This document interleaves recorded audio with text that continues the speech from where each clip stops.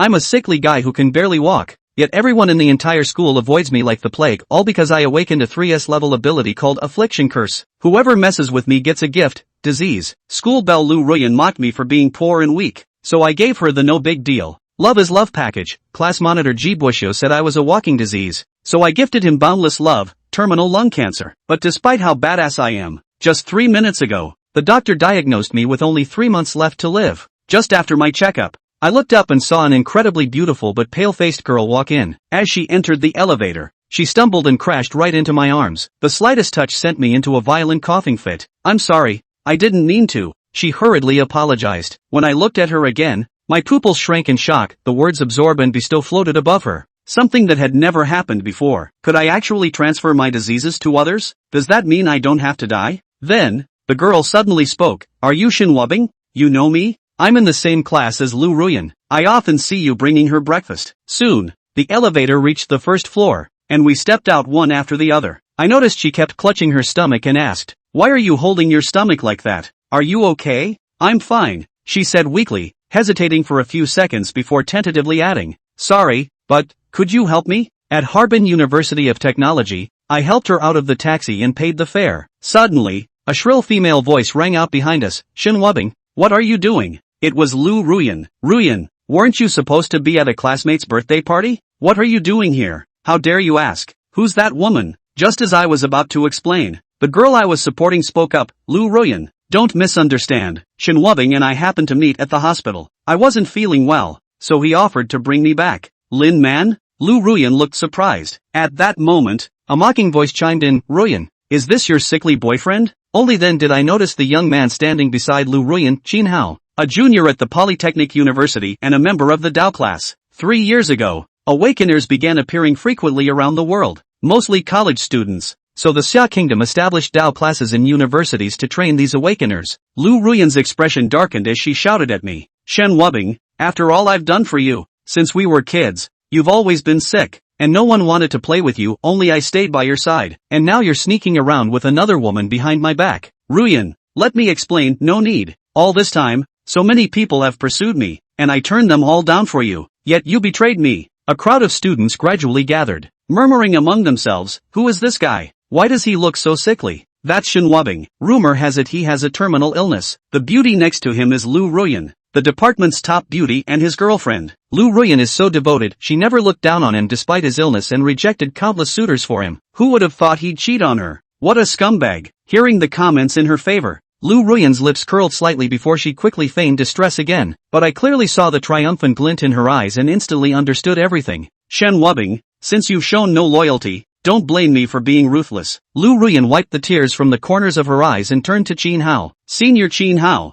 I gave Shen Wubing my whole heart, but he betrayed me. Now, I'm willing to accept your pursuit. Chin Hao hesitated for a few seconds, then smirked at Lu Ruyan. He knew her game. She was just trying to have her cake and eat it too. But he didn't care. It was all just a fling to him. With that thought, he pulled Lu Ruyan into his arms. Ruyan, don't worry, I'll treat you well and never let you get hurt again. As he spoke, he shot me a meaningful glance. Watching this scene unfold, I forced a bitter smile onto my pale face. At this moment, Lin Man, who had remained silent until now, stepped forward and fixed her gaze firmly on Lu Ruyan. Lu Ruyan, you've gone too far. You claim not to disdain Shen Wubing's condition and say you stay by his side, but in reality, you've been enjoying his care. You say you rejected countless suitors for Shen Wubing, but the truth is, you were just holding out for a better offer. Those people weren't even worth your attention. Lu Ruyan froze. These words struck right at the heart of her thoughts. How does this woman know me so well? Does she really have something with Shen Wubing? Did he tell her all this? Instantly, she found another angle to attack. And you still say you have nothing to do with Shen Wubing? If that's true, how do you know so much about us? The crowd turned their eyes to Lin Man, as if she had confessed without being pressed. I, too, was surprised. I didn't know her at all, and had only just learned her name. Yet Lin Man wore a mocking expression, because my awakened ability is mind reading. Her words cut like a knife, precisely hitting Lu Ruyan's sore spot. Enough! Chin Hao's voice was laced with displeasure. I don't care if you're an awakened or not. Lu Ruyan is now my woman, and it's not your place to interfere. As he spoke, a ball of scorching flame ignited in his palm. I quickly stepped in front of Lin Man. Wait, you sickly fool. What do you think you're doing? Trying to stand up for her? It's just a breakup, no need to make things so tense. I walked up to Lu Ruyan. Since we've broken up, There's something that originally belonged to you that I should return. I reached out and patted her shoulder. Get your filthy hands off me. Lu Ruyan slapped my hand away in front of Qin Hao. She had to act as if she despised me completely. The next second, Lu Ruyan suddenly felt dizzy, and an inexplicable wave of exhaustion washed over her. While my complexion noticeably improved, this was my first attempt at returning the leukemia that had originally been hers. I then smiled and patted Qin Hao's shoulder. You'd better take good care of Ruyan. You hear? No sooner had the words left my mouth than Qin Hao's face twisted in pain, his legs involuntarily clamping together, and the flame in his palm extinguished. Lu Ruyan, confused, tried to steady Qin Hao, but her vision darkened, and she collapsed unconscious. Lin Man looked puzzled. Those two were so arrogant just moments ago. Why did they suddenly become like this? I didn't look at them again, pushing through the crowd to leave. Shun Wubbing, Lin Man called out to me. I stopped in my tracks and turned to look at her. It's nothing. I just returned what originally belonged to Lu Ruyan. As for Qin Hao, it was merely a small greeting gift, nothing life-threatening. What about Lu Ruyan then? Lin Man, thank you for speaking up for me today. As repayment, I can help you once, but don't pry into my thoughts. Lin Man hurriedly averted her gaze. I'm sorry, I didn't mean to. You should break this habit, or with your abilities and curiosity, you might invite trouble. I understand.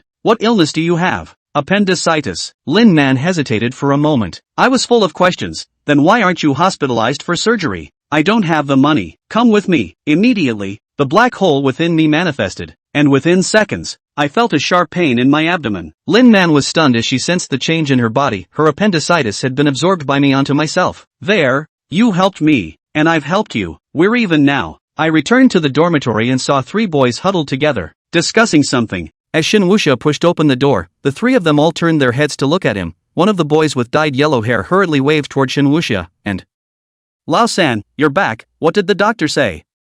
What else can I say? Can't die in a short period of time is all. Shin Wuti sat on his butt on the bed, then a stabbing pain once again came from his abdomen. He reached out and rubbed his abdomen, thinking that he wanted to send this appendix out as soon as possible.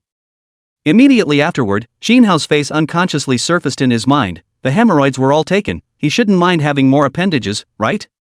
Thinking of this, the corner of his mouth unconsciously hooked up a bad smile. What are you laughing at?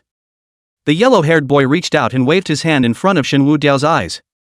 The yellow-haired name was Xiaoyu, the boss in their dormitory. This guy's family was very rich, although Shin Wu Diao was also very rich, but he was more low-profile, while Xiaoyu was the exact opposite. Xiaoyu's high profile is known throughout the school. Chapter 00500 Herb Hall, Wangbu Lu Xing. Xiaoyu's reputation within the school was not at all smaller than the Qin Hao that Shin Wu Diao saw today. However, the other party's reputation was all positive, while Xiaoyu's reputation was all negative. The most famous thing about this guy is that last year on Valentine's Day, he couldn't turn his time around and then extracted 3 girlfriends to break up with, and as a result, that night, the 3 girls committed suicide collectively, including a young female teacher. This incident was a big sensation at the time, and Xiaoyu's name of scum spread throughout the entire academy. However, what makes Shin Wao Diao and the others admire is that even though those girls know that he is a scum, they are still unwilling to break up with him, and the crowd is puzzled. In response, Xiaoyu gives a one-word answer, which is handsome. Although Shin Wu Disease scoffs at this, he has to admit that Xiaoyu's boy is really handsome, but for his dress and clothes, Shin Wu Disease really can't praise it. It's too non-mainstream. Just don't die. Xiaoyu had long since gotten used to Shin Wu Disease's daily state of being sick and suffering, and once again waved his hand towards him, and Lao-san, come over and take a look. Studying which schoolgirl again? I'm not interested. Shin Wu Diao casually waved his hand. In his opinion, the things that could make Xiaoyu so interested were nothing other than beautiful women, I'm afraid. No. Xiaoyu opened his mouth to explain, it's that the Dao class is going to fully enroll. What? Shin Wu Diao instantly stood up from the bed, no longer caring about the pain in his abdomen. Full enrollment for the Dao class? That's right. Xiaoyu pulled Shin Wuti to his side as he pointed to a tablet on the table and said, look for yourself.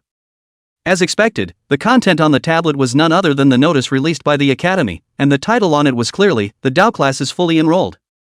The content was also only a few simple sentences that, in order to respond to the call of the Ministry of the Army, our academy will carry out the Dao class selection activity on the 18th of this month. At that time, all current students will be able to participate, and those who pass the selection will be able to join the Dao class.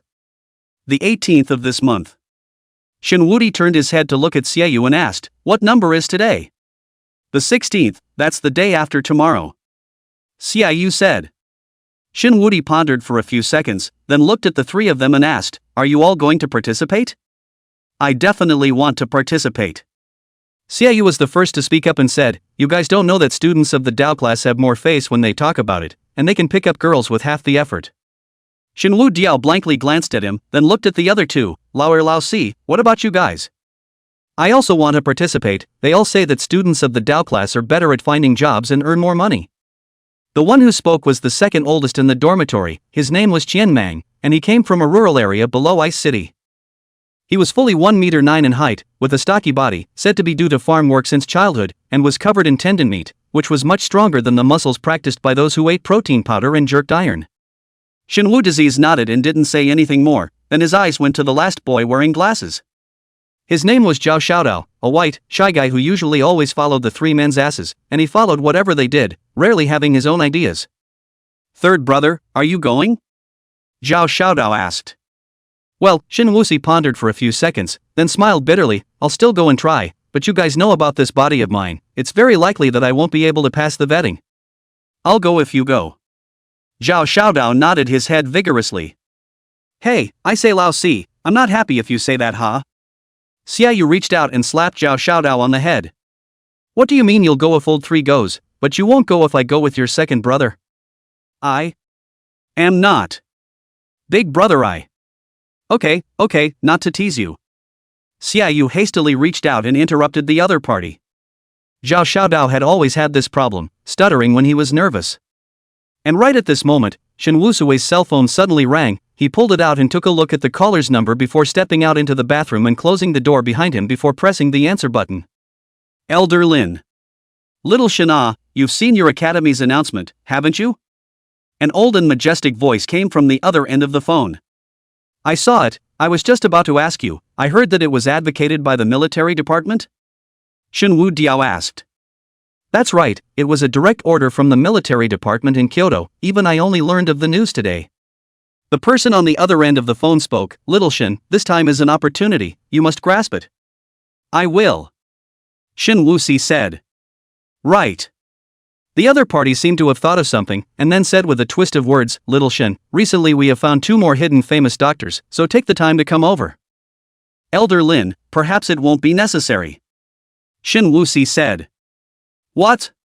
Hearing this, the other party's voice obviously raised a few points. "Are you having health problems again? Are you at the academy now? I'll immediately send someone over to pick you up." "No." As soon as Shin Wu Diao heard this, he knew that the other party was misunderstanding, and hurriedly explained, "Elder Lin, please hear me out first. I'm not in a physical condition, but I feel that I shouldn't have to die." "No. Need to die?" The other party was obviously a bit surprised. "Elder Lin, do you think there is such a possibility that this ability of me being able to draw on other people's illnesses is itself an awakened ability?" Shin Wuxi asked tentatively. Hearing these words, the other end of the phone was silent for more than 10 seconds, and just when Shin Waodia thought it was the time when the phone was hung up, Elder Lin's slightly helpless sigh came slowly from the phone. "Alas. Little Shin, have you recently drawn from some mental illness?" Shin Wu Disease was slightly stunned, and then quickly realized that the other party was thinking that there was something wrong with his mental aspect. Before he could explain, Elder Lin continued, "Xiao Shana, although awakened people awaken a wide variety of abilities, what kind of all, but without exception are all abilities that are beneficial to themselves, as for this ability of yours." Saying this, Elder Lin did not continue, but the meaning was obvious. Shinhua Disease's drawing, apart from being able to reap the benefits of a body of illnesses that would make one's death a little quicker, it did not have any benefits. Hearing the other party's words, Shin Wu Diao just wanted to explain to the other party that he had gained the ability of bestow again, but before he could open his mouth, he heard Xieyu's voice coming from outside the bathroom. "Lao San, did you fall in the toilet? Do you need me to call the salvage team for you?" "Scram!" Shin Wu Diao cursed without any good humor, then said to Elder Lin on the other end of the phone, "Elder Lin, I still have things to do on my side, I'll explain it to you when I have time." "Little Shin, wait." Shin Wu Diao was just about to hang up the phone when he was stopped by Elder Lin. "Elder Lin, you have something else? It's like this, now that the Dao class is in full enrollment, shouldn't our 100 Herb Hall also make a move?" Elder Lin's voice was obviously lowered by a few points. Hearing this, Shin Wudi felt helpless. The so-called 100 Herb Hall was a private organization, which was initially composed of mostly patients that Shin Diao had helped, and was formed by Elder Lin. Nowadays, the 100 Herb Hall had been formed for nearly 2 years, and it was said that there were already hundreds of members.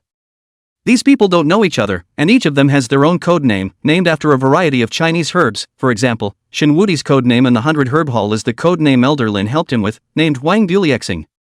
The name was Wang Buliexing. Chapter 006 Whatever Blazing Fire, Him. The original intention of the 100 Herb Hall was to collect all kinds of precious medicinal herbs and visit famous doctors all over the world, with the purpose of helping Shin Wudi to cure his illness. However, Shin Wuxi has never asked about the 100 Herb Hall, because he has long given up. Nearly 30 kinds of diseases, including cancer, accounted for half of the body. Such a body, even if Hua Tuo in the world, I am afraid, can only turn away. Even if Hua Tuo were alive, I'm afraid he would just turn around and leave. What's the use of looking for even more expensive medicinal herbs, and even more skillful doctors? However, Elder Lin never gave up. He only had one saying: there is nothing difficult in the world, only those who have the will. When Master Lin was suffering from a terminal illness, it was Shinwu disease who saved him, and then after learning that Shinwu disease saved him by transferring his illness to himself, Master Lin has always felt that he owes the other party a life. So over the past 2 years, he had been searching all the time for a way to help Shin Wuxi with his illness. Then came the establishment of the 100 Herb Hall. Shin Wudi smiled helplessly, then spoke: Elder Lin, you can take care of the matter of the 100 Herb Hall on your own. All right then. After hanging up the phone, Shin Diao opened the bathroom door, and as soon as he opened the door, he saw Xiaoyu looking at him with a strange smile on his face. What are you looking at your father for? Shin Diao said without any good humor. I'm your father. Xiaoyu directly disliked back. The two of them tossed a few words as usual before Xiaoyu said with a smile on his face, calling your girlfriend again? What girlfriend? Shinwu disease let out a bitter laugh before saying in a calm tone, broke up. Hearing this, Xiaoyu patted Shin Diao's shoulder with a disinterested face. It's normal for young couples to quarrel, and appropriate quarrels can also promote the development of feelings. In this regard, brother is an expert. Xiaoyu laughed with a smug look on his face. She's with Qin Hao. Shin Diao's tone remained calm, as if he was talking about a trivial matter. Hearing these words, the smile on Xiaoyu's face instantly froze, and the other two people within the dormitory, Qian Mang and Zhao Xiaodao, also instantly looked toward Shin Diao, with unusually complex expressions. Feeling the change in the atmosphere in the room, Shin Diao looked at the three people who froze in place, then said with a smile, why are they all looking at me like this? It's just being dumped, how normal. With that, he pointed at Xiaoyu and said, our boss Xia, he gets dumped every day, and he dumps others every day, so it's not a big deal. Each and every one of you don't cry and mourn, your father, I'm not dead yet. Shin Wu disease said without a good mood. If in the past, if he spoke like this, even if he was not in good health, he would inevitably be pressed by Xiaoyu and Qian Mang on the bed to give them an explosive whack, but at this moment, even Xiaoyu did not retort. After about half a minute, Xiaoyu pulls out a cigarette from his pocket and lights it. When was it? Just now. Shin Diao smells the smoke and frowns, then coughs uncontrollably. Seeing this, Xiaoyu directly snuffed out the cigarette, then unusually calmly looked at Qian Mang on the side and spoke, Lao, follow me. Good. Qian Mang directly stood up with a solemn expression, not even bothering to ask what Xiaoyu was going to do. I'll go too. Zhao Xiaodao was obviously a little timid, but still followed and stood up. You go what you go. Xiaoyu didn't have the good sense to say, I'm taking Qian Mang to pick up girls, what are you going to do? This look Zhao Xiaodao sat down with an awkward face again. Seeing Zhao Xiaodao's look, Xiaoyu couldn't help but laugh, then turned around and was about to leave with Qian Mang, while being pulled by Shin Diao. What are you doing? Xiaoyu twisted his head to look at Shin Diao, you're going to go pick up girls with us too? Forget it. Shin Wudi shook his head. What Xiaoyu was going to do, he couldn't be clearer. He was like this, on weekdays the four of them could fool around any way they wanted and no one would really get angry, but once an outsider bullied someone in their dormitory, then Xiaoyu was like a different person. This bastard really dares to carry a knife and chop people up. What, forget it? Xiaoyu is still pretending to be confused and says with a smile, old me doesn't even know what you're talking about. For her, it's not worth it. Shin Diao shook his head once again. Hearing these words, Xiaoyu didn't play dumb with Shin Diao anymore, but reached out and took away Shin Woo Diao's hand that was gripping his arm, and said in a single word, "She's not worth it, but my brother's face, I have to get it back." After saying that, he smiled, then yelled towards Chen Mang, "Lauer, follow me, him." "Xia Yu, that's blazing fire." Shin Wuxi shouted towards his back. Xia Yu didn't turn around, he just shook off his yellow hair, then raised his hand above his head and made an okay gesture. "Whatever blaze he is, if I don't make him kneel down and apologize to you today, I'll call you daddy from now on." After saying that, he took Chen Mang and disappeared inside the dormitory's corridor without looking back. "Third brother, what do we do?" Zhao Xiaodao also reacted at this time. Xia Yu wasn't going to pick up girls at all, he was bringing Qian Mang to find Qin Hao for a fight. "It's fine." Shin Wu Disease shook his head, then took out his cell phone and dialed a number. However, after a while, no one answered on the other end of the phone. Shin Wuxi frowned, then looked to Zhao Xiaodao who was beside him and said, "Xiaodao, you go to the fighting gym right now and go look for Yi Qingsheng, say that I'm looking for him, and tell him to go directly to Qin Hao's dormitory." "Yi Jing? Yi King from the Dao class?" Zhao Xiaodao had a puzzled look on his face as he opened his mouth and asked, "Third brother, do you know Yi Qing?" "Don't ask so many questions first, do as I say." Oh. Good." Zhao Xiaodao nodded, then hurriedly ran out of the dormitory. Looking at Zhao Xiaodao's departing back, Shin Wu Dio was still a little uneasy, so he dialed a number again, and before the other party could speak, Shin Wu Dio said bluntly, "Elder Lin, I've caused a bit of trouble at school." After thinking about it, Shin Wudi added, "Probably broke a leg of a student of the Dao class this way." The students of the Dao class, no matter where they were all characters that were held in the palm of their hands, and there had been cases before where students of the Dao class had gotten into a conflict with someone outside of the school, beat the person half to death, and in the end, it was not resolved. Anyone who dared to touch a Dao class student would undoubtedly be stirring up a huge mess. And Elder Lin on the other end of the phone almost didn't have any hesitation as he directly spoke, "Don't worry about doing it boldly, I'll send someone over right away." "Good." Shin Wu Disease nodded, then without saying anything more, he directly hung up the phone and walked towards the outside of the dormitory. And at this moment, inside Qin Hao's dormitory, 3 shirtless boys were playing cards around a table. "I bomb." A boy with a cigarette in his mouth threw out 4 kings with great force. In the next second, the door of the dormitory room was kicked open with force. The 3 of them were all startled and hurriedly stood up to look in the direction of the door.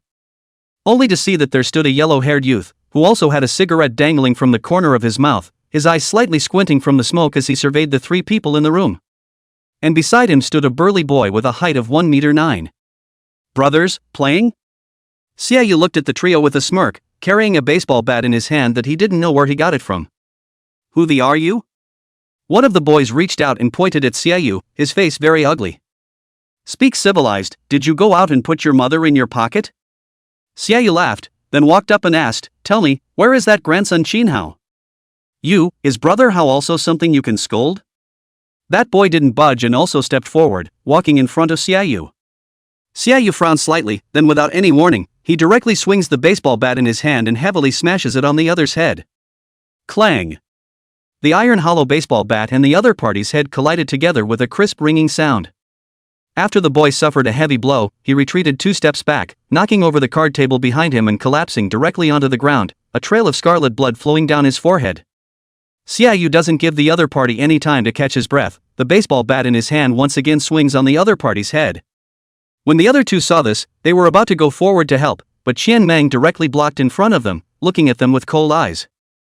Seeing Qian Mang, who was a head taller than himself, the 2 subconsciously swallowed their saliva, and then retreated back in a very sensible manner.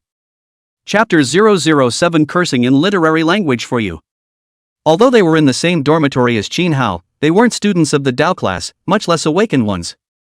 When it comes to fighting, the 2 of them are no match for Qian Mang, not to mention the fact that there's also Xia Yu who doesn't know what to do with his hands. Seeing that the 2 of them didn't make any moves, the corner of Xia Yu's mouth hooked up with a sneer before slowly crouching down, reaching out to pat the cheek of the boy he knocked to the ground. "Can you talk to me properly now?" The boy reached out to cover his bleeding head, his voice trembling a bit, obviously scared by Xia Yu's 2 sticks. You say? You're really a cheap bastard." Xia Yu was a bit speechless, he was a civilized person and hated fighting the most. But it can't be helped, some people you don't give him some color, he won't talk to you properly. "I'm asking you, where is Qin Hao?" "Brother Hao. Hao is a little unwell and went to the hospital." The boy trembled and said. Which hospital? Xiaoyu asked. The first hospital. Good boy, early, this is not good. Xiaoyu once again reached out and patted his cheek, then stood up and said towards Qianmang, Lao Er, go to the hospital. Aha! Qianmang nods his head in a jarred voice. Just walking to the dormitory entrance, Xiaoyu seemed to have thought of something, his footsteps lurched and he turned his head to look at the other two. Seeing that Xiaoyu stopped again, the two people who were originally planning to go forward to help up the injured boy immediately stopped their movements and looked at Xiaoyu somewhat timidly. Xiaoyu ponders for a few seconds, then throws his cigarette on the ground and twists it out with the tip of his shoe, followed by pulling out a bunch of bills from his pocket, which looks like $2,000 to $3,000. Xiaoyu didn't bother to count them, directly placing them on the bed aside, saying towards the two men, take him to the infirmary to get bandaged up, this money is considered medical expenses. After saying that, he also no longer pays attention to the other party, directly bringing Qianmang to leave Qinhao's dormitory. Only until Xiaoyu's two figures completely disappeared did the two boys dare to go forward to help up the injured boy. Brother Hai, are you alright? The boy who had been beaten reached out and touched his head, then extended his blood-covered hand to the other and said in an unfriendly manner, do I look like I'm alright to you? He casually pulled out a few sheets of paper from the paper drawer on the side, and said viciously while wiping the blood on his head, this revenge, I'm going to avenge it sooner or later. Hearing his words, a boy at the side hesitated for a few seconds or spoke up, Brother Hai, it's better to forget about it. What did you say? Brother Hai frowned and looked at the other party with a displeased expression, you said forget it? When have I ever suffered such a loss? Brother Hai, his name is Xiaoyu. That boy said abruptly. I don't care what his name is, I have to him. Brother Hai spat hard. The Xia of Master Xiaowu. The boy added again. Xia. Xia fifth master? That Hai brother obviously froze for a moment, then once again pulled out a few sheets of paper to wipe the blood from his head, and after a few seconds of silence, he spoke again, actually, Xiaoyu's hand just now wasn't too heavy. It was like a fight between friends. Saying this, he also looked at the two men and asked, what do you guys say? This time it was the two's turn to freeze, but soon they nodded their heads in agreement, saying, yes, he's just messing with you. Ice City First Hospital. You have leukemia? Qinhao looked at Su Qingqing beside him with a shocked expression. Senior Qinhao, I did have leukemia before, but it's already cured, this time I don't know what's going on. Su Qingqing's miserable white face was filled with a panic look, and when she said this, she seemed to have thought of something. She remembered that in the beginning it was Shenhua Diao who made her go to the hospital for examination before she found out about the leukemia herself. Later, Shen Wudi told her that he would find a way to help himself, and as a result, it didn't take long for his leukemia to be cured, and now that he had just broken up with Shen Wudi, his leukemia had relapsed. Thinking of this, she hurriedly opened her mouth and said, it's Shenwu disease. It must be Shenhua disease. What are you babbling about? Qinhao looked at the other party with some displeasure. At this moment, he wasn't very comfortable either, the hemorrhoids that he had suddenly committed made it difficult for him to sit still and his mood was irritable. Senior Qinhao, our illness must be Shenwu disease's doing. Su Qingqing grabbed Qinhao's arm and gritted her teeth. Senior Qinhao, do you still remember that we were all fine before? It was after Shenwu disease touched us that both of our bodies became sick to different degrees. Hearing Su Qingqing's words, Qinhao also fell into a moment of contemplation.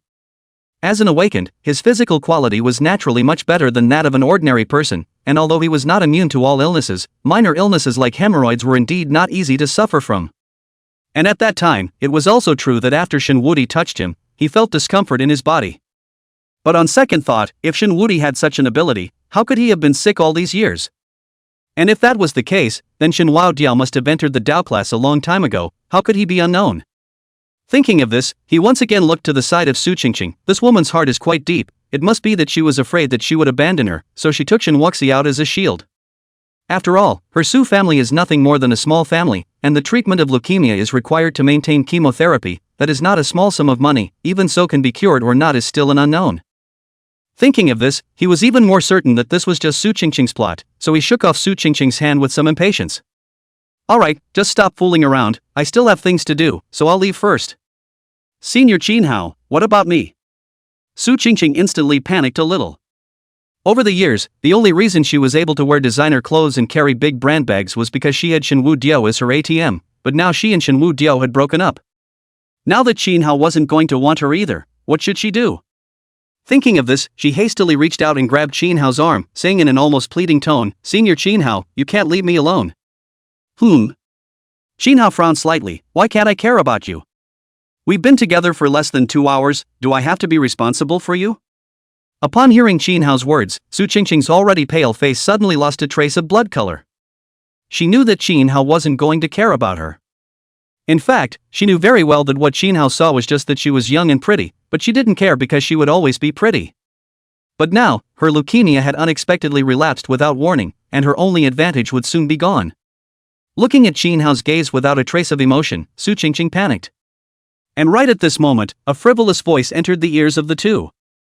"Yo, it didn't delay you guys from being male thieves and female prostitutes and working together in a mess, did it?"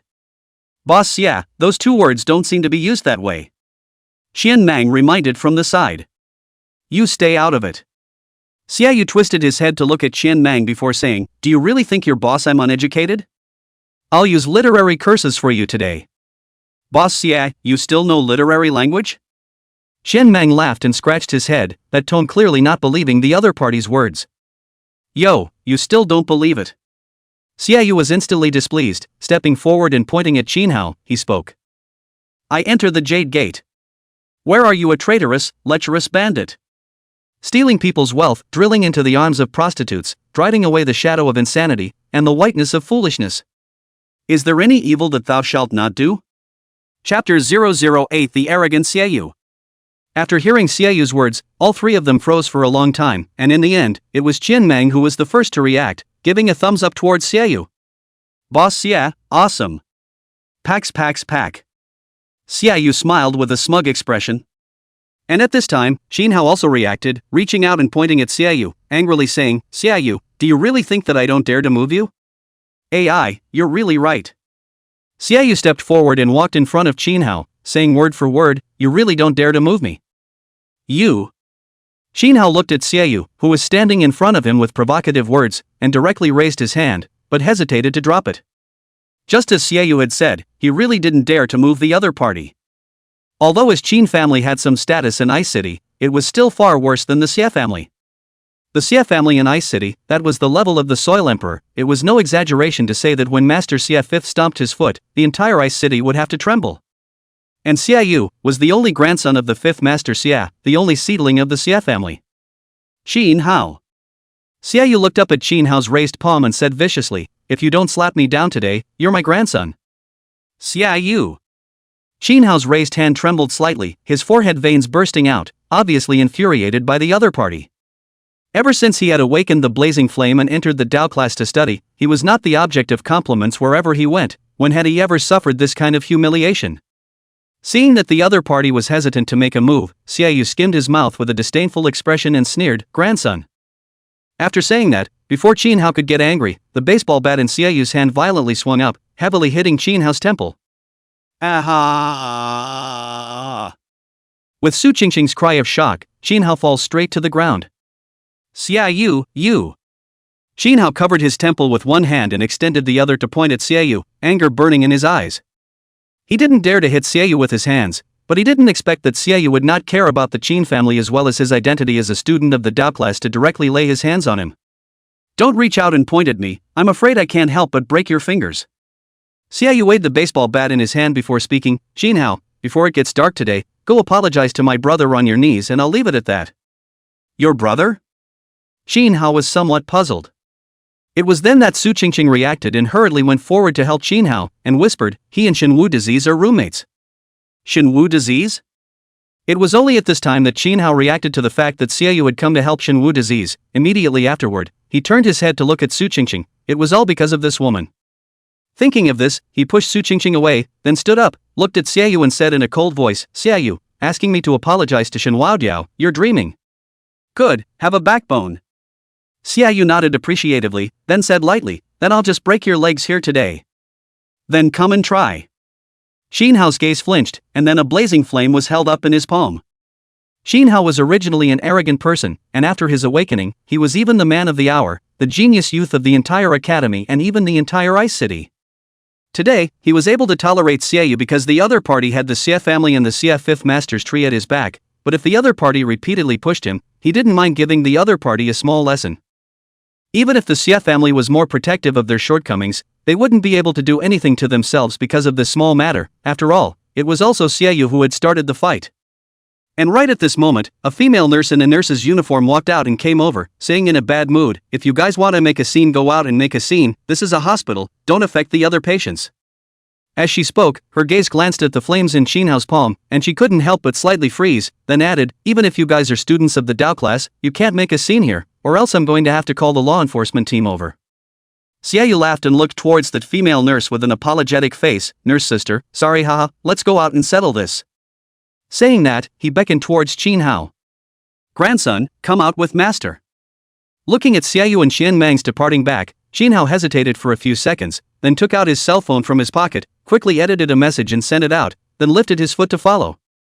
"Senior Qinhao, either or forget it, let's not bother with him in general," Su Qingqing said timidly. It was only at this time that Qinhao remembered Su Qingqing, twisted his head to look at her, then pushed her to the ground with one hand and said in a cold voice, "It's all because of you, this. Don't let me see you again." After saying that, he walked out of the hospital without looking back, leaving the pale-faced Su Qingqing sitting alone on the hospital's cold ground. At this moment, Su Qingqing's mind unconsciously floated back to that slim figure. He never seemed to have left himself behind. Back then, when he found out about his leukemia, Shenwu disease was by his side without moving an inch. Was he really wrong? No. Su Qingqing wiped the tears from her face and said to herself, "I'm not wrong, I'm just trying to make myself better. I'm just pursuing my own happiness. What's wrong with me?" After saying that, she climbed up from the ground and chased after Qinhao towards his back. The so-called love is sometimes like this, for that good does not love, only seek that bad still. Qinhao had just stepped out of the hospital entrance when he saw Xiaoyu and Xianmeng sitting leaning against a Land Rover, followed behind them by a few burly men wearing black suits and sunglasses. Seeing this scene, Qinhao's face instantly gloomy down. Not come over, have come, now go back, too disgraceful. In the end, he still gritted his teeth and walked over. Yo! Xiaoyu looked at Qinhao with a smirk before speaking, "I thought your kid wouldn't dare to come out." Xiaoyu. Qinhao first glanced at the several burly men behind the other party before saying with a gloomy face, "Are you trying to bully the few with the many?" As soon as his words fell, before Xiaoyu could open his mouth, a burly man wearing sunglasses rushed up, grabbed Qinhao's collar, and said viciously, "Just the are you called Qinhao?" Qinhao's height was also 1 meter 8, but the other party's force was actually close to lifting his entire body. "Hey, brother Tiger, don't scare my grandson." Xiaoyu handed the baseball bat in his hand to Qianmeng behind him, then patted the burly man's shoulder, signaling the other party to let go of Qinhao. "Young master, one word from you, my tiger will directly waste him today." That burly man turned his head to look at Xiaoyu, his expression somewhat ferocious. "Brother Tiger, not so much." Xiaoyu laughed, then walked up to help Qinhao straighten his collar before whispering, "Before I came here, I bragged to my brother that I'd let you kneel down and apologize to him, so you won't make things difficult for me, right?" "Xiaoyu, you're dreaming." Qinhao gritted his teeth, "If you dare to touch me today, Master Su won't let you go. Even if your Xie family has only a hand in Ice City, the law enforcement team is not something your Xie family can sway." "Master Su? Law enforcement team?" Xiaoyu frowned, then said to himself, "The class teacher of the Dao class is also the vice captain of the law enforcement team. This is indeed a trouble." After contemplating for a few seconds, Xiaoyu seemed to have thought of something. His eyes lit up, then said, "Then why don't I just get you killed here, and then throw you into the Song River, so that if I don't see anyone alive or dead, I'm sure that the law enforcement team won't be able to do anything about me, right?" Chapter 009 Fighting Instinct. And right at this moment, a low voice came from not far away. The other party's voice was not loud, but it clearly reached the ears of the crowd. "The young master of the Xie family really has a big mouth." Xiaoyu followed the voice and only saw a middle-aged man in his 40s walking over with a line of people in law enforcement team uniforms. "Master Su." Qinhao shouted out before walking towards the other party, then pointing at Xiaoyu, he said, "Master Su, you just heard it all. He's going to get me killed and throw me to Songjiang. No harm done." Master Su twisted his head to look at the injury on Qinhao's head before speaking indifferently, "Since young Master Xia wants to throw you into the Song River, then you let him. I also want to see just how lawless the Xie family is in Ice City." With that, he coldly glanced at Xiaoyu before continuing in a deep voice, "Is it that they don't even care about the law enforcement team and the Dao class that the Ministry of the Army has named to be established?" "Yo!" Xiaoyu sniffed and quickly waved his hand. "Master Su said this, my Xie family is just ordinary people. You can't scare me with the law enforcement team and the military department, I'm timid." The Xie family could indeed cover the sky with their hands in Ice City. Even the law enforcement team had quite a number of people that the Xie family had arranged to be in it, but there was one department that the Xie family would never dare to offend, and that was the Ministry of Military Affairs.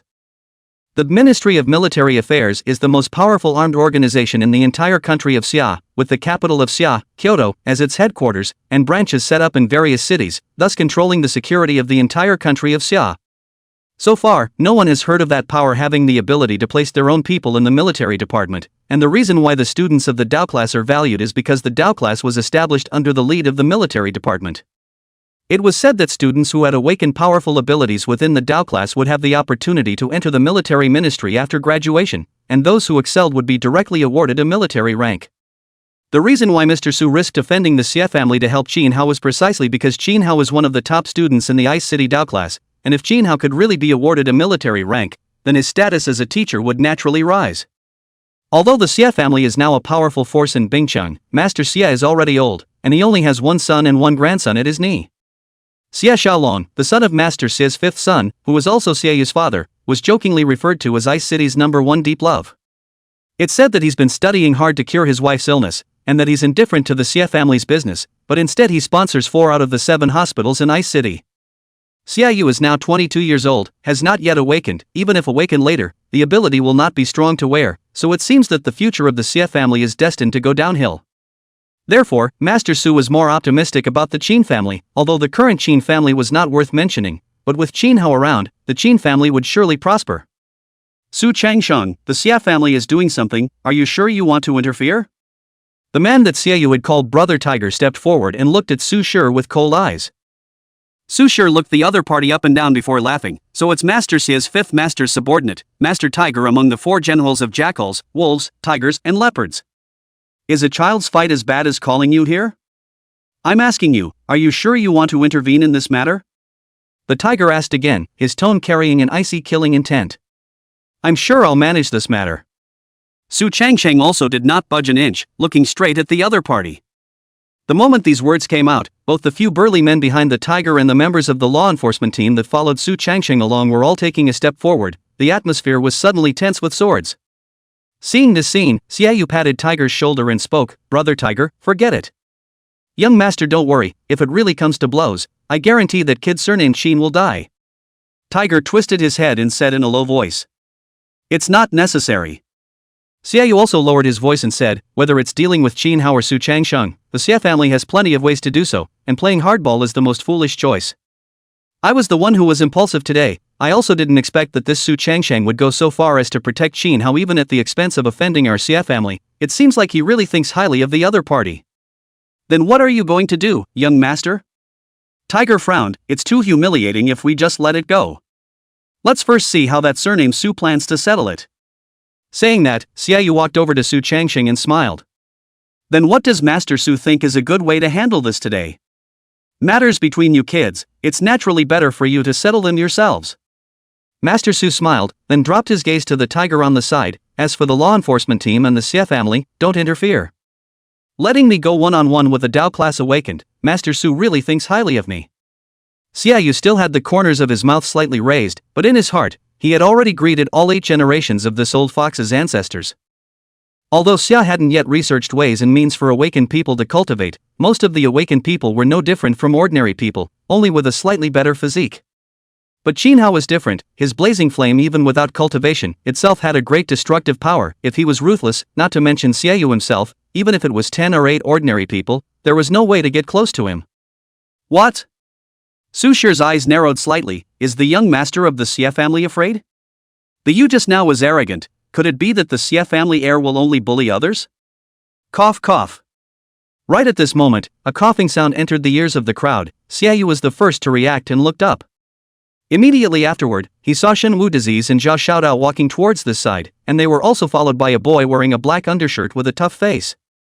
Old 3, Old 4, why are you guys here? Xie Yu frowned slightly. Master Su is right, children's matters should be resolved by children themselves. Shenwu Disease pulled out a white handkerchief from his pocket and covered his mouth as he coughed violently a few times once again. What are you? Master Su glanced up and down at Shenwu Diao, and a color of doubt flashed in his eyes. Master Su, his name is Shinhwa disease. Shinhao whispered a few words in the other party's ear and briefly recounted the whole story with the other party. Master Su nodded slightly after hearing this, then looked at Shinhuxi. Since this matter started because of you, and you feel that I'm right, then you and Shinhao will be the two to settle it. Su Changshang. Xiaoyu's gaze chilled. Boss Xie. Shinhwa disease reached out to stop Xiaoyu, then looked at Su Shi and said, Su Shi may not know that my body has never been very good. Fighting is not something I can do, so I'm looking for someone to fight for me. Before Su Shi could open his mouth, Shinhuxi continued, but don't worry, the people I'm looking for are also students of the academy, they won't bully the small with the big. As soon as Shinhwa disease's words fell, the boy in the black undershirt behind Shinhwa disease stepped forward. It was only at this time that the crowd landed their gazes on him, and when they saw the other party's appearance, both Master Su and Shinhao's faces froze. Yi Cheng. Master Su. Yi Cheng nodded slightly towards Su Shi. He was also a student of the Dao class, and the Su Shi in front of him was likewise his homeroom teacher. Although he had come this time to help Shinhwa disease, basic courtesy was still necessary. Yi Cheng, why are you here? Su Shi's brows furrowed slightly, a flash of displeasure in his eyes. Brother's sickness is kind to me, and now that he's in trouble, I definitely have to come. Yi Cheng opened his mouth to explain with a calm face. So you are ready to go against me? Su Shi's tone carried a hint of threat. Yi Jing, a Dao class student, awakened a year ago with the awakened ability Combat Instinct. This ability wasn't as cool as Qinhao's flame, but this ability made Yi King a born warrior. Moreover, Yi Jing was the head of the school's sparring department before his awakening. If Qinhao faced him, he couldn't say that he didn't have any chance of winning, but he could only pray that he wouldn't be killed. Chapter 010 Angel's Bullet. Yi Ching, do you really want to meddle in this matter? Naturally knowing that Qinhao was no match for the other party, Master Su continued to threaten, even at the expense of offending me, the entire Dao class and the law enforcement team? Upon hearing these words, Yi Ching also froze slightly, as if he did not expect Su Changshang, as the Dao class's homeroom teacher, to actually say something like this to blatantly threaten his students, but he still nodded his head.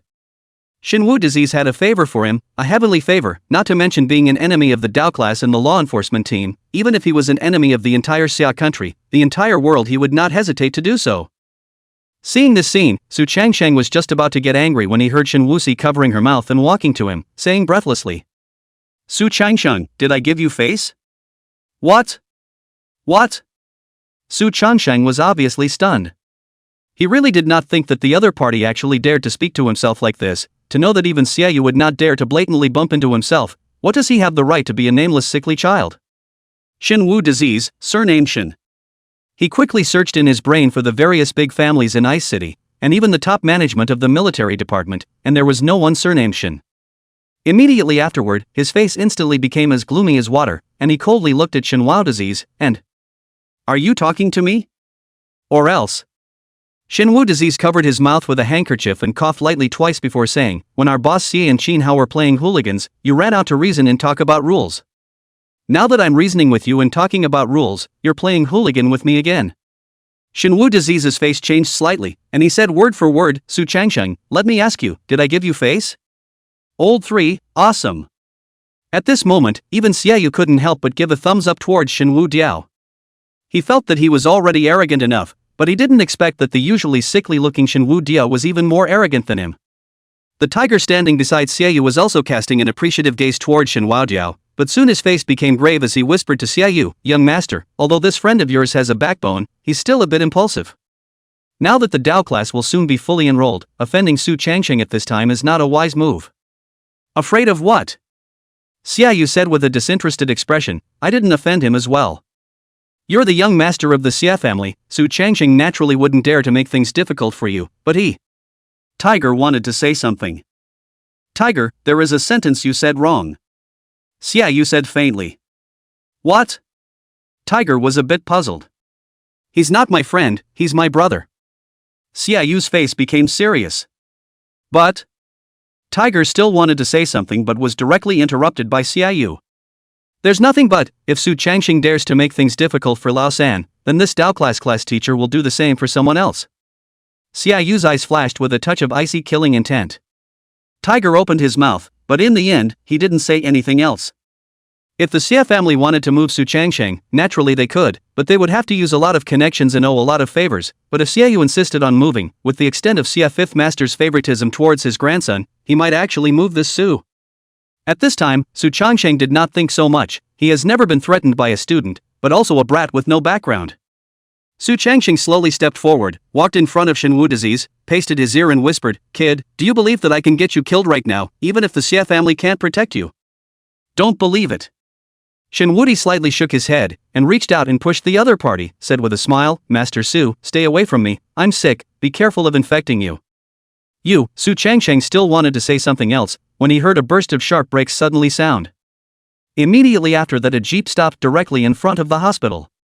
Everyone's eyes looked towards the jeep at the first moment, because the other party's license plate at the forefront, there was clearly a military character. As the door of the jeep opened, a woman wearing a tight camouflage combat uniform walked down. She wore a simple ponytail, and the tight camouflage uniform outlined her figure into a perfect curve. She carried a rectangular black leather case on her back, while a silver-white Desert Eagle pistol was stuck in the gun pouch on her waist. The woman's gaze swept over the crowd before landing on Shen Wuxi, who covered his mouth with a handkerchief and had a sickly look on his face. "You're Shen Wuxi, aren't you?" "Aha!" Shen Wuxi nodded faintly. "Hello, my name is Jiang Anqi." She directly stepped forward and extended her hand towards Shen Waodiao. Shen Waodi glanced at this stunningly beautiful-looking girl with a bit of ing chi between her eyebrows, and also stretched out her hand to shake with the other party, and "Hello. Alright, let's get down to business first." Jiang Anqi swept her gaze over the crowd, then asked, "I heard that you were going to break the legs of a Dao class student, did you finish the fight?" "Met a bit of a hindrance, haven't fought yet." Shen Wu Diao smiled helplessly. "Obstruction?" Jiang Anqi gazed around the crowd, lingering briefly on Tiger and Su Changsheng for a few seconds. "Dare I ask, but are they from the military department?" When Su Changsheng heard the other party's conversation with Shen Wushu, he couldn't help but feel a bit flustered in his heart, so he took the initiative to speak. "My name is Su Changsheng, the vice captain of the Ice City law enforcement team, as well as the class teacher of the Polytechnic University's Dao class." Jiang Anqi gave a faint look, but did not pay any attention to the other party, instead looking at Shen Waodiao once again and asked, "Is this the obstruction you were talking about?" "That's right." Shen Wuxi nodded. "The military department is on business." Jiang Anqi glanced at Su Changsheng, then said expressionlessly, "Take your people and step aside." "This." Su Changsheng showed a difficult face. The other party hadn't revealed his rank from start to finish, and hadn't even shown any documents that could prove his identity, and to let him give up Qin Hao with just a jeep with a military license plate was something he was clearly unwilling to do. Seeing that the other party did not back off, Jiang Anqi frowned slightly before saying, "Didn't you hear my words? I wonder if I can show my documents." Su Changsheng asked tentatively. In the next second, something that everyone did not expect happened. Hearing Su Changsheng's words, Jiang Anqi almost didn't have any hesitation and directly reached out and pulled out the silver-white pistol on her waist. Boom! The silver-white muzzle of the pistol sprayed with fire, and the high-speed rotating bullet almost flew past Su Changsheng's scalp, and he was even able to feel the burning sensation brought about by the bullet passing through his hair. At this moment, everyone was dumbstruck, looking at Jiang Anqi with a shocked expression. Even Shen Wushu was stunned for a moment. What kind of person did Elder Lin send over here? Shooting openly in front of the hospital, even if it was someone from the military department, I'm afraid they would be held accountable, right? At this time, Su Changsheng's two legs were shaking like sifting chaff, and his face was even paler than Shen Wu disease, who was suffering from more than 30 kinds of diseases, and he had never felt that death was so close to him. If the other party's hand trembled just now, then at this time I'm afraid I would have been a corpse. Or maybe the other party was originally going to kill himself, and only because of a mistake did he get away with it? Thinking of this, his legs went limp and he directly collapsed to the ground. Just this? Jiang Anqi glanced at him with a disdainful face before saying, "What kind of decent students can such a person teach when he's the homeroom teacher of the Dao class?" Holy, handsome. Xiaoyu looked Jiang Anqi up and down and couldn't help but stroke his chin. "Young master, it's fine for you to talk about a few girlfriends in general, this woman should definitely not be messed with." Tiger's voice was low, but rare and incomparably serious. "Tiger, you know her?" Xiaoyu asked. "Haven't seen her, but it should be her." Tiger said with a grave expression, "Young master, have you heard of the three don't mess with the three provinces of the cold state?" Well, Xiaoyu pondered for a few seconds, then said, "Can't remember, but I know there's Brother Evil Wolf." Tiger took a deep breath, then slowly opened his mouth, and 8 Extreme Fist, Evil Wolf Blade, Angel's Bullet has nowhere to run. If I'm not wrong, she's Angel's Bullet. Chapter 011, Battle Instinct vs. Blaze. Obstruction cleared, now whoever's legs you want to break can do it. Jiang Yanqi inserted the pistol back into the gun pouch, then turned her head to look at Shen Wudi. It was only at this time that Shen Wudi came back to his senses. This woman in front of him was just too violent, but when facing someone like Su Changsheng, violence was indeed the simplest and most direct way to deal with him. Shen Wudizi put down the handkerchief that was covering his mouth, then said towards Yi Qing beside him, "Trouble. Brother sick, this is what I should do." Yi Jing said with a serious face before stepping forward. "Xin Hao, come out." At this moment, Xin Hao Yan's eyes were filled with fear. Just now Su Changsheng, who he had taken as a backer and regarded as a pillar of support, was nearly shot dead, and now the other party wanted to break his own legs. Not to mention whether he could beat Yi Qing. Even if he could, what about Xiaoyu's group of people, and that crazy woman from the military department who shot at the drop of a hat? Thinking like this, he could no longer think of any way to be able to save this leg of his. "Xin Hao, don't let me look down on you." Yi Qing spoke again. Xin Hao glanced at Su Changsheng, who had just been helped up by the members of the law enforcement team, but at this moment, the fear on the other party's face was no less than his own, and at this moment, he knew that he couldn't hide no matter what, and then he clenched his teeth and stood out. He looked at Yi Qing with a grave expression and said in a deep voice, "If I lose, I am willing to leave a leg behind, but what if you lose? I'll give you a leg too is all." Yi Qing replied without hesitation. "What do I need your leg for?" Xin Hao felt that this Yi Jing in front of him was simply a simple-minded, fur-limbed fool. "Then what do you want?" Yi Qing asked. "Let me go and this matter will be over." Although Xin Hao was conversing with Yi Kang, his gaze intentionally or unintentionally looked towards Shen Wu Diao on the side. This time, Yi Qing did not answer the other party, but similarly turned back to look at Shen Wu Diao. Cough cough cough, Shen Wu Disease coughed heavily twice, then said with a smile, "The current you does not have the qualifications to negotiate with me." Shen Wu Disease, it's not because of a woman. Xin Hao reached out and pointed at Su Qingqing, who had followed him out from within the hospital, explaining, "I was with her for no more than 2 hours, nothing happened between us. Now I'll return her to you, and this matter will be settled, how about that?" "Senior Xin Hao. You? What did you say?" Su Qingqing couldn't believe her ears. Xin Hao, who was the center of attention within the school, had just bowed down to this little transparent person, Shen Wu Disease. "You shut up!" Xin Hao viciously interrupted Su Qingqing's words. "It's all because of you, woman. How pathetic." Shen Wu Disease showed a sneer on his face, not knowing if he was talking about Su Qingqing or Xin Hao. In the end, he first glanced at Xin Hao, then his gaze landed on Yi Qing, and, "I believe in you." Hearing these words, Xin Hao's eyes lit up. "Shen Wu Disease, are you saying yes?" Shen Wu Disease did not answer the other party's words because he knew that Yi Jing would not lose. "Begin." Yi Qing looked deeply at Shen Wu Diao, then clenched his fists, and his expression then became serious. At those words, a flame instantly ignited in Xin Hao's palm. A blazing flame? Jiang Yanqi pulled out a lollipop from somewhere and stuffed it into her mouth before saying vaguely, "Elemental type awakening, a bit interesting." Saying this, she once again appeared a lollipop in her hand and reached out to hand it to Shen Wudiao. "Eat candy?" "Thanks." Shen Wudi shook his head and refused, "But I have diabetes." "Jiang Yanqi?" And at this moment, Xin Hao fiercely waved his hand, and an arm-thick fire snake instantly erupted from his palm straight towards Yi Qing's face. However, to one's surprise, Yi Qing seemed to have guessed the other party's move as if he had already started dodging in advance. Xin Hao cursed the other party's luck, then waved his hand again. This time what was released was no longer a fire snake but a small ball of fire. In terms of lethality, the ball of fire might be far inferior to the rushing fire snake, but in terms of speed it was far superior to the fire snake. This was also the fighting style that Xin Hao had researched under Su Changsheng's guidance. First, he would use the extremely fast fireball to injure the opponent, and then when the opponent's speed plummeted due to his injuries, he would then execute the fire snake to kill him with a single strike. However, what surprised Xin Hao was that just a second before his fireball was released, Yi Qing moved again. This gave the impression as if Yi Qing had moved his body first, while Xin Hao released his attack towards the opponent's original position. Is this Xin Hao having network latency?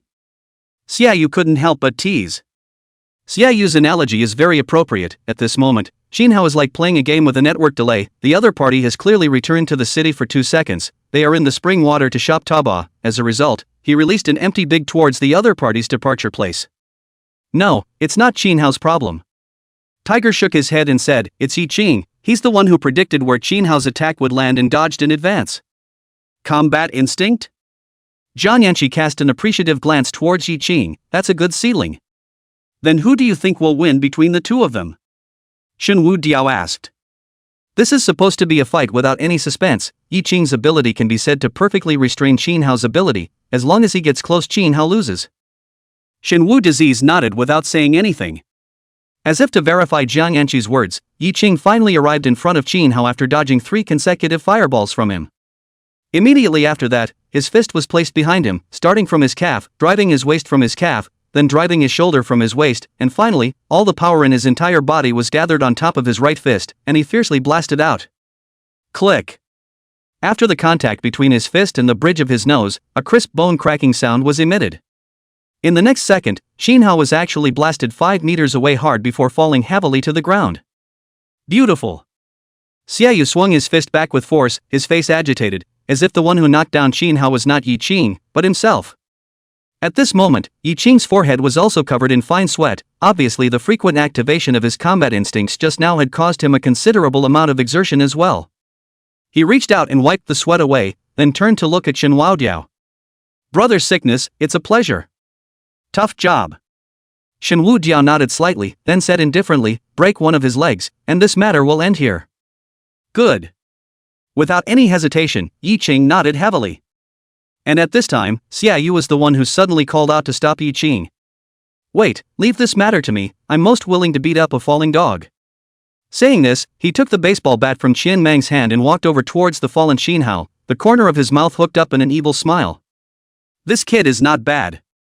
Jiang Yanqi looked deeply at Xiaoyu, then said to Shenwu Diao, he was afraid that the Dao class and the law enforcement team would retaliate against you afterward, so he wanted to carry this off for you. Shenwu Diao naturally knew what Xiaoyu was thinking, but he didn't stop the other party and just smiled and said, he's my brother.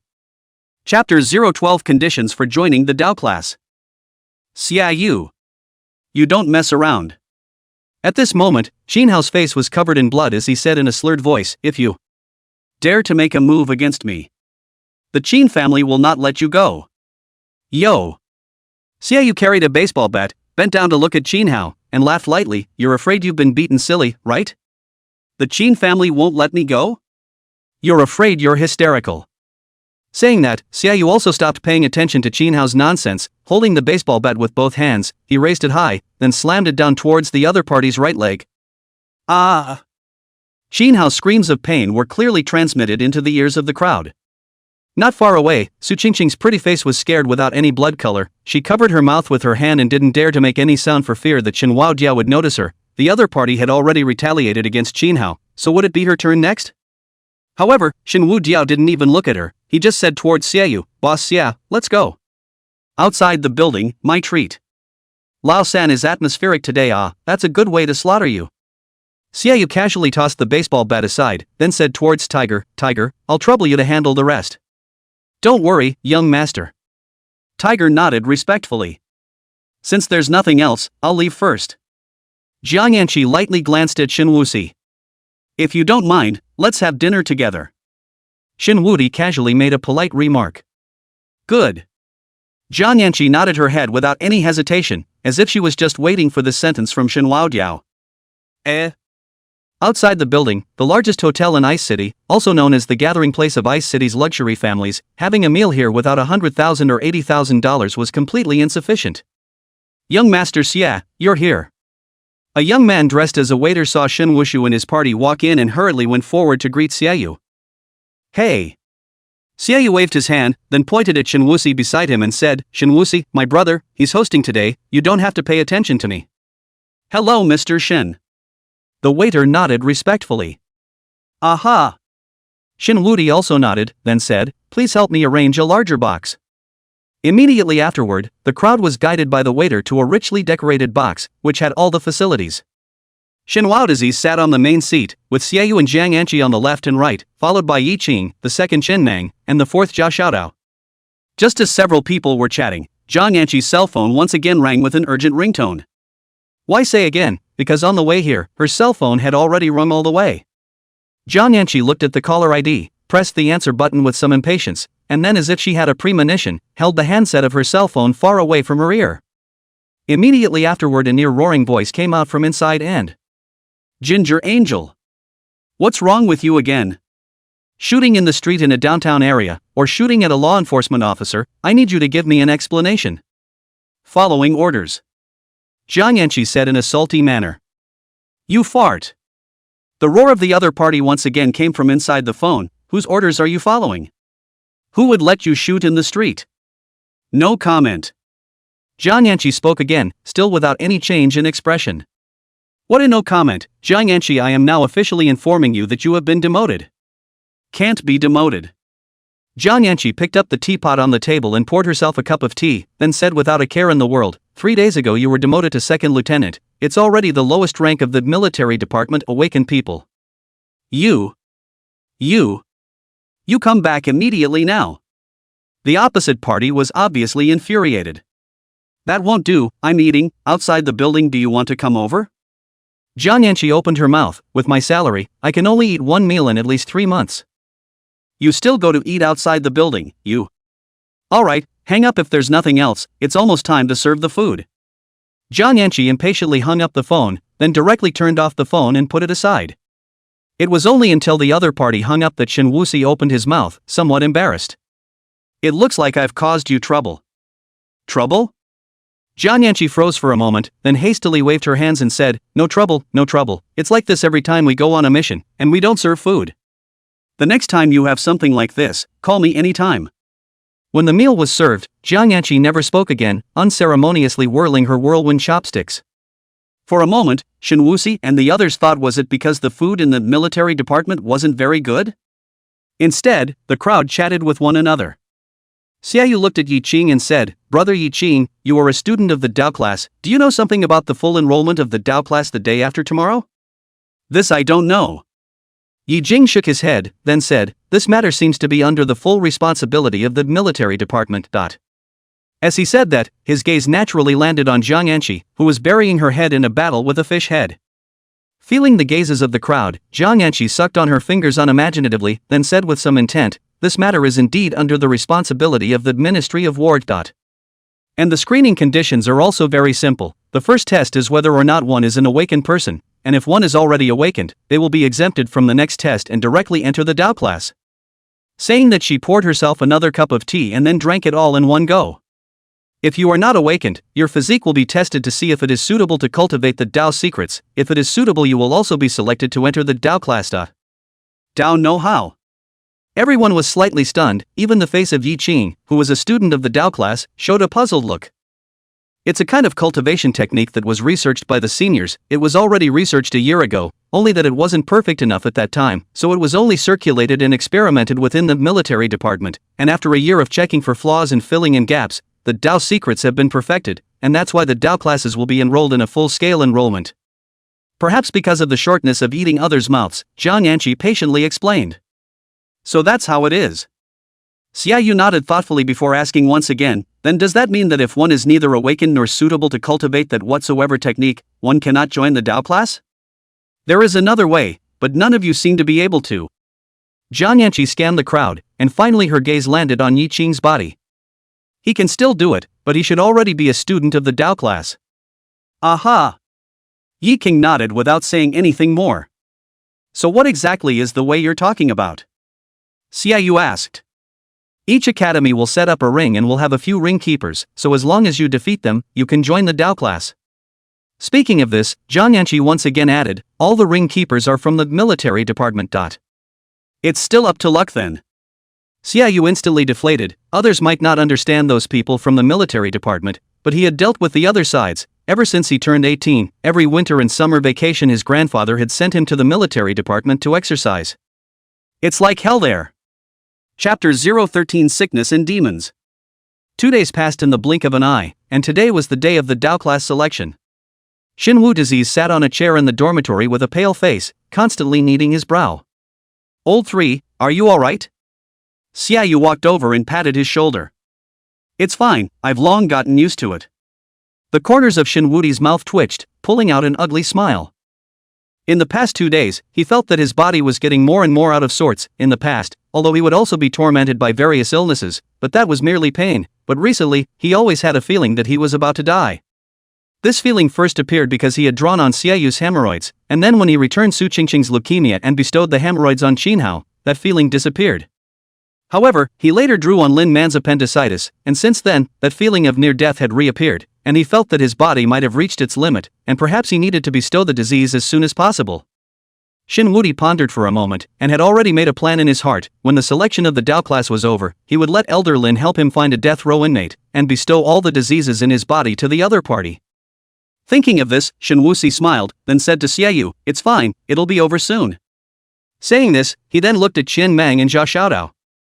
"Let's go, the selection is about to start." Shinwoo Jiao guessed that there would be quite a few people participating in the selection, but he never expected that there would be so many people. "No, are there this many people in our academy?"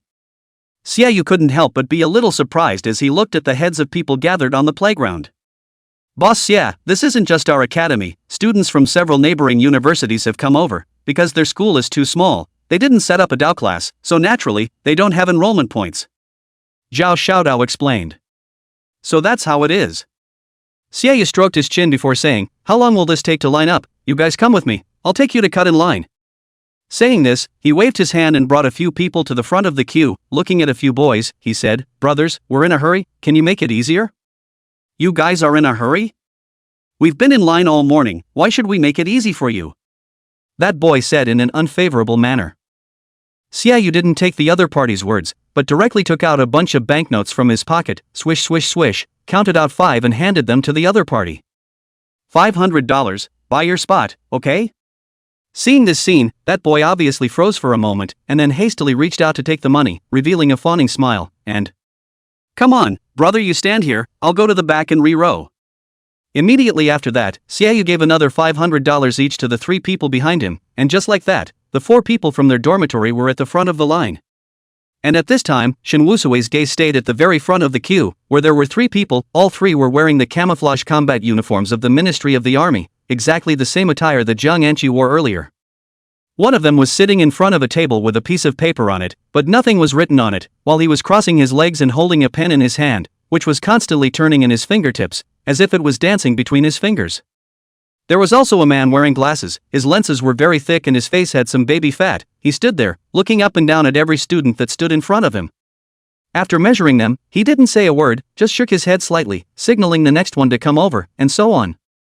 The last person stood straight behind the 2, his gaze resolute. And at this time, Shinwoo Jiao also saw a familiar figure. It was Lin Man who had a previous encounter. She was standing right in front of Xiaoyu. "Hey, Lao San." Xiaoyu twisted his head to look at Shinwoo Jiao, and reached out to point at Lin Man in front of him, whispering, "Do you see who this is? You recognize her?" Shinwoo Jiao opened his mouth and asked. Xiaoyu cursed in a low voice, "Lin Man, the management department flower-level existence, if it wasn't for the fact that she doesn't like to dress herself up, that ex-girlfriend of yours, Su Qingqing, really might not have been able to press her head. I even chased after her at that time, have you forgotten?" Hearing these words, Shinwoo Jiao reacted. No wonder he felt so familiar after hearing Lin Man's name at that time, when Xiaoyu was always chanting about each other in the dormitory. At this time, Lin Man seemed to vaguely hear her name, then turned her head to look at it, just in time to meet Shinwoo's gaze.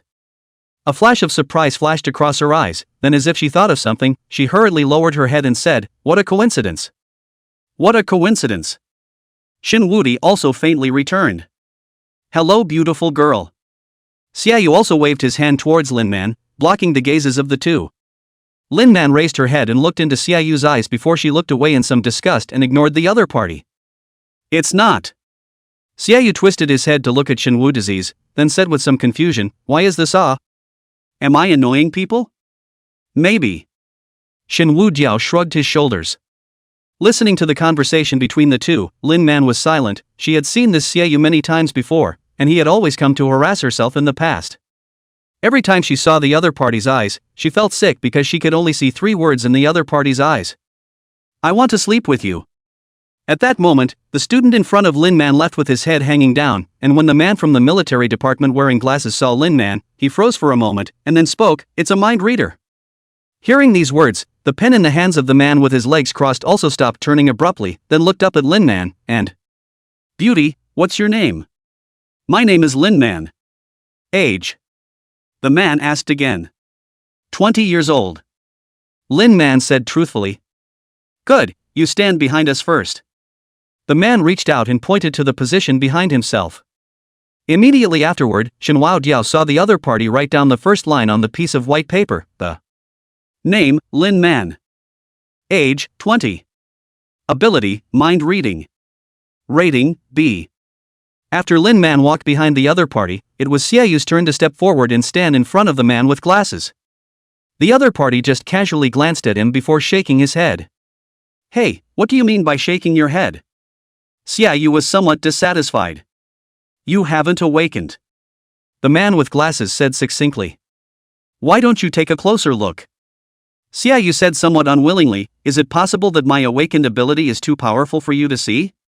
Hearing his words, the other party was surprisingly hesitant for a moment before sizing up Xiaoyu once again and finally said with great certainty, "You just haven't awakened." Alright, I get it, if you haven't awakened, then you haven't awakened, you're still saying it twice." Saying that, he directly walked to the side. The man with glasses, on the other hand, was dumbfounded, thinking to himself, "Weren't you the one who told me to look at it again?" But soon enough, he withdrew his gaze, and when he cast his eyes onto Shenwuxi's body, he instantly widened his eyes. "What is this? What's wrong, fatty?" The man with the stilted legs couldn't help but frown as he opened his mouth to ask. He had known the other party for so long, what ability the other party hadn't seen before, it was still the first time he had seen the other party so out of sorts. Sickness? The man with glasses looked down at the man with stilted legs and asked, "Is this considered an awakening? Sick and demonic?" Chapter 014 Your great righteousness is one kunlun above me. Fatty, are you sure this is an awakening? The man put away his legs, sat up straight, and his expression was serious. I don't know. The slightly chubby man took off his own glasses and rubbed his eyes vigorously before looking at Shenhua Diao once again. This time his eyes narrowed into a slit, and the essence of light appeared in his eyes. After staring at Shenhua Diao for a full half-minute, he put on his glasses again and said to the seated man, a dense black mist that eventually coalesced into 4 words, sickness and demons. So this is an awakening that has never occurred before? The man's face became grave. That should be it. Fatty nodded and said. In that case, the man mused for a few seconds before turning his head towards the serious man standing behind him. Xiao Tian, take him to see Colonel Zhou. Yes.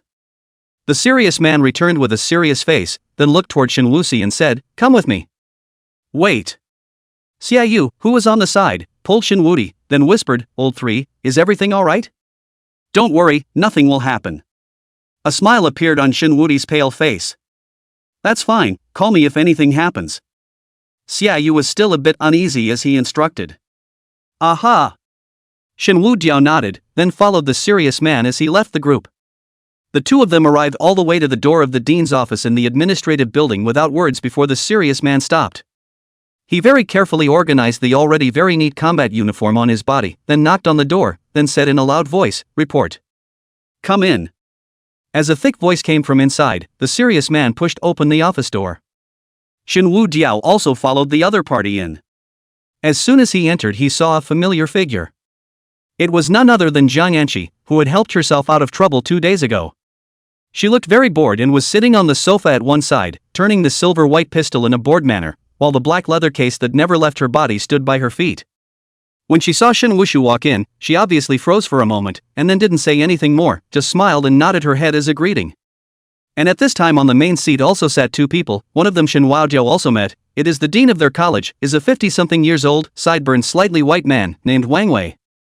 And the other person Shenhua Diao is the first time to see, is a man of similar age in Wang Wei, but he has 3-dimensional features, eyes like a torch, even if it is sitting there, the spine is unusually straight, at first glance is the military origin. It must be that he was the Colonel Zhou that the man was talking about. The serious man first gave a standard military salute towards Colonel Zhou and Jiang Yanqi before speaking, reporting to the colonel, he is a newly discovered awakened, Ensign Tang Song couldn't make up his mind, so he asked me to bring him to you. Tang Song couldn't decide? Colonel Zhou frowned slightly as he first looked up and down at the pale, sickly-looking Shen Wuxi before speaking. What ability has he awakened? Ensign Xuecheng said it was sickness. The serious man visibly hesitated for a moment.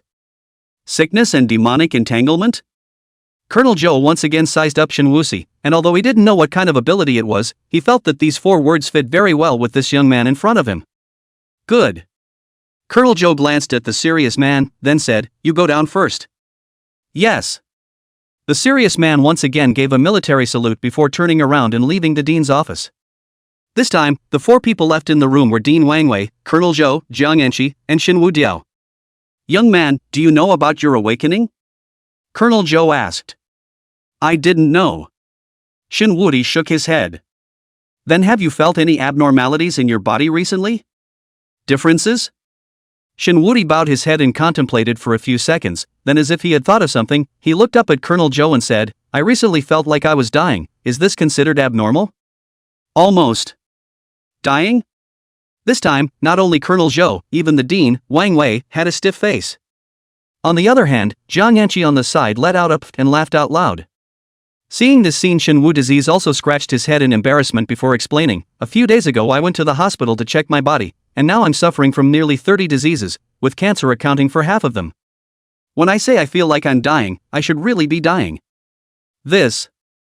Colonel Zhou and Dean Wang glanced at each other, both seeing the color of confusion in each other's eyes.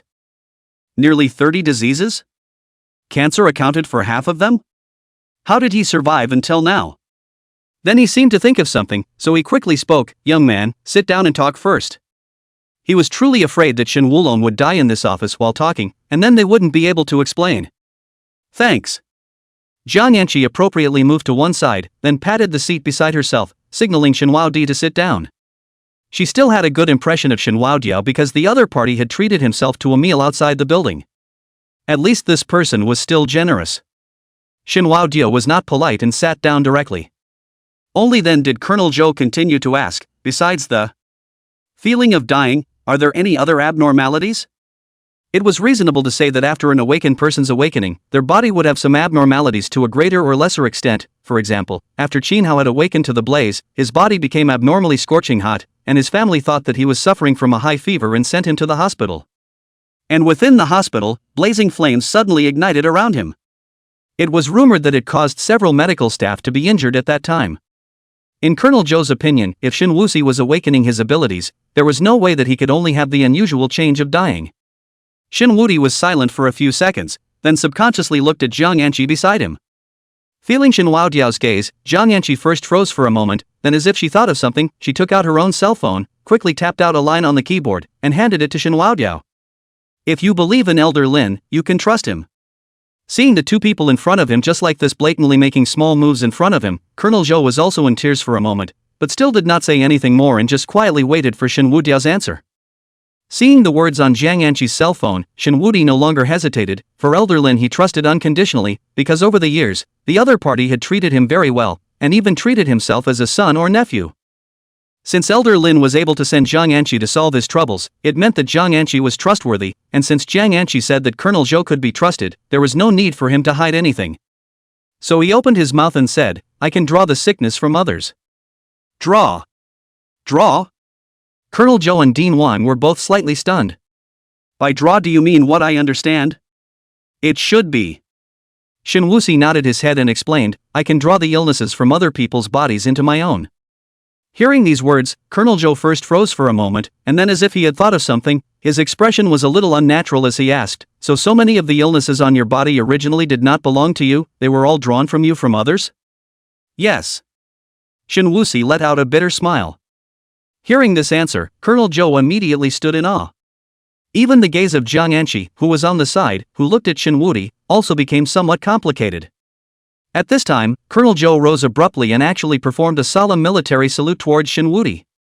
Seeing this scene, Shen Waodiao also hurriedly got up, and for a while, his expression was a bit flustered, and he returned the other party's not-so-standard military salute with his hands in a hurry.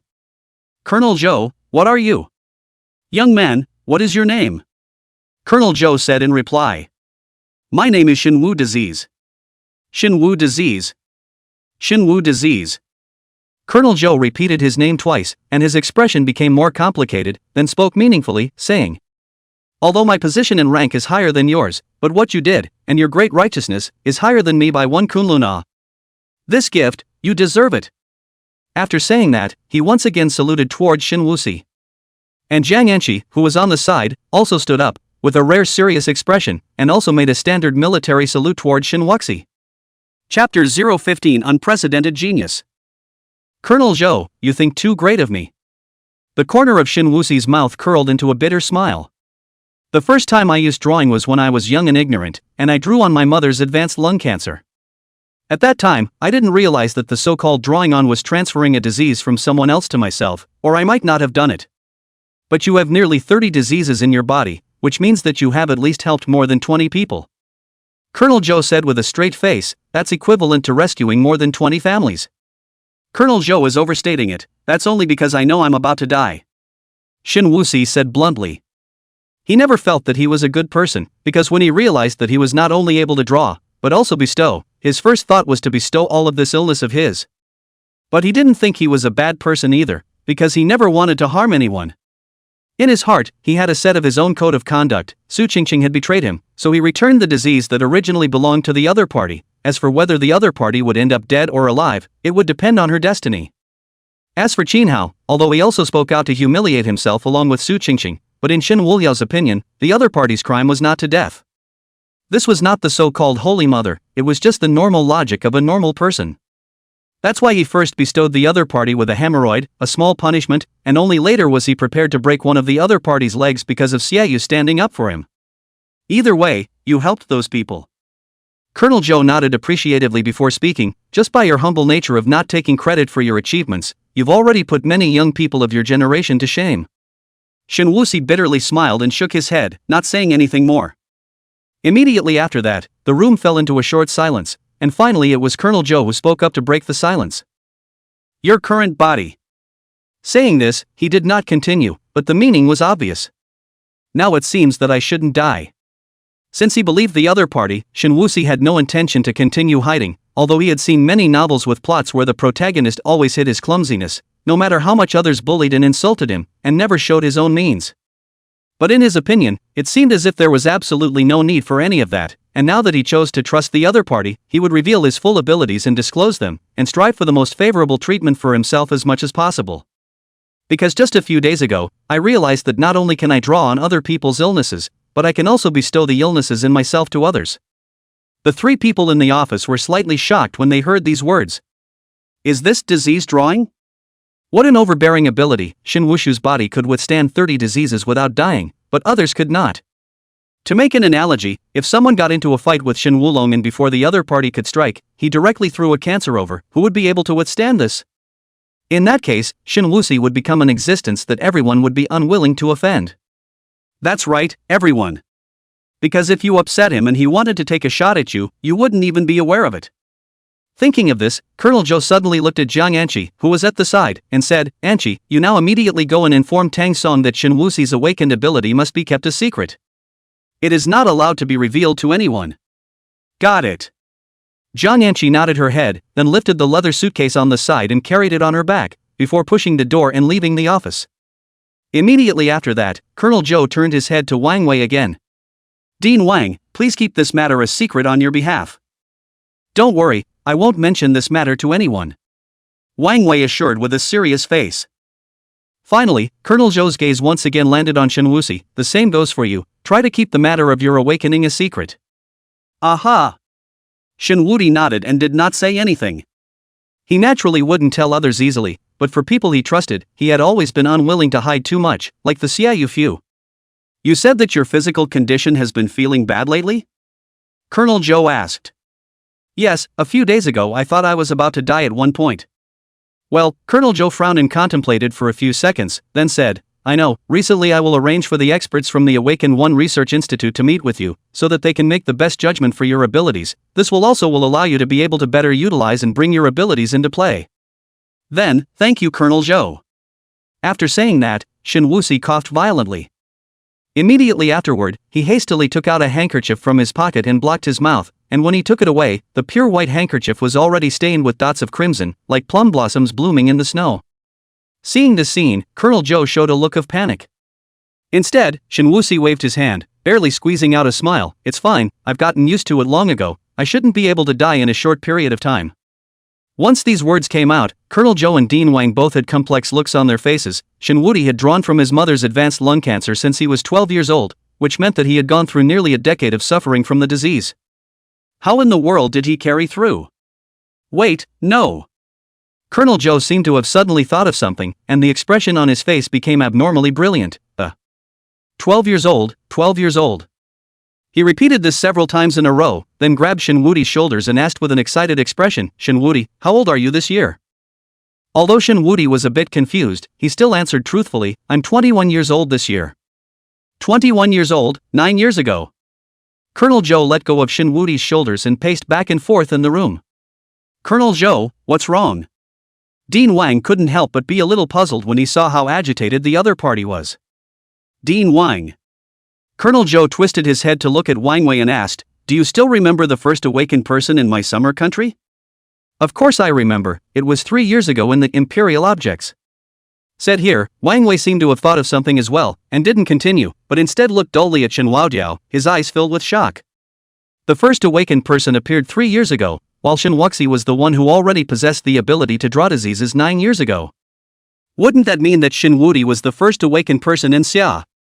Not only that, according to those experts, 20 years old was the most common age for awakening, and the earlier the awakening, the stronger the ability. Then, wouldn't Shen Wuxia, who had already awakened at the age of 12, be the unprecedented genius of the Summer Kingdom? Chapter 016, Defeating the Ringkeeper's Qianmeng. Colonel Zhou. Wang Wei grabbed Colonel Zhou's arm and said with a somewhat trembling voice, "This matter, you must keep it a secret." At this moment, Shen Wudi felt that the two men were somewhat comical. Earlier, it was Colonel Zhou who told Dean Wang to keep it a secret, and now it was the other way around with Dean Wang telling Colonel Zhou to keep it a secret. It seemed like he had taken this right step by choosing to tell his secret.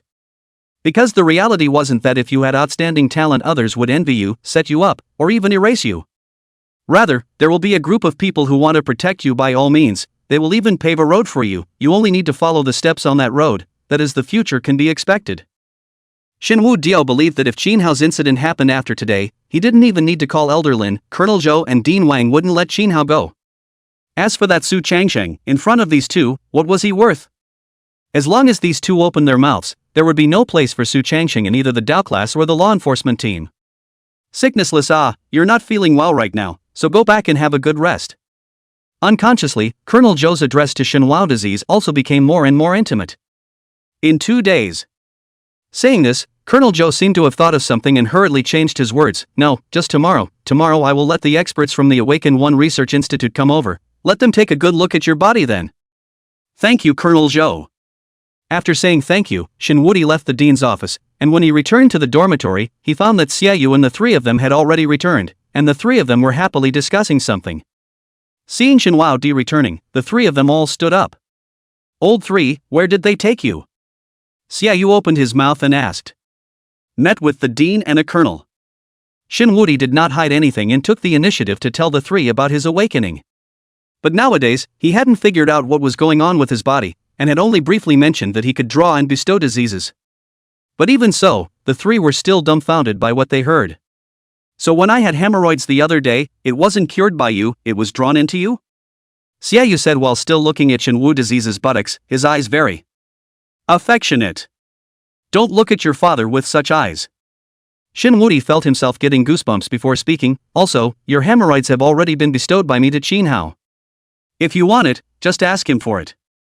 Upon hearing this, Xiaoyu slightly froze, then scat his tongue. "To be able to obtain Little Master my hemorrhoids, it's also considered an honor for him, Qin Hao, so I hope that he can treat my hemorrhoids well." Hearing this, a burst of laughter instantly erupted in the dormitory. After a while, Shenwu Diao collected his smile, then looked at the three of them and asked, "How about the three of you, have you been selected to join the Dao class?" "That's natural," Xiaoyu said with a smug expression. "Although none of us have awakened, we are cultivation geniuses that are rare to see in 100 years. Shenwu Diao didn't believe even half a word of his words, so he looked at Zhao Xiaodao, who was on the side, and said, "Little dagger, you say?" Hey, I say, what do you mean, Lao San? Don't believe Big Brother, right? Xiaoyu was instantly dissatisfied.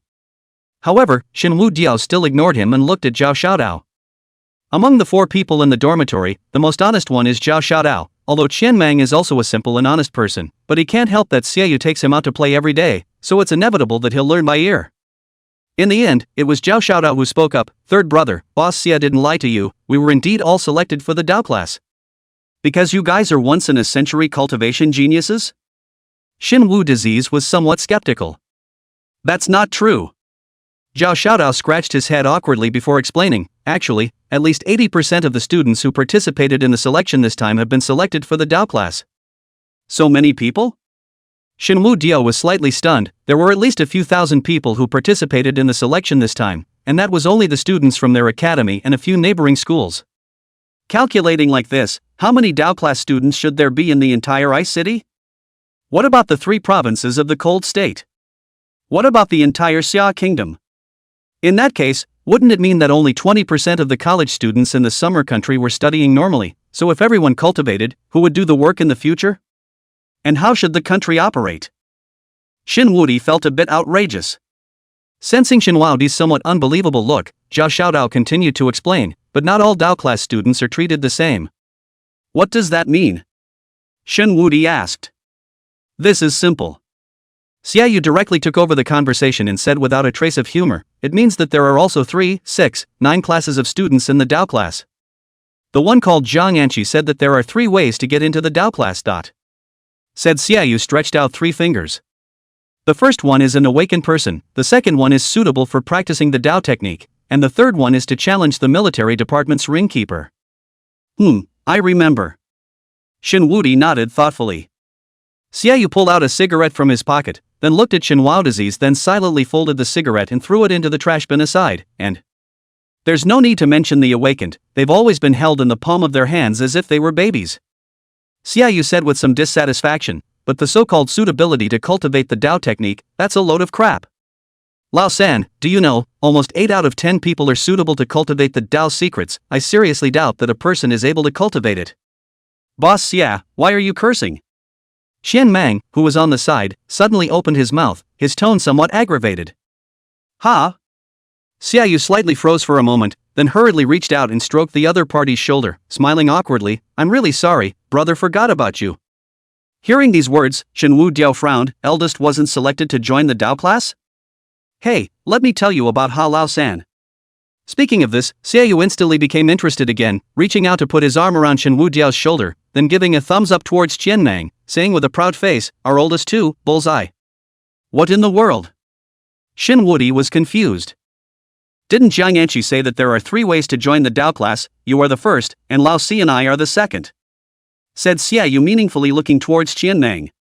Qian Mang, on the other hand, scratched his head in some embarrassment. This time, without Xiaoyu continuing, Shenwu Diao knew what was going on. Qian Mang defeated the ring keeper sent by the military department? That's right, you are unaware of how fierce this kid was at that time. Xiaoyu patted Qian Mang's shoulder hard.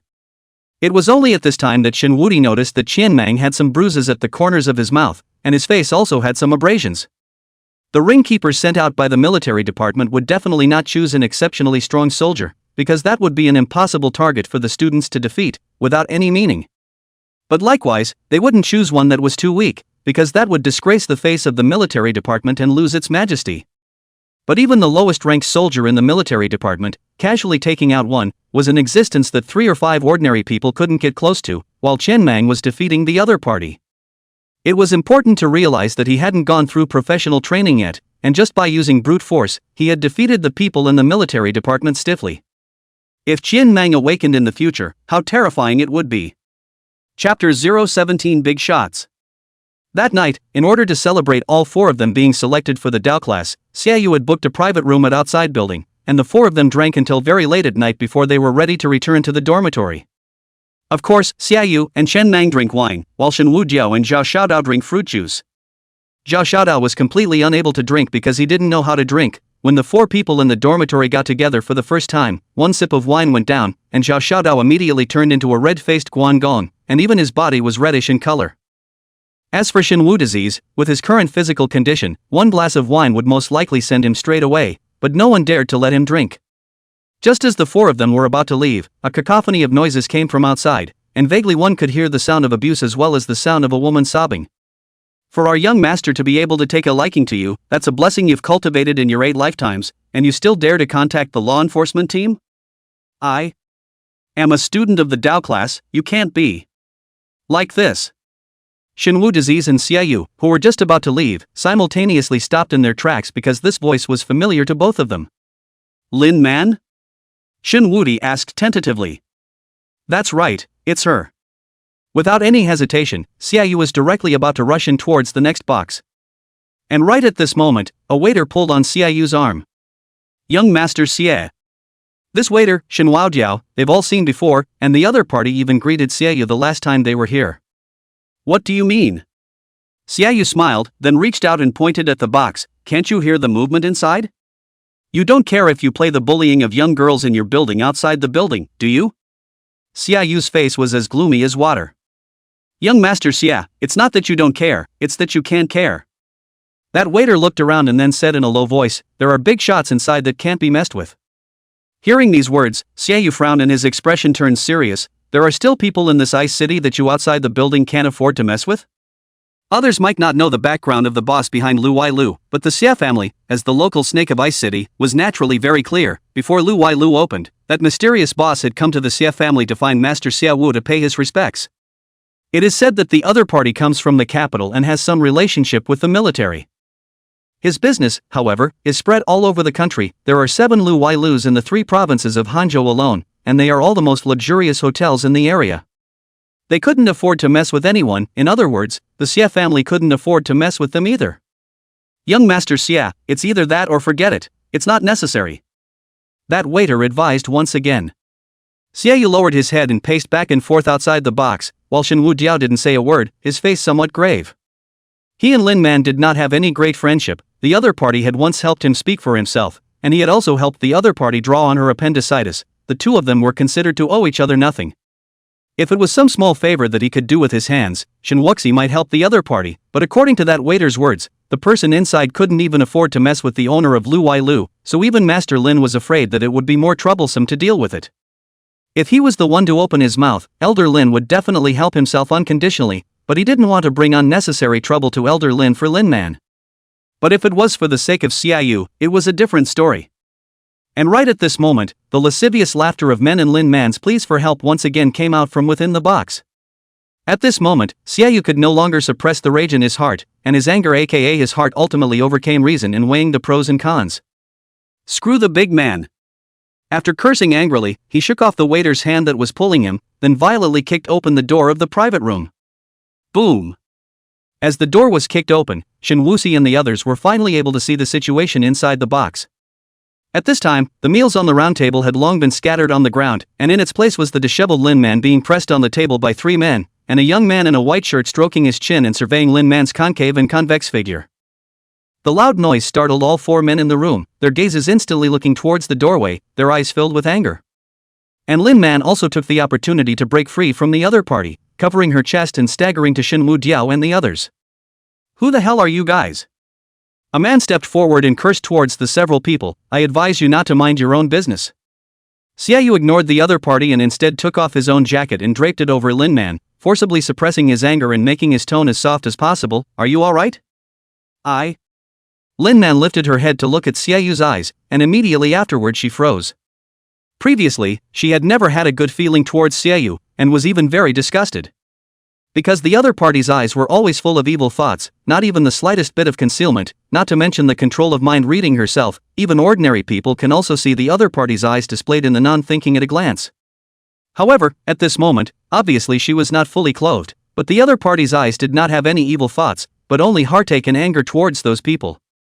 At this moment, she saw a thought in Xiaoyu's eyes, and the intensity of this thought had already suppressed all other thoughts within his heart, and even with the use of mind reading, she was unable to see any other thoughts from the other party's eyes.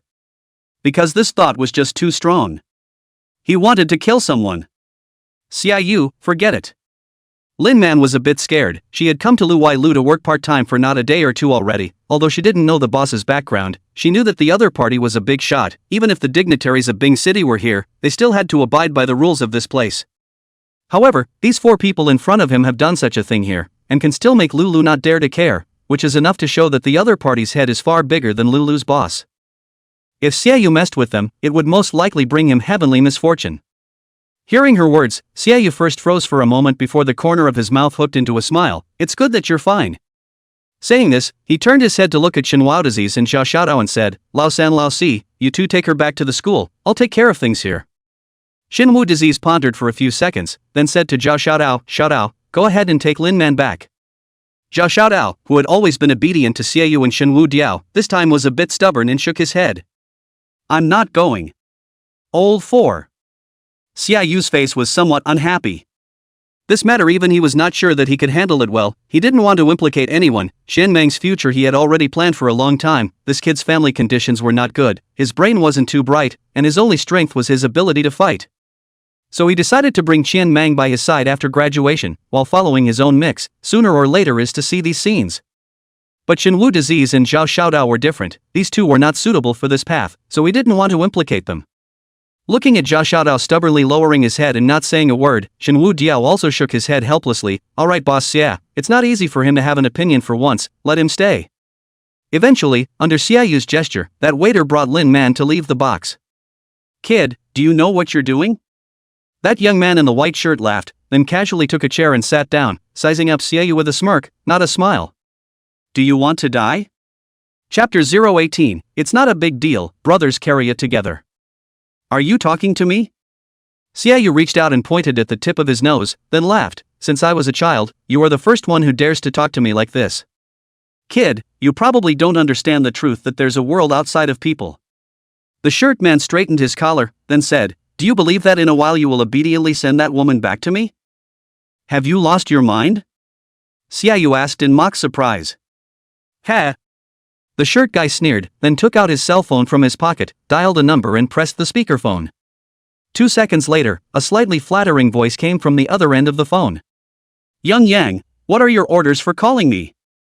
Hearing this voice, Xiaoyu slightly frowned. Although the tone of the other party was very different from usual, he still heard the other party's voice, the head of the Ice City law enforcement team, Luo Yan. I'm currently at the outer building, I've encountered some trouble, would it be alright to trouble Captain Luo to personally make a trip? Although the shirt man was soliciting the other party's opinion, there was a hint of unquestioning in his tone.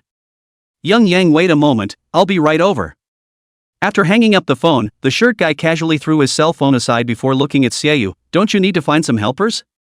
Xiaoyu didn't reply to the other party's words, but instead remained silent for a few seconds thoughtfully, then raised his eyes to the other party, and...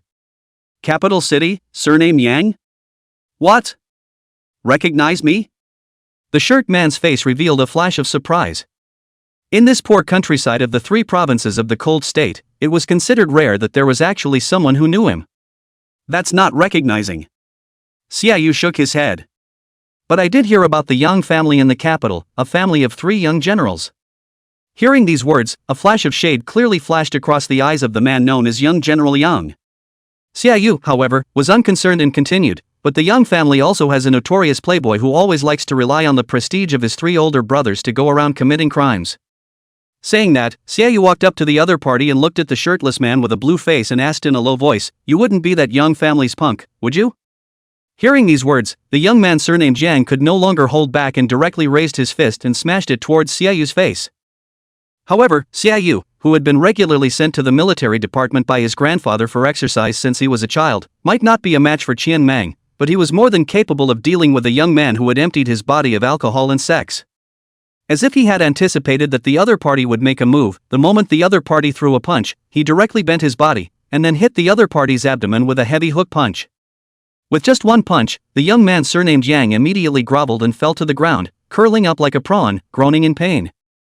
When the other 3 saw this scene, their faces changed. 2 of them hurriedly stepped forward to help each other up, while the other one blocked in front of the other, looking straight at Xiaoyu.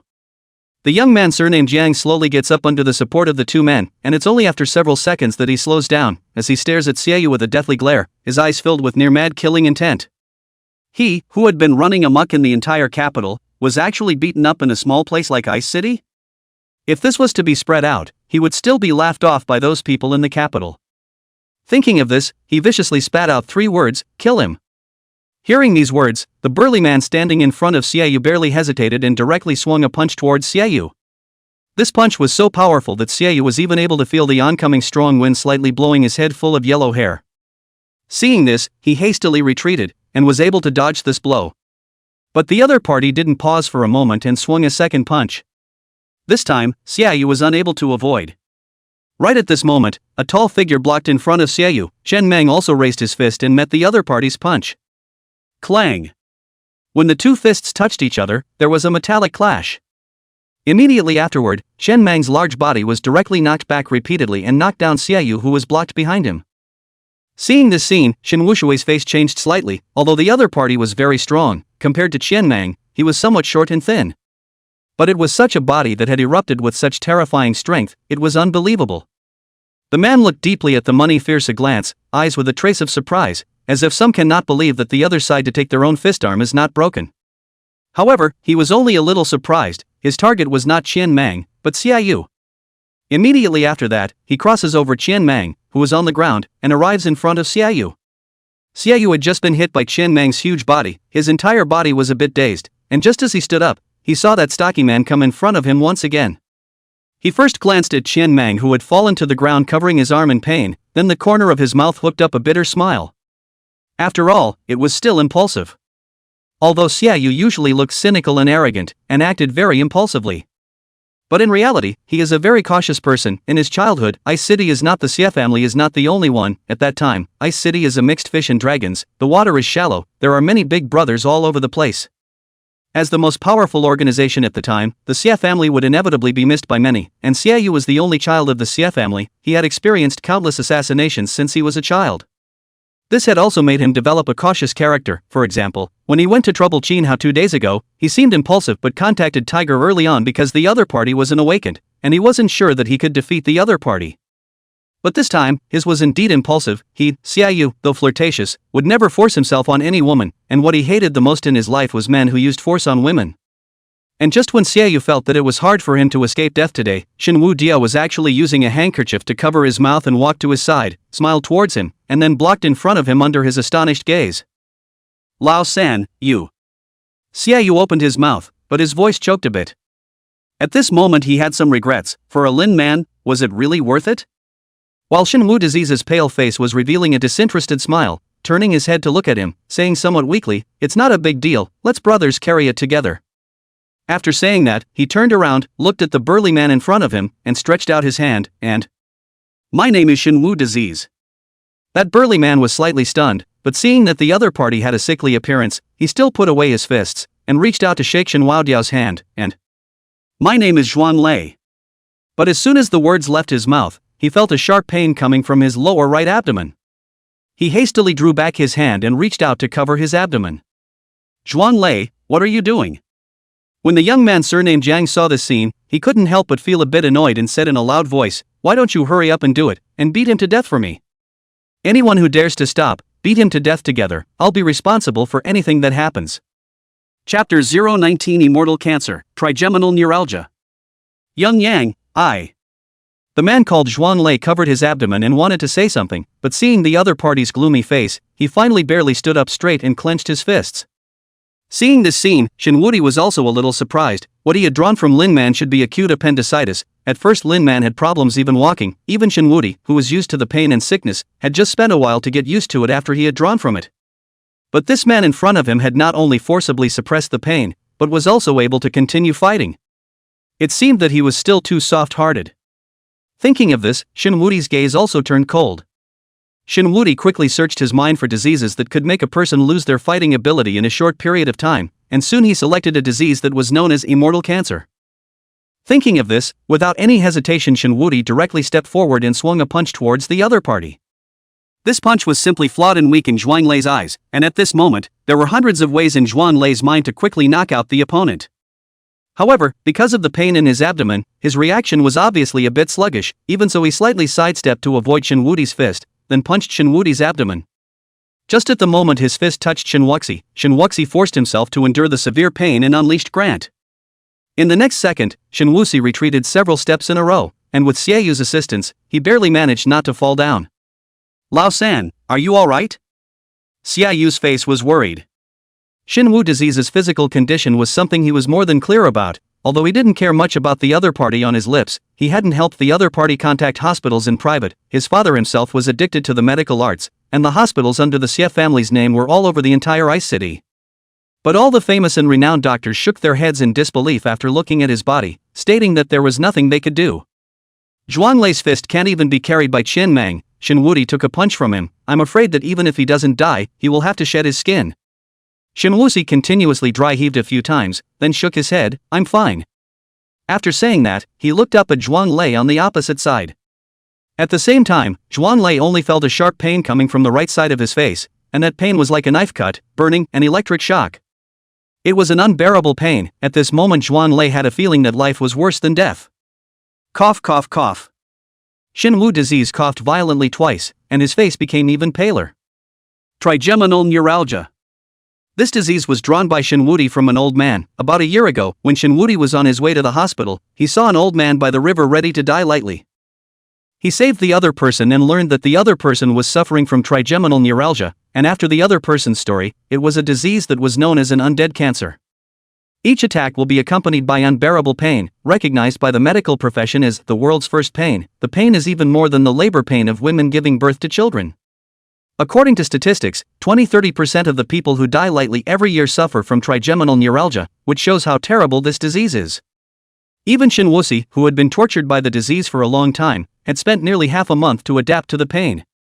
That feeling was really worse than death. Zhuanglei bent down, reaching out to cover his face, that sudden and intense feeling of pain causing him to feel a wave of dizziness, no longer having the slightest desire to fight. Seeing this scene, a flash of doubt flashed across Xiaoyu's face. Then he turned his head to look at Shinwu Diao, but he didn't say anything more. On the other hand, Yang Xiao on the opposite side of the table had a displeased look on his face. Zhuanglei, what the hell are you up to? Why don't you hurry up and get him for me? Because of the intense pain in his face, Zhuanglei could no longer even speak. Just slightly opening his mouth would bring about an intense tearing sensation. All he could do was cover his face and wait for that pain to fade away. Shinwuxi was also pale and said with a weak face, Boss, yeah, do it, don't drag it out. Although trigeminal neuralgia was unbearable, this kind of pain usually didn't last too long. The longer ones might last for a few minutes or 10 minutes, the shorter ones would usually pass in 10 seconds or so, but it might strike many times a day, the most even hundreds of times a day. So they had to completely disable the other party before their pain dissipated. Hearing Shinwu disease's words, Xiaoyu also reacted. Without any hesitation, he directly bullied his way forward and violently swung his fist on Zhuanglei's temple. Zhuanglei staggers and falls to the ground, but Xiaoyu is unforgiving and picks up a chair from the side and smashes it heavily towards the other's head. At this point, Zhuanglei can't even think about resisting. The pain that Xiaoyu inflicts on him is nothing compared to the pain in his face, and he even hopes that the other guy will beat him unconscious in a hurry. Yang Xiao and the other two subconsciously backed away when they saw Xiaoyu swinging his chair and smashing it towards Zhuanglei's head one after another. This time he went out. He only brought Zhuanglei as a fighter. As for the other two, eating and drinking, sneaking around is okay. To say fighting they may not be as good as Yang Xiao himself. In fact, this is not Yang Xiao careless, because with his identity, no matter where he goes, will be held as a guest of honor. With the prestige of the Yang family, the entire summer country dares to offend him as only a handful of people. Moreover, with Zhuanglei, few people can hurt him. After all, Zhuanglei is an awakened person, and also the Iron Fist with strong fighting ability. But today, Zhuanglei doesn't know what kind of sickness he's committing, but he's actually beaten up by a few youngsters. Half a minute later, Xiaoyu panted and threw the already scattered chairs aside, then looked down at Zhuanglei who was curled up on the ground and cursed with a smile. Damn, really resistant to being beaten up. Saying this, Xiaoyu wiped the blood stained on his hands, then walked towards Yang Xiao with a smile on his face. What are you doing? Yang Xiao reached out and pointed at Xiaoyu, clearly no longer having the same bottom spirit as before. I come from the Yang family in Kyoto, how dare you touch me? And the captain of your Ice City's law enforcement team will be here soon, think clearly. The Kyoto Yang family, indeed formidable. Xiaoyu laughed, then raised his eyebrows at the other party. But if I don't move you now, you'll let me go? Hearing these words, before Yang Xiao could open his mouth, a man beside him felt that Xiaoyu was being soft, so he reprimanded. Now you kneel down and apologize to Yang Xiao, then waste one of your own hands, and Yang Xiao will forgive you. Xiaoyu laughed back in anger, then looked at him like a little cutie. Like looking at the other party, you're really looking for death. After saying that, he didn't pay any more attention to the other party, but instead turned his head to look at Yang Xiao. Since both the left and right have offended you, it would be better to offend thoroughly. What do you say? Yang Xiao still wanted to say something, and immediately afterward, he felt a fiery pain coming from his face. Splat. The crisp slapping sound caused the entire box to fall silent for a few seconds. Even Yang Xiao did not expect the other party to dare to really hit himself, and it was still an extremely insulting slap. Chapter 020 A Bureau? And right at this moment, a rush of footsteps came from outside the box, and before anyone could be seen, an anxious voice could be heard coming from outside the door, and Young Yang. Hearing this voice, Yang Xiao's originally panicked eyes flashed with a flash of sinister color. He stared at Xiaoyu dead in the face and squeezed out 3 words through his teeth. You're finished. Is that so? Xiaoyu smiled, unimpressed. Young Yang, are you alright? At this moment, a slightly obese figure squeezed in from the crowd. Through the sweat on his forehead one could tell that he had hurriedly rushed here. Captain Luo, I've long heard that you Ice City folk are tough, but I didn't expect the people here to be so lawless. This young man is just having a meal here, but he actually had to take a slap on the face. Yang Xiao said in a conspiratorial manner. Hearing this, Luo Yan's face changed dramatically. The youngest son of the Yang family in Kyoto was actually beaten up in Ice City? If the other party pursued the matter, then I'm afraid that his position as the head of the law enforcement team would come to an end. Thinking of this, he hurriedly spoke, Young Yang, who hit you? I'll deal with it seriously right away. Yang Xiao raised his jaws towards where Xiaoyu was and did not open his mouth. Xiaoyu had been standing opposite Yang Xiao. While standing at Luo Yan's position he could only see Xiaoyu's back. He barely hesitated and directly spoke, Come on people, arrest this audacious outlaw, go back and I'll personally interrogate him. Immediately afterward, he looked up at Yang Xiao and saw that the other party was not satisfied, so he twisted his head to look at Shenwu Diao and his group and added, Bring his accomplices back along with him. Only after hearing these words did Yang Xiao nod his head in satisfaction. Just now, he had watched all of Shenwu Diao's actions. He was most aware of what Zhuang Lei's usual strength was, and just now, Zhuang Lei appeared in a situation twice before and after Shenwu Diao had touched him. The first time was after Shenwu Diao had shaken hands with Zhuang Lei. The first time was after Shenwuxi and Zhuang Lei shook hands. The second time, although Shenwuxi did not touch Zhuang Lei, but Zhuang Lei touched him.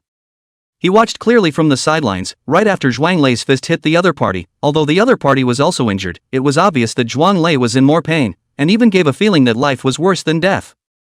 He suspected that the other party might be an awakened person, although his ability was unknown at the moment, but being able to defeat Zhuang Lei, it must be an ability that was not weak, and by virtue of this means of making people defenseless, it might be an ability that had reached the level of B might not be certain. Just as the people from the law enforcement team were about to make a move to take down Xiaoyu and the others, he finally turned around slowly, looking at Luo Yan with a cold expression on his face. Captain Luo is really a great official. Luo Yan froze slightly, and when he saw that the person who had been turning his back on him was actually Xiaoyu, the fawning smile that had been hanging on his face instantly froze. Young Master Xie. Xie? Luo Yan unconsciously swallowed his saliva, then tentatively asked, The person who beat up young Master Yang, is you? Is there a problem? Xiaoyu asked. This. Luo Yan didn't know how to answer for a moment. If there was a problem, then it was obvious that he was going against Xiaoyu. The Xie family behind Xiaoyu was not something he could afford to mess with, but if he said there was no problem, then where would he let Yan Yang's face go? Xiaoyu also knows that this question is too tricky, so he doesn't continue to make things difficult for the other party, but instead speaks, Captain Luo, are you indiscriminately bringing us back to the team? How can I, young Master Xie? Luo Yan smiled bitterly, then quickly looked at young Master Yang on the side again and spoke, Young Master Yang, I think there must be some misunderstanding here. In this case, today I will be the host, right here at outside the building, the two of you will clear up the misunderstanding. I can't afford to eat at this Lu Wai Lu. Yang Xiao's face turned cold as he said in a serious tone, Captain Luo, my people are still lying on the ground right now. He reached out and pointed at Zhuang Lei who was curled up on the ground, and said somewhat angrily, Is it possible that in Ice City, there's no need to bring back to the law enforcement team for questioning after hitting someone? Is this how you enforce the law? Can you afford to wear these clothes? With a hat like this, even if Luo Yan didn't want to offend the Xie family anymore, there was no way to muddle through this matter. Young Master Xie, do you see this? Luo Yan looked at Xiaoyu with a difficult face. Little Master, I have a clear conscience, I'm not afraid to go anywhere. said he as if he thought of something, then added, "But this matter is all done by me alone, let these friends of mine leave." "Just do as young Master Xie said." Luo Yan hastily agreed with a smile. Xiaoyu being able to go back to the law enforcement team with him was already giving him a great deal of face. This little request was nothing at all. At this moment, Yang Xiao once again opened his mouth to retort. "You're not the only one who took action in this matter, are you, Xiaoyu? Don't give me that face." Xiaoyu stepped forward and grabbed the other party's collar, viciously saying, "If you don't stop, I'll let you walk out of Ice City, believe it?" Yang Xiao saw this and the corner of his mouth hooked up a frivolous smile, then he raised his hands up in a surrendering gesture, and looked towards Luo Yan, and "Captain Luo, this is a murder in front of you." And right at this moment, Shenwu Disease came to Xiaoyu's side, pulled his arm, and whispered, "Boss Xia, it's fine to go together." After saying that, he glanced at Yang Xiao, but what he didn't expect was that the other party actually smiled at him and nodded as a greeting. But why did the other party greet him? 20 minutes later, on the way to the law enforcement team, in the car, apart from the driver, there were only the 4 people within Shenwu Disease's dormitory. "Boss Xia, the one surnamed Yang isn't quite right." Shenwu Disease lowered his voice and said. "Eh?" Xiaoyu slightly froze for a moment before asking, "What's wrong with him?" "It's just a second-generation military man from Kyoto." "I'm afraid it's not that simple." Shin Wuxi shook his head. After seeing Luo Yan's attitude towards you, he didn't have the slightest surprise. "Moreover, none of us have ever mentioned your name, but he called out your name accurately." Hearing these words, Xiaoyu's brows instantly furrowed. The people within their dormitories were used to them calling him Boss Xia, basically not calling him with his name, whereas Luo Yan had always addressed him as Little Young Master Xia from start to finish. But why did the other party know his name? After a brief moment of thought, Xiaoyu realized that all of this was not as simple as a coincidence, I'm afraid. "This is a bureau?" Xiaoyu twisted his head to look at Shen Wu Diao and tentatively asked, "Coming at me?" "Perhaps not at you." Shen Wu Diao shook his head and said in a low voice, "Rather, it's coming at your Xia family." Hearing these words, Xiaoyu took a deep breath before saying with some disbelief, "The dude really has such a heart?" Although I don't understand the young family, I can also tell that the other party's family must not be simple. After living in such a big family for so many years, under the influence of the years, as long as he's not a cutie, I'm afraid there will be some heart. Chapter 021 Awakened One Organization. Of course, this is just my guess. What exactly will happen will also depend on his next actions. Shin Wu Disease added again. Got it, I'll deal with it carefully in a while. Xiaoyu nodded rather seriously. Immediately after that, Xiaoyu and Shen Wu Diao each made a phone call. Xiaoyu naturally called his grandfather, the 5th Master Xia who had reigned supreme in the entire Ice City for many years.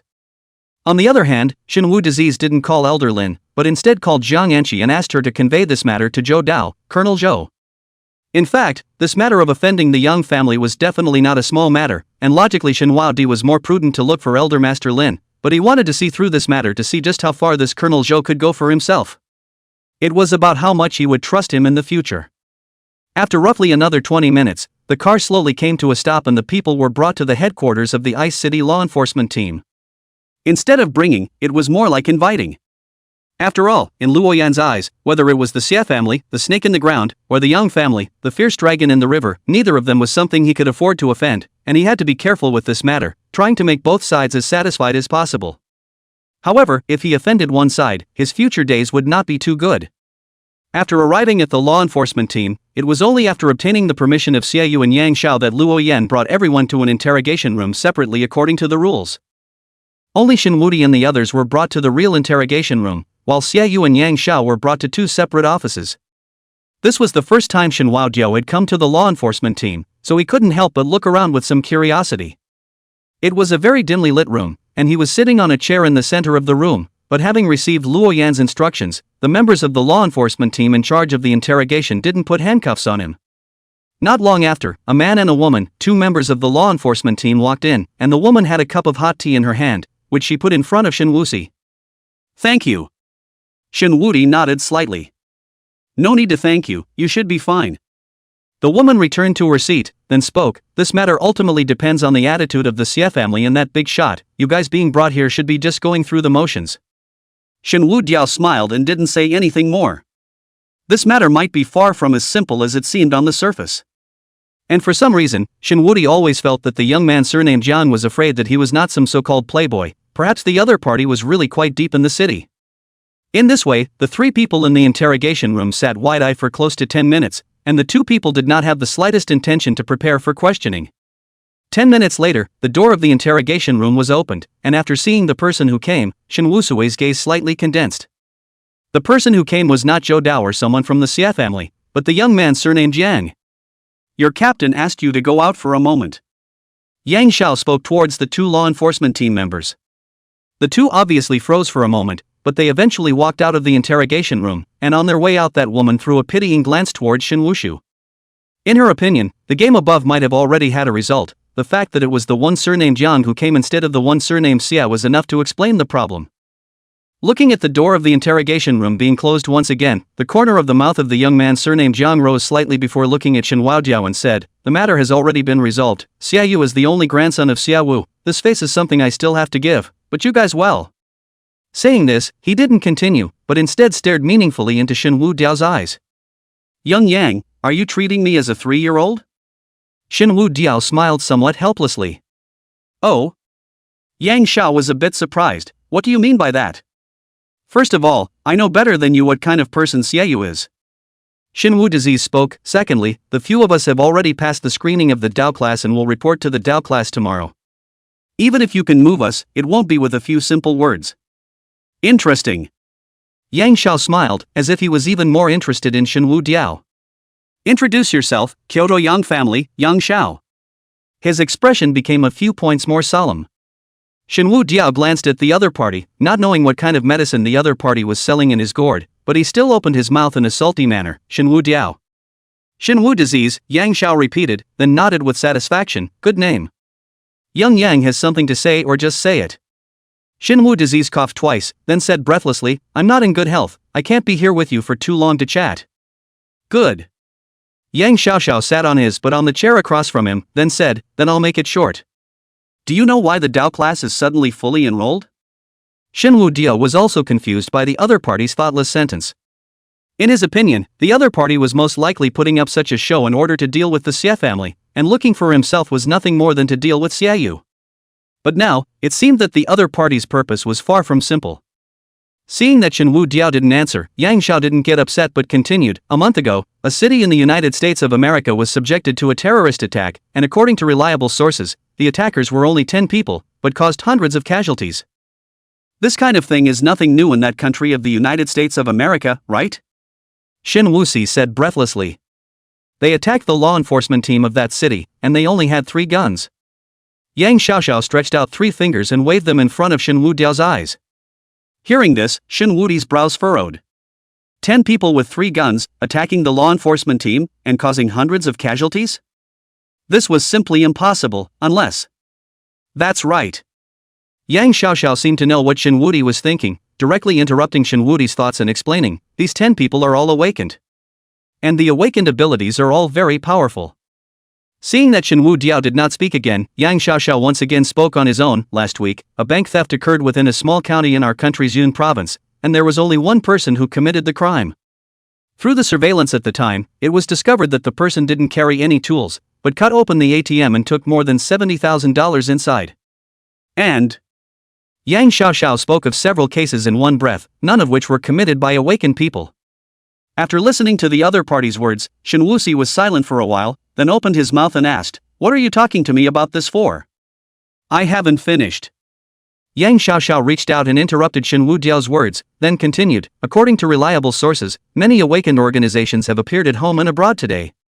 Some of these countries with weaker military power have already experienced regime instability. Let's not talk about the foreign ones for now, let's just talk about the domestic ones. There are 3 awakened organizations that I know of." Speaking here, he paused in his tone before continuing. "The first one, the Poker Organization. They are the largest drug trafficking organization in the country. 70% of the drugs in the country flow from within their organization, and after the Awakened came out of nowhere 3 years ago, their leader began to go on a rampage to recruit Awakened to work for them, and the treatment is more generous than you can imagine. The military department has sent troops to besiege them many times, but because they couldn't find out the other party's headquarters, every time they could only end a small den of the other party, and it would soon resurface. They also tried to plant undercover agents into them, but every time they were discovered, and there's no need for me to say more about what happened to the undercover agents who were discovered, right?" But do you know why none of the many undercover agents have succeeded? Why? At this point, Shinwoo Diao also had some curiosity. Because there is a mind reader within the poker organization. Chapter 02200 Herb Hall's Imperial Sword Elder. The ability to read minds doesn't need me to explain, does it? Yang Xiaoxiao pulled out a box of cigarettes from his pocket and took out one and handed it to Shinwoo Diao. I have terminal lung cancer, I can't smoke. Shinwoo Disease shook his head. Yang Xiaoxiao obviously froze for a moment, and only after a long time did he somewhat mistakenly put the cigarette back, and then took down the cigarette he already had in his mouth as well, without lighting it. Lung cancer? Or late stage? Yang Xiaoxiao felt outrageous. It's fine, can't die. Shinwoo Diao shook his head. Lung cancer at an advanced stage and still can't die? Yang Xiaoxiao felt even more outrageous. However, once he thought that the other party was most likely an awakened with powerful abilities, he was relieved. You continue. Shinwoo Disease also raised a few points of interest in Yang Zhao's words. This was a field he had never touched before. Yang Xiaoxiao stared at Shinwoo Diao with interest for a few more seconds before continuing. Because of the existence of that mind reading, the Ministry of the Army has not been able to do anything about the poker organization, and now they are getting more and more arrogant, and in the past 2 years, the drugs seized in the market have increased by more than 30% compared to the previous years. Could it be that the military department doesn't read minds? Shinwoo Disease was a bit puzzled. He himself had not come into contact with several awakened, but among the people he knew there was Lin Man, a mind reader. One would think that mind reading was not a particularly rare ability. There is for sure. Yang Xiaoxiao smiled helplessly before explaining, the military department has also tried to read the minds of those captured drug dealers, but they don't know anything, and they don't even know about the existence of the poker organization. Could it be that not a single insider of the poker organization has been captured all these years? Shen Wuxi asked. Caught, and there's more than one. Yang Xiaoxiao shook his head helplessly, but the first thing they did before they were arrested was to blind themselves. Hearing these words, Shinwoo Diao nodded indistinctly. Mind reading could only be performed if one was eye to eye with the other party, but what if the other party was blind? After a few seconds of silence, Yang Xiaoxiao continued to speak. This second organization is called the Wolf Alliance. It's actually a triad organization. Now the military department and the local law enforcement team have set their sights on them, only they haven't grasped any solid evidence yet, and I believe that it won't take long for them to cease to exist. As for this third organization, well, Yang Xiaoxiao's expression became a little complicated, as if he didn't know how to describe this organization. After struggling for a while, he slowly spoke. This organization is called the 100 Herb Hall. Upon hearing the words 100 Herb Hall, Shin Wusui's pupils shrunk violently, but his expression soon returned to normal. This organization is very mysterious, and their style of acting is also very eccentric. They are not too many in number, but they are very mysterious and powerful, and most of all, they are very strange. This time, Shinwoo Disease did not continue to pursue the matter, as if he did not care much about the 100 Herb Hall organization. Seeing Shinwoo's expression, Yang Xiao spoke. You shouldn't underestimate this organization. The reason why I came to Ice City this time, there is a big reason why I came to Ice City is because of this 100 Herb Hall. Hearing these words, Shinwoo Diao's heart trembled, but on the surface, he asked without a care in the world, is this 100 Herb Hall so powerful that it could make Young Yang come all the way from Kyoto to Ice City? They are powerful beyond your and my knowledge. Yang Xiaoxiao shook his head, as if he had thought of something, and only after a while did he slowly open his mouth. It was about a week ago. My mother got a strange disease, ran to many hospitals but couldn't be cured. In the end, I asked around and said that there was a hidden divine doctor who was very good at treating this disease. But when I arrived, I heard that the other party had been invited away by people from the 100 Herb Hall, so I sent people to chase after them. Speaking here, his complexion became a bit complicated, and this time he was silent for even longer, a full 2 minutes or so, before he exhaled a mouthful of turbid breath and said, at that time, I didn't follow them. It was said that it was an old man wearing a long robe with an immortal style, and that he was carrying a long sword on his back. With just a slight movement of his fingers, that long sword flew out of its scabbard on its own, and in the blink of an eye chopped off the rifles in the hands of 12 members of the military department. What? Shinwoo Disease's face changed. Was this still an awakened person? This was simply a land god in a metaphysical novel. Although I didn't see that scene with my own eyes, I saw their rifles afterward, and they were all flush with cuts, and a glance could tell that they had been cut by a sharp blade. Yang Xiaoxiao said with a complicated expression. Is it imperial objects? Shinwoo Diao opened his mouth and asked. I don't know. Yang Xiaoxiao shook his head. but if it's an imperial object, then the other party's control over their abilities can be too terrifying. After saying these words, the interrogation room once again fell into silence. Both were thinking about themselves. Yang Xiaoxiao was thinking about how exactly he could see the other party again. On the other hand, Shenwu Diao was not as calm as he appeared to be. Originally he thought that the 100 herb hall that Elder Lin had created was nothing more than a group of patients, or healers. Now there is an old fairy who can control the sword? This is not the point. The point is that this is in the summer country and the end is not allowed. We'll not wait for the military department to finish dealing with the Wolf Alliance and poker. By the way, the 100 herbs hall they also destroyed, right? At that time, this nominal leader of his own will not have to suffer from an undeserved disaster? And right at this moment, Yang Xiaoxiao once again opened his mouth to interrupt Shenwu Diao's thoughts. I've said so much, what do you think now? Me? Shenwu Disease was slightly stunned, then shook his head. I don't have any thoughts, none of these things seem to have anything to do with me. Then I'll be straightforward. Yang Xiaoxiao sat up straight, then said rather seriously, I want to form an awakened organization, are you interested in joining me? Forming an awakened organization? Shenwu Disease felt slightly surprised. Does the military department allow the private formation of an awakened organization? This kind of thing cannot be prohibited. The corners of Yang Xiaoxiao's mouth rose slightly as he spoke, going back to the original question, do you know why the military department allowed the Dao class to fully enroll? Isn't it because of the Dao secrets? Shenwu Disease asked rhetorically. Hearing these two words, Yang Xiaoxiao froze for a moment, then as if he thought of something, he said, it seems that this Xie family's position in Ice City is indeed not simple, and they even know about the Dao secrets. At this Shenwu Diao did not explain. Immediately after that, Yang Xiaoxiao continued, the Dao knack is only one aspect of the reason, one of the most important reasons is still because next, whether it's domestically or internationally, a lot of awakened organizations will appear, and the Ministry of the Army will also need to set up a special awakened organization to deal with it. So that's how it is. Shen Wuxi nodded thoughtfully. So, consider it? Yang smiled with a faint smile on his face as he looked at Shen Wuxi. Chapter 023 One shot to kill him, won't the matter be solved? Why me? Shen Wuxi asked. Because your ability is something I've never seen before. Yang Xiaoxiao's expression suddenly became serious and asked with a serious face, can you tell me the name of the ability you awakened? Shenwu Diao glanced at the other party with a complicated expression, his brows subconsciously furrowing. This Yang Xiaoxiao was really what he expected, the so-called dude was either a rumor or he was deliberately displaying it for others to see. Sickness is stalking me.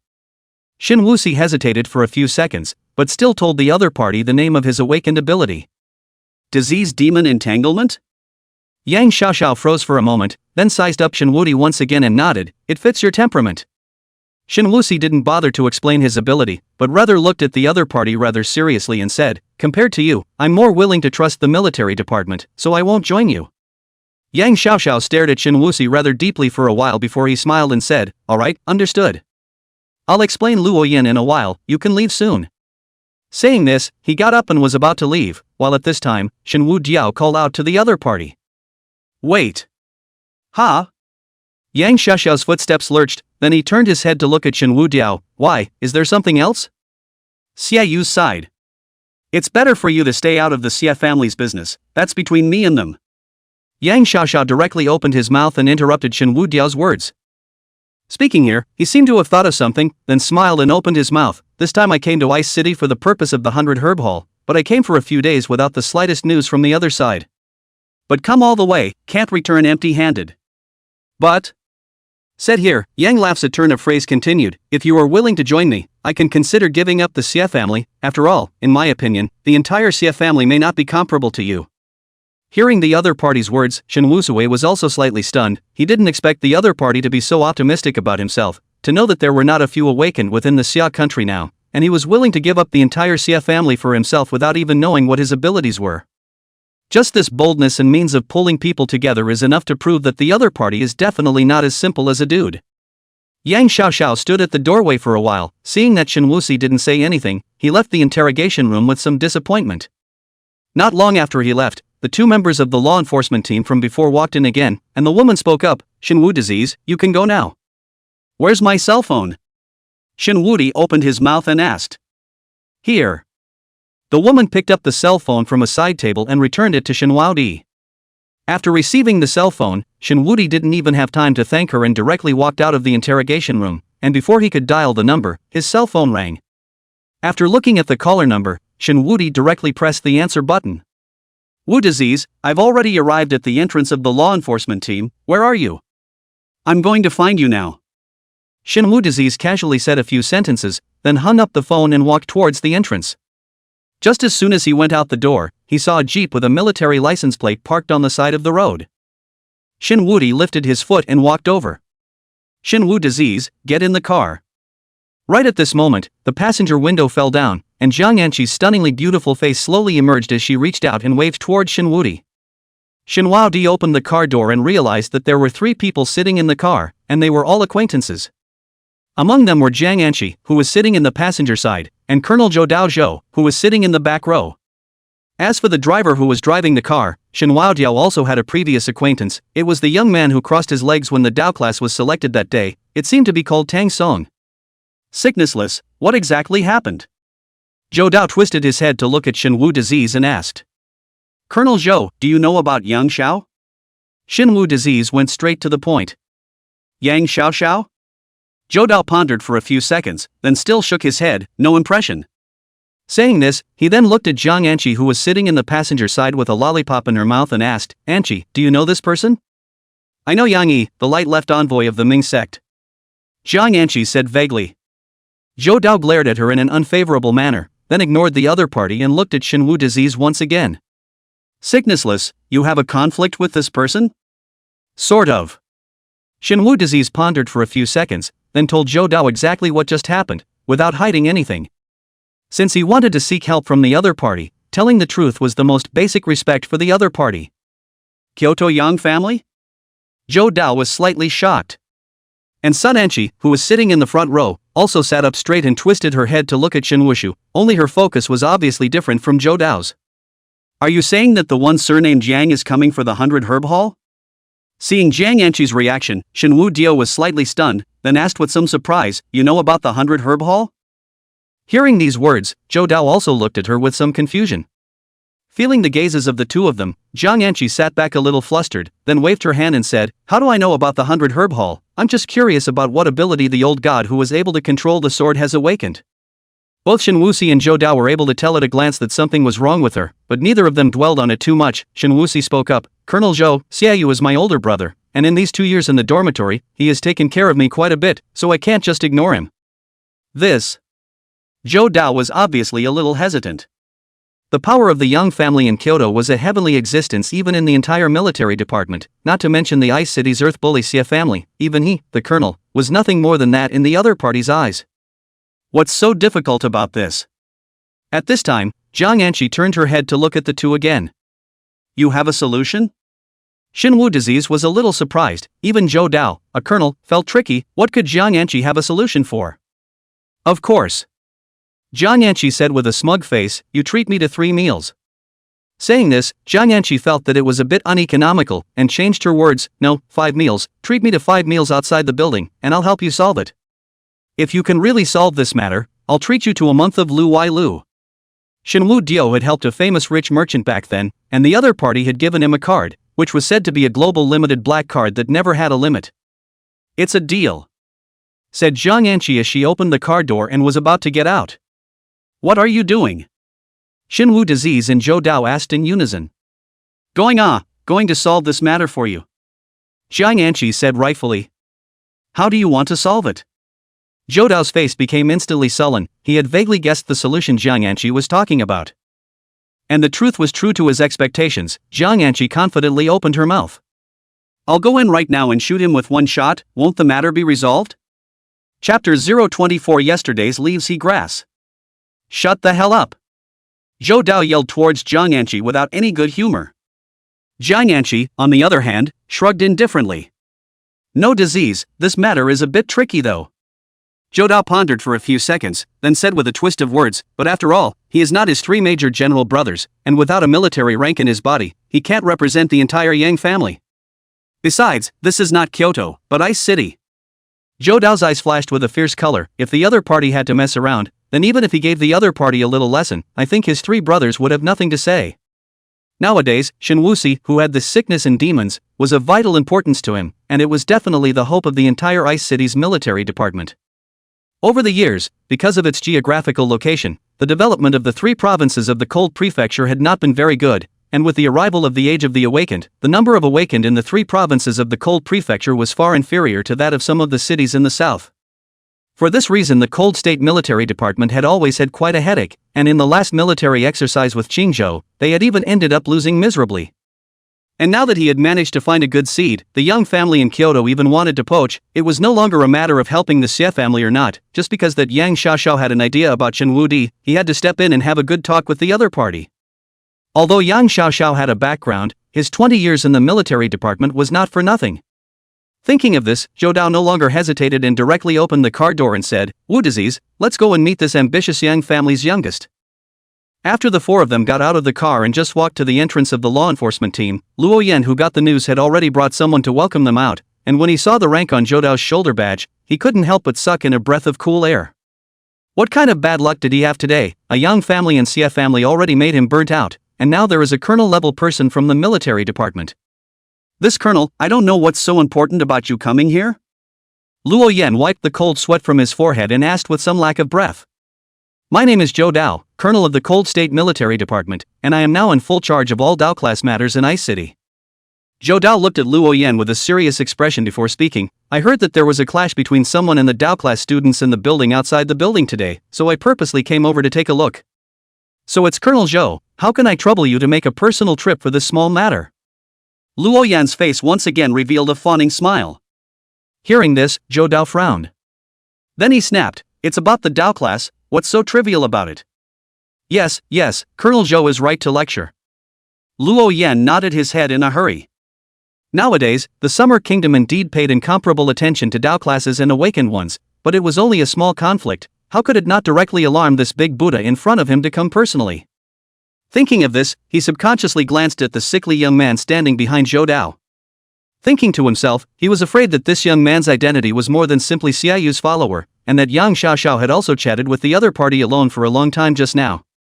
Soon, the four of them came down to a separate office under Luo Yan's leadership, and inside the office, Xiaoyu was crossing his legs and fiddling with his cell phone, looking very leisurely. Seeing Shenwu Disease and the others come in, he hurriedly stood up. "Lao-san, why haven't you gone back yet?" Saying this, he looked at Luo Yan with a cross-eyed look. "Captain Luo, I see that you really don't put me, Xiaoyu, in your eyes. Didn't you say that my brother had already left?" Luo Yan had a bitter look on his face and didn't answer Xiaoyu's words. Instead, he kept signaling the other party with his eyes to look in the direction where Zhou Dao was. It was only then that Xiaoyu noticed Zhou Dao and Zhang Anqi's trio beside Shenwu Disease. He first glanced at Zhou Dao's shoulder badge, then a smirk appeared at the corner of his mouth, and... "So it's Colonel Zhou, kid Xiaoyu has met Colonel Zhou. You kid knows me?" Zhou Dao felt a little surprised. He usually stayed in the military department until recently when the above settled on his identity as the head of the Ice City Dao class. He came to Ice City, and during this period, he almost never had any dealings with people from the outside world. There are only a few colonels in total in the Cold State Military Department, and the one who is so young and still looks so handsome is only you, Colonel Zhou Dao Zhou. Xiaoyu smiled and patted an aptly appropriate ass. Zhou Dao first froze when he heard this, and then laughed out loud. "Ha, you kid, you deserve to be Xie Deng's grandson." Xie Deng, also known as the mighty fifth master Xie of Ice City, not many people in Ice City knew each other's name, and even fewer dared to call him by his first name. Colonel Zhou is flattered. Xiaoyu smiled once again. Listening to the two men exchanging pleasantries, Zhang Yanqi rolled her eyes greatly, then said in a good-natured manner, "You guys chat, I'll just stroll around." This. Luo Yan showed a difficult face. "Is the law enforcement team a place where you can just stroll around?" But seeing that Zhou Dao didn't even open his mouth, Luo Yan knew that the other party's identity might also be unusual. It's better not to offend, so he chose to obediently shut up. After leaving the office, Zhang Yanqi opened the wrapper of a piece of lollipop while looking around for a while, then she stood to a dead corner of the surveillance, took out her cell phone and dialed a number. As the call was connected, she opened her mouth bluntly, and... "The Young family's people have set their eyes on the 100 Herb Hall, and they're coming for the yesterday's leafy grass." 2 minutes later, Zhang Yanqi hung up the phone and wandered around the law enforcement team with a lollipop in her mouth. When she passed by the door of an office, she backed up again and glanced through the doorway towards the inside, then the corners of her mouth rose slightly, then she pushed the door and walked in. Yang Xiaoxiao was currently sitting in his chair pondering how to use this incident to bring the Xie family into the fold next. He had originally come to Ice City for that old man from the 100 Herb Hall who was capable of sword royalty, but after a few days of nothing, his position in the family was now becoming more and more precarious. His 3 older brothers have all become major generals of the Ministry of the Army. In this peaceful era where there is no war, the career paths of the 3 of them have already been capped, and if he wants to enter the Ministry of the Army, no matter how good he is, his achievements will not exceed those of his 3 older brothers. Because 3 major generals in one family is already the maximum that the military department can accept, they will never allow the young family to produce another major general. So if he wanted to achieve something, he had to find another way, and the military department was absolutely impossible to join. Later, he put his target on the awakened. As long as he could control a group of powerful awakened, then even in the young family no one would dare to underestimate himself, and he could successfully get rid of the hat of a dude. When he saw those gun muzzles of his men that were chopped off flush, he decided that he must take that old man under his command. But after a few days, not only did he fail to find out a single bit of news about the old man, even this organization of the 100 Herb Hall was clueless, so he had no choice but to settle for the next best thing and target the Xie family. So he laid out a setup that was specially prepared for Xiaoyu. Originally, his idea was to let Zhuanglei give Xiaoyu a little lesson first, and then use Xiaoyu's offense against himself as a reason to coerce the Xie family to use it for himself. But who knows that halfway out of a Shenwuxi, unexpectedly do not know what means to defeat Zhuanglei. To the present, Zhuanglei is still a dying look. Just at this time, the office door was suddenly pushed open.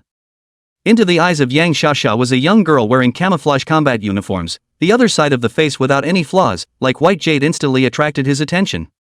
Obviously, it was a small family's appearance, but between her eyebrows there were a few more points of valor that unusual girls didn't have, causing people to develop a strong desire to conquer just by looking at it. "You are Yang Xiao?" Zhang Yanqi spoke with a smile on her face. "Beauty knows me?" Yang Xiao was slightly surprised. "You're looking for the 100 Herb Hall?" Zhang Yanqi didn't answer the other party's words but asked again. Chapter 02500 Herb Hall, Nanling Mower Flower. Upon hearing these words, Yang Xiaoxiao's pupil shrunk slightly, then he sat up straight and stared at Zhang Yanqi dead in the face, his voice becoming low and deep as he said. "You know about the 100 Herb Hall?" "Not only do I know, I am a member of the 100 Herb Hall." Zhang Yanqi opened her mouth with a smile. "What?"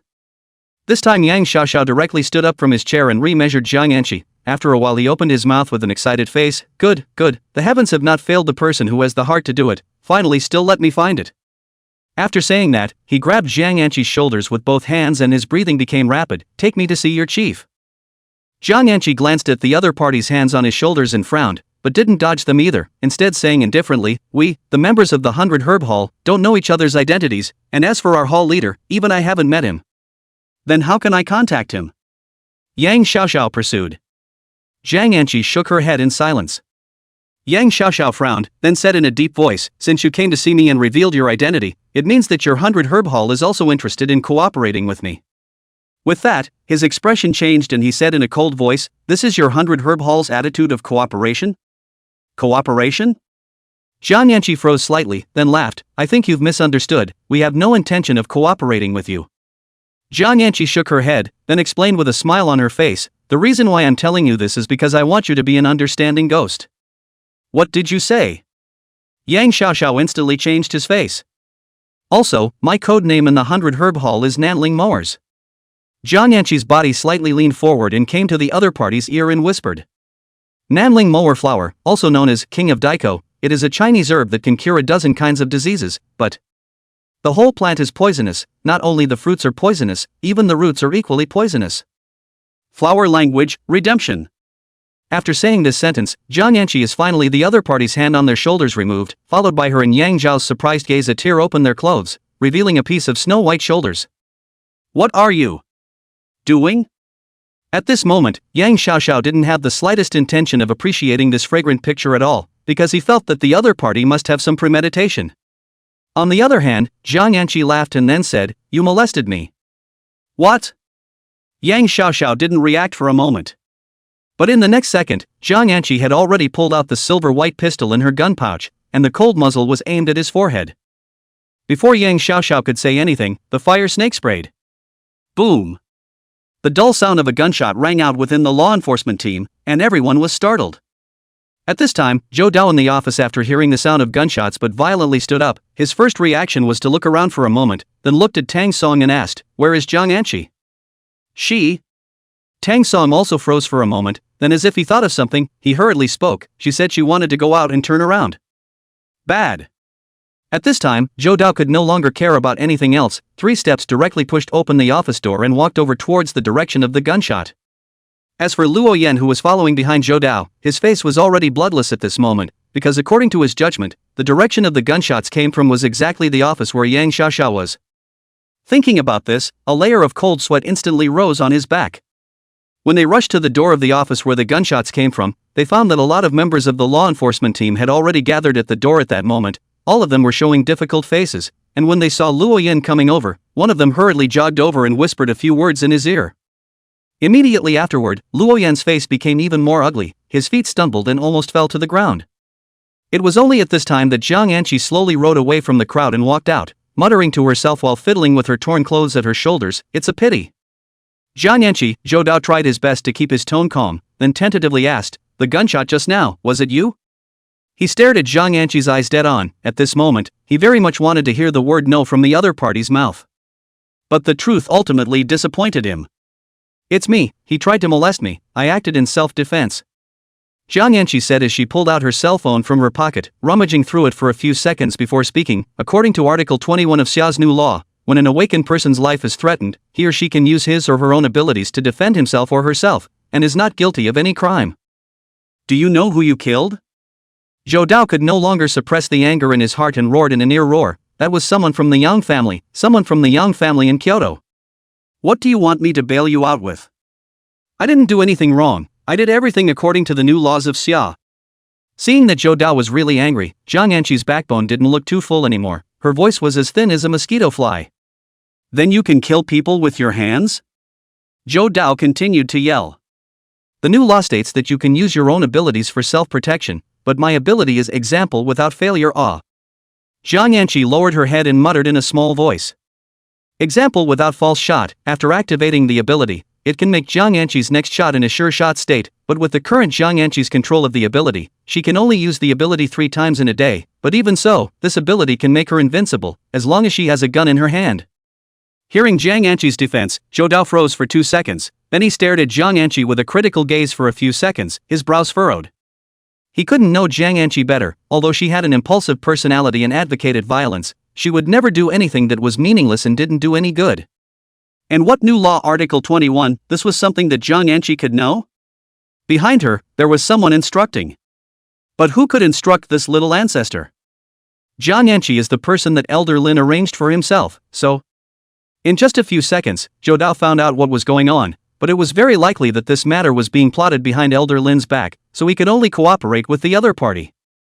Thinking of this, he pondered for a few seconds before speaking. With the emergence of the awakened, our country has indeed enacted a new law regarding the awakened, and the 21st of which is indeed as Jiang Anqi said. But...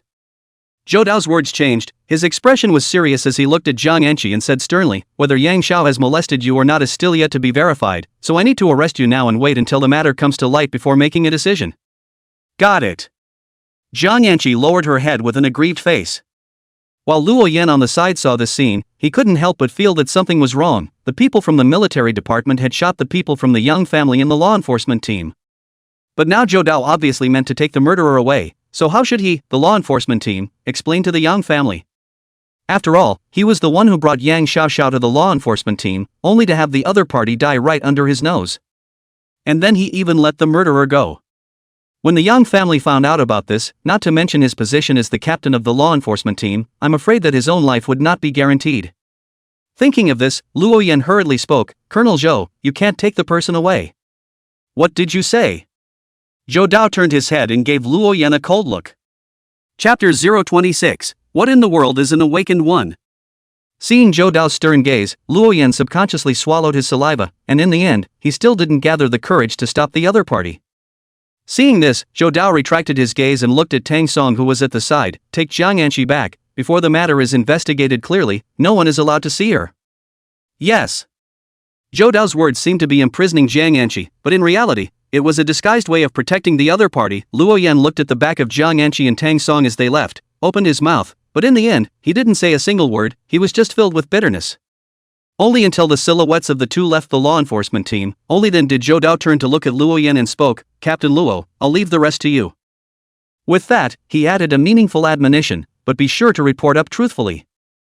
Zhou Dao purposely emphasized on the word truthfully. Luo Yan wiped the cold sweat on his forehead with a complicated expression, then nodded, "Don't worry, Colonel Zhou, I will definitely report truthfully." Aha! Zhou Dao nodded with satisfaction, then led Shenwu Disease and his group to leave the law enforcement team. Just as they walked to the entrance of the law enforcement team, they saw an old man in a taiji suit walking down from a commercial vehicle. The old man was first slightly stunned when he saw Zhou Dao, then he walked forward with a smile, and, "Colonel Zhou, long time no see." "Thank you, Fifth Master." Zhou Dao also greeted the other party very politely. Xiadeng first glanced at Xiaoyu and Shenwu Disease and the others behind the other party, then once again looked at Zhou Dao, still smiling as he opened his mouth. "I heard that this child Xiaoyu has caused trouble. Could it be that he is messing with you, Colonel Zhou?" "No." Zhou Dao waved his hand, then glanced at Shenwu Disease beside him. "It was Wu Disease who called me over." Hearing these words, Xiadeng obviously froze for a moment, before Shenwu Disease also came to his house as a guest, and he also met with the other party, but he didn't know that the other party even had a relationship with Zhou Dao. So he looked at Shen Waodiao and said, "Little Shana, how is your health these days?" "Many thanks to Master Fifth for thinking about me, my health is much better." Shen Wudi nodded in response. "Alright, don't be polite." Xia Deng wanted to say something else, but was interrupted by Zhou Dao reaching out. Then he looked at Shen Wu Diao and said, "Wu Diao, you guys go back to the school first, I'll take care of the next matter with Master Xia Fifth." "Good."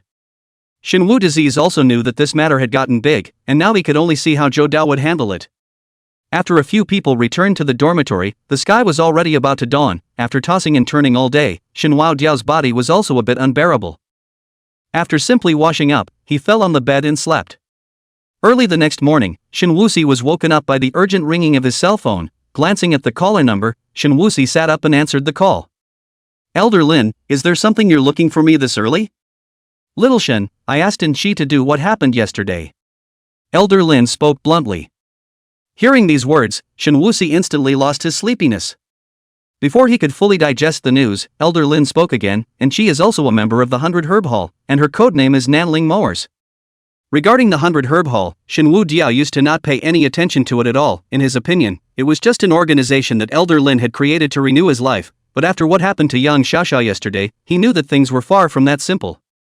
Whether it's that old fairy who can control the sword or Jiang Anqi who has no false starts, both of them are very powerful awakened. I'm afraid that Elder Lin is going to come up with a mysterious organization where all the members are awakened.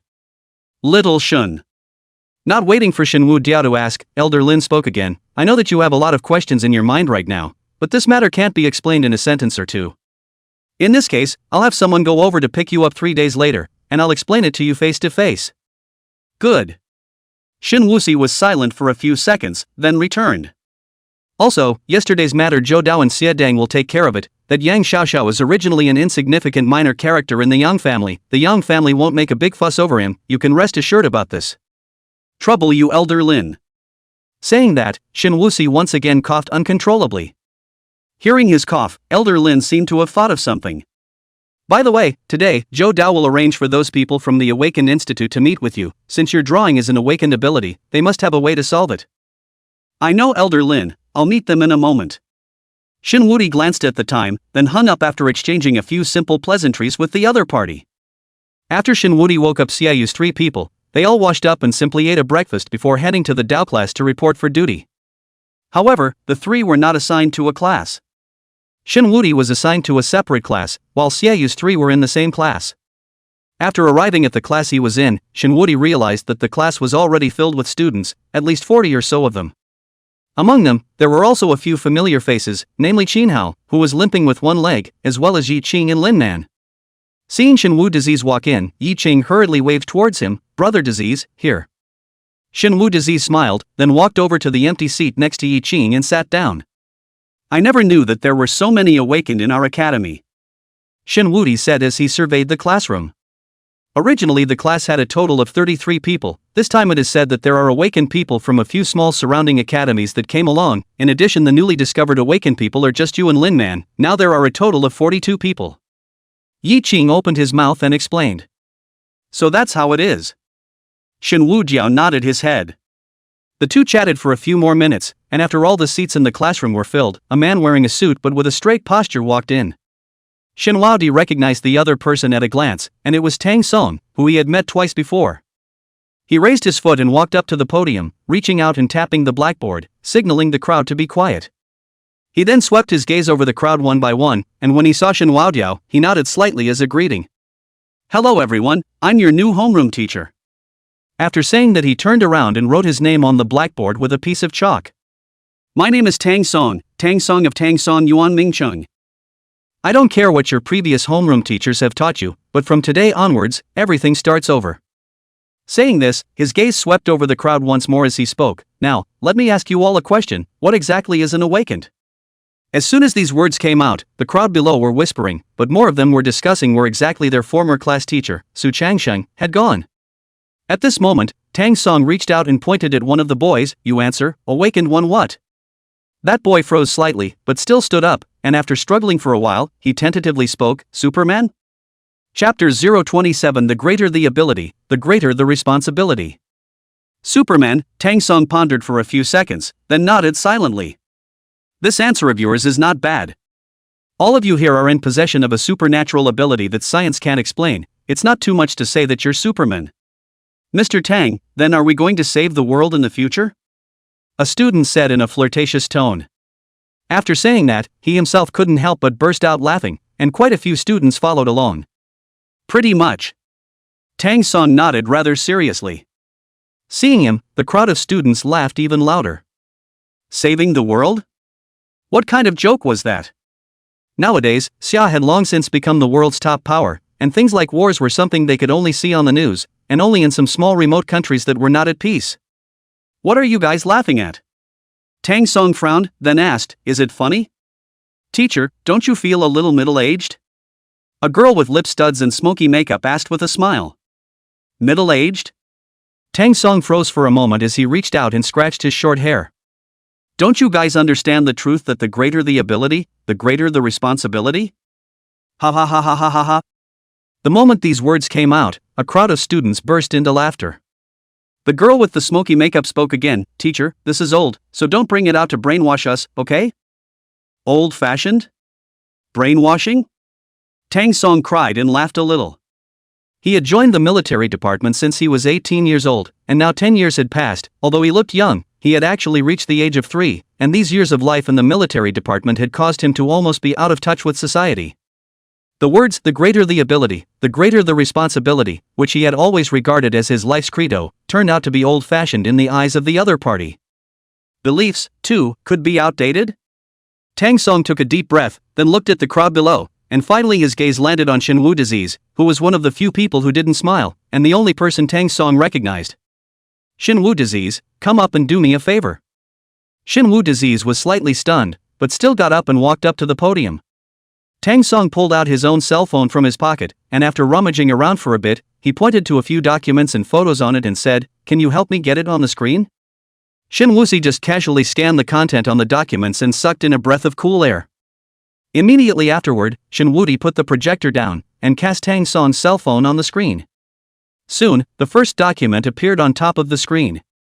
And as Tang Song looked at the document on the screen, his gaze became complicated as he opened his mouth with a slightly hoarse voice, and on July 16, 2021, the first incident of an awakened person injuring someone occurred in Qing City, and the ability awakened by that awakened person was blazing fire. The moment these words came out, everyone's eyes fell on Xinhao. "Why are you looking at me? It's not me," Xinhao said without a trace of humor. Tang Song, on the other hand, ignored the crowd and said to himself, "At that time, we didn't know much about awakened ones and didn't know that the other party was an awakened one, when our detachment received orders to go to Qing City to assist the law enforcement team in arresting criminals." Speaking here, Tang Song's gaze became a few points dimmer, adjusted his emotions before continuing. "At that time, we had not yet seen the horror of the awakened," the fire snake spouted. "Rushed at the forefront of my old squad leader, and just shortly before leaving for the mission, he was still bragging with us that his own family dolls would call Dad now." Hearing this, Shen Wu Disease duly released a photo of a slightly chubby woman holding a small, toothy child in her arms. The woman in the photo wasn't much of a looker, but she was smiling sweetly and happily. But in the days to come, she may never show such a heartfelt smile again. All the smiles stayed at 7/16/21. Looking at the photos that appeared on the screen, Tang Song, a man of steel, also had reddened eyes, and his voice became even more hoarse, and in fact, the casualties caused by that one time were far more than that. The squad leader who was the first to rush in was instantly engulfed by the fire snake. I was the first to react, but under the panic, I blundered. Tang Song's face revealed intense self-reproach. Because of my mistake, I didn't manage to kill him with a single shot, which also led to that blaze possessor launching a final counterattack, and the entire building was instantly enveloped in flames. In that operation, aside from the initial victims, a total of 7 people were sacrificed, including 2 from the military department, 3 from the law enforcement team, and 2 from the firefighters who arrived afterward. It is said that those 2 firefighters had just turned 18, younger than you. At the same age, you were sitting here in class, and enjoying the crowd's admiration and worship of the awakened, while they were buried in the fire. The only thing that returns home is the shovel full of ashes. After hearing these words, the crowd subconsciously lowered their heads. That smoky makeup girl was torn for a while, but finally raised her head, her tone carrying a hint of self-reproach. Teacher, I'm sorry, I was just joking. It's nothing. Tang Song shook his head with a bitter smile. I don't blame you guys, you were originally born in a peaceful era, you really haven't experienced these things, but the first lesson I'm giving you today is to face this real world head-on. The real world? This time even Shin Wuxi, who was on the side, was somewhat puzzled. That's right. Tang Song twisted his head and glanced at Shin Wuxi, then looked at the group of students present and spoke. All along, the military department has chosen to conceal many dangerous things in order to avoid causing unnecessary panic. Including what I just told you guys, it was also claimed to be an accidental fire to the outside world. In the past, the soldiers of the military department and the members of the law enforcement team, their abilities were greater than yours, and they also understood the reasoning of the greater the ability, the greater the responsibility, so they silently endured everything, giving you a carefree, age-old Xia country. Speaking here, Tang Song's words changed, but every one of you here now is an awakened person, your abilities have exceeded most of the military and law enforcement members, and it's time for you to see the real dangers of this world, and it's time for you to take over the responsibility on their shoulders. You guys, are you willing? Willing. The 42 students below answered in unison. Seeing this scene, Tang Song nodded slightly. However, he was very clear that this was only the beginning. He clearly understood that some people's hot blood never cooled down in their lifetime, while most people's hot blood was only hot for 3 minutes, just the moment it went to their head. When they encountered real danger, when they saw the cruelty and bloodshed, many of them would retreat, and would soon forget the willingness that they had so impassionately cried out at this very moment. However, he also knew that this matter couldn't be rushed, and the people in the military department had enough time to wait for them to grow up and become unique. Chapter 028 Dao Skill, Cyclone. Next, Tang Song recounted many more cases of awakened people committing crimes to the crowd, and each case was accompanied by sacrifices and tears of blood. The atmosphere of the entire classroom also became more and more solemn, and the expressions of all the people looking at Tang Song no longer had the previous frivolity and teasing, there was only respect and admiration. Previously, when Su Changsheng was their homeroom teacher, although he would also explain to them how to use their awakened abilities, he wouldn't give them a correct outlook on life. It would only tell them that the stronger you were, the higher and more lucrative your future status, and the treatment you would enjoy. Such a way of education, although it could mobilize the students' desires and make them more motivated, their outlook on life was also unknowingly deviating. Instead, the value that Tang Song had set up for them was that when the world changed drastically, faith was the first sequence of weapons against unknown disasters. Feeling the change in the mentality of the crowd, Tang Song nodded with satisfaction, but in his heart he was secretly slandering. Being a teacher for students could be even tougher than going to battle with those awakened ones. Really, no profession is good to do. Well then, the next thing I'm going to explain to you is about the help of the Tao secrets on awakening. The Tao secrets, in the final analysis, is a kind of cultivation technique used by cultivators in ancient times. A cultivation technique? The kind that can go up to the heavens and overturn mountains and seas after cultivation? A student asked with an excited face. Read less metaphysical fiction. Tang Song said without a trace of anger, the so-called cultivation technique can only do the role of strengthening the body. Cultivating to a high level may be able to crack rocks with bare hands, flying over walls, but what heaven and earth don't think about it. Then what do we cultivate it for? That student muttered in a low voice. Good question. Tang Song didn't blame the other party. Instead, he gave him an appreciative look before explaining. It's true that ordinary Tao class students cultivating the Tao technique can only serve to strengthen the body, but it's different for you guys. You are all awakened, so you must all have a common trait, and that is that you will feel physically exhausted after using your abilities frequently, and in severe cases, you will even pass out. Hearing this, everyone nodded in agreement. Back when Yi Qing fought Qin Hao, he had frequently activated his battle instincts, and even with his physique, he ended up looking pale, which other people might not have been able to withstand at all. And practicing the Dao skill can perfectly solve this problem. When the Dao skill is cultivated to a certain point, you may be able to unleash your abilities without limitations. Hearing these words, all the students present had their eyes light up. Yi Qing, who was sitting beside Shen Wu Disease, also sat slightly straight. If he could use his combat instinct for a long period of time, then for him, his strength could definitely be taken to another level. Not only that, Tang Song spoke again in a mysterious manner. The crowd of students, on the other hand, were anxious. Teacher Tang Song, don't be so secretive. What exactly are the other effects of the Dao secrets? The Dao secrets not only allow you to use your abilities frequently, but it can even make your abilities stronger. You can also understand it as ability advancement. As Tang Song's words fell, the classroom fell into a brief silence. Immediately afterward, there was an uproar. Tang Song pressed his hand, signaling for the crowd to quiet down, then continued to explain. If I say it like this, perhaps you guys don't understand, then I'll give you an example. Saying this, he turned his head to look at the file on the projector and spoke. Let's use this blaze as an example. At first, the awakened blaze is only able to launch some fireballs, and the ones with a little bit of good talent are only able to unleash fire snakes that don't exceed 10 meters. Although such an ability seems very powerful to ordinary people, in actual combat, it is actually a very chicken-ribbed ability, as there are many weapons in the military department that can do such an ability. Hearing these words, everyone's eyes fell on Qin Hao, who had always been cultivated by Su Changsheng as a genius of the Dao class, but now Tang Song was saying that his ability was very chicken-ribbed. Seeing this scene, Tang Song also knew that Qin Hao should be the flame-awakened person within the class, so he continued to add, but now a promoted flame has appeared in the Qingzhou military department. Hearing this, Qin Hao's eyes lit up once again, his face filled with anticipation as he opened his mouth rather excitedly and asked, Teacher Tang Song, is the promoted blazing flame powerful? Aha! Tang Song nodded his head with a serious face, as if he had remembered something horrifying. A look of scorn flashed across his eyes, and it was only after a while that he opened his mouth to say, it was during a practical exercise between the Cold Prefecture Military Department and the Qing Prefecture Military Department, and I had witnessed the horror of the upgraded blazing flame with my own eyes. How terrifying! Qin Hao pursued with an excited expression. His blazing fire cannot be extinguished. A flash of imperceptible anger flashed under Tang Song's eyes before he continued. This matter even caused a maneuver accident at the time, with 2 soldiers from the Cold State Military Department perishing under the blazing flame. Hiss! The moment these words came out, the crowd of students all involuntarily sucked in a breath of cool air. A flame that couldn't be extinguished? Wouldn't that mean that if you were struck, you could only wait for death? While Qin Hao heard these words but waved his fist with an excited face, looking very excited. Seeing his appearance, Tang Song was a bit displeased and then spoke, you don't have to be happy too early, wanting to advance isn't that easy. Although the Dao skill can make the ability advance, it's only a matter of probability, and the probability isn't very high. However, Qin Hao was full of concern. He asked himself that his talent was not weaker than anyone else, since the other flame awakened could advance, then he could do the same. Immediately afterward, Tang Song passed on the operation technique of the Dao technique to the crowd and had them try to run it in their bodies themselves. Shin Wusui felt that the so-called Dao secrets was like a chi practicing technique, and after running it once, he felt much more relaxed all over his body, but it was only just that, there was no other feeling anymore.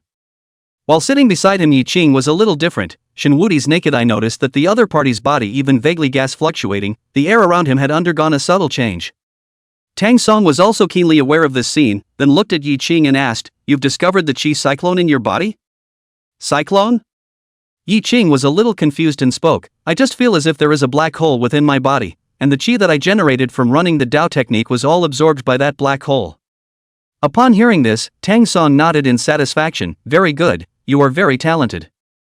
With that, he looked at the crowd and explained, in fact, each of us has the existence of a chi cyclone within our body, that is, the black hole that this student just mentioned.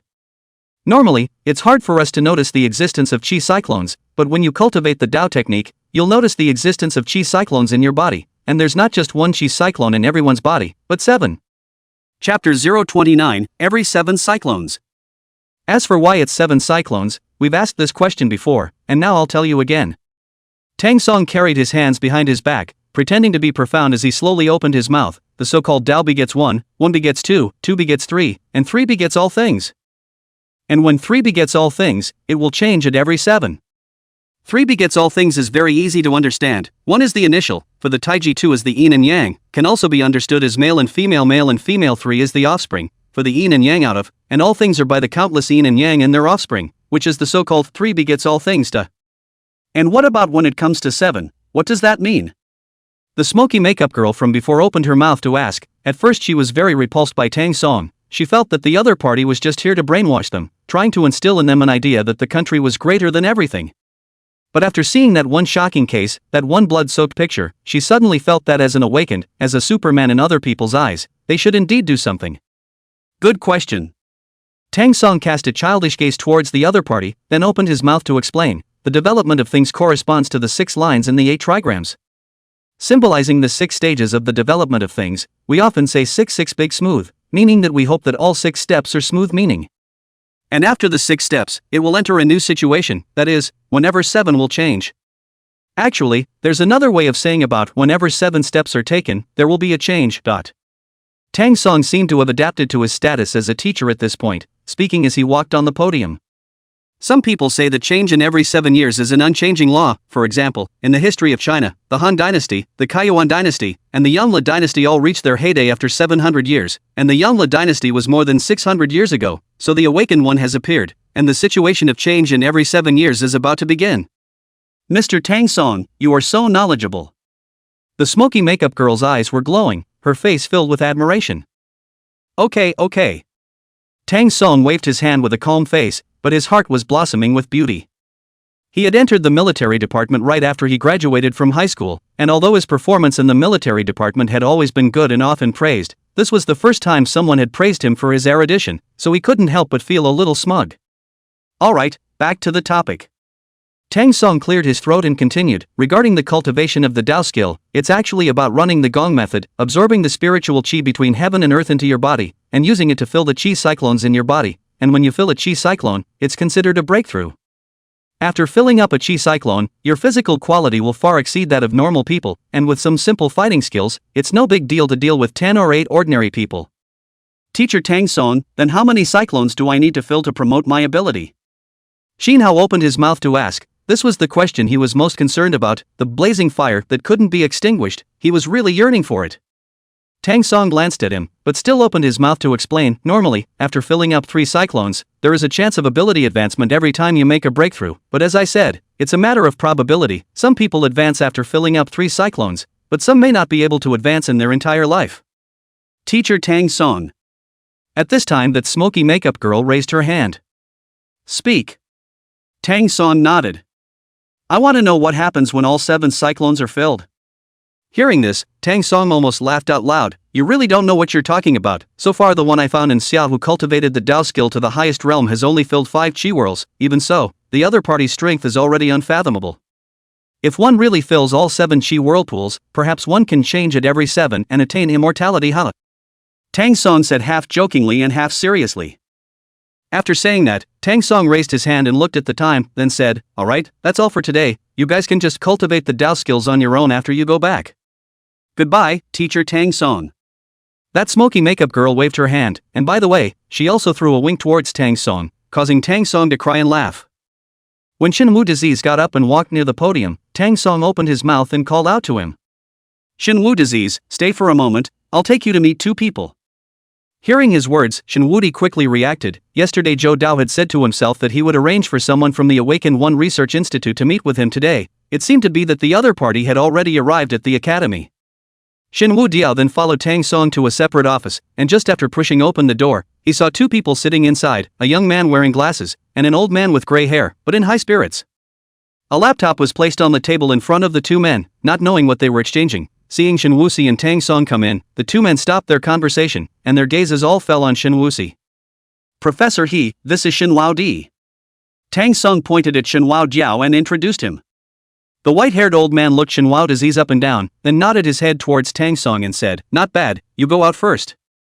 Tang Song twisted his head to look at Shenwu Diao, then instructed, Colonel Zhou couldn't come over today because he had to deal with the young family's affairs, and asked me to talk to you. You can talk to these 2 if you have any questions. I know, thanks. Mr. Tang Song. Shinwoo Dio said with a smile. You brat. Tang Song said with a smile before turning around and leaving the office. With Tang Song leaving and closing the office door behind him, the white-haired old man only smiled and opened his mouth. Shinwoo Disease, right, sit. Shinwoo Disease nodded, then sat on the chair opposite the two men. My name is Yu. I'm an academician of the Awakened One Research Institute. Saying that, he then reached out and pointed at the man with glasses beside him and introduced, this is my student, Tianwen.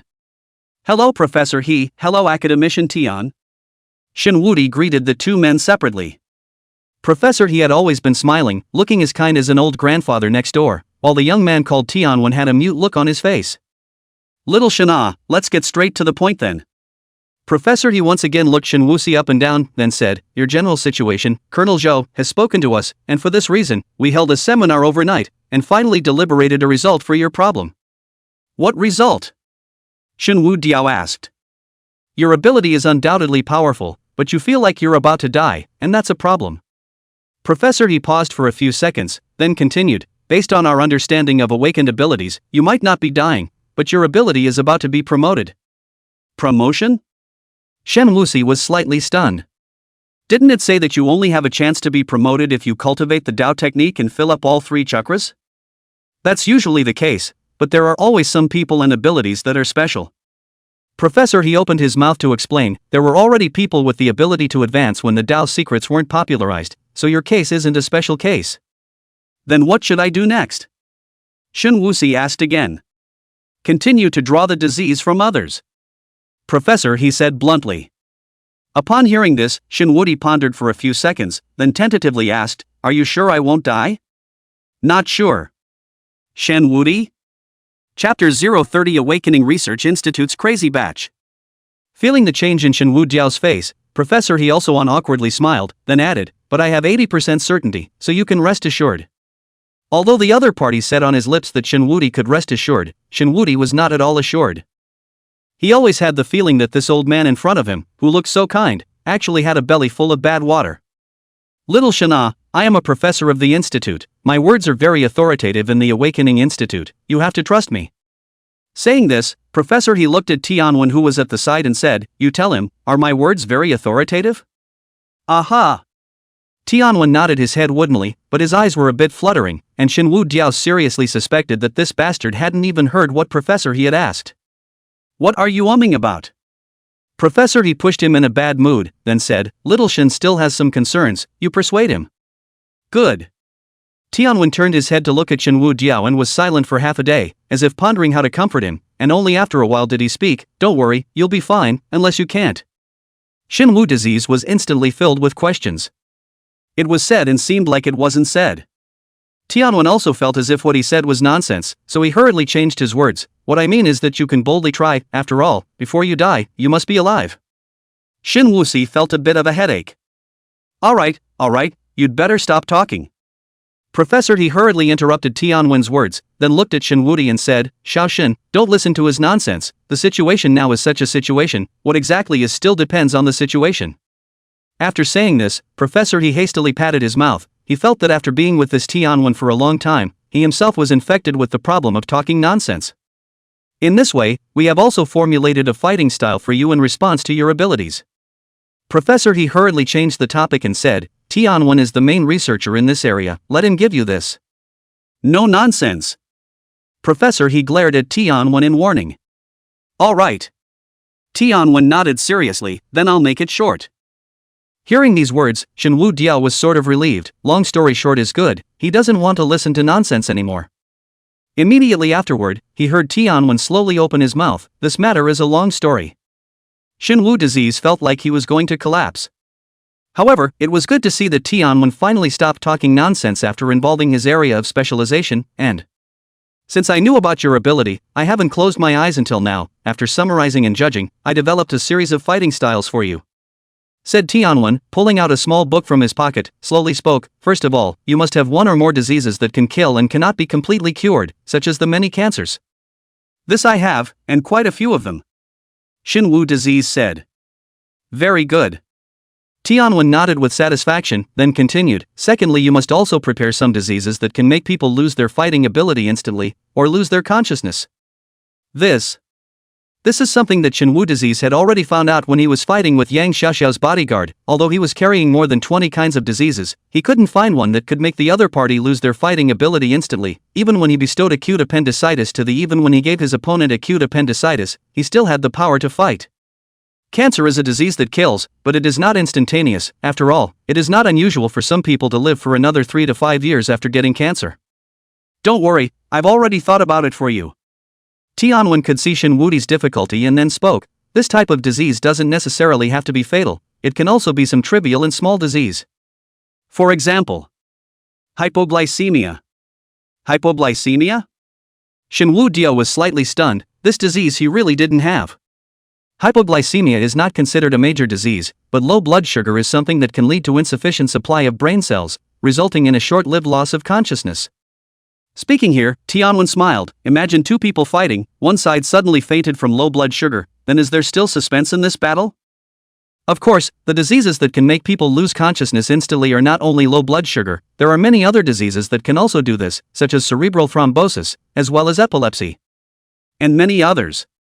After saying this and not waiting for Shenwu to open his mouth, Tianwen continued to say with an excited look on his face, moreover, I suggest that you draw on some mental illnesses. Imagine a normal person suddenly having a psychotic episode in the middle of a battle. This must be very interesting. Seeing the other party's somewhat crazy appearance, Shenwu couldn't help but suck in a breath of cool air. It's true that a cultured person going crazy is a very scary thing. After half an hour of in-depth communication, Shenwu also benefited greatly from these two unreliable crazy batches of Professor He and Tianwen. At least the way the other party arranged the battle for himself was really sharp. If at that time, when facing that person called Zhuang Lei, he had the disease of hypoglycemia in his body, the other party was afraid that he wouldn't even have a chance to fight back. Thinking of this, he felt that it was indeed necessary for him to make a trip to the hospital recently. Oh yeah, and a trip to the psychiatric hospital. After returning to the dormitory, Shenwu Diao realized that Xiaoyu and the others were not there, so he made a call to the other party, but the other party unexpectedly did not answer the phone in a rare manner, so he called Qianmeng again, but the result was that this bastard actually hung up on his own phone. Shenwu Disease frowned. They had been in a dormitory for so long, no matter when he called, even if the other party was in class or sleeping, he wouldn't hang up his phone. After hesitating for a few seconds, he dialed Zhao Xiaodao's number, and after a full dozen seconds passed, the call finally connected. Immediately afterward, Shenwu Diao heard Xiaoyu's scolding voice, the sound of Old 4, you damn. Boss Xia, I. Hearing these words, Shenwu's brows furrowed even tighter. Old 4, where are you guys? The other end of the phone was silent for a few seconds before Zhao Xiaodao's voice sounded again. Third brother, I. We're in class ah.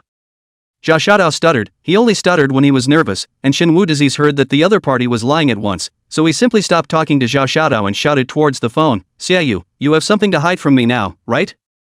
The other end of the phone went silent once again, and after a dozen seconds, Xiaoyu's somewhat hoarse voice came from the other end of the phone, we're in the Bingqing Second Hospital. Hearing this sentence, Shenwu directly hung up the phone. More than 40 minutes later, Shenwu had appeared at the entrance of the Ice City Second Hospital. The Ice City Second Hospital was also one of the 4 hospitals sponsored by Xiaoyu's father, Xia Xiaolong. Arriving at the guidance desk, Shenwu didn't call Xiaoyu, but directly asked towards the nurse, which ward is Xiaoyu in? Ah. That nurse was obviously stunned. You're looking for young master? Well, I'm his friend. Shenwu Diao nodded. Young master is in the intensive care ward, I'll take you there. The nurse stretched out her hand, signaling Shenwu to follow her over. 3 minutes later, Shenwu arrived at a very quiet floor. The entire floor did not have any patients, there were only medical staff coming and going, each of them had anxious faces, but none of them opened their mouths to speak. And the innermost part of this floor, there was an independent ward. At this time, Xiaoyu 4 people were pacing back and forth anxiously outside the ward. After seeing Shenwu Disease's arrival, Xiaoyu's face changed, then still greeted him. However, Shenwu Diao did not even look at him, but came to the entrance of the ward and looked at a middle-aged man with a few vicissitudes on his face and said, Uncle Xia, I may be able to help Auntie. Chapter 031 The Golden Drawing. Wow disease?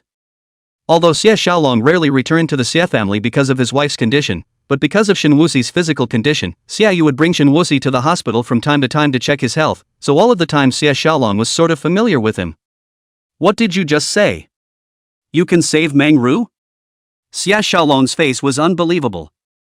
For the sake of his wife's illness, he had given up martial arts to become a doctor, even going so far as to give up his identity as the Xie family's heir and devote himself to the medical world just so he could find a way to save his wife. It should be possible. Shenwu disease nodded with a pale face. Just now he was in a hurry to come to the hospital and jogged a distance to take a taxi, which was already considered a very big burden for his physical condition. How is this possible? Xia Xiaolong still had some difficulty believing it. For the sake of his wife Meng Ru's illness, he had not only devoted himself to the medical world, but had even sponsored 4 hospitals, as well as 2 medical research institutes, but even so, he was still unable to do anything about his wife's illness. Until today, Meng Ru's body was finally unable to support herself, so Xia Xiaolong called Xiaoyu over, so that if anything really happened to Meng Ru, she could see her son one last time. Uncle Xia, I awakened. Shenwu Diao opened his mouth to explain. Awakened? Xia Xiaolong was still a bit confused. What does awakening have to do with Meng Ru's illness? I can't explain it clearly for a while. It's better to let me meet Auntie Meng Ru first. Shenwu Diao urged. But Xia Xiaolong was still a bit hesitant. He knew his wife's illness best, all the famous hospitals around the world, famous Chinese medicine saints he had invited, but not to mention treating it, no one had even seen this type of illness. Dad, if disease-free says it's possible, it's definitely possible. Xiaoyu looked at Shenhua disease with a somewhat complicated expression, then said in a low voice. He had already known about Shenhua Diao's awakening a few days ago, but Shenhua Diao had also said that there was something wrong with his body lately, and in his words, he felt like he was already dying. In case something happened to Shenwu Diao because he drew on his mother's illness, then he was afraid that he would have to feel guilty for the rest of his life, so he hadn't opened his mouth, and even today he was still hiding it from Shenwu Diao. Good. Xia Xiaolong glanced at Xiaoyu, then gritted his teeth. There was no better way for him to do it now, so he could only beat a dead horse. When the door of the intensive care ward was opened, Shenwusi directly froze in place because there was no one on the hospital bed at all, only an arm was placed on the hospital bed. And what shocked Shenwu Diao the most was that on that white arm, 2 big golden words had surfaced. Draw. This was the first time Shenhua Diao had seen the golden drawing. He had helped many people over the years, many of which were suffering from various difficult and even incurable diseases, but even those diseases were only purple. This had always made Shenwu Diao think that the most serious disease in this world was the color purple. But now, the 2 large golden characters shocked him beyond measure. Disease-free, as you can see, this is Meng Ru's disease. Xia Xiaolong let out a bitter smile, his eyes slightly reddened. At first when we first found out that she was sick, she only started to show a vaporization in her left hand, but after a few minutes it showed up again, and then it was her body. Until now, her body has been vaporizing for a longer and longer period of time, and now it's even impossible to recover from it. Since yesterday until now, her upper body has been in a state of vaporization, and she can't even eat.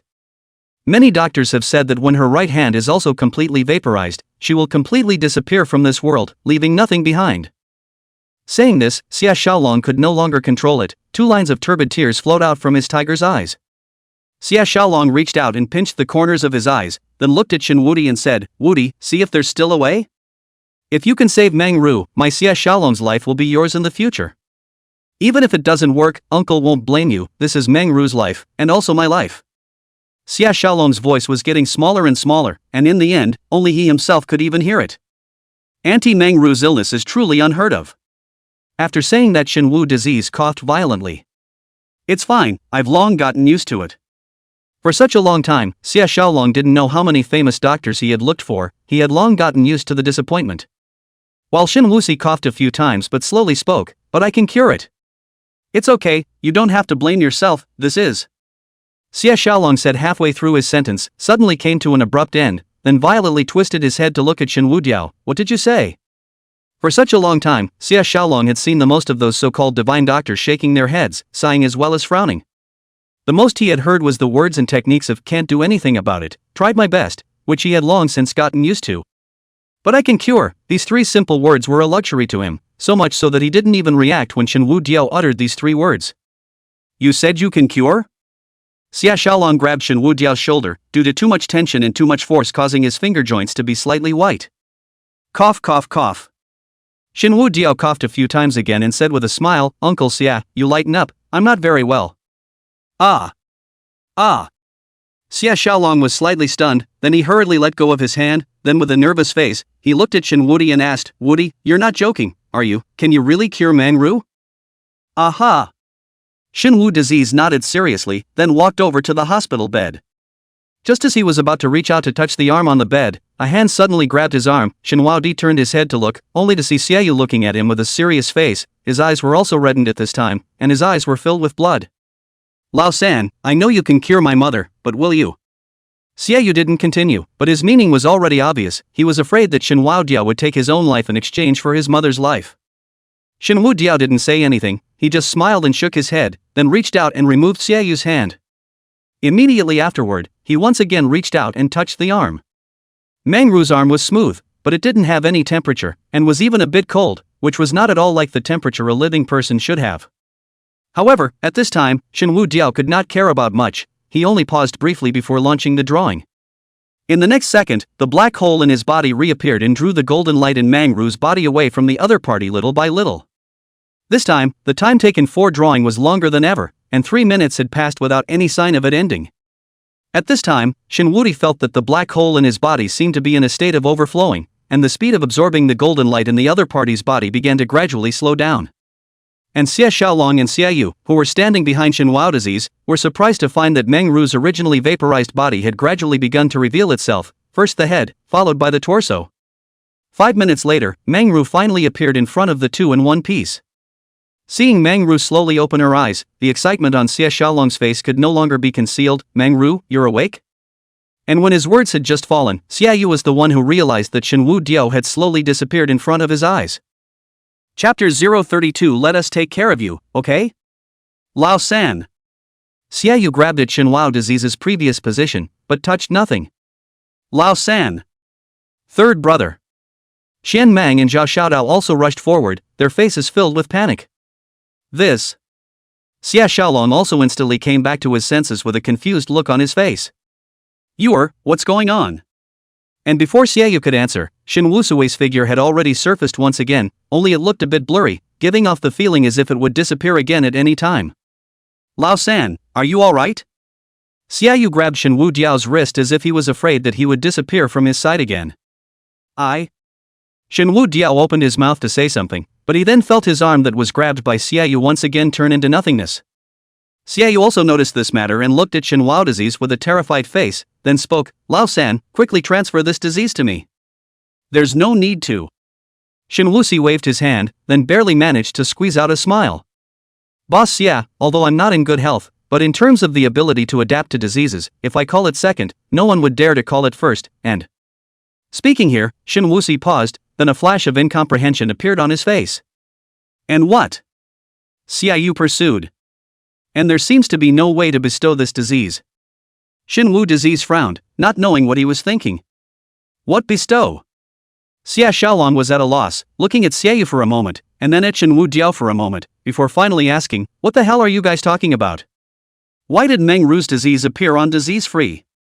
Xinwu disease was just about to open his mouth to explain, when he realized that his body had once again taken on a state of vaporization, so he said helplessly, Boss Xia, you explain it to Uncle Xia.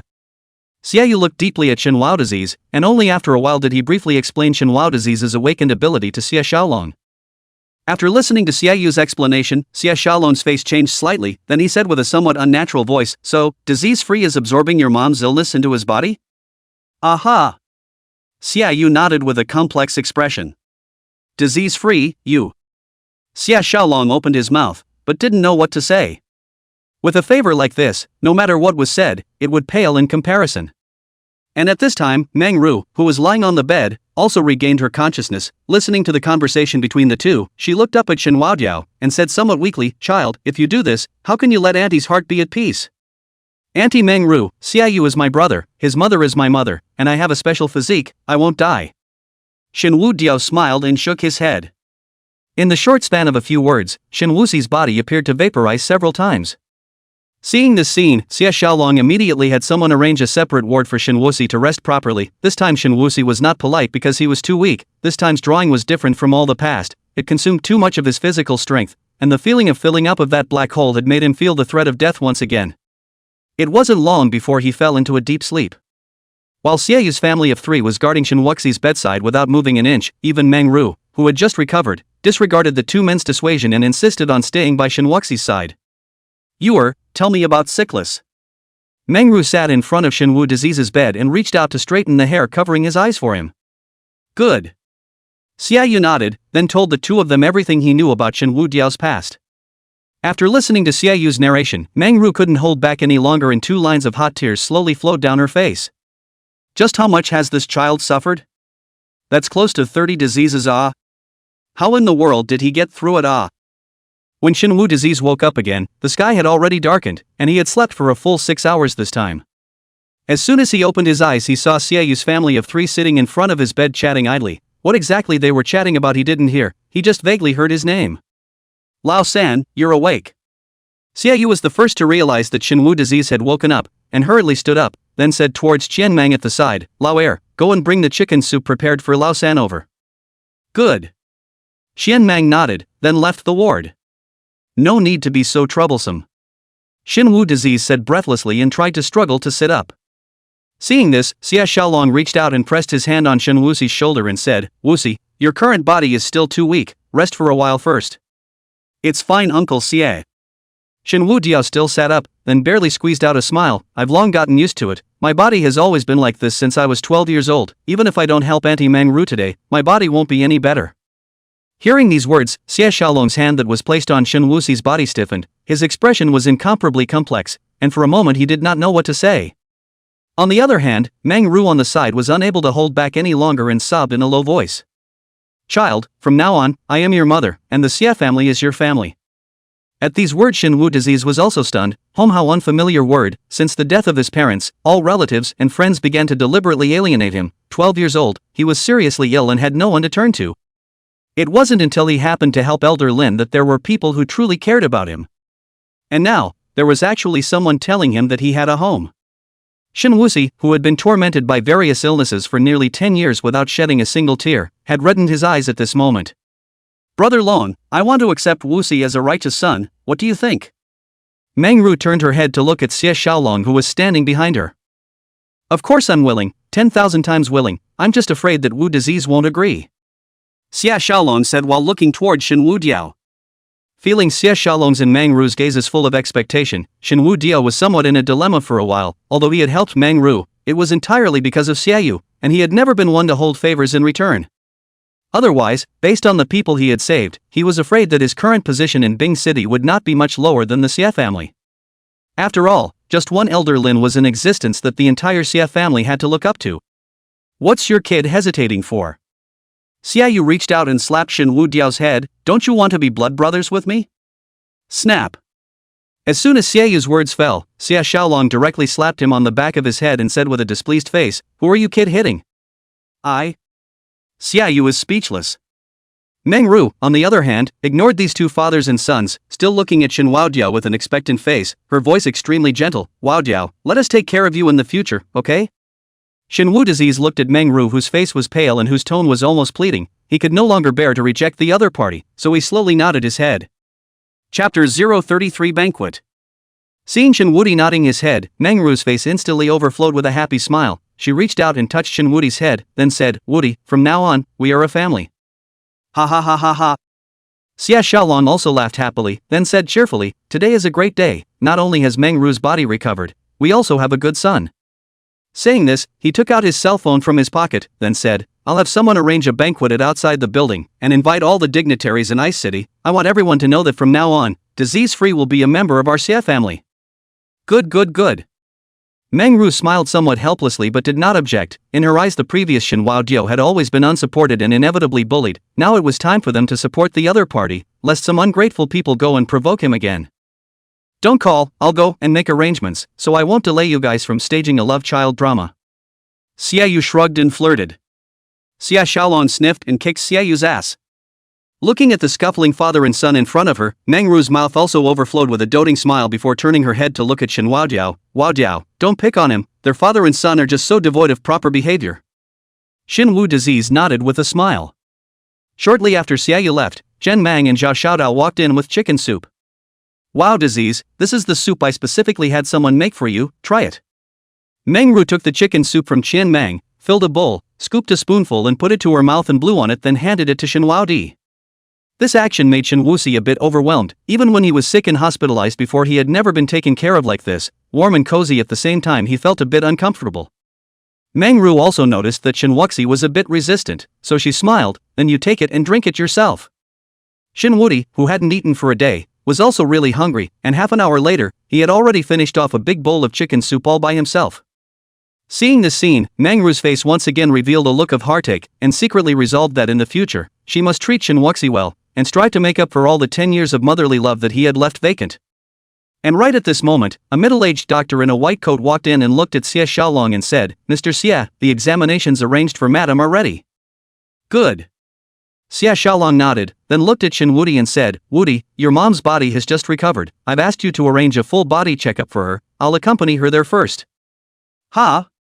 This your mother actually made Shin Wudi freeze, although he agreed to the other party's request to recognize himself as his righteous son, but letting him change his name to Mom he was still a little uncomfortable for a while.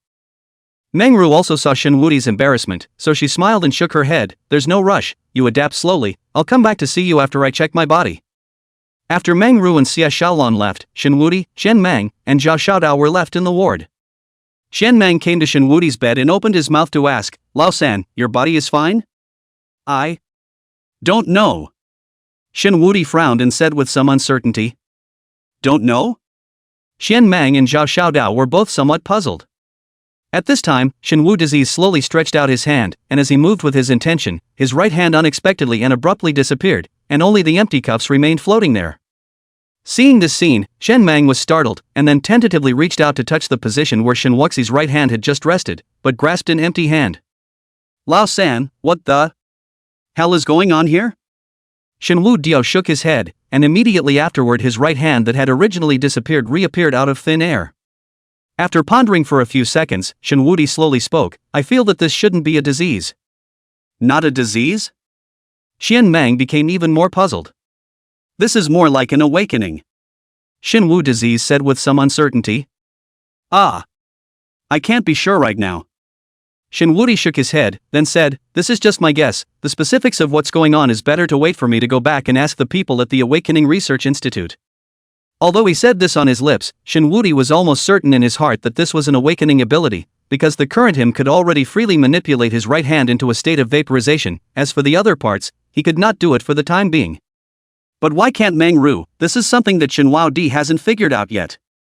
At 8 o'clock in the evening, today's Lu Wai Lu had already been packed, which was almost an unprecedented precedent for Lu Wai Lu. Because the consumption level of Lu Wai Lu is really too high, and with the scale of Lu Wai Lu, no matter what kind of banquet is held, just one banquet hall is enough, so there is no need to pack the venue so troublesome. But today is the Ice City Xie family, and it is said that the Xie family never show his face, Xie Xiaolong personally arranged. On this day, almost all of the dignitaries in Ice City had received invitations from the Xie family, and no one in Ice City dared not give the Xie family face. So at this moment, inside the outer building, almost all the big names with prominent status in Ice City had gathered. "Young Son, why is this Xie family chartering the entire outer house?" Su Qingqing asked with a smile as she wore a fiery red evening gown and held a man's arm. The man twisted his head to look at her, then said, "It's said to be that the Xie family's great young man who never shows his face, Xie Xiaolong, has accepted a righteous son, and I don't know who has gotten so lucky." "It's just a righteous son, compared to young Song, it's nothing," Su Qingqing said with a fawning face. "I'm the first son of the Song family, don't compare me with that kind of thing that can't rise to the occasion." The man reached out and pinched Su Qingqing's chin, the corner of his mouth hooked into an impish smile.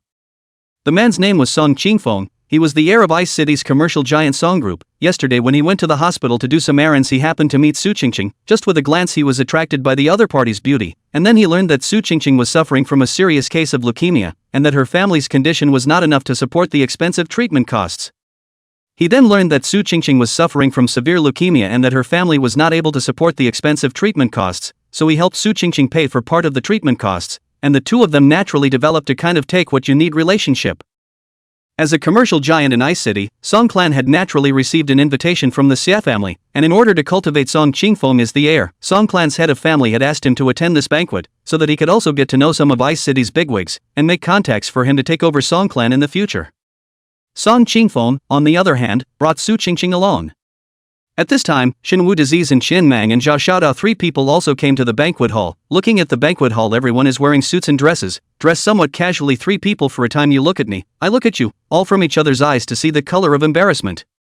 At this time, Su Qingqing also discovered Shin Wuxi's figure, and then a flash of resentment flashed through her eyes. In her opinion, the reason why she had become like this now was entirely caused by Shin Wuxi, otherwise Qin Hao wouldn't have dumped her, her leukemia wouldn't have recurred, and she wouldn't have to be reduced to the point of exchanging her body for medical expenses. Thinking of this, she came to Song Qingfeng's ear and whispered a few words. Hearing her words, the corner of Song Qingfeng's mouth hooked up into a teasing smile, then slowly walked over towards the three of them. Shinwu disease. Chapter 034 4 Invitations. Zhao Xiaodao was the first to notice the figure of Su Qingqing and the two of them, then he gently touched Shin Wao Diao's arm. Following Zhao Xiaodao's line of sight, Shin Wu Diao saw Su Qingqing, who was holding a man's arm, walking towards his direction with a smug look on her face. He frowned slightly but didn't pay too much attention to the other party. Instead, he took out his cell phone and prepared to contact Xiaoyu. And right at this moment, Su Qingqing's slightly shrill voice rang out at the right time. Shin Wu disease, why are you here? None of your business. Shin Wu disease returned a sentence without a good mood, then rummaged for Xiaoyu's phone number on his cell phone. This brother, isn't it too ungentlemanly to speak to a beautiful woman like this? Song Qingfeng reached out to stop Shin Wu Diao, who was preparing to make a call. Shin Wu disease looked up at the other party, his brows furrowed slightly before he spoke carelessly. It's none of your business again. You're talking to me? Song Qingfeng raised his eyebrows and looked at him with a surprised gaze. With the Song family's position in Ice City in the last 2 years, Song Qingfeng could completely walk horizontally in Ice City. Whether it was his friends beside him or people in the business world, his attitude towards him was either complimentary or flattering, and no one had ever dared to speak to him like this. Not to mention that the other party was still a silent and nameless little person. Go to the hospital if you have a bad ear. I know someone at the hospital who can introduce you. Shin Wu disease directly shook off Song Qingfeng's hand and said in a salty manner. Ha! Song Qingfeng laughed coldly, then straightened his collar and said rather smugly, you probably don't know who I am. I'll introduce myself, Song family, Song Qingfeng. Saying this, he extended his hand toward Shin Wudi. Shin Wu Diao pondered for a few seconds, then looked up at the other party. I'm sick, didn't she tell you? Said Shin Wuxi, reaching out and pointing at Su Qingqing. What? Song Qingfeng was a bit confused by this headless sentence of his. I said that I have a disease, about 30 diseases on my body. Contagious ones are not a few. Shin Wu disease explained rather seriously.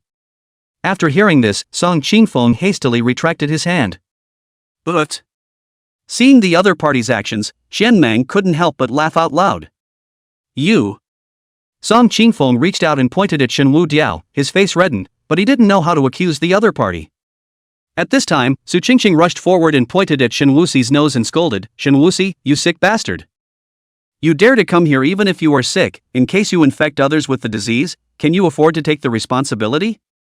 Su Qingqing intentionally raised her voice very high. Many people's gazes were attracted over, most of them were pointing towards Shin Wudi, some even reached out to cover their mouths and noses, fearing that Shin Wudi would spread the disease to them. Seeing this scene, the corner of Shin Wudi's mouth pulled out a bitter smile. Sure enough, the closer the relationship, the more ruthless and deadly the knife stabbed when turning the other cheek.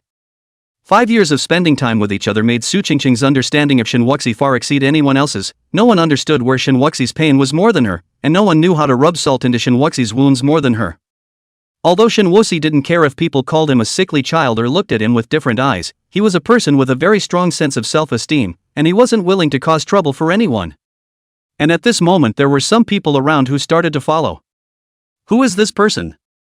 How dare he come here if he's sick? Doesn't he know that the people here are all important big shots in Ice City? If anything happens, not to mention him, even the Xie family as the host will have to take the blame. This kind of brat doesn't look like he was invited by the Xie family either. He couldn't have sneaked in, right? And he even dared to disrespect young Master Song. He's really ignorant without fear. Listening to the surrounding chatter, Zhao Xiaodao said with some exasperation, We're not, it's Uncle Xie. Uncle Xie Xiaolong who invited us. Look at your stuttering look, cannot even speak clearly, but also Xie Xiaolong invited you guys to come. Xie Xiaolong so many years have not thrown his head, will personally invite you a few hair are not long brats? A man not far away mocked with a disdainful face. Zhao Xiaodao still wanted to explain something, but his problem of stuttering when he was nervous caused it to be impossible for him to argue over these people in front of him. Shin Wu disease reached out and stopped Zhao Xiaodao. He didn't look at those people who were up in arms, instead he turned his head to look at Su Qingqing and said coldly, Su Qingqing, in the few years that we've been together, I've always treated you like a treasure. Even when you did something wrong to me, I didn't make things difficult for you, but now you're still going after me. Shin Wuxi's face changed slightly, then his tone suddenly became icy cold, and Su Qingqing, do you really think that I will always indulge you? Seeing Shinhua Disease's icy gaze, Su Qingqing suddenly had a feeling of being watched by a wild beast, as if she would be devoured in one bite at any time. She and Shin Wuxia have known each other for nearly 10 years, never seen the other party show such eyes. In the past, no matter what she did wrong, the other party's gaze at her was with doting, but now the other party's eyes are only icy cold, without a trace of emotional color. And at this time, Song Qingfeng, who was on the side, directly swept Su Qingqing into his arms, and then looked at Shin Wuxi with a smile on his face. Are you threatening my woman? Su Qingqing also reacted instantly. She was now Song Qingfeng's nominal woman, and although the status of the Song family was not comparable to that of the Xie family, it was definitely not something that Shinwu Diao could mess with. As for the hospital entrance, Zhang Yanqi stood up for Shinwu Disease. In her opinion, that should also be because of Xiayu's sake. Today's banquet was arranged by Xiayu's father, Xie Xiaolong, who would not be as impulsive as Xiayu's rashness, and would offend the Song family for the sake of a single Shinwu Diao. The other party would definitely not do such a stupid thing. Thinking of this, Su Qingqing once again had a bottom line. She looked at Shinwu Disease with a condescending look. Shinwu Disease, I'm just telling the truth. Do you still want to do something to me in front of young Song? Shinwu Disease just gave her a faint look and didn't pay too much attention to this stupid woman. Instead, he turned his head to look at Song Qingfeng. Song family? Song family, Song Qingfeng. Song Qingfeng repeated once again, his eyes filled with arrogance. Never heard of it. Shinwu Disease shook his head, then spoke, but you'd better take this stupid woman out of here now. In a moment I have a few friends coming, they don't have good tempers. When something happens, I'm afraid I won't be able to stop them. Today's banquet was originally organized by Xie Xiaolong for Shin Wulong, and Xie Xiaolong also gave Shin Wulong a few invitations, saying that if he had any friends that needed to be invited, they could all be brought along, and with the Xie family's position in Ice City, they could also support each other more in the future for the sake of Shin Wulong's face. And Shinwu Diao wasn't polite, but he only accepted 4 invitations, because he really didn't have any more friends in Ice City. These 4 invitations, he gave them to 4 people, his classmates in the Dao class, Yi Qing, Zhang Yanqi, who had once stepped in to help him. As for the other 2, Zhou Dao and Elder Lin. Of these 4 people, other than Yi Qing who had no background, the other 3 were afraid that they were not existences that the so-called Song family could mess with. Although Zhang Yanqi's rank wasn't high, if Song Qingfeng messed with her, he was afraid that he would be shot. Chapter 035. After tonight, the Song family will go bankrupt. What did you say? Song Qingfeng revealed a look of forbearance, pointing at Shin Wuxi with an exaggerated face. You said your friend has a bad temper? Ha ha ha ha ha ha ha. Are you trying to laugh me to death? Song Qingfeng pretended to be timid and looked at Shin Wu Diao. I'm so scared, quickly let them come and scare me to death. Wu Sik, why are you here? At this time, Meng Ru walked over wearing a seemingly ordinary but as atmospheric as possible evening dress. I was still looking for you everywhere, it's time to go change. There was a bit of a delay here. Shin Wu Diao explained with a smile. Meng Ru turned her head to look at Song Qingfeng and Su Qingqing, then asked, these 2 are your friends? We don't have friends like him. Su Qingqing said with a look of disgust, followed by her gaze looking up and down at Meng Ru. Although Meng Ru was in her early 40s, but because of better maintenance, coupled with her outstanding looks, she looked like she was only in her early to mid-30s, and that kind of unique flavor of a mature woman, as well as the temperament cultivated from living in a high position for a long time, made her no better than Su Qingqing, who was in the prime of her life. I said why someone like Shin Wusui can also come to participate in this kind of high-grade banquet. It turns out to be a rich woman. Su Qingqing said with a look of disgust, how shameless. After hearing her words, Song Qingfeng on the side quickly reached out and covered her mouth, then looked at Meng Ru and smiled apologetically. Mrs. Xia, I'm sorry, it's her first time attending this kind of occasion and she doesn't know you.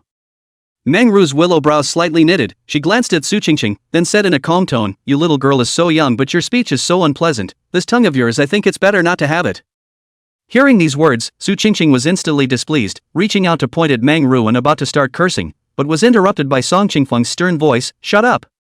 After saying that, Song Qingfeng once again revealed a pleasing smile towards Meng Ru, and Mrs. Xia, I'm Song Qingfeng from the Song family. I visited you at the Xia family with my father some years ago. Do you still remember me?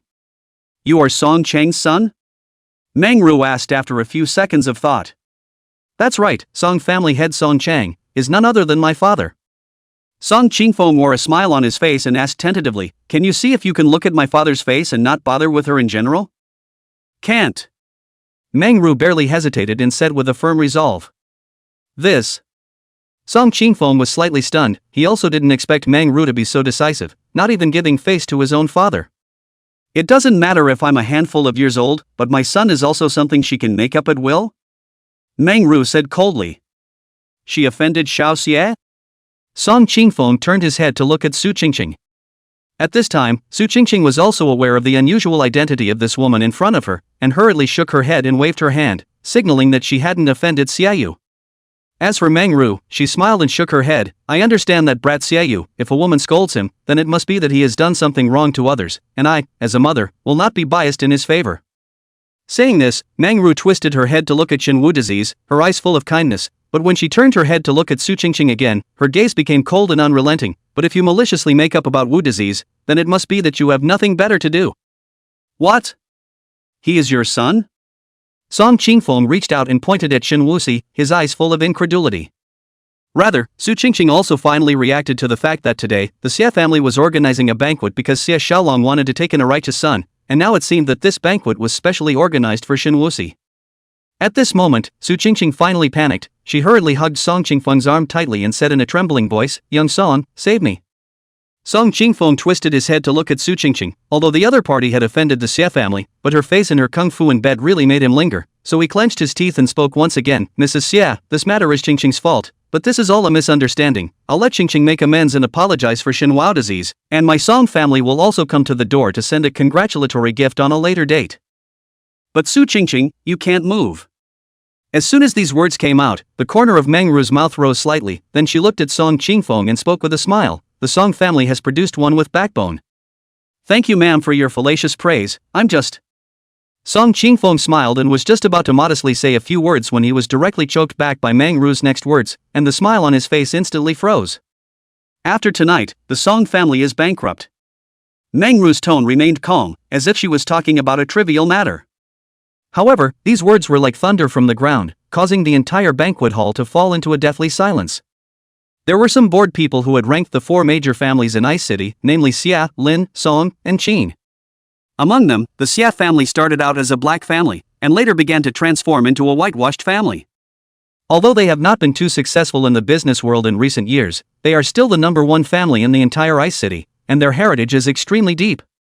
The Lin family is in politics. Many people in the family are government officials as well as people in the military, but they seldom come out to walk around and do not participate in all kinds of fights, so they are ranked as the second family, but no one dares to mess with them easily in Bingcheng. Even the Xie family can't do it. As for the Song family and the Qin family are only in the last 2 years to emerge out of the business family, taking advantage of the Xie family in the past 2 years of the business field of the problem to be able to start, although the depth of the family is not deep, but the family base is very thick, especially the Song family, and even known as the richest man in Bingcheng. But now Meng-ru even said to let the Song family in the overnight bankruptcy, cannot help but let a person a little shocked. However, there were also people who thought that Meng-ru was talking big. After all, in the past 2 years, the Song family had always pressed the Xie family in the business world, and their influence in Bing City was also getting bigger and bigger. Song Qingfeng first froze at his words. After a while he smiled faintly. Mrs. Xie is joking. Although our Song family has always respected the Xie family, it doesn't mean that we are really afraid of the Xie family. Speaking here, Song Qingfeng seemed to have thought of something, then grinned and said with some disdain, if the Xie family still wants to play those unseemly tactics in the past, I, the Song family, can also accompany them to the end. In the past 2 years, the Song family had gotten to know a lot of big names because of their financial strength, and had even hooked up with some people in the military department, and with this relationship, even if the Xie family wanted to play the dark side, they were not afraid. Oh? Meng-ru laughed back in anger and shook her head somewhat helplessly. I haven't asked about the outside world for 2 years. Are the Song family also arrogant now? Not even the Xie family is in their sights anymore? Also, can you, Song Qingfeng, represent the entire Song family? Meng-ru's gaze gradually became sharper and her aura around her changed. At this moment, it was as if she had instantly transformed from a gentle beauty to a towering queen. Mrs. Xie is unaware that in the last 2 years, nearly 50% of Ice City's business is in the hands of the Song family, while the Xie family, at most, accounts for 20%. Song Qingfeng stretched out 2 fingers towards Meng-ru, then continued, as for your question of whether I can represent the Song family, then I can clearly answer you. I am the future heir of the Song family, and the only heir. Do you think I can represent the Song family? Speaking here, he looked at Meng Ru with a smile on his face and asked rhetorically, on the contrary, it's you. I've heard that Xie Xiaolong has already given up his identity as the Xie family's heir, so can what you say represent the entire Xie family? Chapter 036 Business Legend Mr. Meng. Representing the Xie family? Meng Ru couldn't help but laugh before saying, is it hard for you to think that the Mirsong family is still worth the Xie family's trouble? I may be a weak woman, but making your Song family go bankrupt is enough for me alone. Mrs. Xie, I think you're just confused from staying in your hospital bed for the past few years, aren't you? Song Qingfeng snorted. As soon as these words left his mouth, before Meng Ru could speak, Shenwu disease on the side couldn't help himself first. He covered his mouth and coughed a few times, then said towards Qianmeng on the side, disrespectful to elders, Lao beat him up. Okay, I've long seen this kid is not good, also do not know what to play in this flabbergasted. Said he stepped forward and kicked the other party in the chest. Song Qingfeng simply did not expect the other party actually in such an occasion direct action, not even the time to react, directly by the Qianmeng kick flew out 2 meters away. Qianmeng was an existence that was able to get the upper hand in a fight with someone from the military department. Although he didn't use his full strength, this kick was not something that Song Qingfeng was able to carry. He slumped on the ground and kept on dry heaving for half a minute before he could regain his breath, staring viciously at Chen Wusui and Qianmeng as he gritted his teeth. You guys even dared to hit me. I'm going to get you all killed. How dare you beep? Qianmeng said as he was about to step forward again, but was stopped by Meng Ru. Qianmeng, no sickness, there's no need to get generalized with this kind of person. After tonight, there will be no place for the Song family in Ice City. Meng Ru still had a faint smile on her face, but her tone exuded incomparable confidence. After speaking, Meng Ru looked condescendingly at Song Qingfeng and spoke, what I rely on has never been the Xie family, and... Speaking here, Meng Ru paused, then said word for word, don't call me Mrs. Xie, call me Ms. Meng. Of course, you can also call me Mr. Meng. The moment these words came out, all the bigwigs in the business world present all sucked in a breath of cool air. Speaking of this Mr. Meng, that is simply a legend in the business world, no one has seen each other's real face, only know that the other party in the Xie family transition at the time of the rise of the Xie family, with their own strength to successfully help the Xie family whitewash the Ice City business community at the time, almost all in control of the hands of Mr. Meng. The Song family and the Qin family at that time is just a small family. But just 2 years ago, Mr. Meng suddenly disappeared. The Xie family's position in the business world is also in tatters. At first some people speculated that because Mr. Meng's position has been a serious threat to the Xie fifth master, so the other party was secretly eliminated. But now it seems all nonsense. The so-called Mr. Meng is actually Xie Xiaolong's wife, Meng Ru. And the reason why she disappeared wasn't because she threatened Master Xie's position as the fifth master, but because she was sick. But now it seemed that the other party's body had already healed, and since she was Mr. Meng, then what she had just said about the Song family going bankrupt after tonight was not an empty word at all. The business world of Bing City was about to change. And with the Mr. Meng 3 words as soon as the exit, Song Qingfeng no longer before the fierce color, the whole person is like a deflated ball instantly paralyzed on the ground, finished. Everything is finished. Although the Song family is financially strong, but if against the famous Mr. Meng, it is simply an egg against a stone, and the Song family is proud of the 10,000 family wealth, in front of Mr. Meng is also nothing more than that. Immediately after, Song Qingfeng seemed to have thought of something and hurriedly spoke, you can't touch our Song family. Yes, you can't. Oh? Meng Ru smiled and asked, why? Captain Wang and our Song family are close friends and have a great relationship. If you dare to touch our Song family, Captain Wang will not let you go. Song Qingfeng said once again through gritted teeth. Hearing these words, Meng Ru couldn't help but frown. Although the Xie family was known as the underground emperor of Ice City, there was one department that they would never dare to offend, and that was the military department. Ever since the Xie family's transformation, Master Xie V had always tried to find ways to hopefully get involved with the military department, but naturally, their Xie family's origins weren't very clean, and the people in the military department despised their kind of people who started out as gangsters, so the Xie family had never had any connections in the military department. It was reasonable to say that a mere captain was nothing at all in the military department, but as long as the other party had a military rank on his shoulder, the Xie family could not move, nor did they dare to. Seeing Meng Ru's silence, Song Qingfeng instantly came back to his feet. He stood up with Su Qingqing's assistance, then said with a smug look on his face, originally, I was planning to give your Xie family a little bit of face, but since you guys insist on forcing me to do so, then I don't have to care about your face anymore. No one is going to touch my woman today. After saying that, he pointed at Shen Wuxi and Qianmeng and said in a cold voice, moreover, I want one leg from both of them. Right now. Are you not awake? A sneer appeared on Meng Ru's face, then she coldly glanced at Su Qingqing. No one can protect her if she maliciously fabricates wow disease. Mrs. Xia, are you really going to stand up for that brat even at the expense of offending the military department? Song Qingfeng's voice also raised a few points. This has nothing to do with you. Meng Ru's face was a bit ugly. Originally she had planned to clean up the Song family together, but now that the other party had the military department as a backer, dealing with the Song family would have to be considered in the long run. However, Su Qingqing, this woman insulted Shenwu disease on this occasion. She had to pull out the other party's tongue. And at this time, Shen Wuxi, who had not spoken for a long time, but suddenly coughed twice, and then walked over to Meng Ru's side. Auntie Meng Ru, there's no hurry to deal with this matter. Meng Ru twisted her head to look at him, then nodded and said, good, then I'll take you to change your clothes first. Saying that, she glanced at Su Qingqing again before saying, don't worry, anyone who has bullied you, I won't let them go. Aha! Shenwu Diao smiled and nodded, then took out his cell phone and looked at the time, then said to Meng Ru, Auntie Meng Ru, I have a few friends who are going to come over, and seeing as the time is almost up, I'll wait for them here. Since they're your friends, I'll wait with you. Meng Ru smiled and pulled up Shen Wudi's hand. At this moment, Shen Wudiao had a special and long-lost feeling. When he was small, his mother always liked to pull his hand like this as well, but ever since her mother passed away, he had never experienced this feeling of being cared for and being cared about. And at this moment, Su Qingqing wrapped her arms tightly around Song Qingfeng's arm and said with some fear, young Song, either we leave here. What are you afraid of? Song Qingfeng let out a light laugh, then looked at Meng Ru's back with a spiteful gaze and said in a cold voice, don't worry, their Xia family wouldn't dare offend the military department. Right at this moment, the door to the banquet hall slowly opened, 4 figures appeared at the doorway, and the corner of Shen Wudiao's mouth curled up into a smile. On the other hand, Meng Ru, who was on the side, instantly whitened her eyes. Chapter 037, A long-lost affinity. Looking at the 4 people walking head-on, Meng Ru was even a bit unable to believe her eyes at this moment, especially the person at the head. That was an old man wearing a Chinese mountain suit with a head full of white hair, although his face was covered in a rich smile, but between his eyebrows he gave off a sense of oppression without anger. That kind of suffocating sense of oppression wasn't as strong even when he was facing Master Xia Fifth. Few of the people present had seen this old man, but Meng Ru was fortunate enough to have seen the other side.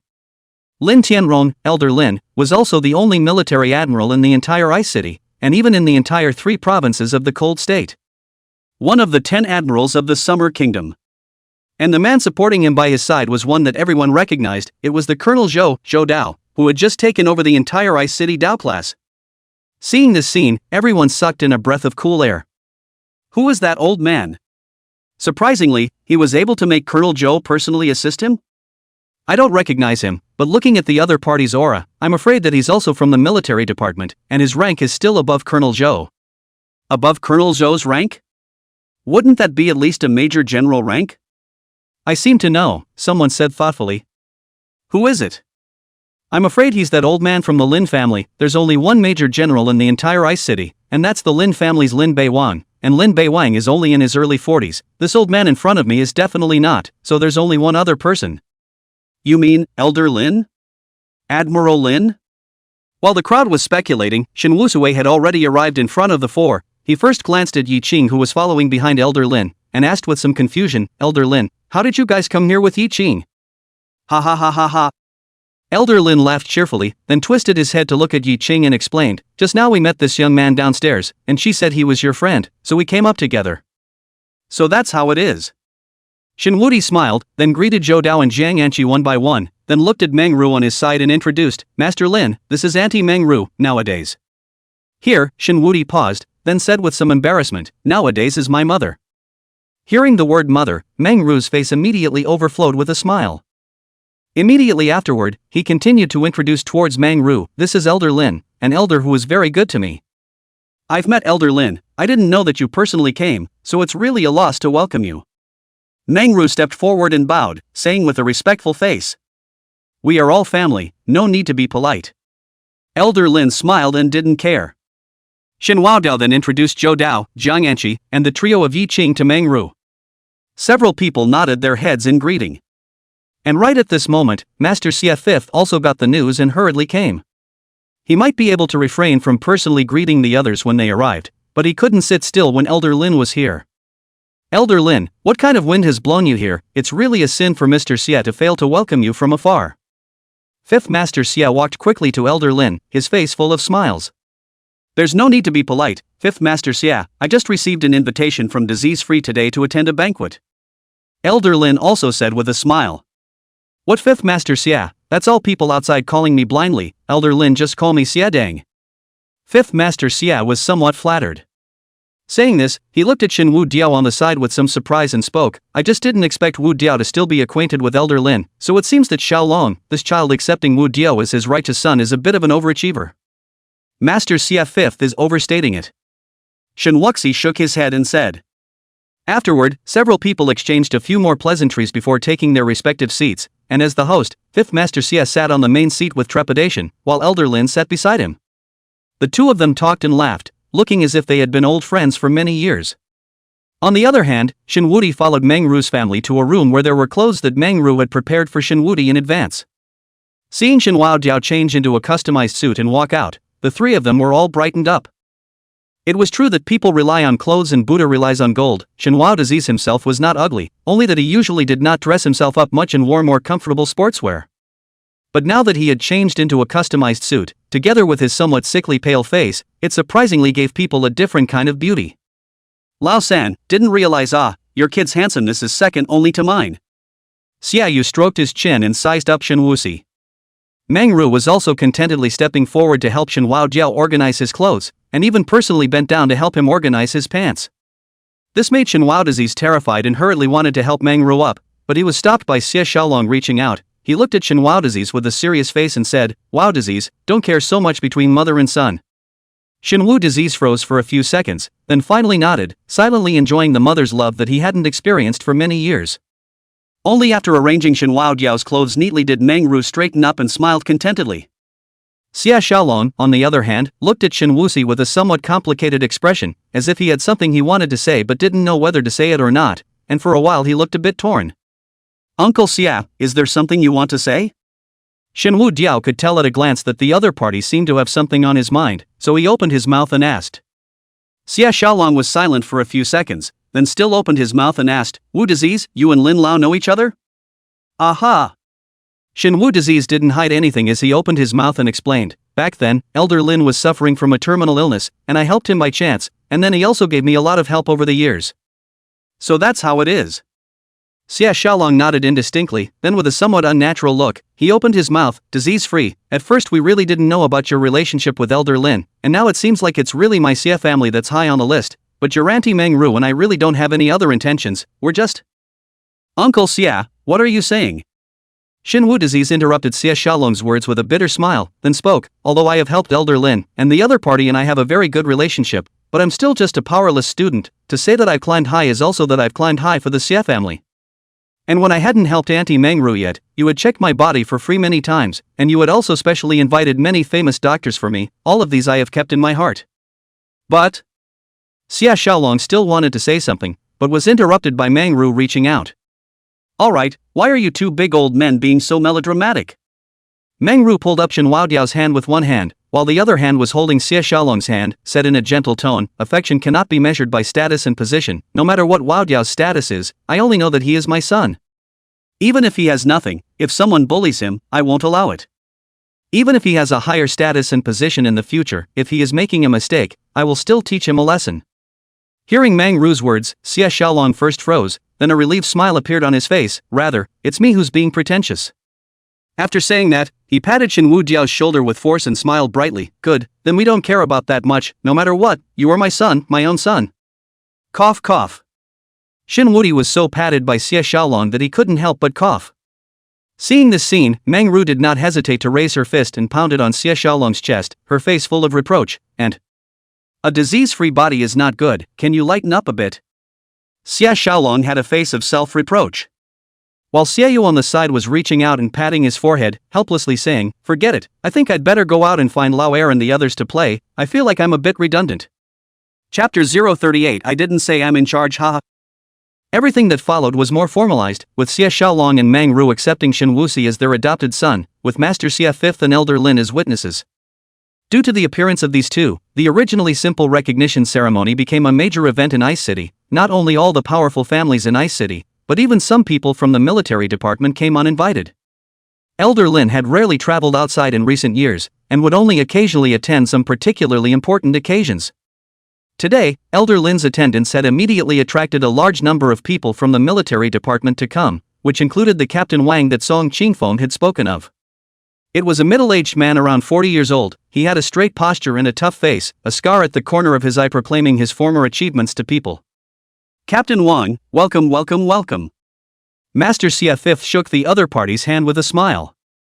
Ever since the Xie family had been cleansed, Master Xie Fifth had always wanted to find an opportunity to get acquainted with people in the military department, but suffered from a lack of access, and the people in the military department looked down on him, a dirt emperor who had started out by being a gangster. And today, Xie Xiaolong accepted a righteous son. Originally he didn't care too much. Shen Wuxi he also met, is a sensible child, and in Xie you love like a brother, now even cured Meng Ru's strange disease. This is also considered a big good thing.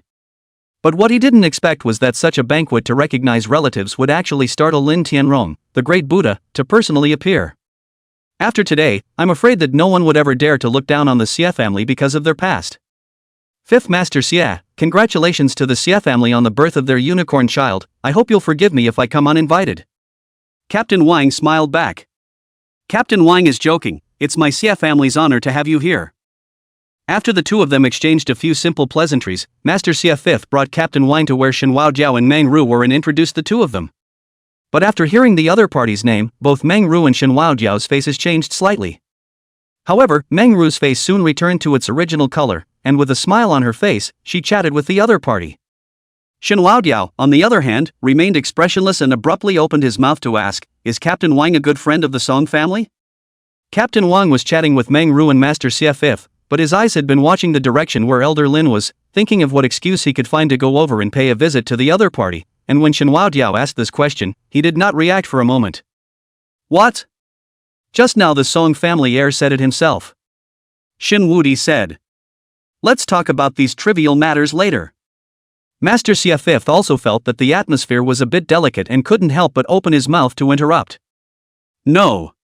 Shen Wudi shook his head, then looked rather seriously at Captain Wang and said word for word, "It's not a small matter." At this time, Captain Wang also noticed that Shen Waojiao's attitude towards himself was a bit off, and after pondering for 2 seconds, he smiled and opened his mouth. "Song Cheng of the Song family and I were childhood playmates, and our relationship is indeed quite okay." "No wonder." Shen Wu Disease nodded, then looked at Song Qingfeng who was not far away and said, "Young Song's female companion uttered insults to me. My mother helped me out but was threatened by Young Song, and the only reason why he had the courage to threaten my mother was because of you, Captain Wang." Hearing these words, Captain Wang's face changed, coldly looking towards Song Qingfeng who was not far away, and then he spoke, "This brat, he really doesn't know the heights of heaven."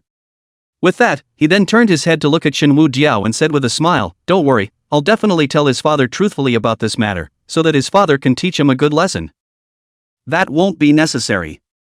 Shen Wu Jiao waved his hand, then turned his head to look at Meng Ru. "You said that you can make the Song family go bankrupt overnight, is that true?" "Aha!" Meng Ru was stunned at first, then nodded seriously. "If there is no intervention from the Ministry of the Army, I can make their Song family completely bankrupt overnight. Then feel free to let it go." Shen Wu Disease covered his mouth and coughed twice, then looked at Captain Wang and said with a smile, "I think Captain Wang shouldn't be meddling in the business world, right?" At that Captain Wang frowned and pondered for a few seconds, then said in a deep voice, "To have to break up a family because of such a small matter, it's not so bad, is it?" "No." Shen Wu Diao shook his head once again and repeated, "I just said that this is not a small matter. I've been called a sickly child since I was a child, I've long since gotten used to those insults, but to threaten my mother, that's a heavenly matter. Merely bankrupting his Song family is already considered a small punishment." And at this time, Elder Lin, who was sitting not far away, had been silently watching all of this, turning his head to look at Zhou Dao by his side, and said with a relieved expression, "This child is finally no longer as cavalier as before. But it's not good for young people to be too youthful." Zhou Dao said with some concern. "You don't understand him." Elder Lin shook his head and said with a smile, "A mere ice city is nothing. With his skills, even in the entire cold state, he can walk sideways." "That's true." Zhou Dao concurred, "With you old man backing him up, naturally there is no problem." You still don't know him well enough. Where does he need me to back him up?" Elder Lin shook his head once again, then directly skipped over the topic and instructed towards Zhang Yanqi behind him, "Go over there and take a look. If there's any trouble, help him deal with it." "Got it." Zhang Yanqi picked up a piece of pastry from the table and put it in her mouth, then got up and walked over in the direction where Shen Wuxi was. Seeing Jiang Anqi walk over, Captain Wang couldn't help but feel a tremor in his heart. Outsiders might not understand each other, but he, who was also in the military department, knew how crazy this harmless-looking woman in front of him really was. 8 Extreme Fist, Evil Wolf Blade, and Angel's Bullet with no place to escape. Although the 3 were known together as the 3 not to be messed with in the cold state, in his opinion, there was no comparison at all between the first 2 and this Angel's Bullet. This was a master who would shoot to kill at the drop of a hat, and she wouldn't care about your identity or status. I heard that the Yang family's youngest from Kyoto was shot by her 2 days ago. Captain Jiang. Captain Wang looked at Angela Jiang with some caution. I'm no longer a captain. Jiang Anqi waved her hand and then said, I've gotten into a lot of trouble recently, and now I'm a 2nd lieutenant. With that she also reached out and pointed to the rank on her shoulder. With Captain Jiang's skills, it's only a matter of time before she's promoted back to captain. Captain Wang said with a smile. Jiang Anqi laughed, then ignored the other party and instead turned her head to look at Shen Wuxi and asked, Is there anything I can help you with? Shen Wudiao glanced at Captain Wang, then said, If Captain Wang doesn't intervene in this matter, there shouldn't be anything that needs your help. Hearing these words, Jiang Anqi's eyes instantly lit up. Shen Wudiao's implication was obvious, that is, if Captain Wang interfered in this matter, then he would need his help, and as long as Shen Wudiao needed his help, that would mean that she would be able to eat a few more meals at outside house. Shen Wudiao was still generous in this kind of matter. So Jiang Anqi looked at Captain Wang with an expectant face, her right hand already subconsciously resting on the handle of her gun. Captain Wang looked at Jiang Anqi's blazing gaze and quickly waved his hand. I didn't say I'm in charge, haha. Chapter 039 Unintentional Action, continuing the Xie family's 100 years of splendor. Hearing Captain Wang's words, Song Qingfeng, who was not far away, only felt his legs soften and instantly collapsed to the ground. He knew that the Song family was finished. In fact, ever since Elder Lin and Zhou Dao showed up and were talking and laughing with Shen Wu disease, he had an ominous premonition, and he had been hiding in a corner throughout the entire banquet for fear of being noticed by the other party. But he didn't expect Captain Wang to come, and the other party's arrival directly led to Shen Wu disease once again remembered just now. Nowadays, not to mention Elder Lin and Zhou Dao, just a woman with the rank of 2nd Lieutenant Captain Wang can't afford to offend, but also how to shelter his Song family. And with the Song family alone, how can they stand up to Mr. Meng, who is known as a legend in the business world? I think he Song family 10 years of patience, by Mr. Meng disappeared these 2 years of the wind, a drum to become the Ice City one of the big family, but now even ruined in the hands of a woman. A woman? Yes. Blame that woman. Thinking of this, Song Qingfeng looked viciously at Su Qingqing beside him. If it wasn't for her, he wouldn't have offended Shen Wu disease for no reason, and there wouldn't be any of these things now. Young Song, think of something, they won't really cut out my tongue, right? Su Qingqing also knew at this point that Song Qingfeng might not have the ability to save himself anymore, but she was still clinging on to this life-saving straw. You, how dare you ask me to save you? Song Qingfeng choked Su Qingqing's neck, his voice incomparably hoarse. I can't wait to strangle you right now. Meng Ru also learned from Xiayu's mouth about what happened between Su Qingqing and Shen Wudiao, so she turned her head to look at Shen Wudiao and asked, Wudiao, what are you going to do with this woman? Upon hearing this, Shen Wu disease looked deeply at Su Qingqing, who was not far away, and at this time Su Qingqing, who was being choked by Song Qingfeng, also happened to look at Shen Wu disease. For Ai's relative, Su Qingqing's eyes were full of remorse. Shen Wudiao, on the other hand, was expressionless, looking at the other party's eyes. He not only recalled the entire past of the two people from the time they met to the time they were together. But even though Shen Wudiao searched as much as he could in his mind for good memories about the two of them, but in the end, he still smiled bitterly and shook his head. In the course of several years, he couldn't even find a little bit of goodness that the other party had done for him. He had thought of the other as his best friend, but where was the friendship between them? It was just that he had met her at an age when he was most lacking in love, with an average family background, but desperately in need of showing her superiority, and when the two of them were together, she could show off her superiority to her heart's content. He had treated the other as his only family, but where was the affection between them? But is the incomparable desire for affection of their own wishful thinking? He had regarded the other party as the love of his life, but where is the love between them? But he just happened to be able to satisfy both her spiritual and material needs. Thinking of this, Shen Wudi once again let out a bitter smile, then casually waved his hand. You just see to it. Hearing this, Meng Ru and Xie Xiaolong both nodded with satisfaction, followed by Xie Xiaolong patting Shen Wudi's shoulder and saying, Wudi, good job, who hasn't encountered a few scummy women when they were young? A man just has to be able to take it and let it go. As soon as these words came out, Mengru's face instantly changed, turning her head to look at Xie Xiaolong and asked, "Didn't you say that I was your first love?" "Ah, this." Xie Xiaolong let out a dry laugh, then righteously said, "I'm just comforting the disease-free, I'm the one who hasn't met a scummy girl, you're my first love." Mengru pondered for a few seconds, then asked again, "Then why did the old man say that this child Xie resembles you?" "Ha?" Xie Xiaolong instantly threw a pleading look towards Master Xie Fifth. Master Xie Fifth also froze, then hurriedly waved his hand, and "I'm not going to get involved in the affairs of you two, I still have to go and accompany Elder Lin, so you guys take your time to settle the score." After saying this, he turned his head and left. "Hey, father, you." "Father, what father? Quickly say." Mengru directly reached out and grabbed Xie Xiaolong's ear. Wait. Xie Xiaolong reached out and covered his ears while saying, "Give me a chance, I can explain." "Then you quickly explain." Mengru loosened her hand and looked at him with a puff of air. Xie Xiaolong pondered for a few seconds, then righteously said, "Who is Xie Yu?" "I don't recognize it, isn't our son disease-free?" Hearing this, Mengru also pondered for a few seconds, then suddenly laughed. "What you said seems to be right." Saying this, she stepped forward and took Xie Xiaolong's arm, and the two of them left the place with a smile on their face, leaving only Shenwu Diao and his party behind. Shenwu Diao twisted his head and glanced at Xie Yu. Xie Yu indifferently shrugged his shoulders before speaking, "What are you looking at me for? How bad luck for you guys." After the banquet was over, Su Qingqing was dragged out of the building by two men in black suits. She kept crying out Shenwu Diao's name, but Shenwu Diao didn't look at her again from the beginning to the end. That glance at each other may be goodbye forever. And at this time, Elder Lin and the slightly drunken Master Xie Fifth also walked out. As for Zhou Dao, because of the regulations of the Ministry of the Army, he could not drink alcohol and left the table in the middle of the day. Only Jiang Anqi has been guarding by Elder Lin's side. "Elder Lin, I really didn't expect you to be able to come today, poor hospitality, please bear with me." Fifth Master Xia couldn't stop apologizing. "What do you mean by treating me or not? I've also heard for a long time that Fifth Master Xia is a generous person, and I've long wanted to pay a visit, and today I've seen that it's really better to be known than to be seen." Elder Lin also opened his mouth with a smile. After the two men exchanged pleasantries for a while, Elder Lin refused Master Xie's good intentions to send someone to see him off, and instead chose to let Shen Wudi personally send him off, to which Master Xie didn't have any comments, but only viewed Shen Wudi's gaze became more meaningful.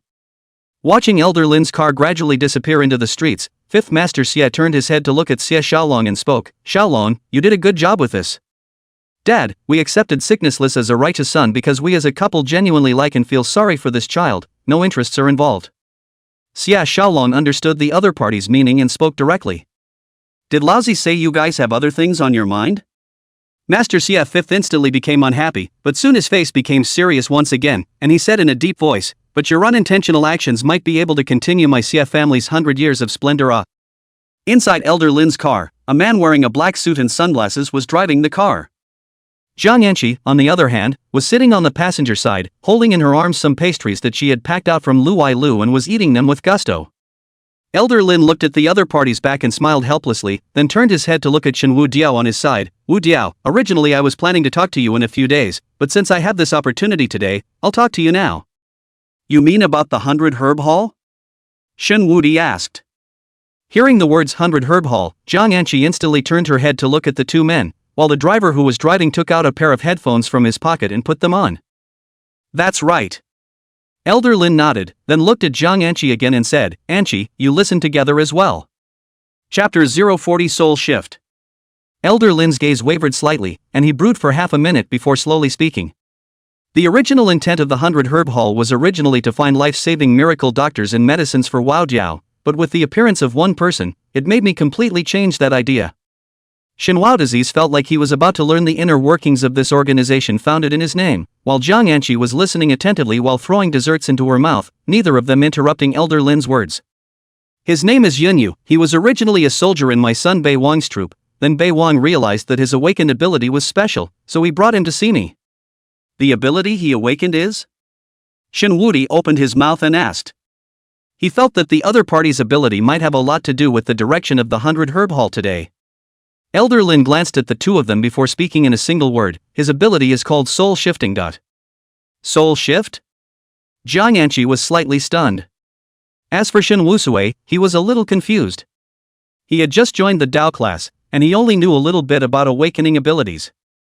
So far, the only awakened abilities he knew of were Qinhao's fiery flame, Yi Qing's combat instincts, Lin Man's mind reading, and his own ability that Jiang Anqi had personally spoken of that day in the law enforcement corps, example without failure. Of the 132 awakened abilities currently counted by the military department, the ability Soul Shift has never been heard of.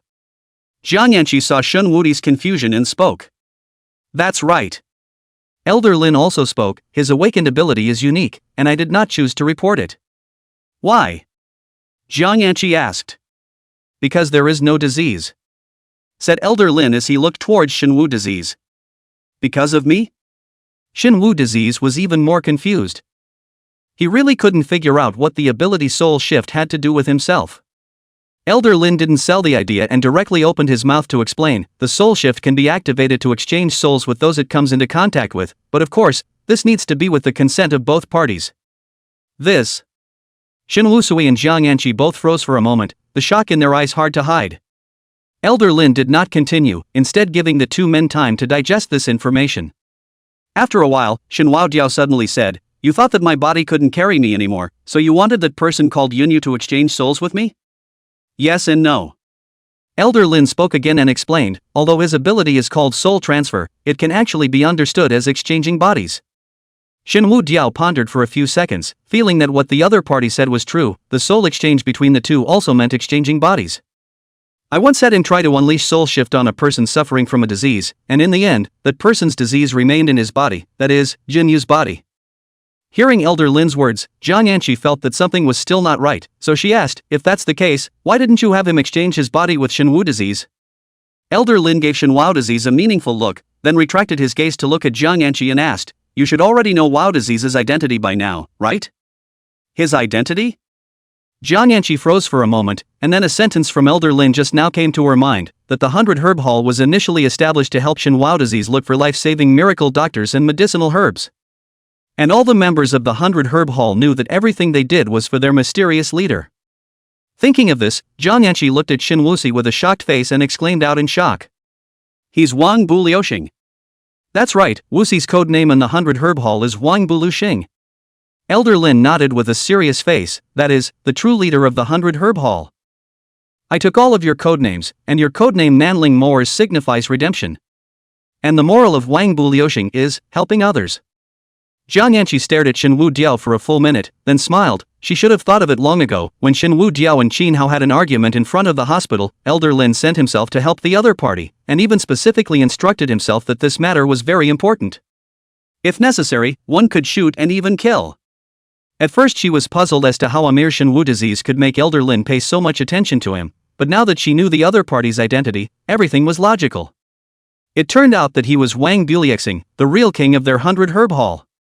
After a moment of silence, Elder Lin continued, all the members of the 100 Herb Hall are awakened, so much so that I, the organizer, have not formally joined the 100 Herb Hall to this day, and as the leader of the 100 Herb Hall, how can sickness be an ordinary person? But it's a pity that the awakening ability is dependent on the soul, not the physical body.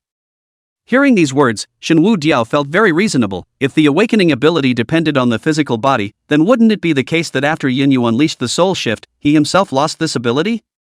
In that case, this ability was also really two-ribbed. After a pause, Elder Lin continued, that's why I've been searching for a perfect body. Even if I can't be awakened, I'm still going to build a body for sicknessless that can resist awakened people based on physical strength alone. Only then will he be able to deter the many awakened within the 100 Herb Hall. Speaking of this, Elder Lin smiled, however, now that sicknessless has awakened, and is still a unique sickness demon bodies, so this plan can only be put on hold for the time being. Next, just continue to develop the 100 Herb Hall. Elder Lin, there's something I don't understand. Shen Wudi scratched his head and asked, since the 100 Herb Hall was initially established for the sake of my body, but now that my body is fine, is there still a need to develop the 100 Herb Hall? Of course. Elder Lin instantly sat up straight, then looked at Shen Wuxi with wide eyes. If I were around, I would naturally be able to protect you, but I'm already 72 years old this year. How many years do I have left to live? If I'm not around anymore, I'll be relieved if the 100 Herb Hall is around. But Master Lin, you can't die. Shen Wu Disease smiled and shook his head. Wu Disease, I know that with you around, I will remain disease-free, but what about after I'm 100 years old? Elder Lin sighed. You won't be able to die even after 100 years. Shin Wudi once again shook his head. This time, not only Elder Lin, even Jiang Anqi was somewhat puzzled as she looked at Shin Wuxi. How could a person not die? Even if one had been healthy and disease-free, living to over 100 years old would be the limit. However, Shin Wao Diao smiled without a care in the world and opened his mouth, saying, "As long as the soul shift doesn't die, you can't die." Chapter 041 9-Person Squad. Hearing Shin Wao Disease's words, Elder Lin and Jiang Anqi were both stunned for a while, but soon the two seemed to have thought of something and their eyes became strange. So this was the correct way to open a soul transference? According to Shin Wu Disease, it was entirely possible to have Yun Yu launch soul transfer on a healthy and young body when Elder Lin was approaching the end of his life, and then launch soul transfer on Elder Lin. In this way, Elder Lin would obtain a young body. Of course, this practice would require a person who would willingly die for the other party. However, Elder Lin was a general of the military department and had led countless soldiers under his command. Trying to find a person who would willingly die for him was simply a trivial matter. Elder Lin pondered for a few seconds, then shook his head, and "This practice is a bit inhumane. I'm already such a big old man, so how can I let the people under my hands die for me? There is absolutely no need for your men to die for you." Shin Wu Diao laughed once again. Find a death row inmate, or someone with a terminal illness whose days are numbered, promise some favors to their family, and I think there will be many people willing. This time, Elder Lin and Jiang Anqi's gazes toward Shin Wuxi became resumed. This was just like being stuck in a bugah. Soul shift coupled with sickness, the two of them didn't want anyone to die, then it was a bit difficult for that person to die even if they wanted to. Elder Lin also involuntarily sucked in a mouthful of cool air, and then opened his mouth and said, "There is no hurry in this matter. After all, this body of mine is not a big deal in a short period of time. Right now, the most important thing is still the development direction of the 100 Herb Hall, which needs to be formulated by you, disease-free." This. Shin Wu Disease hesitated for a moment, then with a bitter smile, he looked at Elder Lin and spoke, "Elder Lin, this matter is better left to you." Elder Lin was silent for a few seconds, and eventually nodded his head as well. "Good, the current situation is also not very clear, so we'd better choose to keep a low profile, and wait until the day when this world completely changes, then we'll discuss what comes next." Speaking here, Elder Lin seemed to have thought of something again, and said toward Shin Wusui, "Right, before Zhou Dao and I said that tomorrow your Dao class will be training in groups, with every 9 people in a group." Group training? Shin Wu Diao was a bit puzzled. It is to militarize the students of the Dao class according to the rules of the Ministry of the Army. The 9 of you will train together in the future and carry out missions together. They will become your most trustworthy companions, as well as comrades in arms that you can trust your backs to each other. Elder Lin explained. So that's how it is. Shin Wudi nodded thoughtfully. According to the rules, this grouping is done by your homeroom teacher based on each of your abilities. Here Elder Lin paused before continuing, but you can pick your own trusted people, because many times, a trustworthy teammate is far more useful than a powerful one. You only need to give me the list, and I'll have Zhou Dao arrange the rest. Shin Wuxi looked down and pondered for a few seconds before opening his mouth and asking, "People from other classes are also allowed?" Upon hearing this, Elder Lin smiled, "You mean those 3 boys from your dormitory, right?" Shin Wu Diao also smiled and nodded his head. He didn't have any friends himself, and if he were to say the people most worthy of his trust, the first thing that came to his mind was the 3 Xiaoyu people.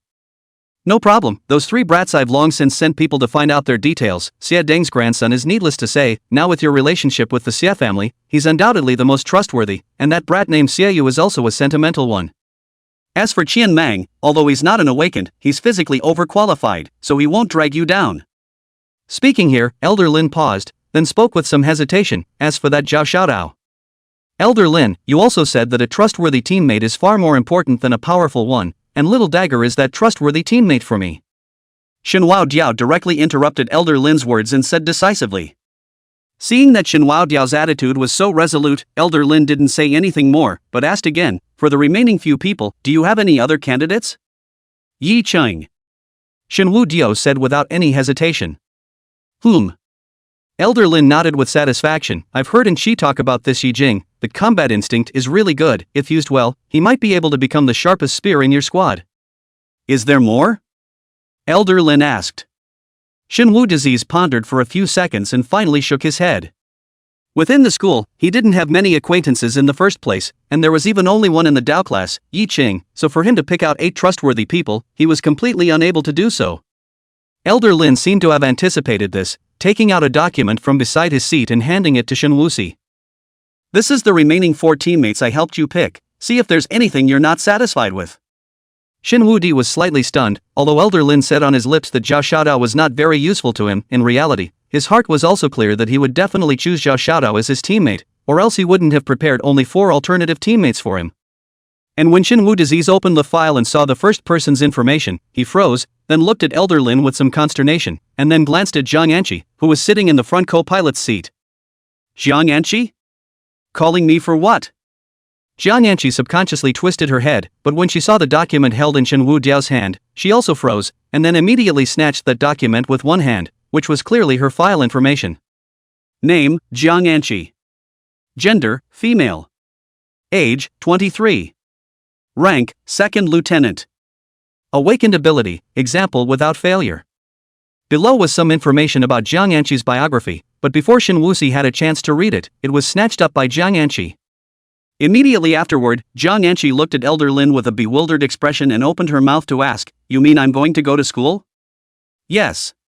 Elder Lin nodded and said, "You came to the military department when you were 17 years old and didn't go to school much. Now it's the right time to go to school and learn properly, don't just know how to fight and kill all day long." But Zhang Yanqi still wanted to say something, but was directly interrupted by Elder Lin. "No buts, this is an order." Looking at Elder Lin's serious expression, Zhang Yanqi also knew that there was no room for maneuver in this matter, and could only respond unwillingly, saying, "Yes."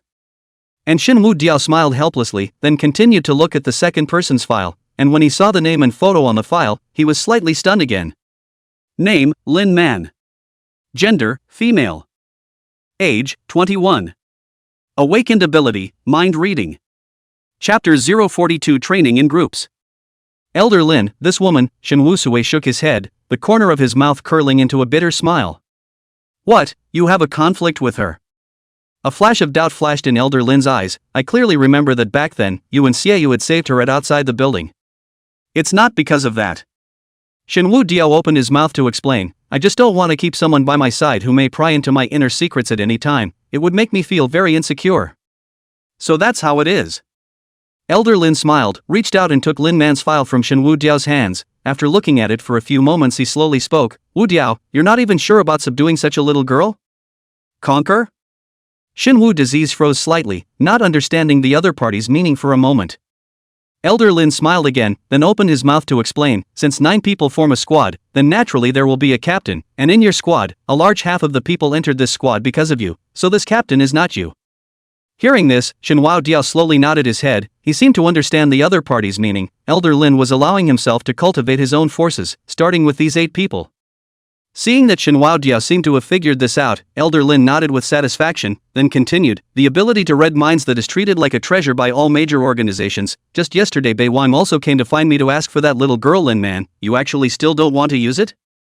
As for what you said that the other party may spy on your secrets anytime, anywhere, this depends on your own ability. The military department also has mind reading, even some criminal gangs have mind reading existence. Are they not afraid of being spied on for their secrets?"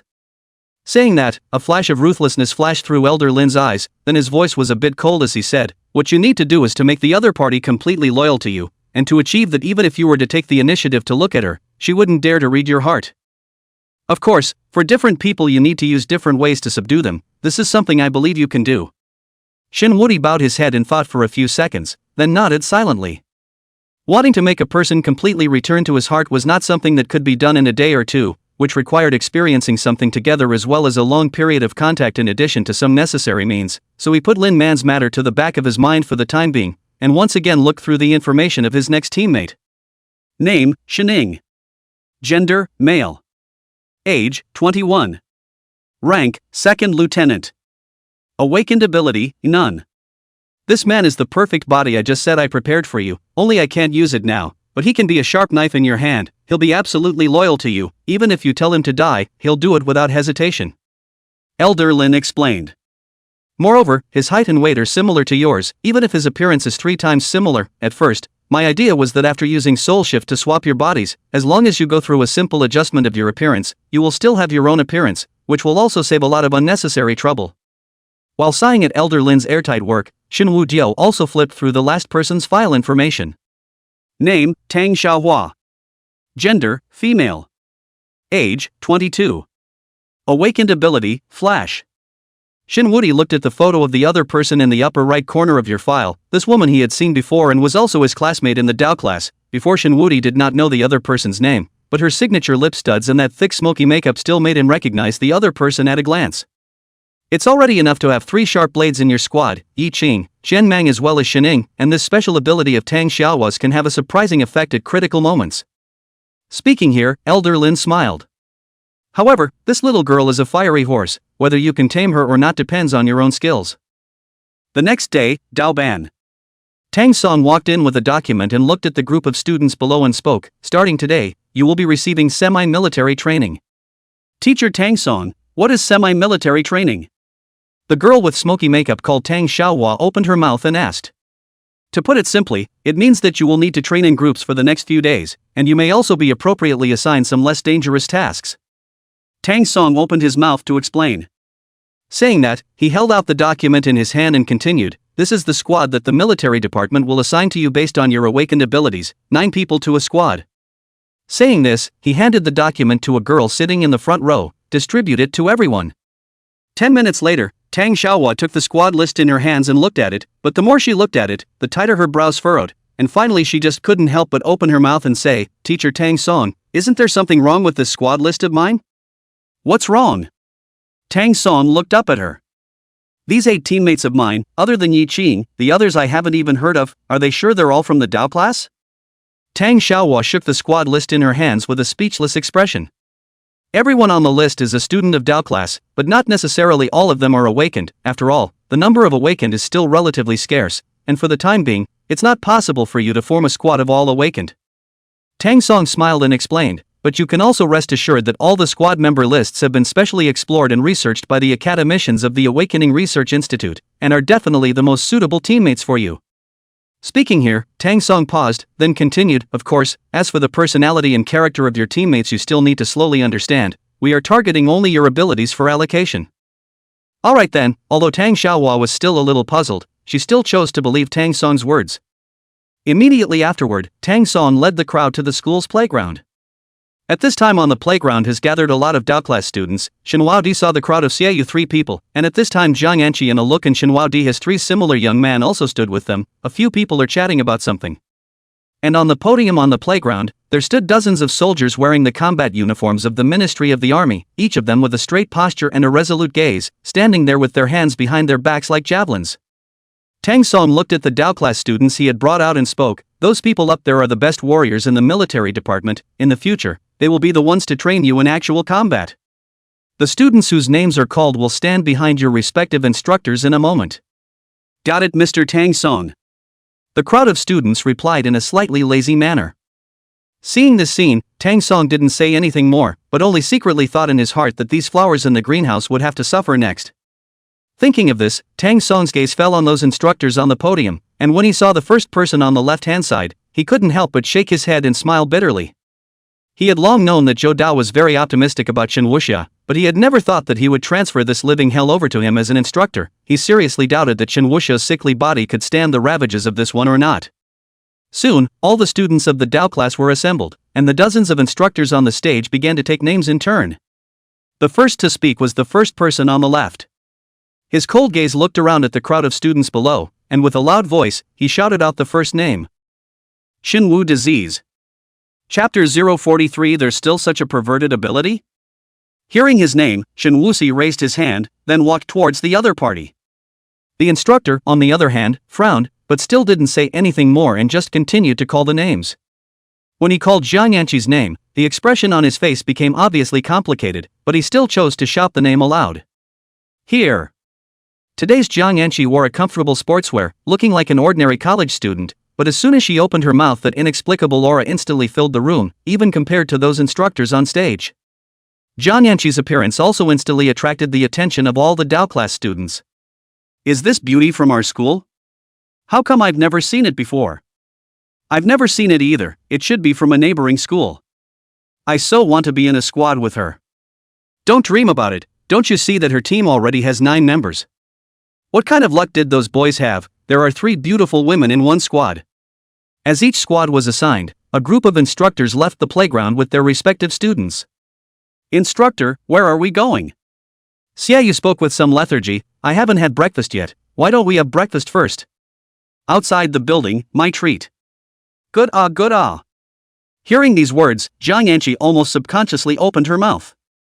After saying this, she hastily covered her mouth and looked somewhat scornfully at the straight back in front of her.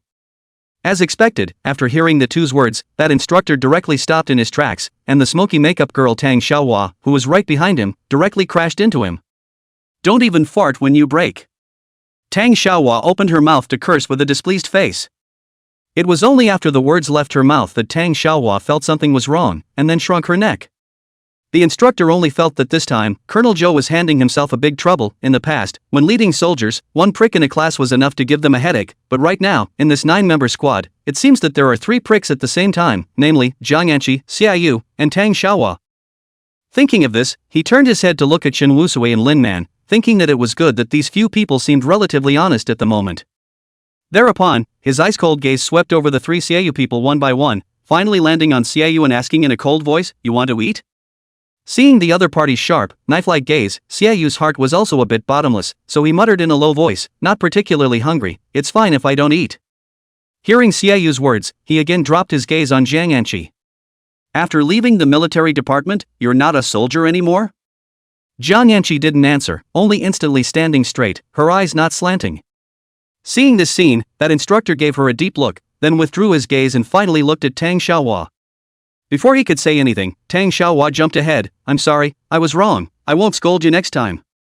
Looking at the other party's sincere face, he didn't say anything more, then turned around and continued walking forward. Big beautiful Jiang, what exactly is the origin of this instructor? Xiaoyu came over to Jiang Yanqi's side and asked in a low voice, "Even you are afraid of him?" Jiang Yanqi looks deeply at the other party's back, then similarly lowers her voice and says, "His name is Huiyan, everyone calls him the king of living hell behind his back. He's very strict with his soldiers, but all the soldiers he brings out are likewise the most elite amongst the same class of recruits. You guys met him on your first entry into the military training, I don't know if it's your luck or your misfortune." With that said, she looked at the several people with a complicated expression, then said, "In short, you guys should fend for yourselves." While speaking, several people had already arrived at the entrance of the school, where dozens of military pickup trucks were parked, lined up in a row. A glance could not even see the head, it looked very spectacular. "Get in." Huiyan pulls open the back of a pickup truck and gestures for a few people to get on. The crowd looks at each other and then gets on in turn. And when Jiang Yanqi is ready to get on, she is stopped by Huiyan, "You drive for me." Jiang Yanqi pauses, but eventually nods her head. She knows that the other party doesn't want her to help drive, but has something to ask herself. As the car slowly drives, Huiyan turns his head to look at Jiang Yanqi, "Don't you have anything to say to me?" "Say what?" Jiang Yanqi stares unblinkingly at the road ahead, pretending to be puzzled as she asks. "Still pretending?" Huiyan sneers, then turns his head to look at Jiang Yanqi, "What kind of person are you that I'm not clear about? To be able to send you out means that among those 8 little dolls, there's an extraordinary big shot. Tell me, who is it?" Huiyan stares at Jiang Yanqi dead on. Jiang Yanqi is still staring at the road in front of her. After a while she sighs and says, "Instructor Hua, knowing too much isn't a good thing. Since no one has notified you, it means that the people above don't need you to know about this. All you need to do is to train well and seriously." Huiyan sniffs and is slightly stunned, then he stops speaking. And at this time inside the carriage, Tang Xiaohua sat there cursing, in the end which car drove the car, upside down old lady. "Little girl, you'd better not say this in front of big beauty Jiang, otherwise I'm afraid she'll shoot you." Xiaoyu opened his mouth to flirt. "You're threatening old me?" Tang Xiaohua rolled her eyes. What era was it? Still shoot her with a gun? Why not bombard her with missiles? And just as the two of them were bickering with each other, Lin Man was clasping her hands on her knees, a pair of beautiful eyes dripping, scanning back and forth over the crowd. Xinwu Disease also looked at the crowd, then spoke, "Everyone is idle, why don't we take advantage of this to get to know each other?" In fact, of the people present, other than Shen Ying and Tang Xiaohua, the rest of them all knew each other, and even if they weren't familiar, they all knew each other's names. This proposal is good. Tang Xiaohua was the first to agree. She didn't know any of the people in this car except Yi Qing, and wanted to take this opportunity to get acquainted with the crowd. After all, Tang Song said that they would be comrades in arms in the future. "I'll go first." Xiaoyu raised his hand, looked at the crowd and said, "My name is Xiaoyu, I'm 22 years old this year, I'm young and golden with a good body, and most of all, I'm handsome." After hearing his words, Tang Xiaohua looked at him with a look of disgust, then asked, "What about abilities?" Abilities? Xiaoyu was slightly stunned, then seemed to think of something, then spoke, didn't I say that my body is good? 7 times a night is an exaggeration, but 3 or 5 times is no big deal. After saying that, he patted his chest with a proud face. Not. Tang Xiaohua's gaze towards Xiaoyu became even more disgusted. There's such a perverted ability? Chapter 044 Mind Reading Tang Xiaohua. How is this perverted? Xiaoyu was instantly displeased and stammered, is there anything wrong with me having a good body? Then tell me, what abilities do you have? Listen up. Tang Xiaohua raised her chin and said, my name is Tang Xiaohua, my age is 22, and my ability is Flash. Flash? Xiaoyu directly laughed out loud and teased, old me still has ignition. You know. Tang Xiaohua said without a trace of anger.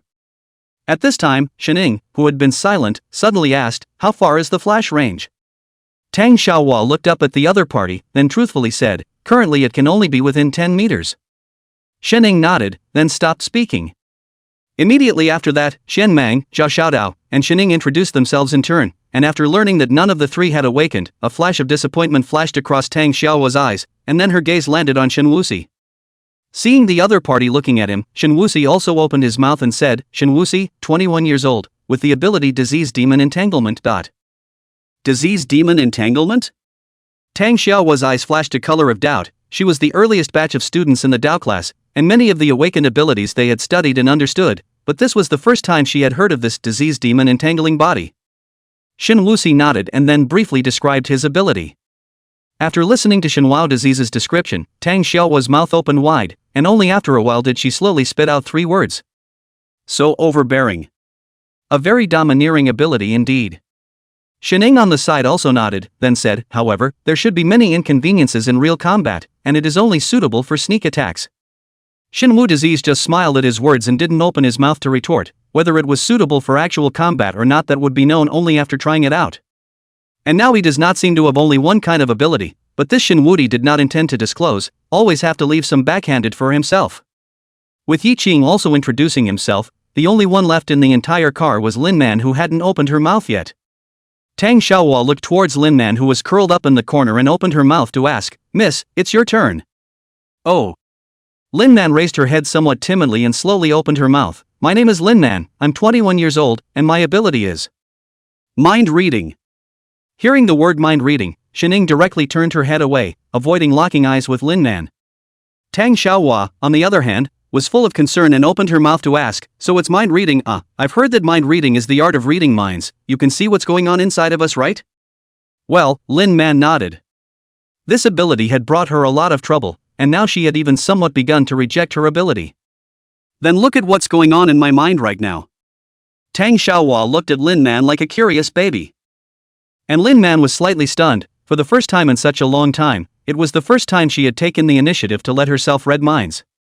She then raised her head to look into Tang Xiaohua's eyes. Although the other party was wearing thick smoky makeup and lip studs, looking like a delinquent girl, her eyes were clear, a rare clarity. Because of her ability, Lin Man would always subconsciously pay attention to other people's eyes, and among the many pairs of eyes she had seen, other than small children, there were rare ones as clear and clean as Tang Xiaohua's eyes. And her thoughts were also very simple. With just a single glance, Lin Man read all her inner thoughts at this moment. After a few seconds, Lin Man withdrew his gaze. Well, read it out? Tang Xiaohua asked curiously.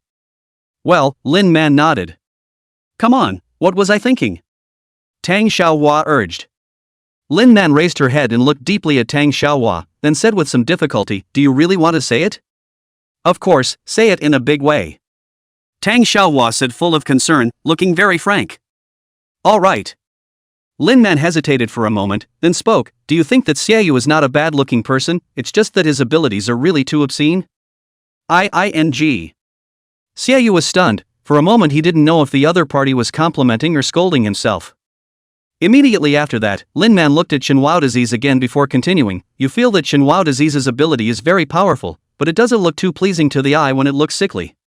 Shining is just an ice cube face that likes to pretend to be deep. Qian Mang is just a stupid big man. Zhao Xiaodao stammers and doesn't look too smart. Said Lin Man again, raised her head to look at Tang Xiaohua and said with some embarrassment, you think I'm pretty, but the boobs aren't as big as yours. Hearing this, Tang Xiaohua quickly reached out and covered Lin Man's mouth, then smiled awkwardly. That's fine, stop talking. Lin Man, on the other hand, looked down at the one horse in front of her chest, and then looked at the fullness of Tang Xiaohua's chest, and then secretly nodded. Sure enough, the other party was right, it was indeed bigger than herself. Through this point, Shen Wudi also counted on Tang Xiaohua has a rough understanding. This woman is just like the surface looks, not much city, also not much bad heart, otherwise also dare not let Lin Man in front of so many people face their own caste read the mind. About half an hour later, the car slowly stopped. With the sound of a car door closing, the door of the rear compartment was also opened. The crowd jumped down from the car one after another, and it was only then that Shen Wudi realized that they were no longer inside Ice City at this point, but rather had arrived at a military area located on the outskirts of Ice City. For the next week, you all need to spend it here. Huayan looks at the crowd with a cold gaze before speaking. Now, each of you has 3 minutes to call home and explain the situation here, after which you will have to turn in all your communication equipment. Only 3 minutes? Xiaoyu freezes for a moment, then speaks. I have 7 girlfriends, how is giving me only 3 minutes enough? Huayan ignores Xiaoyu and raises his wrist, glancing at his watch. There's still 2 minutes and 57 seconds left. Seeing this scene, everyone is pulling out their cell phones and starting to call their own family members, while Shenhua Diao is directly turning off his cell phone and reaching out to hand it to Huayan. Huayan stares slightly and opens his mouth to ask, don't you need to explain the situation to your family? No family. Shenhua Diao said succinctly. Hearing these words, everyone's gazes towards Shenhua Diao became somewhat complicated.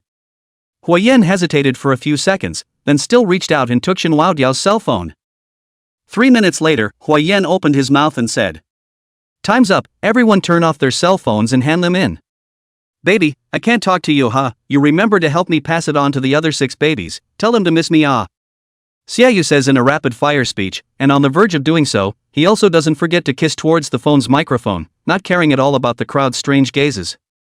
After surrendering everyone's cell phones, Huayan led the crowd into the military area. When they passed by the drill ground, Shen Wudi's crowd realized that there were actually futons placed on the drill ground, and those soldiers in combat uniforms weren't training as hard as they thought they would, but instead, they were all sitting on top of the futons as if they were resting with their eyes closed. Is this cultivating the Dao technique? Tang Xiaohua asked. Chapter 045 120 Push-ups. Huayan doesn't reply to her words and just continues to walk forward. Along the way, those instructors who are responsible for overseeing the crowd's cultivation all give a standard military salute towards him when they see Huayan. Seeing this scene, Xiaoyu again comes over to Jiang Yanchu's side and asks in a low voice, I see that his rank is just a second lieutenant, why are so many people saluting towards him? Because there are many people here who are soldiers brought out by Instructor Hua. Jiang Yanchi looked at Huayan's back with a complicated expression, then whispered, according to normal circumstances, Instructor Hua should already be at the rank of major by now, if it wasn't for that year. Before Jiang Yanchi could finish, Huayan had already led the crowd to a tent that had been set up temporarily and stopped, turning to look at the crowd. The military department doesn't have any extra places for you to live, so you'll be resting here from now on. The crowd raised their eyes and looked, only to see dozens of tents of the same style neatly erected here, and it looked like these tents were not small. It looks pretty good. Xiaoyu took a glance at the tents in front of him, then spoke, ladies first, you guys choose first. Saying this, he stretched out his hand towards a few girls, looking very gentlemanly. Count on you kid to be sensible.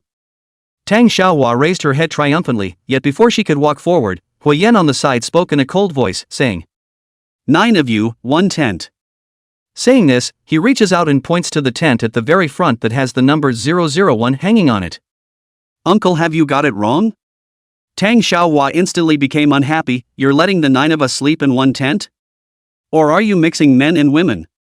Even the military department doesn't have this rule, right?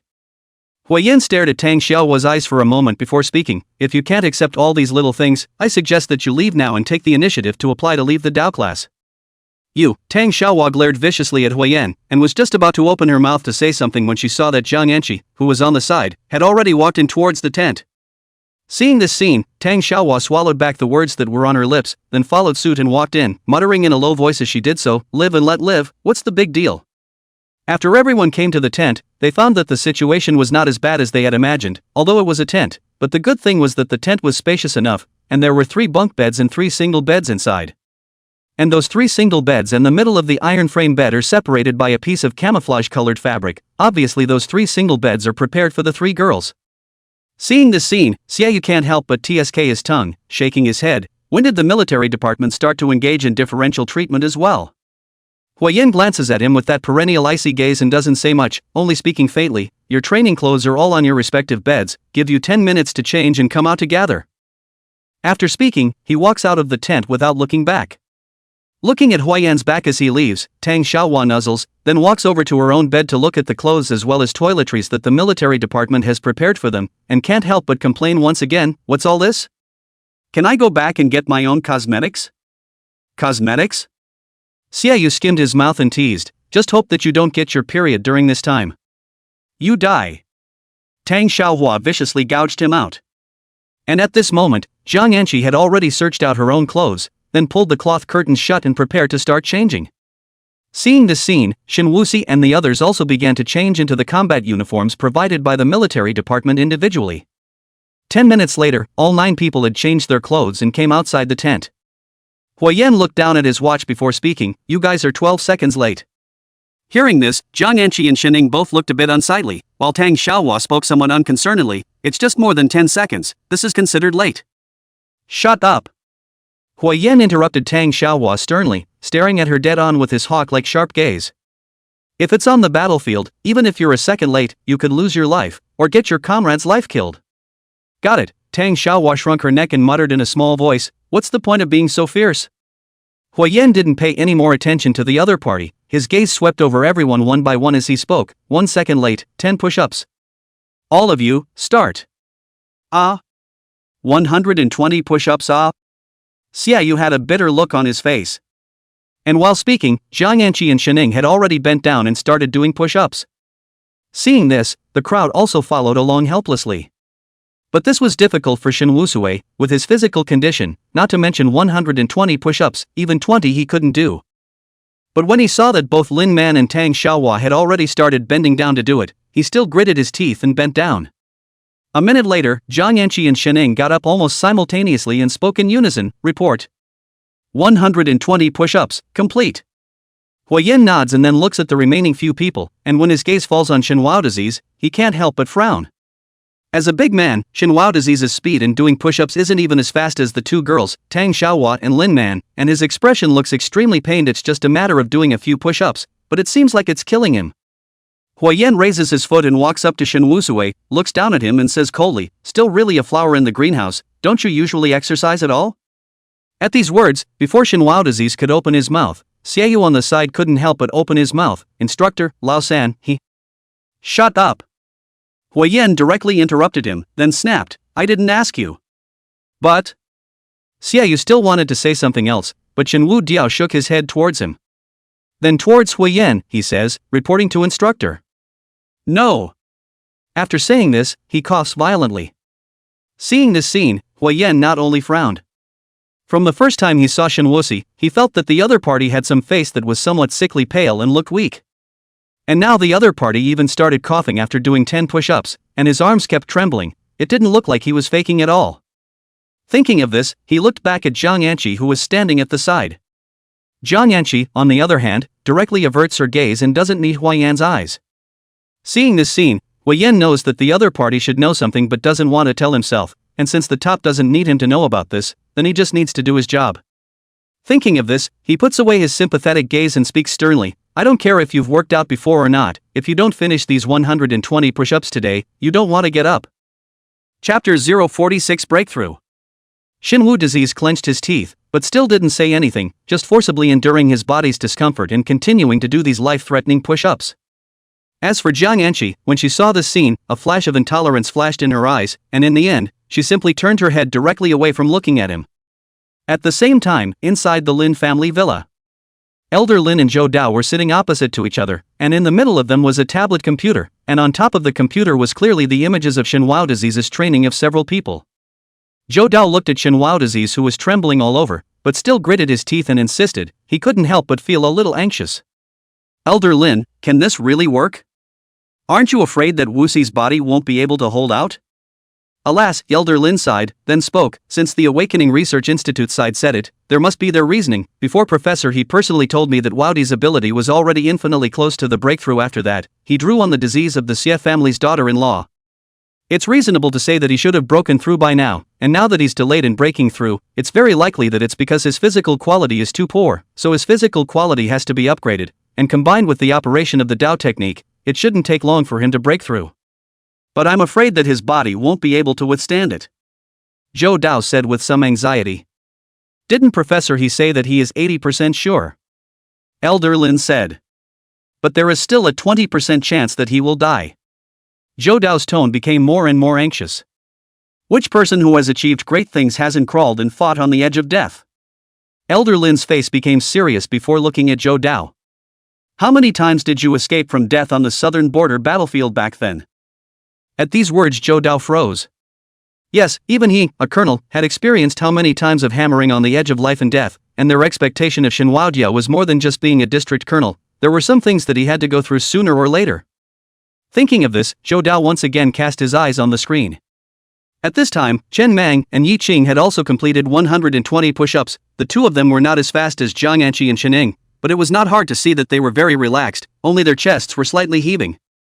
This was followed by Zhao Xiaodao. While the remaining few were struggling one by one, Tang Xiaohua cursed as she struggled to do push-ups, saying, Lao Mama isn't angry, just take it as fitness, for the sake of the waistline. Lin Man's forehead was already covered in fine sweat at this time, constantly doing deep breathing, looking a lot stronger than Tang Xiaohua and Shen Wu disease. The toughest is undoubtedly Shen Wu disease. At this time his camouflage combat uniform has been soaked with sweat, his arms cannot stop trembling, and even his teeth have been gnawed by his creaking.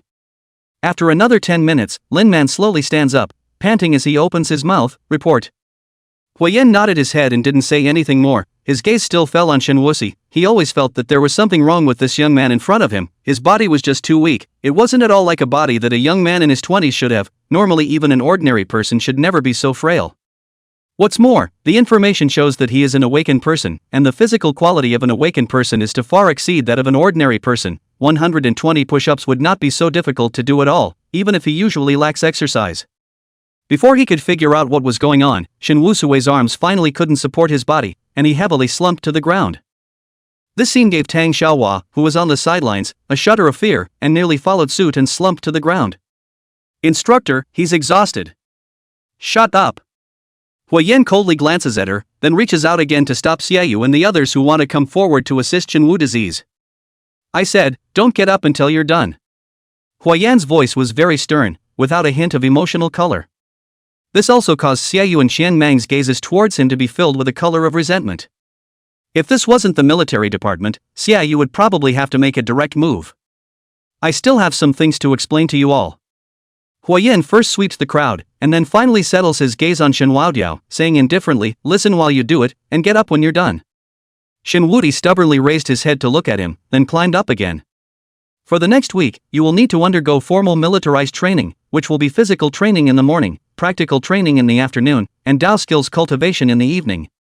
After speaking, he once again looked at the crowd before speaking. In addition, after 7 days have passed, the military department will enact a mission for you. These missions won't be too difficult, but if you don't deal with them carefully, you'll also run the risk of losing your lives, so what you all need to do right now is to improve your strength as much as possible. As for Huiyan's words, Shen Wuxi didn't listen to a single word. He felt that after this overload of exercise, his body was once again having problems. That day, after he drew on Mangru's disease, he felt that there was something wrong with his body. It was as if the black hole within his body had been filled up, and even had the tendency to explode at any time. The black hole in his body seemed to have been filled up and even had the tendency to burst at any time. But as he was gradually able to control the vaporization of his arm, that feeling disappeared again.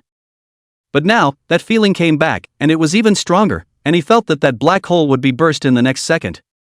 At this time, his bent arm could no longer be straightened, his forehead was in cold sweat, he felt that he was really dying. Really dying. No. It's not easy for me to survive. More than 30 kinds of diseases can't take my life, a mere 120 push-ups want to kill me, dream on. Thinking of this, Shen Wuxi's bent arm slowly straightened. The next second, he only felt that the black hole in his body was like a balloon filled with air, and burst with a bang.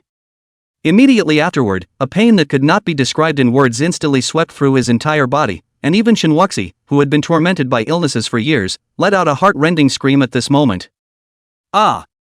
As the miserable scream fell, Shen Wuxi felt that after the black hole burst open, countless tiny black particles were produced, and those particles wandered recklessly in his limbs and bones.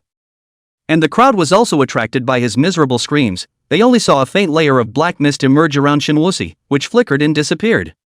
A few seconds later, those black particles already seemed to have merged into Shinhwa disease's flesh and blood, completely disappearing, and he clearly felt that a black hole had once again surfaced in his body. This time the volume of the black hole far exceeded the previous black hole.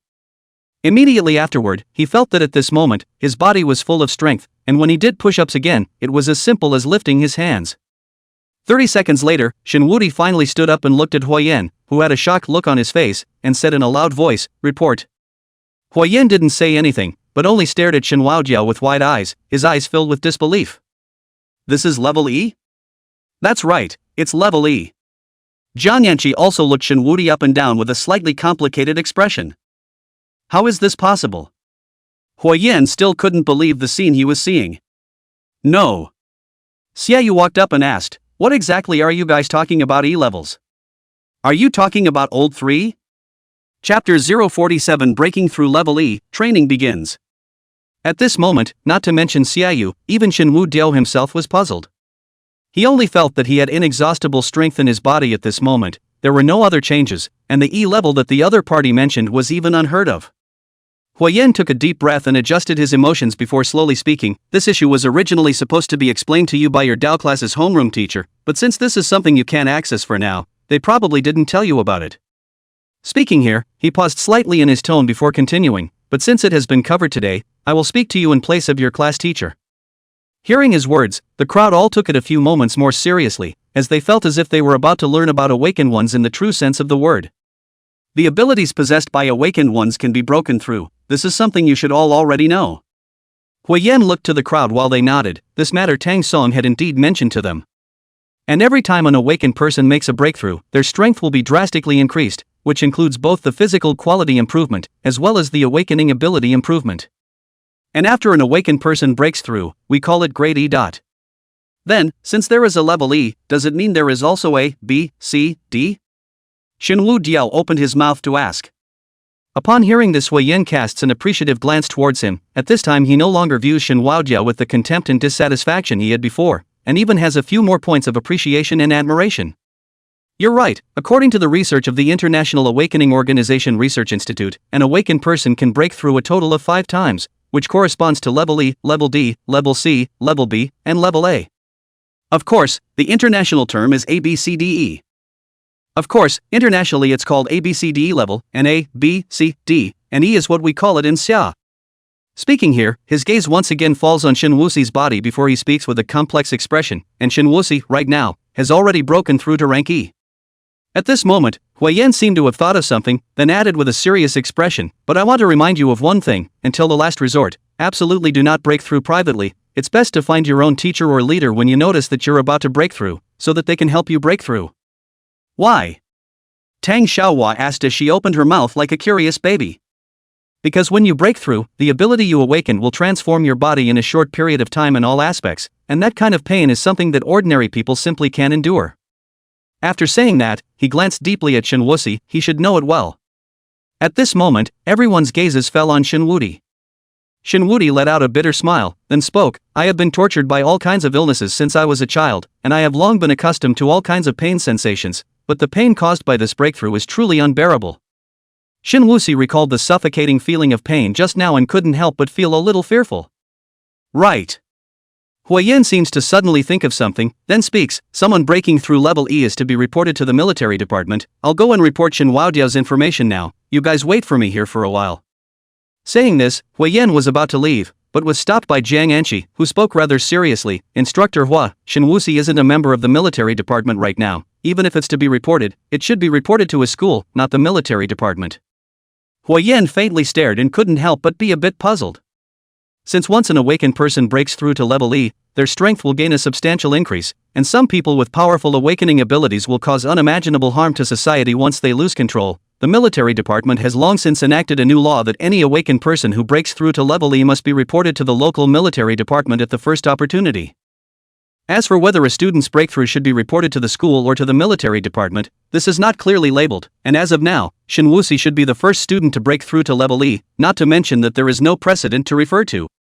Huayan stares at Jiang Anqi's eyes for a few seconds before silently nodding. At this moment he seems to understand something. Why had he been transferred to be an instructor for a group of students? Why was Jiang Anqi, a well-known prick in the entire Cold State military department, sent to study at the school? There was also that Shening. Although he didn't recognize him, he could still tell at a glance through the other party's speech and demeanor that the other party was definitely someone from the military department, and at the very least, he had gone through special training. All of this, I'm afraid, is because of that young man called Shenwu Diao. Huiyan slowly exhales a mouthful of turbid air before looking at the crowd and saying, in that case, the training continues. And at this moment, the other teams have also arrived at the military headquarters one after another, and are led by their respective instructors to assign them tents, and immediately afterward, the crowd sees that these students have also begun to go through what they've just gone through. First, there was the dissatisfaction with the tents, then the procrastination of being late, and finally being forced by the instructors to do push-ups. Next to Shinwudi's in their tent were the 9 students from Tent 002, which included an acquaintance of Shinwudi's. Blazing Fire, Qin Hao. At this moment, Qin Hao was still limping, but he already looked much better than before, and with the Qin family's financial resources, he thought that it wouldn't take long for his leg to heal completely.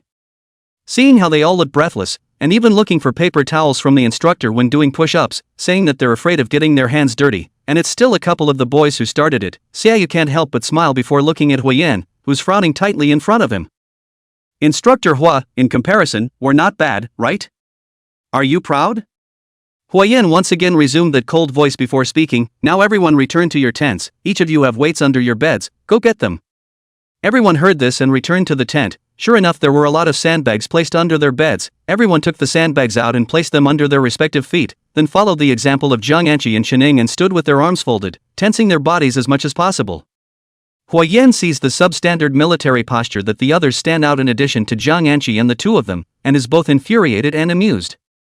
However, this time he doesn't say anything more. After all, it's already very good that they're able to take the initiative to learn, but Huiyan still speaks with a cold face, now I'll give you all 3 minutes to tie up your loads. Upon hearing this, the crowd hurriedly bends down and starts fiddling with those sandbags. They don't want to do push-ups again. After 3 minutes, the crowd was standing up. At this time, they all had sandbags tied on their arms and calves. The sandbags you are wearing, 10 kilograms each.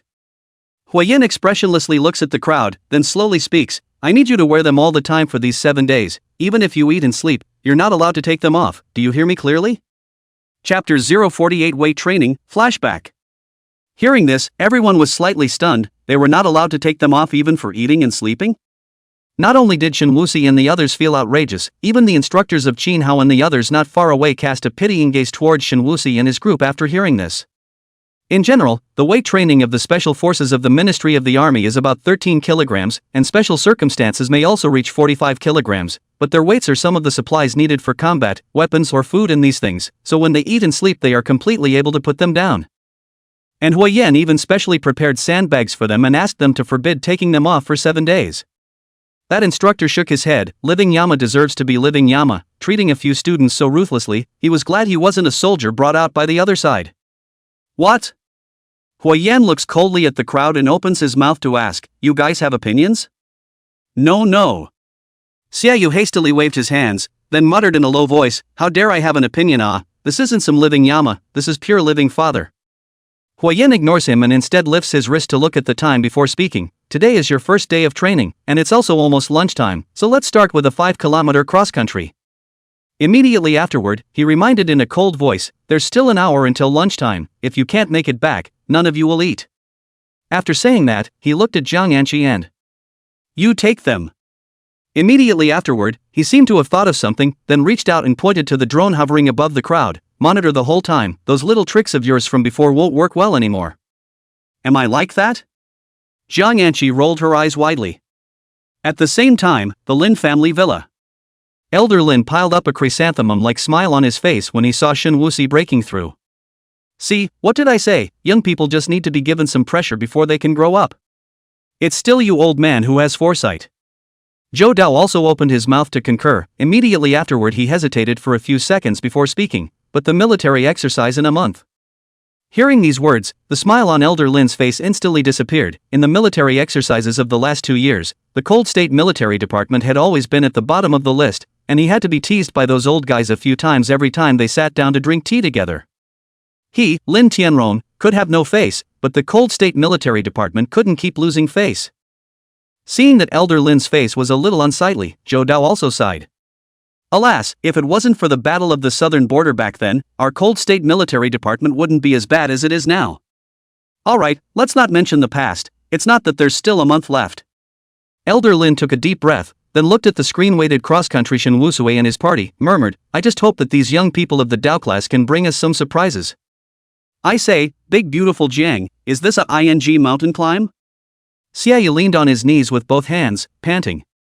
At this moment, they were in a mountain forest outside the military region. This place was blocked off by the military department, unusual people were forbidden to enter, and most of the time it was used for the military department's soldiers to use for training.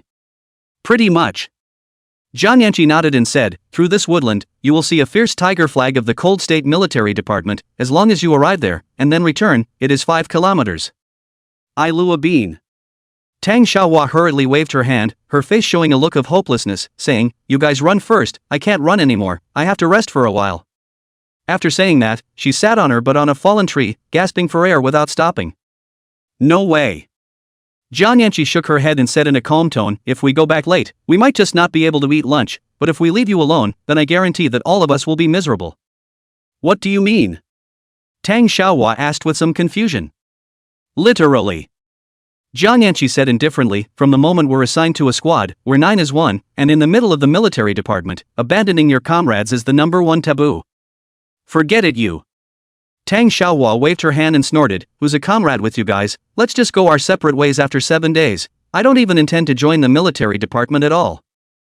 You don't intend to join the military department? Zhang Yanqi frowned slightly.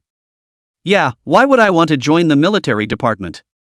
Tang Xiaohua asked rhetorically, I'm so pretty and have a good figure, and don't you guys know that I'm especially talented at acting? Coupled with my awakened identity, I might be able to become a first-tier female star in the future. Saying this, she skimmed her mouth and said with a disdainful face, why would I want to join the military department to suffer such a crime? Zhang Yanqi was silent for a few seconds after hearing this, and was a bit speechless for a while. Yes, not everyone has no choice like her, not only Tang Xiaohua, but also Xiaoyu, they all have a lot of choices, even if they don't do anything, they can still be clothed and fed for the rest of their lives. And at this time, Shen Wusui, who had been silent all this time, suddenly opened his mouth.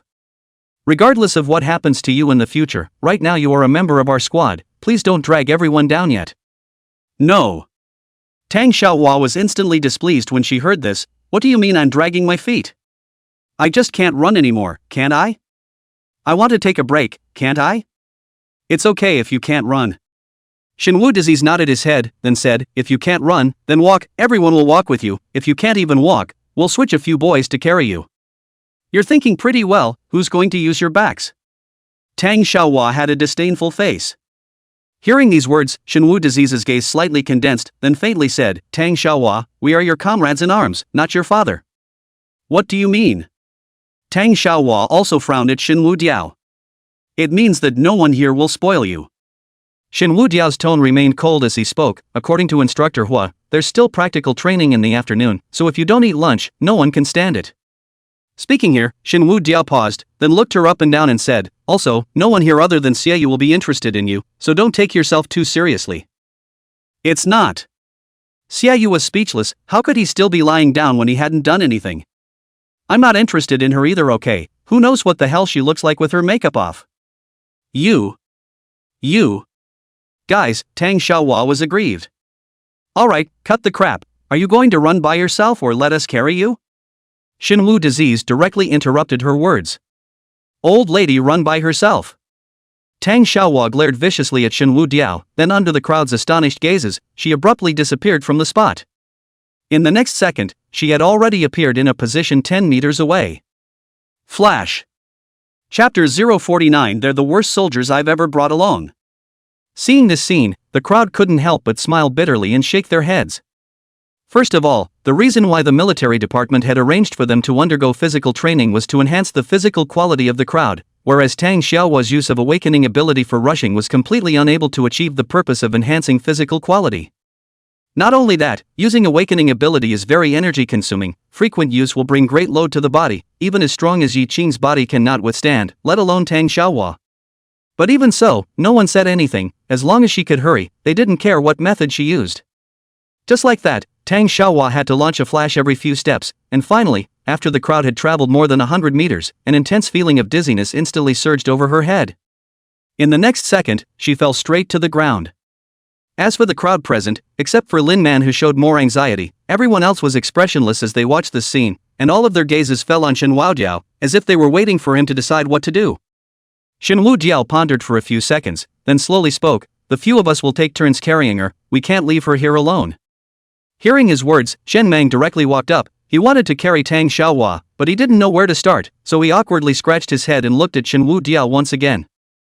"No need to care about this." Before Shen Wudiao could open his mouth, Zhang Anqi jumped the gun and said, "On the battlefield there are only comrades and enemies, there are no men and women." Xian Mang froze for a moment, then still looked at Shen Wudi with an inquiring gaze. In his life, apart from his parents, he only trusted two people, and that was Xiaoyu and Shen Wudi. Shen Wudiao nodded, then bent down and grabbed Tang Xiaohua's back collar with one hand. Surprisingly, he directly lifted her whole person up. Seeing this scene, Shen Mang was slightly stunned before bending down and turning his back to Shen Wudiao. Shen Wudi showed no mercy and threw the other party on Xian Mang's back, then spoke, "Keep moving." Without Tang Xiaohua as a drag queen, the crowd's traveling speed was obviously much faster, during which Lin Man couldn't hold on a few times, but she refused the good intentions of Shen Wudiao and the others, insisting on running the whole way by herself. Lin Man and Tang Xiaohua are different. She doesn't have such a solid family, even her tuition fee for college is earned by working after school, so she doesn't dare to go to the hospital when she's sick. It was reasonable to say that having awakened her mind-reading ability, she would become the object of competition from various forces, but because Su Changshang, the former class teacher of the Dao class, was afraid that the other party would pry into those dirty thoughts inside her heart, he refused Lin Man to join the Dao class and denied the fact that she had awakened. This also led Lin Man to believe that her awakened ability was not recognized and was disliked and loathed by others. Now that the Dao class was fully enrolled, and Su Changsheng had been removed as the Dao class teacher, she finally had another chance to join the Dao class, and this time she had to do everything she could no matter what, and fight to stay in the Dao class, and if she could she would prefer to stay in the military department. An hour and a half later, the crowd was finally dragging their tired bodies back to the military department. During this period Tang Xiaohua also woke up. When she came to her senses, it happened to be Shen Wudiao who was carrying her. After she cursed Shen Wudiao rogue, in return, she was heavily thrown on the ground by Shen Wudiao. However, what surprised the crowd was that after Shen Wudiao threw her on the ground, she firstly aggressively rubbed her buttocks, and then the next way, she was surprisingly well behaved and did not allow the crowd to carry her anymore, and also insisted on it hard until the end. Seeing the crowd's silhouette slowly appear, Huiyan lowers his head and lifts his wrist to look at the time, then his face is as gloomy as water. Seeing his face, the crowd knew that their speed was far from the other party's expectations. It wasn't until the 9 people stood in order that Huiyan slowly opened his mouth, his voice as cold as ever, but his tone was calm, saying, "Do you guys know how much time is consumed by a normal member of the military department to cross country 5 kilometers underweight?" Seeing the crowd bow their heads in silence, Huiyan looks to Zhang Anqi, "You say?" The excellent time for 5 kilometers of weight-bearing cross-country is roughly 19 minutes, but the weight carried should be 13 kilograms of basic equipment. There's no specific time for special circumstances, but it's generally no more than half an hour. Zhang Anqi replied with a serious face. "It's 27 minutes to be exact." Huiyan's brows furrowed slightly before asking back, "And how much time did you guys use?" This time Zhang Anqi didn't open her mouth, but instead it was Shening on the side who spoke, 112 minutes. Hearing his words, even Huiyan is slightly stunned for a moment, as the time it took from the time they left the military headquarters to the time they stepped through the gates of the military headquarters was exactly 112 minutes, not a single minute longer. Holy, really? Xiaoyu looked at Shening with a suspicious face. "You wouldn't have just made it up off the top of your head, right?" Shening doesn't answer Xiaoyu's words, only looking up at Huiyan. Huiyan nods slightly before speaking, "Not bad, it's indeed 112 minutes, this is the worst score I've ever seen. I'm actually curious as to how the hell you guys did it?" Huiyan spoke with a slight hint of mockery. "Did you guys know that you wouldn't be able to eat lunch, so you simply shot some wild game in the mountains and roasted it for dinner?" "Old Yin and Yang Man Tang Xiaohua muttered in a small voice. Huiyan coldly glanced at her, but seeing her sweaty appearance at this time, he ultimately didn't bother with her, but coldly said, "All of you, get your ass back to your tents, and gather at the training ground in an hour." After saying that, he turned around and left without looking back. "No." Xiaoyu looks at Huiyan's back and shouts, "Really, you're not going to give me any food I didn't have breakfast." "Alright, don't shout." Shen Wudiao smiles helplessly, "It's already good enough not to be penalized." Saying that, he took the lead and returned inside the tent. As soon as he entered the tent he froze, because there was a lunchbox placed on each of their beds, and each lunchbox was wrapped in a plastic bag, and judging by the water vapor on the plastic bag, it should still be hot. Yo! Tang Xiaohua, who walked into the tent, saw the scene and couldn't help but tsk his tongue. Can't see that this uncle is still a cold-faced and warm-hearted person. Count him as somewhat conscientious. Xiaoyu also muttered. An hour later, on the training ground. In order to avoid doing push-ups, Shen Wusui and his group had rushed to the training ground ahead of time, but when they arrived, Huiyan was already standing there waiting for them early. In addition to Huiyan, there are dozens of instructors standing there like javelins, but at this time, the trainees on the training ground are only a few scattered people, and the rest of them should not have arrived yet. After Shen Wusui's few people arrived, they came before Huiyan and stood in order. After seeing this scene, Instructor 002 speaks with an envious face. Instructor Hua, this group of students you're leading is much stronger than the ones I'm leading. Them? Huiyan coldly swept a glance at Shen Wusui and the others before speaking, the worst soldiers I've ever led. Although he said this, Shen Wu Diao and the others could clearly feel that there was a touch of imperceptible smugness on his face. Chapter 050 Archer, Auxiliary, Milkmaid. Just a bunch of students, just here for a little exercise. That instructor laughed, then looked at Huiyan and said, Instructor Hua, you're just too serious. Hearing these words, Huiyan's face changed before he snapped, as long as you step through the gates of the military department, you are a soldier. As long as one is a soldier, one has to undergo rigorous training. How can one act perfunctorily? Tack tack tack. The instructor quickly waved his hand, and then said with a smile on his face, I won't talk to you. A moment later, our two teams will conduct actual combat training, to see if you're a soldier who is strictly trained out of the army, or if my perfunctory soldier is better. Then we'll see. Huiyan coldly replies back before turning his head and no longer looking at the other party. Instructor Hua, don't worry, we'll make sure we knock all their teeth out. Tang Xiaohua waved her fist and said. Don't speak when you're not told to. Huiyan glared at her. About 5 or 6 minutes passed before the other team's players arrived one after another, all of them looking unusually lazy with a look of not having woken up. Seeing the players of each team arrive one after another, Huiyan also opened his mouth again and said, Actual combat training, you and Team 002 will conduct confrontation training. It's divided into two modes, single-player confrontation as well as team confrontation. During this period, I won't be laying out any tactics for you guys, you can elect a captain in your squad to lay out the tactics.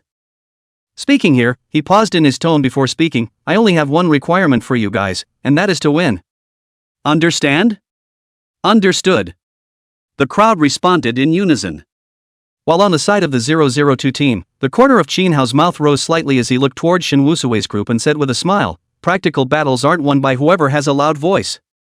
I see that your kid's leg doesn't hurt anymore, right? Xiaoyu's gaze glanced at the other party's legs before speaking, Don't worry, I'll let you recall that feeling again today. Humph. Then we'll see. Qin Hao snorted coldly. Yo. Xiaoyu laughed, then said with a smile, The little thing is still quite fierce, see if I don't knock your milk bottle off later. You, in terms of verbal skills, even 10 Qin Hao tied together were no match for Xiaoyu, and in the end, he could only glare viciously at Xiaoyu. All right. At this time, Huiyan also directly interrupts Xiaoyu's words, and then speaks with a serious face, The individual confrontation is divided into 4 matches, with 1 point accumulated for each win, and 3 points accumulated for a win in the team confrontation. Saying this, his gaze swept over the crowd one by one, then said, Next you have 10 minutes to set up your tactics. During this period neither I nor the opposing instructor will be involved. How are we going to fight? Tang Xiaohua said with some lack of confidence, Let's say in advance although I've awakened, I really don't know how to fight. After thinking about it she added, But swearing, I can.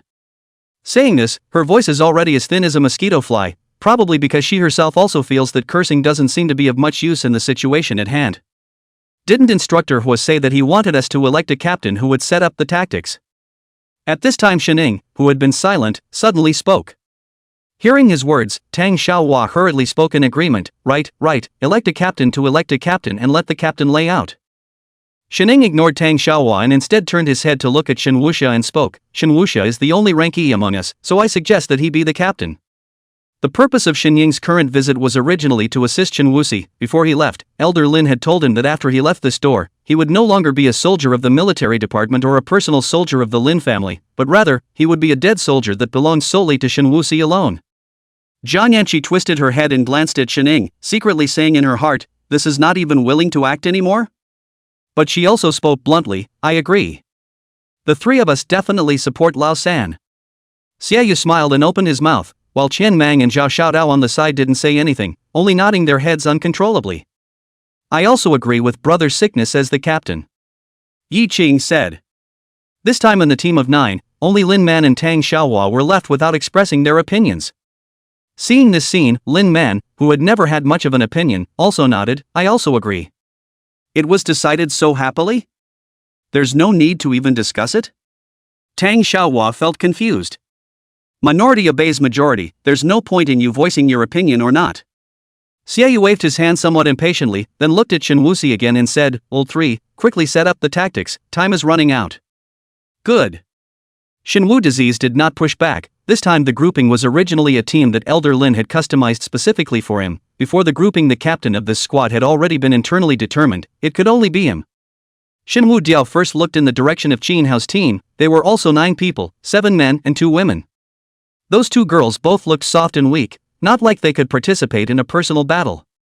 As for the 7 boys, apart from Qin Hao, there was also a guy with glasses who looked very civilized, while the rest of the guys all looked relatively sturdy, and Shen Wuxi couldn't figure out the other side's bottom line for a while. After pondering for a few seconds, Shen Wuxia spoke, "In our team, Tang Xiaohua, Lin Man and Xiaodao are almost all without any combat power, while those 2 girls on the other side don't seem to have much combat power, so our strengths should be equal in a team battle. In order to ensure that we can win this bout, we need to keep winning all of our individual battles as much as possible.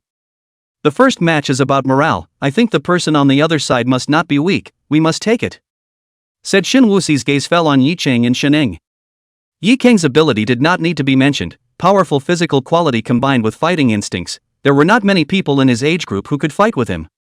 As for Shen Ying's strength, Shen Wu Diao didn't know about it, but Elder Lin had said that his original purpose was to create a physical body that could suppress awakened people, so he thought that the other party's strength was not below that of Yi Qing. "I'll do it." Shening stepped forward and spoke rather seriously. "Are you sure?" Shen Wu Disease asked. "Aha!" Shening just nodded and didn't say anything more, but the confidence that flowed from his eyes gave people a very reassuring feeling. "Good." Shen Wu Diao likewise didn't say much, then continued to speak, "Then Qian Mang will be on in the second match, and Yi Qing in the third match." "No problem." The 2 replied in unison. As for the last game, Shen Wuxi's gaze fell on Jiang Yanqi. Feeling Shen Wu Diao's gaze, Jiang Yanqi was slightly stunned, then hurriedly spoke, "Why are you looking at me? I'm a shooter, I don't have any equipment yet, if you give me a gun, I can collapse them all." Shen Wudi was somewhat speechless. In Shen Wudi's impression, Jiang Yanqi's strength should be very strong, even if it is not the opponent of Shening and Yi Qing in one-on-one, it should be able to go 50-50 with Qian Mang, but he didn't expect that the other party without a gun, but it is not much of a fighting force at all. Thinking about this, Shen Wu Diao couldn't help but be a little embarrassed, his gaze wandering back and forth on the remaining few people. Feeling Shen Wu Diao's gaze, Lin Man immediately panicked a little, and said with some lack of confidence, "Then I should be considered an auxiliary, right? I'm a milkmaid." Tang Xiaohua straightened her chest. The crowd was collectively speechless. And at this time Shening suddenly spoke, "Did you forget yourself?" "Myself?" Shen Wu Disease was slightly stunned. "That's right, you're the only rank E amongst us, and the only rank E amongst this batch of Dao class students. You should be able to securely take a point by going on the field." Chapter 051 Defeating Brute Force in One Move. Obviously, the other party didn't say that Shen Wuxi himself didn't even react to the fact that he was now at level E. It was just that those diseases were still with him, causing him to still look weak and his face was as pale as ever. "I don't have much combat experience." Shen Wu Disease opened his mouth. "There's no need for experience, with your current strength, even if you were to swing your fists randomly, not many people would be able to resist it," Shening said in a calm tone. "Good." Shen Wu Diao looked down at his fist, then said, "Then I'll do the last match." Several people then briefly discussed the tactics of the team battle, and just as they finished, Hui Yan opened his mouth to remind them that time was up. Immediately afterward, Hui Yan and the instructor of the other 002 team led them to a relatively spacious drill ground, which was usually used by the people from the military department for confrontation training, and there were also these several referees here to record the results of the match. One of the referees saw Hui Yan and the other instructor leading the men over and greeted them with a smile. Instructor Hua, Instructor Wang, your two teams are conducting actual combat training? That's right. Instructor Wang opens his mouth with a smile. Instructor Hua said that I'm leading the troops perfunctorily and that I need to be taught a lesson. Hua Yan coldly glanced at the other party and didn't say anything, only looking at that referee and saying, let's begin. That referee smiles and nods, then looks at the two teams people and says, captains of both sides come forward and hand in their team's battle lists. Upon hearing this, Xinhao and Shenhua Disease stepped forward at the same time and handed over their battle lists to each other. Shenhua Disease, this is the military department, you and Xiaoyu's identity and background are worthless here, you can only rely on strength to speak here. Xinhao came over to Shenhua Disease's side and said in a low voice. Shenhua Disease looked at him like he was an idiot, then said, you'll be honest when you get your milk bottle knocked off later. You. Xinhao, who had failed in his fight once again, could only glare viciously at Shenhua Diao, then returned to his team. The referee, who had gotten the list, looked at the battle lists of both sides, then spoke aloud. Individual Battle Game 1, Team 001 Shining vs Team 002 Zhali. After saying that, he took a step back, leaving the field to the two.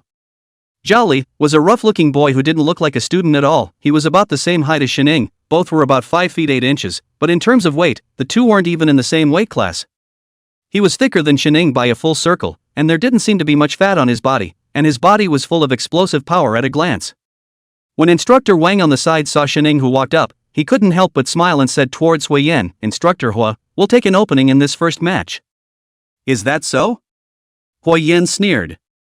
You probably don't know that this Zhali isn't awakened, and the one awakened is still the strongest pre-combat brute force stuff. Instructor Wang whispers with a smug expression. Hearing this, Hua Yan couldn't help but frown. Although brute force is a relatively common awakened ability, rated as a D-rank talent by the Awakening Research Institute, there are almost no awakened abilities that can contend with it without a breakthrough. After all, their strength far exceeded the power limits of ordinary people. Even a world-class boxing champion would be unbeatable in front of a brute force awakened person. Back then, there was a news report about a middle-aged man who awakened his brute force under emotional excitement because of an altercation with a bus driver, and then he overturned the bus with his bare hands. With such strength, even if Shining had undergone special training, it would be difficult for him to deal with it, as it was simply not a fight between levels. And just as Hua Yan pondered, the two had already stood opposite each other and the battle was imminent. He. Zhali looked Shining up and down, then grinned, kid, you'd better admit defeat, with this small body of yours I'm afraid I'll kill you with one punch. Shining ignored the other party, but turned his head to look at the referee on the side and opened his mouth to ask, can we start? It will have already started when I finish announcing the people who will be fighting. The referee also smiled with interest when he saw the calm-faced Shining. Facing a brute force awakened person and still being able to be so calm, it seemed that this Shining was not simple either. And just the instant his words fell, Shining moved.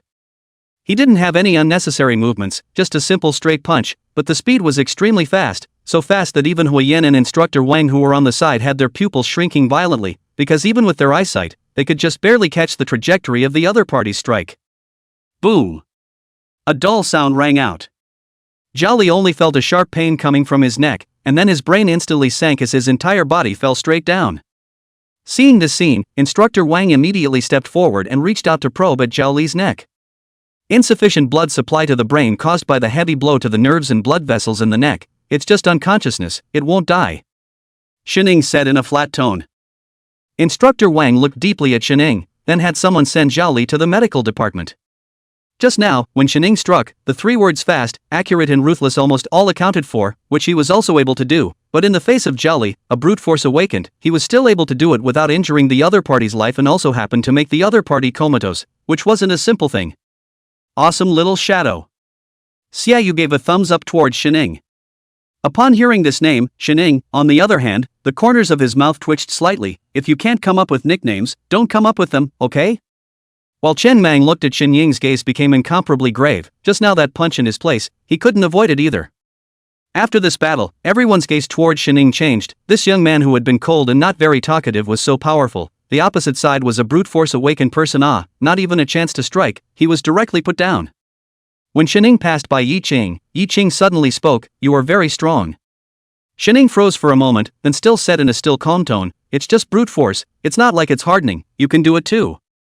At this, Yi Qing did not refute. He could do it, but he definitely could not do it so cleanly. Instead, he had to rely on his fighting instinct and the other party for a few moments, and then look for an opportunity to strike. After this battle, Qin Hao's face began to become incredibly gloomy. The referee's voice rang out once again. Individual Battle 2, Team 001 Chen vs Team 002 Jiangwan. This time, the opposing team's combatants were beyond the expectations of Shen Wusui and the others, as the one who fought was one of the two weak-looking girls in the opposing team. Qin Hao first whispered a few words to that girl, then raised his head to look at Shen Waojiao, the corner of his mouth hooked into a meaningful smile. Chapter 052 Cutting Jade Battle Chen Meng. Lao San, this. Shen Mang scratched his head and showed a difficult look. Why is it a woman? Shen Wu Disease frowned, then looked at Qian Mang and said, have you forgotten what Jiang Anqi said? There are only comrades and enemies on the battlefield, there are no men and women. All right. Qian Mang answered in a jarred voice, then walked over towards the girl. Seeing Qian Mang walk in front of him, the girl called Jiangwan smiled, then spoke, this little brother, you can be a little lighter in your hands in a while. This one is really not okay. Qian Mang awkwardly scratched his head, then said, big sister, or drop you better admit defeat. Elder, don't ink, this pussy is not something you can handle, fight quickly. Xiaoyu, who was on the side, hurriedly opened his mouth to remind him.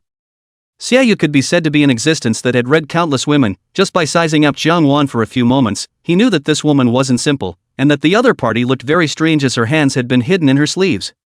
Got it, boss Xie. Qian Mang's face also became serious after hearing Xiaoyu's words. Big sister, I'm sorry. After saying that, Qian Mang blasted out a punch towards the other party, aiming straight for the other party's door. Seeing this powerful strike, Jiang Wan's face also revealed a look of gravity, then she hastily dodged to avoid the punch. The next second, she made an unexpected action. Only to see that she threw her head with force, and her waist-length hair was directly thrown towards Qian Mang. Seeing this scene, Qian Mang frowned, then subconsciously reached out to block. Immediately after, the crowd saw Qian Mang's arm soaring a layer of blood mist. His sleeves had all been torn, and his thick arms seemed to have been slashed by countless sharp blades, blood and flesh. Qian Mang stifled a grunt, and then subconsciously reached out to cover his arm, and at this time Jiang Wan has taken the opportunity to come to the side of the Qian Mang, that has been hidden in her sleeve hand is also the first time to show out. Her 10 fingers are like green onions, slender and white, at a glance is usually often maintenance. And her next action let people no longer care to appreciate her delicate fingers, only to see her 5 fingers like a hook violently toward the shoulder of Qian Mang grabbed. Immediately after, blood burst out. Qian Mang's sturdy muscles were as soft as tofu in front of her fingers, instantly leaving 4 bone-deep blood traces. Before Qian Mang could react from the intense pain, her fingers were already clasped on Qian Mang's neck. Stop! Hui Yan and Shen Wu Diao bellowed almost simultaneously. Jiang Wan, on the other hand, twisted her head to look at the two men, spreading her face and smiling. Don't be so excited, people don't kill people. Said she slowly removed the hand that was holding Qian Mang's throat, although she said on her lips that she wouldn't kill anyone, but Qian Mang's neck had already appeared a few traces of blood. Jiang Wan turned her head to look at the referee on the side and opened her mouth to ask, I should have won, right? Aha! That referee's face was a bit unsightly, but he still nodded. In the military department, there were many injuries from actual combat training between squads, but one like Jiang Wan who was so ruthless had never happened before. After all, we were all on our own, there was absolutely no need to fight to the death. Shen Wu Disease, Xiaoyu, and Zhao Shaodao quickly stepped forward to check on Qian Mang's injuries. But when they saw Qian Mang's injuries, a monstrous rage flared up in all 3 of their eyes. At this moment, one of Qian Mang's arms looked like it had been slashed hundreds of times with a very fine knife, and the flesh and blood on his arm was like dumpling filling, blurred beyond recognition. And at his shoulder, Jiang Wan had used her fingers to cut out 4 deep and visible blood marks, and it was important to know that it wasn't done with her fingernails, but with her fingers. Even if her fingers were more slender, they were still fingers, which led to large chunks of flesh and blood on Qian Mang's shoulder having disappeared, leaving only 4 deep blood marks. No, not blood marks to be exact, but blood grooves. Shen Wu Disease directly took off his own jacket and wrapped it around Qian Mang's shoulder, barely helping him stop the blood. He. Qian Mang smiled with a miserable face, thank you boss, Lao San, I'm humiliated. Don't say this. Shen Wu Disease shook his head, then looked to the side of Zhao Shaodao and said, you take Lao Air to the medical department, leave this place to us. Bitch, I. Xiaoyu reached out and pointed at Jiang Wan, who was not far away, and viciously cursed. While Shinwoo Diao was reaching out to pull Xiaoyu, shaking his head, "Don't worry, there's still a team battle in a while." Shinwoo Disease's tone was calm, but the bottom of his eyes flashed through a touch of imperceptible coldness. Ever since his parents died unexpectedly, Shinwoo Diao had almost no relatives or friends, and it wasn't until he went to college and got to know the three of them, Xiaoyu, that he once again experienced the feeling of friends. For him, who had been hovering on the edge of death for nearly a decade, there was hardly anything that counted as a big deal, but this matter at hand counted as one for him. Fists and feet have no eyes, so a few injuries are inevitable. The corner of Qin Hao's mouth hooked up into a teasing smile, then said, "Xie Xiao won't be going home to find his parents again, right?" Saying this, he smiled contemptuously before continuing, "But this time it seems like there's no use for you to look for your parents. This is the military department." This time, Xiaoyu didn't fight with Qin Hao anymore, but instead returned to the location where their squad was with Shinwoo Diao. "Che Yu." Seeing Shinwoo Diao walking back, Zhang Yanqi abruptly spat out two words. "What?" Shinwoo Diao did not react for a moment. "I said that the one called Zhang Wan's awakened ability is cutting jade. Zhang Yanqi glanced at Zhang Wan, who was talking and laughing with Qin Hao from afar, and opened her mouth to explain. "The cutting jade ability can make all the places on her body as sharp as a knife, which includes the hair she just used, as well as her fingers." Cutting jade, Shinwoo repeated, this term he had heard of, from Li Zitang when used to describe the sharpness of a sword. And that Zhang Wan's hair and fingers are indeed as sharp as a sword, and even more than that, a moment when the group battle facing her must be cautious again and again cautious, because all the people are not allowed to use weapons in the actual combat training, but she is equivalent to carry numerous sharp edges. Xiaoyu, who originally still had a serious face, suddenly burst out in foul language after hearing Zhang Yanqi's words. "What are you smoking?" Tang Xiaohua, who was beside him, was clearly taken aback. "That woman must be single," Xiaoyu said with a serious face. "Why?" Tang Xiaohua asked somewhat nosily. "Think about it, her hair can be as sharp as a knife, that," Xiaoyu said while looking towards Tang Xiaohua before his eyes gradually moved downwards. "Where are you looking, you dead pervert?" Tang Xiaohua viciously gouged out Xiaoyu. Xiaoyu is unconcerned and continues, "Who's sleeping with her? Isn't that the equivalent of an electric fan? Do you think she'll be able to find a boyfriend?" Chapter 053 Qin Hao's protagonist dream. Zhang Yanqi froze for a few seconds, then said with some uncertainty, "She should be able to control a certain part of her body to enter the cutting jade state through her mind." "So that's how it is." Xiaoyu nods thoughtfully, but finally says, "That won't work either, the risk is just too great, it's not worth it, hell knows if she'll lose control of her ability once she gets emotional." "No, you dead pervert, shouldn't we be discussing how to deal with her during the group battle at this time?" Tang Xiaohua looked at Xiaoyu with a look of disgust. "Also ha." Xiaoyu awkwardly scratched his head, then shrugged and said, "Then you guys discuss it, I don't have much of a solution, but Lao Er's revenge, I definitely want to report it, out of the military department, I've got to have a way to get her killed." "You still really want to find parents?" Tang Xiaohua asked with some curiosity. "Otherwise, Laozi will still fight with her alone?" Xiaoyu asked rhetorically, "What era is it? Who still fights alone?" "I'll smash her to death with money." Upon hearing the use of money, Zhang Yanqi's eyes instantly light up as she lowers her voice and says, 3 times outside the building, I guarantee a bullet will kill her. As long as I can kill her, from now on, you'll eat at outside house 3 times a day, and directly hang on to my account." Xiaoyu said without a care in the world, money was just a number to him. Hearing the conversation between the two, Tang Xiaohua and Lin Man both shuddered, they felt as if the people in their squad were all a bit dangerous. A human life was worth 3 meals? Alright, this is the military headquarters after all, it's not appropriate to discuss killing people here. Shin Wuxi opened his mouth to interrupt the conversation between the two. This also allowed Tang Xiaohua and Lin Man to breathe a sigh of relief, at least their freshly appointed captain seemed to be relatively sensible. However, before they could catch their breath, they heard Shinwoo Diao continue, "And it'll be 7 days until she leaves the military department, that's too long, let's strive to avenge our revenge in a little while in the regimental battle." And at this time, the referee's voice also sounded again. Individual Battle Game 3, Team 001 Yi Qing vs Team 002 Huayu. After a battle just now, sparks had rubbed off between the two teams, and it was no longer a simple sparring match between them, but they were both thinking of giving each other the maximum amount of damage possible within the scope allowed by the rules. Yi Qing's single combat ability was considered to be the top in Shinwoo Disease's squad, while the boy called Huayu was not an awakened, but just had better physical quality. Facing Yi Qing, his win rate was infinitely close to 0.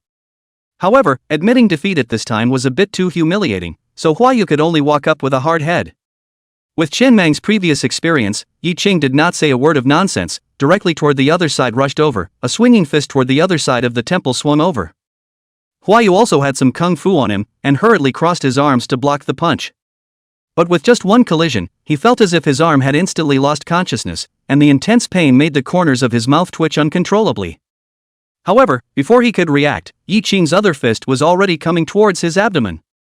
This time Huayu ate the punch hard. He had long heard of Yi Qing's name. The other party was the head of the academy's sparring department before his awakening, and he had even won the runner-up of the provincial academy competition. But only after experiencing it firsthand did he deeply realize how heavy Yi Qing's punch was. When this punch went down, Huayu's entire body became bowed. He only felt his stomach flip. He wanted to admit defeat but opened his mouth to spit out a mouthful of acid. Immediately after that, Yi Qing clasped his head with both hands, and then his knee slammed upwards. Crack! Accompanied by a crisp sound of bones breaking, Huayu's large body actually instantly flew backwards 2 meters away, and then smashed heavily on the ground, and the whole person fainted. This series of movements was said to be slow, but in reality, it only took less than 3 seconds. This clean action, even Huyen, such a stern person, couldn't help but nod his head slightly, revealing a color of satisfaction. On the other hand, Xinhao on the side saw this scene but was somewhat unimpressed, because this was already the best result. Using a Huayu to exchange Yi Qing's chance to strike, then the other side would have no one who could deal with their own blazing flame. In the next match, they were bound to win. Thinking of this, his gaze fell on Zhang Anqi. Tang Xiaohua was a former student of the Dao class just like him. Her ability was clear to himself. It was flash. This ability could be said to be a divine skill if it was combined with a physique like Yi Qing or Qianmang. But Tang Xiaohua was just a weak girl with no hands. If she used her flash to get close, it wouldn't be a sneak attack at all. It would be a head sender. As for Lin Man, who had once personally admitted that her ability was mind reading, this was even more of an awakening with no combat ability, and had been completely ignored by him.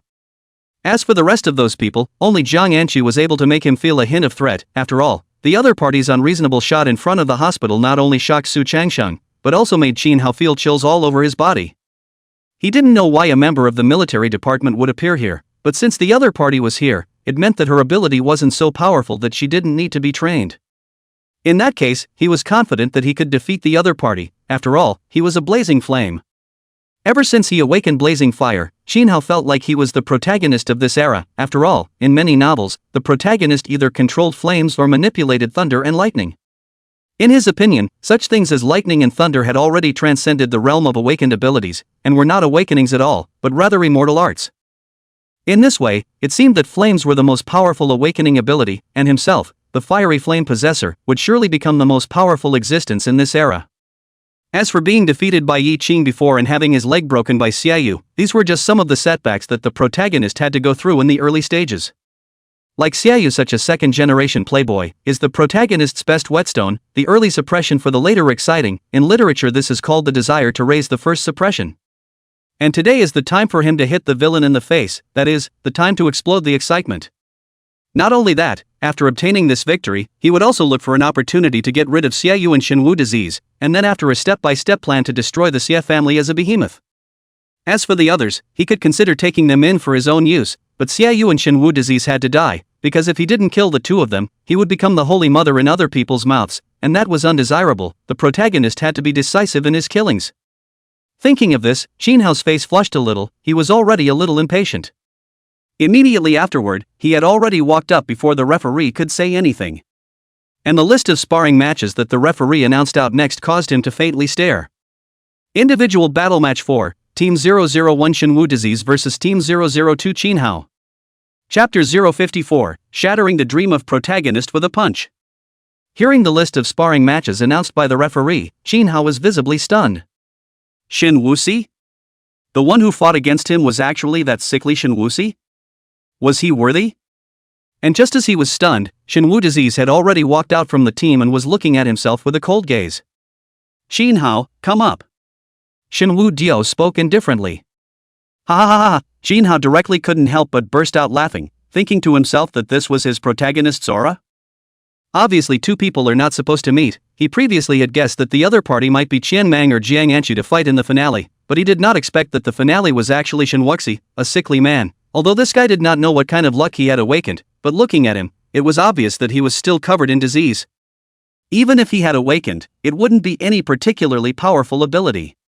So he stepped forward and looked at Shinwusi with a smile on his face. Shinwusi, your luck isn't very good. And as soon as his words fell, before he could even get his second sentence out, Shinwu Disease had already rushed in front of him and swung his fist towards him. Shinwu Disease didn't know much about level E. He only felt that his body was full of explosive power, but he was weak due to multiple diseases, and for a while he didn't know what exactly was going on with him, so he could only strike with all his might. And Shinhao also did not expect Shinwuxi did not even say directly on the hands, this is simply not in line with common sense before although Yi Qing and Shining is also no extra nonsense directly on the hands, but they are the supporting role but their own is the protagonist how can he not give himself the opportunity to show the saint in front of the people?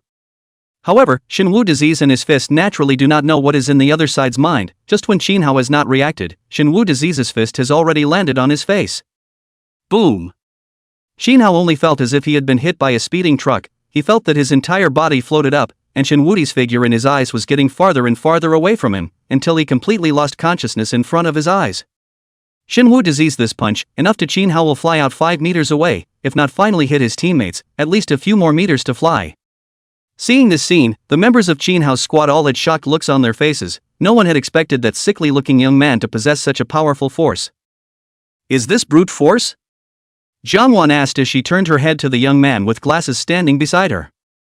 It should be, I really don't know what other awakened ability can possess such a powerful force, and it's still purely physical. The young man with glasses wrinkled his eyebrows into a Chuan character. There's actually a brute force in your team as well? Instructor Wang twisted his head to look at Huiyan with a hint of doubt in his gaze. Generally speaking, brute force awakened people were those who were tall and had a robust physique, but Shinwusi clearly did not fit this trait. Am I obligated to tell you? Huiyan said in a salty manner.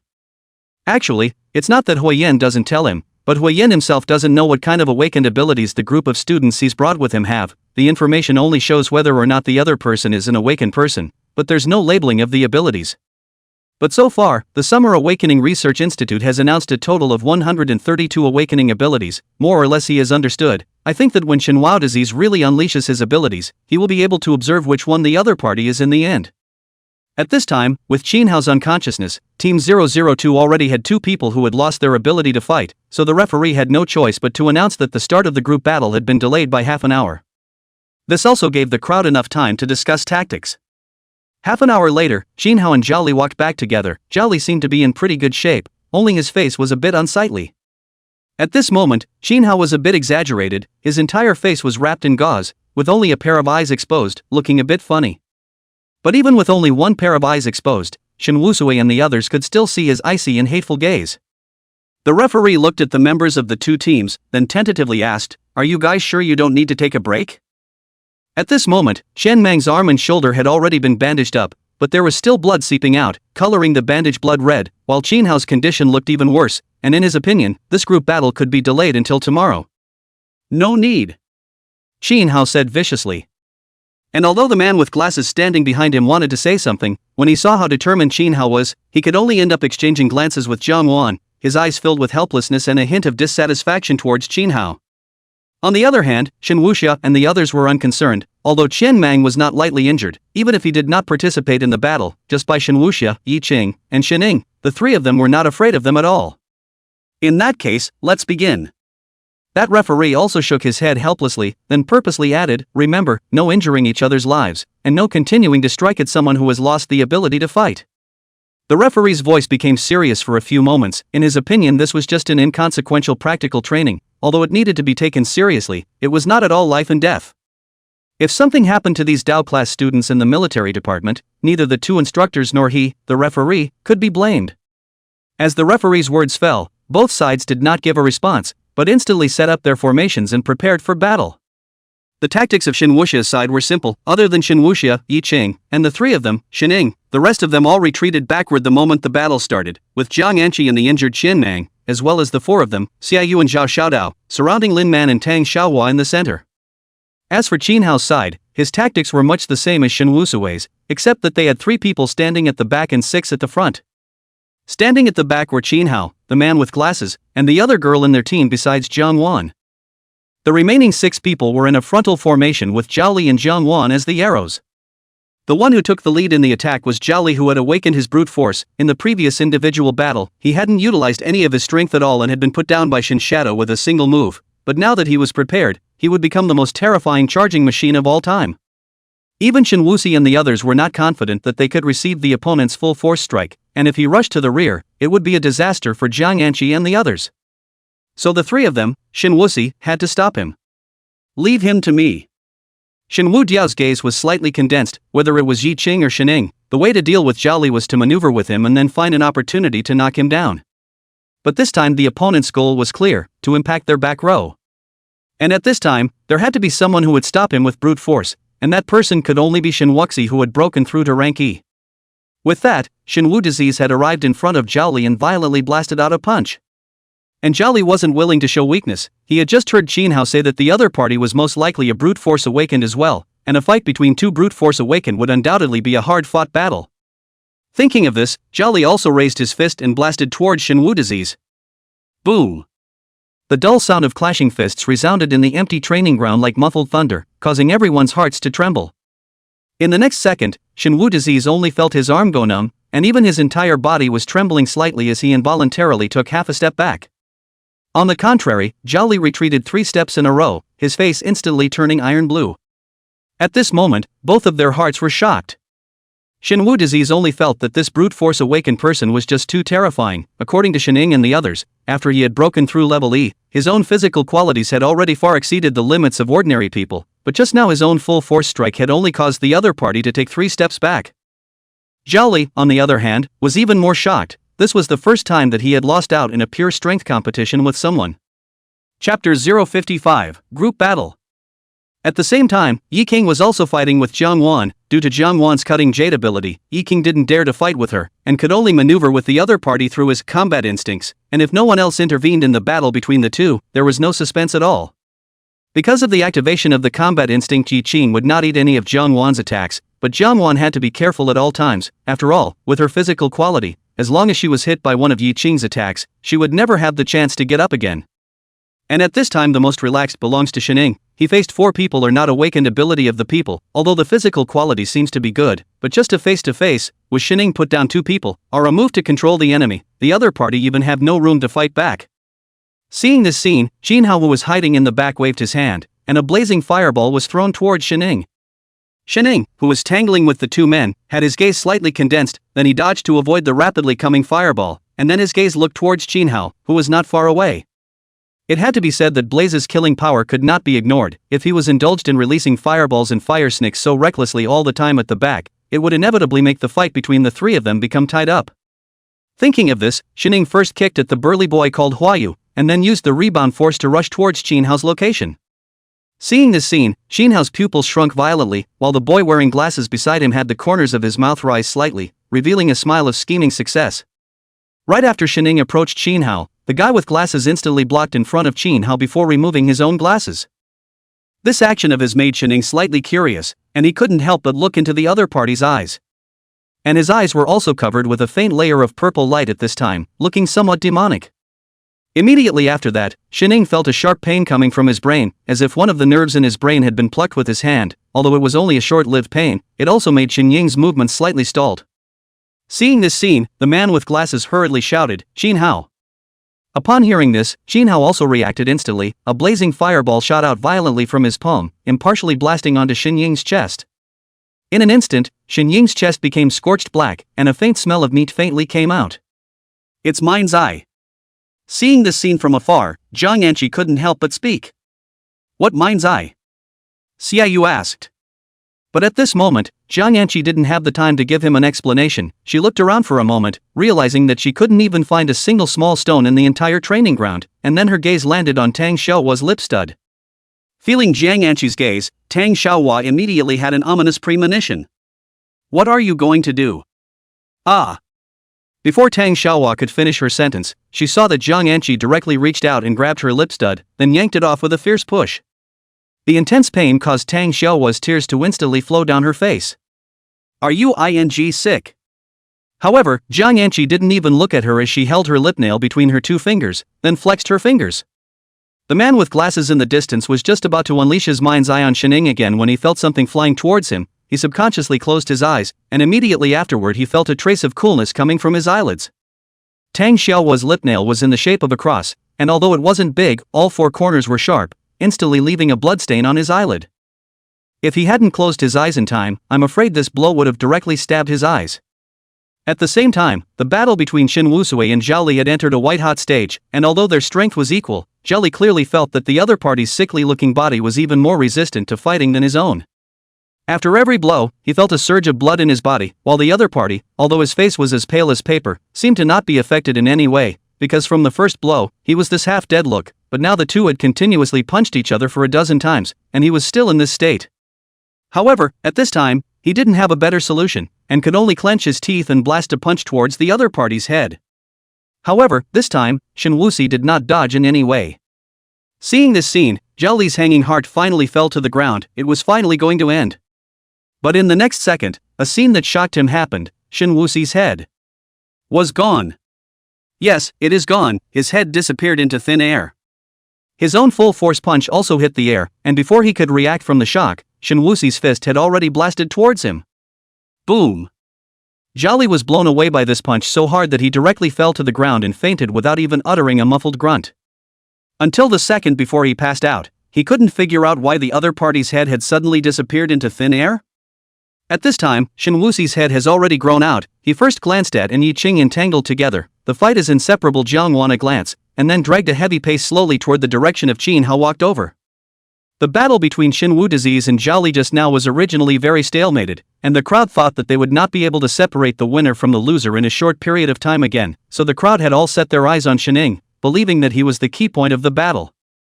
If he was able to knock out Qin Hao in a short period of time, then he could deal with the two Huayu without any fear, and without the hold of the blazing fire, the two were simply no match for Shining. As long as Shining freed his hands, this battle could be declared over. However, no one had expected that Qin Hao's team had even hidden a mind's eye. The appearance of the mind's eye instantly broke Shin Shadow's plan to attack Qin Hao, and if Shin Shadow fell first, then the battle could also be declared over, only that the losing side would become Shin Wuxia's side. However, in the ensuing moments of lightning and flames, there were frequent changes. First, Zhang Yanqi used Tang Xiaohua's lip nail as a hidden weapon, and then combined with the no false hair, she almost blinded the eyeglasses man, and then Shin Wudi instantly defeated Zhao Li. Since all of these things happened almost simultaneously, it also resulted in no one noticing exactly how Shin Wudi defeated Zhao Li. By the time their eyes shifted to Shin Wudi's body, Zhao Li had already fallen unconscious 5 meters away. At this point, this group battle could basically be declared over. However, Shin Wu Diao didn't think so. This battle, it's still far from over. It's time for some people to pay some price. Chapter 056 Exchanging Injury for Injury, One Force Breaks All Laws. Watching Shin Wao Disease come step by step, Shining looked down at the piece of scorched blackness on his chest, then silently retreated to the side. Since Shin Wao Diao had already solved that brute force, there was no need for himself here. You actually defeated Zhao Li? Qin Hao looked at Shin Wu Diao with some disbelief. He was very clear about how powerful Zhao Li's solo combat ability was. Before, if Shining hadn't sneak attacked and gotten his hands on him, he definitely wouldn't have been able to easily defeat the other party, but now Zhao Li was actually defeated by Shin Wu Diao. Even if he had also awakened his brute force, he who was usually sickly and lacked exercise couldn't possibly have been a match for Zhao Li. Shin Wuxi didn't answer his words, but came to them, and without saying anything, directly punched on the chest of the man with glasses, and the other person's body, which was already a bit thin, instantly flew out. This is still Shin Wuxi collected the force, otherwise his punch might be able to directly kill the other party. Immediately afterward, Shin Wu Diao's ice-cold gaze looked towards Qin Hao. What do you want to do? Qin Hao was obviously a little timid. He unconsciously swallowed his saliva, then took 2 steps backward, wanting to distance himself from Shin Wu Diao.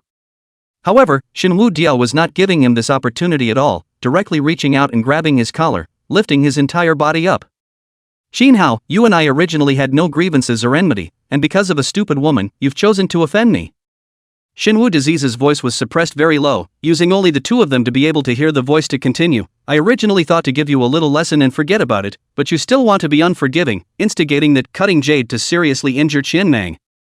Shin Wu Disease, you put me down, what the hell are you doing? Qin Hao shouted while throwing a look of help towards Instructor Wang. Seeing this scene, Shin Wu Disease couldn't help but sneer. Now you're starting to look for your parents? Qin Hao's face turned red. This phrase was originally used by him to flirt with Xiaoyu, but now Shenwu Diao used this phrase to counter him, but he was still speechless. Forget it, too lazy to talk nonsense with you, just wait for your death slowly. Saying this, Shenwu Diao directly threw him aside. Just now, Shenwu Diao had once again unleashed bestow on Qin Hao. Only this time, it was no longer a simple hemorrhoid, but pancreatic cancer.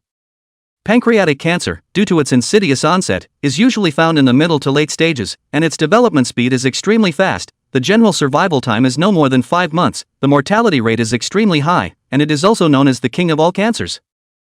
Qin Hao, who had been given pancreatic cancer, was almost certain to die. Thereupon, Shen Wuxi came back to the girl who hadn't made a move, and faintly asked, "What is your awakened ability?"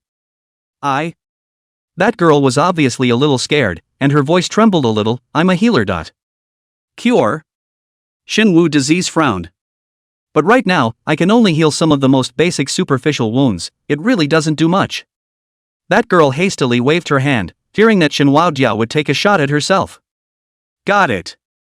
Shenwu Diao nodded, then when the other party had not yet reacted, he directly struck the other party's neck with a hand knife. That girl's pupils instantly dilated, then directly paralyzed on the ground. And at this point on the field there was only Jiangwan left, who was entangled with Yi Qing. It had to be said that this woman was really hard to deal with. Yi Qing had repeatedly found the opportunity to strike at her, but in the end, it resulted in his own hands being full of wounds.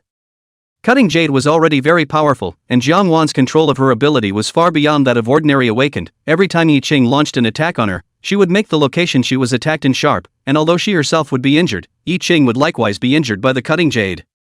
Jiangwan panted as she looked across the room at the three of them, Shenwu disease, and then twisted her head to look at her teammates who had all collapsed to the ground and smiled somewhat helplessly. "You guys are indeed very strong, but I only lost on my teammates." "Is that so?" Shenwu disease slowly stepped forward. Seeing Shenwu disease's action, the crowd was slightly stunned, because right now, they really had no way to do anything about the other party, unless they continued to tangle with the other party until she ran out of stamina and could no longer activate the cutting jade. But if that was the case, it was thought that the other party would directly admit defeat, and it would be completely pointless.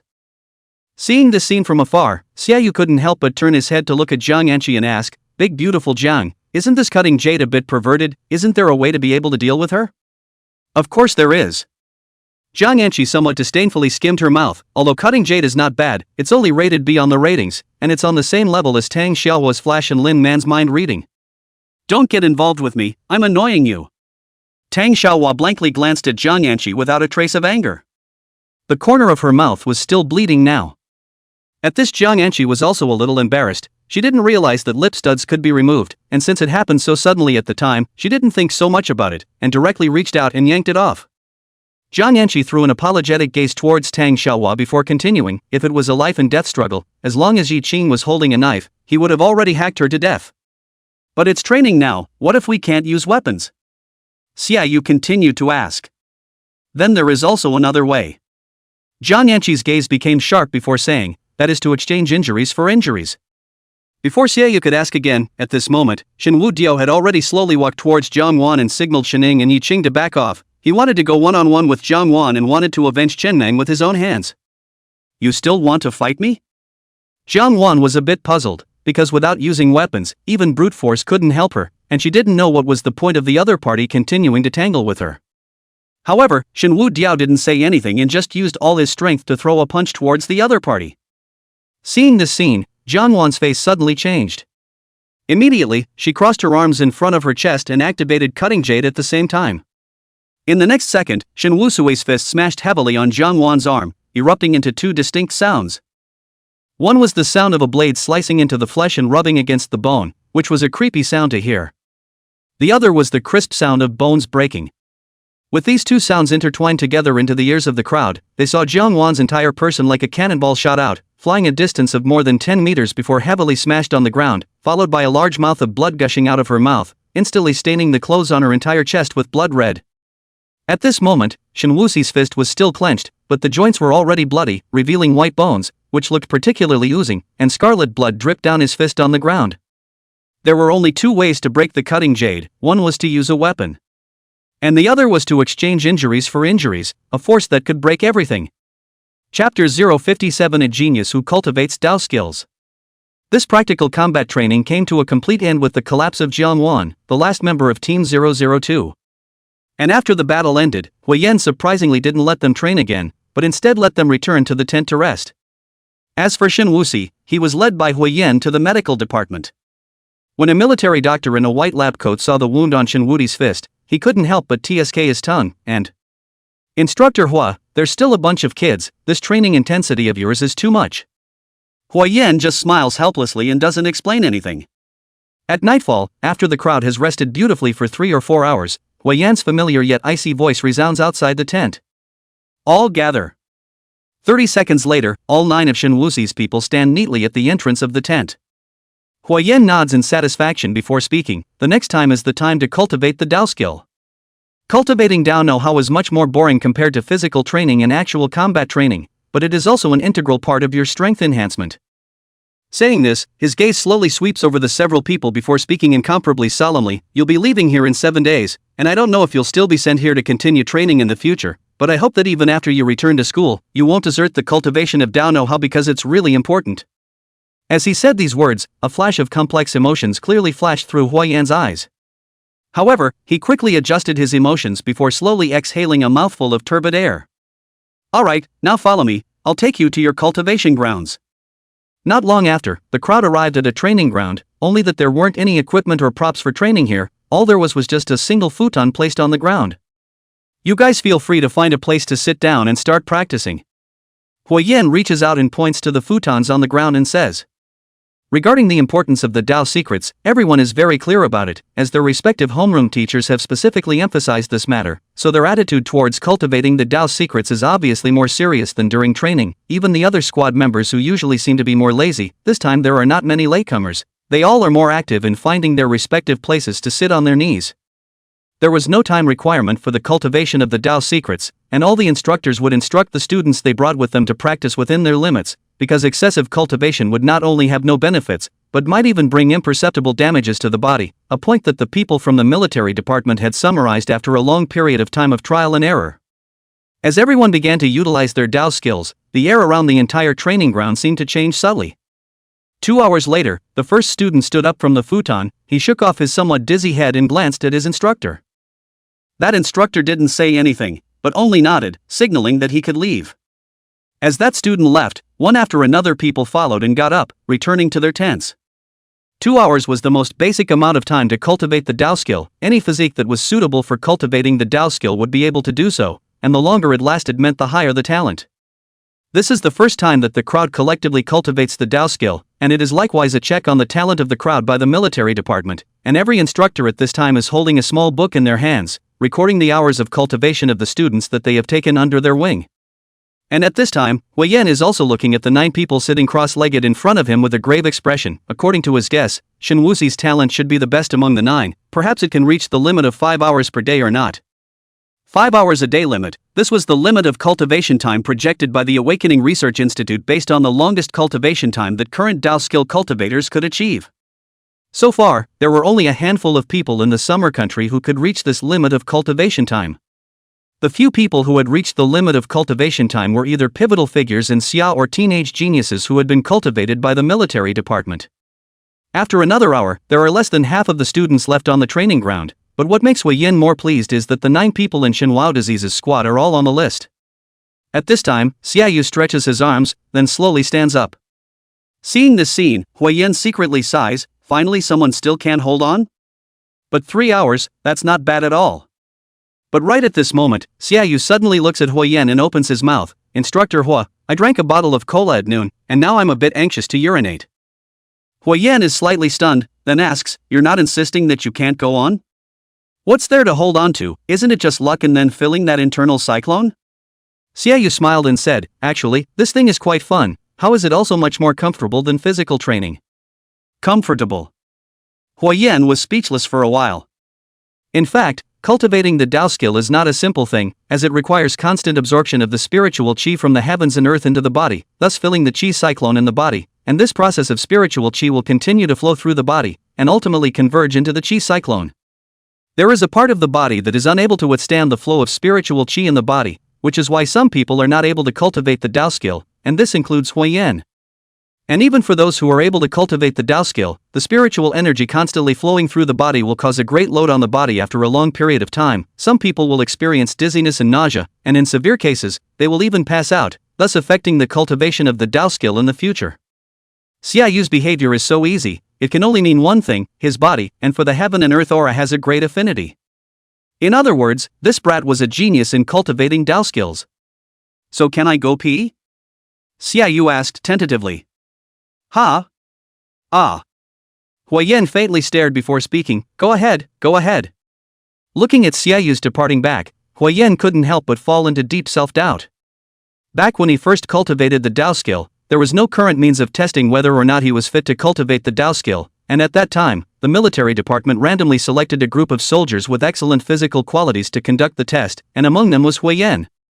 Huayan clearly remembers the pain that can't be described in words when the heaven and earth aura wandered through his body, as if there were countless ants burrowing into his skin, constantly crawling, and incidentally gnawing at his own flesh and blood. However, as an elite of the military department, at the moment he saw that all of the people were able to persevere but only himself. Huayan didn't choose to say anything, but instead gritted his teeth and persevered until he fainted on the training ground. After that time, Huayan's body suffered great damage, and the academician of the Awakening Research Institute said that perhaps he would not be able to awaken for the rest of his life, nor would he be able to cultivate the Taoist secrets, and would only be able to be the most ordinary soldier. Since then, he began to give up his own cultivation, devoting himself to training new recruits, and he hoped to train an invincible team for the Cold State Military Department through his own efforts. However, half a year had passed, and although the soldiers he had brought out could be considered the best in the Cold State Military Department, they were not enough, and were still far from meeting his expectations. Thinking of this, his gaze fell on Shen Wusui and his group. Looking at this one vigorous teenager, he seemed to see a glimmer of light. Chapter 058: Breaking the Limits, Banditry of the Black Hole. 4 hours later, there are already less than 30 students left on the cultivation grounds, and what makes Huayan more satisfied is that all 9 of Shenwu Disease's people are on the list, and none of them quit. As for the 002 squad on the side, there are only 4 people left who are still holding on at this point, namely Qinhao, the man with glasses, that girl who awakened to healing, and Zhali who awakened to brute force. As for that Cheiyu Jianwan, after suffering from Shenwu Disease's full force blow, both of her arms were crushed and fractured, and 3 of her ribs were broken. At this time, she had already been sent to the hospital of the military department to receive medical treatment, and she would not be able to continue to take part in the 7 days of special training. No wonder the members of the first team are so powerful in combat. That instructor Wang glanced faintly at Shen Wuxi and the others, then said somewhat unconvincingly, "It turns out that this first team are all hand-picked talented youngsters." Sensing the other party's somewhat sour tone, Huayan also reveals a rare smirk and teases, "What, are you jealous?" Poof. Instructor Wang snorts coldly, then turns his head to not look at Huayan's face of petty ambition. However, he is also happy for Huayan from the bottom of his heart. The other party's experience is also very clear to him, although he wouldn't choose to become the other party, but he also respects the other party from the bottom of his heart. They are all good men in the military department. Where is the overnight enmity? And right at this moment, Qinhao, who was practicing Dao skill, suddenly frowned tightly, and then hastily reached out to cover his abdomen, and he who was originally sitting cross-legged was also instantly hunched over, with cold sweat constantly seeping out from his forehead. "Qinhao, what's wrong with you?" Instructor Wang rushed forward. "My stomach hurts." Qinhao opened his mouth with some difficulty. Hearing these words, Instructor Wang frowned slightly. Overloaded cultivation of the Dao skill would indeed have side effects, but there was no such symptom as abdominal pain. However, at this moment, he can't afford to think too much about it, and hurriedly helps the other party up before looking at Huayan and saying, "Instructor Hua, I'll take him to the medical department, and you can help me take care of my trainee. You go, leave this place to me." Huayan also nodded with a grave expression. While at this moment, Shenwu Dio was completely unable to perceive what was happening outside. He was already completely immersed in the world within his body. According to what Tang Song had said at the beginning, there would be 7 cyclones of qi within everyone's body, and all they needed to do was to run the heaven and earth aura and fill all of the cyclones in their bodies one by one. Shenwudi did feel the existence of 7 cyclones, but he also realized that in addition to those 7 cyclones in his body, there was also a huge and incomparable black hole, and those 7 cyclones surrounded the black hole, as if the 7 stars of the Big Dipper surrounded the sun. And the heaven and earth spiritual qi that he was operating on only stayed within the first qi cyclone for a few seconds briefly before it was forcibly plundered away by that black hole. Just like this, 3 hours had passed, and his first qi cyclone was still empty, without a trace of spiritual qi. Shin Wuxi did not believe in evil, continued to run the Taoist secrets, the spiritual chi of heaven and earth was constantly absorbed into his body, but the final result was still the same as before. The huge black hole was like a bandit, forcibly drained all the spiritual chi within the cyclone, not a single trace left. I don't know how long had passed. Shin Wuxi finally gave up helplessly and slowly opened his eyes. But as soon as he opened his eyes, he was startled. Because at this moment, the 9 people including Huayan were all staring at him, their expressions one stranger than the other. Old 3, you finally woke up? Xiaoyu looks at Shin Wuxi with a surprised expression.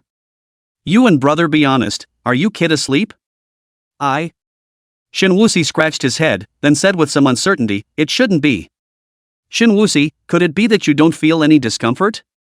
Huayan pushes Xiaoyu away as he asks with a somewhat agitated face. Discomfort? Shin Wuxi pondered for a few seconds, then shook his head in some confusion.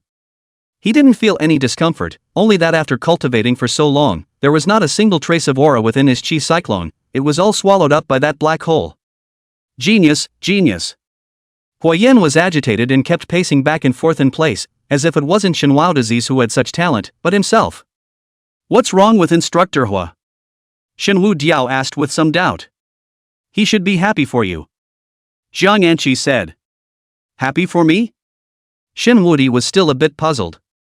Let me say it. Shining paused, then spoke. According to the research of the academicians of our research institute, the longer the time to cultivate the Dao skill in a single day, the more outstanding the talent is represented, and so far, the limit time is 5 hours in a single day. Speaking here, Shening once again paused, then spoke with a somewhat complex expression, and your single day cultivation time is 7 hours and 32 minutes. That means my talent is good? Shin Wuxi asked tentatively. I shouldn't say it's very good. Shining shook his head, then continued, to be precise, you're a bit of a demon. Is that so? Shin Wuxi awkwardly scratched his head, and wondered what their reaction would be when they realized that there was not a single trace of aura within his chi cyclone. However, Shin Wuxi did not intend to tell them about this matter for the time being, it was better to wait until he studied and understood his own body. The next days were almost all formulaic. Every morning when they got up, the crowd began to carry weights cross-country, and Huayan's demands on them were getting higher and higher, from the beginning of 5 kilometers, slowly becoming 10 kilometers, 20 kilometers. In the afternoon, they were fighting against other teams, but their opponents were no longer the second team that Qinhao was in, because Qinhao had been examined for pancreatic cancer in the medical department, and had now been sent back to the Qin family, so it was unknown what would happen to Shin Wuxi and the others. As for the night, it was the time for them to cultivate their Dao skills. 6 days passed in the blink of an eye, but there was still not a single trace of spiritual chi within Shin Wuxi's first chi cyclone, for which he was helpless.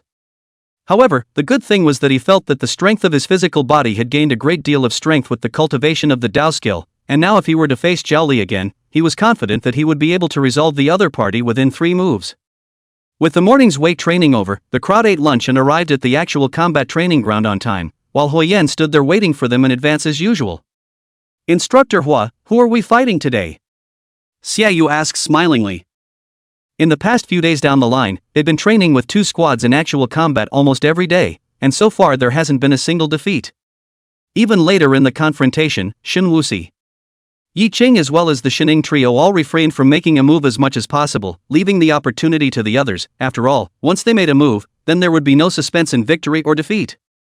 Seeing the relaxed look on Xiaoyu's face, Huayan actually smiled in a rare manner, but everyone felt that the other party's smile had a hint of cunning in it, as if what was in front of them was not Huayan, but an old fox. Chapter 059 Tigers Special Fighters. Instructor Hua, you'd better stop laughing, why do I feel an ominous premonition? Tang Xiaohua on the side couldn't help but shiver. For today's practical training, individual battles will be cancelled, there will only be one group battle, after that you guys can go rest. Huayan smiles and opens his mouth. However, the more he does this, the more the crowd feels bottomless in their hearts, knowing that they haven't seen this king of living hell smile in these 6 days. As expected, Huayan's next words make the crowd suck in a breath of cool air. Your opponents today are also no longer cadets from other teams, but the regular army of the military department. Upon hearing these words, the ones who reacted the most were instead not Xiaoyu and Tang Xiaohua, the two who were usually the most vocal, but rather Shining and Jiang Anqi, who were relatively more reticent. This was because they were the only ones who were clear about the gap between the regular army of the military department and the cadets like them. After about 10 minutes or so, a group of 10 people arrived in front of Shin Wuxi and the others. The clothes these people wore were no different from what Shen Jiao and the others wore, and the only difference was that each of them wore a shoulder badge with a fierce tiger symbol on their shoulders. Seeing this scene, Jiang Yanqi subconsciously spat out a few words, and Mighty Tiger Special Warfare Team. Fierce Tiger Special Warfare Team? Xiaoyu twisted his head to look at Jiang Yanqi and asked, Great Beauty Jiang, I've also been in the military department for a while, how come I haven't heard of it at all? Jiang Yanqi's face became rare and serious, then opened her mouth to explain, the Fierce Tiger Special Warfare Team was established a year ago. Their purpose of establishment is specifically to deal with the awakened organizations from all sides. They are the same as us in the same small team combat mode, with 9 people in a team, and at least 2 awakened people in each team. Hearing Jiang Yanqi's words, all of them frowned slightly. The members of the military department's own comprehensive strength was very overpowered. As for the military department's awakened, not to mention, even for awakened with the same ability, ordinary people had no chance of winning when compared to the military department's people. Shen Wudiziz also raised his head to survey the 10 people on the opposite side. The leader was a middle-aged man in his early 30s. At this time he was talking to Huiyan with a smile and laugh about something, while the 9 people behind him stood behind each other with expressionless faces, with upright postures just like a cold pine. They have a total of 8 men and 1 woman, but even that woman looks like she doesn't have half of the softness that a woman should have, and that ing qi on her body is just like the temperament that Jiang Yanqi exudes, except that it looks even more ferocious than Jiang Yanqi. Instructor Hua, people I brought you, how to arrange it is up to you. That man at the head of the group looked at Huiyan with a smile, then glanced at Shen Jiao and his group with complicated eyes. There was a hint of pity in his gaze, as well as a hint of yearning. Once upon a time, he was also a soldier brought out by Huiyan, and at that time, he also had 8 unfailing comrades, but now he was the only one left, and his 8 comrades had all sacrificed their lives in the battle of the southern border. He himself is also covered in old wounds, and since then he has become a professional instructor like Huiyan, except that the soldiers he leads are the most elite troops of the entire Hanzhou military department, the Tigers. After Huiyan and the other party thanked each other, the other party left the training ground, while the 9 people remained standing in the same place.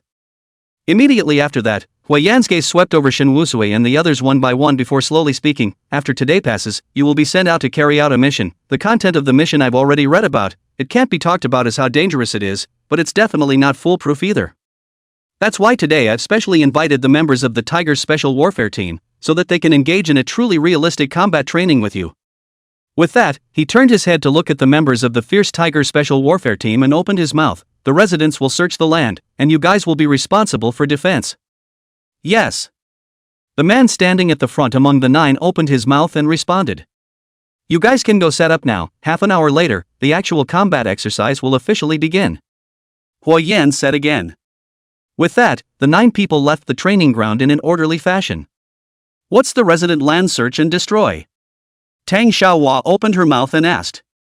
Resident land search and destroy is a simulation of a search and capture operation against an enemy in an urban environment. Huiyan opened his mouth with a serious face and explained, you'll be the attacking side, and you can use hot weapons during this period, but other than Jiang Yanqi, I don't really advise you to do so. Saying this, he doesn't wait for the crowd to open their mouths as he continues, thermal weapons may be more practical for you guys right now, but when one day your strength reaches a certain level and the enemies you are facing are more powerful, the role of thermal weapons will become less and less useful, and as for Jiang Yanqi, because of her awakened abilities, her thermal weapons may be different from the others. Huiyan lifts his wrist and looks at the time, then looks at the crowd. Now, you all go with me to fetch your weaponry, then I'll give you 20 minutes to confer on tactics. After saying that, he leads the crowd to the warehouse where the weapons are stored. Looking at the various kinds of weapons laid out before him, Xiaoyu's eyes instantly lit up, and he hurriedly went forward to pick up a submachine gun, loving it. Put it down. Huiyan says indifferently, other than Jiang Yanqi, everyone is only allowed to pick a cold weapon. Saying this, he points to the shelf on the side where the cold weapons are placed. 3 minutes later, the crowd finished picking out their weapons and then left the armory. Among them, Shening just casually took a dagger and put it on his body, and it wasn't for fighting, it was just for emergency use. He said that his body was the best weapon. This was indeed the case. When Shen Ying's chest was struck by Qin Hao's blazing fire, he didn't even go to the infirmary, he simply bandaged it himself, and now that a week had passed, his injuries had long since recovered. Such physical quality, even Yi Qing and Xian Mang were inferior to themselves.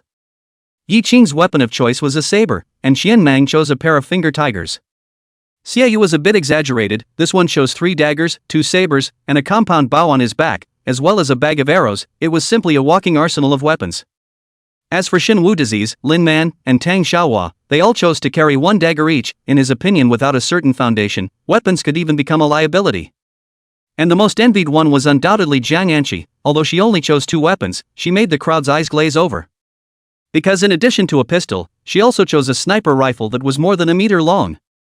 The blackened muzzle brought an inexplicable sense of oppression. For bullets, you can only choose blanks. Huayan opens his mouth and reminds, any target that you hit in the vitals will leave the field of their own accord. Understood. Jiang Anqi nods. Not long after the crowd arrives at a building area specifically used for maneuvers. There are a total of 3 buildings here that are relatively far apart, with some cottages mixed in. Huayan first looks at the buildings from afar before turning his head and saying to the crowd, the practical exercises officially begin. Chapter 060 Building Encounter. After saying these words, Huayan said nothing and retreated to the side. The tactics of this practical exercise have already been discussed, and as Huayan's words fall, the crowd immediately spreads out. Xiaoyu, Jiang Anqi, and Zhao Xiaodao work in a group of 3, the 3 of them running straight towards the highest of the 3 buildings. For Jiang Anqi, only by occupying the highest point can she maximize her effect. For Jiang Anqi, the only way to maximize her effect is to occupy the highest point. The purpose of Xiaoyu and Zhao Xiaodao is to ensure that Jiang Anqi is not disturbed. Shining, Yi Qing, as well as Chen Mang were in a group of 3, responsible for conducting a comprehensive search of the entire area, and they would choose to notify the crowd with their communication devices at the first opportunity after discovering the enemy's location. On the other hand, Shen Wuxi brought along Lin Man and Tang Xiaohua, who didn't have much combat ability, but were actually quite useful. Tang Xiaohua's flash could pass through walls at will, and with her in charge of prying out information in terrain, not only could she achieve the effect of surprise, even if she encountered danger, no one would be able to keep her. As for Lin Man's mind reading, although it wasn't of much use right now, as long as they were able to capture a member of the other side, Lin Man could obtain all the information about their entire squad's deployment from the other side. In a battle between 2 armies, intelligence was often the most important, which was why Elder Lin had to place Lin Man in Shen Waodiao's squad. At this moment, Shen Waodiao brought the 2 of them to a building, which was an ordinary old-fashioned residential building without an elevator, with 7 floors and 3 rooms on each floor. Shen Wuxi found that the doors of the 3 rooms on the first floor were open, so the 3 people carefully entered the inside to check out some, looked at each other and shook their heads to indicate that there was no discovery. Immediately after Shen Wuxi gestured toward the 2, then the 3 continued to walk toward the second floor. In this way the 3 searched 4 floors in a row without any discovery. And when they arrived at the 5th floor, all 3 of them had their pupils slightly shrunk. Because the door to room 501 on the 5th floor was tightly closed. Xinwu Disease first glanced at the tightly closed room door, then nodded towards Tang Xiaohua, and the other party understood and instantly activated flash, directly disappearing in place. And at the same time, Shen Wuxi only felt a chill coming from behind him. He didn't choose to turn back but pulled Lin Man on his side and retreated directly to the side. Almost at the same time, a figure appeared at the location where the 2 of them, Shen Waodiao, had just been, and blasted a fist onto the door of the 501 room. Boom! The huge impact directly dented the entire room door. Yo! The man scat his tongue, then sized up Shen Wuxi with interest. Not bad, very sharp, worthy of being a soldier brought out by the king of living hell. He rubbed his fist as he spoke, and moved his neck. But you guys aren't very lucky. Is that so? Xinwu Disease asked rhetorically, then made a wink towards Lin Man, signaling the other party to go downstairs. Lin Man nodded, then turned around and headed downstairs. The hallway of this residential building was very narrow, and Shen Wuxi stood right there and blocked almost the entire stairway, preventing the other party from pursuing him. However, that person just laughed, but didn't have any intention of pursuing Lin Man. A few seconds later, Lin Man's figure slowly retreated back again, because at that moment, there was a woman standing right in front of her, the only female in the mighty Tiger Special Forces. Seeing this scene, Shen Wusui's gaze slightly condensed as he knew that they had been tricked. That man smiled then spoke carelessly, "This is the first lesson for you guys, search points not carefully. You should have searched every room, but did you search under the bed?" Saying this, he reached up and pointed above, "Did you search the ceiling?" And right at this moment, Tang Xiaohua also reappeared in the hallway. Xinwu Disease, there's no one inside. She was only halfway through her sentence when she saw the man standing not far from her, as well as the woman blocking the stairway, and couldn't help but be slightly stunned. So lively? Either that or I'd better go inside? She asked tentatively, reaching out and pointing to the room behind her. And a flashback, kind of. The man laughed, then spread his hands and said, "We can't stop you if you want to run, feel free. Then I'll go in first, you guys play." Saying that, she took advantage of the other party's inattention and grabbed Lin Man on the side before the two figures all disappeared inside the building. Immediately after that, her indistinct voice came from the distance, and Shinwu disease, take care of yourself, I can't bring two people. Seeing this scene, the man was obviously stunned, then scat his tongue and said, a little girl has actually mastered her ability to such an extent that she can bring people along with her in a flash. Immediately afterward, he shook his head and looked towards Shinwusi, but it's a pity that she can only take one, or else we've really worked for nothing this time. With that, he violently stretched out his hand and grabbed towards Shinwuxia. The speed of the other party was very fast, Shinwusi didn't even have time to react. The other party's hand had already grabbed onto his shoulder, followed by his 5 fingers like hooks snapping, wanting to instantly subdue Shinwusi. As an excellent special operations member, they would not take any opponent lightly, even if the other party was just a student soldier. However, what he didn't expect was that Shinwao disease only slightly shook his shoulders, broke free from his restraints, and directly blasted a punch towards his chest. Although the man was surprised, his hand movements were not slow at all, directly withdrawing his hand across his chest, and at the same time mobilizing the aura in his body's chi cyclone to fight against it. As soon as they exchanged hands, he had already sensed that Shinwusue was not simple. The other party was an awakened, and it was an awakened with a very strong physical ability. If he didn't mobilize his spiritual chi, he shouldn't be able to block the other party's attack. But right after his palm and Shinwuxia's fist touched together, he felt that the aura he mobilized after touching the other party was like a cow entering the sea, instantly disappearing, and didn't bring any harm to the other party, and didn't even bring any gain to himself. But Shinwao disease's fist is real. A huge force came, the man instantly fell back a few steps, heavy impact on the wall, the original old residential building, wall skin rustling off a large area of. Seeing this scene, the woman standing at the stairway is also instantly serious, 3 steps and 2 steps directly to the 5th floor of the hallway. The space of the hallway was already very narrow, and if the 3 of them were to make a move here, it would even be a bit of a stretch. And Shinwao Jiao paid more attention to the woman, because he was very clear about one thing. Because of the reason of physiological structure, most of the women's physical quality was far inferior to men. And for a woman to be able to become a special operations officer, she must have her superiority, and it was very likely that this was because of her awakened ability. Chapter 061, Young People Nowadays, Really Something. And the truth was indeed as Shinwudi thought. Only to see that woman's palm slightly open, the door of room 503 was actually dislodged from under the doorframe in an instant, and then as if it was controlled by someone, it smashed straight towards Shinwudi.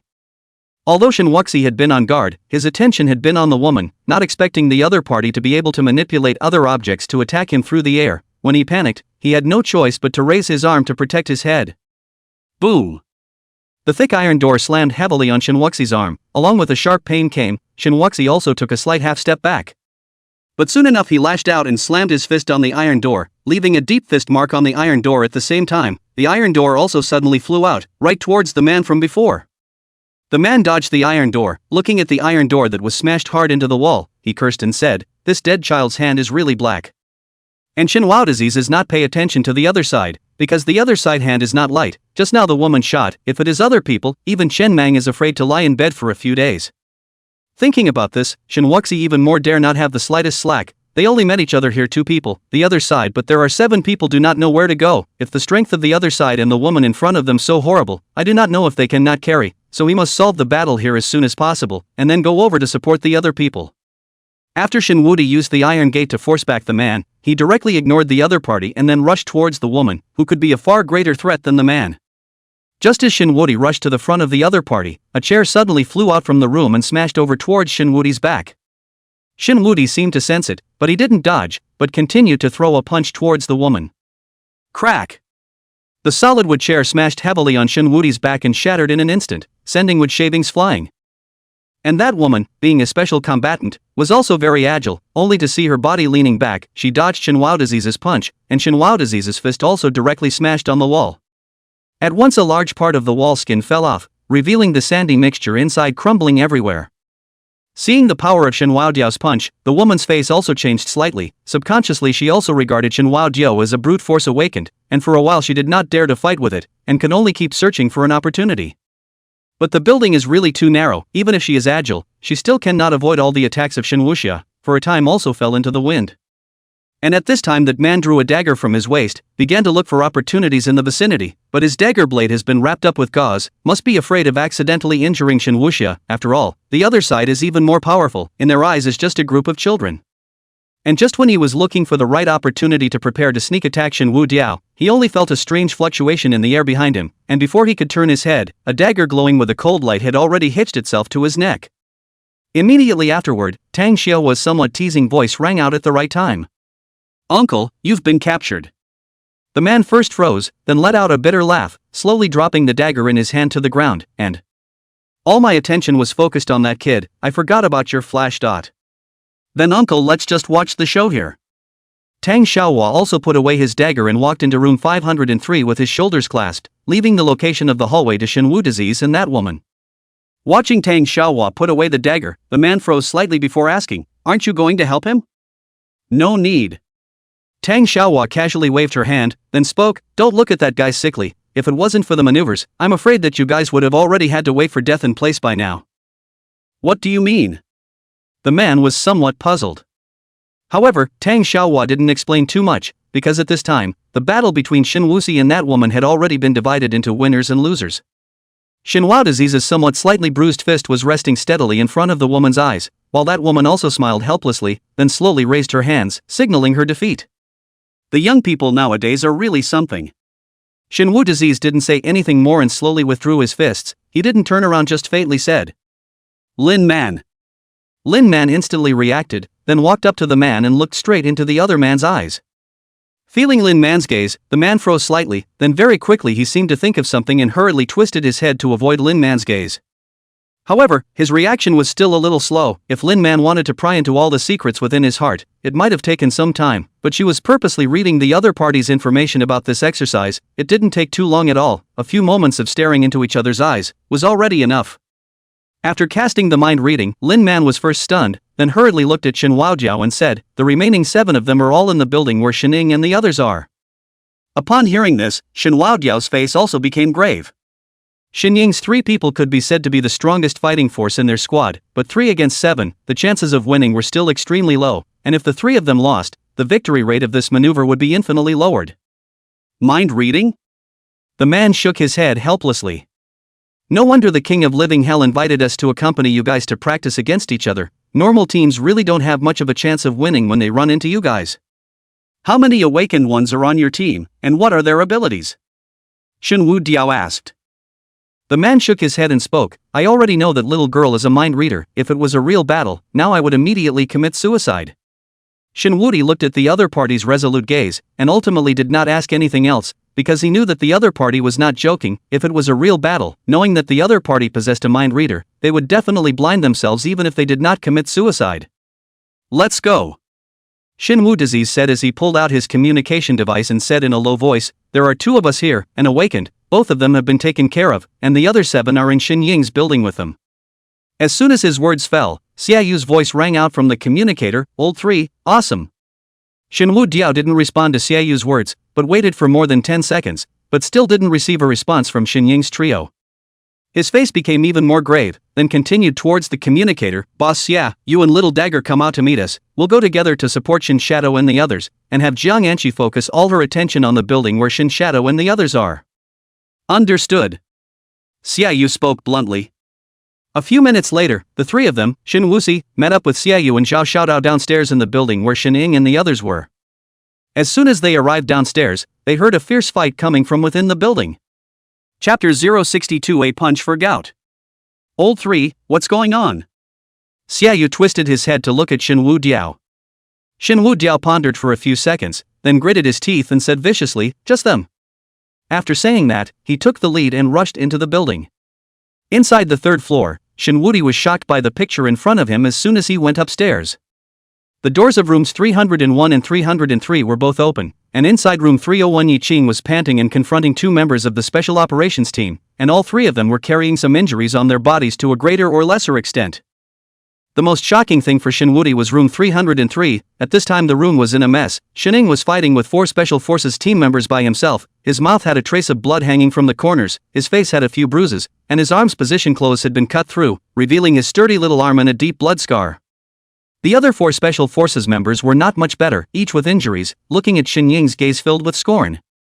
As for Qian Mang, he was chatting about something with a man in room 302, and it was only when he saw the arrival of Shinwu disease that Qian Mang awkwardly scratched his head, and Lao San, I'm dead.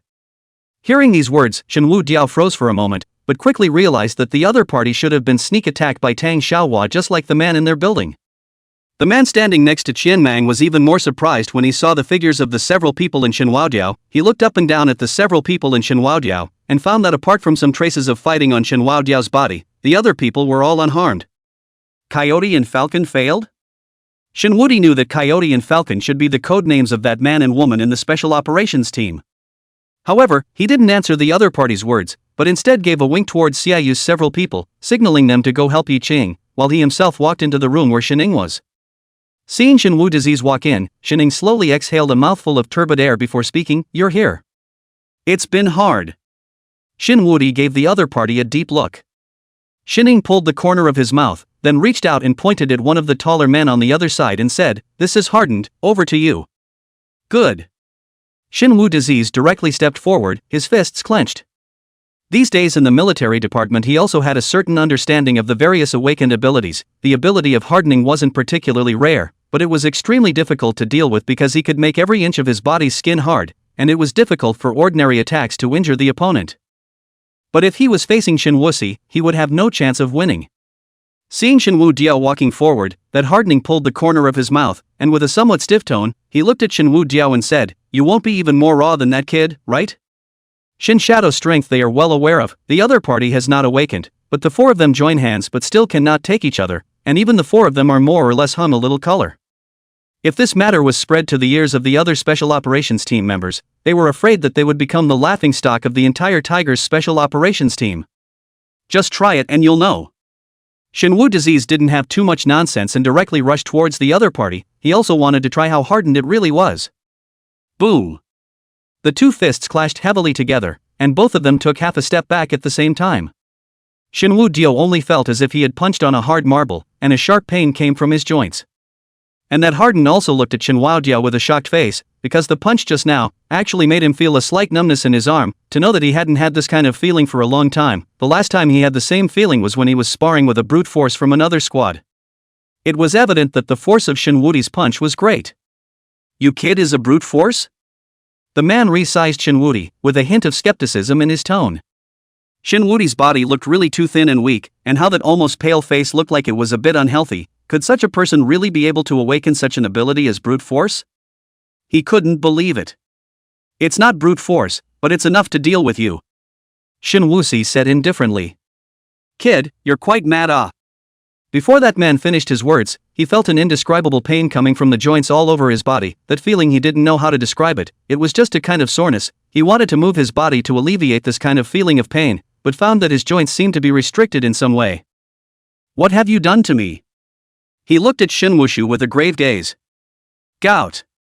Shinwu disease spoke expressionlessly, "And it's a very serious gout. It may affect your joint movements, and now you've already lost." "Gout. Gout." The man was at a loss, staring wide-eyed at Shinwusi, speaking with an incredulous expression. "You mean you gave me a gout in one punch?" Right at this moment, 3 consecutive gunshots interrupted the 2 people's conversation. The 3 people who were originally entangled with Shin Shadow all felt a pain in their chests, and then looked down at the marks on their chests where they had been hit by blank bullets, and couldn't help but shake their heads and laugh bitterly. Surprisingly, there is still a sniper hidden? This is really out of our expectation. One of the men turned around and looked through the window far away from where Jiang Anchi was, his face somewhat grave. To hit someone on the move from such a long distance, and to do so with 3 consecutive shots without the slightest deviation, this was something that, not to mention him, even the best snipers of the Cold State Military Department might not be able to do. So, the person who shot in that building, who exactly was it? Still want to continue fighting? Shining asked as he looked at the trio. "Shot." The man reached out and pointed to the location of his 3 people's hearts and said with a smile, "The 3 of us are already dead, how can we still fight?" With that, he turned his head to look at the hardened one off to the side, and "Rock, can you handle all of them by yourself?" "Handle my ass." The man called Rock was speechless as he pointed at Shinwusi and said, "This kid gave me gout with one punch." Several people were all head over heels in question. If you don't fight, you don't fight. What nonsense are you talking about? A man opened his mouth to reprimand. I'm not talking nonsense, really give me gout.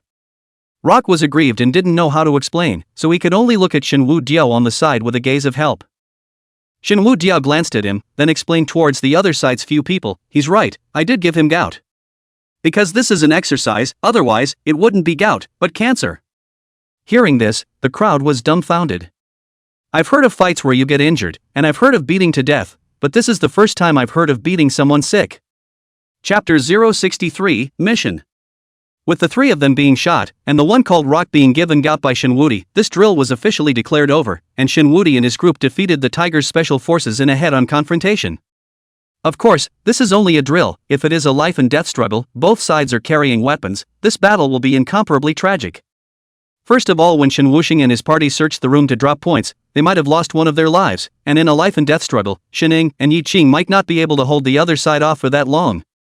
With the end of the maneuvers, Shin Wudi also draws back the gout from the rock, partly because the other party is not an enemy, and partly because this disease can be very painful, and Shin Wudi, who has long since adapted to all of this, has to keep it to deal with the others. After leaving the drill site, Hui Yan was still waiting for them at their original location, looking at the crowd returning together. His eyes were full of anticipation. He very much hoped that Shin Wudi and his group could win this drill. However, he also knew that the mighty tigers were powerful, so he only hoped that Shin Wudi and his group could bring some trouble to the other side, even if it meant eliminating a few members of the other side. In recent days, Shin Wudi's squad had been abusing their opponents every day in the actual combat training, and the crowd would inevitably be a little proud in their hearts, so he also wanted to take this opportunity to knock the crowd out, so that they would know what it meant to be a man outside of the crowd. However, he was afraid that the tigers would be too hard on the crowd, hitting the crowd's state of mind, so this afternoon, Wei Yan was sitting on pins and needles, pacing back and forth in the same place. Seeing that the crowd has finally returned, his complexion has become extremely complicated, but when he sees the crowd walking over together with a smile and a laugh, he is also slightly relieved, thinking that they shouldn't have been dealt too much of a blow. Instructor Hua, done. Xiaoyu gestures an okay gesture towards Hui Yan from afar, looking at Hui Yan slightly stunned. Done? What does getting it done mean? They defeated the mighty Tiger Special Warfare Team?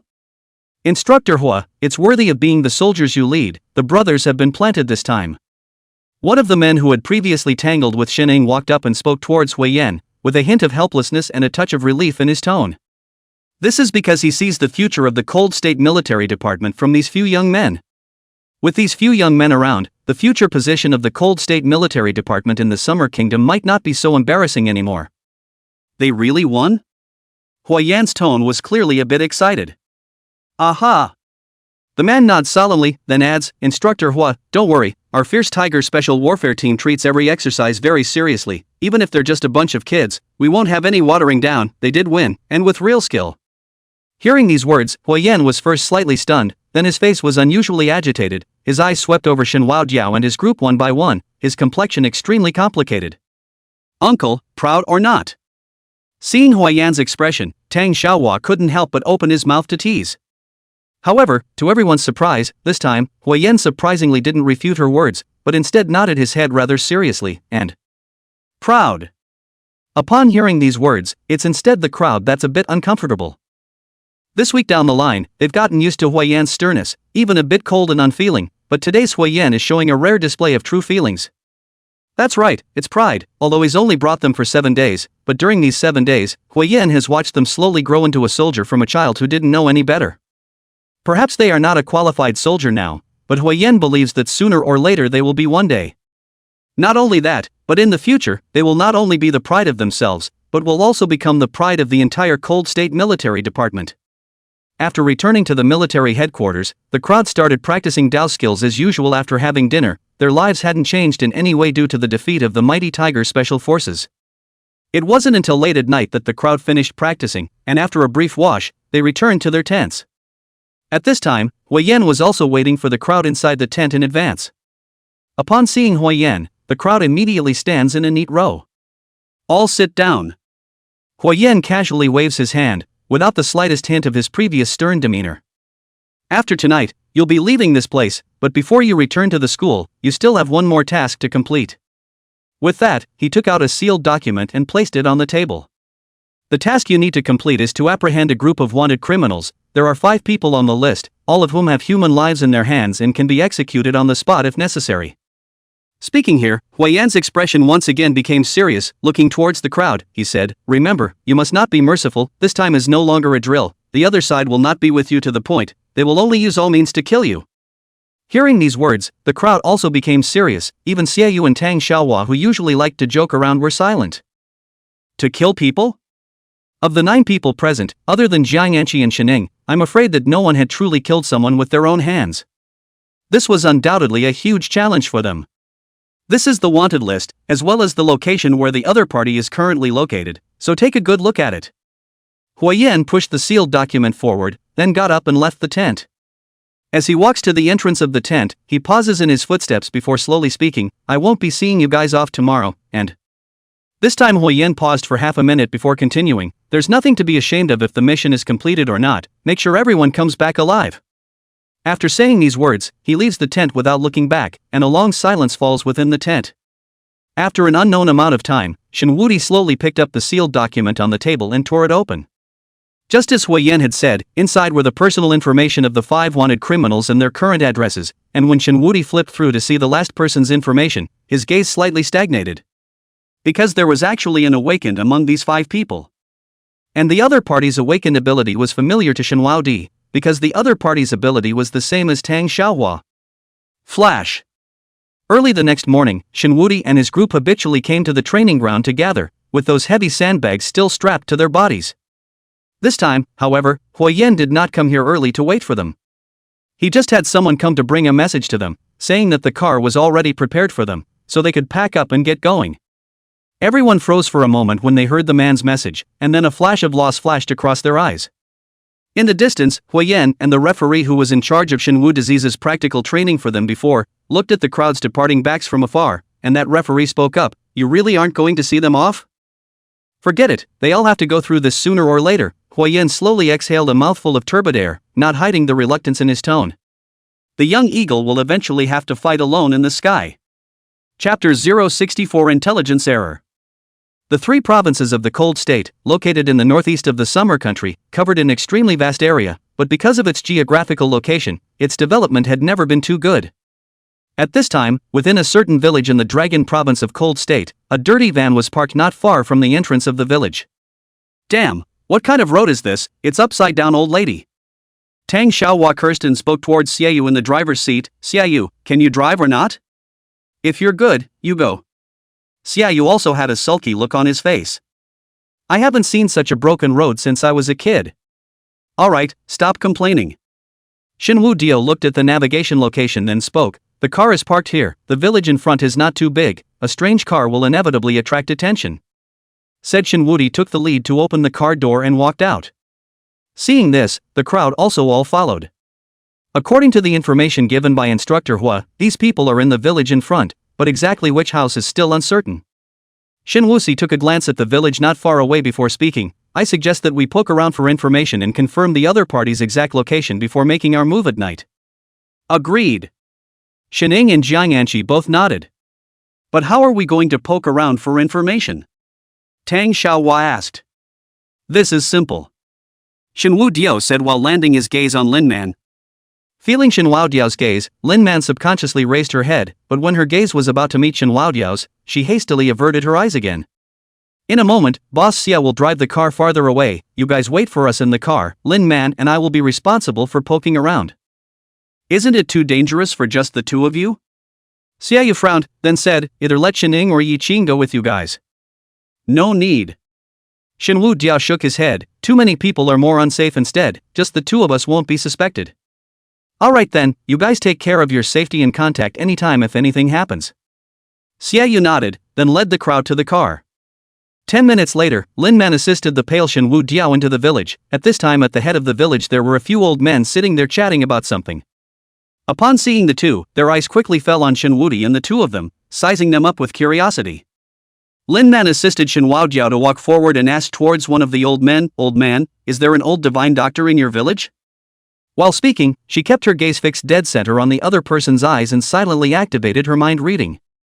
The old man pondered for a few seconds, then whispered a few more words to the few old men beside him, before finally looking at Lin Man and saying, "You guys should be looking in the wrong place, there aren't even a few families left in this village of ours, let alone a divine doctor. There isn't even a decent doctor. Lin Man frowned slightly at what she said. The old man in front of her was too old, and the things he was thinking about in his heart were too messy. For a while all she read was the old man's worries and thoughts about his children, as well as some of the village gossips about the east and west, and did not gain any useful information. Shinwu Disease twisted his head to look at Lin Man. After seeing the other's expression he seemed to have thought of something, then said towards the old man, "Master, I heard that the divine doctor is a recluse, has been reluctant to disclose his identity, and only recently came to this village." Only recently came to the village? The old man pondered for a few seconds, then still shook his head. There are people who have recently moved to the village, but it's definitely not the divine doctor that you guys are talking about. You guys must be looking in the wrong place. At this time, Lin Man's eyes were bright, then tugged on Shinwudi's sleeve without any trace, and said towards the old man, "I know, thank you old man." Saying this, she assisted Shinwusi and turned around to leave the place. "Read it?" After walking away, Shinwu Diao asked in a low voice. "Aha!" Lin Man nodded and said, "At first that old man's thoughts were just too cluttered, they were all trivial, it was troublesome to read, and it might take a long time, but your words directed him to the new people who had recently moved to the village, and he subconsciously thought in that direction, and it was much easier to read." Shinwu Diao didn't say anything, just nodded his head. He had just thought of this point before he deliberately said this. This village is called Leapfrog Village. There are barely a few families left in the village. The young people are either studying abroad or have gone out to work, and those left behind are some old people. Lin Man slowly opened her mouth, and said the information she had read from the old people to Shinwu Diao. But just a month ago, a group of people came to this village. There were about 20 of them, both men and women. They said they were working at a nearby construction site. They came here and rented 3 private houses, but the villagers never saw them go out to work. The villagers were also curious about this, but because the other party gave a higher rent and they never did anything bad, the villagers didn't care too much. "Have you grasped the exact location?" Shinwu Di asked. "Aha!" Lin Man nodded heavily. "That's good." After returning to the car, Shinwu Diao shared the information Lin Man had read with the crowd, and after the crowd's deliberation, it was decided to make a move at 3 a.m. after those people were asleep. Inside the military headquarters, Huayan was packing up his luggage at this time. He was originally not from Ice City, but from the Cold State Steel Province. This time he was also purposely transferred over to specifically train Shinhua Disease's several people, and now that his mission had been completed, it was time for him to leave. As an instructor, the most he has experienced is separation, which includes life separation, but also death separation.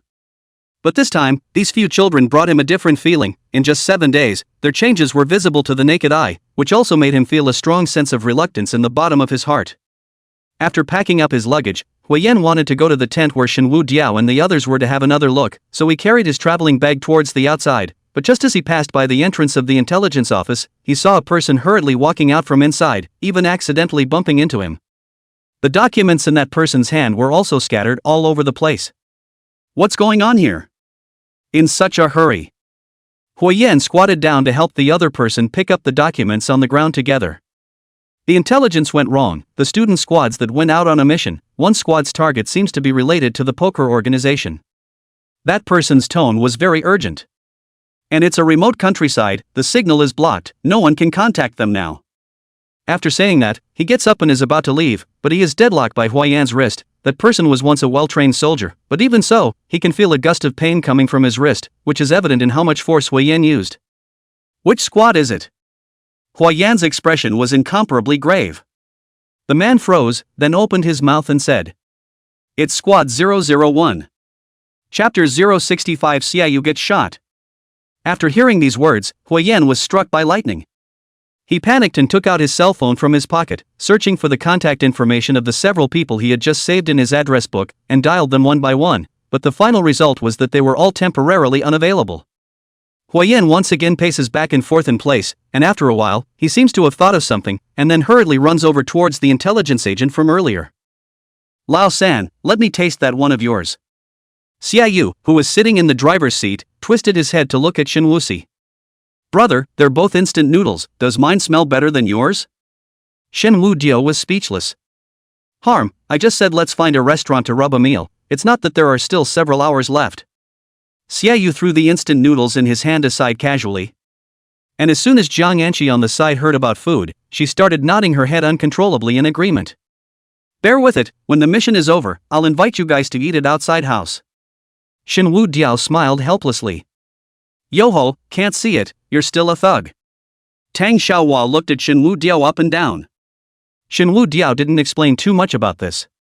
The next time was boring and long, because there was no signal. The crowd could only kill time by practicing Dao skills in the car. Until late at night around 12 o'clock, there was a road coming from afar, and the crowd who sensed the light instantly retreated from their cultivation state. That vehicle slowed down slightly as it passed by Shen Wuxi and the other's van, but in the end, it didn't stop and drove towards the village in front of them. How could a car come to this village so late at night? Jiang Yanqi frowned. Old 3, they seem to have gone to the village where the target is. Xiaoyu also turned his head and said, "Wait a little longer, if the car leaves in a while, stop it and take a look, we can't let the target leave the village." Shen Wuxi pondered for a few seconds, then said, "Understood." At the mention of the mission, everyone's expressions were serious. About half an hour later, the car slowly pulled out. "Boss Xia, prepare to stop the car in a moment. If it's not the target person, then find a reason to put it off. If it's..." Shenwu Disease paused in his tone, then said in a deep voice, "Directly take action, regardless of life and death." "Good." Xiaoyu also gritted his teeth, started the car up, and held the steering wheel deathly tight. When the other party's car slowly traveled not far from them, Xiaoyu just wanted to stop the other party, but the other party directly stopped and walked down from the direction of the passenger side of a person. He jogged 2 steps to the front of Shen Wudiao's car and knocked on the driver's side window. Xiaoyu slightly froze for a moment, then lowered the window.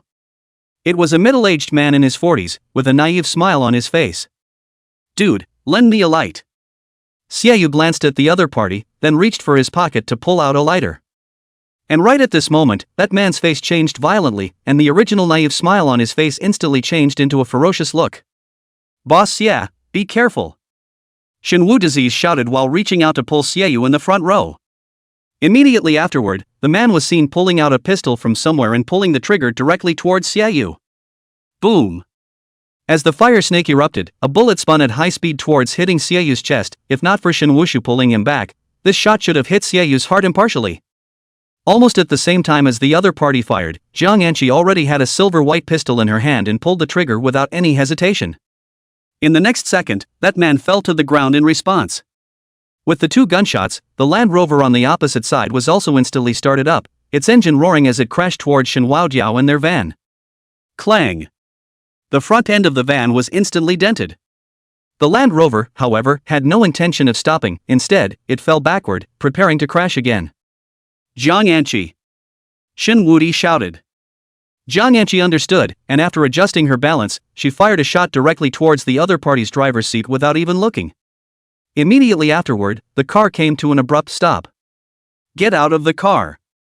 Shenwu Disease shouted, then directly jumped down from the car, and at the first time, he carried down Xiaoyu in the driver's seat. Looking at the other party's chest where a patch of blood was, his eyes were full of panic. He said, "Brother, are you all right?" "How much? How big?" "Something." Xiaoyu forced the pain to squeeze out a dry smile. "Don't you say anything, let's settle each other right away and then take you to the hospital." Shenwu Disease said while looking to the side of Lin Man, who was stared pale. "Take care of Boss Xia." "Aha!" Lin Man nodded heavily. On the other hand, Shenwu Diao walked towards that Land Rover with bloodshot eyes. Shening and Yiqing followed behind him, and the gun in Jiang Yanqi's hand was also aimed in the direction of the car door. Just as Shenwu Disease and the others had just walked to the front of the Land Rover, the rear door slammed open, and a burly man rushed out from the left and right sides respectively, and this time they didn't hold a gun, but instead, one of them carried a brightly shining steel knife in his hand.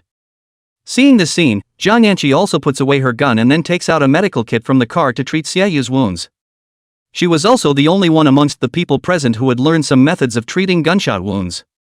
At this time, Shen Wudiao's 3 men were also fighting with each other to one place, one of the men holding a steel knife directly toward Shen Wudiao's head to slash down. Because of Xiaoyu's injury, Shen Wudiao was also burning with anger at this time. Without any extra action, before the other party's knife chopped down, Shen Wudiao directly bulldozed forward and smashed a heavy fist on the other party's chest. Crack! The crisp sound of bones breaking was unusually harsh in the silent late night. The tremendous force caused the man to instantly fly backwards. His chest was obviously sunken, scarlet blood continuously bubbled out from his mouth, accompanied by some unknown broken pieces of organs. It was obvious that he could no longer live. And the other man saw this scene, the whole person froze. Originally they thought that the other party was just a member of the law enforcement team who came to squat, but now it seems that these people are obviously not the people of the law enforcement team, and it is very likely that they are from the military department. Thinking of these two words, the knife in that person's hand was a little bit unable to grip, but once he thought of the consequences of being caught, he still gritted his teeth and rushed up, but before he rushed in front of Shen Wudiao, Shening had already ghostly appeared in front of him, and then struck out as fast as lightning, and struck his neck with a hand knife. The man's eyes rolled over and he directly fainted. Shening glanced at the other person, then said toward Shen Wudiao, "Leave alive one, give it to Lin Man to read his mind in a moment." Shen Wudiao nodded, didn't say anything more, and directly walked towards Xiaoyu. Chapter 066 What's it like to kill someone? How is Boss Xia doing? Shen Wudiao asked as he looked towards Zhang Anqi who was treating Xiaoyu's wounds. I've already helped him take out the bullet, but in order to avoid infection, he must go to the hospital as soon as possible. Zhang Anqi spoke. Upon hearing this, Shen Wudiao's gaze looked around before looking at Qianmang and said, "Elder, you and Little Dagger take Boss Xia to the hospital, leave this place to us." Good. Qianmang nodded, then carefully lifted Xiaoyu onto that Land Rover. As for their van, I'm afraid it could no longer be started. Watching the Land Rover gradually drive away from their line of sight, only then did Shen Wuxi slowly walk towards the man who had been knocked out by Shening. Shening, on the other hand, rummaged out a bottle of mineral water from the van and handed it to him. Shen Wuxi received the mineral water and directly poured the entire bottle of water all over his face. The man first coughed violently a few times, and then slowly opened his eyes. After seeing the crowd in front of him, his eyes were instantly filled with wariness, his muscles tensed, making a defensive posture. However, Shen Wuxi directly raised a foot and kicked him hard on his chest, the crisp sound of bones breaking accompanied by the man's screams, instantly breaking the silence of the night. Immediately after that, Shen Wudiao crouched down and forcefully grabbed the other man's hair, forcing him to raise his head up. Seeing this scene, Lin Man also understood the situation and directly walked forward, staring at the other party's eyes and unleashed mind reading. After only 10 seconds or so had passed, Lin Man withdrew his line of sight, but his eyes were filled with shock. What's wrong? Seeing Lin Man's expression, Shen Wudiao couldn't help but ask. They? Lin Man reached out and pointed at the man on the ground, then said in a somewhat trembling tone, "They are people from a drug trafficking organization, and the name of that organization is called Poker." Hearing the Poker organization, Shen Wuxi's pupils suddenly shrunk. This organization he had heard Yang Xiao mention before. It was currently the largest drug trafficking organization in the country, and also an awakened organization. They are not only powerful, but also extremely secretive, and because of the presence of a mind reader within them, the undercover agents of the military department have been unable to be inserted, resulting in the military department being unable to do anything about them for a while. But before, Huiyan had clearly said that the mission they were carrying out wasn't too dangerous, so how could it involve the Poker organization? There should be a mistake in the intelligence. Zhang Anqi, who was on the side, seemed to have guessed what was in Shen Wudi's mind, and came to his ear and whispered, "The intelligence shows that the other side is just a few wanted criminals with human murders in their hands, but because of the secretive nature of the Poker organization, it's also normal for all the intelligence divisions not to have checked it out." Shen Wudiao nodded, then gritted his teeth and said, "Whatever, let's end this stronghold of theirs first." The matter of Xiaoyu getting shot had completely aroused the anger in Shen Wudi's heart. He could no longer care about that much. If Lin Man unleashed her mind reading on Shen Wudi at this time, she would find that there was only one thought in Shen Wudi's mind at this time. That was to kill someone. What about this person? Zhang Anqi glanced down at the man who was curled up on the ground and constantly moaning, and opened her mouth to ask. He's already useless. Shen Wudiao's tone was unusually cold. Got it. Without any hesitation, Zhang Anqi directly drew a dagger from her leather boots. Before she could do so, Shen Wudi once again spoke, "Let Tang Xiaohua and Lin Man handle it." Hearing these words, Zhang Anqi's movements slightly stalled. As for Tang Xiaohua and Lin Man, their faces suddenly changed. Lin Man didn't say much, but her face was as pale as paper and her expression became very tangled. As for Tang Xiaohua, he directly opened his mouth and yelled, "Shen Wuxi, what do you mean? You're going to make us kill people? Do it if you can, and if you can't, apply to quit the squad yourself when you get back." Shen Wudi's tone was calm, but there was not a single fluctuation of emotion. After today's incident, Shen Wudiao had already deeply realized what kind of ferocity they would face in the future. It was a group of brigands who directly shot and killed people at the drop of a hat, all a group of outlaws who were not afraid of death. If they didn't even dare to kill, they would sooner or later become the second Xiaoyu, and not everyone was as lucky as Xiaoyu. Today, if the two really didn't dare to make a move, even if Elder Lin insisted on leaving them behind, Shen Wuxi wouldn't agree. Old lady can't do it. Tang Xiaohua directly retreated to the side. This week's training, she did somewhat like the life of the military department, because the life here was so different from her usual life, she could clearly feel herself getting stronger every day, and the moment they defeated the mighty Tiger Special Warfare Team, she was happy and proud from the bottom of her heart. But killing people, it was still too far out of reach for her. She never thought that she would be associated with the word killing. After you go back this time, you can leave the squad. Shenwu Dio said faintly, then his gaze went to Lin Man. This time he didn't bother to avoid Lin Man's eyes, but instead looked straight at the other party without any avoidance. And after feeling Shenwu Diao's gaze, Lin Man was the one who actively chose to move her eyes away. Seeing this scene, Shenwu Diao didn't say anything more, but only said in a calm tone, "The same goes for you." After saying that, he walked towards the direction of the village without looking back. Zhang Yanqi's few people looked at Lin Man and Tang Xiaohua with complicated expressions, then sighed and finally followed Shenwu Diao's pace. And just as they hadn't taken more than a few steps, they heard Lin Man's almost hysterical cries from behind them as well as Tang Xiaohua's cries of alarm, and there was also the sound of a sharp blade piercing into flesh and blood. Shenwu Diao's footsteps lurched, then he turned his head to look. Only to see Lin Man holding a dagger upside down in both hands, fuming like crazy towards that body, stabbing again and again. Don't know how long, that man has been stabbed all over his body like a hornet's nest. Lin Man only exhausted to stop. I killed him, I cannot have to leave, right? She slowly raised her head, her face covered in splattered blood, looking somewhat oozy. Shenwu Diao gazed at the other party for a long time, then nodded and stay in the car and rest well, we'll come over to pick you up after we've dealt with this matter. Lin Man didn't say anything, just put away the dagger, then turned around and walked into the car, leaving Tang Xiaohua alone to stare blankly at the man who had fallen in a pool of blood. I don't know how long it took. Shenwu Disease and his entourage's silhouettes had long since disappeared into the darkness of the night, and Tang Xiaohua walked back to the van with some stiff movements, sitting across from Lin Man. At this time, Lin Man was holding a bottle of mineral water to rinse the blood on her face and hands, but the blood was very sticky. No matter how much she washed it, she couldn't wash it down. Tang Xiaohua took out a bottle of water from the side, and then helped Lin Man to wash up together.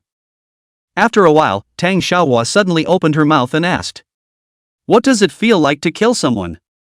Chapter 067 Ambush, Support. Hearing these words, Lin Man trembled slightly, and after a long period of silence, she slowly raised her head to look into Tang Xiaohua's eyes, and there's nothing to feel, really. Lin Man tugged at the corners of her mouth, revealing a very far-fetched smile. Compared to being poor, it's really nothing. Poor? Tang Xiaohua frowned. These 4 words were as far away from her as murder. But Lin Man didn't explain anything, just smiled and said, "If you have other options, there's absolutely no need to stay here. I can feel that we'll experience more in the future that's 100 times more dangerous and cruel than what we're experiencing now." Tang Xiaohua was silent for a few seconds, then brightly raised her head to look into Lin Man's eyes and spoke, "Lin Man, can you read my heart?" Lin Man froze, not knowing what the other party meant by this statement. Tang Xiaohua reached out and pointed to the location of her heart, looking rather seriously at Lin Man. "Read my heart, then tell me what my heart thinks." Just as Lin Man said, there are 3 private rooms, all adjacent to each other. The first private room on the left-hand side has 13 people inside, and it looks like they are making drugs. The second private room had the lights off, but there was snoring inside the room, so someone should be sleeping. The third room has a woman's voice coming from it. Shining lowered his voice and came to Shenwu Diao's side and said, "Have you seen the target person?" Shenwu Di asked. Shining shook his head. Only the first room had the lights on. Those people should be all minions. As for the target person, most likely already rested, they should be in the second and third rooms. Shenwu Disease pondered for a few seconds, then spoke, "Shining and Yi Qing, the 3 of us will have 1 room each. Zhang Yanqi will stand guard outside. When you see any escapees, directly shoot them, no need to leave them alive." Good. The 3 nodded at the same time. Immediately after that, Shen Wuxi looked at the time, then continued, 1 minute later, strike at the same time. According to Shen Wu Diao's assignment, he himself came to the first room, which was the workshop where the poison was made, while Yi Qing and Shening were in the second and third rooms respectively. All 3 of them carefully touched the door of the room, then stared at the time on their watches. A minute later, the 3 of them broke through the door at the same time. Shen Wu Disease looked at the dozen or so drug production personnel in the room wearing protective suits, and without any hesitation directly threw a punch towards the one closest to him. These people were all ordinary people, more or less. They knew some simple boxing and kicking kung fu, But in the face of classy Shenhuadiao, they didn't have any resistance at all, but anyone who was hit by Shenhuadiao's fist would be seriously injured and unconscious, or would die on the spot. And this time Shenhuadiao didn't have any retractions, every punch he swung was aimed at killing the other party. In just tens of seconds, there were several people lying motionless on the ground, life and death unknown. In the second room, the moment Yi Qing kicked open the door, he sensed a strong sense of crisis with his fighting instinct, so he directly dodged to the side while the door was kicked open. Almost at the same time, 2 consecutive dull gunshots hit the doorway. As the gunshots rang out, the lights in the room also lit up at the same time. There were a total of 3 people in the room, 2 of them were holding guns in their hands, pointing in the direction of the doorway, while the other was standing against the wall, and it was him who had just turned on the lights in the room. Seeing that Yi Qing had dodged the bullet at such a close distance, all 3 of them were feeling a little surprised. Kid, a bit of skill. One of the men with a gun grinned at the corner of his mouth, revealing a mouthful of large yellow teeth. Yi Qing did not reply to their words, but his face became incredibly grave. These people had actually prepared for this. It seems that their actions have been exposed. I don't know if Shenwu disease in Shenying's place has been sneak attacked. After all, they don't have the ability to save their lives like they have fighting instincts. But fortunately, there were no gunshots coming from the other 2 rooms. Kid, tell me who sent you guys and I can give you a hard time. That big yellow tooth pointed his gun at Yi Qing, who was not far away, still with an ugly smile on his face. Yi Qing was originally a person who was not good with words. This time he likewise did not intend to talk nonsense with the other party, and directly rushed towards the other party. When the big yellow tooth saw that the other party even dared to make the first move, his gaze instantly became sinister, and he directly pulled the trigger. And at the same time he pulled the trigger, Yi Qing seemed to feel something, just slightly sideways head, dodged the shot, the bullet almost grazed his ear and flew past. This time, the 3 people in the room was completely panicked. Before Yi Qing dodged the bullet when the room's lights had not been turned on, they thought that the other party was just a fluke to avoid the past, or the alertness is relatively high, and kicking open the door at the same time chose to dodge. But now the other party was actually in front of them and easily dodged the bullet. However, Yi Qing wouldn't give them time to be shocked. His fist swung heavily on the opponent's temple.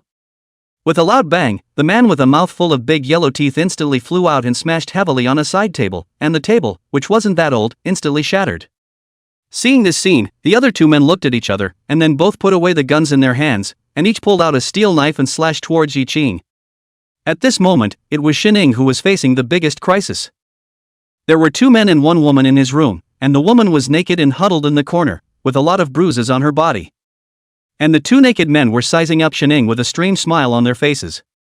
Shenying's face was rare and grave. Just now he and the other party had a short exchange of blows and suffered a small loss himself. One of the 2 people opposite was the Flash mentioned in the intelligence, and the other one's awakened ability was unknown, but the other party was a solid E class. Ice City, Lin family. Elder Lin looked at the intelligence in his hands, his eyes filled with rage, even the wrinkled skin on his face was trembling slightly. Zhou Dao, on the other hand, was like a child who had made a mistake at this moment, silenced and not saying a word. The intelligence is wrong, the intelligence is wrong. Elder Lin directly threw the piece of intelligence in his hand onto the ground, then spoke with an incomparably cold voice. How is the situation now? Zhou Dao swallowed, then spoke back. The people from the military department did not know about Disease-Free's special identity. All did not report the matter up at the first moment of the incident, but were trying to find a way to remedy the situation. When I learned of the news, it was too late to try to rescue them. I have already notified the local law enforcement team, and I hope they can arrive in time.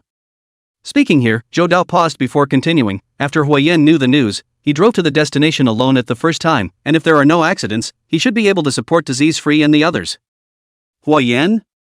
Elder Lin frowned, then said in a deep voice, he is one who is unable to cultivate the Dao skill and is unable to be awakened. Moreover, he went out privately, and he doesn't even have any guns or ammunitions, so how do you expect him to support sicknessless? Hearing this, Zhou Dao did not speak again. How could he not know about Huayan's situation? But right now, Shenwu disease and theirs was indeed only such a support, a one-man support. Chapter 068 Flashback Murder. In the van on the village road, Lin Man and Tang Xiaohua sat opposite each other. So, you mean my heart is to stay? Tang Xiaohua looked at Lin Man and asked. Your heart, you know it better than I do, so why are you asking me? Lin Man didn't answer, but instead asked a rhetorical question. Tang Xiaohua was silent at her words. She did want to stay, but she didn't have a single reason to kill. At this moment, she suddenly felt as if she was the only one in the entire team who was the most useless one. At first he felt that Lin Man and Zhao Xiaodao were inferior, but now it seemed that Although Zhao Xiaodao had never done anything, he was deeply trusted by Shenwu disease, and when Xiaoyu was injured, he would only let Qin Mang and Zhao Xiaodao send the other party to the hospital, because these two people were the ones he trusted the most. And Lin Man. What Lin Man did today made her feel chilled. She witnessed the other party stabbing the other party's heart with a dagger, and after a single kill she didn't know how many knives she had made up on the other party's body. This, she could not do, nor dare to do. And just as the two were talking, another car sped towards them. The two first glanced at the direction the car was traveling, then looked at each other, both seeing a hint of gravity in the other's eyes. It was already early in the morning. Logically speaking, this village should not have any more cars passing by, and the other party's speed was extremely fast, and it looked like it was heading towards the leaping village in front of them. What to do? Tang Xiaohua's face was a little anxious. Don't panic.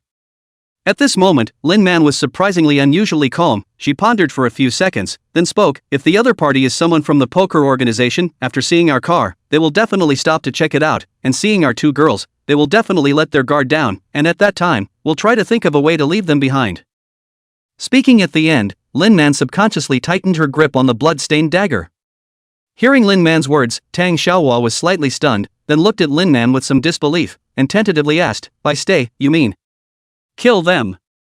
Lin Man clenched her teeth and said, "If they are from the poker organization, they must be running towards Shen Wuxi and the others. They haven't come back for such a long time, so they must have encountered something tricky. We can't cause any more trouble for them."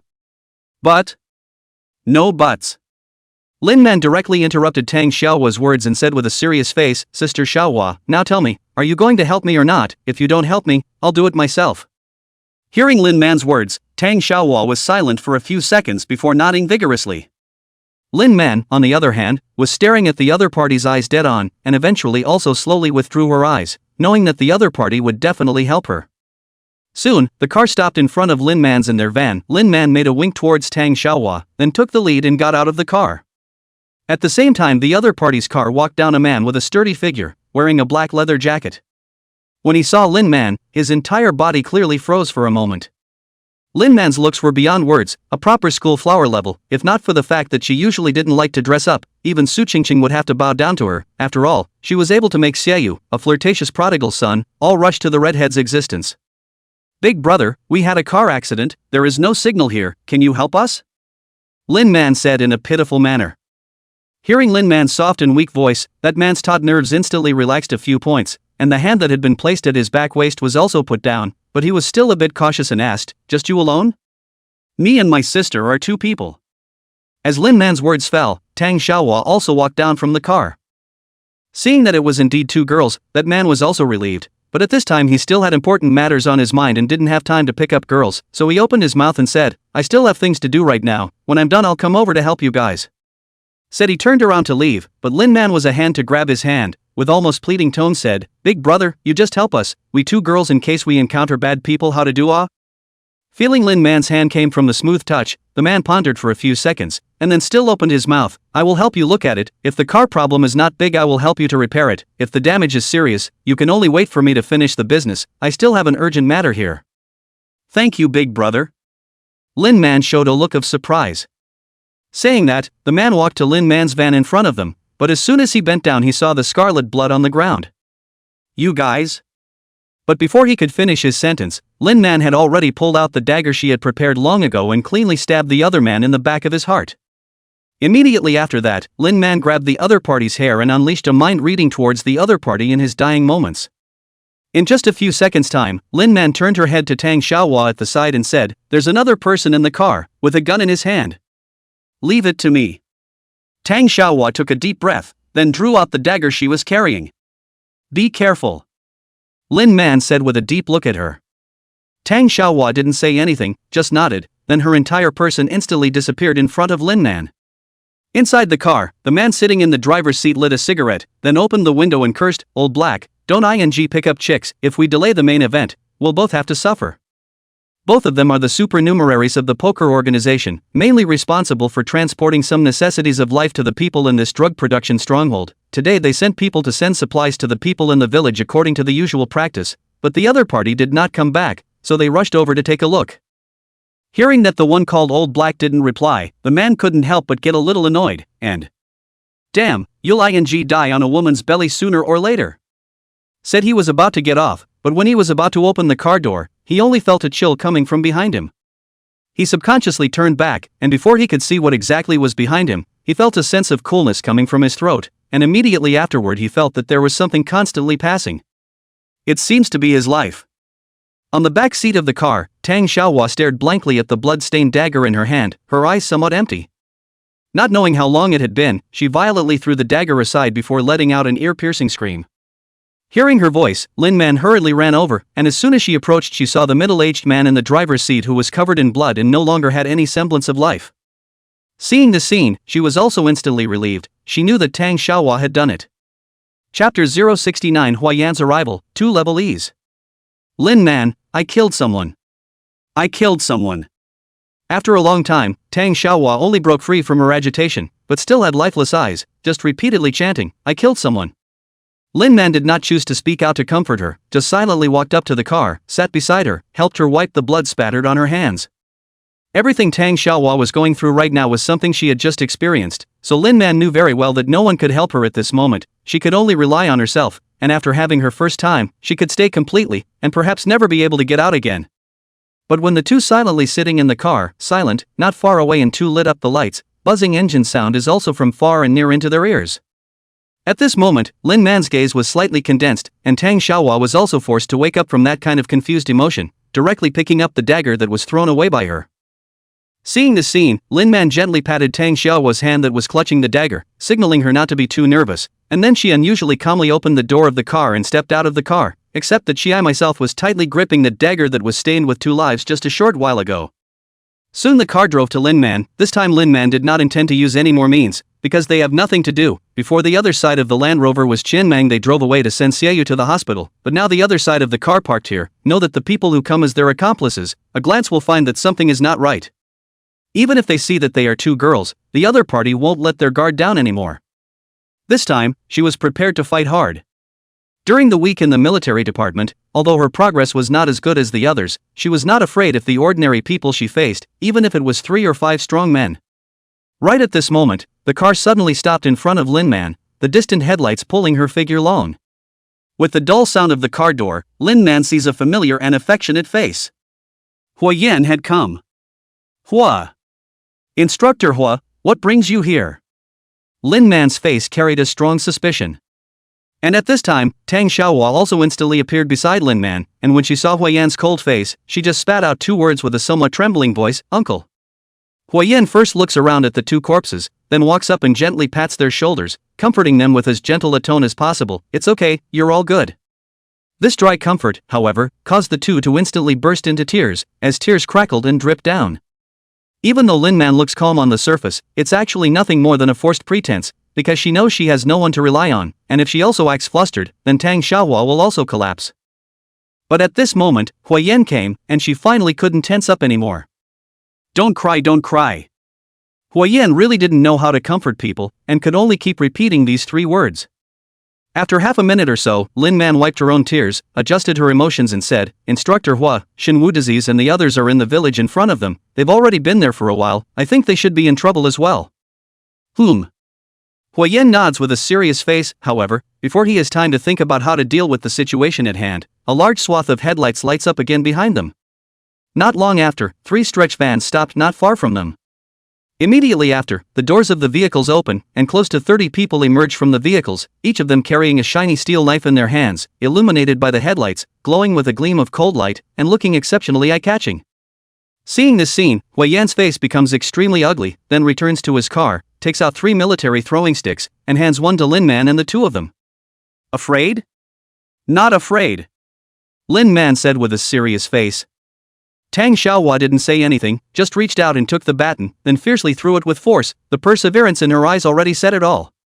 The leader of the opposite side was a middle-aged man in his early 30s. He had a cigarette dangling from the corner of his mouth. The slowly rising smoke caused his eyes to squint slightly. He looked Hua Yan's trio up and down, then stretched out one of his fingers and casually waved it. Immediately afterward, the 30 or so people behind him directly rushed up towards the 3 with their knives. And Hua Yan's trio gritted their teeth and also met them. They couldn't back off. Xinwu and the others had been delayed in returning. Most likely they had encountered some kind of trouble. If they let this group of people through now, it would undoubtedly be adding insult to injury for Xinwu and the others. Just as Lin Man and Hui Yan had guessed, at this time, Shinwudi and the others were encountering an unprecedented crisis. The dozen or so people in Shinwu Disease's room had long since been cleaned up by him, and the room that Yi Qing was in was also quickly taken care of with Shinwu Disease's help. And when they came to the room where Shining was, they saw the bruised Shining and two middle-aged men on the other side with sardonic smiles on the corners of their mouths.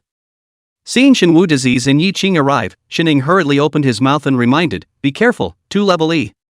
That's right, it was 2 rank E originally. Shining thought that the other party only had one person who had reached rank E, but after exchanging hands, he realized that the flicker had also reached rank E. He also realized that the other person had reached rank E. As for the other person, so far did not reveal his ability. Shining suspected that the other party is likely to awaken the auxiliary type of ability, and is not suitable for fighting, of course, does not rule out that the other party has been left with the bottom card. If so, for their situation will be even more unfavorable. "When did the military department produce you little wolf cubs? You're really something." The man with the unknown ability spoke. Shinwushu just gave him a faint glance and did not choose to answer the other party's words, but instead quickly pondered over the countermeasures to deal with the situation at hand. At this moment, the other party was actually possessing 2 E levels, one of whose ability was known to be Flash, while the other had an unknown ability. On their side, in addition to their own rank E, there were also Yi Qing and Shining who had extremely strong melee abilities, but this was not their advantage. Their biggest advantage was Jiang Anqi, who had been hiding in the shadows and had not made a move from the beginning to the end. The opponent obviously didn't know about Jiang Anqi's existence, so to a large extent their attention would be placed on the 3 of them. If Jiang Anqi suddenly struck out, together with the example without false hair, and almost bug ability, it was very likely that they would instantly defeat the other 2. However, Jiang Anqi's ability was also restrained. She had mentioned to Shen Waodiao and the others when she was in the military department before that her example without false hair was restrained by 4 abilities. And these 4 abilities Shen Waodiao had some understanding of. They were Hardening, Voiding, Combat Instinct, and Flash. And right now, the enemy they were facing had a flashing presence, which might be the reason why Jiang Anqi had been slow to strike. Chapter 070 Southern Borderland Compulsion Clan. "Boss, don't talk nonsense with them, this stronghold has been exposed, hurry up and deal with them and let's leave," the man with the awakening flash said in a low voice. That man nodded at his words, then a fierce look flashed in his eyes. In the next second, he violently rushed towards the injured Shining. And Shining reacted extremely quickly, taking several steps back in succession to avoid the other party's strike. In the next second, Shen Wudiao's figure had already blocked between the 2 men, and he violently swung his fist to meet the other man. At the same time, the other man also came to Yi Qing's side through Flash, but just as he struck, Yi Qing had already slightly sidestepped and avoided his sneak attack in advance. Just like that, the melee between the 5 men started instantly. And at this moment, outside the fence, Jiang Anqi opened her rectangular black leather case that never left her body for the first time. There was a specially made sniper rifle quietly placed inside. This sniper rifle is specially customized for Jiang Anqi by Elder Lin in appearance, and GM 12.7 sniper rifle is somewhat similar, but Jiang Anqi's sniper rifle is more almost give up. The sniper rifle is highly valued stability and accuracy and more focused on its lethality. Because in the face of ordinary people, Jiang Anqi only needed a pistol to solve the battle.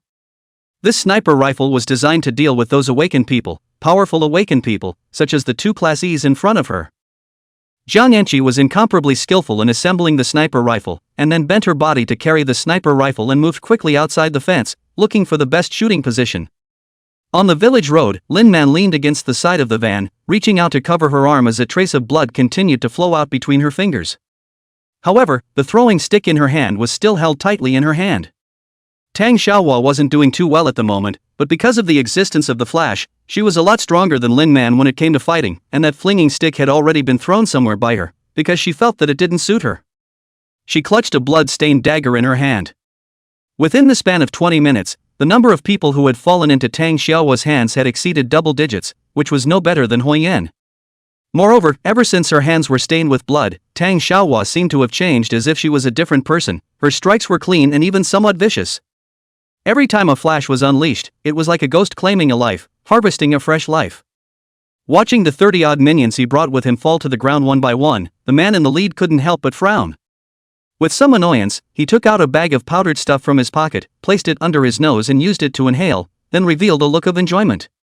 Immediately after that, he inhaled and then pulled out an ebony black wooden box from his pocket. As that wooden box opened, a strange fragrance spread out instantly. In the next second, some unknown black bugs crawled out from the wooden box, then crawled towards those corpses on the ground, drilling into their mouths and noses. The scene that happened next made Tang Xiaohua and Lin Man only feel a chill go straight to the sky. Those corpses that had originally died long ago were actually standing up again after a few bizarre twitches on the ground. Is this a ghost? Girls are naturally more fearful of ghosts and monsters, and when she saw the corpses that came back from the dead, Tang Xiaohua's voice trembled a little. Huiyan, on the other hand, trembled, then looked at the leading man, his eyes wide with anger. You're from the southern border? These few words Huiyan almost squeezed out from inside his teeth in general, and the expression on his face became incomparably hideous and ghastly.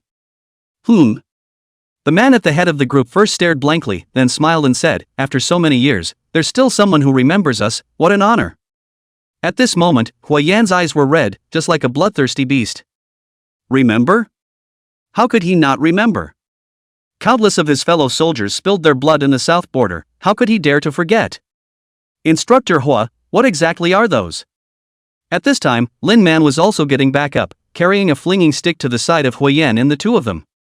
The Southern Border Compulsion Clan, they know some evil compulsion raising techniques. What he's performing now is the Southern Border Corpse compulsion technique. Those parasites will drill into the brain of the deceased through their 7 orifices, and then achieve the effect of manipulating the corpse in a short period of time alone.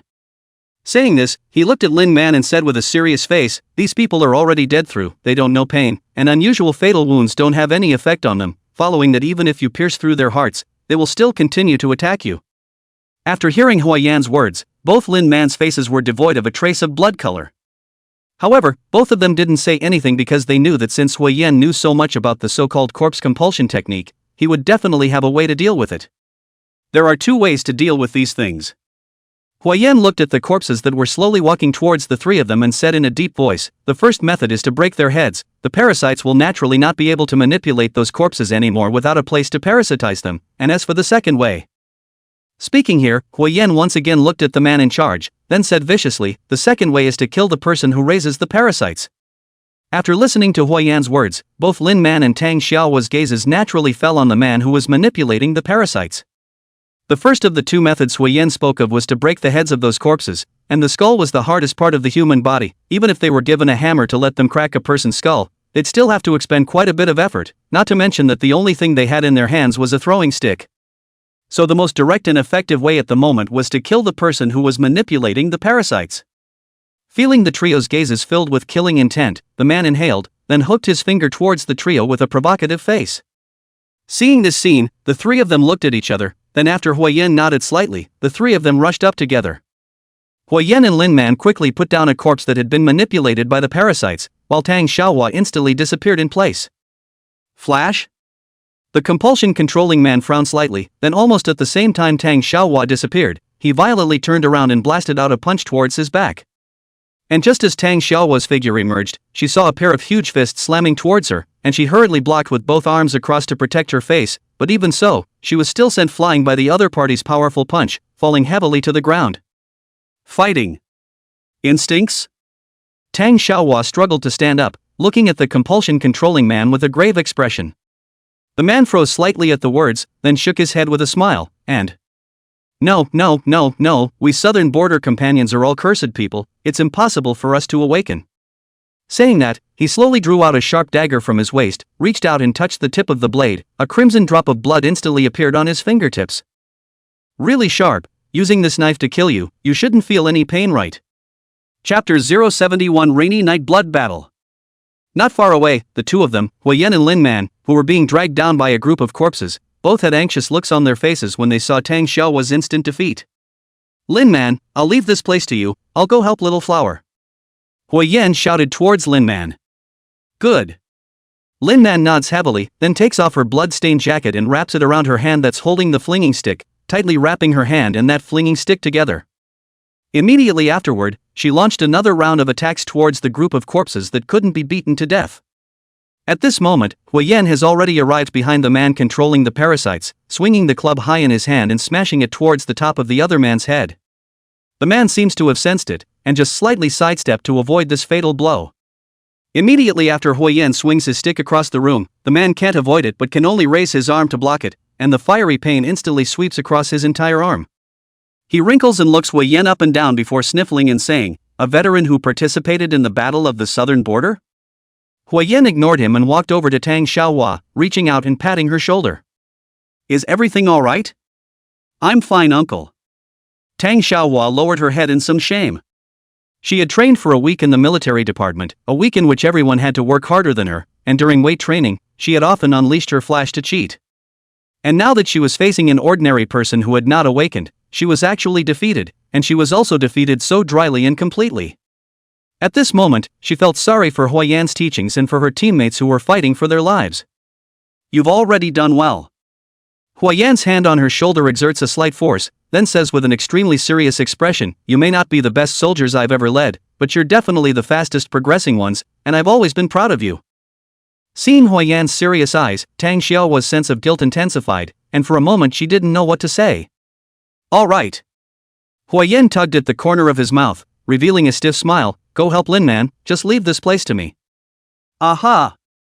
Tang Xiaohua nodded, then her figure disappeared once more. Hey, veteran, I'm talking to you. The compulsion-controlling man spoke again towards Huayan. You scumbags don't deserve to talk to me. Huayan coldly glances at the other party before moving his neck, killing intent filling his eyes. Good. The corner of the man's mouth hooks up into a frivolous smile before slowly speaking, then go and reunite with your fallen comrades. It's just a pity that you didn't die on the land of the southern border. With that, an almost maniacal smile appeared on his face as he said. You know what?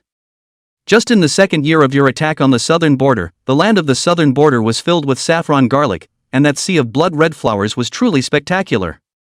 These, but also thanks to the corpses of those comrades of yours as sustenance. You shut the hell up. Huayan's teeth clenched and creaked, veins popping up on his forehead. What, not allowed to speak? That man's gaze also became sinister, then he gritted his teeth and said, only you stinking pawns have died? How many more of my southern border companions died in battle in that land, and how many families were separated from their wives? You used living people to refine the parasites, everything is deserved. Huayan coldly said.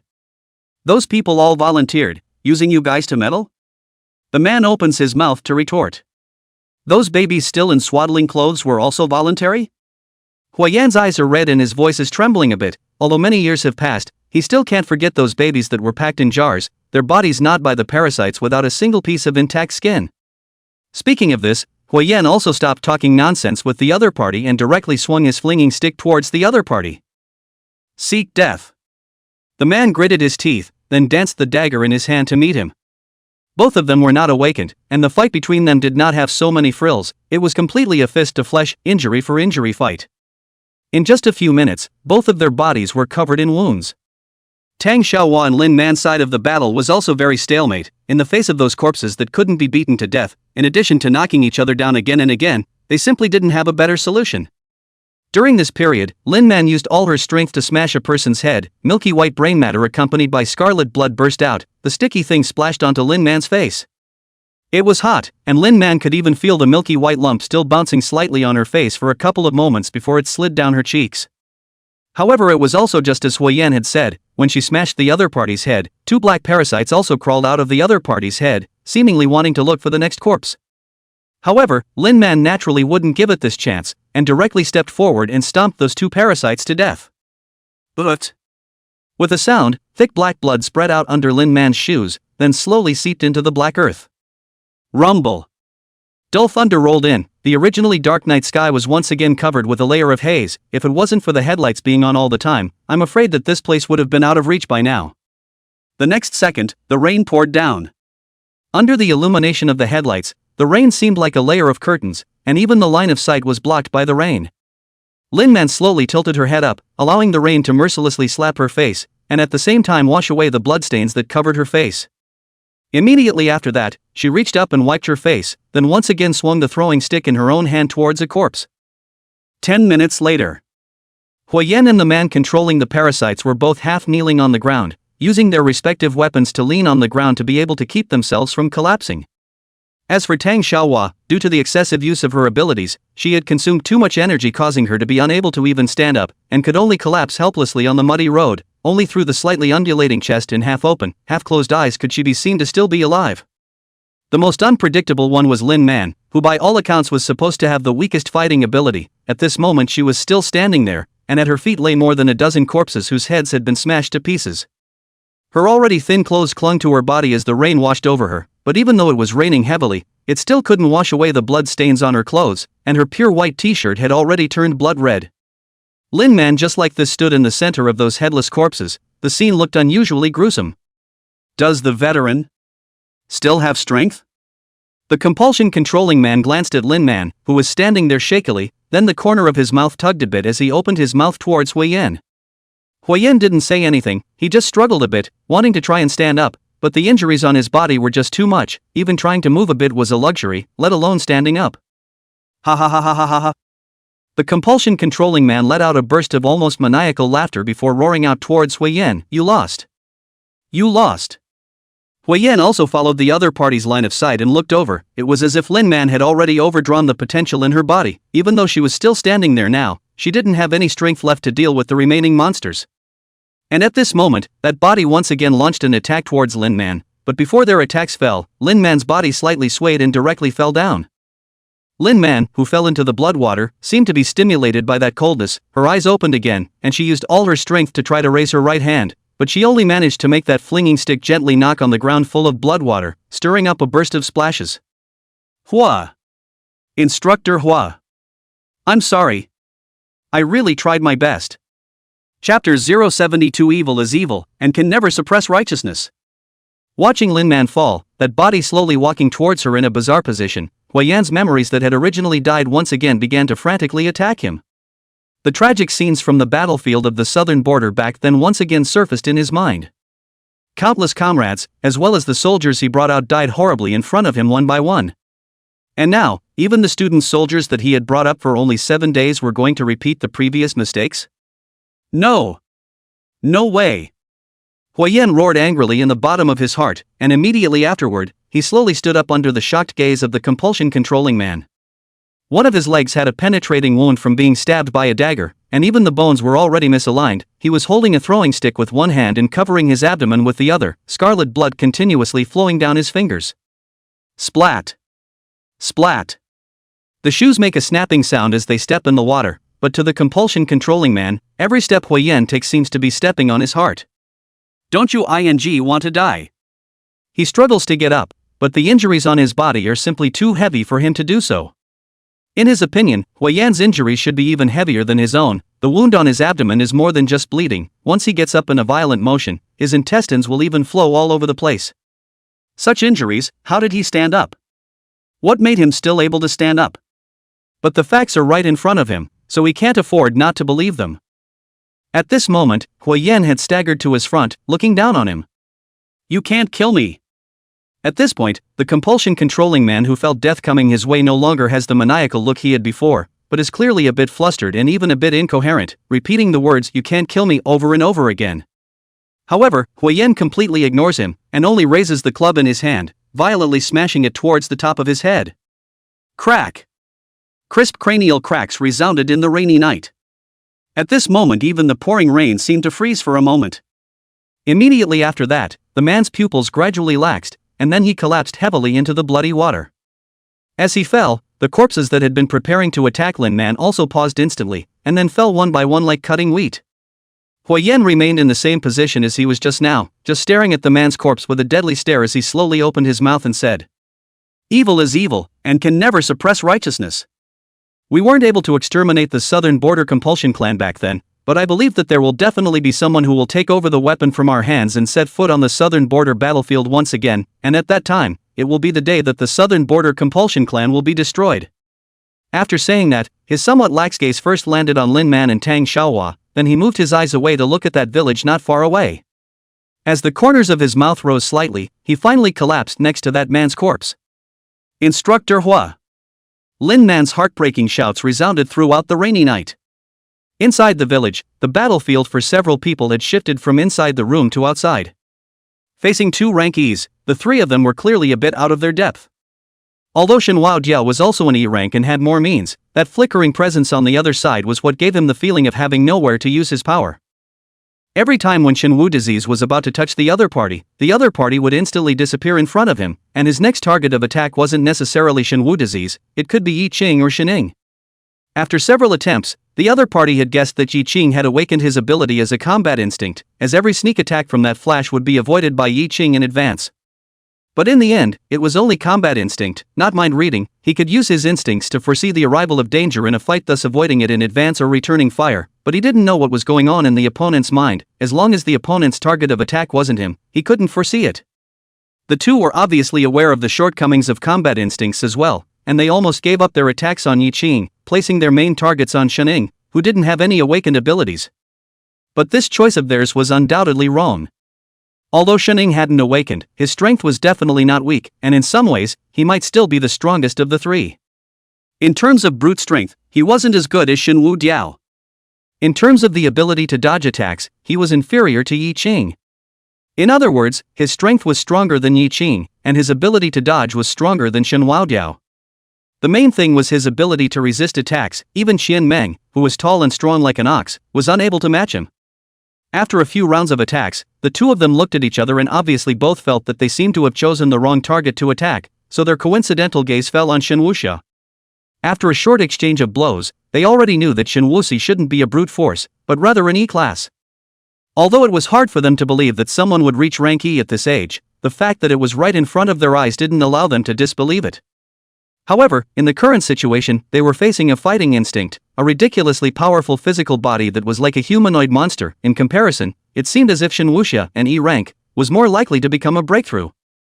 The two did not have any communication, just through each other's eyes have decided on the next battle plan. Obviously there is a very good tacit understanding between the two, should be often together with the battle.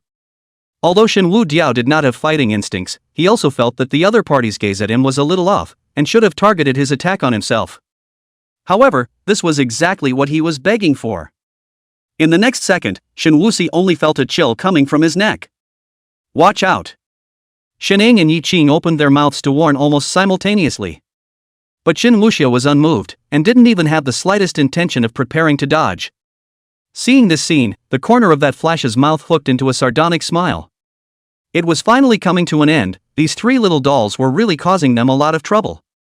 However, the next second his entire body froze for a second as his dagger slashed through Shenwuxi's neck as if it had cut through the air without being hindered in any way. He blinked and realized that Shenwu Diao's neck had disappeared. Yes, only his neck had disappeared. He was still standing in the same place without the slightest movement. Even his head was there, only his neck had disappeared. But at this time, he could not care about the shock, because Shenwuxi had already violently raised his leg and kicked him heavily on his chest. He covered his chest and retreated a few steps back, but when he was about to step forward again, he realized that his joints all over his body were feeling a soreness, and even trying to move his feet was a bit of an effort. Just at this moment, a dull gunshot rang out abruptly. Boom! Being hit by a large caliber sniper rifle at close range, that flash's entire head was blown to smithereens.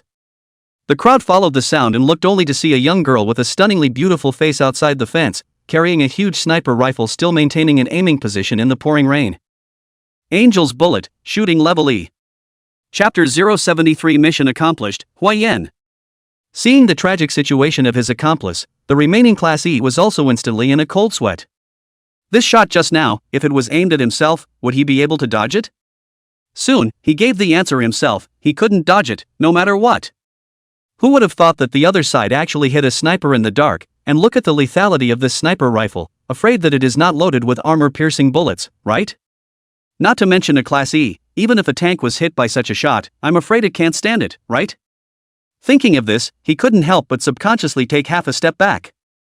As for Shenwuxi and the others, when they saw the scene, they did not move their feet and surrounded him. At this moment, the man in front of him had almost fallen into a situation of certain death, and the reason why Jiang Anqi had delayed making her move was waiting for this opportunity, an opportunity to be able to do away with Flash with a single shot. If she shot the E-class in front of her, then the remaining Flash would definitely try to escape, a Flash that was bent on escaping. A few of them really didn't have a way to keep the other party. But this man in front of them was different, he couldn't run away. Gather your hands and I can leave you alive. Shenwu Diao looked at the other party indifferently. At this time, he already knew that the other party came from that mysterious drug trafficking organization, Poker. And this organization had always been a major problem for the Xia military department, so if he could capture the other party alive and hand him over to Lin Man to read his mind, he might be able to peek into some of this organization's information. After all, this man in front of him was a Class E, even in the poker organization must have a certain status. Ha! The man laughed coldly, then looked at Shin Wudiao with a teasing gaze and said indifferently, "Do you think I'm a 3-year-old child?" Shin Wudi frowned and didn't answer. The man laughed, then continued, "I've been killing people since I was 16 years old, and I've had at least 30 lives in my hands up to now, plus drug trafficking, so what do you think you're basing your decision on to spare my life?" Upon hearing this, Shin Wusui's brows furrowed even tighter. At this time, he finally knew why the members of the poker organization captured by the military department would rather destroy their eyes and commit suicide than reveal a single bit of information about the poker organization, because the sins they committed were all punishable by certain death. No matter how much merit they had made, they would not be able to match their merits with their faults. Seeing Shin Wudiao silent, the man's mouth hooked up with a disdainful smile, then his expression suddenly changed and said viciously, "Don't say all that nonsense. If you want to make a move, just hurry up. I won't be caught with my hands tied. Even if I die, I'm going to bite a piece of your flesh off." Saying this, he even took the initiative to attack. The target was clearly Jiang Anqi outside the fence. Seeing this scene, Jiang Anqi instantly threw the sniper rifle in her hand aside, and then violently stomped on the low wall with her foot, utilizing this recoil to send her entire body storming backward. At the same time as she retreated in the air, she had already pulled out the silver pistol in her gun pouch and aimed at the opponent's head. Boom! Boom! Boom! Jiang Anqi pulled the trigger 3 times consecutively in a split second, and 3 high-speed rotating bullets shot towards the other party. However, the other party seemed to have anticipated this, directly dodging the 3 bullets at close range. Although Jiang Anqi's example of no false shooting was a bit insurmountable, the drawback was that it could only be activated 3 times in a day. And today, she had already activated her example without false hair 3 times. The first time was when Xiaoyu was shot. She launched the example without false start in a hurry and killed the person who shot Xiaoyu. The second time was also at that time. She shot the Land Rover driver through the glass of the 2 cars. As for the third time, she had just shot that flash, and just now, although the distance was very close and the other party's movement seemed to have been restricted by Shen Wuxiang, she still chose to launch her example without false start in order to ensure that everything was safe. This also led to her 3 shots being completely empty when she was facing this level E in front of her straight on. It's not that Jiang Anqi's marksmanship is bad, on the contrary, even if she doesn't use example without false start, Jiang Anqi's marksmanship in the entire Cold State military department can also rank in the top few, but rank E's reflexes are really too strong. Even if it's at close range, it's hard to hit a defended rank E with bullets. This is also the reason why Huiyan didn't suggest the crowd to use hot weapons. At this moment, that rank E had already closed in on Jiang Anqi, and the dagger in his hand had come to Jiang Anqi's eyes. At this moment, Jiang Anqi could even feel the other party's cold dagger had touched her eyelashes, while the other party's movements came to an abrupt halt, as if time had been suspended. Jiang Anqi raised her eyes to look. The sharp dagger still stopped in front of her eyes. The man was a little lax pupils, eyes full of panic. In the next second, the man's body fell openly. Revealing the thin figure behind him, Shen Wusui's hair was wet by the rain, pasted on his forehead, half covering his eyes. Through the gaps in his hair, Jiang Anqi could see the other side of the bottom of the eyes of that a touch of frost. His hand remained in the position of throwing a punch. His entire fist and even half of his arm was stained with scarlet blood as he punched through the other party's body, Classy's body. "Are you all right?"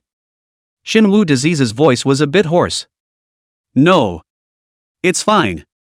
At this moment, Jiang Anqi's voice, who had stared at Shin Wudiao's eyes for a long time, unexpectedly had a little coyness.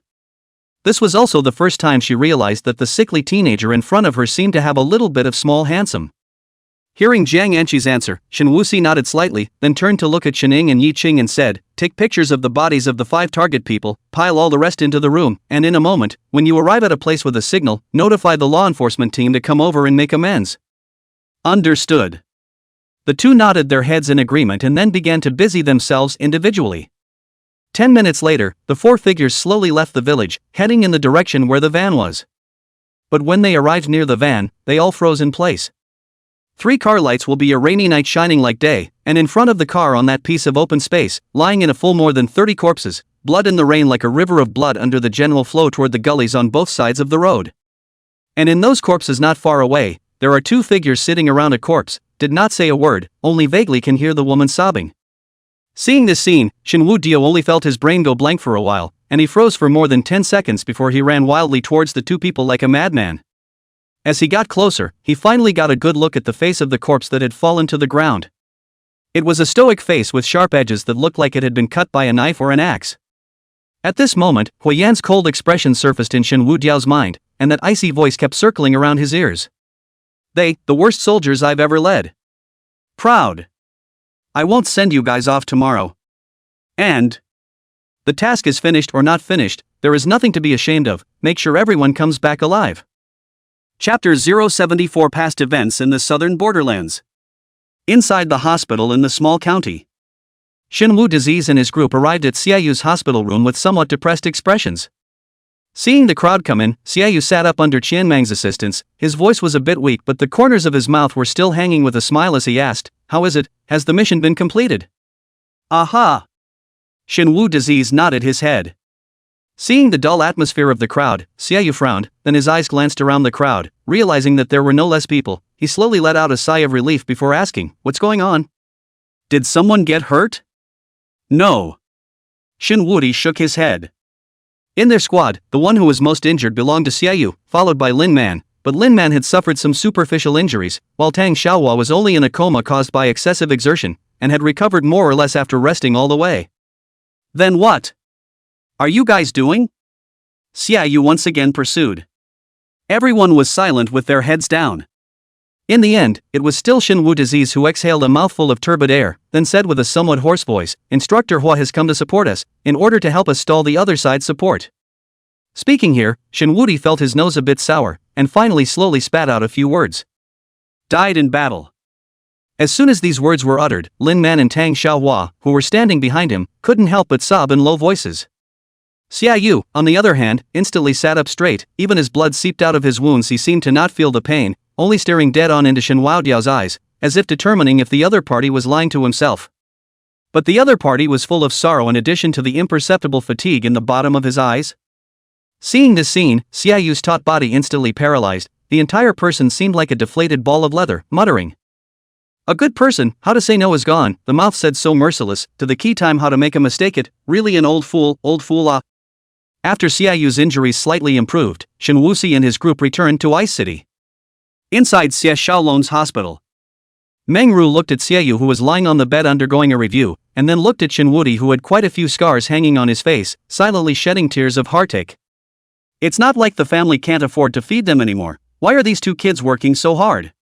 Xie Xiaolong stopped Meng Ru in his arms, sighed and said, "People have their own aspirations, this is the path they chose for themselves, we as parents should support them." But Meng Ru was still about to say something else when the door of the ward was pushed open. Immediately after that, Elder Lin and Zhou Dao walked in. "Elder Lin, what brings you here?" Xie Xiaolong pulled Meng Ru's hand towards Elder Lin and bowed slightly. "No need to be polite, I just came to take a look at these children." Elder Lin slowly walked up to Shenwu Disease and looked up and down, realizing that the other party was not too seriously injured. He couldn't help but let out a sigh of relief, then looked towards Xiaoyu who was lying on the hospital bed and asked, "Xie kid, nothing major, right?" Xiaoyu sat up somewhat flattered, then patted his chest and said with a smile, "Master Lin, don't worry, I'm fine." "Ha ha ha ha ha." Seeing Xiaoyu in this state, Elder Lin laughed cheerfully and praised, "Good boy, with the style of your grandfather back then." The few people casually exchanged a few more pleasantries, then Elder Lin led Shen Wudiao out of the ward. After leaving the ward, the smile on Elder Lin's face gradually disappeared, and his voice became a few points colder. "Wu Disease, those people came from the poker organization?" "Aha!" Shen Wudiao nodded his head. "Poof." Elder Lin snorted coldly, then his gaze suddenly became incomparably sharp, and "What a poker organization, I haven't even looked for trouble from them yet, and they've even extended their hand to the territory of Cold State." While Shen Wudiao was distracted by this, instead, he digressed and asked, "Elder Lin, do you know about the Southern Border Compulsion Clan?" Hearing the word Southern Border Compulsion Clan, Elder Lin's pupils suddenly shrunk, then seemed to think of something inside. Huiyan's matter. "Elder Lin, I have Instructor Hua's matter in my heart, I only want to know about the Southern Border Compulsion Clan right now." Shen Wudiao directly interrupted the other party, his gaze resolute as he looked at Elder Lin. "So be it." Elder Lin shook his head helplessly. "Sooner or later, you all will have to know these things." Saying this, he walked to a side chair and sat down, then reached out and patted the seat beside him, signaling Shin Wudi to come and sit. Shin Wudi hesitated for 2 seconds, but finally sat over. The Southern Border Compulsion Clan is located in a large mountain in the southern border. The earliest is the local law enforcement team found that there are a lot of disappearances in the area. After filing a case and investigating, all the clues pointed to a village in that large mountain, that is, the Southern Border Compulsion Walled Village. Later, the law enforcement team went into the cottage to investigate, and as a result, the investigators came out and all died strangely. Bizarre deaths? Shin Wu Disease frowned slightly. That's right, just bizarre deaths. Elder Lin nodded, then continued. Then the local law enforcement team asked the military department for help, requesting the military department to send troops into the compulsion-walled city to investigate the specific situation. The one that entered the compulsion fortress that time was a vanguard unit from the Yunzhou military department, totaling 322 people, including a colonel. As a result, all of them were killed in action. Hearing this, Shenhua Diao did not feel shocked because on the way back, he had already heard Lin Man say something about Huayan's conversation with the man controlling the compulsion, and had also guessed that there should be a lot of people from the military ministry buried in the southern border. Elder Lin is silent for a long time, seemingly thinking of something from the past, slowly exhaling a mouthful of turbid air before continuing to speak. Because of the mobilization of the Yunzhou military department officials at the time, resulting in the Yunzhou military department at the time not being able to send a large army to attack the compulsion-walled city, the higher-ups decided that the Cambrian military department, which had the strongest combat power at the time, should go south to level the compulsion-walled city. So the Cold State military department failed? Shin Wudi asked tentatively. Talk about a failure. Elder Lin shook his head. In that battle the Hanzhou elites were out in full force, enough to dispatch 7 special warfare brigades totaling more than 25,000 men, and less than 3,000 survived. Why didn't you use bombers and these mass weapons? Shin Wudi didn't know much about military soldiers, but he felt that with Xia's military power right now, a single fire coverage should be able to exterminate whatever compulsion walled. Although the compulsion-walled city is called a walled city, the population is extremely large. There are more than 40,000 people, and not all of the people in there are evildoers, so the military department is unable to carry out an indiscriminate attack. Elder Lin sighed once again. At this, Shin Wu Diao chose to remain silent. He couldn't say that the military department's decision-making was problematic, because as the Xia Kingdom's military department really couldn't manage to wield a butcher's knife against the ordinary people of the Xia Kingdom. But the result of this is 20,000 hot-blooded soldiers, blood spilled on the land of the southern border. Whether this was right or wrong, no one could judge.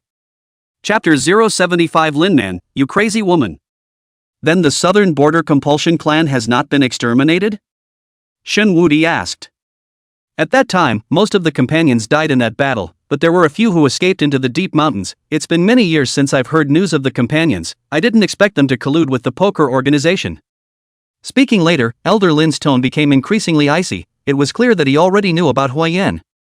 Shenhua Disease remained silent, and after a while, he slowly stood up and looked at Elder Lin and said, "If and when we make a move against the poker organization and the Southern Border Compulsive Clan, I hope that I can take part in the war. Sicknessless, I can understand how you feel right now, but what you all ultimately want right now is... Instructor Hua is dead." Shinwu Disease directly opened his mouth to interrupt the other party's words, then the corner of his mouth hooked into a bitter smile, and... He died in order to support us, in order to help us block the other party's support. This enmity has to be counted against the Poker and Compassion clan. After saying this, Shin Wuxi walked into the ward without looking back, leaving Elder Lin sitting alone in the empty corridor, sighing silently. This time, Huayan's death is a huge blow to Shin Wu Diao. Since he awakened his ability, he has always been like a Madonna, selflessly helping others, no matter whether they are strangers or friends who have not known each other for a long time. All the people who were kind to him were because he took the initiative to release his goodwill. Master Lin was kind to him because he had saved his life. Yi King was obedient to him because he had once drawn on Yi King's grandfather's trigeminal neuralgia and saved Yi King's grandfather who was about to lighten his life. Even Meng Ru and Xie Xiaolong only chose to accept him as their righteous son after Shin Wudi cured Meng Ru's illness. Shin Wudi also never felt that there was anything wrong with this, because in his opinion, no one would treat you well for no reason, and besides, these people's goodness towards him now was pure and not mixed with anything else. But Huayan's appearance breaks Shin Wu Diao's perception because he realizes that there really will be people who will treat you well regardless of the return and just want to be nice to you. It's only been a week full time since they met Huayan, but the other party is willing to die for them. Why? Why is there such a stupid person? Shinwoo Dio had saved a lot of people, but that was all in the context of him breaking his mind knowing that he would die. Huiyan is different, he willingly went to his death for these people he just met a week ago. Shinwoo Dio doesn't know what kind of words to use to describe Huiyan. Good person? This word might be too common, but Shinwoo Dio's mind can only think of such a word. Good man, shouldn't die like this. This revenge has to be avenged. If no one is willing to make a big fuss over such a little person, then they will do it themselves. 3 days later, Shin Wuxi and his group returned to the school. Only half a month's time had passed, but several of them had a feeling that it was like a lifetime ago. Looking at those students running on the playground and tangling under the shade of the trees in front of them, they only felt that the other party was very childish. Instead of returning to their respective classes, Shin Wuti and his group came together to the Dao class that Shin Wuti was in. Zhou Dao had said earlier when they were in the hospital that in the next few days, Xiaoyu and the few of them would be joining Shinwao Disease in Tang Song's class. When they arrived at the class, most of the students in the class were already seated, and Tang Song was standing on the podium as usual. Seeing the few people enter, Tang Song's gaze became a few points dimmer, nodding slightly towards the few people and not opening his mouth to speak. The lessons in the Dao class weren't really boring, as Tang Song would often tell them about real cases related to awakening abilities in addition to explaining the cultivation techniques of the Dao skill, which was much more interesting to the crowd than the knowledge in the textbooks. However, Shin Wusui several people didn't have any heart. Even for one class they didn't listen to what Tang Song was saying at all. Everyone had their heads lowered and didn't know what they were thinking about. And as if Tang Song also knew what was happening to the crowd, he didn't say anything more, only letting out a burst of helpless sighs from time to time. After the first class was over, Tang Song looked deeply at Shinwoo Disease's several people, then shook his head and left the classroom. And at this time, a woman slowly walked over to Shinwoo Disease's table with a hint of a frivolous smile at the corner of her mouth. Shinwoo Disease, didn't you guys get first place in this training? Why are you still hanging your heads? Shinwoo Disease raised his head and glanced at the other party without paying too much attention to them. This woman was none other than the member of Qin House Squad, Cheiyu Zhongwan, who had fought with Shinwoo Diao and the others at the military department at that time. Seeing that Shinwoo Diao ignored herself, her eyes couldn't help but flash a color of malice. Previously in the battle at the military headquarters, her arm bone as well as all 3 ribs were broken by Shinwoo Diao, resulting in her not being able to participate in the training behind her at all, and this time, her training score was 0. Shinwoo Disease, why don't you say anything? Is it because of the death of that living hell instructor of yours? The corner of Jiang Wan's mouth hooked into a smug smile. What was the best way to hurt someone? That was of course to rub salt on the other person's wounds and then repeatedly uncover their scars. Just as Jiang Wan was getting complacent, she suddenly felt an inexplicable chill as several icy gazes instantly locked onto her, and those gazes carried an icy to the core killing intent, as if they wanted to eat her alive. At that moment, she muttered, somewhat sheepishly, I didn't say anything wrong, it was already dead. As her words fell, she only felt a cool sensation behind her, followed by a cold dagger resting at her throat. Tang Xiaohua's icy voice rang out behind her. Jiang Wan, do you want to die? Feeling the chill brought about by the sharp dagger touching her skin, Jiang Wan subconsciously gulped and rolled her throat for a moment before bracing herself to say, Tang Xiaohua, this is a school, I don't believe you dare to touch me. And right at this moment, another figure slowly got up and walked to Jiang Wan. This girl Jiang Wan also recognized, it was the most useless awakened in Shinwoo Disease's team, the mind reader, Lin Man. At that time, during that training match, Lin Man had been hiding in the back and had not participated in the battle at all, so it was evident that she did not have any fighting ability. What did you just say? Lin Man looked at Jiang Wan with a calm face. I said that this is a school, you guys. Jiang Wan hadn't even finished speaking when she felt a sharp pain coming from her thighs. Looking down, she only saw Lin Man holding a dagger in her hand, a knife stabbed in her thigh, and blood slowly flowed out along the dagger, dripping on the floor. Lin Man, you crazy woman, what are you doing? However, Lin Man did not answer her words, but only slowly pulled the dagger out, and then once again stabbed her thigh. Chapter 076 Mind your own mouth in your next life. Lin Man's action was really out of Jiang Wan's expectation. Even she didn't react to launch the cutting jade, she was stabbed by the other party twice consecutively. In fact, not only her, everyone present did not expect this little girl, who usually looked a bit introverted, to strike so viciously, directly using a knife at the drop of a hat. Even Shinwoo Diao was slightly stunned. Originally he was planning to step in and teach this woman a lesson, but he didn't expect to be preempted by Lin Man. It seems that Huiyan's death at that time was really a big blow to her. In fact, Shinwoo Diao and the others didn't understand Lin Man, or perhaps no one in this world understood her. Having the ability to read minds, she could understand anyone at any time, anywhere, but no one could understand her, which was somewhat ironic to say the least. Her parents had divorced when Lin Man was very young, and now both had their own families and children. Lin Man felt like she was the one who was left out, growing up under the care of her grandmother, until her second year of high school, when her grandmother left her, and she felt that there would never be anyone in the world who would be truly kind to her. She could never forget the scene when she went to her parents to ask for tuition fees on the eve of the start of the university. Her father's family's face was very ugly, the woman and her father had a big fight, and finally her father secretly stuffed her with $200 and complained to her about the situation.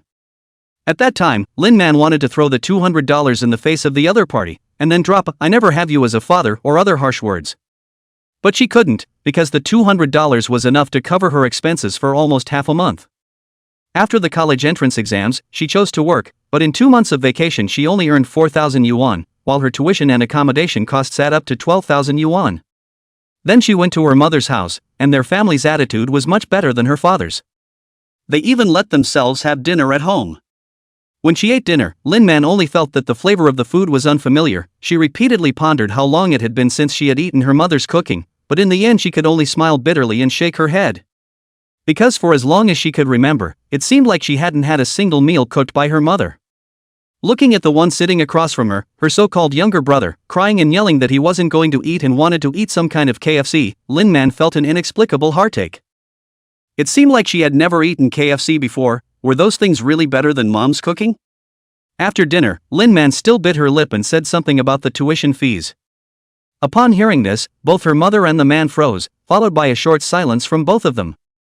Seeing the change in the two men's expressions, Lin Man hurriedly spoke, "Mom, Uncle, I only need 1 year's tuition. After I go to college I can work while going to school. I definitely won't trouble you guys again in the future." After hearing Lin Man's words, her mother instantly reddened her eyes. That man also sighed, then took out $10,000 and gave it to Lin Man, and instructed her to come to them anytime in the future if she needed anything. But when Lin Man left, her mother chased after her, and with red eyes, she told Lin Man how hard it was for her, and how she had no choice, saying that she didn't have a job, and that the family depended on the man for their expenses. What exactly she said, Lin Man now cannot remember, but Lin Man understood the other side of the meaning, is not want to go to her again. Since that time, Lin Man has never gone to her parents. College tuition and all the expenses are her after-school part-time job to earn. Lin Man's looks are very outstanding. These 2 years she worked part-time outside. I do not know how many people intentionally or unintentionally revealed the intention of wanting to adopt her. There are a lot of insisted on the time, she even thought, or even if it, hold on to this nebulous bottom line in the end, what is the use of it? What's the use of sticking to this illusory bottom line? Can it be exchanged for a full meal? But every time she wants to make up her mind to be a bad woman, there is always a voice in her heart that keeps telling her that once she takes this step, she will never be able to go back. In the end, she still kept her own heart. Although the life in the military department was only 7 days, it was the happiest time in Lin Man's life. Here, everyone has to wear the military department's combat uniforms, even including underwear provided by the military department, and no one will wear scantily clad clothes that make them look out of place. Huayan's appearance was like a light shining into Lin Man's life. Because his equal treatment was something Lin Man had never experienced before. In front of Huayan, there is no identity background, and no matter what prominent status, his eyes soldiers are not divided into high and low, only excellent soldiers and not excellent soldiers. But even for the sake of the worst soldiers in his mouth, he still willingly went to his death. When Huayan died, Shen Wusui and his group were still in the village fighting a bloody battle with 2 Class E's, and Tang Xiaohua had fainted due to overuse of her abilities. Only Lin Man had witnessed the entire process with her own eyes. These days she often dreamed of Huayan's eyes looking at her before she died. It was a complex look of relief, anticipation, and a touch of relief that she didn't know where it came from. After hearing Jiang Wan's words, Lin Man only felt that her mind instantly went blank. If someone was able to read her heart at this time, they would definitely find that at this time, her mind was already filled with thoughts of murder. Right at this moment, a large hand gently patted Lin Man's shoulder, pulling her back from her memories. Lin Man twisted her head to look at the owner of that large hand, and it happened to meet Shen Waodiao's gaze. She was just about to move her eyes away when she heard Shen Waodiao slowly speak, "Lin Man, read my heart." Hearing this, Lin Man froze slightly and glanced at Shen Wudiao with a questioning gaze, while the other party just nodded slightly. Seeing this, Lin Man also no longer hesitated and instantly launched her heart reading. Immediately afterward, she only read 3 words from Shen Wudiao's gaze.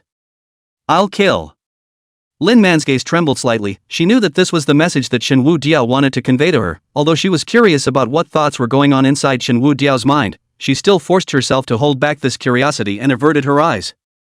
Get out of the way. Shen Wudi knew that Lin Man had gained insight into his thoughts, so he said softly. Lin Man nodded silently, then stepped back, only still staring at Jiang Wan with an icy gaze. Shen Wu Diao took a step forward and came in front of Jiang Wan, first looking at the wound on the other party's leg, then looked up at Jiang Wan and reached out to pat her on the shoulder. Then Shen Wu Diao leaned forward and came to Jiang Wan's ear and whispered, "Go to the hospital, and in your next life, remember to keep your mouth shut." Chapter 077 Hospital Taking Sickness. Looking at Jiang Wan's back as she was helped out, Lin Man walked over to Shen Wu Diao's side and asked in a low voice, "Is she really going to die?" Stomach cancer coupled with liver cancer, the chances of surviving should be low. Shen Wu Diao said indifferently, then returned to his seat. After a while, Tang Song walked into the classroom and called Lin Man out. This is a school after all. Directly using a knife on a classmate in front of so many people, a disciplinary action is unavoidable, but Shen Wu Diao also knew that this disciplinary action would not be too heavy. After all, they have two big backers behind them in the form of Zhou Dao and Elder Lin. Returning to his seat, Shen Wudi carefully felt the diseases in his body, and at this time, there were only more than 10 diseases in his body. Thinking about this, he decided that he would make a trip to the hospital after school. A whole day of boring lessons soon came to an end, and the school's punishment for Lin Man also came down. Just as Shen Wushan thought, it was only a demerit once, a famous but not real punishment. After school, everyone ate a dinner at outside house, Xiaoyu Street, in order to thank Jiang Yanqi for saving her life with that shot at that time. In response, Jiang Yanqi secretly resolves to protect Xiaoyu's free meal ticket on future missions. After having dinner, the crowd dispersed separately, while Shen Wu Diao followed Xiaoyu to the hospital. After arriving at the hospital, the little nurse at the guidance desk saw the two of them from the crowd at a glance, and hurriedly walked out of the guidance desk to the side of the two of them. Eldest young master, second young master, why are you free to come over? Hearing this address, Shen Wu Diao was slightly stunned, but quickly reacted. It should be Xie Xiaolong and Meng Ru who had explained about the crowd, as he had long since greeted the two and said that he had to come over to the hospital recently. Xiaoyu glanced at Shen Wu disease, then said, "What kind of disease do you want? Talk to her directly." Well, Shen Wuxi pondered for a few seconds, then said, "I need a hypoglycemia, I need a cerebral blood supply insufficiency. And I also need several kinds of cancers." Speaking here, Shen Wudi seemed to think of something, then looked at that nurse and asked, "Do we have psychiatric patients in the hospital?" Ah. The little nurse was dumbfounded. She felt that these two young masters were not here to see a doctor, more like they were here to shop at the mall. "There are?" Shen Wu Diao asked again. "There are." The little nurse reacted and nodded her head repeatedly. "Then take us to take a look," Shen Wudi said with a smile. Neurology Inpatient Department, Ward 513. "Uing, hurry up and go call a doctor for me, it hurts like hell." A burly man with a big body lay on the hospital bed and cursed towards the two men on the side. "Yes, boss." One of the young men pushed the door and was about to leave the hospital room. As soon as he opened the door, he saw a young and beautiful female nurse standing in the doorway with two young men behind her. One of them had yellow hair and looked hangdog, while the other was a boy with a sickly face. The man glanced at the two men, then he withdrew his gaze to look at that nurse and anxiously said, "Nurse, our boss can't stand the pain anymore, you quickly find a doctor." "Get out of the way, I'll bring someone to show him." The nurse glanced at the men in front of him blocking his way and said with some displeasure. He didn't have a good impression of these people. They were admitted to the hospital 3 days ago, they were from the county under Long Province, these people were of extremely low quality, they often made a lot of noise and cursed. Good. That man hurriedly stepped aside. The little nurse didn't bother to look at that man, but twisted her head and replaced it with a smiling face to look at Shen Wusui, and "Second young master, this is him." The little nurse pointed at the lanky man lying on the hospital bed cursing and grumbling and said, "He has shingles neuralgia. The disease is spontaneous slashing pain, or constant burning pain. The pain of the onset is second only to trigeminal neuralgia, even gout can't compare to it." Shen Wudi nodded, then walked forward to take a look at the burly man. He had a very stocky figure, no better than Shen Mang, with traces of tattoos peeking out of his hospital gown at his neck, and then looking at the two little brothers following him around, he was a socialite at first glance. "Just him."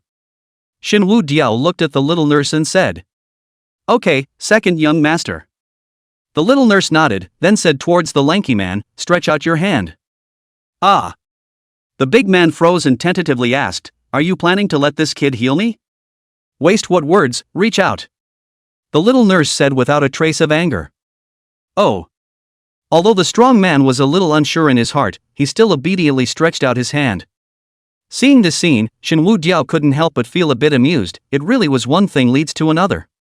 No matter what social big brother or high-ranking official, when it came to a place like a hospital, they all had to be obedient. Shenwu Diao slowly walked forward, reached out and held the other party's big hand, then launched the drawing. When holding each other's hands, Shenwu Di slightly frowned. The other party's tiger's mouth has thick calluses, the left and right sides of the index finger also have calluses. Before Huiyen said to them, "Only those who often hold snatch will have such calluses on their hands." This person in front of him is definitely not a simple punk. A few moments later, the lanky man felt that the pain on his body gradually disappeared, and his body became incomparably comfortable. "Divine Dr. Ah." This voice of the other party directly woke up Shen Wusui from his contemplation, and he slowly let go of the other party's hand.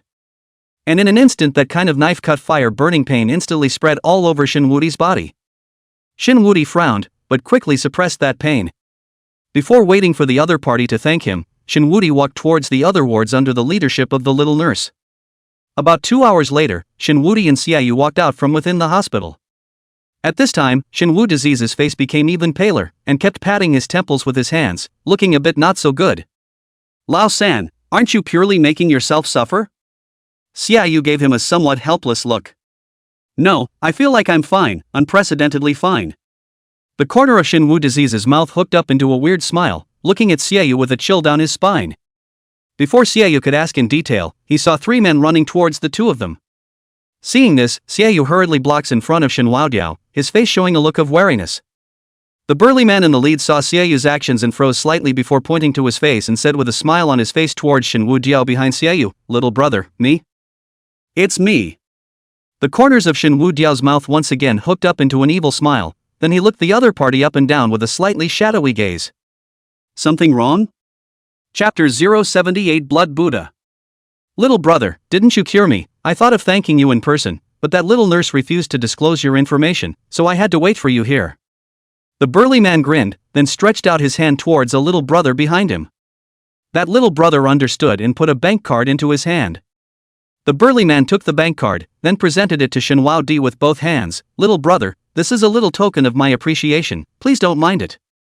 Shen Wudi glanced at the card in the other party's hand, then looked up again at the strong man with a smile piled on his face. At this moment, that burly man had a spine-chilling feeling for some reason, as if he was being deadened by a poisonous snake. He clearly remembered that just now within the hospital Shen Wuxia's gaze was still very calm and did not have any dangerous aura, but now Shen Wuxia seemed to have changed as if he had become a different person, giving off an extremely dangerous feeling. This kind of feeling, he only felt it on those few people. Thinking of those few people, he couldn't help but shiver. Then hurriedly shook this thought aside. What was in front of him was just a young man in his early 20s, how could he be involved with those few people? "Money is exempt, I haven't had lunch yet," Shen Wudi said with a smile. "Lao San, don't we still have to?" Xiaoyu just wanted to say something, but was directly interrupted by Shen Wudi. Seeing this, the strong man quickly spoke, "Outside the building, my treat." "Good." Shen Wudi nodded. "Our car is over there." The strong man reached out and pointed to the location of the parking lot not far away. "No need, we're driving too." Shen Wudi glanced at Xiaoyu, then said, "Let's meet outside the building." "That's fine, we'll wait for you guys at the outbuilding." After saying that, the strong man directly led his 2 little brothers towards the parking lot. "Old 3, didn't we also ask Lin Man and the girls to go together to honor Instructor Hua?" Xiaoyu looked at the back of the trio's departure and couldn't help but ask. "This person is a bit interesting, tell Lin Man and the others to let them go first, the 2 of us will meet this strange person for a while." Saying this, Shen Wudiao did not explain and directly walked towards the location where they had parked. 20 minutes later, inside the private room of the building outside the building. "Little brother, my name is Zhao Luo, thank you for today." The burly man lifted his wine cup and directly drank it all in one go, then flashed the bottom of the cup towards Shen Wudiao. "So it's Big Brother Zhao, my name is Shen Wudi, a student of the Polytechnic University." Shen Wudi did not drink, but poured a cup of tea instead. "Little brother, I'm not in good health, I can't drink alcohol, so I'll use tea as a substitute." "Feel free to do as you please, old brother Shen." The folk style of Hanzhou was inherently boisterous, especially at the drinking table. Even if Shen Wusui didn't dip a drop of alcohol, that burly man called Zhao Luo still drank himself into a stupor with the two of them, Xiaoyu. And once people drank, they liked to brag, and Zhao Luo was no exception. Elder brother Shen, you've really helped brother this time. Zhao Luo walked to sit beside Shen Wu disease with his wine cup, then drunkenly said, not bragging at all, brother, I am hanging around outside, I don't even frown when I am cut 10 or 8 times, but this disease is really too torturous. It seems that brother Zhao is also a man of the Jianghu. Shen Wuxi said with a smile. Speaking of this, Zhao Luo was immediately energized, patted his chest and said, it's not that brother I'm bragging, you guys casually ask around, in the boundaries of cold state, you don't know the great name of Master Buddha. Hearing the word Master Buddha, Shen Wudi was a bit puzzled, while Xiaoyu on the side was slightly condensed. Obviously he should have heard of this character. Master Buddha? Shen Diao looked the other party up and down, then asked in a rather puzzled manner, I don't know where brother Zhao got this nickname from. He, Zhao Luo grinned, then slowly stood up. Let old brother Shen take a good look today. After saying that, he directly took off his short sleeves, revealing the lean tendon flesh, as well as the tattoo on his chest. It was a Buddha tattoo, but the Buddha was carrying a preceptor in his hand, and there was scarlet blood dripping faintly from the tip of the blade. What a beautiful tattoo! Even Shen Wusui, who had no feelings for tattoos, couldn't help but open his mouth to praise it. But soon he let out a light eep, because the other party also had a tattoo of a red heart at his wrist, which looked a bit out of place. This is... Shen Wudi pointed at the red heart tattoo. Hearing Shen Diao ask this, Zhao Luo's face changed, then he hurriedly put on his clothes and said with a snort, I didn't know better when I was young, I tattooed it blindly. After another half an hour, even Xiaoyu's drinking capacity was unable to hold on and went to rest with the help of the waiter. And Zhao Luo was also a bit unsteady on his feet, staggering a bit and speaking with a bit of a big tongue.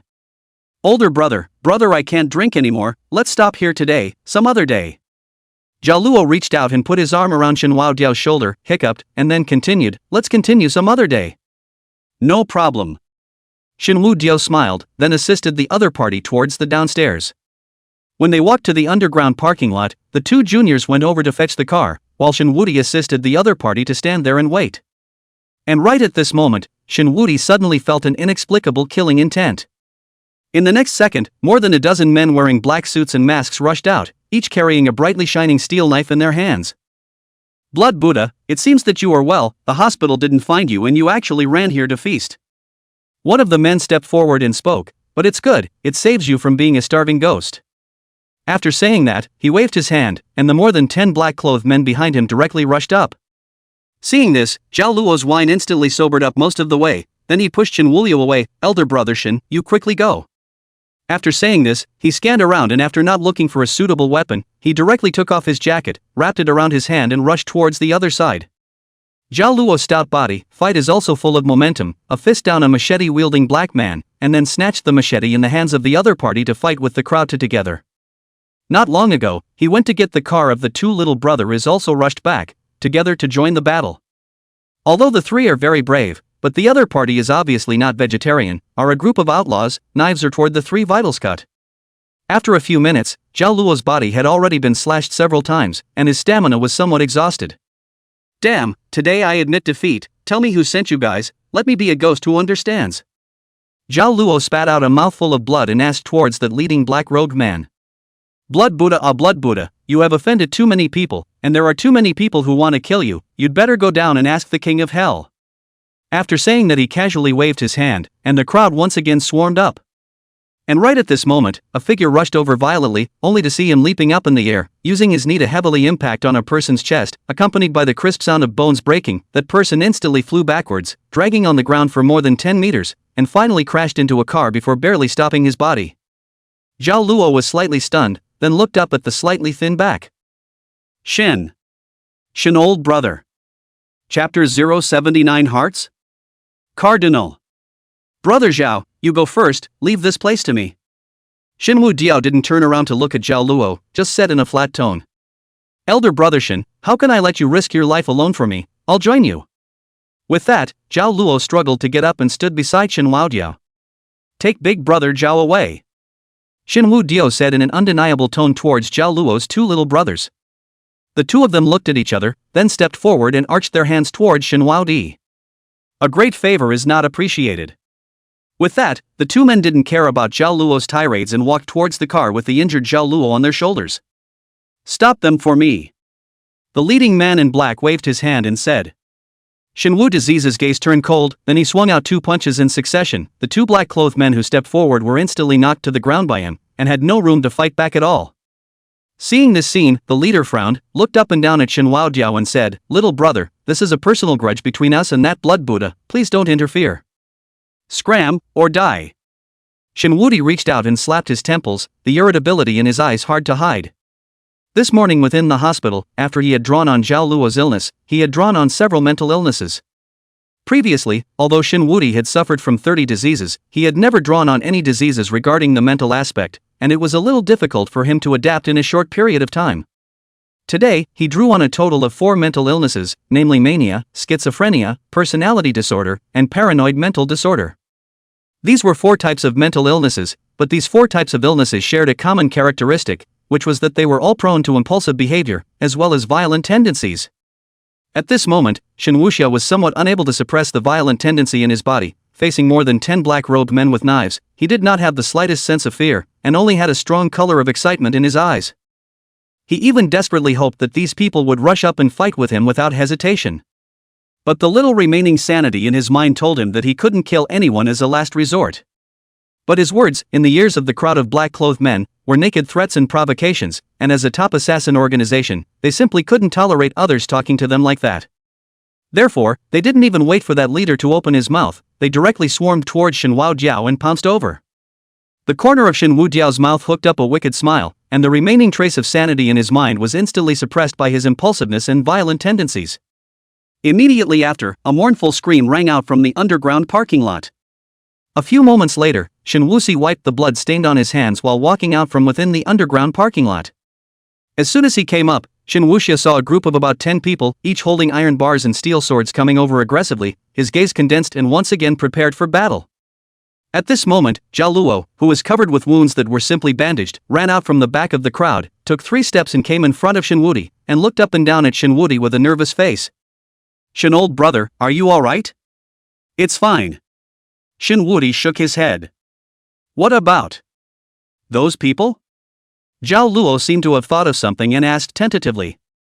"Those people," Shen Wudi pondered for a few seconds, then said faintly, "If you guys go now, there should still be survivors." Hearing those words, Zhao Luo couldn't help but suck in a breath of cool air. He had fought with those people, and each of them was ruthless, and all of them had a certain amount of kung fu background in their bodies. Even he, a practiced fighter, couldn't get an advantage under the other's hands.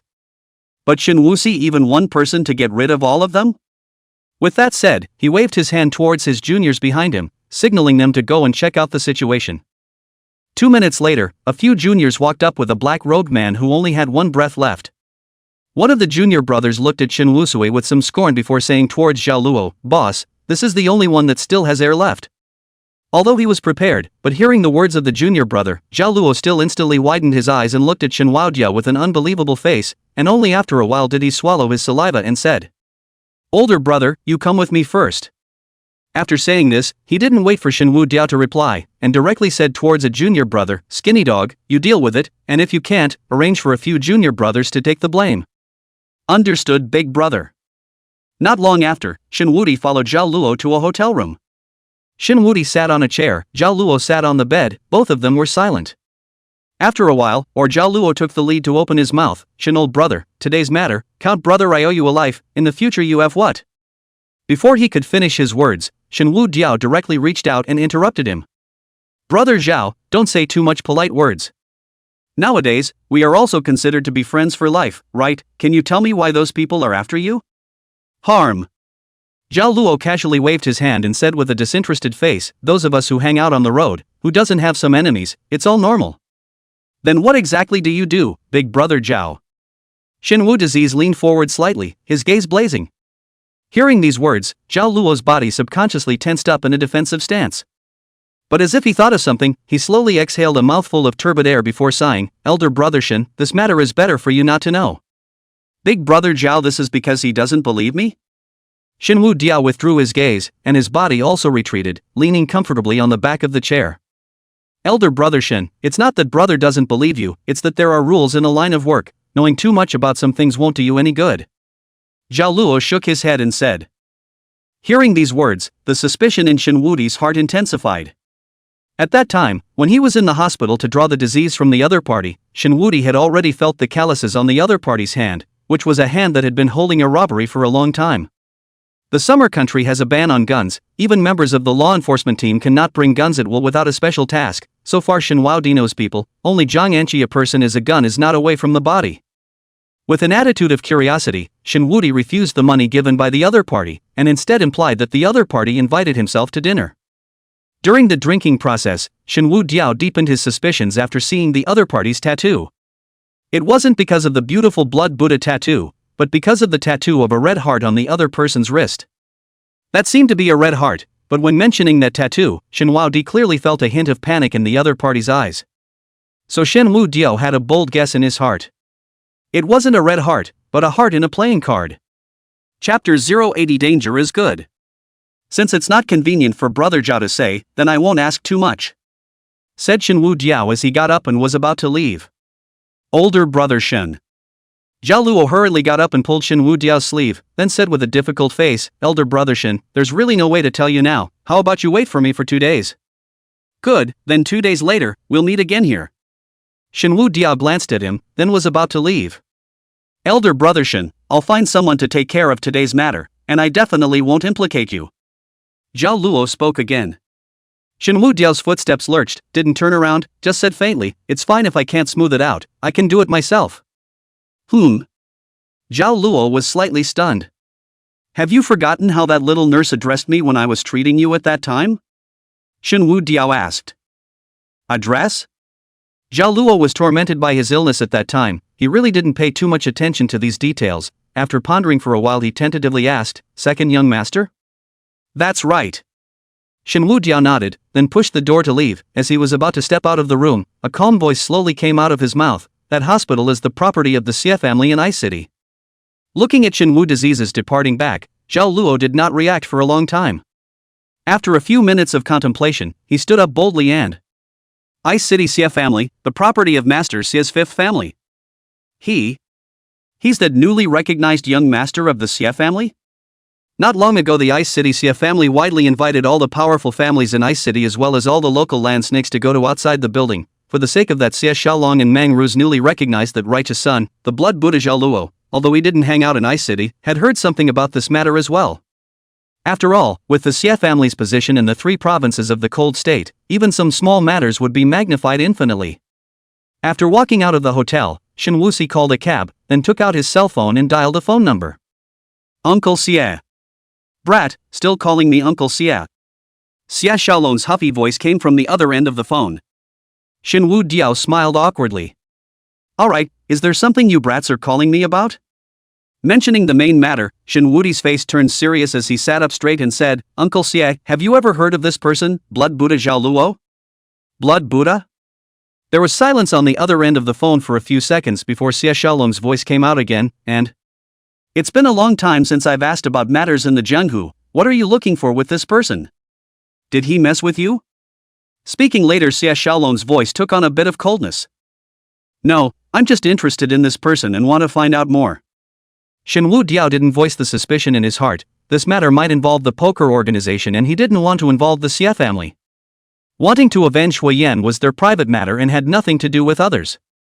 Let's do it this way then. I'll give your contact information to Evil Wolf and have him contact you later. He's much clearer than I am about what's going on in the Jianghu. Xie Xiaolong said after a few seconds of contemplation. Then I'll be grateful to Uncle Xie. Brat, come home to visit when you have time, your mother misses you all. Got it. After hanging up the phone, Shen Wuxi's body leaned back slightly, relaxing against the back of the car seat, closing his eyes in contemplation. After returning from the military department, he originally had a lot of things to do, the first of which was to draw on his illness and prepare for future battles. Then he was also going to make another trip to meet those 2 crazy batches from the Awakened One Institute. After such a long period of time, he had already thoroughly mastered the ability of voiding, but he didn't know why he could draw on Mang Ru's awakened ability, and afterward, he had felt it in detail in Yi Qing's body that the word draw wouldn't appear in his opponent's body at all. Therefore, he needed those 2 crazy batches to help him solve the problem, if he could really draw on other people's awakened abilities as he wished, then he believed that both Elder Lin and Zhou Dao would be able to provide him with countless awakened people for him to draw on. The Awakened One Research Institute would also select the most suitable awakened abilities for himself. And next, Shin Wudi also planned to continue to take on some missions from the military department. After a few previous actual battles, Shin Wudi clearly found his own strengths and weaknesses. His advantage was that he possessed 2 awakened abilities, and few people could defend themselves against surprise, but his disadvantage was also obvious, that is, his fighting skills and combat experience were seriously lacking. Fighting skills he has already agreed with Yi Qing and Shining. Next they will train together, mainly by Yi Qing and Shining to train a few of them. But practical combat experience would only be taken over by the military department's mission. Through one life and death combat also improved. But now that they had met Zhao Luo, a lot of things would have to be pushed back. If the other party was really someone from the poker organization, he had to get more things about the poker organization from the other party. Although Shen Wu Diao is not good at expressing himself, but the matter of avenging Huayan has always ranked first in his heart. The poker organization and the southern border compulsive clan must be destroyed. Unconsciously, the cab had stopped at the entrance of the school. Shen Wudi paid the fare and got out of the car. After getting out of the car, Shen Wudi contacted Zhou Dao again, saying that he had some awakening matters to ask Professor He for advice, and the other party didn't ask too many questions and directly gave him Professor He's contact information. After calling the other party, Shen Wudi learned that the other party was now permanently stationed at their academy for the convenience of serving the Dao class students. Not long after, Shen Wudi arrived at the door of a laboratory and gently knocked on the door. "Come in." Tianwen's somewhat wooden voice came from the room. Pushing open the door, Shen Wudi saw Tianwen sitting on a chair and looking at a book. He looked around and did not see Professor He's figure. "You're here." Tianwen put down the book, reached out and gestured for Shen Wudi to sit on the chair opposite to his own, then slowly opened his mouth and 7 days of absence is like a week apart.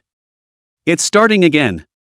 Shen Wu Diao was speechless for a while. He had long since seen the other party's nonsense literature, so he didn't dwell too much with the other party, but opened his mouth and asked, "Where's Professor He?" "Went on a blind date," Tianwen said in a calm tone. "Blind date?" Shen Wu Diao froze. "Yes." Tianwen nodded, then pushed up his glasses and explained, "Professor He's old partner has passed away for 3 years, and during these 3 years of his old partner's death, Professor He was without an old partner, so he wants to find a new old partner." Shen Wudi only felt a headache. All right, down to business. I have something to say to you about the aspect of awakening ability." "You say." Tianwen spoke without much care. "I followed the program you formulated for me and went to the hospital to draw on some diseases." Shen Wu Disease looked up at the other party's eyes, then tapped his temples and said, "Regarding what you said about hypoglycemia and insufficient cerebral blood supply, these illnesses that can make a person instantly lose the ability to fight, I have drawn on them, and there isn't much of a problem." "That's not quite good." Tianwen remained unconcerned. "But about mental illnesses," Shen Wuxi mused for a few seconds, then frowned. "I've drawn on a total of 4 mental illnesses, but right now I feel like I can't suppress them a little bit, and whenever I'm subjected to some kind of stimulation, I will have serious violent tendencies and even want to kill people. I feel that the current me is very dangerous."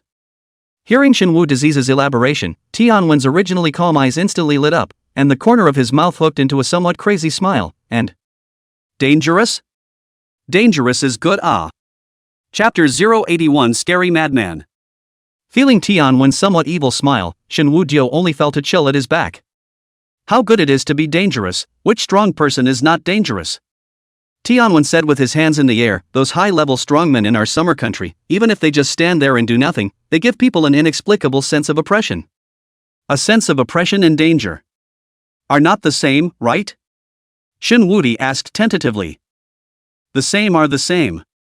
Tianwen waved his hand, signaling Shen Wudi not to care about these details, and then asked with an excited face towards Shen Wudi, "Have you killed anyone in the past few days since you went to the military department for training?" Shen Wudi was silent for a few seconds before finally nodding. Through the mission of the military department and what just happened in the parking lot, Shen Wudi had at least nearly 20 human lives in his hands. "What's the feeling?" A flash of excitement flashed across Tianwen's eyes.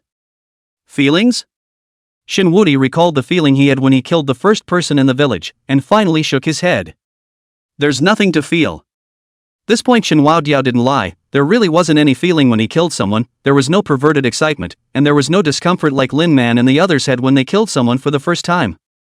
No feeling? The color of excitement in Tianman's eyes increased. It's good not to feel anything. Shin Wudi patted his temples, feeling that if this guy in front of him was not from the Awakening Research Institute, then he must be an even more dangerous person than those outlaws. Tianwen didn't care about Shin Wudiao's strange gaze, but pulled Shin Wudiao's sleeve and asked, "You said that you commit illnesses when you encounter stimuli? What offenses?" Shin Wudiao took away the other party's hand, then explained, "It's that as long as you are stimulated, you will become impulsive and will have a tendency to violence." No difference, no difference. Tianwen waved his hand, then continued to ask, "Then can you take the initiative to make yourself sick?" Seeing that Shin Disease's face turned ironic, Tianwen patted his mouth, then changed his words, "That is, can you or can you not take the initiative to evoke your own violent tendencies?" "What do you mean?" Shin Wuxi asked with some confusion. "I've read some books on mental illnesses, where those patients who commit an offense will develop the potential in their bodies due to overexcitement and cause more power than ever before. If it's you, it might raise your battle power by a notch." Shin Disease was silent for a few seconds, then shook his head. "I'm not sure if I can actively control my mental illness."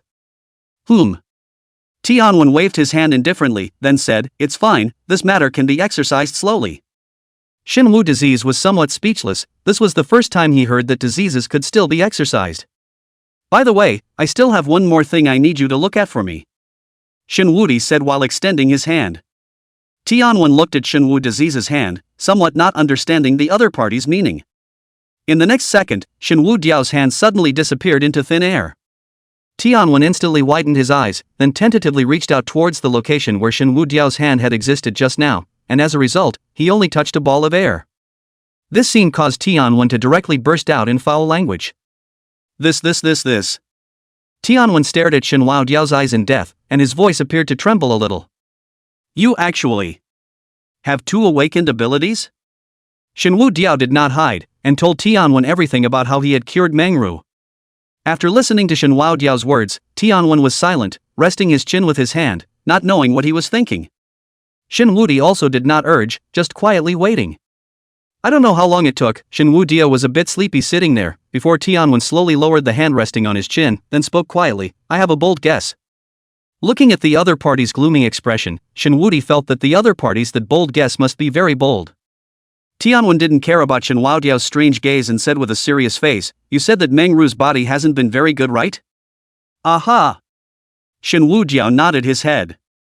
"That means, in fact, this transparency of yours should have originally been an awakened ability, but because Mengru's physical quality was too poor, she simply couldn't control this ability, so her body judged this awakened ability as a disease.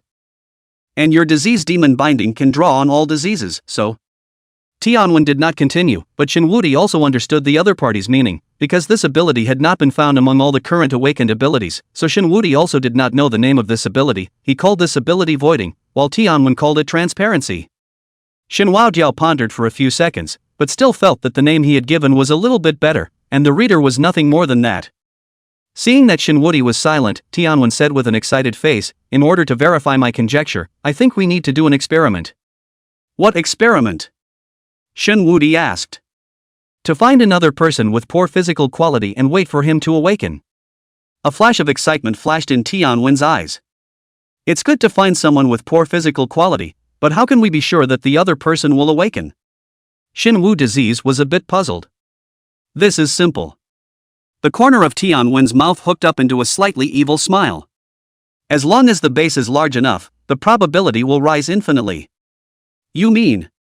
Shin Disease asked with a complicated expression.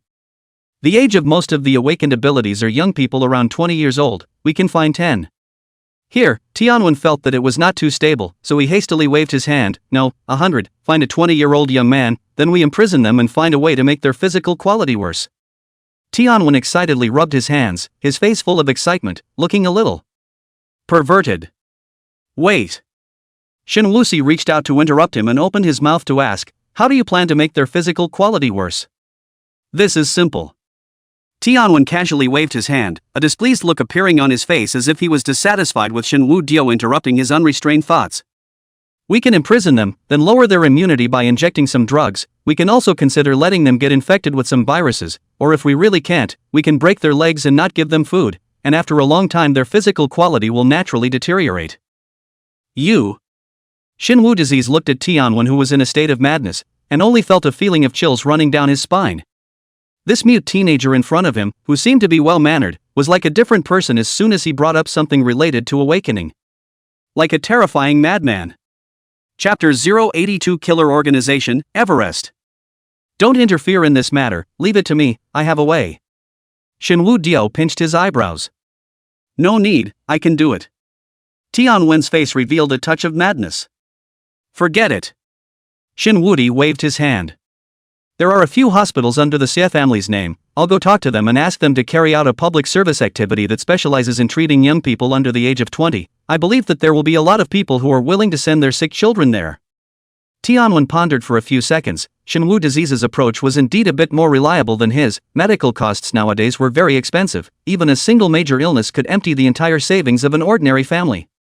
If there is a hospital that can treat all kinds of diseases for young people for free, once the news spreads out, I am afraid that young patients from all over the country will flock here, and then as long as the hospital helps to keep an eye on them, I think the efficiency must be very high. After saying goodbye to Tianwen, Xinwu Di once again made a call to Xie Xiaolong and briefly talked to him about this matter. Hearing that this matter was related to Xinwu Diao's awakened ability, Xie Xiaolong didn't have any hesitation and directly agreed, and said that he would prepare an inpatient building in the near future to specifically accommodate these patients under the age of 20.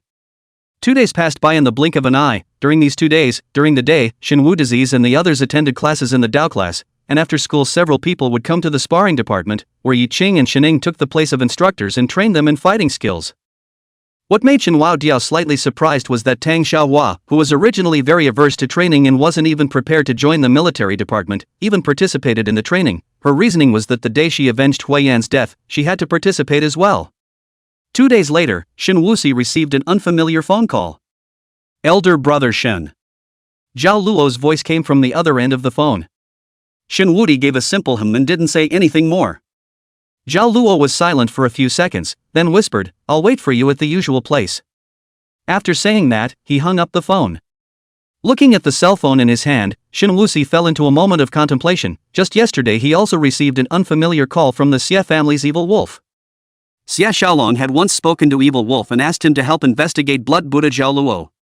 Evil Wolf told Xinwu Diao that Blood Buddha was the head of a gangster in a county under Long Province, opened a large slaughterhouse, and had a bit of a reputation in the area, but in Evil Wolf's eyes was nothing more than a minor character, somewhat unseemly. However, when mentioning the people who assassinated Zhao Luo in the parking lot that day, Evil Wolf did become very serious. He said that those killers came from a killer organization called Everest. Everest was the largest assassin organization in the world. They had always struck out without fail, and it was said that Everest's mission completion rate so far was as high as 97%. For the matter of why Everest would take action against Zhao Luo, Evil Wolf also felt a little puzzled, because with the other party's identity obviously wasn't worthy of that world's #1 killer organization. Moreover, Evil Wolf also told Xinwu Diao a piece of news that Zhao Luo was investigating him in the last 2 days. Xinwu Diao pondered for a few seconds, then dialed a number again. His voice was slightly low and, Come to the school entrance and go out with me. More than 20 minutes later, the two of them, Xinwu Di and Lin Man, stepped out of the cab and came to the entrance of a hotel. Xinwu Di looked up at the room upstairs with the curtains drawn, then after whispering a few words towards Lin Man, he took the lead and walked towards the upper floor. Without any hesitation, Lin Man directly followed in Xinwu Diao's footsteps. Arriving at the door of the room, Xinwu Diao lightly knocked on the door with his finger. Soon, the door of the room was opened and Zhao Luo poked his head out, and when he saw Lin Man behind Xinwu Diao, his face changed slightly. Brother Zhao, this is my girlfriend. Xinwu Di reached out and pulled Lin Man's hand, the corner of his mouth rising. Oh. Zhao Luo nodded, but there was still a trace of displeasure on his face. Immediately afterward, he moved away and invited the two to come in. Xinwu Di pulled Lin Man to sit on the bed, while Zhao Luo sat on the chair opposite the two. Zhao Luo first sized up Lin Man with a scrutinizing gaze before he said in a deep voice towards Xinwu Diao, Elder brother Shen, do you want to let your girlfriend go out for a spin first? Brother Sick, what do you mean by this friend of yours? Lin Man reached out and wrapped her hand around Xinwu Diao's arm, saying in a petulant manner. After saying that, her beautiful eyes crossed and she looked at Zhao Luo with a provocative face. Seeing this scene, Zhao Luo also had a cold gaze and looked straight at Lin Man. If it wasn't because the other party was Xinwu Diao's woman, Zhao Luo would have slapped her in the past. In his mind, women are just tools, they can't be spoiled. Xinwu Di also smiled bitterly and shook his head, pretending to be helpless. Lin Man and Zhao Luo, two people do not give in to each other, are dead staring at each other. Enough passed several minutes. Lin Man only retracted his gaze, some dissatisfaction, muttered, "Go out, just go out. What's the big deal? I still do not want to listen to it." After saying this, she stretched out her hand towards Shen Wudiao, puffing and saying, "Give me money, I want to go shopping." Seeing this scene, Zhao Luo duly took out a bank card from his pocket and put it into Lin Man's hands, smilingly saying, "A small token of appreciation, consider it my reparation to my younger sibling." Lin Man took it and looked at it. There were 6 numbers written on the back of the card, which should be the password. Immediately afterward, Lin Man nonchalantly put the card away, then glared at Zhao Luo once more before getting up and leaving the room. Only until Lin Man's footsteps faded away and slowly disappeared into the hallway did Zhao Luo look at Shen Wudiao with a compensating smile on his face and opened his mouth. "Elder brother Shen, I'm really sorry, this matter is really important and it's not convenient for outsiders to hear about it." "It's fine, brother Zhao, this woman is also indeed spoiled by me." Shen Wudiao smiled helplessly. "Understood." Zhao Luo also laughed. "Heroes can't get over beauty." Shen Wudiao nodded, then digressed, "Big brother Zhao can talk to me about you now?" Zhao Luo pondered for a few seconds, then asked, "Before that, can I ask old brother a question first?" "You ask." "Why is old brother so curious about me?" Zhao Luo's gaze condensed and he stared deathly into Shen Wudiao's eyes. Shen Wudiao frowned, and after a while he slowly sighed before saying rather helplessly, "In that case, I won't hide it from you, big brother." Saying this, Shen Wudiao slowly spoke, "Big brother should already know my identity, right? Xia Xiaolong's newly adopted righteous son, the young master of the Xia family." Zhao Luo hadn't been idle in the past few days, and had almost checked Shen Wu's disease out. Shen Wuxi's face changed slightly, then he solemnly nodded his head. "That's right, it's the righteous son." Chapter 083 Poker Organization's Black and Red Square Herb. Hearing Shen Wu's disease's words, Zhao Luo frowned, for a moment somewhat unable to understand the other party's meaning.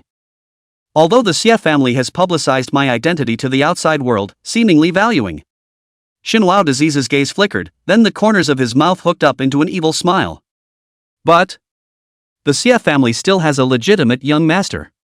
At these words, Zhao Luo was slightly stunned, then immediately understood what Shen Wudiao meant, and he couldn't help but resurvey Shen Wudiao. Thinking to himself that the Xia family was inviting the wolf into the house, this young man in front of him was not small in ambition, and even wanted to covet the entire Xia family. But seeing that Shen Wudiao had such thoughts, Zhao Luo was instead relieved for a few moments.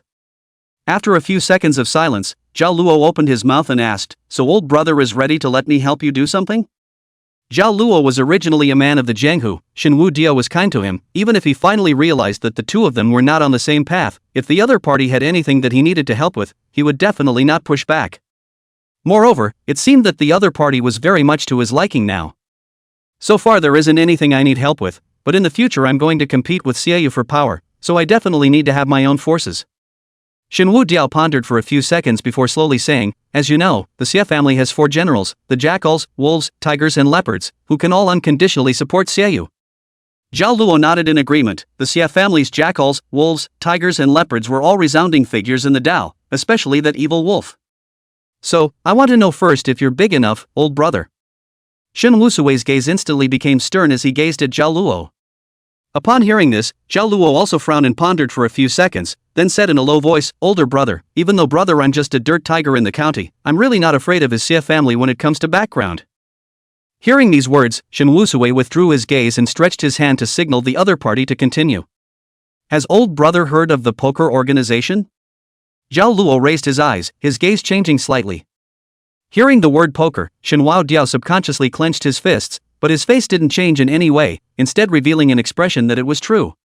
Zhao Luo slowly exhaled a mouthful of turbid air, then took out a pack of cigarettes from his pocket, took out one and lit it up, and the poker organization is divided into 4 halls, which are black and red square grass.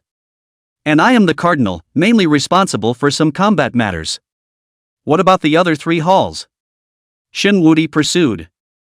Zhao Luo shook his head. "The other ones are not convenient to speak with you, old brother, you only need to know that we are absolutely qualified to work with you." Shen Wudi nodded his head in understanding. In the end, the two of them climbed into a conversation for more than an hour, and in the end, Shen Wudi left the room satisfied, and Zhao Luo, who remained in the room, was also full of smiles. The two reached a consensus that Shen Wuxing would give Zhao Luo some help within the scope of conditions, facilitating the other party to expand his forces within Ice City, and in the future, when Shen Wuxing had the need, the poker organization would also help him as much as possible to compete for the Xie family head position. After leaving the hotel, Shen Wu Diao stayed at the entrance of the hotel for a few seconds, keenly aware that someone was staring at him in the dark, thanks to Huayan's teaching of their anti-surveillance awareness, or else in the past he was afraid that it would be difficult for him to realize that he was being followed. So he pulls out his cell phone and dials Lin Man's number, briefly explaining a few things to the other party. More than 10 minutes later, Lin Man came to the hotel entrance with a few shopping bags, followed by the two of them hitting a cab to leave the place. "Read what?" Sitting in the back row of the cab, Shen Wu Diao asked in a low voice. Lin Man looked up at the cab driver in front of him with a somewhat gloomy expression. Shen Wu Diao understood and did not ask more questions. After returning to the school, the two came to a cafe at the entrance of the school, found a place to sit down, and ordered 2 cups of coffee. "Tell me about it." Shen Wudi took a sip of his coffee and then spoke. He is indeed affiliated with the poker organization. Lin Man was obviously a bit agitated. She was more obsessed than anyone else about avenging Huayan's death, as she had watched him die in front of her. The poker organization is divided into 4 halls: black, red, square, and grass. Zhao Luo belongs to the hearts. They are mainly responsible for dealing with conflicts between the poker organization and other organizations, and belong to the combat organization. Black Spade is responsible for the transportation of drugs, as well as raw planning. Grassflower is responsible for the production of drugs, and Square is responsible for the laundering and disposal of drug money. And the heads of these 4 major halls are J of Spades, Q of Hearts, K of Grassflowers, and A of Squares. Speaking here, Lin Man paused, then continued. It is said that there are 2 other chiefs above them, the Big King and the Little King, but Zhao Luo's status is not high enough for him to have only heard about these things. Is there any reading about the location of the poker organization's headquarters?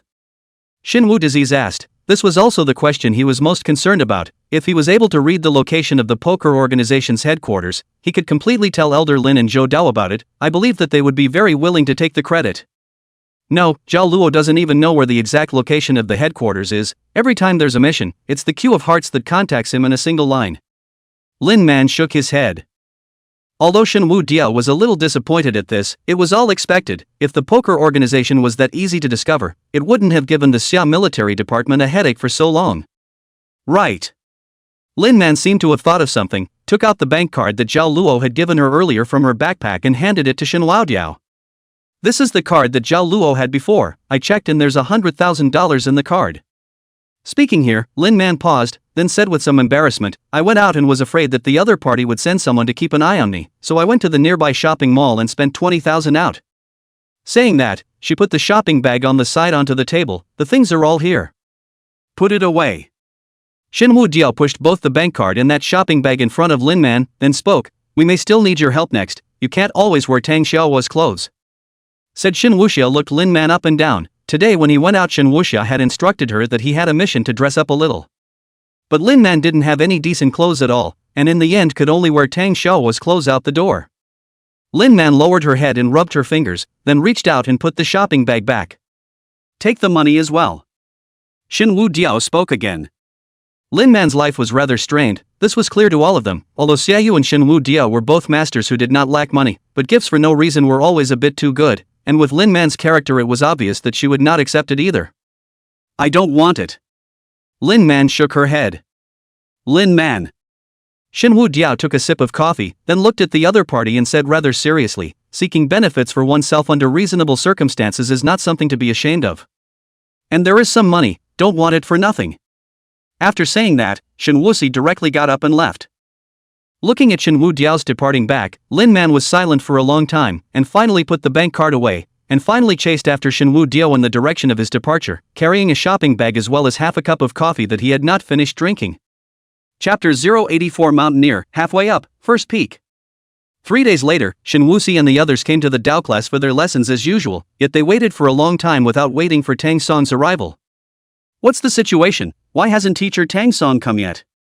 Tang Xiaohua held a small mirror and surveyed the smoky makeup that made make to satisfy her. As for the lip studs, she was no longer wearing them. The last time Jiang Anqi had already cast a shadow over her. Seeing that no one paid any attention to her, Tang Xiaohua was a bit bored and looked towards Lin Man who was sitting next to her, looking the other person up and down before opening her mouth. Man, is it okay if I put makeup on you? Ah. Lin Man slightly froze, then hastily waved her hand. She had also once been curious and yearning for makeup, because she felt that those girls were so beautiful after putting on makeup. What girl didn't love beauty? But ever since training in the military department for a few days, she had been so focused on becoming stronger that she had completely lost interest in makeup and pretty clothes and jewelry. Tang Xiaohua shook her head with a regretful expression. She had always been very confident in her looks, but after joining this squad, she realized that she seemed to be the most ordinary of the three girls. Lin Man belonged to the pure and lovely type. Her soft and weak appearance, coupled with a somewhat inferior mindset, always gave people a sense of heartache that I felt sorry for. As for Jiang Yanqi, in terms of features even more delicate than Lin Man for a few points, the most important thing is that the other side of the sense of contrast, often years of military career, so that she has a touch of heroism between the eyebrows, but on the contrary, she is a gluttonous, and will often give people a feeling of stupidity. Thinking of this, Tang Xiaohua looked up at Jiang Yanqi again, and, "Yanqi, do you want to put on makeup?" Jiang Yanqi glanced at her and also shook her head, then took out 2 lollipops from her pocket, looked down, then somewhat meatily handed one to her and Lin Man. Tang Xiaohua looked at the lollipops in her hands and felt bored. And right at this moment, the radio within the class suddenly turned on and a slightly solemn voice resounded within the broadcast. "All Dao class students, gather at the training ground." Hearing this voice, the crowd glanced at each other, all seeing a touch of doubt in each other's eyes. However, the Dao class students present had all been trained in the military department, and after only a brief moment of hesitation, all of them walked out of the classroom in an orderly manner and ran towards the training ground. More than 10 minutes later, all the Dao class students were all assembled on the training ground. Compared to the lazy state a week ago, the current Dao class students, although not comparable to the people from the military department, also had a bit more of a stern aura. At the end of the training, all the squads had completed a task independently, which had many trainees with blood on their hands. On the podium, Tang Song stood straight there, his eyes solemnly scanning the crowd of trainees, and only after a while did he slowly open his mouth, his voice somewhat low, and, "We just received news that the members of the world's #1 assassin organization, Everest, have entered the boundaries of the 3 provinces of Cold State in large numbers." Hearing these words, the trainees below were all filled with doubt. They had never heard of this killer organization. On the other hand, the several people in Shen Wuxing's group all changed their complexion. Shen Wuxing had already told them about Zhao Luo before, and they had also deliberately learned about the Everest. The members of this killer organization came from all over the world, and it was said that the killers within this organization were divided into a total of 3 grades, with the lowest grade killers being called mountaineers, which were the people that Shen Wudi had encountered in the parking lot before, who were chasing Zhao Luo. They were all ordinary people, but after rigorous training, they were a group of vicious outlaws. This was something that Shen Waodiao had seen before. If he hadn't been present at that time, even Blood Buddha, a renowned mobster, would have folded in their hands.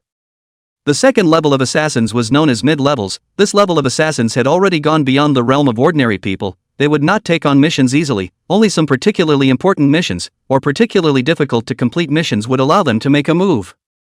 As for the highest grade of assassins, they were known as First Peak. According to the Bad Wolf's intelligence, so far, the First Peak had only made 2 attempts, one of which was to assassinate the leader of a certain small country, and the other was to assassinate a lieutenant general of the Xia State's military department. And both times, they were successful. Ever since that lieutenant general was assassinated, the Xia military department was furious and searched the entire Xia territory for the members of Everest's organization, and that search lasted for 3 months.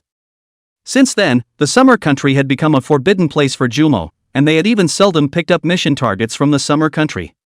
But this time, the Beats Talkers had actually set foot in the territory of the summer country once again. After getting the news, the Cold State Military Department launched a search order at the first time, vowing to wipe out all the members of the Jewel organization who set foot in the 3 provinces of the Cold State. After Elder Lin and Zhou Dao knew about this news, they decided to leave this matter to the students of the Dao class, because they knew that the killers who came this time were basically mountaineers, and their combat power far exceeded that of ordinary people, but they were the best whetstone for the students of the Dao class, and it wasn't too dangerous. Tang Song glanced at the confused students below and spoke again. "Now that we have grasped their hiding places, they are roughly spread out in 12 counties and cities in 3 provinces, including Bing City, Huashan, Linfeng County, Wanmin County, and so on." Saying that, his tone became serious. "This manhunt will adopt a military merit system. Any member who kills or arrests a member of the Zhuhai will be granted military merit, and after this operation is over, those who have enough military merit can be directly enrolled in the military ministry and sealed with a military rank." After hearing Tang Song's words, the field was in an uproar. Sealed rank. One must know that even if a normal person joined the military department, they wouldn't have the chance to be awarded a rank in a short period of time, especially in this era that was still considered peaceful. And they currently hadn't graduated yet. If they accumulated enough military merits in this operation and were directly ordained after the operation was over, then they would definitely have a great future in the future. Thinking of this, everyone's eyes lit up. Shin Woo-sue, on the other hand, frowned slightly when he saw this scene. He couldn't be clearer about the strength of those killers. Even the lowest-ranked killer mountaineer wasn't something an average person could handle. If there were a couple of halfway-level killers hidden amongst the other side, these student soldiers were bound to experience damage. The slightly weaker squads might even be wiped out. But Tang Song just looked complicated, but did not have the slightest intention to admonish. Shin Woo-dao had a hidden guess that the last time they went on a mission, the military department was trying to let them see blood. This time, I'm afraid it was to teach them a lesson, and the price of that lesson would most likely be their own lives or the lives of their companions. Chapter 085 Wolf Mountain County, Bathhouse. Half an hour later, the 9 people of Shin Woo-diao got the details of their mission. This time the mission they got was the most difficult of all the missions. When handing them the documents, Tang Song gave a deep look at the several people, not saying much, but his complexion was slightly complicated. After opening the document, Shin Woo-sue's face changed slightly. This was because their mission target was not only the 22 mountaineers, but also a mid-level assassin. "What's wrong, Lao San?" Xiaoyu couldn't help but open his mouth and ask when he saw the change in Shin Woo-di's face. "There is a half-mountainside level assassin," Shin Woo-diao said while handing that document to Xiaoyu. Xiaoyu took the document and just casually scanned it before his brows also furrowed, tentatively asking, "Are we being targeted here?" "No." Shin Woo-diao shook his head. "It's not targeting, it should be being focused on." Xiaoyu shrugged, feeling that there was no difference. "It is indeed being given special care." Shining on the side opened his mouth and explained, under normal circumstances, after an awakened person joins the military department, the rank conferred upon them when they are commissioned is the rank of second lieutenant, but if we are able to complete this mission, the 9 of us may be granted the rank of lieutenant, or even captain. Hearing these words, Xiaoyu disdainfully skimmed his mouth, while Zhang Anqi was still holding a lollipop with an unconcerned look on her face. Xiaoyu doesn't care about military ranks because of his family lineage, and although Master Xia's 5th master has high expectations for him, hoping that he'll make a name for himself in the military department, thus allowing the Xia family to completely get rid of the name of the underground emperor, Xiaoyu scoffs at this. What's wrong with relying on blackness to start a family? He doesn't think there's anything to be ashamed of, and in the era of gold, it was all about whoever's fist was big enough and hard enough, had more say. Now the times have changed, but the Xia family has also changed. They have not played black for a long time. As for Zhang Anqi, she had long been at the rank of captain, but she often got into trouble, so she had been swinging back and forth between the ranks of captain, lieutenant, and ensign. As for Yi Qing and the others, their eyes were filled with anticipation before the appearance of the awakened. For a person from an ordinary family, although studying was not the only way out, it was indeed the only shortcut, and compared to the other paths, this path was also relatively fair. Of course, just relatively fair. After all, this world is not absolutely fair. And with the awakened coming out of nowhere, there was one more path they could choose. After becoming an awakened person, their options become more selective, but in comparison, the best path is to join the military department, because backed by the entire Xia kingdom, whether it is cultivation techniques or resources in all aspects, are far beyond other forces. The only way to get ahead in the military department was to obtain military merits, and now that they had a great military merit in front of them even before they officially joined the military department, how could they not be excited? Still, don't be too happy too early. Shin Woo Disease looked at the excitement in the eyes of the crowd and opened his mouth at the right time to splash cold water for them. Our mission target is in Wolf Mountain County, which is already the border of Long Province, and is only 100 kilometers away from the national border. We must plan well, otherwise once we let the other party cross the national border, our mission will only be declared a failure. Hearing his words, everyone nodded silently. 2 days later, at 8:30 at night, a luxurious commercial vehicle slowly drove into the territory of Wolf Mountain County. On the side of the road, there was a stone monument with the 5 big words Wolf Mountain welcomes you. Xiaoyu, who was sitting in the co-pilot, slowly stretched out his waist and said with a yawn, "Finally we're here, I'm tired to death." "Brother sick, where are we going to land?" Yi Qing, who was driving the car, twisted his head to look at Shin Woo-diao, who was lying comfortably in the back row, and asked. Shin Woo Disease slowly opened his eyes, sat up straight and took out his cell phone from his pocket, and after searching for a while, he opened his mouth and said, "Wolf Mountain Hotel." Before they set off, the two of them, Shin Woody and Shining, had already chosen their landing point based on the information given by the military department. According to the information, the location where the mission target was located was an old neighborhood called Meilanwan.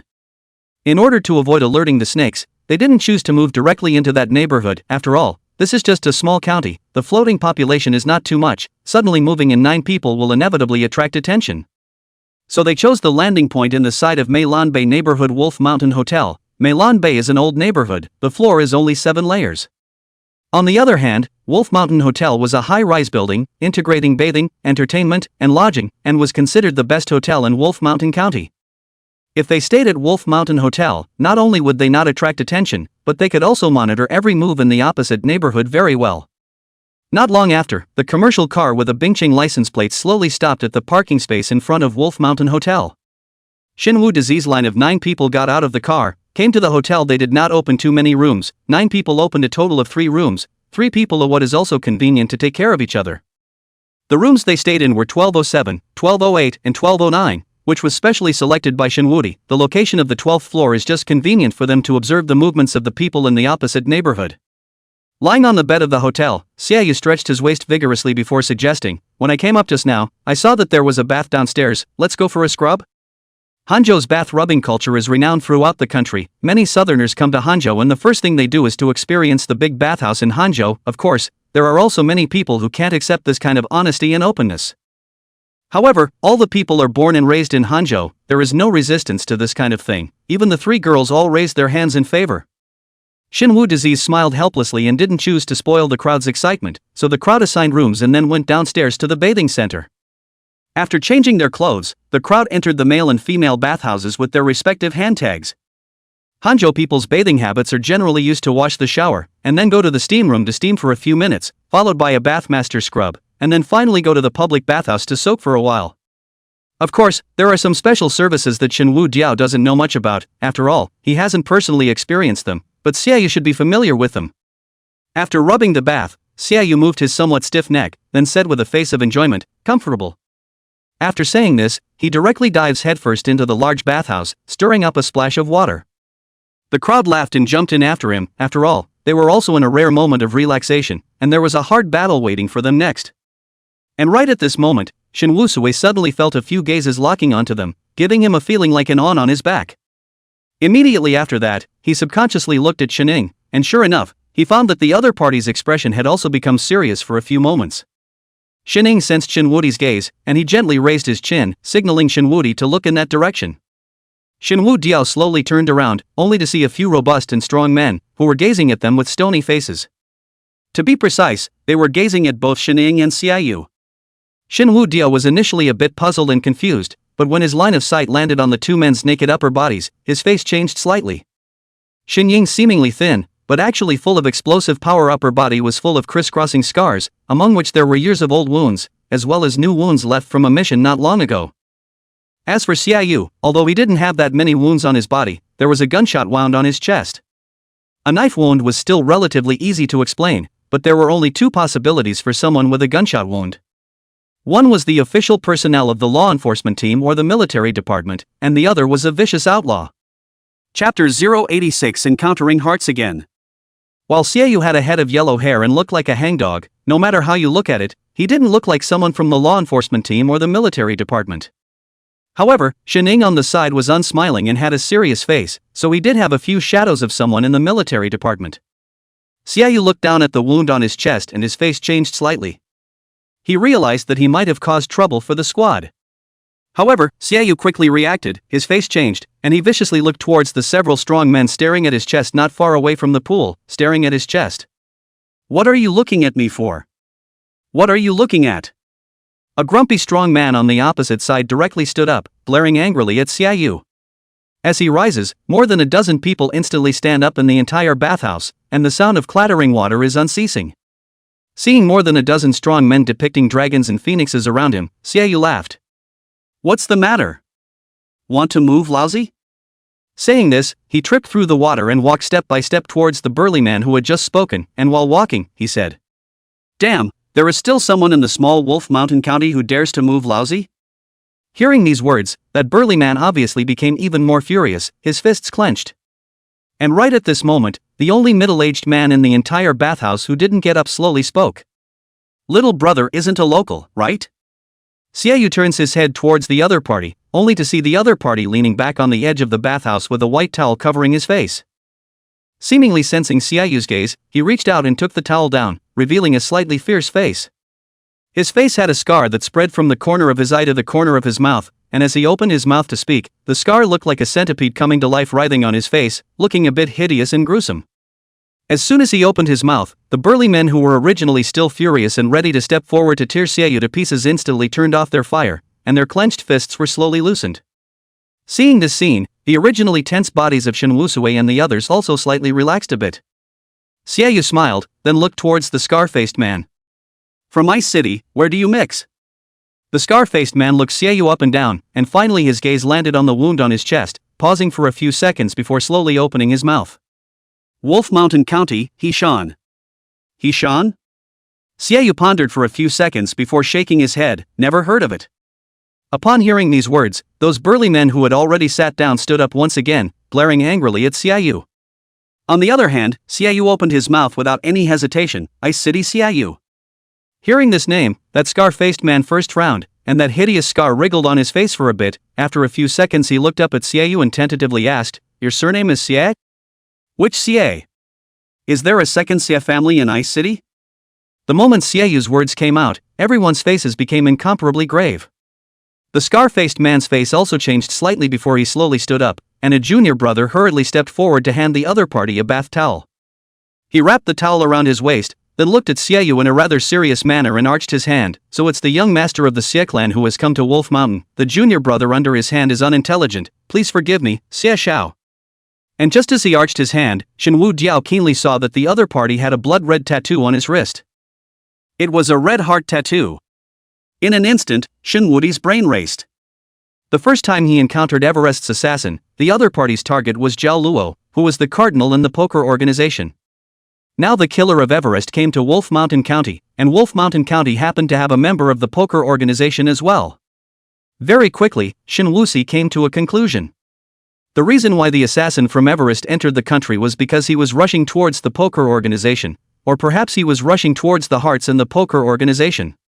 All right. Xiaoyu waved his hand and said with a disinterested expression, "It's all a misunderstanding. Young Xia is generous." The scar-faced man named Hishan once again arched his hand and said with a compensating smile, "I wonder if Xiao Xie is free, so that I can organize a banquet to make amends to Xiao Xie." "Setting up a banquet is exempt, I am still." "Then tomorrow." Shenwu Jiao directly interrupted Xiaoyu's words and said with a smile. Xiaoyu was slightly stunned, somewhat surprised as he looked at Shenwu Jiao, but only saw the other party nodding towards him. Although he didn't know what the other party's intentions were, but thinking that Shenwu Jiao must have his own ideas, he quickly changed his words and said, "Good, anyway, we still have to stay in Wolf Mountain County for a few more days, so it's inevitable that we'll have to trouble Bossy. Xiao Xie is overstating it, just directly order anything." After exchanging a few more simple pleasantries, the crowd returned to the room upstairs. As soon as they entered the room, Shenwu Jiao directly closed the door. Xiaoyu was just about to open his mouth to ask something, when he saw Shenwu Jiao put his index finger to his mouth, making a silent gesture. Seeing this, he looked around and then sensibly shut his mouth. Immediately after that, Shenwudi made a wink towards Shining. Shining nodded, then opened a backpack next to the bed, took out a radio-like object from it, skillfully drew out the antenna, then walked back and forth in the room as if looking for a signal. A few minutes later, Shining walked back, looked at Shen Wuxi and shook his head. "There's no listening surveillance equipment." Hearing these words, Shenhua Jiao breathed a sigh of relief before walking over to one of the chairs in the room and sitting down. "Lao San, what's going on?" Xiaoyu asked with some confusion, "Why did you agree to have dinner with Hishan? Don't we still have to keep an eye on Everest's killer?" "Because I suspect that Wolf Mountain County's Pearl Killer is coming for Hishan," Shen Wuxi said with a grave expression on his face. "What?" Hearing this, all were a bit puzzled. They didn't understand why Shenwu Jiao had borne this conjecture just by meeting the other party. "I wonder if you guys have noticed the tattoo on Ishan's wrist?" Shenhua Jiao asked. "Third brother, are you talking about a red heart tattoo?" Zhao Xiaodao, who had been playing a little transparent in the squad, spoke up. "That's right." Shenwudi nodded his head towards him, then spoke his guess to the crowd. After listening to his explanation, the crowd all nodded slightly, indicating that they agreed with Shinwoo's conjecture. Then what do we do next? Xiaoyu asked once again. We can't keep guarding Hishan's side all the time, right? I'm afraid that would still attract the attention of those assassins. Upon hearing this, the room fell into silence again. And right at this moment, a knock came from outside the door. Everyone's faces changed, and they all looked in the direction of the room's door with a cautious expression. But soon, Tang Xiaohua's voice came from outside. It's us, open the door. After opening the door to the room, Shenhua Diao saw Tang Xiaohua's trio hurriedly walking in, accompanied by the fresh aroma of shampoo, as well as the faint body scent of the young girls.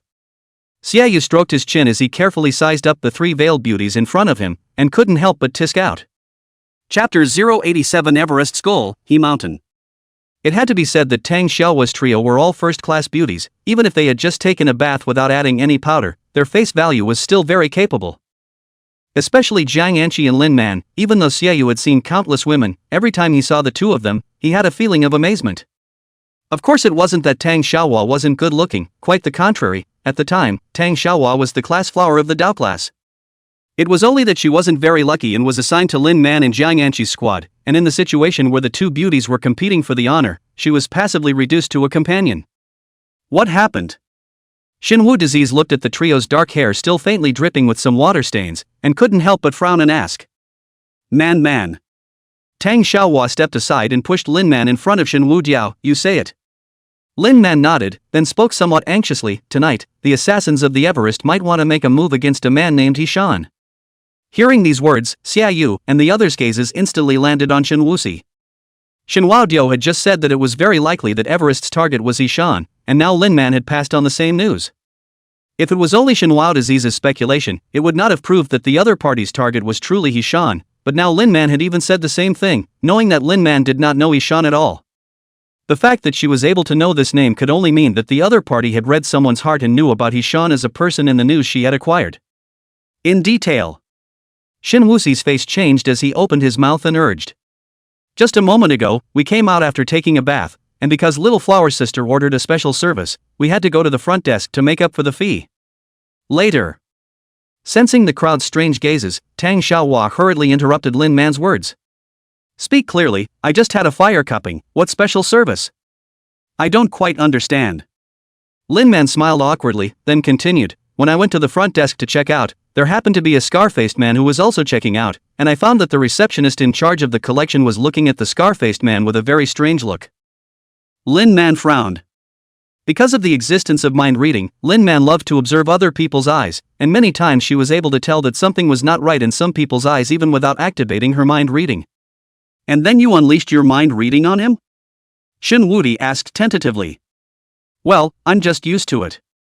Lin Man lowered her head somewhat embarrassedly, but soon she raised her head and said with a serious face, but through the mind reading, I learned that she was only inducted in the last few days, and her real identity is actually a climber of Everest, and the target of their trip is a man named Hishan. They are preparing to strike tonight? Shinwudi pursued. That's right, after their stamping, Hishan has kept a lover outside, and he goes to meet with the other person every Sunday. Did you read the location? Aha! Lin Man nodded heavily. Very good. Shinwudi gave the other party a look with appreciation. It was only at this moment that Shinwudi finally realized how powerful an ability mind reading really was, especially a mind reader with a strong sense of curiosity. An unintentional move on her part could potentially bring very important information to the squad. After briefly arranging the tactics, the group left the Wolf Mountain Hotel. Although Hishan was now the king of Wolf Mountain County, a few years ago, he was an unknown punk, and because of his strong fights, he was slowly spotted by the black boss of Wolf Mountain County at the time, and focused on cultivating him. Later, because he often went to the black boss's house as a guest, he met the black boss's daughter. After a while, the two developed into a couple's relationship, and finally by virtue of the son-in-law of the black boss's identity, after the black boss retreated, he took over the entire Wolf Mountain County's underground forces. However, because the black boss just retired, many people are not very convincing to Hishan, think he is relying on a woman to get to the top, a time Wolf Mountain underground organizations have not small turmoil. While Hishan was having a headache, a woman who called herself the Q of Hearts found him and claimed that she could help him unify the Wolf Mountain underground organization in a short period of time. The requirement was that she wanted him to join the poker organization. When Ishan learned that the poker organization is the country's largest drug trafficking organization, he refused very simply. He himself has a few pounds how much he is still very clear, usually fighting and chopping people he has no problem, but drug production and drug trafficking, that is a serious crime of the head. He in Wolf Mountain County as a black boss he has been very content, a lifetime of no worries about food and drink, why go to risk so big?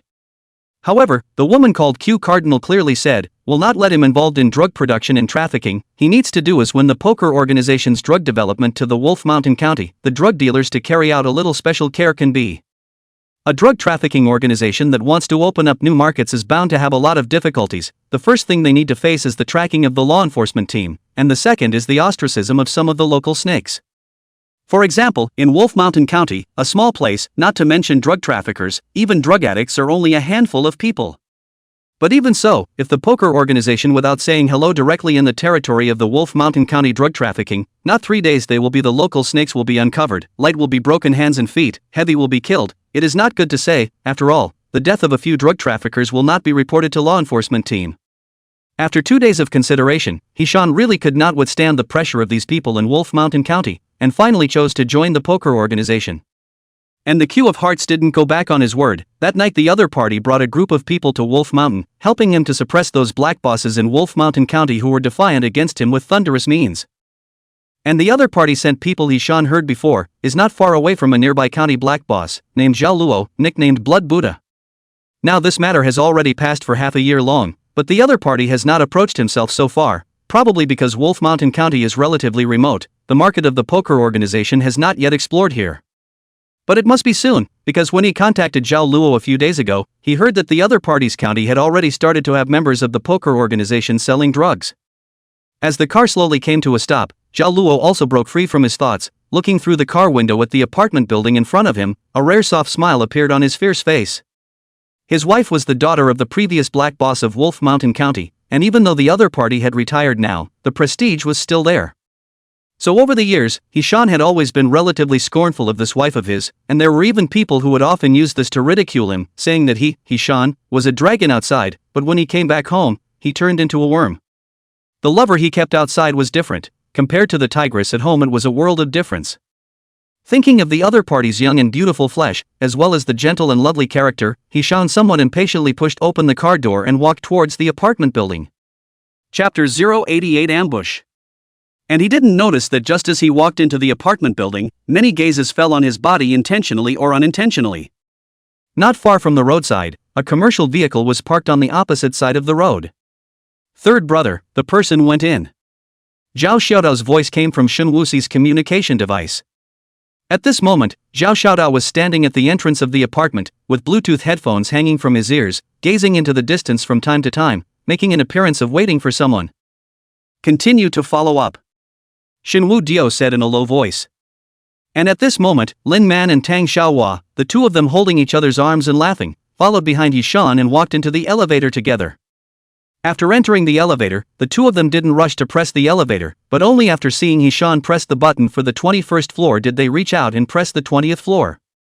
At this time, there were 7 people in the elevator, namely Yishan and one of his juniors, Tang Xiaohua and Lin Man, the remaining pair of young couples and a middle-aged man in a white tracksuit. The elevator slowly rose. The people inside the elevator did not speak. Silence. And right at this moment, a sharp cell phone ring rang, attracting everyone's attention. Ishan pulled out his cell phone from his pocket and frowned slightly when he saw the caller ID, but still pressed the answer button. Old he, where are you now? A somewhat urgent voice came from the cell phone. Ishan hesitated for 2 seconds, then spoke, I'm getting ready to go home. Although Ishan didn't turn on the speakerphone, but the space of the elevator was relatively small, the crowd was still vaguely able to hear the voice coming from the phone, and after hearing that voice, Lin Man on the side couldn't help but frown. This voice was somewhat familiar to her, but for a moment she couldn't remember where she had heard it. And at this moment, the man on the other end of the cell phone spoke once again. Put your mother's fart, this time still lie, I just called your home landline, younger sibling said that you have something to do tonight, not to go home to live. Hearing the word younger sibling, Lin Man's eyes instantly widened. She finally remembered where she had heard this voice, when she and Shinwu Disease pretended to be a couple and went to see Zhao Luo. Zhao Luo called her younger sibling. No matter whether it was the timbre or the tone of voice, it was exactly the same. What exactly is your business? Hishan, who had his lie broken down, looked at the few people in the elevator and felt a bit humiliated, so he said impatiently, "I'll hang up if there's nothing." "Wait, old he, I got reliable news, you're being targeted by the people of Everest, they'll make a move on you tonight, you should hurry home now." "Everest?" Hearing those 4 words, Hishan only felt a chill down his spine, then with a guarded face, he turned his head to look at the crowd inside the elevator. His gaze swept over the crowd one by one, and finally landed on the middle-aged man in the white tracksuit. Feeling Hishan's gaze, the middle-aged man smiled and, "I was going to wait for a while before making a move, but now it seems." The middle-aged man paused, then quickly took out a dagger from his pocket and stabbed it straight towards Hishan. "Now it looks like you're going to die a little bit earlier." Hishan used to be a ruthless character who licked blood from the edge of the sword, although he rarely had to fight with people in the past 2 years, but his perception of danger and reaction ability was still far beyond the norm. Almost at the moment when the other party launched his dagger, he started to back away in advance. After a knife fell short, the middle-aged man was not in a hurry, but moved his body to block the elevator door. And at this time, the young couple who were originally snuggling together were also scattered, each standing at a corner of the elevator, surrounding Hishan and his little brother in the middle. Tang Xiaohua and Lin Man pretended to be scared and hid in a corner of the elevator, but they both opened their communicators at the same time. Instead, that middle-aged man smiled towards the 2 of them, and, "Two sisters, don't pretend." He raised the dagger in his hand and said with a smile, "Just now when I made a move on him, the first reaction of the 2 of you wasn't to cry out in shock or fear, but rather the first thing you did was to feel for your pockets. Do you think that's normal?" Seeing that the 2 did not speak, he continued to speak. "It's also ridiculous to say, the reaction of the 2 of you was even more calm than that little brother of his. It seems that these social mixing, also not good." Upon hearing this, Lin Man simply stopped pretending and directly pulled out a dagger from his pocket, then looked at Hishan and said, "We're here to help you, if you don't want to die, then do it with us." Hishan pondered for a few seconds, then nodded heavily. He didn't know if what Lin Man said was true or not, but right now this was the only way. And Lin Man didn't care about Hishan's death at all. Their mission was to search or kill these beetle assassins, but they didn't say that they were going to protect anyone's safety, not to mention that the other party was still someone from the poker organization. If possible, Lin Man preferred to dispose of them together. And at this time is in the business car waiting for news Shenwu disease. Several people also heard Lin Man. Then there came the movement, so no longer care about concealment, directly get off the car and run towards the apartment building. And just at the moment they got off the car, a black SUV light suddenly turned on in the distance, and then a low engine sound rang out, crashing towards them rapidly. Everyone's face changed, then each of them dodged. Boom! In the next second, the black SUV crashed heavily into Shunwudi's commercial vehicle. The body of the commercial vehicle instantly dented a large chunk into it. Immediately afterward, a man with long hair laboriously pushed open the door of the SUV and stepped down from the car. He ruffled the long hair in front of his forehead, and scarlet blood flowed down his forehead, flowing all over his face, looking somewhat inexplicably oozing. The corner of his mouth hooked up into a crazy smile as he looked towards Shenwu. Several people. "It's such a shame that none of them crashed to death. Why don't we do it again?" "Crazy." Xiaoyu cursed darkly, then looked at Shenwu Diao on the side.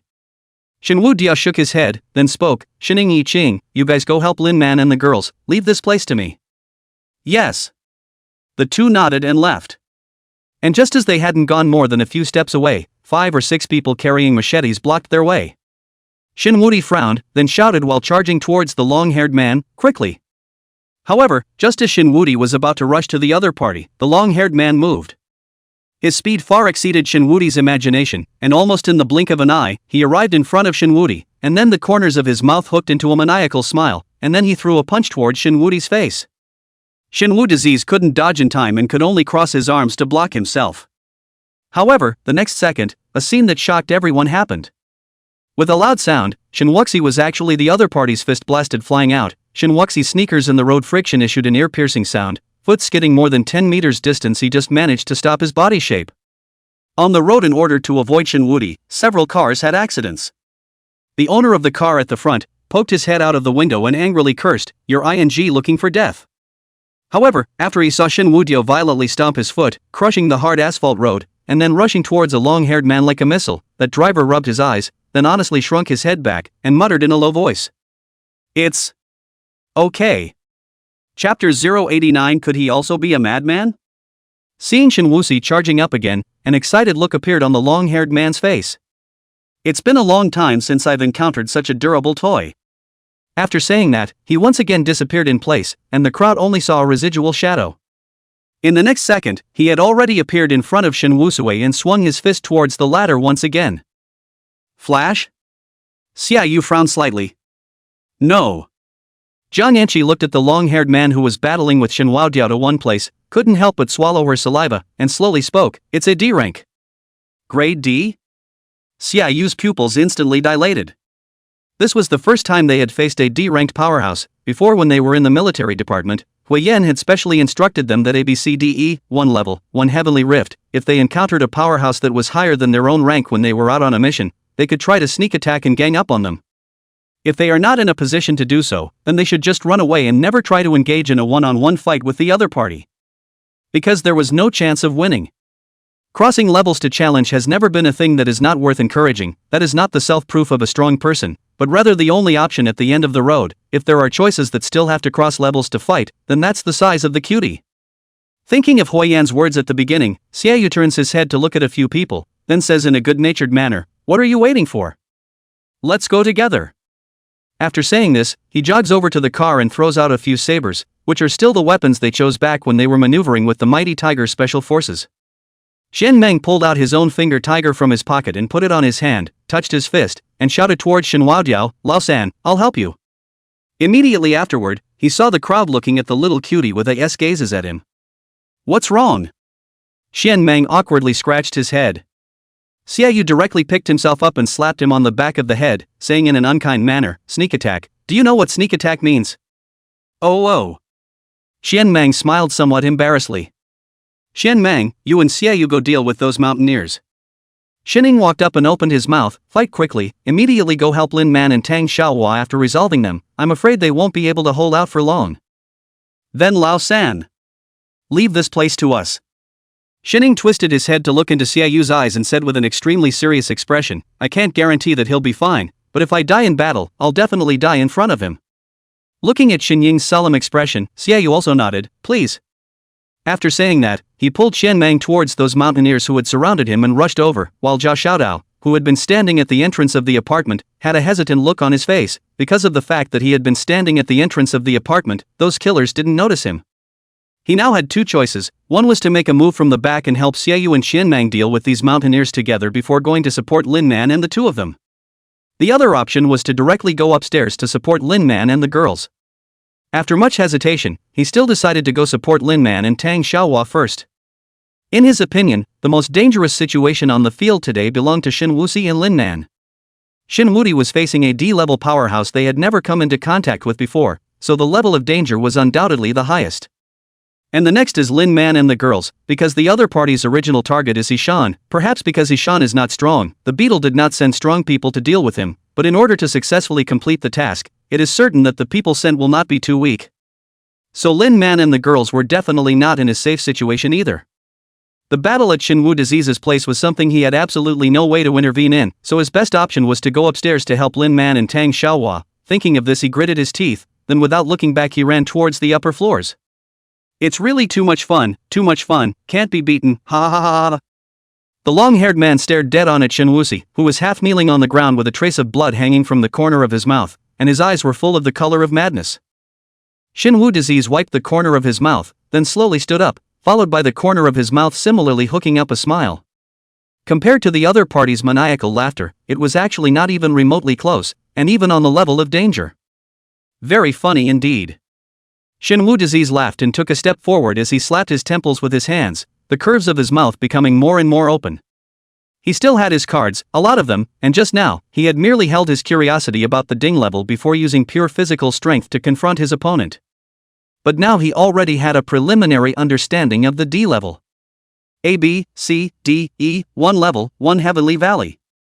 Huiyan was right, the other party was far beyond himself in terms of both speed and strength, and in the short exchange just now, Shin Wuxia barely touched the other party for a moment, and had been in a passive state.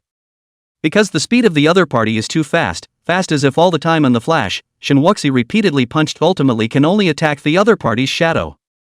However, he didn't know whether it was because the other party didn't use his full strength or because Shin Wuxi's physical body was relatively strong. Shin Wuxi didn't suffer any particularly serious trauma in the exchange just now. Originally, he had planned to continue testing the other party, wanting to force out the other party's awakened ability, but because the other party had been smiling and laughing there, the impulse as well as irritability that Shin Wuxi had brought about because of his mental illness had been somewhat suppressed. He now only wanted to beat the other party to death, punch by punch. Seeing the odd smile on Shin Wuxi's face, the long-haired man who had been acting like a madman suddenly frowned, and had a sense of losing interest in continuing to toy with the other party. At the same time, a murderous intent flashed across the bottom of his eyes. Who was he to smile? He himself had already beaten him to the point of spitting out blood. On what grounds could he still laugh? Could it be that he was also a madman? No. He absolutely would not allow someone to be crazier than himself. If there was, then kill him. Thinking of this, the corners of his mouth lifted up once again as he stepped forward to meet Shin Wudiao, only this time there was less of a touch of madness and more of a trace of icy killing intent in his expression. Instead, the color of madness filled Shin Wudiao's eyes. The sudden change in identity made Shin Ying and the others who were not far away and ready to make a sneak attack at any time all froze. Glancing at each other, all saw confusion and disbelief in each other's eyes. What to do? Yi Qing glanced at Shin Ying and opened his mouth to ask. Shin Wuxi's and their team was undoubtedly the most vocal, followed by Jiang Anqi and Shin Ying both, because both of them had been practicing in the military department for many years. Both in terms of strength and experience were a lot stronger than the others. Whatever, find a chance to do it. Shin Ying gritted his teeth and said. And right at this moment, Shin Wuxi was turning his head to look at the several people and spoke faintly. No one is allowed to intervene. Shin Wuxi's, the other party is a ding level, the current Yu is not his opponent. Shin Ying said with some anxiety. I said. Shin Wuxi's tone carried a hint of unquestionable, and said word by word, no one is allowed to intervene. This. Shin Ying twisted his head to look at Jiang Anqi on the side with a complex expression. Trust him. Jiang Anqi casually dropped a sentence, then turned toward those mountaineers. Chapter 090 Ding ranked Imperial Object. You're going to fight me solo? The long-haired man looked at Shin Wudiao somewhat incredulously. Shin Wudiao didn't answer his words, just moved his somewhat stiff neck and took a step towards him. Interesting. The corners of the long-haired man's mouth once again revealed a sardonic smile and clenched his fists. Immediately afterward, as if they had agreed to do so, the two of them rushed towards each other at the same time. In the next second, Shin Wudiao's fists heavily struck the long-haired man's belly, while the long-haired man's fist was empty. As a rank E, Shin Wuxi might not be as strong as his opponent, but his full force strike would cause even a rank D to suffer a lot. The long-haired man retreated several meters, his back hitting the streetlight pole. Cough cough. He covered his abdomen and coughed violently for a few times, then the corners of his mouth still carried a smile, but the expression on his face was a few points of condensation. He remembered that he had just clearly hit the other party, but his fist and the other party seemed to be hitting the air after touching it. What kind of ability do you have? A flash of doubt flashed through the long-haired man's eyes. Shin Wudiao still didn't answer. Even if he wanted to say that he didn't know, because there was simply no such ability among the 130-odd abilities that were currently officially recorded, or else Tian-1, who was an academician of the Awakened One Institute, wouldn't have been unaware of it. Moreover, he had drawn this ability from Meng Ru. If this was a documented awakened ability, with Xie Xiaolong's insight he wouldn't have been at his wit's end, treating this as a strange disease. Good. Seeing that Shin Wuxi's didn't answer, the long-haired man laughed, the color of madness resurfacing in his eyes, and, since you want to play with awakening abilities, I'll play with you. Saying that, he slowly opened his right hand and held it in a false grip towards a car parked on the side of the road in the distance, and immediately afterward, Shin Wuxi saw that the car began to shake uncontrollably. In the next second, the long-haired man waved his hand violently, and the car was even like a cannonball that hurriedly smashed over toward Shin Wuxi. Seeing this scene, he couldn't think too much and directly dodged to avoid it. Boom! That car heavily smashed into the position where Shin Wuxi was standing before, and the body fell in pieces.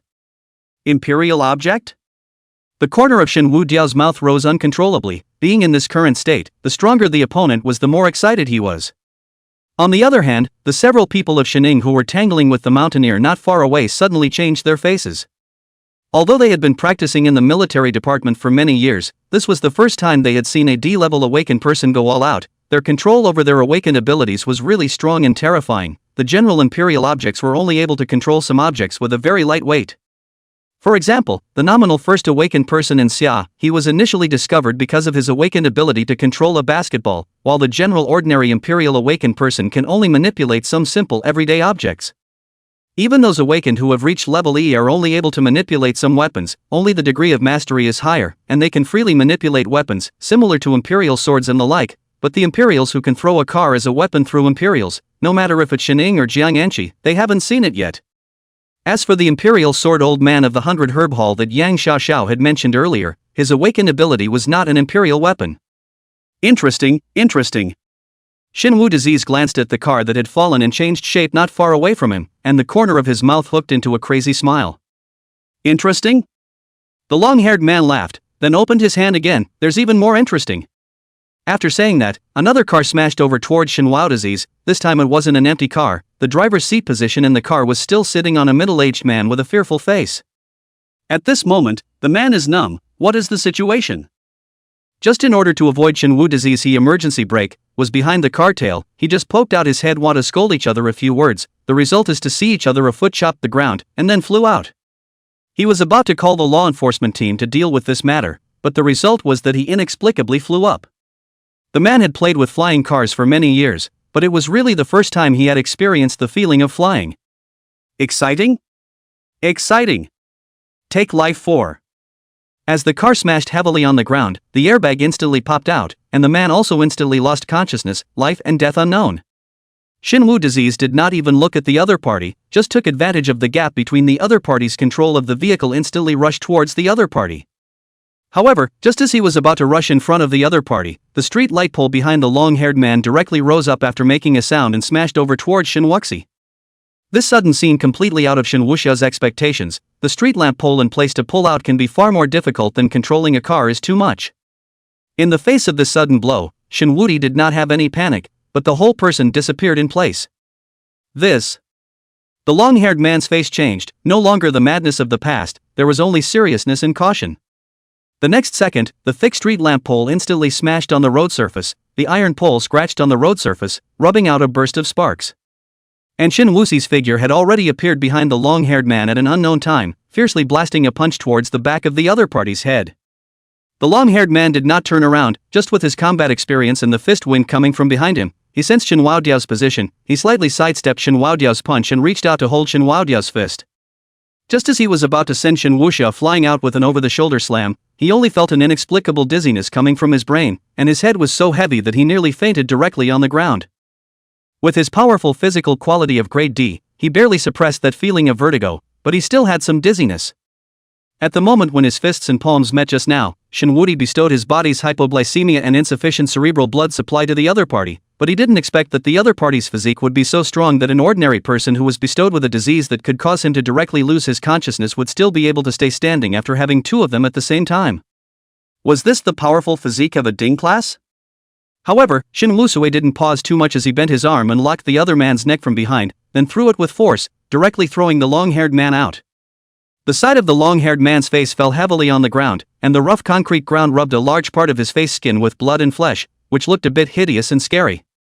However, Xinwu Diao was not going to give him any chance, directly bullying his way forward and riding on the other party's body, the corner of his mouth hooked into a cruel smile. Immediately afterward, he grabbed the other party's head full of long hair, lifted the other party's head up, and then slammed it hard into the ground. Chapter 091 Stop It All. At the same time, inside the elevator. The dagger in the hand of the man in white sportswear once again stabbed towards Hishan's chest. In the face of such an attack, Hishan could have dodged, but because the space inside the elevator was too narrow, on his left-hand side was the little brother who went up the stairs with him, and on his right-hand side were Lin Man and Tang Xiaohua.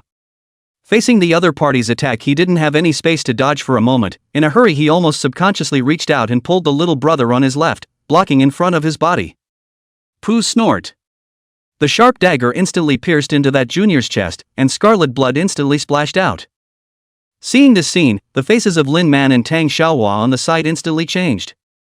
This would have been a very normal thing, those so-called people who hang out on the road, although they all worship Master Guan Er, those who are truly righteous are the minority. On their lips, they shouted that they would stick their knives in both sides for their brothers, but behind their backs, for the sake of interests in women, they could stab their brothers twice without hesitation. But for Lin Man and Tang Xiaohua it's still a bit hard to accept. Wei Yan's training philosophy for them is that no matter when or where, they should never abandon their comrades.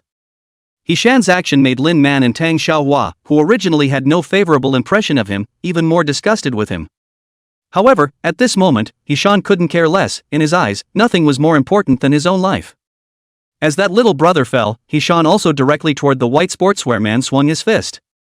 The couple also instantly launched an attack towards Lin Man and Tang Xiaohua, and suddenly the small elevator instantly became chaotic, and the 6 people started a fist-to-flesh short war in the elevator. At this time, Zhao Xiaodao also came to the elevator entrance. Looking at the elevator that stopped at the 21st floor, he continuously pressed a few times, but the elevator did not respond. After only 2 seconds of hesitation, he ran towards the stairway. A few minutes later, Zhao Xiaodao panted and ran to the stairway on the 21st floor, and before he could open the door he heard a fierce fighting sound, as well as blood flowing out along the doorway. Looking at the blood under his feet, an ominous premonition welled up in Zhao Xiaodao's heart, and he stretched out his somewhat trembling hand to slowly push open the door. When he saw the scene inside the building, first his pupils shrunk, but at the same time was also a long sigh of relief. At this moment, the elevator door inside the building was wide open, and a male corpse was lying on the doorway, blocking the door and preventing the elevator from running. And at this time, Lin Man and Tang Xiaohua were entangled with a man and a woman. Lin Man's arm position of the clothes were cut open a long slit, revealing a section of the arm like lotus root, but there was no presence of wounds. And at the door of a room, Hishan kept tapping on the door, calling out towards the inside that, Lin, open the door, open the door. As he rapped on the door, he turned his head to look at the middle-aged man who was covered in blood. The man was wearing a white tracksuit, but at this moment, it had already been dyed red with blood, not only his own blood, but more of it was the blood of Hishan and his little brother. Hishan looked at the other party with a face of fear as he approached step by step, and then frantically tapped on the door of the room again, and, Lin, you, open the door for me. This room was his lover's room. Even this apartment was bought by him for the others, but when he was in danger, that woman didn't even dare to open the door for him in order not to spill over. How pathetic. The middle-aged man approached Hishan step by step, the corner of his mouth hooked into a frivolous smile. At this time of the year, you even still pin your hopes on a woman who was only with you for the sake of money. Saying this, he turned the dagger in his hand for a moment before kicking Hishan in the small of his back. At this time, Hishan's body had already been stabbed an unknown number of times, blood dripping all over the place. After enduring the other party's kick, he directly collapsed on the ground, and then surprisingly said that he opened his mouth to beg for mercy. Big brother, I know that you are mountaineers. I can give you money, no matter how much the people who hired you pay you. I can give you double, as long as you let me go. Since you know we are mountaineers, you should know our rules. The middle-aged man slowly crouched down, reached out and grabbed Hishan's hair, and sneered, even if the employer only spent $1, as long as we take on this mission, then we will definitely complete it. Saying that, the hand that grabbed the other party's hair fiercely exerted force, then the other hand directly took the dagger and stabbed into the other party's neck. In an instant, scarlet blood gurgled out of the other party's throat and mouth. The middle-aged man laughed, then slowly got up, his gaze landing on Lin Man and Tang Xiaohua's body. You guys should be from the military department, right? Lin Man glanced at Hishan, who had fallen in a pool of blood, and frowned slightly. Xinwu disease and the others hadn't arrived for so long. She already had a vague guess in her heart that the other party should have suffered a blockade as well, and the intelligence said that the target of their mission this time was not only the mountain climbers, but also an assassin at the level of a mid-level mountain. It was very likely that they had been held up by the other party, and the situation at hand could only be resolved by them. And right at this moment, Zhao Xiaodao walked out from the stairway, clutching a dagger tightly in his hand, and arrived beside Lin Man and Tang Xiaohua. Little dagger, why are you here? Where are Shen Wuxi and the others? Lin Man opened her mouth and asked. They ran into a bit of trouble. Zhao Xiaodao didn't bother to look at Lin Man and the two of them, he just looked at the middle-aged man in front of him with a nervous face. He had just seen the other party kill Hishan with his own eyes, and his methods were extremely cruel. Among their 9-member squad, Xiaoyu had long been accustomed to these things because of his family lineage, while Chen Mang had followed Xiaoyu every day and had seen quite a few bloody scenes as well. As for the other few people, even Lin Man and Tang Xiaohua's hands were stained with human lives, only he, Zhao Xiaodao, still a green teenager. At this moment, he was far more nervous than Lin Man and the two of them. Little dagger, the two of us can do it. Lin Man whispered. Sister Man. Me. I can do it too. Zhao Xiaodao opened his mouth with a bit of a stutter. Hearing his tone, Lin Man and Tang Xiaohua glanced at each other, both seeing a slight look of worry in the other's eyes. After this period of time together, they also knew about the other party's problem of stuttering whenever he was nervous, so it was evident that the other party wasn't in a good state right now. And right at this moment, that middle-aged man also laughed, another one to send to death. After saying that, he directly rushed towards Zhao Xiaodao, who was standing in front of Lin Man's two people. "Watch out!" Lin Man shouted, directly reaching out to grab Zhao Xiaodao's collar, and with a fierce push directly dragged the other party back before meeting the man. Tang Xiaohua also fought that couple to a spot at the same time. Zhao Xiaodao was dragged down by Li Man and sat on the ground looking at the two battlefields in front of him, his eyes filled with the color of blood. He was so afraid, but he hated it. He was afraid that he had harmed the two Lin Man because of his weakness, and he hated that he was the most useless one in the squad. A few minutes passed. Zhao Xiaodao seemed to fall into some kind of weird state, sitting on the ground in silence, only his eyes remained bloodshot. And right at this moment, Lin Man was kicked in the small of the back by that man, and the whole person instantly flew out backwards, hitting the wall heavily. "Little girl is not bad." The man reached out and wiped his hand on his own face, then looked at the blood on his hand, the corner of his mouth slightly rising, and "Much better than that punk Hishan, no thanks to the military department, but it's a shame." Saying that, he shook his head, then walked towards Lin Man and slowly raised his dagger. Right at this moment, Zhao Xiaodao on the side finally raised his head, looked at the middle-aged man with a pair of blood-red eyes, and roared lowly, saying, All give me a stop." As his words fell, the middle-aged man's face revealed a look of surprise, because it was as if his hand holding the knife was imprisoned by some kind of power, and no matter what, he could not move in the slightest. Even Tang Xiaohua, who was entangled with that couple, was shocked to find that his flash was ineffective. Chapter 092 Prophecy. This is. That middle-aged man looked at Zhao Xiaodao with a horrified expression, then slowly spat out two words, and prophecy? Upon hearing those two words, that couple also instantly widened their eyes. Lin Man and Tang Xiaohua, on the other hand, had a look of surprise on their faces. Prophecy, talent rating S. Among the several most powerful awakened in the summer country today, one of them had the ability of prophecy. The ability of prophetic speech was similar to the mythological story of words coming out of the mouth, and as long as he was strong enough, he could even achieve the terrifying effect of a single word coming out of the mouth and 10,000 enemies retreating. Zhao Xiaodao's gaze swept over the few people in front of him, and finally landed on that middle-aged man, and Forbidden sword soldier. As Zhao Xiaodao's words fell, the man's hand slowly loosened as if it was out of control, and the dagger in his hand fell to the ground in response. Dang Lang. Seeing the dagger in the man's hand fall to the ground, Lin Man barely hesitated, directly picking up the dagger on the ground and cleanly stabbing it into the other party's heart. The man's eyes stared blankly, looking down at the dagger stuck in his chest. He opened his mouth as if he wanted to say something, but in the end, he didn't say anything and could only fall down unwillingly. Watching the other party lose his life, the corner of Zhao Xiaodao's mouth rose slightly, then his eyes rolled over and he fell straight backward. Tang Xiaohua's eyes were quick, a flash came behind the other party, reached out and held him, then slowly placed him on the ground. Under normal circumstances, it was difficult for an awakened who had just awakened their abilities to unleash too powerful an ability. Zhao Xiaodao's Forbidden Blade Soldier's sentence was only directed at the middle-aged man alone, and didn't consume too much of his energy, but before that, he said a sentence for everyone to stop. This sentence was directed at everyone present, even Tang Xiaohua's awakened abilities were restricted. Unleashing awakening abilities all had a high consumption, and the more powerful the ability, the higher the consumption. The first time Zhao Xiaodao unleashed his awakened ability, he hadn't realized how powerful his ability was, and the moment he opened his mouth, he restricted the 5 people present, causing himself to consume too much and nearly fainted directly. In the end, he used up almost all of his strength and shouted out the words, Forbidden Blade Soldier. Everest has always had the rule of master with apprentice. Mountaineers who have performed more than 10 missions can bring their apprentices, and while imparting experience to their apprentices, they can also get part of the apprentice's mission bounty as a percentage of the bounty. And that pair of young couple is that middle-aged man brought out the apprentice. This is the second time the two perform the task, did not expect to encounter such a tricky task.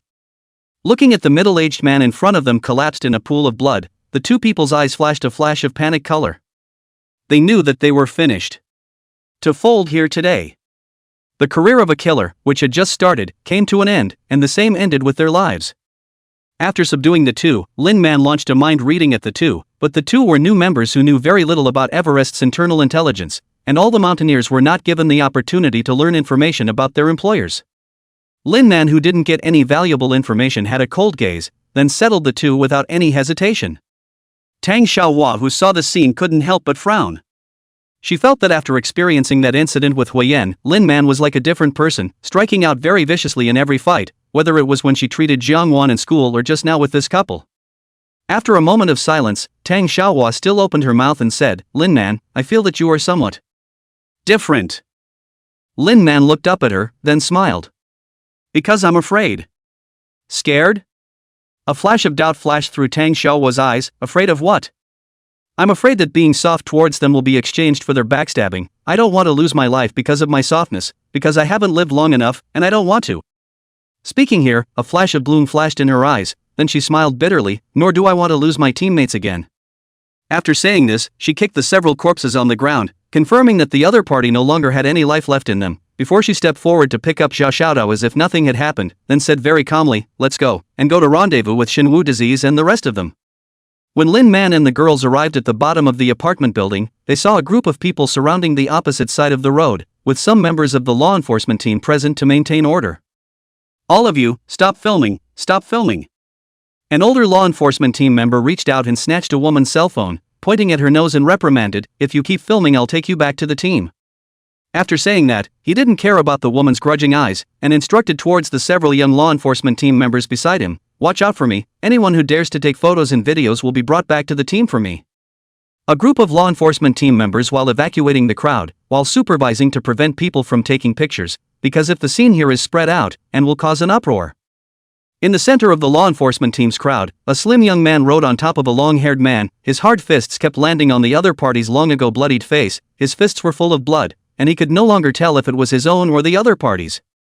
A group of law enforcement team members surrounded him in the middle, but they didn't dare to take any measures, because at that moment, Zhang Anqi was holding her officer's license in one hand and her silver-white Desert Eagle pistol in the other, blocking in front of the crowd. "I say, Ensign Zhang, even if it's the military department that's doing the job, you can't care about social opinion at all, right?" That older member of the law enforcement team sounded somewhat helpless. "When the time comes, you'll pat yourselves on the back and leave us, the Wolf Mountain County's law enforcement team, on the cusp of the storm. It's not appropriate, is it?" Zhang Yanqi didn't open her mouth, she just shook her head, and "After this matter, the military department will give you an explanation and won't make things difficult for you, but if the law enforcement team dares to make a move now, I will shoot you." The older law enforcement team member just wanted to say something. A law enforcement team member beside him tugged him and whispered, "Chief, look over there." The older law enforcement team member looked in the direction of the other's finger and saw two girls covered in blood assisting a skinny young man who was walking over this way. He couldn't help but frown. What the hell is going on today? Committed a Tai Sui? Get the person under control, he ordered with some impatience. Wolf Mountain County was located at the border of Xia. It was considered a small remote county. Because of the poor development, the population loss in recent years had been very serious, and there hadn't been any murders in the county for many years. But today, the law enforcement team's phones were almost busted, and without exception, they were all from this apartment. "Yes." That law enforcement team member waved his hand and led a few people towards Lin Man and the girls. Only when they got closer did they realize that the two girls were still each holding a dagger in their hands, and the dagger in the hands of the one with the particularly outstanding looks was even stained with blood. Just as soon as they got close, they could smell the strong odor of blood on the other's body. "Put your hands up." The leading member of the law enforcement team hastily pulled out his gun and aimed it at Lin Man, his face a little tense. Chapter 093, Beating People. It's been almost 10 minutes. Lin Man glanced at the other party, her gaze falling on the other party's hand that was holding the gun but was somewhat trembling. She spoke in a calm tone, and said, "The military department is on business." That law enforcement team member was slightly stunned. The military department again? However, Lin Man ignored him and directly assisted Zhao Xiaodao towards the direction where Zhang Anqi and the others were. That law enforcement team member stood somewhat at a loss for words, and when Lin Man and the others passed by him, the pungent smell of blood made him frown. What happened to Little Dagger? Not far away, Xiaoyu saw Lin Man and the two of them assisting Zhao Xiaodao over, and greeted him with a worried face, looking the other person up and down. "It's nothing, it's just that launching the ability consumed too much," Lin Man explained. "Oh, that's good." Xiaoyu had just finished speaking when he felt that something wasn't right, then instantly widened his eyes and looked at Lin Man with a shocked expression. "Are you saying that Little Knife has awakened?" "That's right." Lin Man nodded. "What ability?" Shining also asked with some curiosity. This boy called Zhao Xiaodao had always been a small transparent existence in the 9-member squad, having no guts and no battle power, and even moving his hands was not as good as the two little girls, Lin Man and Tang Xiaohua. Now that the other party had awakened, if their abilities were still okay, their team would have one less shortcoming in the future. Prophecy. Speaking of this ability, Tang Xiaohua on the side looked at Zhao Xiaodao with a somewhat complicated expression. Previously, they had seen the prophecy ability on the information, but only by experiencing it personally could they realize how perverse this ability was, and the moment Zhao Xiaodao opened his mouth, Tang Xiaohua couldn't even cast her own flash. Prophecy? Xining and Jiang Anqi and the others all looked at Zhao Xiaodao with surprised eyes. The ability of prophecy was also jokingly known as just relying on a single mouth to break all laws. But was it really appropriate for Zhao Xiaodao, a shy big boy who would stutter when he was nervous, to awaken this ability? A few people didn't say much, but Xiaoyu looked at Lin Man with a serious face and asked, "Did Xiaodao stutter when he unleashed his ability just now?" Lin Man pondered for a few seconds, then said, "It should have stuttered." Harm. Xiaoyu slapped his forehead helplessly. This is too embarrassing. He was even able to think of that kind of scene, where Zhao Xiaodao was like that big brother in the data, facing dozens of awakened alone, and was originally supposed to spit out a mouthful of vastly righteous qi, rendering everyone's awakened abilities ineffective. As a result, once he opened his mouth, he stuttered for half a day and couldn't spit out a sentence, and the words were not finished and may have all been given a second. Shenwu disease, what is he doing? It was only then that Tang Xiaohua noticed Chen Wuxi, who was sitting on a person and kept swinging his fist. "Oh, beating up someone, it's been almost 10 minutes. Jiang Anqi shrugged and explained. "Still not dead?" Tang Xiaohua was a bit surprised. "Should have been dead for a while." Jiang Anqi pulled out 3 lollipops from her pocket and generously handed one to Lin Man and Tang Xiaohua. Of course, this was because these lollipops were bought for Lin Man when she was shopping at the supermarket. After another 5 minutes, Shenwu disease was finally panting and stood up from the other party. At this time, his face was splattered with blood, and a hideous smile was still hanging at the corner of his mouth.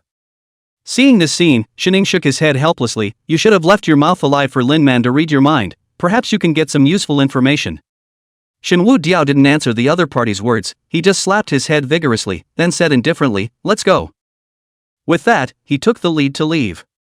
When he walked in front of the older law enforcement team member, the other party looked at his face that was covered in blood and involuntarily shivered, then he raised his hand towards the team members behind him, and the crowd understood and made a path for Shenhua Jiao and the others, and at the same time, they all breathed a sigh of relief.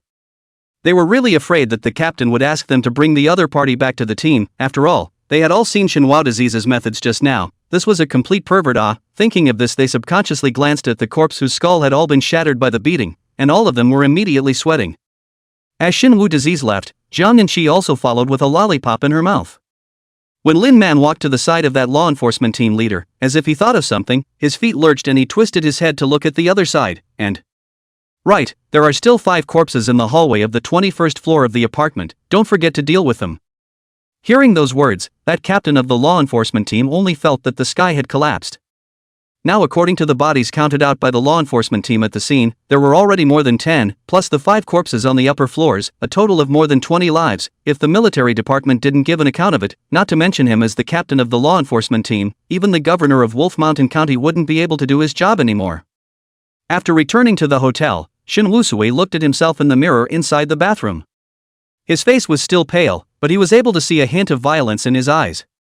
Just now, he had forcefully mobilized the 4 mental illnesses, and in an instant, there was only one thought in his mind, and that was to kill. Even after killing that long-haired man, he still had a very strong urge to kill. In order to avoid hurting other people, he could only vent his heart's strong bloodlust towards the other party's corpse. He slowly tilted his head up, letting the cold water in the shower wash over his body recklessly. I don't know how long it took, but he finally walked out of the bathroom with a towel around him. At this time, except for Lin Man who had returned to his room to change his clothes, everyone was in his room, and seeing Shin Wusui come out, all of them stood up to look at him, their gazes all somewhat complicated. "How are you?" Jiang Anqi asked. "It's fine." Shin Wudi smiled and shook his head. Seeing him smile as usual, everyone was relieved. After mobilizing his mental illness, Shin Wudi's battle power would indeed be greatly improved, but no one wanted their teammate to be an uncontrollable beast. "I just vaguely heard Little Dagger awakening?" Shin Wudi looked to the side at Zhao Xiaodao, whose face was a bit pale. Zhao Xiaodao scratched his head awkwardly and grinned. I. Don't know. What is what is going on? Seeing that he stuttered once again once he got nervous, the crowd all looked at each other and laughed. It was really hard to connect Zhao Xiaodao with the ability of prophecy. And right at this moment, Lin Man also pushed the door and walked in. Just in time, everyone is here, I have something to tell you all. Shenwu Diao looked at the crowd, his gaze wavering a bit, and Instructor Hua's home is in a town under the jurisdiction of Wolf Mountain County, let's go over and take a look.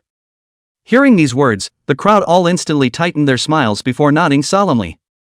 Chapter 094 Mother and Daughter in Ancient Town. Guqing Town, under the jurisdiction of Wolf Mountain County, was a relatively remote town.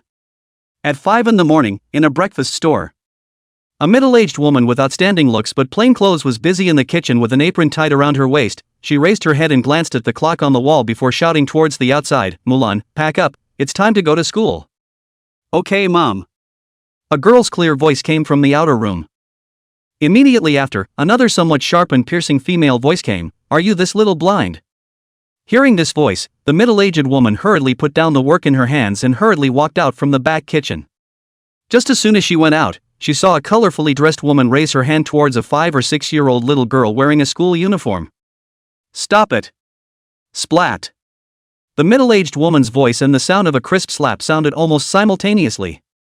The beaten little girl's face was instantly red and swollen, and 4 red fingerprints surfaced. Her eyes instantly reddened and tears welled up in her eyes, but she gritted her teeth and tried her best to control them from falling. "Mulan!" The middle-aged woman hurriedly ran forward, pulling the little girl over as she did so. "Mulan, are you alright?" "Mom!" "Mulan is fine, it doesn't hurt." The girl called Mulan clenched her teeth and barely squeezed out a smile, understanding and heartbreaking. "You go inside first, Mom will handle it." The middle-aged woman reached out and wanted to touch Mulan's face, but she was afraid of hurting the other party, so in the end she could only reach out and rub the other party's head. "Into what house ah? This little gave me clothes dirty, don't you see?" The woman who had hit the person before relentlessly walked up and tugged on Mulan's clothes. "You let go of her." The middle-aged woman pushed the other away, then said in a somewhat serious tone towards the girl, "Mulan, go inside." The girl's big watery eyes were filled with worry, but she also knew clearly that not only could she not help her mother here, but instead she would cause her mother trouble. When she walked into the house, the middle-aged woman first took a deep breath and calmed down her emotions before turning to look at the unruly woman. "Beauty, what happened just now was our fault, look at how much this dress of yours costs, I'll compensate you." "Just you?" Difficult woman looked up and down at the other party, then said with some disdain, "This dress of mine is a limited edition bought in the city. Limited edition, do you understand?"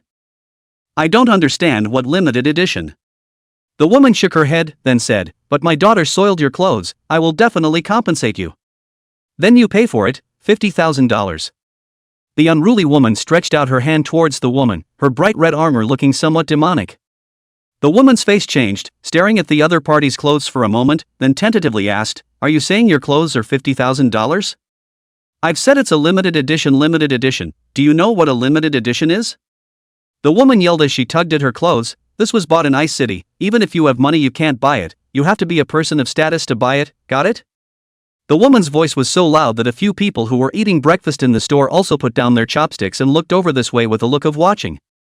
Small town life is boring, but also comfortable, without the rush of the big city, not a moment's effort. Not only the store customers watching the fun, and even some of the neighbors also came over to stand in front of the door pointing and whispering about something.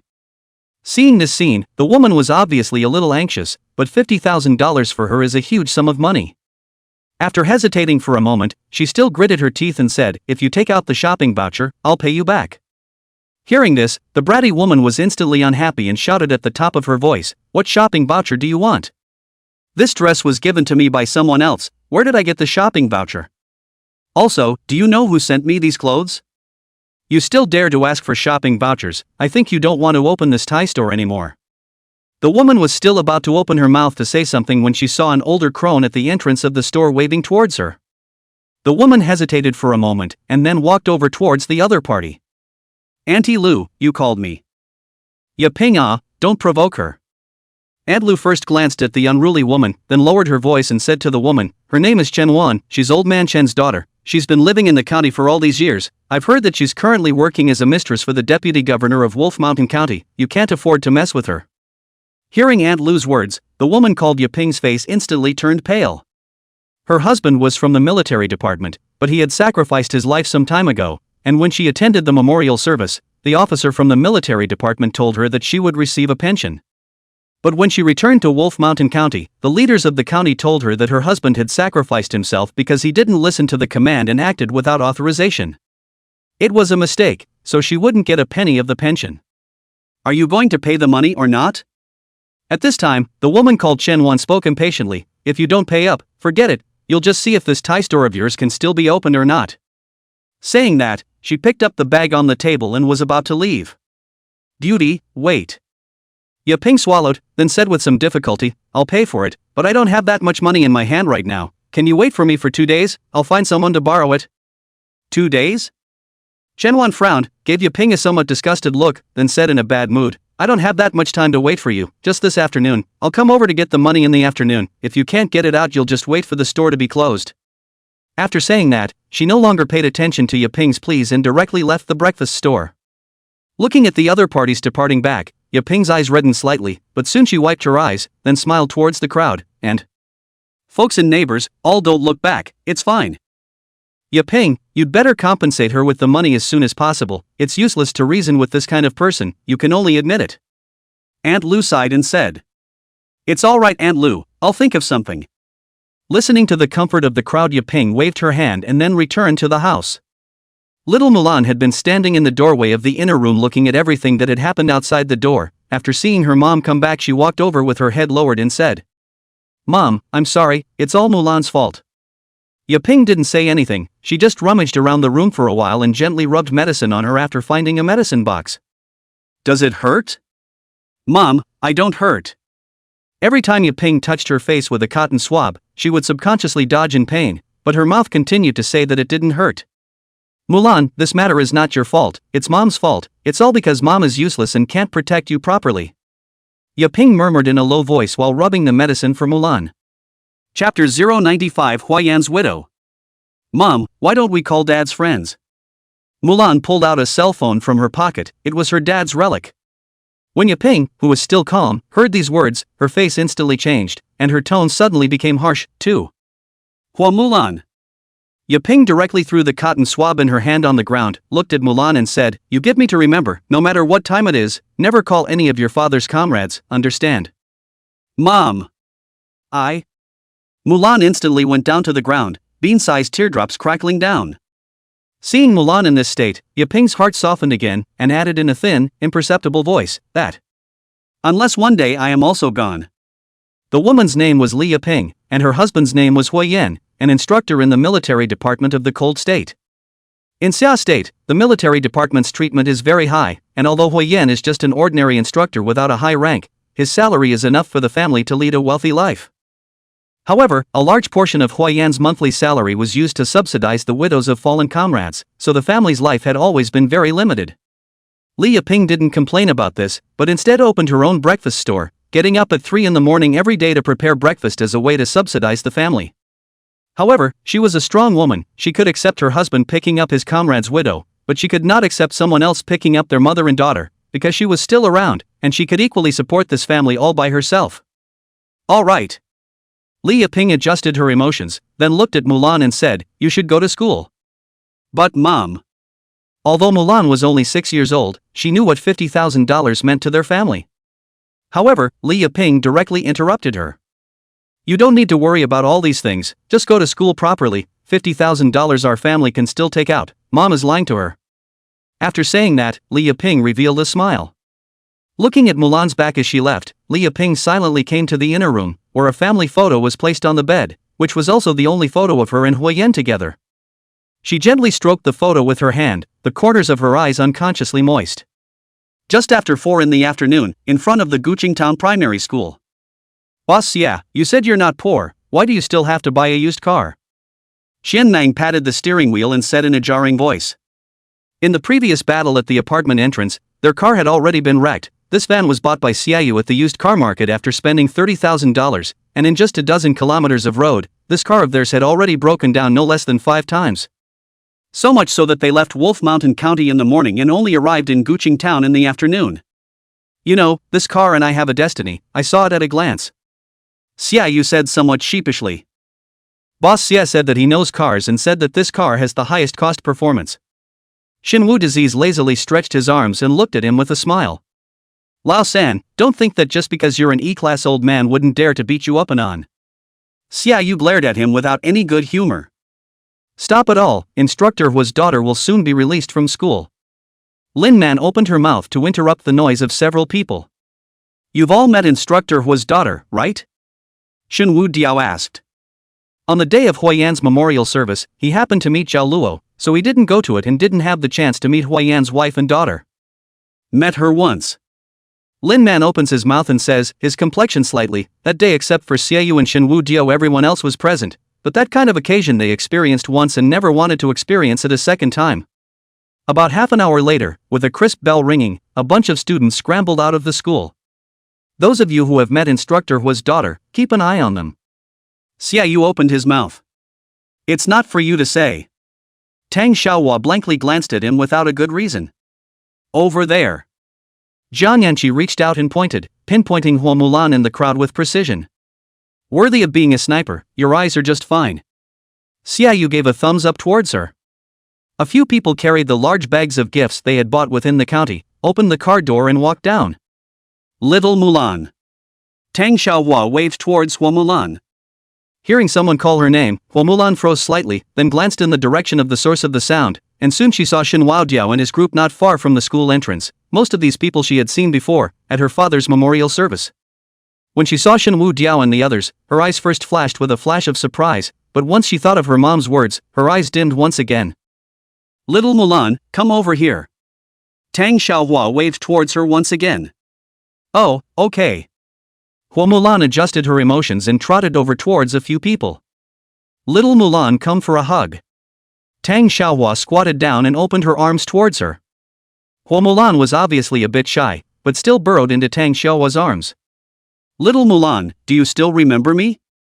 Tang Xiaohua asked as she looked into her big watery eyes. Sister Little Flower. Hua Mulan crisply opened her mouth and shouted. So good. Tang Xiaohua smiled, then reached out and pinched her cheeks. Ah. Hua Mulan stifled a grunt. Little Flower, you lighten up, giving Little Mulan all the pinching pain. Xiaoyu didn't have the good sense to say. Tang Xiaohua had an innocent expression, I didn't exert myself. It wasn't Little Flower's sister who made it. Hua Mulan hurriedly waved her hands. And at this time, Xinwu Diao frowned slightly, then looked to Lin Man on the side. Lin Man froze slightly, then looked at Xinwu Diao with a hint of inquiry in her eyes. Xinwu Di did not say anything, but only nodded slightly. Lin Man instantly understood, then her gaze fell on Hua Mulan's eyes and softly said, Little Mulan, look at your sister's eyes. Hua Mulan raised her head somewhat confusedly to look into Lin Man's eyes. A child's heart is pure, without too many distractions, and in just less than a minute Lin Man had already read the other party's entire thoughts. Immediately afterward, Shen Wusui saw intense killing intent permeate Lin Man's eyes, and even his body could not stop trembling slightly. What's wrong? Shen Wudi asked in a low voice. Lin Man took a deep breath, then came to Shen Wudi's ear to inform him of the information he had read. After hearing Lin Man's words, Shen Wudi's fists clenched and crunched. After a while, he looked at the crowd and said, Let's go to Instructor Hua's house and take a look. With that, the crowd took Hua Mulan to the car, then drove towards the breakfast place under the other party's guidance. Chapter 096. Will it be a death sentence? 10 minutes later, the used van slowly stopped in front of the breakfast store.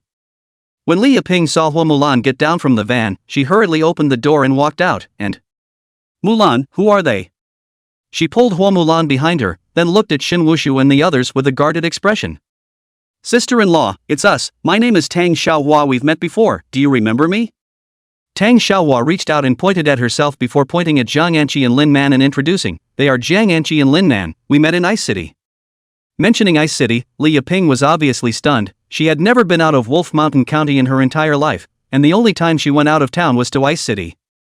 Are you guys Huayan's comrades in arms? As soon as she mentioned Huayan, Li Yiping's eyes reddened uncontrollably, and her voice trembled a bit. We are all soldiers brought out by Instructor Hua. Xin Wudi spoke with a solemn face. Good. Li Yiping said 3 good words in a row, then wiped the tears from the corners of her eyes and quickly go inside. Saying this, she opened the door of the store somewhat handily, signaling the crowd to go inside and talk. Upon entering the store, she picked up a rag and wiped every chair clean. The store is a bit messy, you guys don't mind? Sister-in-law, let's do it.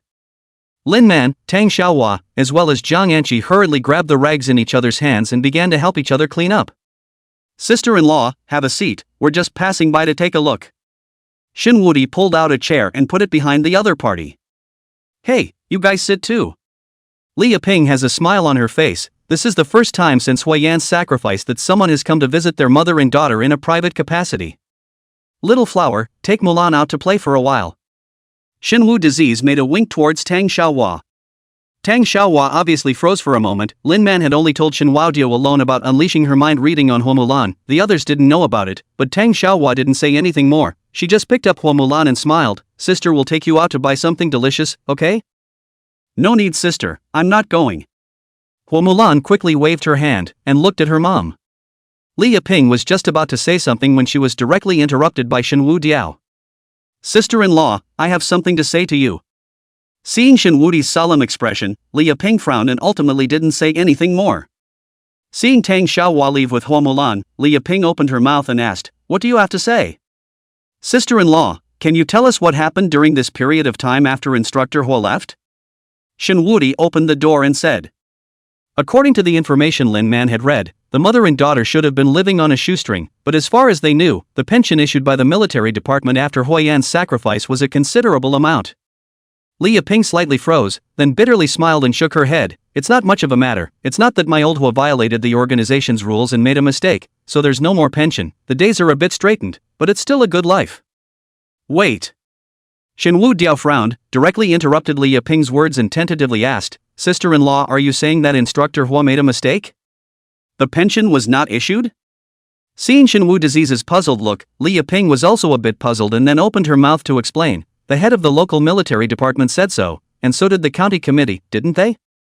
Speaking here, Li Yiping seemed to have thought of something, then added, by the way, the people from the local military department did send $3,000, saying that it was a little bit of their personal feelings. $3,000? Xia Yu, who was standing on the sidelines, had his teeth clenched. This group of people are sending out callers? Boss Xia. Shenwu Disease twisted his head and glanced at Xia Yu. Xia Yu also realized that he had said the wrong thing and patted his mouth, then took a deep breath to adjust his emotions and pulled out a pack of cigarettes from his pocket. I'll go out for a smoke. Seeing Xia Yu walk out, only then did Shenwu Diao turn his head to look at Li Yiping once again before saying with an apology, Sister-in-law, he's also angry, don't mind. It's fine. Li Yiping quickly waved her hand. After all, it's also someone else's intention. It's not right, sister-in-law. Shin Wudi said with a solemn face. Instructor Hua didn't make a mistake. Hearing this, Li Yiping's eyes filled with anticipation and she swallowed nervously, and... Are you telling the truth? 1,000 times true. Shen Wu Diao's hand under the table unconsciously clenched, his face slightly complex, with anger, guilt and a touch of grief that was hard to hide. Instructor Hua was the one who left the military headquarters alone to go to the support in order to save us at that time, and if it wasn't for Instructor Hua's timely arrival, a lot of us would have died amongst us. No mistake. No mistake, he did it to save people.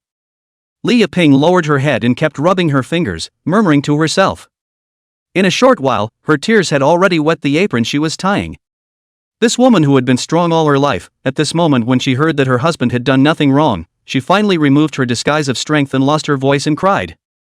Seeing this scene, Lin Man and Zhang Yanqi were both a bit flustered as they went forward to comfort her.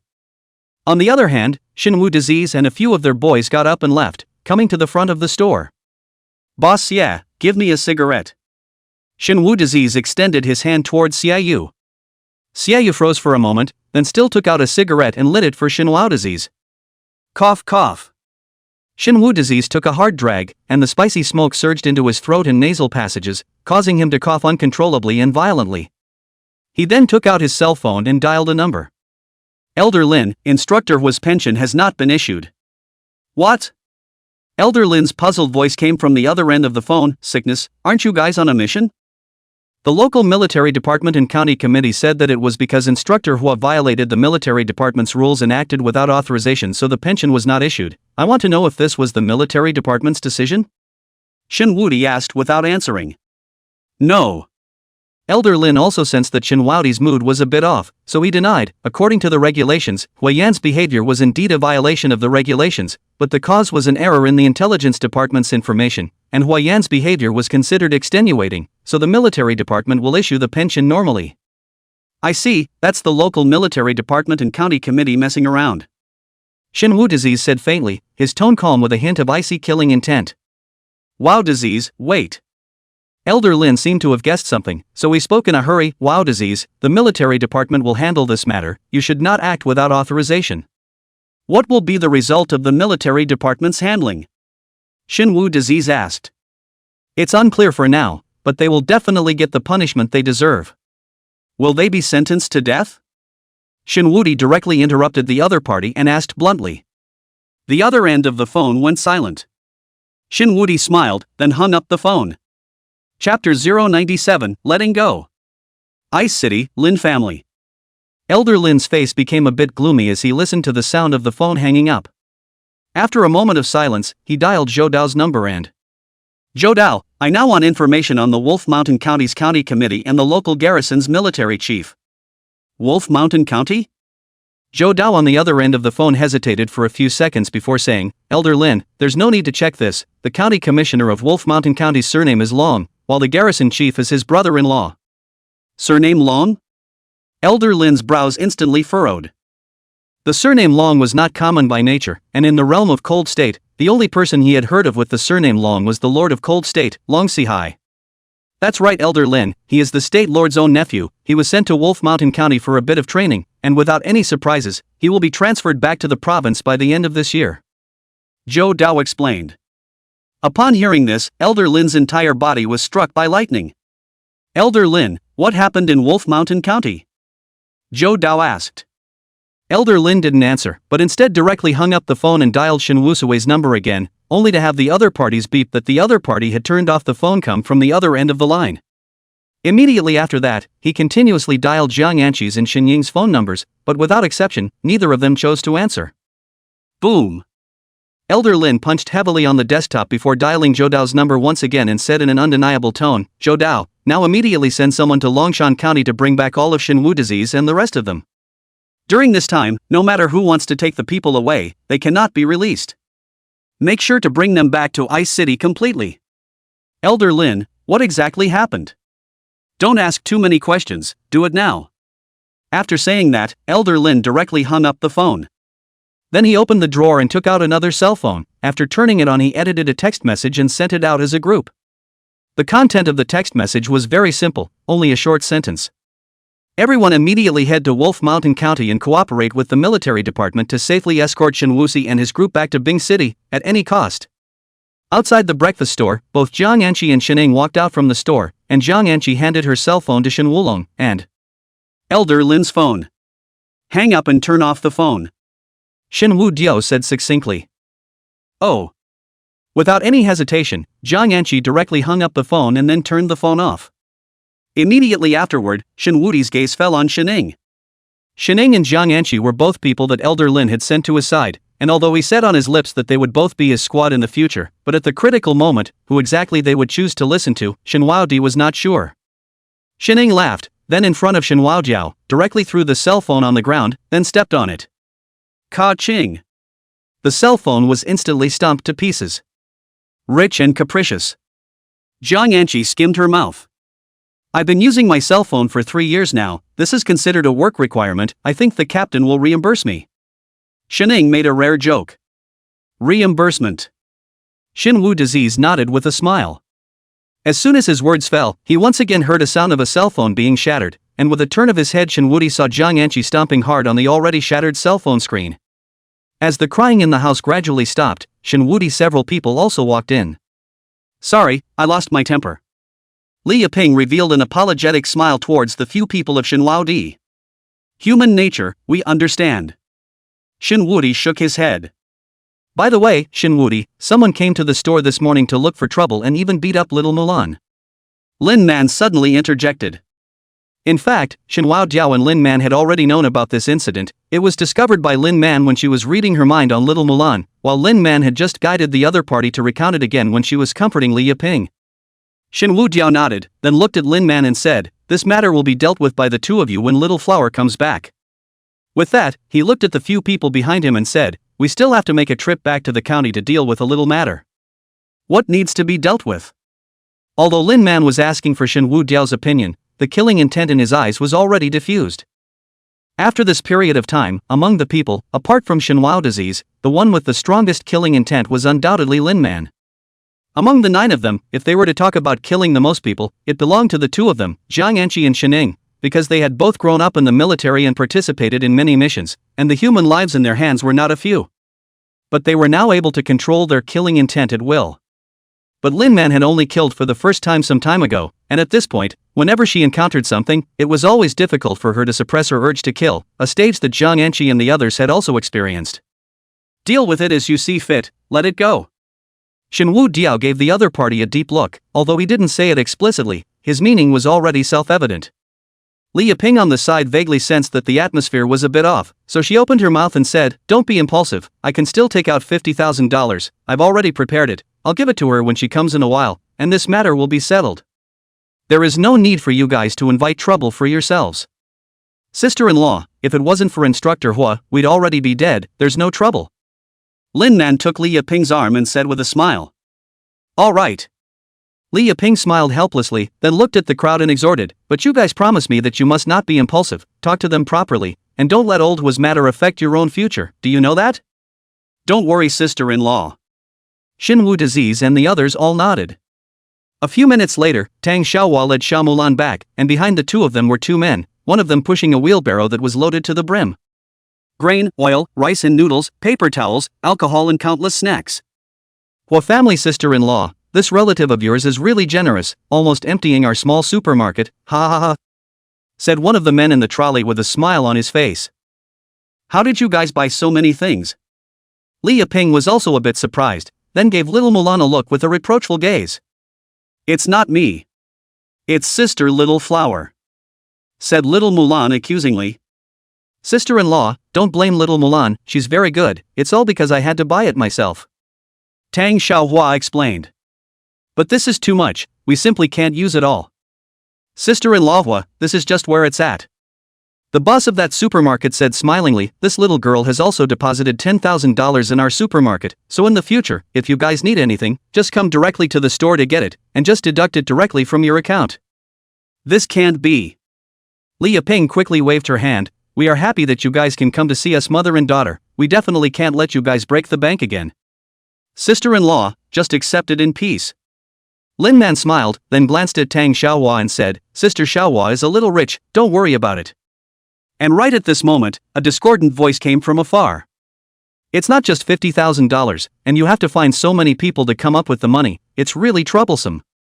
Chapter 098 Deputy Governor's Deputy Lady. The crowd looked in the direction of the source of the voice, only to see a woman with a slightly chubby figure and thick foundation on her face. Her lips were slightly thin and the tips of her eyes were upturned, making her a snarky person at first glance. Shin Wuxi just looked at the other party faintly before withdrawing his gaze and, "Lin Man, I'll leave this place to you and Little Flower, we'll make a trip to the county and come back to pick you guys up after we've taken care of things there." "Okay, you guys go, just leave this place to me and Little Flower." And just as Shin Wuxi and the others were about to get on the car and leave, the woman called Chen Wan spoke again. "What? You want to leave without having compensated for the money?" Immediately after that, her gaze landed on the van in front of the breakfast store, the corners of her mouth flickering, her eyes full of disdain.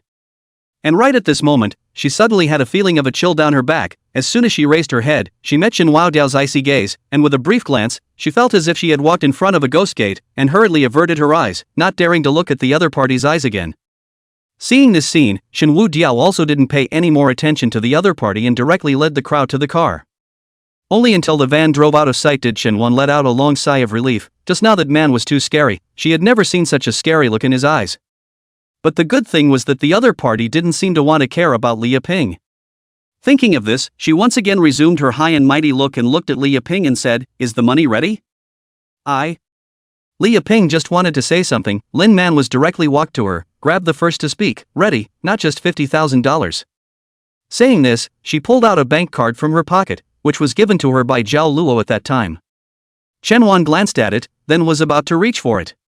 But just as she was about to get her hands on the bank card, Lin Man put the card back and then said, "I can compensate you for the clothes, but are your clothes really worth $50,000? How are my clothes not worth $50,000? As soon as this was mentioned, Chen Wan immediately became anxious. She first looked Lin Man up and down. The other party's dress was as plain as ever. After the battle in the apartment, all of their original clothes were covered in bloodstains. They could no longer wear them. The clothes they wore now were all bought by them in Wolf Mountain County. Even Tang Xiaohua wore a more ordinary sportswear. "Do you two poor students know what a limited edition is?" Chen Wan said with some disdain.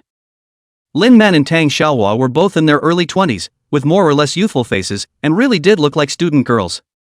"You're saying I don't understand limited edition?" Hearing this, Tang Xiaohua was directly amused. Although her family conditions were not as good as Xiaoyu's, but in Bing City it was also considered a top big family, all kinds of big brand limited edition clothes. Her closet was almost too big to put in, and now the other party even said that she didn't understand limited edition? "Say it, which store did you buy your clothes from?" Tang Xiaohua wasn't willing to talk nonsense with the other party and asked directly. "My clothes were bought in Ice City, even if I said which store, do you know?" Chen Wan revealed a touch of sarcasm. "Whether I know or not is my business, you just need to tell me which store you bought your clothes from," Tang Xiaohua said while rummaging for something in her bag. It was only at this time that Chen Wan noticed Tang Xiaohua's gorgeous bag, and her pupils couldn't help but shrink slightly. She had heard this bag mentioned by her sisters in the county. The name was in English and she couldn't remember it. But it was said that the bag was a collaboration between Hermes and a big-name jeweler, made of crocodile-printed rose gold and inlaid with 1,160 diamonds, priced at around 12 million, which could be said to be the luxury of luxuries. But then looking at the ordinary sportswear Tang Xiaohua was wearing, she skimmed her mouth in disdain. "Carrying a fake bag, what are you fooling around for? Whether my bag is real or fake has nothing to do with you." At this time, Tang Xiaohua had already taken out a card bag from her bag, which was bulging with all kinds of membership cards as well as bank cards, and she threw it towards Chen Wan without a care in the world. "Here are the premium membership cards for all the luxury stores and big-name clothing stores in Bing City. You just need to tell me which store you bought it from and I'll call and ask for the price for you," said Tang Xiaohua as she shook her cell phone towards the other party.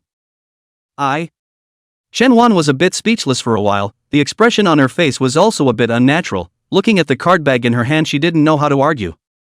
Her clothes were originally a miscellaneous brand that she had spent $199 on online, and it was just enough to bluff middle-aged women like Li Yiping who usually didn't pay much attention to clothing brands. Seeing this scene, the surrounding onlookers had made it clear that this Chen Wan was deliberately blackmailing Li Yiping, and there was a lot of chatter in the crowd, all of them whispering accusations against Chen Wan. Chen Wan, who had never been so angry, immediately yelled towards the crowd of onlookers, "What are you looking at? Get lost. Do you know who my boyfriend is, and how dare you point your finger at me?" Hearing these words, the crowd of onlookers dispersed with some sighs. The bustle is certainly nice to see, but it's not good to get into trouble. After all, Chen Wan's background is very clear to them.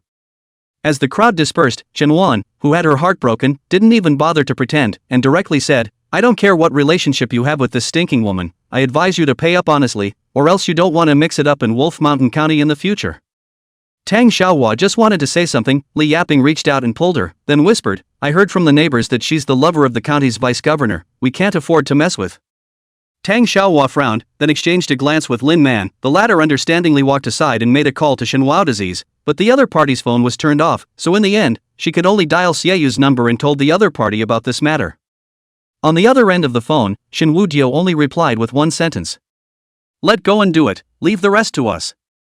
After hanging up the phone, Lin Man nodded towards Tang Xiaohua, and the other party nodded slightly. "So it's the deputy governor's deputy wife."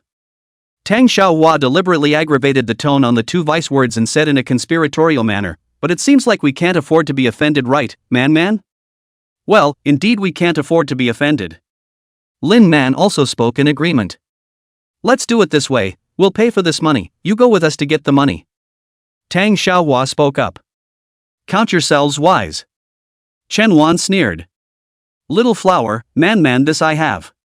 Here, Lin Man went up and held Li Yiping's hand, saying quite seriously, "Sister-in-law, just leave it to us, don't worry." Chapter 099. Don't bully others in your next life. Looking at the backs of the three leaving, Li Yiping clutched little Mulan's hand somewhat nervously, her eyes filled with worry. "Mom, sister Little Flower and the girls will definitely be fine." Little Mulan tilted her head to look at Li Yiping and spoke crisply to comfort her. "Hopefully." Li Yaping was still a bit uneasy. And at this moment, Lin Man and Tang Xiaohua had already brought each other to the only bank in town, the Township Credit Union. Tang Xiaohua took out $100,000 from her card, then handed it to Chen Wan. Looking at the 100,000 yuan in cash in her hand, Chen Wan's eyes first lit up, but soon frowned. She had also been outside for so many years, and knew that there was no such thing as a good thing as pie in the sky. Gifts without a reason would always make people's hearts uneasy. What do you guys mean by this? Go out and say it. Tang Xiaohua reached out and took the other's arm, almost dragging the other out of the credit union. Arriving in a deserted alley, Chen Wan's face became even more unsightly, and... What the hell do you guys mean? My boyfriend is the deputy governor of Wolf Mountain County. Alright, let's not talk about being a vice county governor. Even if your boyfriend is a county governor, you won't survive today. The corner of Tang Xiaohua's mouth rose slightly, but her tone was incomparably cold. What did you say? Chen Wan instantly widened her eyes, somewhat incredulous. She was somewhat unable to understand why such an icy cold sentence would come out of the mouth of the sweet-looking student girl in front of her, and her tone was so flat, as if she was talking about a trivial and insignificant matter. But through the ice-cold gazes in the eyes of the two, she knew that they weren't joking or scaring themselves, they really wanted to kill themselves. Thinking of this, she hurriedly yelled at the top of her voice, "Save!" However, before her second word had even left her mouth, she only felt a sharp sensation of pain coming from her abdomen, and she looked down with a dull gaze, only to see a dagger sticking out of her abdomen. The one who made the move was Lin Man, who hadn't said much from start to finish. Her gaze was icy cold, a murderous aura filled her body, and her face was terrifyingly calm. It was as if what she had killed was not a living person, not even as good as a chicken, a dog, but an insignificant ant. You. Chen Wan reached out her hand towards Lin Man, wanting to grab Lin Man. Lin Man ignored the other party, letting the other party's hand grab her collar, and coldly spoke. In your next life, remember not to bully others with your power. There are some people you can't afford to mess with. After saying this, Lin Man fiercely drew out her dagger, then wiped it towards the other party's throat. After doing all this, as if she was a nobody, she calmly picked up the $100,000 on the ground and handed it to Tang Xiaohua. Put it away, saving some is some.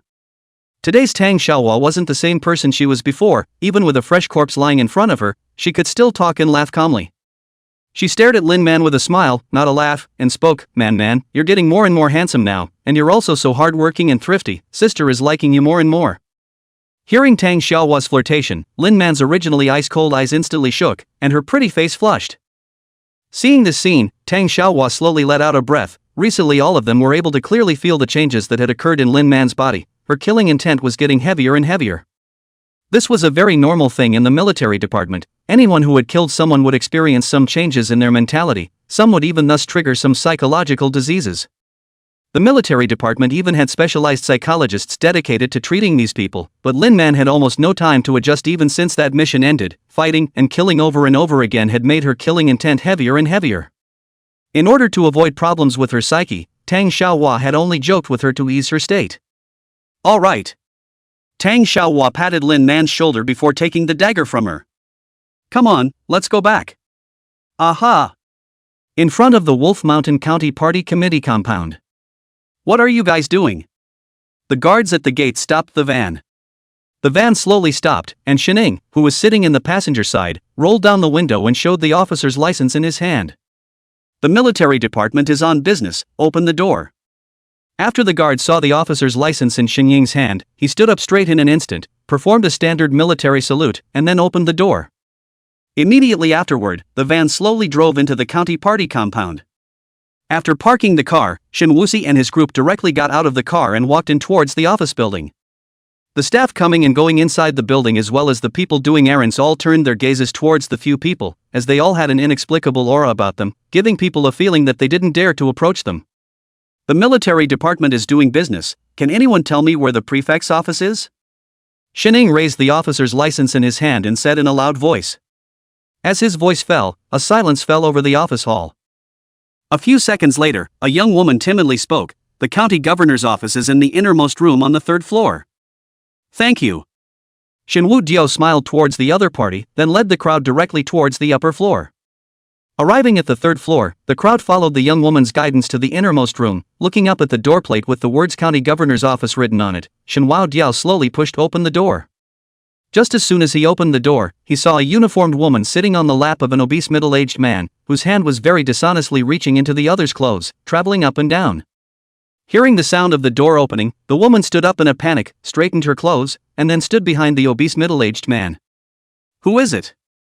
The obese middle-aged man also straightened his belt and spoke with a displeased face. "Come in and don't know to knock?" Xinwu Diao did not answer the other party's words, but took the officer's license in Xin Ying's hand and directly threw it on the table in front of the other party. "You are the governor of Wolf Mountain County?" The obese man picked up the officer's license on the table and glanced at it. "Cold State Military Department? Second lieutenant?" He threw the officer's license back with a disdainful face, then spoke with a careless face. "Hurry up and say what's going on." Seeing the other party's attitude, Shen Wusui frowned and finally opened his mouth to ask, "Huayan's pension, did you withhold it?" "Huayan?" The obese man pondered for a few seconds. "Oh, that's the military instructor who violated discipline, right?"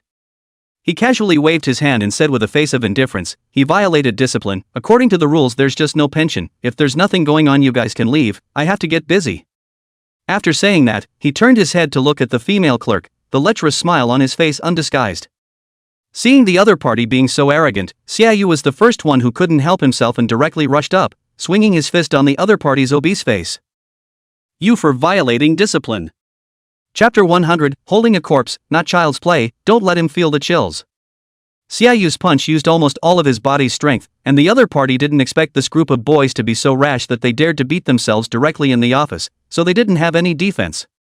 Just like that, his obese cheeks trembled violently for a moment, and then a mouthful of blood accompanied by 2 teeth instantly spat and sprayed out from his mouth. "You dare to hit me?" As soon as his words fell, Xiaoyu swung another fist up.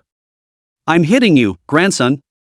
Xiaoyu grabbed the other party's collar and said through gritted teeth, "You dare to covet even a soldier's pension, you've eaten a bear's heart and leopard's gall." "Even me you dare to hit, which one of us has eaten bear's heart and leopard's gall?" The obese man wipes the blood from the corner of his mouth and then smiles towards Xiaoyu. "Kid, you're dead." And at this time, the female clerk behind the obese man had already secretly dialed a phone number. This scene naturally could not escape Jiang Anqi's eyes, but she did not choose to stop the other party, because what they were dealing with this time was not only this prefect in front of them alone, but there was also the head of the local military department. And for the other party to call for help at this time, there were only 2 options. One was the law enforcement team, and the other was the head of the local military department. They had already flashed the documents of the military department. Even if the law enforcement team came, they wouldn't dare to take action against them, so they could only ask the military department for help. What Shen Wudi was waiting for was the military department. Breaking into the county party compound was still relatively easy for a few people, but for a few of them to break into the military department's garrison, there was absolutely no return. About 20 minutes later, there was a rush of footsteps outside the door, as well as a man's tirade of abuse. "There's still someone who dares my brother-in-law in the Wolf Mountain territory, don't want to die." As the words fell, the door to the room was kicked open. Immediately afterward, a burly man wearing the combat uniform of the military department walked in, followed by a small team of gun-toting members of the military department behind him. "Brother-in-law, are you all right?" The man walked quickly to the obese man, looking at the other man's bruised and swollen appearance with rage. "Tension, get them all killed." The obese man said viciously, "Count me in if something happens." "Good." The burly man known as Tension turned to look at Shen Wuxi's group, his gaze ferocious, and "Bring them all back to me." Hearing his words, the crowd from the military department at the entrance directly surged in, wanting to take down Shen Wujiao and the others. In the next second, a deafening gunshot sounded abruptly in the room. One of the hands of one of the military department was just about to land on Jiang Anqi's shoulder when he let out a pig-killing scream as his palm was pierced through by a shot. The empty muzzle of the gun emitted a puff of blue smoke, and everyone in the room was stunned. Even the obese man in Zhang Li, who originally had a ferocious face, did not react for a moment. What kind of person is this? How dare they openly shoot in the governor's office? After a while, Zhang Li was the first to react and directly pulled out his gun from his gun bag. However, just as he pulled out his gun, another dull gunshot rang out. Tension only felt a huge force coming from his right hand where he was holding the gun, and immediately after that, the gun in his hand was dislodged. Seeing this scene, all the people from the military department outside the door raised their guns, aiming at the several people from Shen Wuxi. And Jiang Anqi's gun was also aimed at Tension. "Tell them to put their guns down," Jiang Anqi said in a calm tone. "Little girl, are you bluffing me?" Tension's forehead veins collapsed as he stared deathly into Jiang Anqi's eyes, then spoke in a single word, "Shoot me." When had Jiang Anqi ever been threatened? The moment the other party's words fell, the sound of a gunshot rang out once again. Boom! A spray of blood instantly erupted from Zhang Li's thigh, and his entire body instantly fell to one knee. Chief! The people outside the door were also instantly aiming at Shen Wuxi and the others, ready to shoot at any time. And right at this moment, Zhao Xiaodao directly blocked in front of the crowd, looking at the crowd of the military department and spoke, "Unload. Unload. Unload your guns." Snapping. Snapping. As soon as Zhao Xiaodao's words left his mouth, a squad of military ministry members unconsciously threw their guns on the ground at almost the same time, and then glanced at each other, all seeing a touch of confusion in each other's eyes. Before they could react, Shen Ying, Yi Cheng, and Shen Mang had already rushed up towards the crowd. The people of the local military department originally had a big gap with the soldiers of the regular military department, and their usual training was nothing more than surface work, getting up in the morning and shouting slogans for a morning jog, and their usual training was also very slack. Facing the Shening trio, they didn't even have the slightest room to fight back. In less than 2 minutes, all the members of a squad collapsed on the ground. Seeing this scene, Tension's face was ironic, and the obese man was even sweating profusely. "Who the hell are you people?" The ban on guns in Xia had always been very strict, and the other party was able to carry a gun with them. Most likely they were from the military department. But why would someone from the military department barge into the county party compound and beat up the county governor? Were they out of their minds? "It's not important what we are, what's important is that you dare to covet any money. Don't you want to die?" Xinwu Disease slowly stepped forward. There was not a single fluctuation of emotion in his gaze towards the two, as if he was gazing at two corpses. At this, Zhang Li was a bit puzzled. He did not know the purpose of Shen Waodiao and their coming here, so he could only turn his head to look at the obese man. The other party was silent for a few seconds, then looked up at Shen Waodiao, and Huayan's pension is a mistake in our decision-making. In a moment I will have the pension sent to his family and give the honor of a martyr's family. If he has children, all expenses before the age of 18 will be borne by the county committee. What do you think? Not good. Shen Wudi shook his head. The moment he thought of Huayan and his men dying to fight the companions and spilling their blood to protect this group of assholes in the south border, Shen Wudi couldn't suppress the anger in his heart. Not all apologies can be exchanged for nothing. He clearly remembers when Xiaoyu joked with Huayan and asked him why he was so serious every day. Huayan says it's just character, not seriousness. Xiaoyu asks when he's most serious.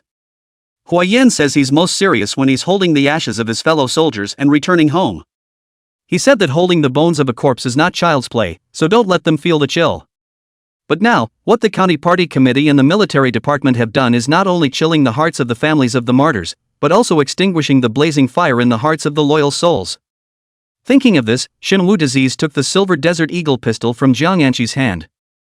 Seeing this scene, the obese man completely panicked. His voice trembled a little and said, "You can't kill me, my last name is Long Sihai's dragon."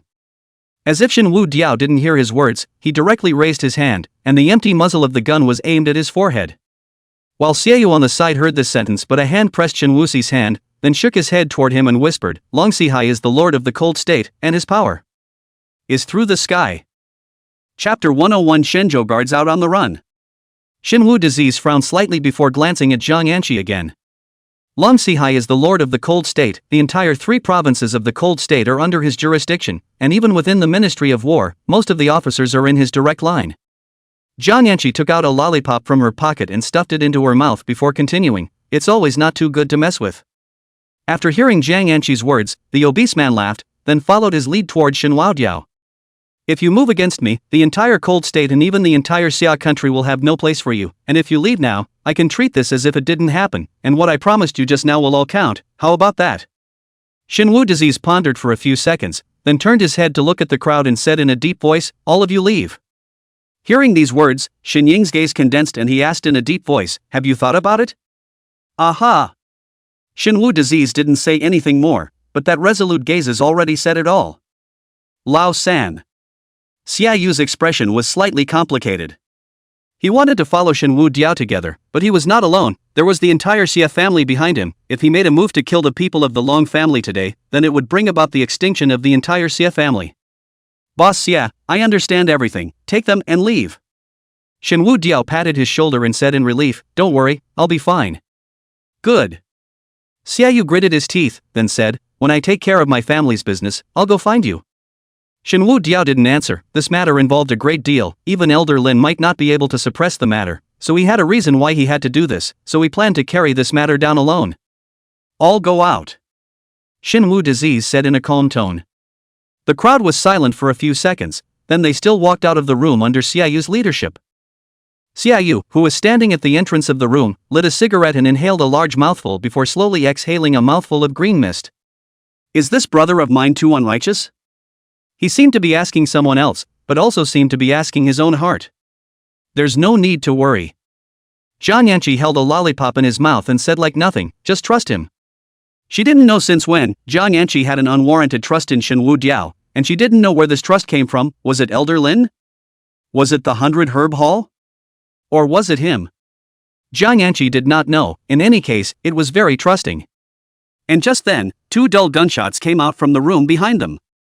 Everyone's faces became grave, and they knew that with the sound of these 2 gunshots, there was no turning back for Shenwu Diao. A few seconds later, Shenwu Di pushed open the door of the room and walked out. He handed the pistol back to Zhang Yanqi, then looked at the crowd and said, "You guys will return to the town in a while to pick up Lin Man and the girls, and then go straight back to Ice City as soon as possible." With that, he instructed with an incomparably solemn face, "Remember, this matter from start to finish was done by Shenwu Sui alone, and has nothing to do with you guys." Zhang Yanqi. Shenwu Disease looked towards Zhang Yanqi, who was holding a lollipop. "You say. After you go back, you immediately take everyone to Elder Lin and tell him my words as they are. He may not be able to bail me out as the culprit, but he still has no problem bailing you guys out. As for instructor Hua's wife and daughter's side, I'll leave it to you." Listening to Shenwu Sui's tone as if he was explaining the aftermath, everyone's heart sank, but no one said anything more. There is no time. Shenwu Disease looked at the guards at the stairway who were startled by the sound of gunfire and smiled towards the crowd. "Brothers, see you again sometime." After saying that, he directly rushed towards the stairway. Cold State, Steel City. Inside the brilliant and magnificent State Lord's mansion, a man in his 50s with slightly white sideburns was sitting in front of his desk, his hand clutching his cell phone, trembling slightly and turning directly white. Boom! The cell phone was instantly crushed by him. In the next second, he violently stood up and shouted towards the door, "Someone come." Immediately afterward, the door to the room was opened, and a young man wearing a black suit with gold-rimmed glasses walked in. "State Lord. Long Yen was killed," the man said with a trembling voice. "What?" The man with the glasses first froze, then trembled. The Lord of Cold State, Long Sihai, was in charge of the entire 3 provinces of Cold State. Whether it was power or status, he was one of the top existences in the entire Xia state. However, there had always been a sore spot in Long Sihai's heart, and that was that he had no children at his knees. When the Northern Army was transferred south to besiege the Compulsion tribe in the southern border, Long Sihai sent his only son to the front line to participate in the battle of the southern border in order to encourage the army, but in the end, his son died in the battlefield of the southern border. Since then, Long Sihai had nurtured his nephew Long Yen as if he were his own son, and with his son's previous experience, he did not choose to let Long Yen enter the military, but instead let him enter politics. However, Long Yen was a non-competitor, and compared to his dead son, it was simply a difference between clouds and mud. But with Long Sihai's status and position, even if it was a pig, he could support the other party to a high position. A few years ago, Long Sihai arranged Long Yen to Wolf Mountain County as the county governor. The purpose is to give him to accumulate political achievements, convenient to promote each other in the future, and just now he got the news from Wolf Mountain County. Long Yen died. Or he was shot dead by the people from the military department who stormed into the county party compound and shot him in the county governor's office. Send out the Cold State Guards. Even if we turn the whole Wolf Mountain County upside down, we have to find out Long Yan's murderer for me. A monstrous rage erupted in Long Sihai's eyes. Gritting his teeth, he said, "I'm going to thwart his bones and ashes." Ice City, Lin family. After getting the news, Elder Lin also slumped in his chair all of a sudden, his eyes somewhat lost in thought. After an unknown amount of time, he once again took out another cell phone from the drawer and dialed a number, and a few seconds later a somewhat old voice came from the other end of the phone. "What is it?" "Elder G, there's something that might trouble you to personally step in and make an appearance." The voice on the other side clearly paused for a moment, and only after a while did he open his mouth to ask, "Who was the other party?" "The Cold State Guards." In the northern border of Wolf Mountain County, there was a large mountain called Wolf Cave Mountain, and Wolf Mountain County was named after it. And at this moment, Shin Wusui's body was also covered in wounds, and there was also a subtle wound on his pale cheek. After coming out from the county committee compound, he was chased by the entire Wolf Mountain County's military garrison. With a full 3,000 armed men, even if Shin Wushui was a Class E awakened, he simply couldn't fight them head-on, and could only flee all the way and hide in Wolf Cave Mountain. Chapter 102, Entering the Mountain to Surround. Chief, this brat, if we catch that brat, will we be able to leave Wolf Mountain County and go to Ice City or Steel City Military Department? A 9-man squad was heavily armed as they searched the jungle, and one of them spoke. Ha! The leader of the squad walking at the front sneered and shook his head. You better pray that we don't run into him. Just now I got the news that 2 squads met up with him on the highway outside the mountain, a whole 18 people, except for 2 people who were unconscious, the other 16, the lightest of them all had their arms and legs broken. That fierce? The crowd all sucked in a breath of cool air, and one of them tentatively asked, that kid is an awakened? More than just an awakened, it's even very likely that he's a Class E awakened. That captain sighed helplessly. He was originally a veteran of the Ice City Military Department, and had even participated in the Battle of the Southern Border, in which he had suffered from miasma entering his body, leading to a drastic drop in his physical fitness, and so he was transferred to the relatively more restful Wolf Mountain County. And the Wolf Mountain County's ease was simply beyond his imagination. Since he was transferred here until now, it has been 2.5 years, he has never carried out a single mission, nothing to do except for simple training, there is nothing to do. Although today's incident made him feel very uneasy, but at the same time he felt very excited. This kind of excitement feelings he hadn't experienced for a long time. And right at this moment, his ears twitched, then he immediately raised his hand to signal the crowd behind him to stop. With his keen hearing, he heard a subtle sound, the sound of feet stepping on the leaves of a dead tree. Everyone, on guard. He directly threw his submachine gun behind him, then pulled out a pistol from his gun pouch, aimed it at his left front, and carefully walked over.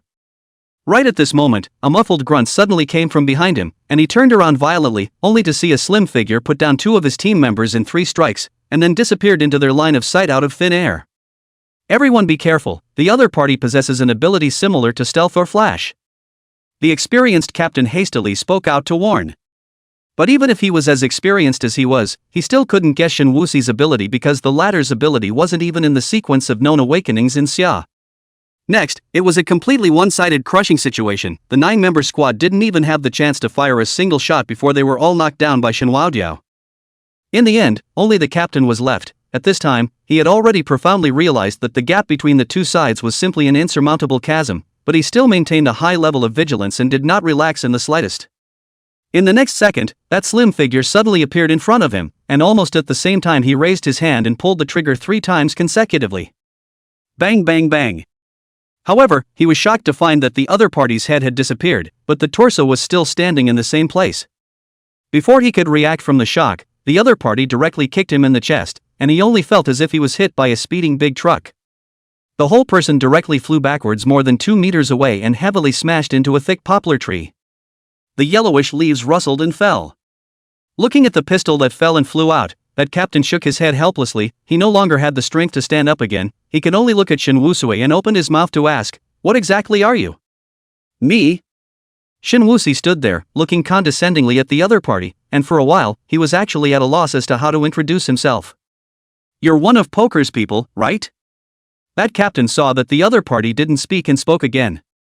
In his impression, he was afraid that the only criminals who could make the entire garrison army all come out were those from the Poker organization, and they should still be high-ranking figures. But looking at the other party's age, he didn't look like the kind of vicious drug dealers, so he couldn't pinpoint the other party's identity for a while. "Poker?" Shin Wuxi shook his head. "I'm just an ordinary student. I've only spent some time in the military department. I don't have any other identity." "Student?" That captain frowned. Shin Wuxi's age did look like a student, but how could an ordinary student make the entire garrison army go out to hunt him down? And the strength of the other party was something he had personally experienced. So driven by curiosity, he once again inquired, "What exactly did you do?" He was just an ordinary squad leader in the military department's garrison army, and the orders he received were just to hunt down criminals. As for what crime the other party had committed, he had no way of knowing. "I killed Zhang Li, and a prefect surnamed Lone," Shin Wuxi said in a calm tone. "What?" That captain's eyes instantly widened, and he even suspected that his ears were broken. A college student in his early 20s had killed a prefect, as well as a lieutenant-level officer. Why did you do that? He asked in a deep voice. Shen Wuxi originally didn't want to explain, but he now had a pent-up anger in his chest and needed to find someone to talk to. So he told the original story about Huayan. After hearing this, that captain's forehead had collapsed into veins, and he heavily punched the ground. The branches on the ground scratched his fists, but as if he didn't have any awareness of it, he gritted his teeth and said, "This group of people. You also think they deserve to die?" Shen Wuxi asked. That captain was slightly stunned. In his heart, he did feel that those two deserved to die, but if he agreed with Shen Wuodi's words, then what was it for him to lead people to round up the other party now? After a moment of silence, he spoke, "But even if the other party is guilty, it shouldn't be up to you to sanction them. You can report this matter to the military department. I think the military department will definitely give a satisfactory punishment result." Satisfactory? Shen Wudio smiled. What is satisfactory? A fine? Spending a few years in prison like a grandpa and then coming out to continue to do wrong and fish and flesh the people? And that governor is surnamed Long. You should know his identity, right? What kind of punishment do you think he will receive? Facing Shen Wuodiao's series of rhetorical questions, that captain lowered his head and was silent. Seeing this scene, Shen Wuodiao snorted and then did not strike at the other party again, but turned to leave. Before leaving, he slowly spat out a sentence that previously, I've been holding back as much as possible. Next, no matter if the one who comes after me is an innocent soldier or not, I won't show any more mercy. After saying that, his back gradually moved farther and farther away until it disappeared from the other party's line of sight. Looking at that disappearing back, that captain took out his walkie-talkie and, "I'm Lu Xingli, captain of Squad 17, I have something I want to say." Chapter 103, 100 Herb Hall. Yesterday's leaves grass, please cold state guards release people. A van sped along the highway. The people inside were silent, only the sound of the van's engine could be heard, as well as the hunting wind outside. "Boss Xie, someone is blocking the road." Xian Mang, who was in charge of driving the car, spoke in a jarred voice. Upon hearing this, everyone raised their heads in unison. At this moment, there were 3 black SUVs blocking the road in front of their car. As the car doors opened, a group of people wearing black trench coats and hoods walked down. The person at the head beckoned towards Xieyu's car, signaling them to get off. Seeing this group of black trench coats, Shining and Zhang Yanqi glanced at each other, both seeing a touch of gravity in the other's eyes. Cold State Guards. What are the Cold State Guards? Xiaoyu looked at the two with some confusion. With the Xie family's position in the 3 provinces of the Cold State, he was still relatively well informed, but he had never heard of the Cold State Guards as a department. The Cold State Guards are the escorts of the Lord of Cold State. They are all strong men carefully selected from the military department, and the minimum requirement to be selected as a Cold State Guard is to reach rank E. Zhang Yanqi explained rather seriously. Hearing her words, everyone was shocked. Only Lin Man silently clenched the dagger in her hand. "Lin Man, put the dagger away." Zhang Yanqi reached out and snatched the dagger from Lin Man's hand, shaking her head towards the other party. There's no point in pointlessly resisting. With that, she took the lead and opened the car door and stepped out of the car. Zhang Yanqi? The black trench coat man in the lead obviously froze for a moment when he saw Zhang Yanqi, then his brows instantly furrowed. "You're the one that the governor wants to arrest?" "Not me." Zhang Yanqi took out a lollipop from her pocket and stuffed it into her mouth, then said vaguely, "You guys should be looking for the wrong person." The man in the black trench coat glanced at the van's license plate number, then shook his head. "As much as I don't want to believe it, I'm sorry to say that it's you guys. Come with us." Zhang Yanqi slowly took 2 steps back, then spoke, "I can come with you guys, but you have to let the others go." Other people might not know enough about the Cold State Guards, but she was very clear about the other party's tactics, because she had once been accepted by the Cold State Guards on an exceptional basis. Although she hadn't reached level E, but she had special abilities, and with her talent breaking through to level E would be sooner or later. At first, she had once received a month of training in the Cold State Guards, but in the end, it was because she couldn't accept the other party's style of behavior that she chose to leave and return to Ice City. Anyone who was taken away by the Cold State Guards, regardless of whether they were guilty or not, would have to shed their skin. "No way." Black Trenchcoat shook his head. "As much as I want to give you this face, the order I received is to take all of you back." "Are you sure?" Ginger Angel took another step back, and by now she had come to where the car door was. "Zhang Yanqi, you know the Cold State Guards, no matter how much you resist, it's pointless." Black Trenchcoat saw Zhang Yanqi's small action, but had no intention of stopping it. "Is that so?" As Zhang Yanqi's words fell, the van door was instantly opened, and a sniper rifle that had already been assembled was handed over to her by Shining. And she also directly ducked to the back of the van and set up the customized sniper rifle. Seeing this scene, the black trenchcoat man raised his hand, and the crowd behind him moved at the same time, each looking for cover. "Zhang Yanqi, are you going to fight us?" Zhang Yanqi didn't reply, only her finger gently rested on the trigger, her gaze cold and cold. And Xining and the others also stepped down from the car and took up a formation. "Zhang Yanqi." That black trenchcoat was obviously a bit displeased, his face grim as he reminded, "You're resisting arrest, the cold state guards have the right to kill you on the spot." I said, "Let them go, I'll go with you guys." Zhang Yanqi's tone was incomparably firm, and she said without giving in, "Otherwise, I guarantee that I can take at least 3 of you with me, you know me."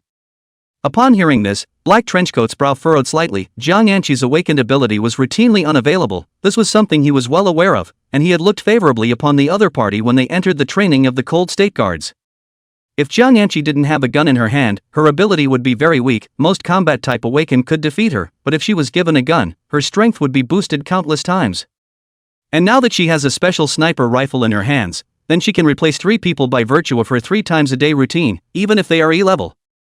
Seeing that the other party was a bit hesitant, Zhang Yanqi struck the iron while it was hot and continued, "I can assure you that this matter has nothing to do with them. The real murderer has already fled. I can go back and cooperate with your investigation, but you must release them."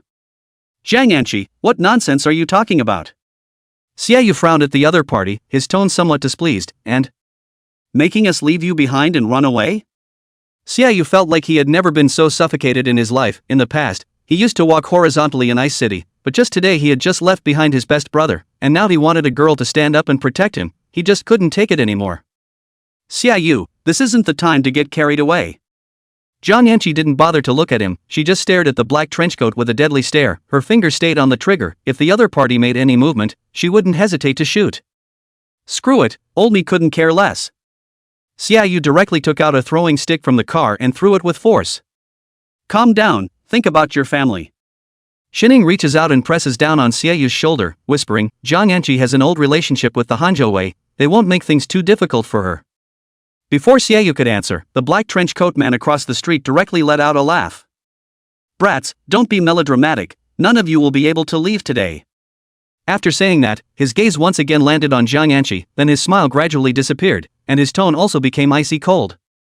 "Zhang Yanqi, I appreciate you, but since you understand the Cold State Guards, you should know that as long as the Cold State Guards receive an order, they will definitely carry it out completely, even if it means death." At those words, Zhang Yanqi's face turned a little pale as she clenched her silver teeth and said in a deep voice, "Prepare to fight to the death. Being taken away by the Cold State Guards, I'm afraid it would be better to die." And at this time, the black trenchcoat man also slowly raised his hand and shouted towards the crowd of Hanzhou guards behind him. Hanzhou guards belong to In. The crowd responded in unison. With Zhang Yanqi's strength, the example can only be activated 3 times in a day, which means he can only take away 3 of us. If I die, you guys have to continue to carry out the order to bring all of them back to the Cold State Guards. Yes. As the voices of the crowd fell, Zhang Yanqi and the others felt an unprecedented sense of oppression. They could clearly feel that everyone on the other side held the determination of certain death. Just as the crowd was despairing, a tungsten gold longsword shot from the distance like lightning. It plunged into the asphalt road in front of the black trenchcoat's feet with a clang. In an instant, debris flew across the road. Immediately afterward, a slightly old voice rang in the ears of the crowd. "100 Herb Hall yesterday Yi He Chow, please release the Cold State Guards." Chapter 104 Sword Body Jifengnian. Seeing the tungsten gold longsword that had deeply disappeared into the asphalt in front of him, the black trenchcoat man's pupils suddenly shrunk. "On guard." As his voice fell, everyone behind him instantly went into combat mode, and powerful aura fluctuations swept across the entire highway. And right at this moment, an old man in a green shirt appeared at the end of the highway in the distance. His footsteps were slow, but in just an instant he moved tens of meters forward, and in another blink of an eye, he had already appeared in front of Zhang Yanqi and the others. With his hands behind his back, he looked at the Cold State Guards crowd with disdainful eyes. "Namling mowers, are you guys alright?" He didn't turn around, just asked in a flat tone. "If you had come a little later, something would have happened." Zhang Yanqi put away her sniper rifle without any good humor. "Actually, I came a long time ago." He still didn't turn around, his voice gave off an ethereal feeling, just like a worldly superior. "Came a long time ago, why are you coming out now?" Zhang Yanqi cast a reassuring glance towards the crowd. Although the crowd was puzzled, they all put away their respective weapons and their expressions relaxed a little. A high-ranking person will always make an appearance at a crucial time, so as to show off the style of a high-ranking person. Yesterday's leaf, he grasped, spoke in a calm tone, then the hand behind his back sneaked into his pants and scratched, then continued, "Next, just leave it to me." Jiang Yanqi somewhat helplessly slapped her forehead, then spoke, "Get in the car, let's go. Although this old man doesn't look too reliable, he's still very reliable when it comes to fighting." "Are you sure that he alone can hold off the cold state guards?" This time even the always calm and collected Shining was a bit incredulous, knowing that among the 12 people on the other side, the weakest in strength was rank E. As for the leader, it was likely that he was a rank D existence. "Don't worry, there are no more than 3 people in the entire cold state who are qualified to fight him." Jiang Yanqi casually waved her hand before taking the lead and getting into the car. Although the crowd was a bit skeptical, they still chose to believe it and all followed Jiang Yanqi to the car. "Stop them." The black trenchcoat man waved towards the people behind him, but his gaze kept falling on the green-shirt old man without moving halfway. "Did I tell you guys to move?" The green-shirt old man raised an eyebrow, then slowly straightened his right arm. Immediately afterward, his lips moved slightly and he slowly spat out 2 words that. "Deja." The moment these words came out, everyone looked at him with a confused expression. Jiang Yanqi was sitting in the van when she heard these words, and she felt embarrassed for the other party before she hurriedly rolled down the window and reminded, "Old man, shouting is wrong." The green-shirt old man first froze when he heard this, then quickly reacted. He secretly gestured an OK gesture towards Jiang Yanqi, then cleared his throat and opened his mouth again. "The sword. Come." This time, the long sword that was deeply inserted into the ground shook violently, then burst out of the ground as if it had a life and landed steadily in his hands. At the same time, thousands of sword shadows appeared behind him, with the blade of the sword pointing directly at the crowd of Hanzhou guards in front of him. The black trenchcoat man's gaze never left the green-shirt old man, and his mouth was murmuring as if to himself. "Green shirt, old man, tungsten gold long sword." When he said this, he seemed to have thought of something and instantly widened his eyes. "You are the sword body, Ji Fengmian. Since you know it's the old man, why don't you quickly retreat?" After saying this, he flicked his long sword, and the asphalt road in front of the crowd was instantly swept by the sword chi, and a half-meter-wide crack appeared. Xiaoyu was just about to start the van when he saw the ground in front of him crack instantly. He hastily stepped on the brakes and the people in the car were all staggered by the flash. "Old man!" Jiang Yanqi once again sticks her head out of the car and shouts angrily, "What are you doing if you're not hitting the ground?" The green-shirt old man Ji Fengmian also felt that his behavior was a bit inappropriate, and looked at Jiang Yanqi with a compensatory smile on his face. "Little mower's flower, you guys changed the road." Jiang Yanqi shrank back with a speechless face, then said towards Xiaoyu, "Change the road, this old man is sick." It was only until the van gradually disappeared from sight that the black trenchcoat man slowly exhaled a mouthful of turbid air and looked towards Ji Fengmian and said, "Do you really want to be an enemy of the cold state guards? You have to know that even if you are rank B, there are still people in the cold state guards who can deal with you."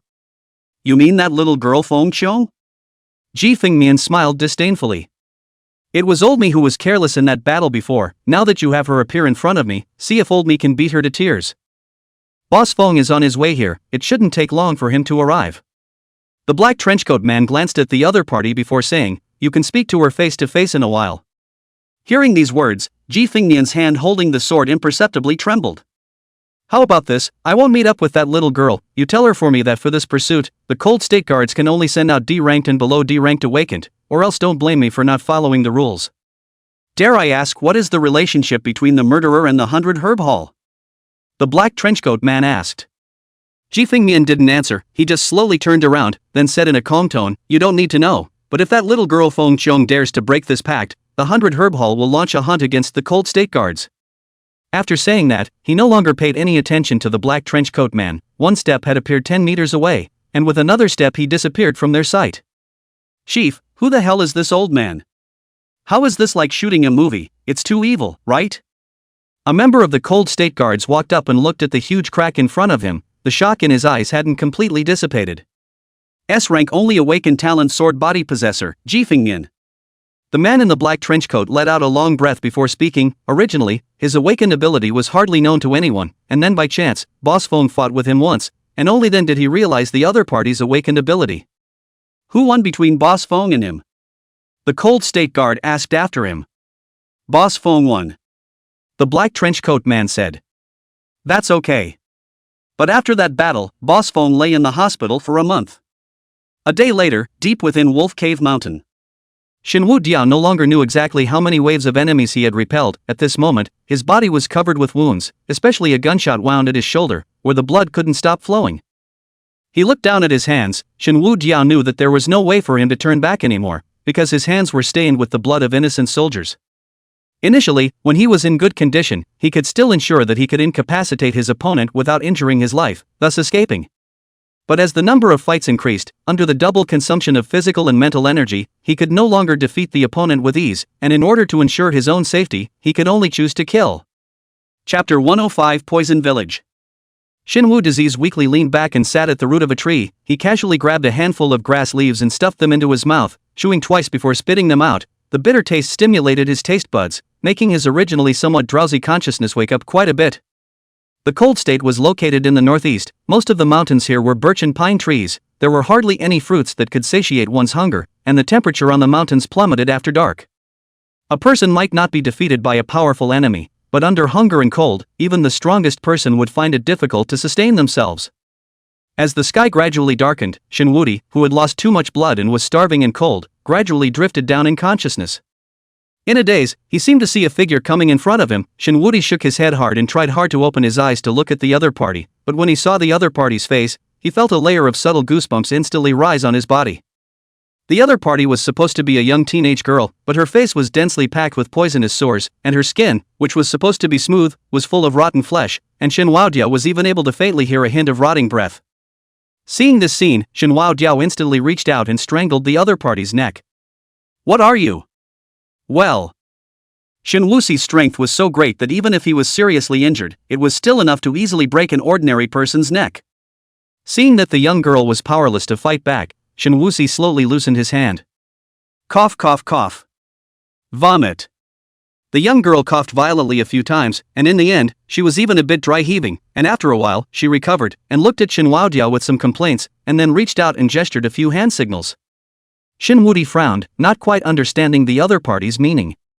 The young girl saw that Shin Waodiao did not have any reaction, so she pointed at Shin Waodiao's injured shoulder with some anxiety. "Are you trying to help me heal?" Shin Wudi asked tentatively. Upon hearing this, the young girl kept nodding her head. "Thank you." Shin Wudi struggled to stand up, then looked at the other party with an apologetic face. "I'm sorry just now, I thought you were." The young girl waved her hand, signaling that it didn't matter. It was then that Shinwu Diao began to carefully look at the other party. Because of the poisonous sores all over her face, Shinwu Diao couldn't tell the other party's age, but based on her figure, she should be 17 or 18 years old. She was dressed very plainly, and there were even some patches on her clothes, which were already hard to see in this era. But what attracted Shin Waodiao's attention the most was that she had two large words with a purple halo on her body. Draw. Around half an hour or so, Shinwudi arrived at an unnamed village after a few twists and turns under the young girl's support. Upon seeing the scene within the village, Shinwudi could not help but suck in a breath of cool air, and then glanced at the young girl beside him with a complicated expression. There were about 30 families in the village, located deep in the Wolf Cave Mountain, just like a paradise.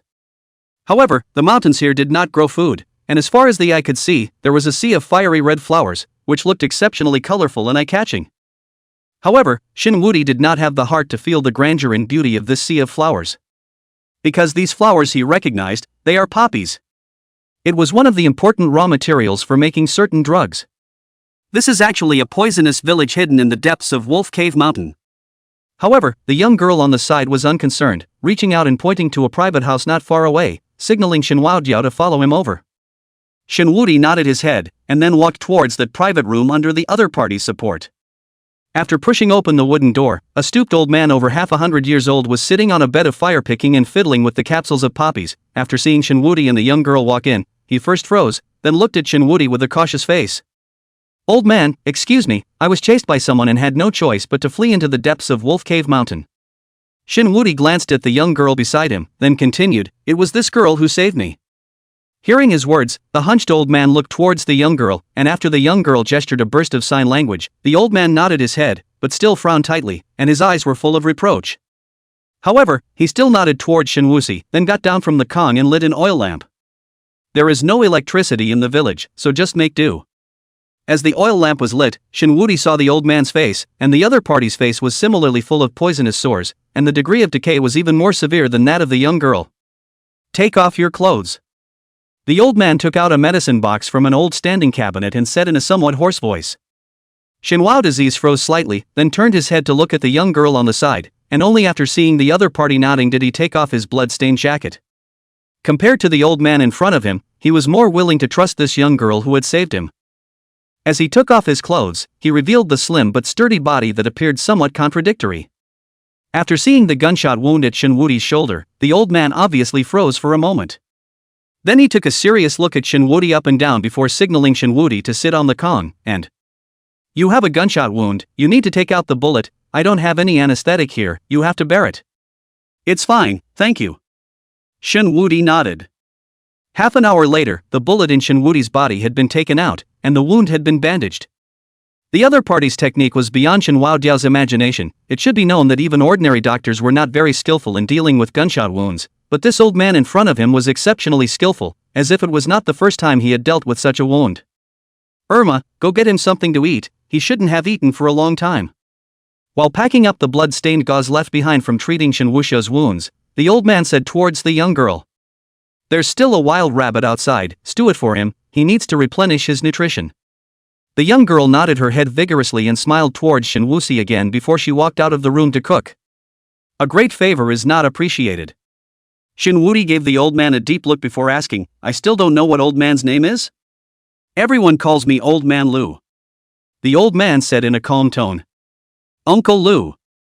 Shinwudi opened his mouth rather respectfully, and immediately afterward, he glanced at the young girl who was busy cooking in the kitchen before continuing to ask, "Uncle Lu, why is this village in the deep mountains?" "Village?" Uncle Lu frowned, then smiled bitterly. "Where is this a village?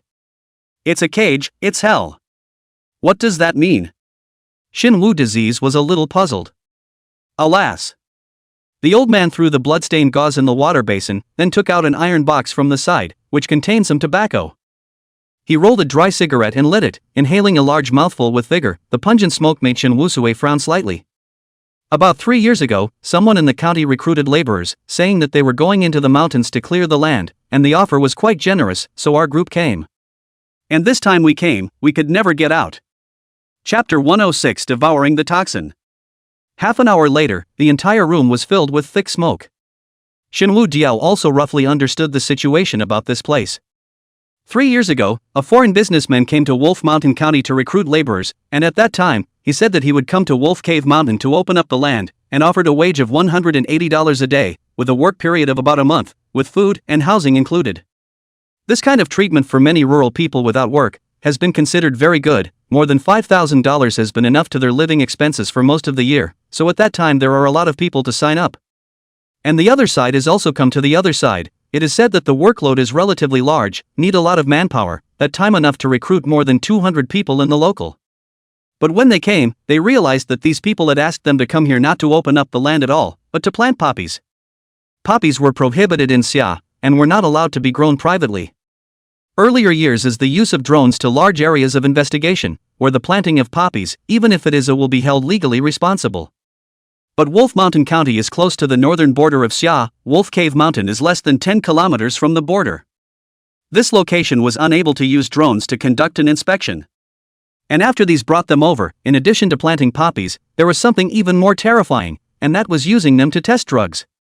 These people wanted to research a new type of drug, but because it hadn't been successfully developed yet, many living people were needed to do the test, and in just 1 year's time, the number of people who had died because of the drug test amounted to hundreds of people. And the remaining people were more or less infected with serious diseases. So the poisonous sores on your faces are caused by the poison test? Shen Wuxi asked. Not only that, Irma's inability to speak is also because of this. Old Man Lu glanced at Irma, who was still busy in the kitchen, shook his head and sighed. Irma was also recruited in at that time? Shinwu Dio was a bit puzzled. Irma's age was only 17 or 18 years old. 3 years ago she was not yet an adult. How could she come to this kind of place to work? No. Old Man Lu sighed again. She was captured about a year ago when she was picking hazelnuts in the mountains. Have you not tried to escape? Shin Wuxi said after a few seconds of silence. I don't see anyone guarding this place either. At first, there was still someone in charge of guarding this place, but there's no need for that anymore. Old Man Lu once again lit a dry cigarette. All of us have been infected with viruses that cannot be cured at all, but for some unknown reason, as long as we live here full of poppies, our symptoms can be suppressed, and although we won't be cured, we can at least save a life. And as long as we leave the confines of the deep mountains, we will immediately die from total body rot. Then more than 200 people disappeared at once. Didn't the law enforcement team ever investigate? Shen Wuxi still felt that there were many irrationalities, so he asked again. Law enforcement team? Old Man Lu snorted. The recruitment information in the beginning was released with the help of the county committee, and the vehicle that sent us here was borrowed from the local military department. Hearing these words, Shen Wuxi's pupils shrunk slightly. Through the other party's previous description, he guessed that the person who compelled them to come here and asked them to plant poppies should be the one who came from the poker organization, but what he never expected was that the poker organization had already been involved with some of the local military departments and county committees. Thinking of this, Shen Wuxi only felt that killing those two so easily at that time was considered cheap. And just then, Irma walked in with a hot meal. Old Man Lu pushed a large plate of hare meat in front of Shen Wuxi and spoke, "You urgently need to replenish your energy, eat more. Although your physical quality is beyond imagination, but this is a gunshot wound after all, without specialized treatment, it will take you at least half a month to fully recover." "Thank you, Uncle Lu." After saying this, Shen Wudiao glanced at the young girl sitting on the opposite side of the table and said with a smile, "Thank you, Arya, as well." I don't know if it was because he was really hungry. Shen Wuxi felt that Irma's rabbit meat was simply more fragrant than the delicacies of the outer house, and he ate 4 big bowls of rice and half a bowl of rabbit meat by himself before putting down his chopsticks with satisfaction. Seeing him devouring his food, Irma couldn't help but cover her mouth and laugh lightly. And this scene seems to have evoked some memories of Lu Laohan, and surprisingly, he also revealed a rare smile. 3 days later, looking at Shen Wuxi standing on the ground and moving his tendons, Lu Laohan said he had treated many people's wounds here, but he had never seen someone in such good physical condition as Shen Wuxi. Injuries that would take a normal person half a month, or even a month, he had completely recovered in just the past 3 days. Feeling that his injuries had been completely healed, Shen Wuxi looked at Uncle Lu and Irma and said, "Uncle Lu, Irma, thank you." Irma hurriedly shook her head. "You're welcome." Lu Bo, on the other hand, was smoking a dry cigarette while casually waving his hand, but his eyes were a flash of imperceptible reluctance.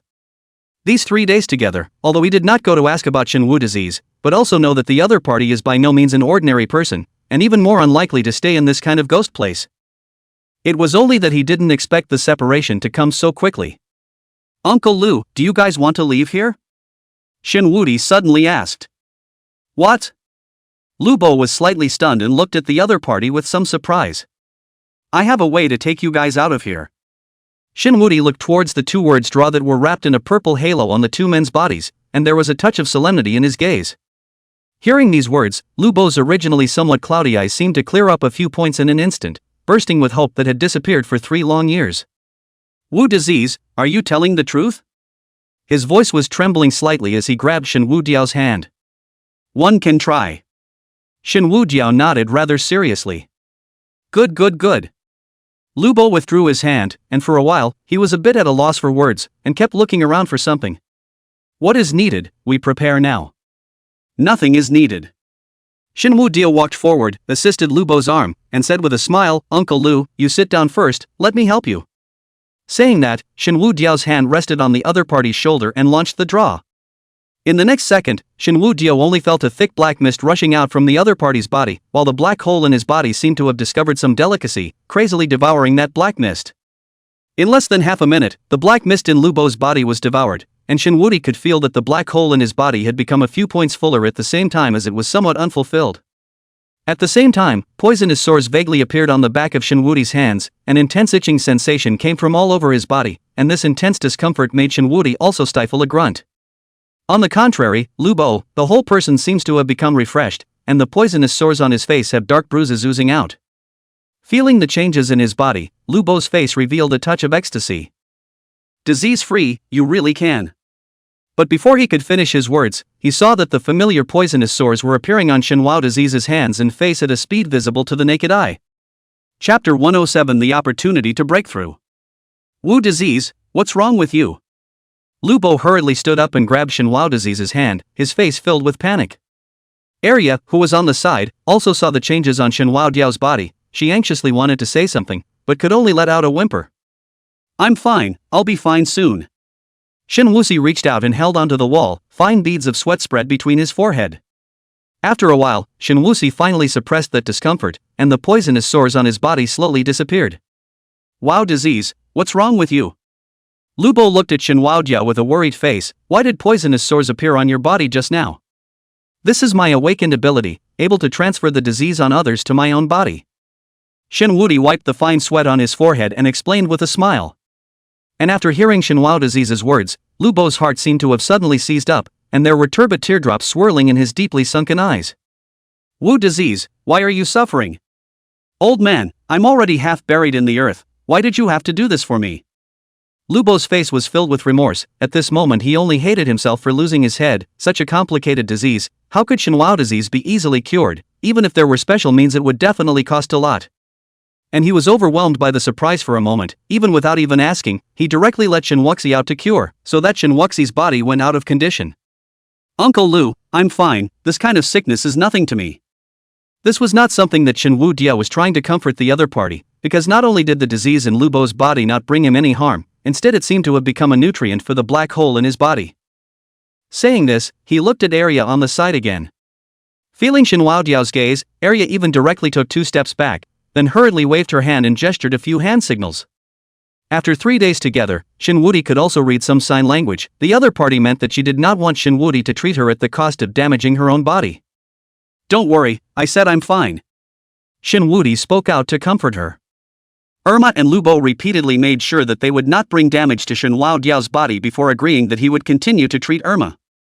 The toxins in Irma's body were obviously quite a bit more than Lu Bo's, and the black hole in Shin Waodiao's body was finally considered to be satiated, and it was only after a full 3 minutes that Shin Waodiao slowly loosened his hand. Having had the experience of the last time, this time Shin Wudi's body seemed to have completely adapted to this toxin, and his body did not show any obvious symptoms. And at this time, the poisonous sores on Irma's face were just like Lu Bo's, oozing black bruises. "No. Disease-free brother. Brother." As the crisp voice rang out, both Shin Wu disease and Lu Bo turned their heads in some surprise, then looked at Irma with a surprised face. Even Irma herself, who shouted out these words, was slightly stunned, then spoke with a face of surprise. "I can talk, I can speak again. Irma." Lu Old Man wanted to say something, but the tip of his nose was sore, and in the end he didn't say anything, just a pleased smile on his face. "Uncle Lu, I can really talk." Irma had an excited look on her face, then she ran to Shin Wu Diao again. "Brother Wu Diao, thank you."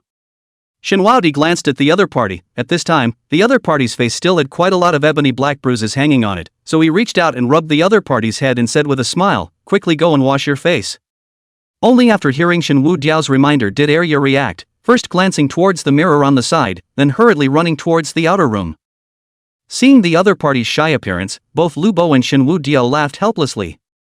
Not long after, Irma once again walked into the house, and when Shin Wu Diao saw the other party's appearance, he couldn't help but be slightly stunned.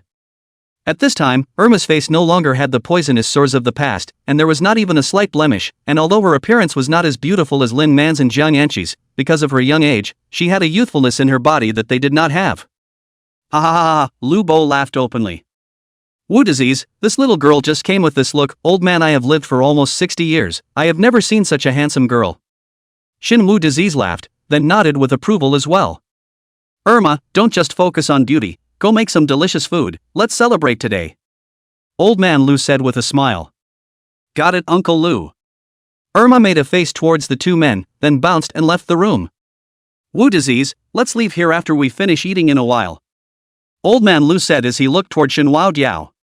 "Uncle Lu." Shin Wudi pondered for a few seconds, then looked at Lu Laohan and asked, "How many people infected with the virus are still here?" "There are still a total of more than 70 people here now, and everyone is infected with the virus." Saying this, Old man Lu seemed to have thought of something, then looked at Shin Wudi with some shock. "Wudi, you're not trying to help cure everyone, are you?" After saying this, before Shin Waodi could open his mouth, he directly opened his mouth to stop it, and "Wu disease, you really don't have to be like this, they are all unrelated strangers to you. Uncle Lu, I'm not an abusive person either, it's just that I think those viruses seem to be somewhat beneficial to my awakened abilities," Shin Wu Diao explained. Hearing his words, Uncle Lu was silent for a few seconds before confirming once again, "Is that really the case?" "1,000 times true."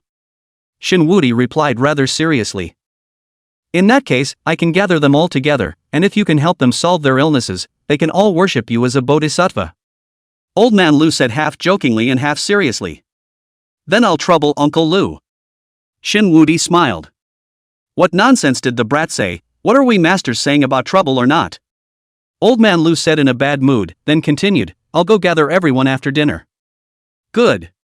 After the meal, Lu Laohan went out the door, and about half an hour later, a noise came from outside the door. "Brother Disease-Free, they should be here, let's go out and take a look." Irma spoke up. "Good." Shin Wudi nodded, then followed Irma out. Just as soon as he pushed open the door, Shin Wudi saw dozens of people standing at the door, chattering about something. They were all dressed rather old, as if the refugees had come into the city, and what they all had in common was that everyone's face was covered with poisonous sores. "Look guys, the poisonous sores on Irma's face are gone too." One of them, an old man with an age similar to Lu Laohan's, said with an excited face as he pointed at Irma. Hearing his words, all of them were looking at Shin Wudi with an expectant face. On the way here, Lu Laohan had already told them about Shin Wudi being able to help them deal with the virus. And as Shin Wudi looked at these faceless people in front of him, a flash of anticipation unconsciously flashed in his eyes. Just after he drew on the viruses of Lu Laohan and Arya, he realized that the viruses in each other's bodies were of great help to his awakening ability, and if he drew on all of the viruses of these people in front of him, he might even make another breakthrough. Chapter 108, A Dog's Life and a Pardon of Righteousness. "Everyone, all be silent." Old Man Lu raised his hand, signaling the crowd to be quiet. Then he cleared his throat and said, "Although Disease-Free is able to help everyone clean up the virus, this will also cause a great deal of harm to his body, so all of you should not be in a hurry. Old Man Lu, it's fine for you to make the arrangements. We've all been tormented by these poisonous sores for so long, it's not too bad to wait a few more days." The old man who spoke before glanced at Shin Wuxi before continuing, "Don't affect this little brother's body just to save us." "Right, none of us are in a hurry." A group of people all followed in agreement. They had originally been completely desperate a long time ago, and only dared to fantasize about leaving this place in their dreams again, and now that Shin Wudi's appearance had rekindled their hopes, they didn't dare to leave a bad impression on Shin Wudi. In case they offended the other party and the other party didn't give them medical treatment, then it would be more than worth it. "Wow Diao, there are still a total of 72 people here, see how many people you are prepared to heal in a day." Old Man Lu looked at Shin Wudi and asked. Shin Wudi pondered for a few seconds, then spoke, 3 days, let's try to heal everyone in 3 days. This. Old Man Lu was slightly stunned. And Arya, who was standing beside Shin Wudi, also pulled his sleeve with some anxiety. "Brother Wudi, there is no hurry." She had previously seen with her own eyes that after Shin Wudi had finished treating Lu Laohan, his body obviously had problems. Poisonous sores even appeared on his face and hands, although they quickly disappeared, but at that time, he had only treated Lu Bo alone, but now Shin Wudi was trying to treat more than 20 people in one day, and she was really afraid that the other party's body couldn't withstand it. "It's fine." Shin Wudi shook his head towards the other party, then smiled and said, "I've adapted now, there shouldn't be any problem. If I'm not feeling well, I'll stop in time." "Okay." Irma nodded her head obediently, then stopped saying anything more. Immediately after, 24 people were left behind under Lu Laohan's arrangement, while the rest went back to their respective homes, waiting to receive treatment again tomorrow. The 24 people who were chosen were as if they had won the lottery, and it was hard to hide the excitement on their faces. After a full 2 hours, Shin Wuxi's face was pale, his forehead was covered in fine sweat, and his entire person looked incomparably weak. "Brother Wu Disease, how are you?" Irma held a towel and asked with a concerned face while wiping Shin Wudiao's sweat. "It's fine, let everyone go back." Shin Wudi slowly exhaled a mouthful of turbid breath. At this moment, he needed to make a good adjustment because the black hole in his body had become even more full, and even had the vague feeling that it was about to overflow, a feeling that he had experienced before, that time before he broke through level E in the military department. At that time, Hui Yen had told him that he had broken through at that time because his awakened ability was filled to the brim, but his physical quality was not enough, so when he did push-ups, he stimulated his physical potential, thus breaking through. However, now that his physical quality isn't bad anymore, he doesn't need to develop his physical potential again, and only needs his awakened ability to be full to break through.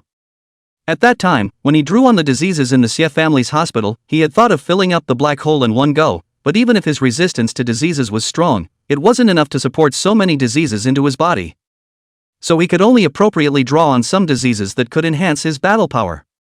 And now that the viruses in the crowd were all exactly the same, it was easy to create resistance, and this virus had a fatal allure to the black hole in his body. Drawing on one person's virus was surprisingly equivalent to drawing on 3 to 5 diseases. With these 24 people's viruses entering his body, Shin Wuxi felt that he was only one step away from breaking through the D level. Seeing Shin Wuxi's weakened appearance, the faces of those who had been cured also became a little complicated. Finally, a dark man around 30 years old stood out and spoke in a jarred voice. "Little brother Shin, my name is Ding Dayu, my family is in Linha village, Wolf Mountain County. If you need help with anything in the future, just greet me, I can return this life to you anytime." "Us too." The rest of the crowd also spoke in agreement. Shin Wuxi smiled and nodded, and did not say anything more. In Shin Wuxi's opinion, they were just taking what they needed, all did not have any intention of holding favors. Alright, everyone go back, let Wu Diao have a good rest." Old Man Lu spoke. At this time, a woman in her early 30s glanced at Shin Wuxi, then suddenly opened her mouth. "How about this? Let little brother Shin go to my place to rest. I'll take care of him. Uncle Lu, you're also old. Irma is just a little girl who doesn't know how to take care of people." Saying that, she also threw an ambiguous look towards Shin Wuxi. Seeing this scene, Irma was like a mother hen protecting her pups and directly blocked in front of Shin Wudiao, saying with a puff of air, "These days it's me who takes care of brother Wudiao, who says I don't know how to take care of people. You little girl don't know anything, taking care of people doesn't mean just cooking and washing clothes." A winking smile appeared on the woman's face. The people on the side all read each other's meaning and looked at Shin Wuxi with strange smiles. Irma, on the other hand, was puzzled. Shin Wudiao naturally also understood the other party's meaning, so he hurriedly waved his hand and said, "I've already gotten along with Uncle Lu and Irma for several days, and I'm used to it, so I won't trouble this big sister." Hearing Shin Wuxi's words, Irma tilted her head with a smug face and made a face towards that woman. That woman smiled helplessly and, "Alright then, mainly I'm a woman's family, and I don't know how to repay this kindness of saving my life." Hearing the woman's words, the crowd nodded with slight empathy. Most of the people in Hanzhou were brash and generally unwilling to owe people favors, and Shin Wuxi's kindness to them could be considered greater than the sky, but none of their family conditions were very wealthy, otherwise they wouldn't have come out to take this job. In addition to money, they really can't think of what else they can use to repay each other, which also led to the woman in front of them to give birth to the idea of using their own bodies to repay each other. Upon hearing this, Shin Wuxi smiled helplessly, then opened his mouth to explain, "Everyone, all of this is just a show of hands for me, and does not require you to repay me. After everyone leaves, they all go home to live a good life, and if one day there is a member of the military ministry or the law enforcement team who asks you about me, you can just say that you haven't seen me, and even if you have done the most to help me." Hearing these words, everyone was slightly stunned. Shin Wudiao's words had undoubtedly indicated his identity as a fugitive, but the crowd quickly reacted, and one by one they assured, "Don't worry, little brother, we don't believe that you're a bad person, and if you don't have a place to go in the future, every one of our homes can be your hiding place." Right. Looking at the crowd's reaction, a touch of relief flashed in Shin Wuxi's eyes. Fighting for justice, every dog slaughterer. Chapter 109, Breaking Through the D grade. After the crowd left, Lu Laohan still couldn't hold back and asked, "Sicknessless, what exactly have you gotten yourself into?" When he first saw the other party's gunshot wound, Lu Laohan knew that the other party's identity must be extraordinary, but the other party was not willing to say more, so he didn't ask, but now he felt that he and the other party were already familiar with each other, so he still asked the doubts in his heart. Arya, who was beside him, also looked at Shin Wuxi with a curious face after hearing this. After getting along these days, she was able to feel out that Shin Wuxi wasn't an evil person, and definitely wouldn't be wanted for no reason. Shin Wuxi glanced at the two men, and then finally recounted his matter to the two men one by one. After hearing his words, Old Man Lu clapped his hands in righteous anger. "Well done, these dog officials should be killed." Irma also nodded her head uncontrollably, and a touch of admiration was added to her gaze towards Shin Wuxi. Next, the three of them chatted idly. Shin Wudiao also learned that Lu Leiahan's family also had an old companion, as well as a son who was attending university, and it was precisely in order to earn tuition fees for his son that he looked for work everywhere, and he was originally a barefoot doctor, because he didn't have a license to practice medicine, so he could only see some minor ailments for the people in the local villages. Now his son should have graduated from college, he just hoped to go home and his old partner together, find some camping to do and then watch his son get married and have children. As for Irma, her parents died when she was a child, and she lives with her grandmother. Her family lives in a very difficult situation, and she often goes up to the mountains to pick hazelnuts to sell for some money. After going back, she is ready to continue to go to school, and later find a good job to properly support her grandmother. And when the two asked Shinwoo Disease's future intentions, he was silent. After a long time he looked through the window to the south and spoke, "There are some things that still need to be done, and some revenge that still needs to be avenged." Both of them did not say anything, but already heard his thoughts from the meaning of his words. He still could not let go of his instructor's hatred. They did not know what poker organization, nor did they know the so-called Southern Border Compulsive Clan. But they knew very well that it must be a very powerful group of people, and they were all a little worried about Shinwoo's safety, but they didn't say much, because everyone has their own path to walk. Early the next morning, the three of them, Shinwoo, had just woken up. When he pushed the door out and prepared to wash up, he saw that a group of people were already waiting outside the door. When they saw Shinwoo come out, the color of surprise instantly surged on their faces. Good morning. Shinwoo looked at the crowd with some embarrassment. Good morning, little brother Shin. The crowd responded with smiles. Either I wash up first? Shinwoo asked tentatively. You go ahead and get busy, we're not in a hurry, not at all. Although the crowd said this on their lips, through their blazing gazes, any person could tell how anxious they were. After a simple wash, Shinwoo Disease once again began to draw the virus for the crowd, but when he finished drawing the fifth person, some changes appeared in his body, and poisonous sores surfaced on his face again, and they did not dissipate for a long time. Brother Disease free. Irma walked up with an anxious face, her bright eyes instantly filled with tears. I'm fine, you guys go out and wait for me, let me rest. Shinwoo Disease said somewhat weakly. Irma was obviously a little uneasy, but under Lu Leiahan's eyes signaling still walked out of the room with a step and 3 turns back.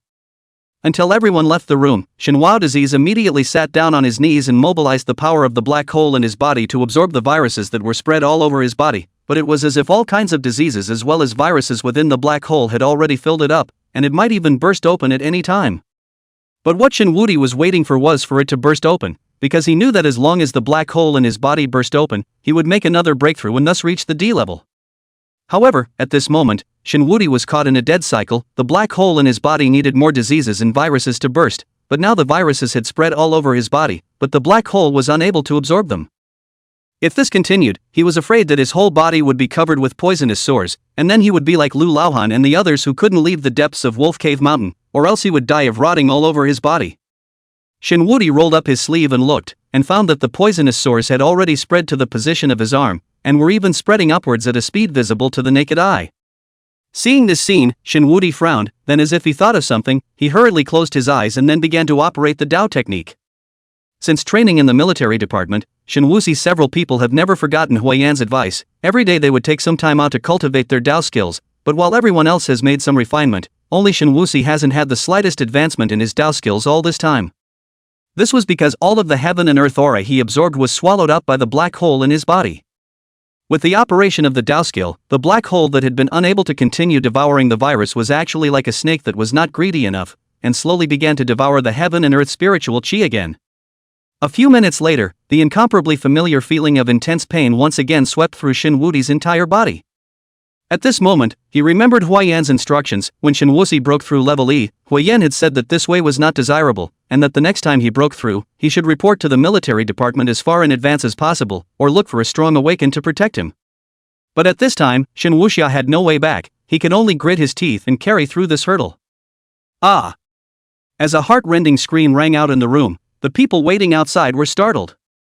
Lu Laohan and Arya looked at each other, then both pushed the door in a panic.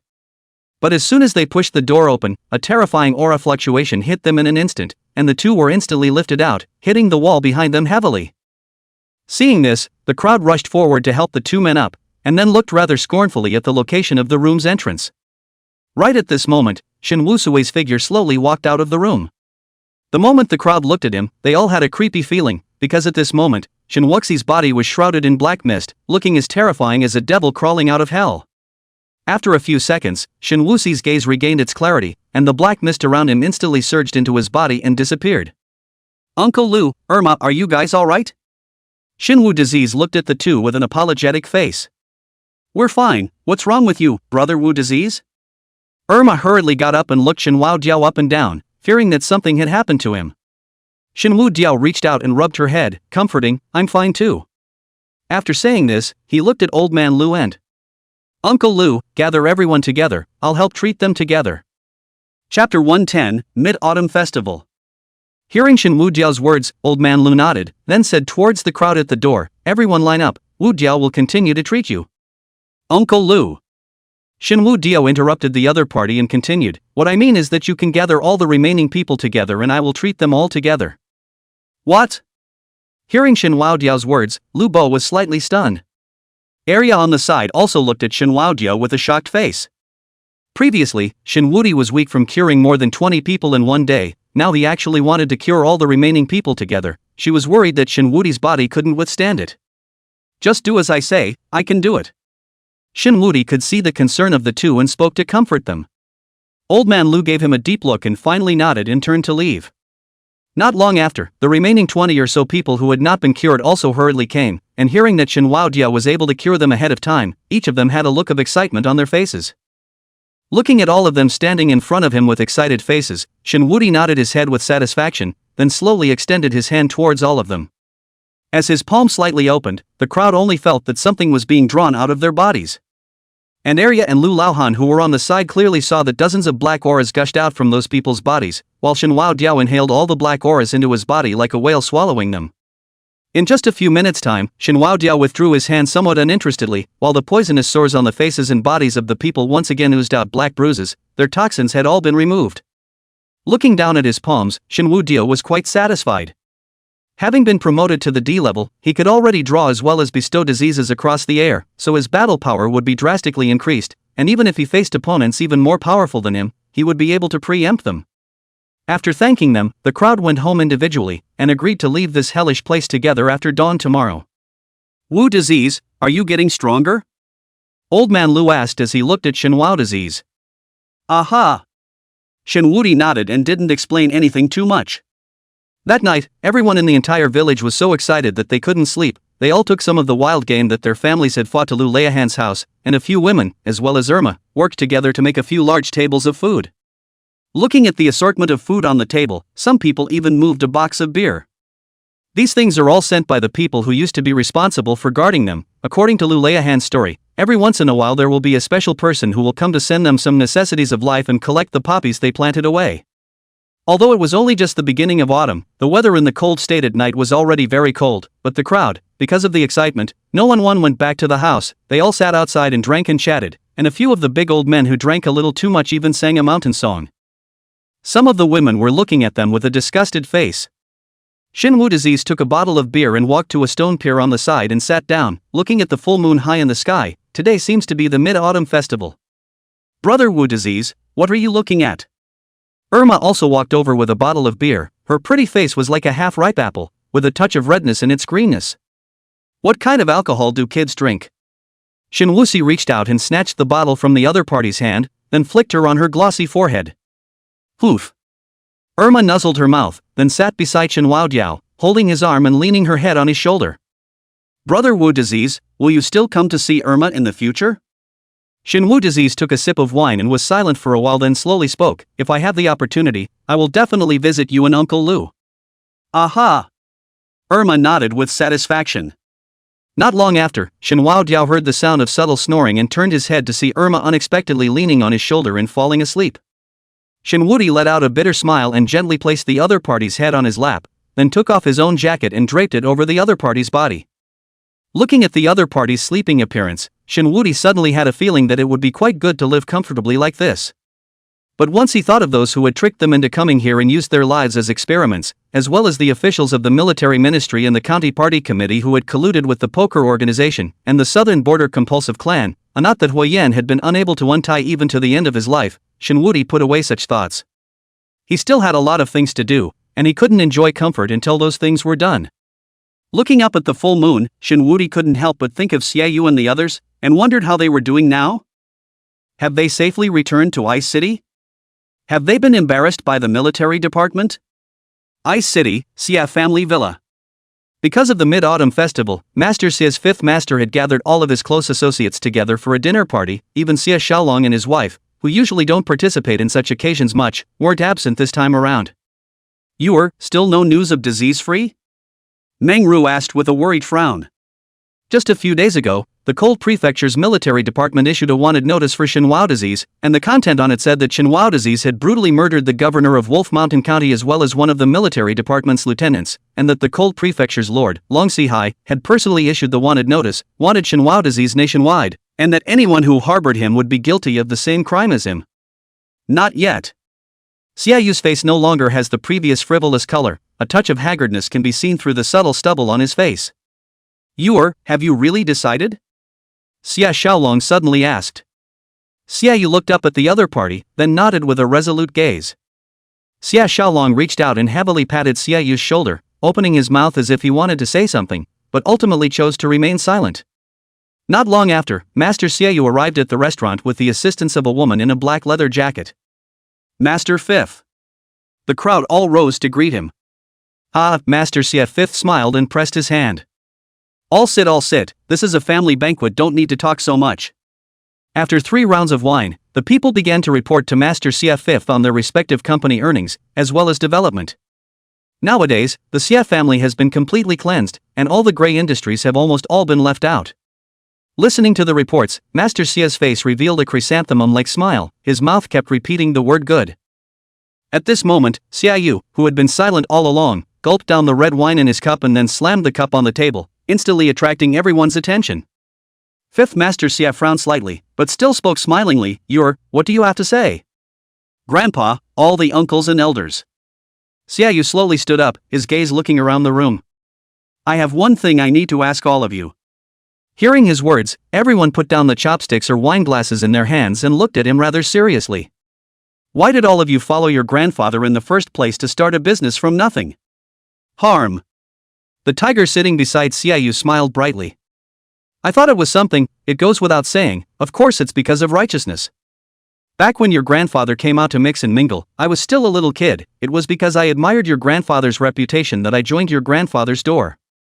Chapter 111 Grandpa, you're old. With Tiger taking the lead, quite a few people followed suit, while some of the more delicate-minded people found some clues. Because from the moment Xiaoyu stood up until now, although Master Xia Fifth was smiling on the surface, his eyes were slightly narrowed. The people here are all old men who have followed him for many years and know him very well. As long as he reveals this expression, it means he's in a bad mood. And at this moment, Xiaoyu also nodded with a smile and spoke once again. Since that's the case, I have a brother called Shenhua disease. I'm sure that all of you uncles should have heard of him, right? That's enough, don't say any more. Master Xia Fifth's face was gloomy as he interrupted Xiaoyu's words. Why can't you say it? Xiaoyu twisted his head to look at Master Xia Fifth, his gaze unyielding. The one he offended was the Cold Prefecture State Lord Long Si-hai. That's not an existence our Xia family can afford to mess with. A flash of anger flashed across Master Xia Fifth's face, and his tone became a few points heavier. Xiaoyu had spoken to Master Xia Fifth about this matter after he returned, and had hoped that he could use the power of the Xia family to find Shenhua Jiao and find a way to protect him.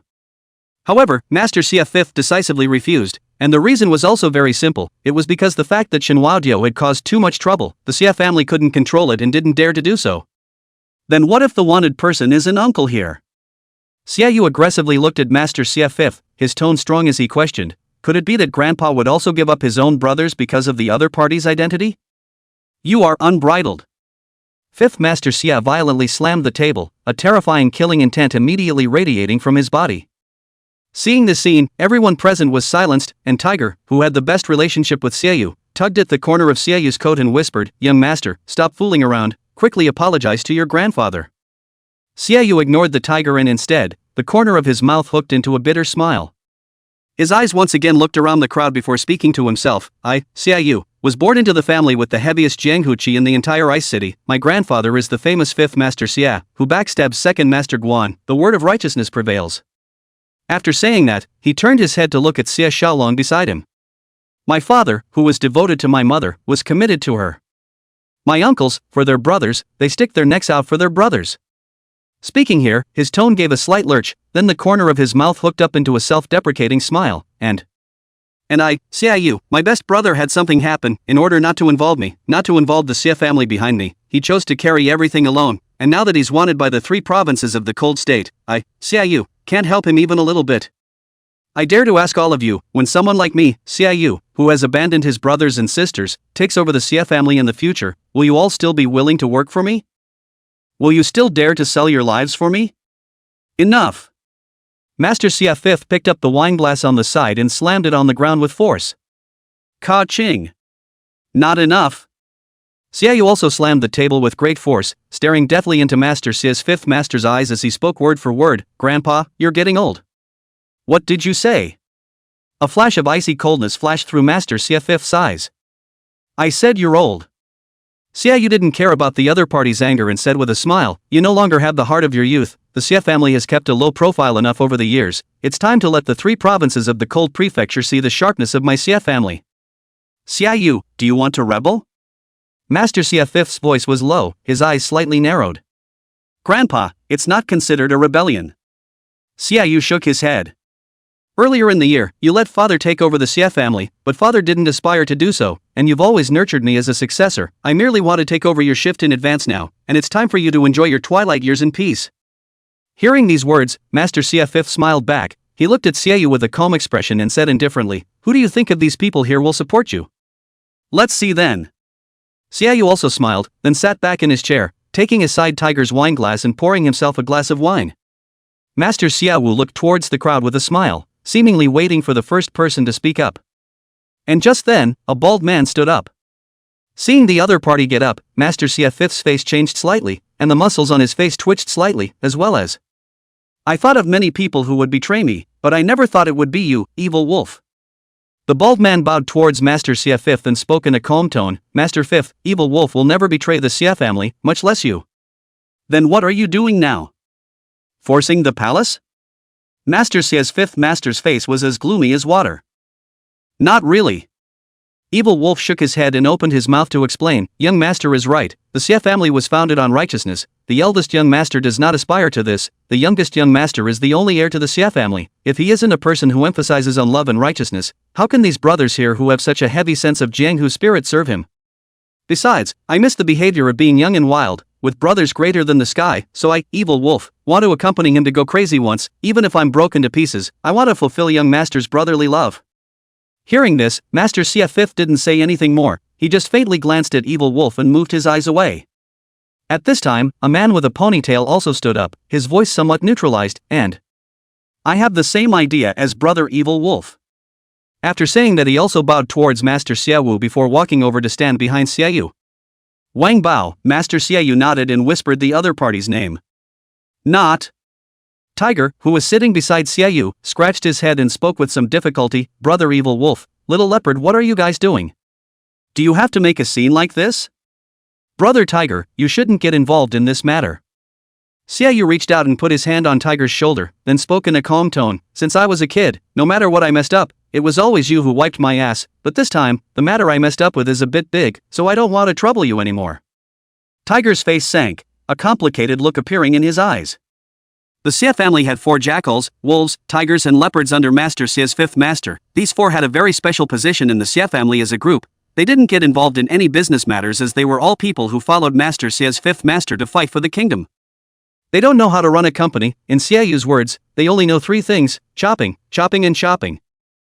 However, the 4 of them are definitely not empty shells without real power in the Xia family, as the heads of the many companies under the Xia family are recruited and trained by the 4 of them, and they are considered to be in a position of favor with the heads of those companies.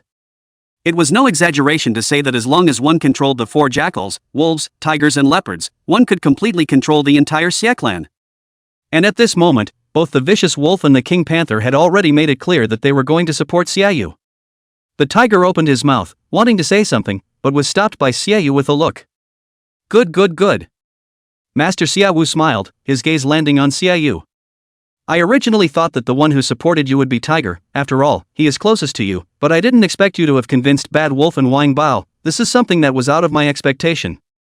Saying that, he slowly stood up. The leather-clad woman standing behind him hastily reached out to assist him, but was stopped by him.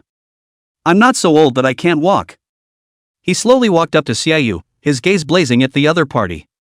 "Brat, you don't think that you can control half of the Xia family just because you've taken control of the Evil Wolf and Wang Bao, do you?" Chapter 112, I'll whoever tries to move him. Hearing these words, Xia Xiaolong and Meng Ru on the side both had their faces slightly changed.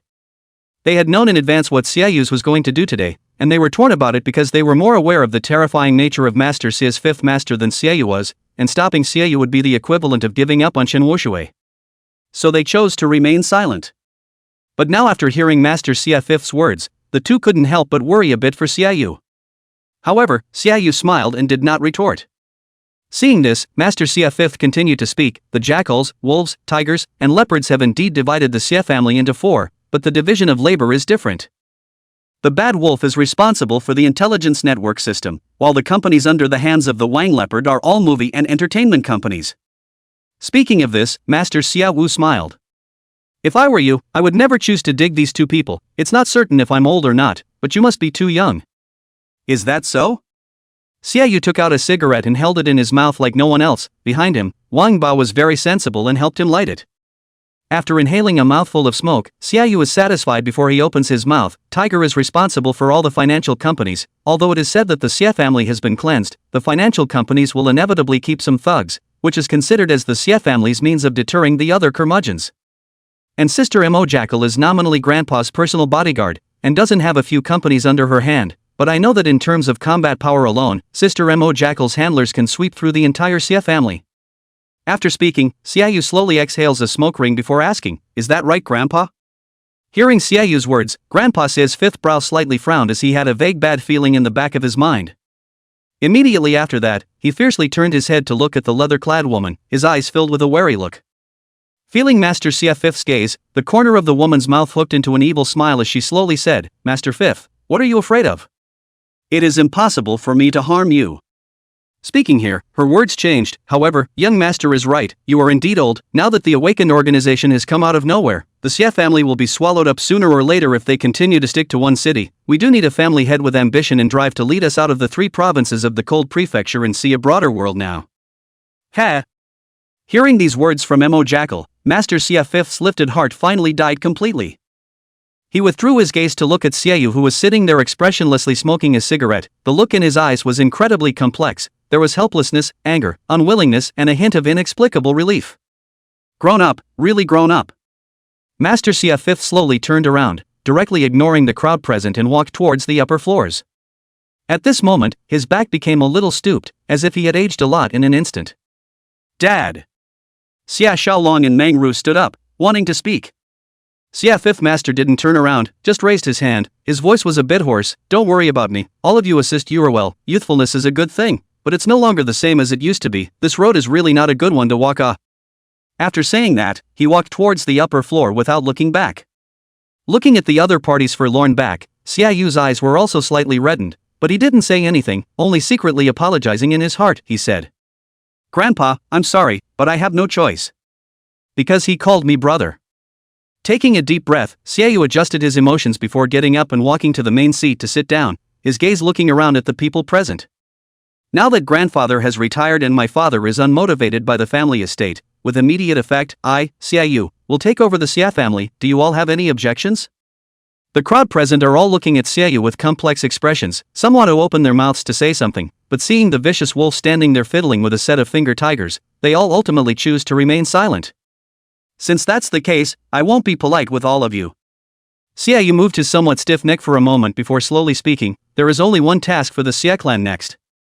He paused in his tone, then spoke with an extremely serious expression. "Unleash all of the Xia family's energy to find Shenhua disease, and keep him safe and sound for me at all costs." Young master, a middle-aged man with a slightly chubby figure, was just about to open his mouth to say something when he felt the evil wolf's icy gaze. He then immediately changed his words. "Master Xia, what I want to say is that nowadays it's the cold state guards who are wanted for Shen Wuxue. Even Elder Lin, who is friends with him, has chosen to remain silent this time. With all due respect, our Xia family would undoubtedly be taking their own lives if we were to get involved in this muddy water. I don't care about what Elder Lin is, I don't care about what cold state guards are, I only know that he's my brother and my younger brother. Whoever wants to touch him, I'll them." Xiaoyu slammed the table with force, then looked at the other party with a stern gaze. "Don't say that I won't give you guys a chance. Now those who are afraid can take the initiative to leave the Xia family. I, Xiaoyu, will definitely not treat every brother poorly." Upon hearing this, that person hesitated for a few seconds, and ultimately shook his head helplessly. At the same time, the Lin family villa. Still no news of Sicknessless? Elder Lin looked and pinched his brow, his face filled with exhaustion. "Our people have been secretly searching in Wolf Mountain County for 2 days, but there's no news so far." A man in a black suit with a straight posture spoke. I'm going to Wolf Mountain County. Jiang Yanqi, who had been sitting on the sofa with a lollipop in her mouth, suddenly stood up and looked at Elder Lin and said, Just don't add to the chaos. Elder Lin had a helpless look on his face. I'm not. Saying this, she took out her cell phone from her pocket. It was a relatively cheap domestic god phone. At that time, her cell phone was broken by her. Originally she was planning to let Shenwu disease reimburse her, but as a result, such a thing happened. She pushed the phone in front of Elder Lin and spoke, I just discussed this with Lin Man, the two of us will go together. Lin Man? Elder Lin frowned, then tentatively asked, Is that the one who reads minds? That's her. Jiang Yanqi nodded, she's just like me, no relatives unattached. Upon hearing this, Elder Lin was silent for a moment, then looked up at Jiang Yanqi in a rather serious manner. If you guys do this, you'll never have the chance to return to the military department in the future. I know. Jiang Yanqi said without any hesitation. What about the others? Elder Lin asked. Jiang Yanqi knew that Elder Lin was asking about Xiaoyu and the others, so she opened her mouth and explained, Xiaoyu and Tang Xiaohua seemed to have disappeared after they came back. There was no news whatsoever. Yi Qing took his grandpa out of town 2 days ago, and after settling down with his grandpa, he'll be heading to Wolf Mountain County to meet up with us. Xian Mang and Zhao Xiaodao should be following Xiaoyu. Elder Lin nodded. After waiting for a while to see that Jiang Yanqi didn't say anything, he raised his head in some surprise. Where's Shening? Oh. Jiang Yanqi shrugged and said, he should already be in Wolf Mountain County now. Chapter 113 Xiaoyu's conditions. What? Elder Lin stood up boldly, his eyes filled with anger. Who let him act without authorization? Seeing Elder Lin react so greatly, Jiang Yanqi was also startled, and then shrunk his neck and muttered in a low voice, he said that you told him that ever since he walked out of here, he would no longer be a member of the military ministry, nor a Lin family's own soldier, but rather Shenhua Diao's shadow, and that no matter when or where, he had to ensure the other party's safety. Elder Lin was very angry, but in the beginning these words were really his own words. For a while he didn't know who to lash out at. In the end he could only let out a helpless sigh, then sat down again. Do you guys know that as long as you traveled to Wolf Mountain County to help him, you will never have the chance to return to the military department in the future? Doesn't matter. Jiang Yanqi said without a care in the world, I'll go check in later. Saying that, she directly tore off the shoulder patch from her shoulder and then placed her officer's license on the table from her pocket. Looking at the shoulder patch and officer's license on the table, Elder Lin was silent for a long time before he raised his head to look at Jiang Yanqi and asked, have you considered it clearly? Aha! Jiang Yanqi nodded without any hesitation. The gun has to be surrendered as well, or you'll be wanted by the military department as well. Elder Lin reminded. No problem. A flash of reluctance flashed across Jiang Yanqi's face, but she still took out the silver pistol from her money bag. Ever since she had awakened to the example of no false shooting, she had always kept her gun with her, and now that she suddenly had to surrender it, she was inevitably a bit uncomfortable. Elder Lin slowly exhaled a mouthful of turbid air, then said with a somewhat hoarse voice, Go, all of you must return safely. Good. Just as Jiang Yanqi walked to the door, Elder Lin once again spoke. If you see disease-free, help me convey a word to him. What words? Jiang Yanqi didn't turn around, just asked in a calm tone. Tell him that although the military department is unable to give him support, the 100 Herb Hall will always be his strongest backing, and that he will always be the king of the 100 Herb Hall, Wang Bu Liuxing, as well as the king of the 100 Herb Hall. Jiang Yanqi's footsteps lurched, then nodded, got it.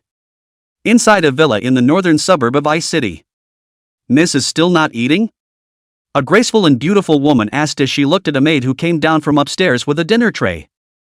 Yes ma'am, Miss hasn't eaten anything for 3 days now. It's not a solution if this goes on. That maid said with some concern. The beautiful woman sighed, then took the dinner plate from the other person and, You go down, I'll try. Saying that, she carried the dinner plate to the door of a room upstairs and gently knocked on the door. Little flower, come out and eat something, okay? When Tang Xiaohua inside the room heard the voice outside the door, she fumbled with her hands and stuffed the half packet of dry noodles in her hand into the drawer above her bed, then spoke, I'm not eating. If you guys still don't let me go out, I'll starve to death at home. Little flower, you listen to me, don't fool around. Do you know how many connections your father has gone through for you this time? The beautiful woman's tone carried a hint of complaint. As her words left the room fell into silence. The beautiful woman outside the door also felt that her words were a bit heavy, so she changed her tone and said, "Little flower, Mom isn't blaming you, but the fact that that friend of yours has caused so much trouble is too big. Our Tang family is simply not qualified to interfere, do you understand?" The Tang family was also considered a powerful family in Ice City, second only to the four great families of Ice City, but in recent times, because of the bankruptcy of the Song family, the business world of Ice City had suffered a major earthquake. The Xie family had almost devoured most of the Song family's industries, while those remaining were deliberately thrown out by the Xie family for others to fight over. Among them, the Qin family acquired a portion of them, while their Tang family could only compete with a few other families, of which the Tang family held an absolute advantage. However, because of this, it made the Qin family feel threatened from the Tang family, so in the near future, the Qin family launched a business war against the Tang family. In response, Tang Xiaohua's father was tired of dealing with it. And right at this moment, Tang Xiaohua's cell phone, which was placed on her bedside, rang. She glanced at the caller number, frowned, and still pressed the answer button. "What are you looking for old mom for? Did you take gunpowder?" Xiaoyu's somewhat dissatisfied voice came from the microphone. "Don't talk nonsense, say what you have to say and fart what you have to say," Tang Xiaohua said with some annoyance. Xiaoyu obviously didn't have the heart to fight with the other party, directly opening his mouth. "Just now I got the news, Lin Man and Jiang Enchi have already set off for Wolf Mountain County. How come you haven't gotten any news lately, and you don't answer the phone when I call you?" Didn't have the face to answer the phone. Tang Xiaohua also didn't hide anything, directly telling Xiaoyu about her situation. In recent times, everyone was discussing in the group about going to look for Xinwu disease's whereabouts. Only the two of them, Xiaoyu and Tang Xiaohua, hadn't spoken in the group because unlike the others, Jiang Enchi and Lin Man belonged to the category of those who didn't have any attachments. Everyone else was also an ordinary family. Long Sihai as the cold prefecture lord naturally wouldn't be bothered with them, but Xie family and Tang family were both dignified in cold prefecture, and if their children were harboring criminals, Long Sihai would definitely have to go out and deal with them. "It seems like the two of us are in the same situation." Xiaoyu let out a bitter laugh. "You're here to seek comfort from my old lady?" Tang Xiaohua said with some impatience. "Old mother isn't in the mood to coax you to play, go find those girlfriends of yours to comfort you. Don't hang up the phone yet." Xiaoyu hurriedly spoke. "I heard that your Tang family is not in a good position recently?" "I guess so, being targeted by the Qin family," Tang Xiaohua said without much care. She had never been too interested in these matters, although as the only daughter of the Tang family, she didn't have any intentions of inheriting the family business. In the past, her dream was to become a high-profile actress, and after joining the military she gradually lost interest in that glamorous and colorful career. "Speak to your father, for your sake, I can help your Tang family." Xiaoyu's flat voice came from within the microphone. "Yo!" Tang Xiaohua flirted with some surprise. "Since when do I have such great face with young Master Xie?" Xiaoyu ignored Tang Xiaohua's flirting and said to himself, "Your Tang family's courier companies are spread throughout the entire Dragon Province. I need you to keep an eye out for Xinwu disease for me, that's the condition." Hearing Xinwu disease's name, Tang Xiaohua's face changed slightly, instantly putting away her joking tone and her expression became serious. "You convinced Master Xiaowu?" "No," I countered. Xiaoyu's tone remained flat, as if he was talking about a trivial matter. However, Tang Xiaohua's pupils shrunk slightly. Chapter 114 Xiaoyu, are you ing with me? I'm not going to be able to do that. Two simple words, but Tang Xiaohua knew how much courage it took to really do it. The one he rebelled against was no ordinary person, but the underground emperor of Ice City, Master Xiaoyu. "All you need to do is pass on my words to your old man as they are, and if he agrees to cooperate, I promise to dispose of the Qin family within 3 days. 3 days? Tang Xiaohua frowned. Are you sure? Even if Mr. Meng reappeared, it wouldn't be too easy to dispose of the Qin family in 3 days. The Qin family was different from the Song family and the Tang family. They didn't do a single type of business, they had a wide variety of businesses.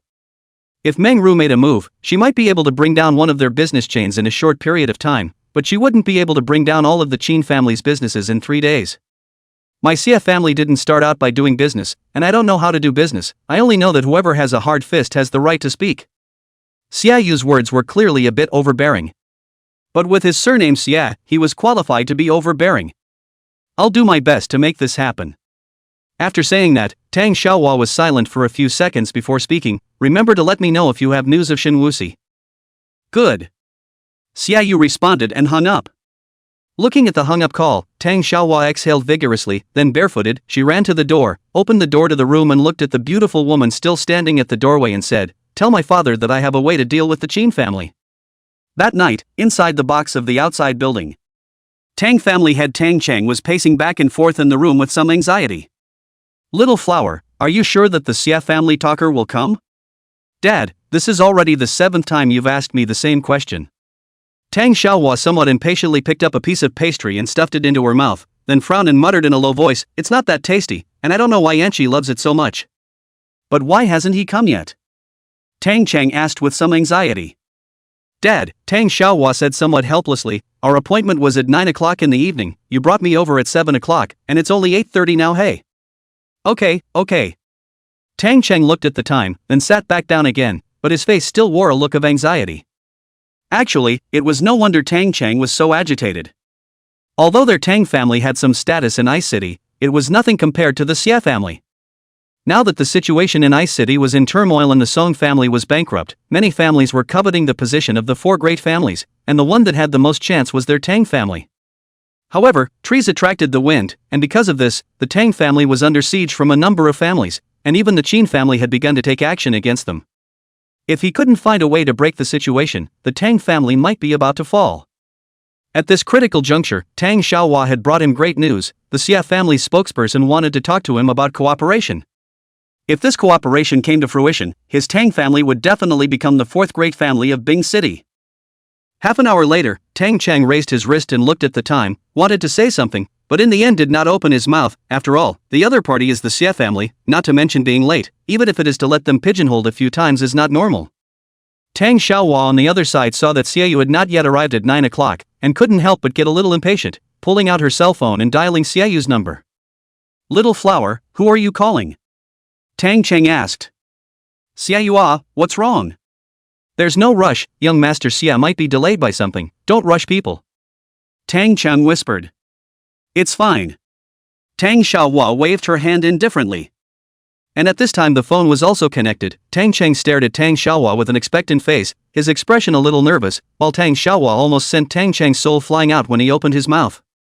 "Xiaoyu, you're ing tricking my mother, aren't you?" If it wasn't for the fact that the phone was still on, Tang Cheng couldn't wait to slap this dead girl to death. Who was the other party? Xiaoyu.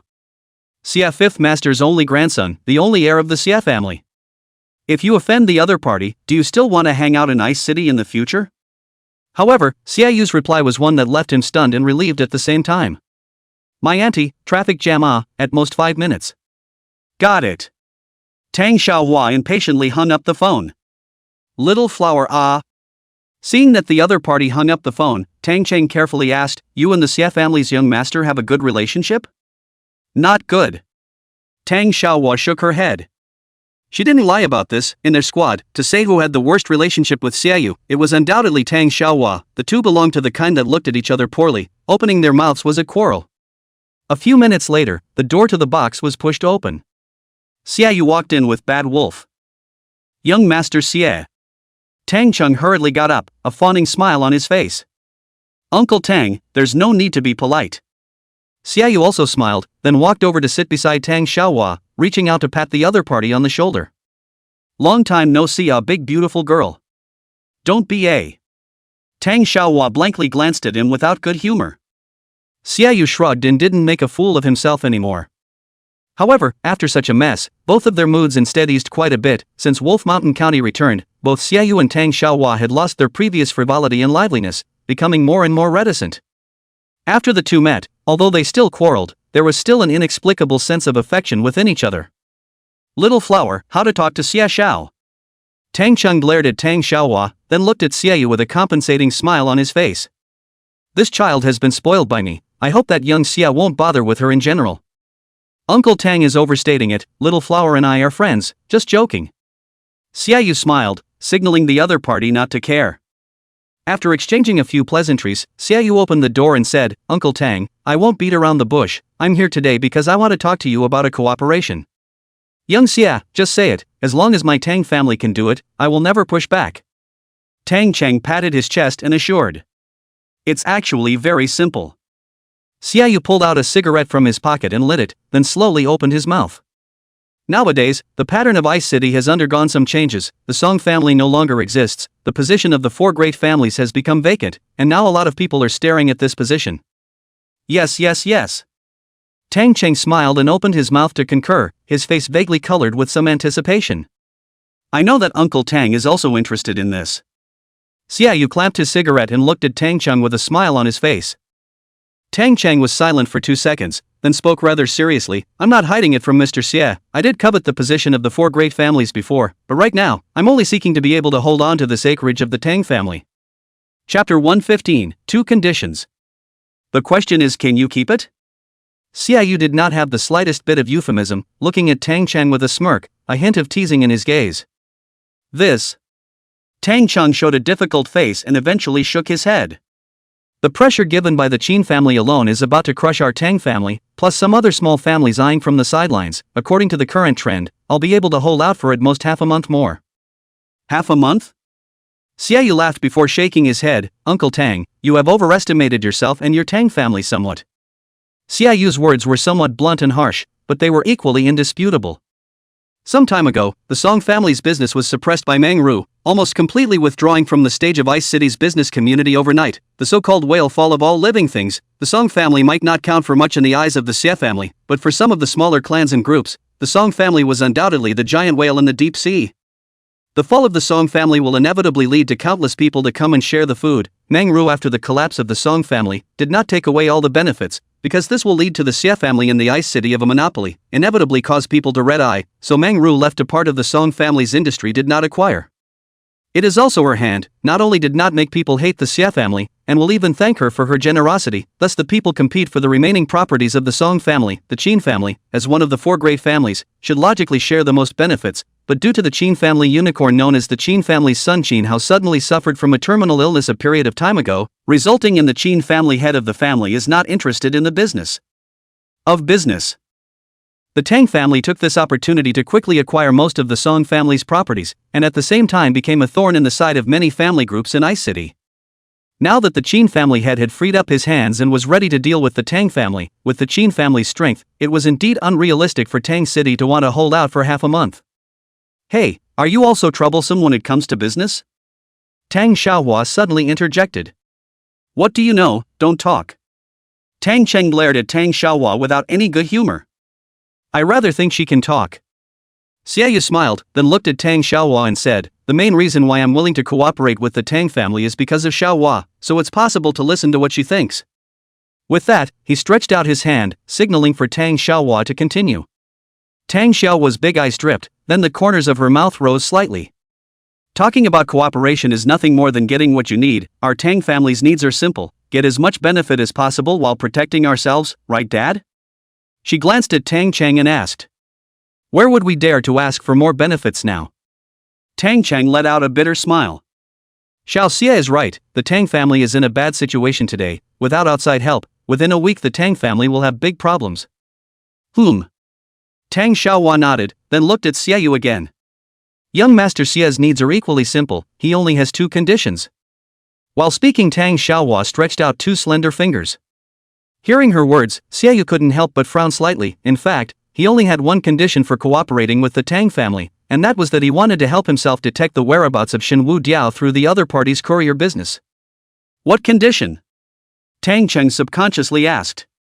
The first condition is to help him find someone through our family's courier business, but this person is a wanted criminal. Hearing Tang Xiaohua's words, Tang Cheng looked deeply at Xiaoyu, his face showing a complex expression. He already knew who the other party was looking for. Shenwu Disease's wanted notice had now been posted on the internet, and Tang Xiaohua had also asked for his help many times, but now that the Tang family was struggling to protect itself, he naturally didn't want to get involved in this mess again. But if he could get the support of the Xia family, it wasn't like this matter couldn't be helped. After all, it was just a matter of finding someone. What about the second condition? Tang Cheng asked again. The second condition is me. Tang Xiaohua comfortably leaned towards the back of the chair, and then took out her cell phone as a mirror, organized her hair, and said rather smugly, your daughter, I'm a beautiful woman, Xie Dezhao, this flirtatious prodigal son inevitably coveted. His second condition is that he hopes that I will be able to accept his pursuit of me. Hearing these words, Xiaoyu, who was drinking tea, almost choked to death. However, as soon as he looked up, he saw Tang Xiaohua's eyes full of threats, and then he also reacted, and then wisely didn't break down the other party's clumsy lie. On the contrary, Tang Cheng didn't notice Xiaoyu's reaction at all, only staring at Tang Xiaohua with wide eyes and a shocked expression. At this moment, his brain was racing. The overbearing CEO fell in love with a rich girl whose family was in crisis, and threw his money away to help the heroine, going out of his way to help the heroine's family out of trouble, with the sole purpose of winning the beauty's smile. And he, Tang Cheng, has logically become Xiaoyu's father-in-law. At this moment, he had even thought of the name of the child of the two, which would be Xie Xiao Chao. Well, this name was good, simple and plain, and okay to raise. Thinking of this, he twisted his head to look at Xiaoyu and ghostly said, "Just call it Little Grass." Xiaoyu's head was filled with question marks. Tang Xiaohua was also dumbfounded. At this time, Tang Cheng also realized that he had said the wrong thing, so he hurriedly changed his words and said, "I agreed to both of these things, both of them. The first matter is indeed rather urgent, please ask Uncle Tang to make arrangements as soon as possible."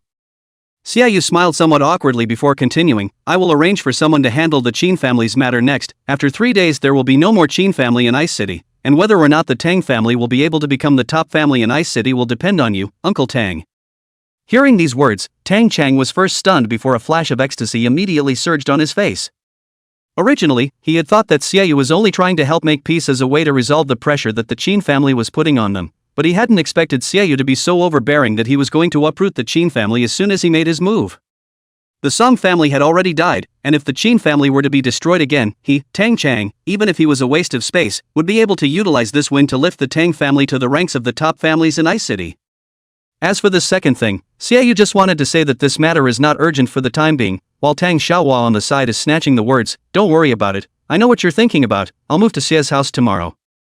After saying that, she didn't wait for Xiaoyu to open his mouth, so she directly looked at Tang Cheng and said with a resigned face, "Dad, for the sake of the Tang family, I'm willing."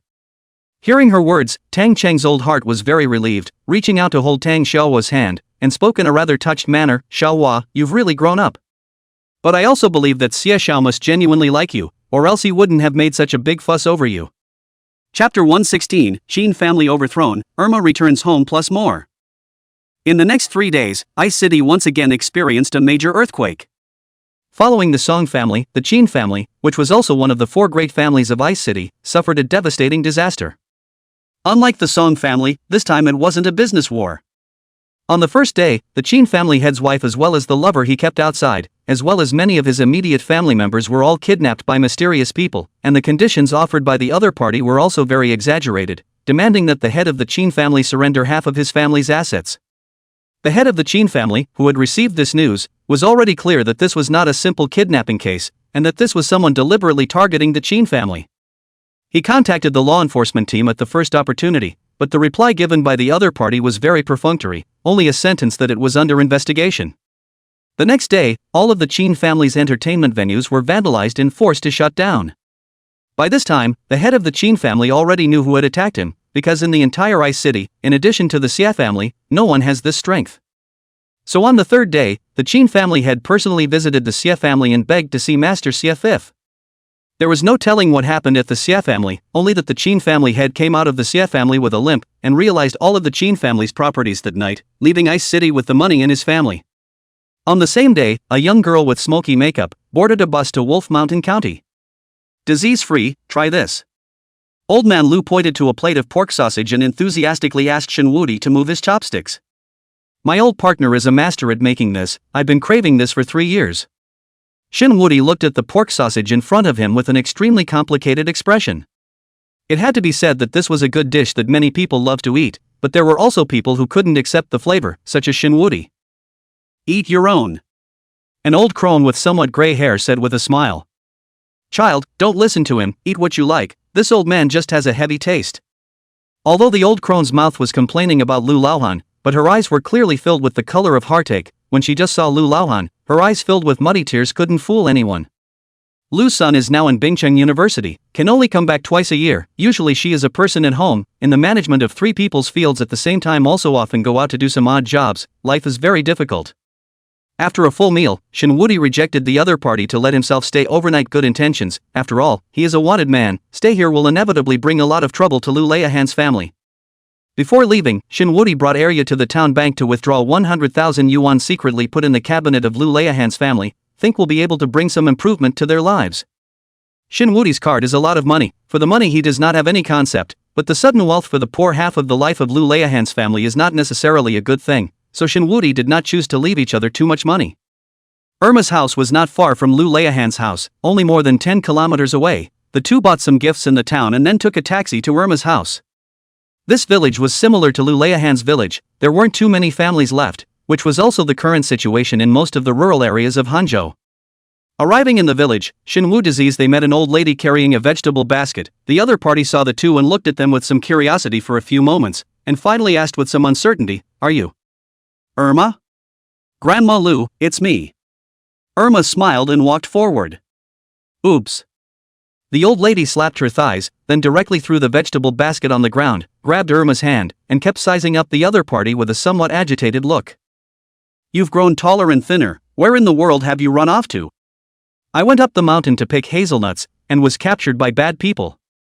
Irma mentioned that incident, her eyes unconsciously red, and then she pulled Shinwudi's sleeve and said, "Thanks to Brother Wudi saved me, otherwise I may never come back."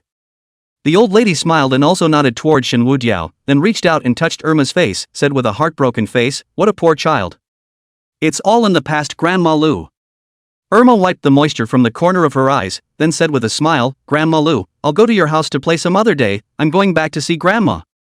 After saying that, Irma was about to leave with Shinwu Diao, but was pulled back by the old lady. "What's wrong, Grandma Lu?" Irma asked with some confusion. The old lady glanced at her with a somewhat complicated expression, wanting to speak. Seeing this scene, Shinwu Sui frowned slightly, and had a vague bad premonition in his heart. "Irma, why don't you go to Grandma Lu's house first? Grandma Lu hasn't seen you for a long time, she misses you." The corners of the old lady's mouth tugged a bit, revealing a somewhat stiff smile. At this time, Irma also felt something was wrong. "Grandma Lu. My grandma she."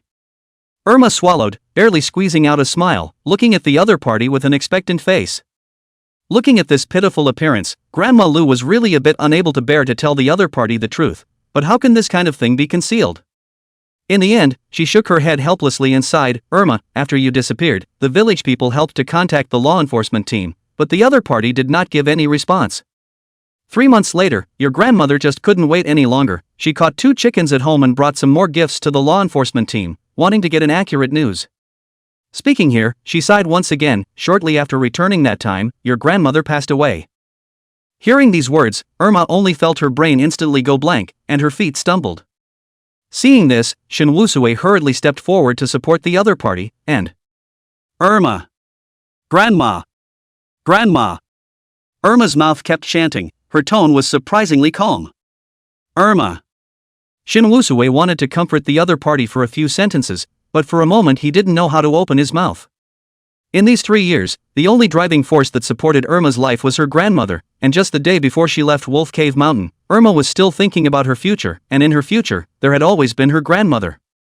She wanted to study hard, she wanted to find a good job, and the ultimate goal of all this was to be able to give her grandmother a good life. Her idea of a good life was just as simple, a big house and meat for every meal, that was her idea of a good life. And now that she had returned, her grandmother was gone.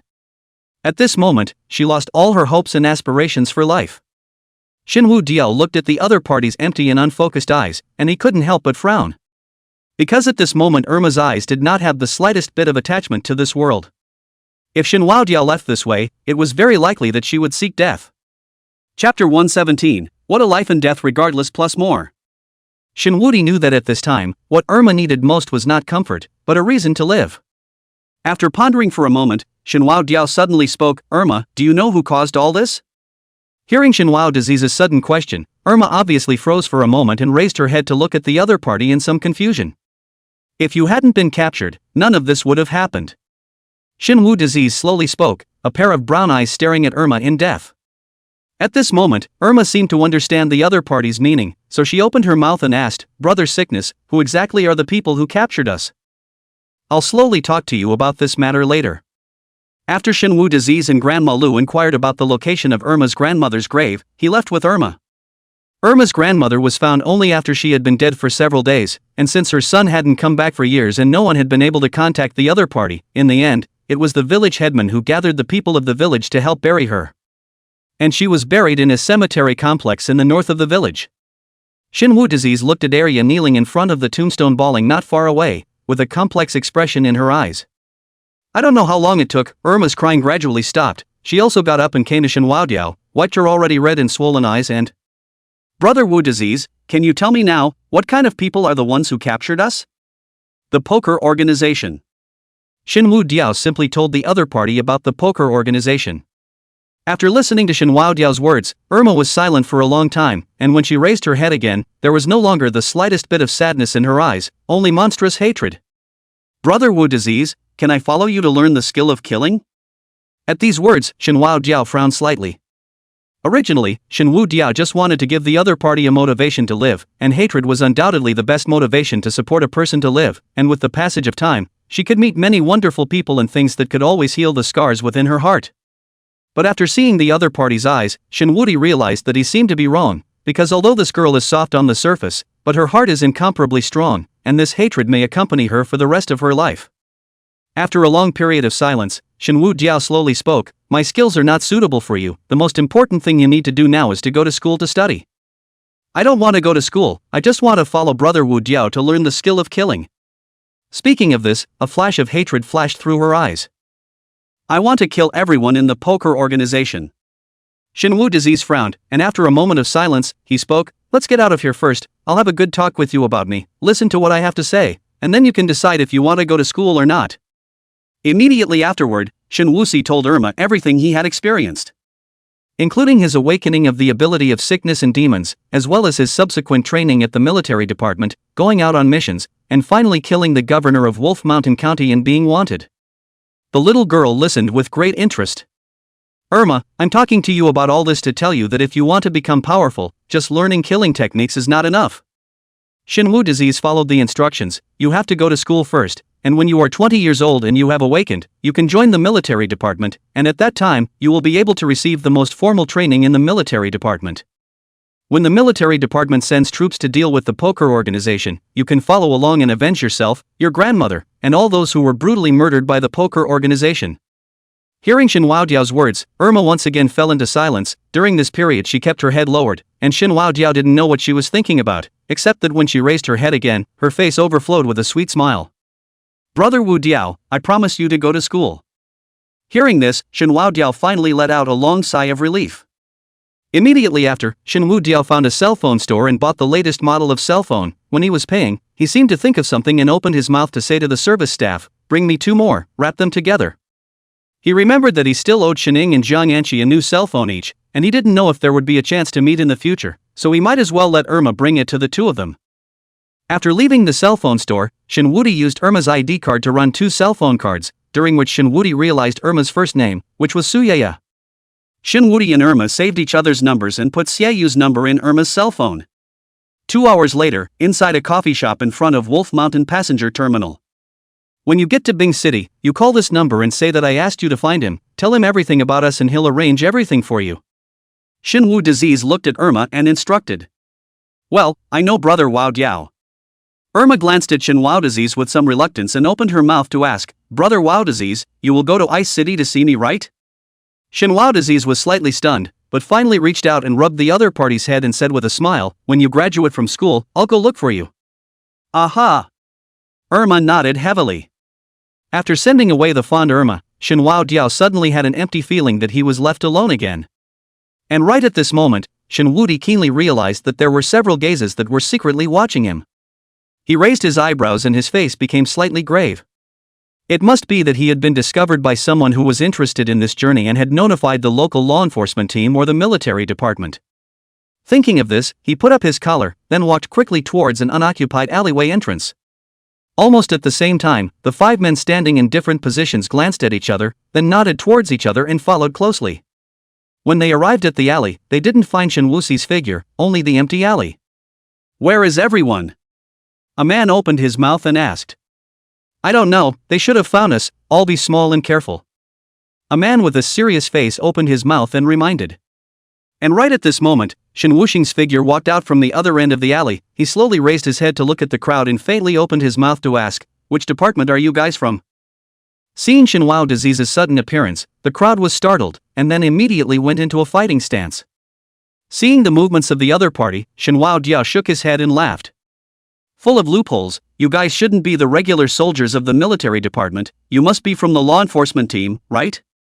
Regardless of whether we are people from the military department or not, but there is one thing, we are soldiers and you are thieves. The man with a serious face spoke. Hearing these words, Shin Wusui's gaze condensed slightly. I'm a thief? A flash of icy coldness flashed across Shin Wudi's eyes. This period of time in Wolf Cave Mountain living with Lu Laohan and Irma, the hostility in his body had already dissipated a lot, but hearing the other party's words, originally after experiencing Irma's grandmother's incident today, his mood was already extremely complicated, and the other party's words were like a fuse that completely ignited him. What did I do wrong? They are officials, but don't they deserve to die? Corrupting martyrs' pensions, colluding with drug trafficking organizations to sell ordinary people, using living human lives to test drugs, was it wrong for me to kill them? Shin Wuxi became more and more agitated as he spoke, his eyes filled with the color of madness. When the members of the nameless enforcement team saw this scene, they couldn't help but frown, and the man with a serious face spoke, "Do it, take him down, alive or dead. Live or die." Shin Wu Disease's voice was a bit hoarse, and in the end, he let out a low chuckle, and ha ha ha ha ha. What a life and death regardless. After saying that, he only saw him slowly stretching out his hand towards the crowd, and immediately afterward, his palm opened up, and the dense black mist spread towards the 5 people like a poisonous snake. Seeing the scene, all 5 of them were startled. Before they could react to what was going on, the black mist had already lingered around their bodies and drilled into them along their noses and mouths. In the next second, the miserable screams of the 5 came from the alley. P.S. Thanks to Linjiang Wangxue, Giant Guy, for sending the King of Gifts, 2 more chapters. Chapter 118. The right and wrong of the world are not all determined by people? Soon, someone was attracted by their screams, but when the visitor saw the tragic situation in the alley, he erupted into even louder shrieks. In just a few seconds, the 5 people were already without the slightest breath of life. And the miserable state of their corpses was even more scalp-numbing, their exposed skin had all festered beyond recognition. As for the slim figure, it had long since disappeared. Half an hour later, a man and a woman came to the scene of the crime, both wearing a black trench coat wearing a hood. The brim of the hat is very low, so that people cannot see their appearance. Behind the 2 men followed by more than a dozen people in the military department with loaded guns. The man crouched down, carefully examined the 5 corpses, then turned his head towards the woman and, dying from rotting all over, they should have been infected with some kind of virus. Is it that Shin Wushu's awakened ability? The woman asked tentatively. It's unclear for now. The man stood up and waved his hand towards the people behind him, signaling them to take the body away before continuing, that Shin Wuxi's awakened ability is not clearly documented in the military department or the Dao class, so it should be something that can be hidden by someone. Moreover, the people in the military department who fought him before all stated that the other party didn't use any abilities in the battle, and completely defeated them with their E-class physical qualities. Are those guys still not willing to talk? The woman asked with a frown. The man didn't answer and just shook his head. The 2 men were from the Cold State Guards, and after arriving in Wolf Mountain County, they learned that Shin Wuxi had broken through the local military's encirclement and was nowhere to be found. According to the intelligence they had been told, the last person to contact Shin Wao Disease was a member of the 17th Squad, and the squad leader, Lu Xingli, seemed to know something, but no matter how much they pressed him, he was unwilling to disclose any information. Moreover, the local military headquarters had surprisingly seen a large number of soldiers disobeying orders, a situation that even the Cold State Guards had never experienced before. In the military department, disobedience is the biggest taboo. Special circumstances may appear individual disobedience soldiers appear, but like Wolf Mountain County this large number of soldiers collective disobedience, but has never happened. But no matter how much the Hanzhou guards interrogated them, they all answered with only 2 words. Shin Wu Disease, not guilty. Governor Long, should be executed. Do you think this Shin Wuxi really did wrong? The woman suddenly asked. Murder pays for life, of course he's guilty. The man pulled out a tissue from his pocket and carefully wiped his hands that had just gotten dirty from examining the corpse. But what would you do if someone embezzled my pension? The woman asked again. Who would dare? I'll kill him. The man subconsciously blurted out, and halfway through his words, the man realized the contradiction in his words, and the movements of his hands stalled slightly. You see, if it were you, you would have done the same thing with him. The woman smiled. It's not the same. What's different? The woman stepped forward, her bright eyes looking through the hood at the man, and you and I both know very well that this is something that either of us would have made the same choice he did no matter what happened to us. The woman laughed self-deprecatingly before continuing, when the law enforcement team, the military department, and even us, the cold state guards, are unable to enforce the law impartially, it is only natural that people like Shenhua Disease, who demanded for himself, his loved ones, and his friends or comrades in arms, would appear. It's not difficult to kill one Shenhua Disease, but will there not be a second him appearing after killing him? In the face of the woman's question, the man was silent for a long time, and finally just ambiguously said, "It's right that he avenges his battles, and it's also right that we follow our orders, and what's wrong is this world." Said he left the scene without looking back. The woman looked at his fleeing back and said to herself, "The right and wrong of the world's way, that is still not determined by people." After saying that, she also shook her head helplessly, then quickly followed the other party. 3 days later, in Xinchuan County, at around 2 in the morning, Shen Wuxi appeared in a bar wearing a duck-tongued cap. He ordered a glass of wine and sat on the card seat looking at the men and women who were frantically writhing their bodies on the dance floor, without the slightest fluctuation of emotion in his clear and cold eyes. 3 days ago, after he killed a few members of the law enforcement team, in order to avoid the search and arrest of the cold state guards, he had been hiding in the outskirts of the city near an abandoned garbage dump. At this time, Wolf Mountain County had been completely blocked off, and the inspection of incoming and outgoing vehicles was very strict. He had no choice but to cross a large field and come to Qingchuan County on foot. However, he still underestimated the determination of the Hanzhou guards to capture him. Even the various hotels and guest houses in Qingchuan County and even some of the raggedy-looking inns were already plastered with his wanted notices. That's why he chose to come inside a bar with a relatively large flow of people. In fact, he had another purpose for coming here, which was to look for someone, to look for Blood Buddha Zhao Luo. When he was in Bing City, Shen Wusui had Zhao Luo's contact information, but then he threw away his previous cell phone in order to avoid being chased, and the only number he could remember was Xiayu's alone. Qingchuan County was the same as Wolf Mountain County. The population wasn't very large, there was only this one bar in the county. It had already become a gathering place for the county's punks. If you wanted to find Zhao Luo, this was undoubtedly the best choice. "Handsome guy, can you buy me a drink?" A young girl in a revealing dress with thick smoky makeup walked up to Shen Wuti, revealing a flirtatious smile. Shen Wuti looked at the thick smoky makeup on the other party's face, and Tang Xiaohua's appearance unconsciously appeared in his mind. Then he smiled, then glanced at the waitress beside him, signaling her to order for herself. "A whiskey, please." The girl snapped her fingers towards the waiter. "That wine is very strong." Shen Wu Diao opened his mouth and warned. "I just like strong liquor." The girl leaned forward, revealing a smattering of snowy white on her chest, and came to Shen Wuti's ear, saying in a very seductive voice, "Even more so, I like wild men." The scent of bad perfume instantly flooded into Shen Wuti's nostrils, causing him to frown slightly. Shen Wuti extended his index finger and placed it on her snow-white shoulder, then gently pushed the other party away, then spoke, "Your wine is here." Seeing Shen Wudiao's action, the girl was slightly stunned, but still reached out and took the glass of wine handed over by the waiter. "You're not quite the same as other men." The girl took a sip of wine and resurveyed Shen Wudiao. She felt that the other party's face looked a little familiar, but for a moment, she didn't know where she had seen it before. "We're not the same." Shen Wuti sipped his own wine, but his gaze kept falling on a few young men on the dance floor who were depicting dragons and phoenixes. These people appeared to be punks, and if they wanted to find Zhao Luo, starting with them would undoubtedly be the best choice. Chapter 119 Little Time A. "All the other men who bought me drinks were there to sleep with me. You don't seem to have much interest in me." The girl followed Shen Wushu's gaze, then smiled and asked, "You have a grudge against them?" "Why do you say that?" Hearing this latter sentence, Shen Wudiao finally withdrew his gaze and looked at the girl and asked, "They are all punks on our side. You don't look like a local either, coming here and not looking for a woman, staring at a few smelly men all the time. I can't think of any other possibilities besides seeking revenge. Do you recognize them?" Shen Wudiao raised his glass towards the girl. "There's no one in the entire Qingchuan who hangs out on the road that I don't know." The girl clinked glasses with Shen Wudiao. However, although she said this on her lips, she did not have the slightest intention of introducing Shen Wudiao. Shen Wudiao first froze, then quickly understood the other party's meaning. He directly pulled out a bunch of bills from his pocket, about $3,000 to $4,000, and without counting directly stuffed it into the other party's arms. "With you to inquire about a person." Seeing a large handful of banknotes in her arms, the girl also froze, and for a while didn't even dare to reach out and take it.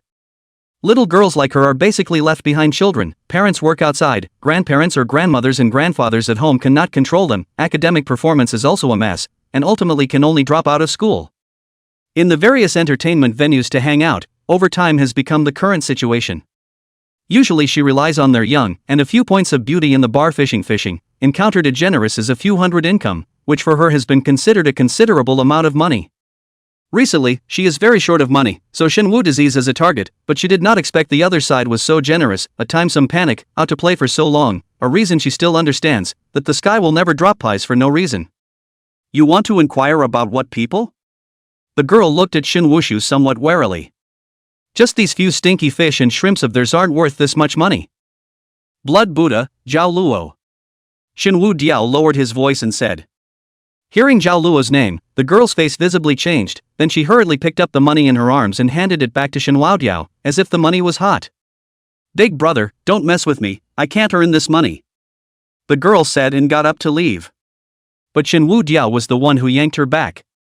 I'm not looking for him to seek revenge, he's my friend, you just need to tell me where he is. Brother, I'm not a cutie. The girl looked at Shinwu disease with a helpless face, and said in a tone that was almost pleading, don't drag me into the affairs between you big shots, okay? What do you mean? Shinwu Diao was somewhat puzzled. Boss Zhao Luo Zhao is our black boss here. Saying that, she looked at the few punks, then said, just these few goods, they're nothing in front of Zhao Luo. A few days ago there was a group of outsiders, sneak attacked Zhao Luo, almost hacked him to death, now the person is still in the hospital, you say you are his friend, you don't even know about this, how do you let me believe you are big brother? Zhao Luo was attacked? Shinwu disease frowned and asked again, did he die? That's not true. The girl shook her head and said in a mocking tone, Zhao Luo was really lucky to have a friend like you. Shinwusi ignored the other party's mockery and just frowned in contemplation. It seemed that Pearl's assassin should not have given up on Zhao Luo yet, and after the last Ice City assassination was cracked by Shen Wuxiang, they chased him to Qingchuan County and assassinated him again. However, Zhao Luo's luck was obviously a bit better than Wolf Mountain County Xishan, and both assassinations failed to take his life. Big brother, if there's nothing else you can let go of me, I don't want the money, I can't afford to get involved in the affairs of you big shots. The girl looked at Shen Wuxi and pleaded. Help me with one more thing, not only will this money be given to you, I can also give you another sum of money. Shen Wudi looked up at the other party and said rather seriously. Just as the girl was about to refuse, a line of people walked over and surrounded the two. The leader was an obese bald man who looked like he weighed at least 300 pounds, and as he watched Shen Wao Jiao could see the bands of fat all over his body trembling slightly. Wang Xiaomei, finally let me find you. The obese man touched his bald head and looked towards the smoky makeup girl with a strange smile on his face. Seeing the obese man walk over, the smoky makeup girl who was called Little Sister Wang was like a frightened kitten, pulling Shen Waodi's arm and hiding behind him. Shen Wao Diao twisted his head to look at her and found that the other party's face was as pale as paper, looking very afraid of the other party. Brat, I advise you not to mind your own business. A little brother beside the obese man saw Wang Xiaomei hiding behind Shen Wuxia and directly pointed at Shen Wuxia's nose and cursed. I just met her, you guys settle your own business. Shen Wu Dio said while taking away Wang Xiaomei's hand that was pulling on his arm, then retreated to the side in the other party's gaze of help, picking up his own wine glass and watching this scene with interest. Count on your kid's sense. That little brother reached out and once again reached out and pointed at Shen Wao Diao. At this Shen Wudi did not care, just smilingly watched the development of the situation. Brother Fatty, I've already returned the money I owe you with interest, so just let me go. Wang Xiaomei's voice was a little trembling as she pleaded. That was before. The obese man laughed, his already small eyes squeezed into a slit by a face of fat meat. And later? Fat brother, Zhang Chang, and I have already broken up, the money he owes you has nothing to do with me. Wang Xiaomei hurriedly opened her mouth to explain, you guys go find him to ask for it, okay fatty? That kid did not know where he ran off to long ago, I can't find him so I can only look for you. The fat man once again touched his bald head. But we have already broken up.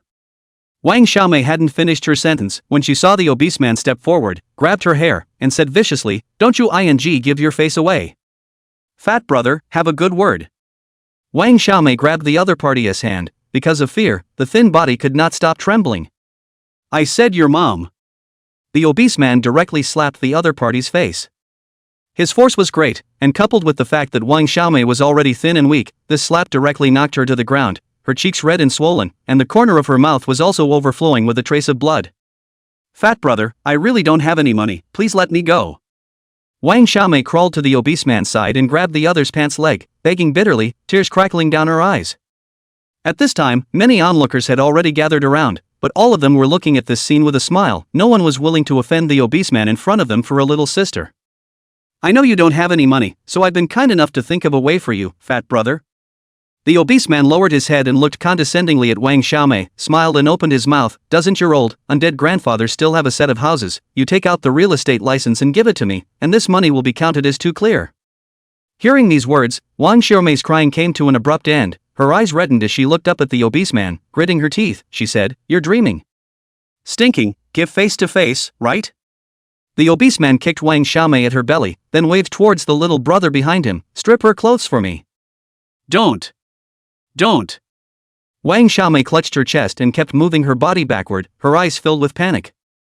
And at this time Xinwu Disease was finally put down the wine cup in his hand, looked at Wang Xiaomei and opened his mouth and said, "Hey, I just said to let you do me a favor, help or not." Chapter 120 Xinwu Disease's fans. Hearing Xinwu Disease's words, Wang Xiaomei's eyes that were originally filled with fear instantly lit up, once again igniting a flash of hope. She rolled and crawled to Xinwu Diao's side, grasped Xinwu Diao's hand with a death grip, and assured with a solemn face, "Brother, save me. As long as you save me, I'll do any favor for you. Get up." Xinwu reached out and helped her up, then drew out 2 pieces of paper from the paper drawer on the table and handed them to the other party. "Wipe it off. Kid, you want to mind your own business?" The obese man touched his large bald head, a chill flashing through the slits of his eyes. "How much does she owe you guys?" Xinwu Diao opened his mouth and asked. "You're going to pay it back for her?" The obese man was slightly stunned, then he looked up and down at Xinwu Diao, then spoke, "Brother, I advise you, she's not some innocent little girl, it's not worth it to spend so much money on her." Hearing the obese man's words, Wang Xiaomei silently lowered her head. She couldn't refute these words because she herself wasn't a good girl. She only clutched Xinwu's sleeve hand tighter. "She did me a favor, I helped her out of trouble, that's all." Xinwu Diao said without any concern, "You say a number, I'll brush it to you directly." Saying this, Xinwu pulled out a card. The obese man frowned slightly when he saw Xinwu Diao's card. This was not an ordinary bank card, although he didn't recognize what kind of card it was certainly not something that an ordinary person could have. After a few seconds of silence, he spoke, "Since you're so painstaking, brother, it's $120,000, you give me the money, and I'll definitely not look for trouble with her in the future." Hearing this amount, Wang Xiaomei's hand that was gripping Xinwu Diao's sleeve was slightly hardened. However, Xinwu Diao shook his head indifferently, then looked at the obese man and said, "Go find a machine, I'll swipe it for you." The obese man looked deeply at Xinwu Diao, then smiled and said, "You can just brush it directly to the bar's account, and I'll count it with the bar owner at that time." 20 minutes later, Xinwu and Wang Xiaomei walked out of the bar door. The August night was still a bit cool. Xinwu glanced at Wang Xiaomei who was shivering beside him, then tightened his jacket. Wang Xiaomei froze, but didn't say much, just spoke, "Thank you, what do you need me to do for you, just say it."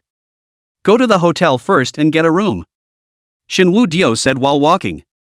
Hearing this, Wang Xiaomei rolled her eyes greatly and couldn't help but secretly slander in her heart. Still not the same as those stinky men. Not long after, the two came to the largest hotel in Qingchuan County, Longquan Hotel, whose scale was comparable to Wolf Mountain Hotel in Wolf Mountain County. After opening a room with Wang Xiaomei's ID card, the two of them went upstairs, during which Xinwu asked the other party to hold his arm and pretend to be a couple. After entering the room, Xinwu directly pulled his arm out. "I'm going to take a shower first, do you want to join me?" Wang Xiaomei said while taking off her short shirt, leaving only a white underwear on her body. Xinwu frowned and spoke in a somewhat unpleasant tone, "Put your clothes on." "What for?" Wang Xiaomei sat on the bed with her but and casually threw the short shirt onto the sofa aside. Seeing this, Xinwu Diao also stopped demanding the other party and just spoke with a serious face, "Your name is Wang Xiaomei, right?" "Yes, what's your name, big brother?" Wang Xiaomei nodded, then asked in return. "Xinwu Disease." "Xinwu Disease? What a familiar name." Wang Xiaomei pondered for a few seconds, then violently jumped up from the bed, then looked at Xinwu with her mouth wide open. Are you the wanted criminal?" "It's me," Xinwu Diao said indifferently. "Don't worry, I won't hurt you, if you want to notify the law enforcement team." "This is too cool." Before Shinwudi finished his words, he saw a flash of excitement on Wang Xiaomei's face. She grabbed Shin Diao's hand with a slightly flushed face and, "Big brother, quickly tell me your story, I'm your fan." "Fan?" Shin Diao had a puzzled look on his face. "Yes, big brother, don't you know yet?" Wang Xiaomei explained with a face of excitement. "They all say that you single-handedly killed your way into the county committee compound, killed the dog governor of Wolf Mountain County, and finally, under the siege of several thousand soldiers from the Ministry of the Army, you hardened yourself and killed your way out of a bloody path, and your blood dyed the entire Wolf Cave Mountain red." Shin Disease was speechless. The rumors were indeed terrifying. He did kill a few people from the military department in Wolf Cave Mountain at that time, but what blood stained the entire Wolf Cave Mountain red was really too exaggerated. "By the way, big brother, are you coming to Qingchuan County this time to kill our governor?" Wang Xiaomei's face showed excitement as she said with righteous indignation, "I'm telling you, big brother, this dog governor of ours that is also a big corrupt official, I think he should be killed." "You sit down first." Shinwu Diao somewhat helplessly removed the other party's hand, then explained, "First of all, I'm not some kind of warrior who takes the place of the heavens, much less a savior, and I also have my own reasons for killing the governor of Wolf Mountain County. Secondly, I didn't come to Qingchuan County to kill your governor either. Whether he's corrupt or not doesn't have half a cent to do with me." "Oh." Wang Xiaomei nodded her head with some disappointment, but soon she became excited again and mysteriously looked at Shin Wuxi. "Big brother, you and I inquire about Zhao Luo. Are you here to kill him? Do I look like a murderer to you?" Shinwu Diao asked, pointing at his slightly pale face. "That's not like it." Wang Xiaomei smiled awkwardly. "I just think that a big shot like you, coming to a small place like ours, must have something big to do." "Don't you say it." Shinwu Dia waved his hand and corrected, "I'm not a big shot, I'm just a desperate fugitive. I came to Qingchuan County because it's close to Wolf Mountain County and I have some friendship with Zhao Luo, so I want to go to his place to take shelter." "So that's how it is." Wang Xiaomei nodded, then asked, "Then what favor are you looking for from me, big brother?" "My ID card no longer works, but I need a place to land." Shinwu Disease thought for a moment, then continued, "I'll give you money tomorrow, you go and rent a house for me. The house doesn't need to be too good, it's best to be in an old neighborhood, the kind with no surveillance and no elevator." "This is good, my grandfather has a house, he is now working for someone on a shift, he doesn't come home to live." "Yes, I will pay your rent," Shinwu Diao said. "Big brother, you mustn't." Wang Xiaomei quickly waved her hand and said, "Although I lack money and love money, but you helped me pay back so much money, and I'm still charging you rent, then I'm really not a human being." Chapter 121 Zhao Luo's Slaughterhouse. Shinwu Diao didn't say anything more, he just continued, "There's one more thing, I need you to help me inquire where Zhao Luo is, I want to see him." "This is no problem, I'll inquire for you now." With that, she pulled out her cell phone. "It's so late now, it's better to talk about it tomorrow." Shinwu Diao shook his head. "Big brother." Wang Xiaomei looked up and down at Shin Wuxi, and said with a disgusted face, "You don't look much older than me, why do you look like my grandfather? It's only 3:30, who sleeps so early?" More than 10 minutes later, Wang Xiaomei snapped her fingers. "Done." Inquired. Little sister Wang spoke with a smile, "But Zhao Luo's news isn't something to be revealed casually, so there's a fee." Shin Wuxi didn't say anything, he just took out 2 stacks of cash from the black backpack on the side and threw it over. "This is $20,000, if it's not enough I'll get it for you tomorrow." Watching Shin Diao casually throw $20,000 to himself, Wang Xiaomei looked at him with strange eyes and tentatively asked, "Big brother, did you cop the dog governor's house by the way? The money is clean, just use it with confidence." Shinwu Disease did not explain, just said lightly, "Money is still divided into what is clean or not, can spend not on the line." Wang Xiaomei took a stack of cash with a disinterested face, and drew 10 out of it. Inquiring about news $500, the remaining $500 tomorrow I will give you to buy some necessities of life. Saying this, she handed the rest of the money back to Shinwudi. Shinwudi did not reach out to take it. After a few seconds of silence, he spoke, "Put it all away, there may be other things that need to trouble you later." "That's fine, I'll let you know if there's anything I need to spend money on." Wang Xiaomei didn't continue to be polite and directly put the money away. "Then let's sleep, and we'll inquire about Zhao Luo tomorrow." Shinwu Diao stood up, first glancing at Wang Xiaomei and then at the sofa on the side. "What do you mean?" Wang Xiaomei was a little puzzled and looked at Shinwudi. "You sleep on the sofa." Shinwu Disease reached out and pointed to the sofa on the side. "Huh?" Wang Xiaomei was confused.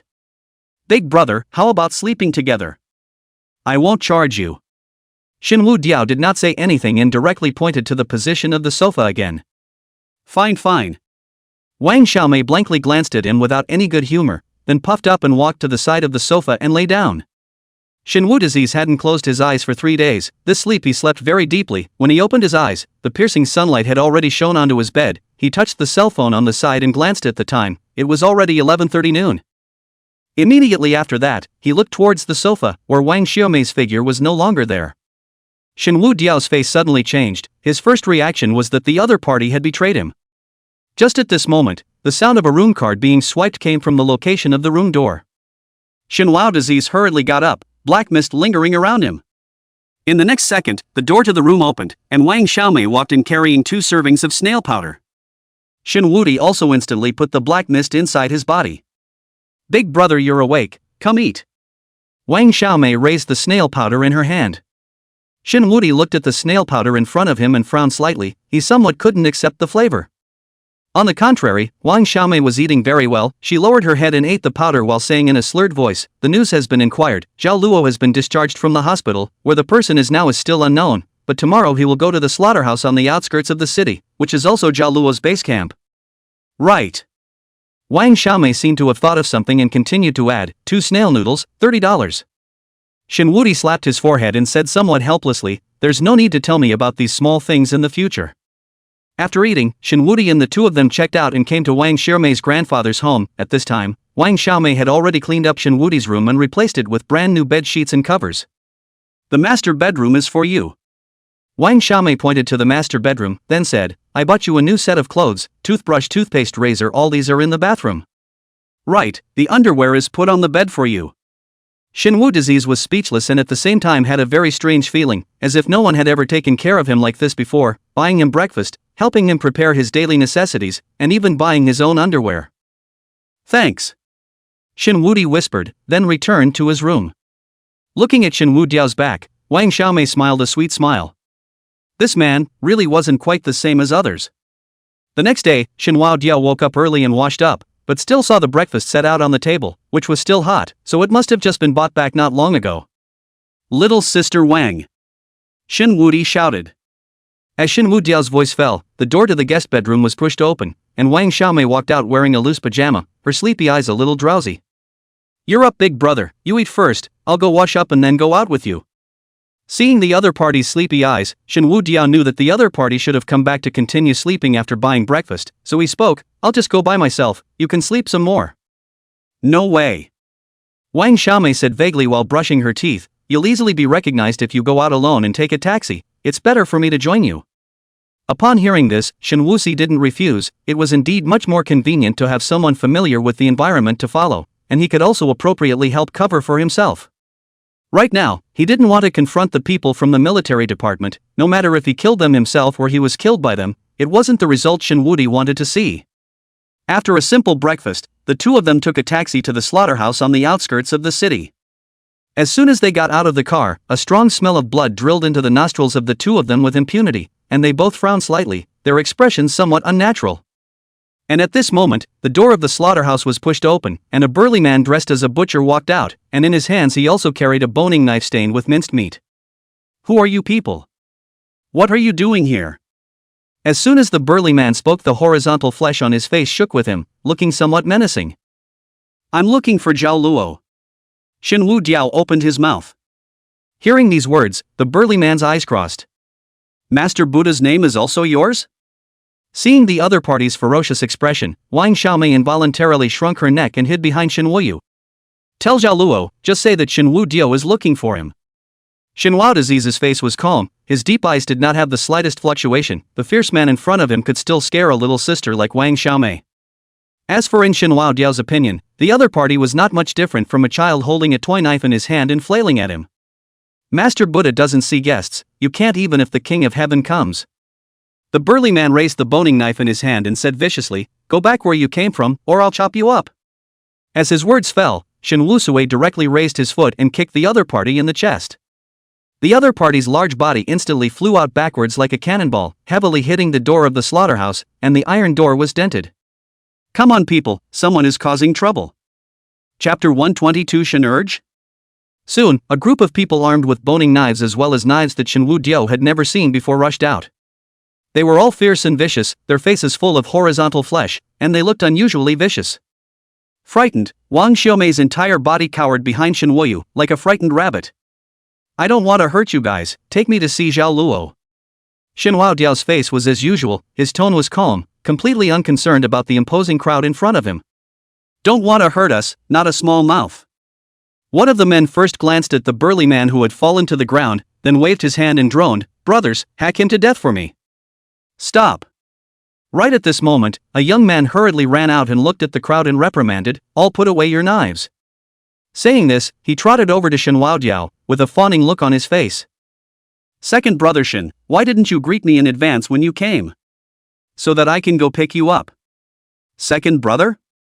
This young man in front of him, Shen Wuji had seen him before, when he and another young man accompanied Zhao Luo in the Bingcheng hospital, and both of them were present at the time of the assassination in the parking lot. But this second brother of the other party made him a bit puzzled. "Harm, you still don't know."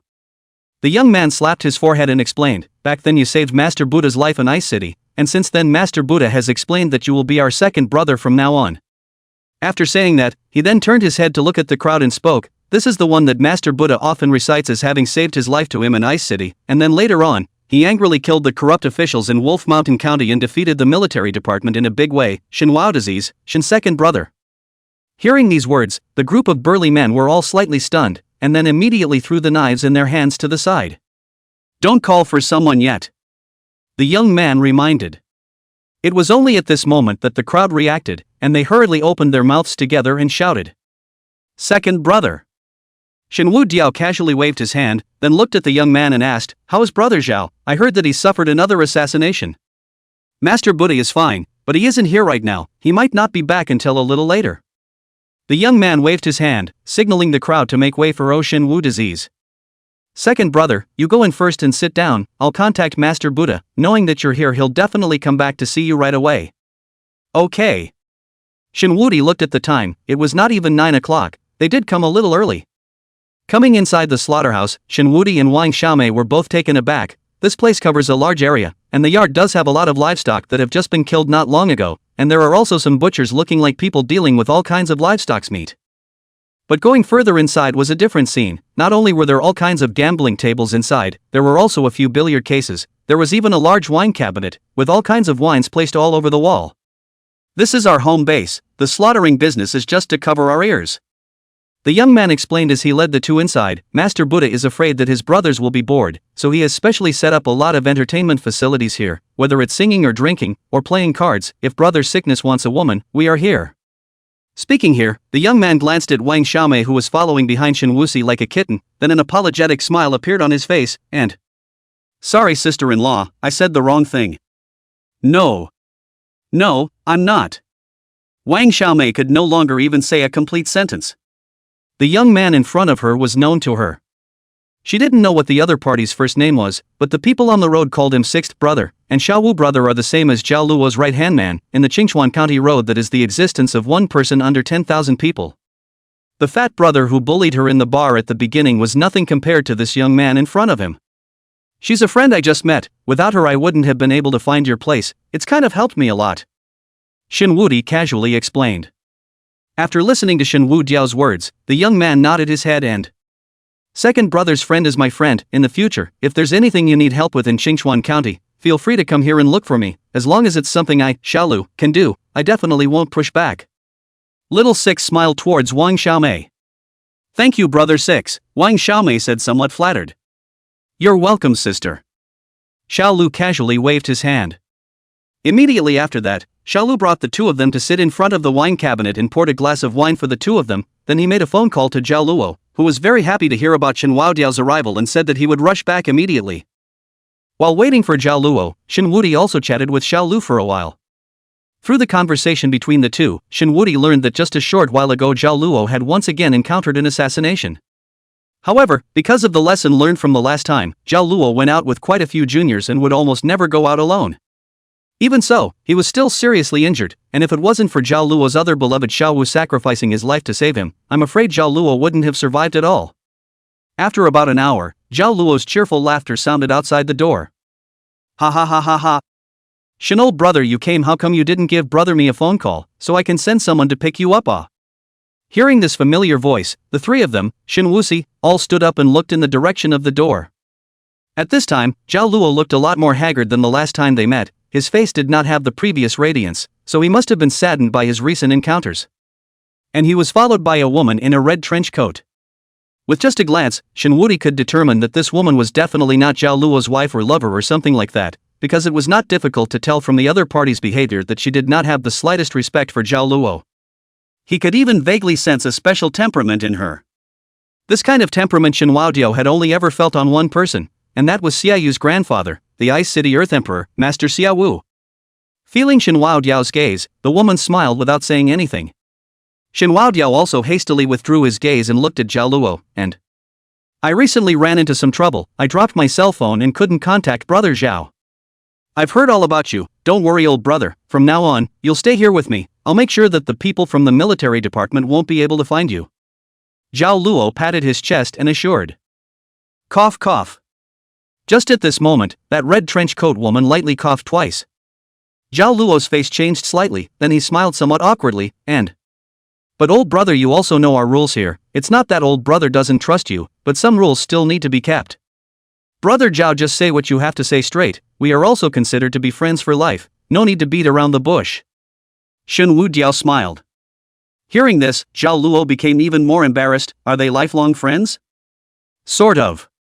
But more accurately, it was Shin Wudiao who had saved his life. And what he was going to say next would most likely cause Shin Wudiao's displeasure. Chapter 123, Aren't you good at pretending? You keep pretending. After hesitating for a few seconds, Zhao Luo still said stiffly, Elder brother Shin, it's fine for you to join us, but you have to accept mind reading. Hearing the words mind reading, Shin Wuxi's brows instantly tightened. After 2 seconds of silence, Shin Wuxi laughed somewhat self-deprecatingly, and rather, it's me who's being abrupt. I, Shin Wudiao, am now the most wanted criminal in the entire 3 provinces of the Cold State. Coming here will indeed bring a lot of trouble to brother Zhao, I understand. It's not. Hearing Shin Wudi's words, Zhao Luo's face showed anxiety, and he quickly opened his mouth to explain, Elder brother Shin, you know big brother me, I'm definitely not the kind of person who is ungrateful, it's just that big brother Zhao can't help it. Shin Wudi's took over Zhao Luo's words and said with meaning, because here, big brother Zhao doesn't count, right? At these words, Zhao Luo's body trembled and looked at Shin Wudiao with an unbelievable face. On the other hand, the red trenchcoat woman who had been standing behind him with a look of watching the fun was sizing up Shin Wuxi with interest. What does elder brother Shin mean by that? Zhao Luo's bottom air was obviously a bit lacking. Shin Wudiao did not reply, but only looked at the red trenchcoat woman behind him and spoke with a smile. Or not, still wanna pretend? Hearing these words, the woman directly stopped pretending, pulled a chair from the side and sat opposite Shin Wudiao, a pair of snow-white long legs folded together. I'm curious how you found out. Temperament. Shin Wudiao said succinctly. Oh? The woman laughed and pursued rather curiously, tell me in detail. You should know my identity, I'm Xie Xiaolong's righteous son, and have come into contact with many people in the Jianghu, but the aura you have on you, I've only ever felt it on Master Xie Fifth. Shin Wudiao deliberately avoided the other party's gaze and continued, a person who can possess such an aura is definitely not simple, much less harboring in a small place like Qingchuan County. Fallacious praise. The woman once again displayed a smile, her blood-red lips outlining a perfect arc. Master Xia Wu is a Jianghu senior, how could I dare to compare myself to him? Not important. Shin Wudiao got up and said, since this place isn't up to brother Zhao, I won't linger. With that, he turned his head to Wang Xiaomei, let's go. Wait. Before Zhao Luo could open his mouth to stay, the woman in red grabbed her mouth and called out to Shin Wudiao. At the same time, 2 women appeared at the doorway and blocked in front of Shin Wudi. Sister Q, elder brother Shin is my savior, what are you doing? Zhao Luo's face was obviously a little unsightly. Don't worry, I won't make things difficult for him. The woman in red slowly got up, came behind Shin Wuxi, and spoke, actually, I've investigated you, you should be very highly regarded in the military department, I'm curious why you've turned against the military department. No comment. Shin Wuxi's tone was a bit cold. Since you won't tell me, I can only take you back and have your heart read. Read my heart? Shin Wudiao let out a cold laugh, then turned to look at the other party, the corner of his mouth hooked into a dangerous arc, and Did I give you face? With these words, the room was instantly filled with the smell of gunpowder. Zhao Luo and Xiao Lu glanced at each other. Both saw a look of difficulty in each other's eyes. Shen Wuxi was their savior. They naturally didn't want to clash with the other party, while the woman in front of them was likewise an existence they couldn't afford to offend. You're talking to me? The woman in red pointed to her nose with a look of disbelief. What exactly are you pretending? Shenwu Diao took a step forward. At this time, his and the other party's faces were almost pressed together, and said word by word, "Who gave you the guts to dare to read my heart? Seek death." Just then the two women at the doorway instantly moved, directly taking out a dagger and stabbing towards the back of Shenwudi's heart. Be careful! Wang Xiaomei exclaimed in shock. And at the moment the other party struck, Shenwu Diao also moved. His figure was as fast as lightning. The crowd didn't even see how he struck. They only saw that the two women instantly flew out more than 10 meters away, and heavily smashed on the table and case in the courtyard that dealt with pork. Seeing this scene, the woman in red frowned slightly, then her figure suddenly disappeared in place. Flash? Shen Wuxi frowned, but quickly dismissed this guess in his heart. This was because Flash was only capable of realizing short-range displacements, but it couldn't do anything to make oneself completely disappear. And right at this moment, he only felt a piercing chill coming from behind him, and by instinct Shen Wuxi slightly sidestepped, but a fiery pain still came from his shoulder. As soon as he turned his head, he saw that the woman in red was holding a short knife in her hand, and there was blood dripping from the tip of the knife. Shen Wusui's shoulder was bleeding. His shoulder had been hardened and a piece of flesh had been cut off. If he hadn't reacted fast enough, this knife would have directly cut off one of his arms. It's not Flash, is it stealth? Shen Wu Disease muttered. So what if I guessed it? The woman in red laughed, then continued, now obediently go back with me to receive a mind reading, and I can keep you alive. Heh, Shen Wuxi laughed and shook his head, then looked at Wang Xiaomei as well as Zhao Luo and the others not far away. All of you go out. The crowd was a bit puzzled, but they still chose to listen to Shen Wu Diao's words and exited the room. What? The woman in red was also a bit puzzled. Such a large room is not enough for you to exert yourself? You're overthinking it. Shen Wuxi shook his head, then spoke, it's just that I don't want them to be buried with you. Rampant. The woman in red let out a cold laugh before disappearing in place once again. Seeing this scene, the corner of Shen Wuxi's mouth hooked into a crazy smile and die for me. After saying that, black mist raged around him. In a matter of seconds, the entire room was enveloped by a thick black fog, followed by a mournful woman's scream. Hearing this sound, Shen Wusui reabsorbed the black mist back into his body, then he saw the woman in red curled up on the floor, scratching her face with her hands while wailing in agony. Ah! Ah! Save me! Shen Wu Disease slowly stepped forward, grabbed the other party's neck, and directly lifted her entire body up against the wall. Aren't you very capable of pretending? You keep pretending. Shen Wu Disease's somewhat sickly face was filled with the color of madness as he spoke rather excitedly. I won't kill you, I'll watch with my own eyes as your skin festered inch by inch and finally turned into a puddle of mud. Seeing this scene, Zhao Luo could no longer hold back and gritted his teeth or rushed into the room. Elder brother Shen, can you let her go? If she dies, my brothers and I won't survive. Hearing his words, the color of madness on Shen Wusui's face gradually faded away, replaced by calmness and indifference. Immediately afterward, he drew back the black mist in the other party's body. In the next second, the red-clothed woman's originally festering and disfigured face miraculously recovered as before, a scene that shocked everyone. The woman in red first reached out and touched her face, feeling the smooth touch coming from between her fingers. A color of surprise flashed in her eyes. Just now she thought she was dead. Even if she didn't die, there was no way she could live with a festering face. And now everything was fine. It was almost as if she had just been in hell listening to the devil's hell, and in the twinkling of an eye she had come to paradise on earth, with birdsong and flowers. Immediately after that, she seemed to have thought of something, and then looked at Shen Wuxi with a guarded face, and you crazy person, I just wanted to try your stance, and you're actually trying to kill me. Chapter 124 Wang Xiaomei's Experience. Still want to continue cutting a bit? Shen Wu Disease's eyes narrowed slightly. No. The woman in red hurriedly waved her hand. Then I'll leave first if there's nothing else. With that, Shen Wuxi left the slaughterhouse with Wang Xiaomei.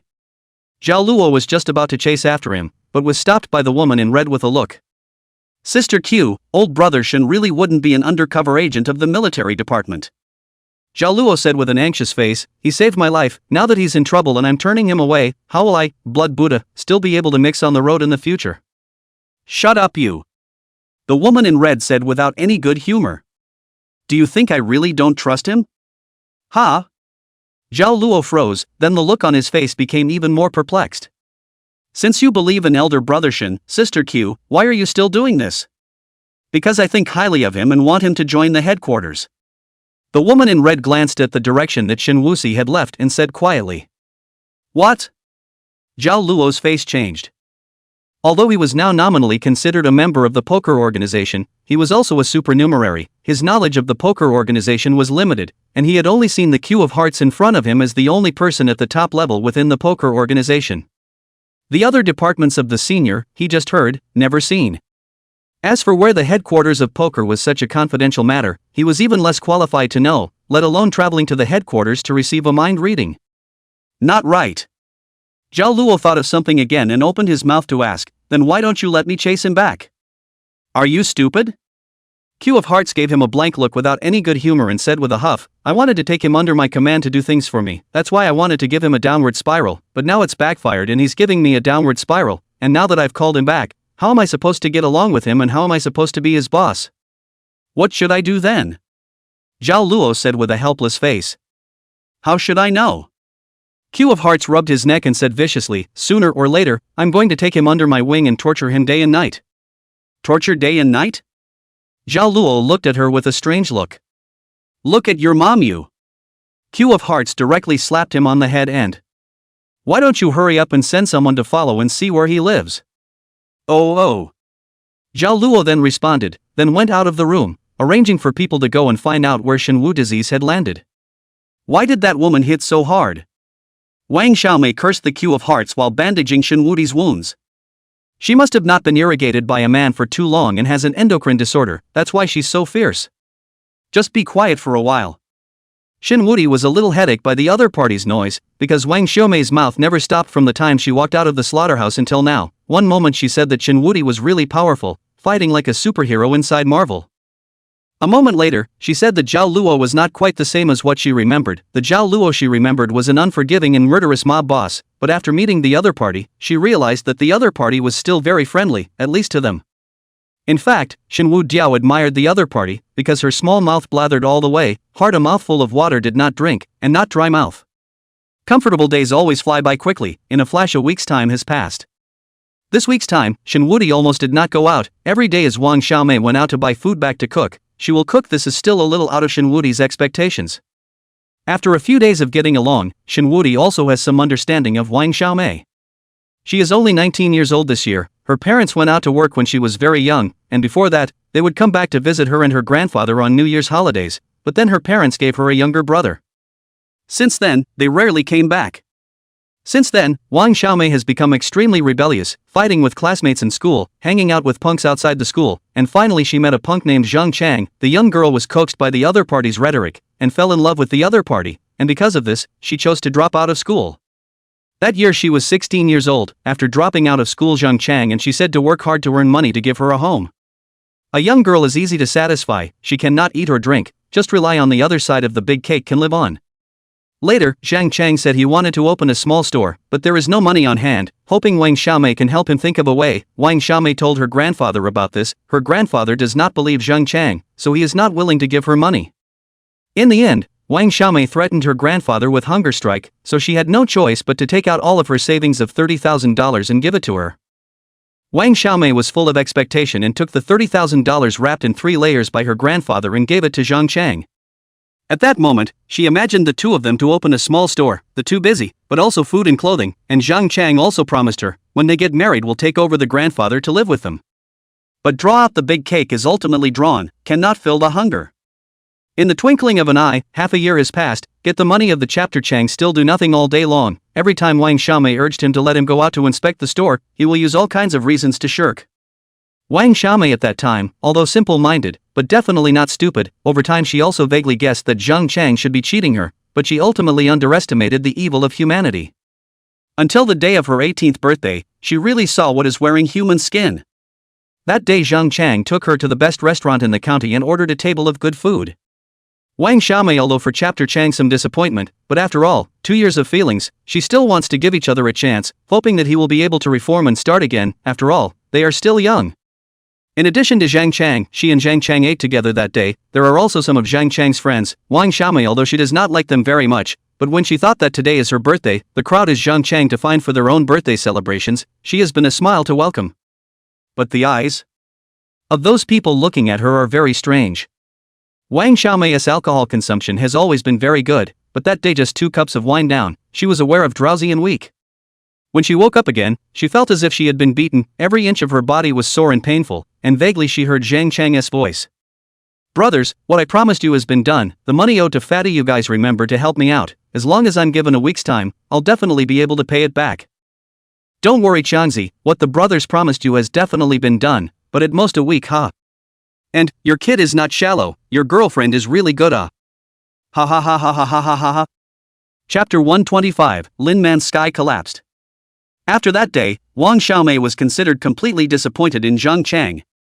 She cried and went home to find her grandfather, hugged each other and cried bitterly for a long time. She didn't say anything, and her grandfather didn't ask. Just softly comforted her with, don't cry, you still have grandpa, no matter what wrongdoing, no matter when to go home, grandpa is there. After that day, Wang Xiaomei completely reformed, never saw Zhang Chang once. However, the twine specializing in picking a fine place to break, bad luck special looking for bitter people. In that soon, her grandfather checked out liver cancer, although not late, but the cost of treatment for them is still an astronomical figure. Grandfather's disease has also become the last straw that crushed Wang Xiaomei. Qingchuan County, this place, to Wang Xiaomei High School or not graduated education, can only find a waiter industry. The salary is generally in the $3,000 or so, but this is not enough to grandpa's treatment costs. So she chose to hang out in the bar every day. If you are lucky, a day is a few hundred income. As for dignity and face skin, that is worth a few dollars. However, after so many days of getting along with Shenwu disease, she felt that the man in front of her seemed to be a little different. Because the other party helped herself to pay back the money, she had hinted many times that she could use her body to pay back the money, but the other party strictly refused every time, and always talked to herself about some inexplicable axioms. Recently, because of your injury, I bought a lot of meat, our expenses are a bit big. Wang Xiaomei looked at the bookkeeping book in front of her and frowned slightly. We'll have to save some money in the next few days. You don't need to keep a book, just go get it when you run out of money. Shenwu Diao took out the card with no limit from his pocket and placed it on the table and pushed it in front of the other party. That won't work, one size fits all. Even if you have money you can't spend it recklessly, you'll have to buy a house and get a wife later. There's a lot of places to spend money. Wang Xiaomei pushed the card back again and persuaded bitterly, you don't know, it costs a lot of money to marry a daughter-in-law nowadays.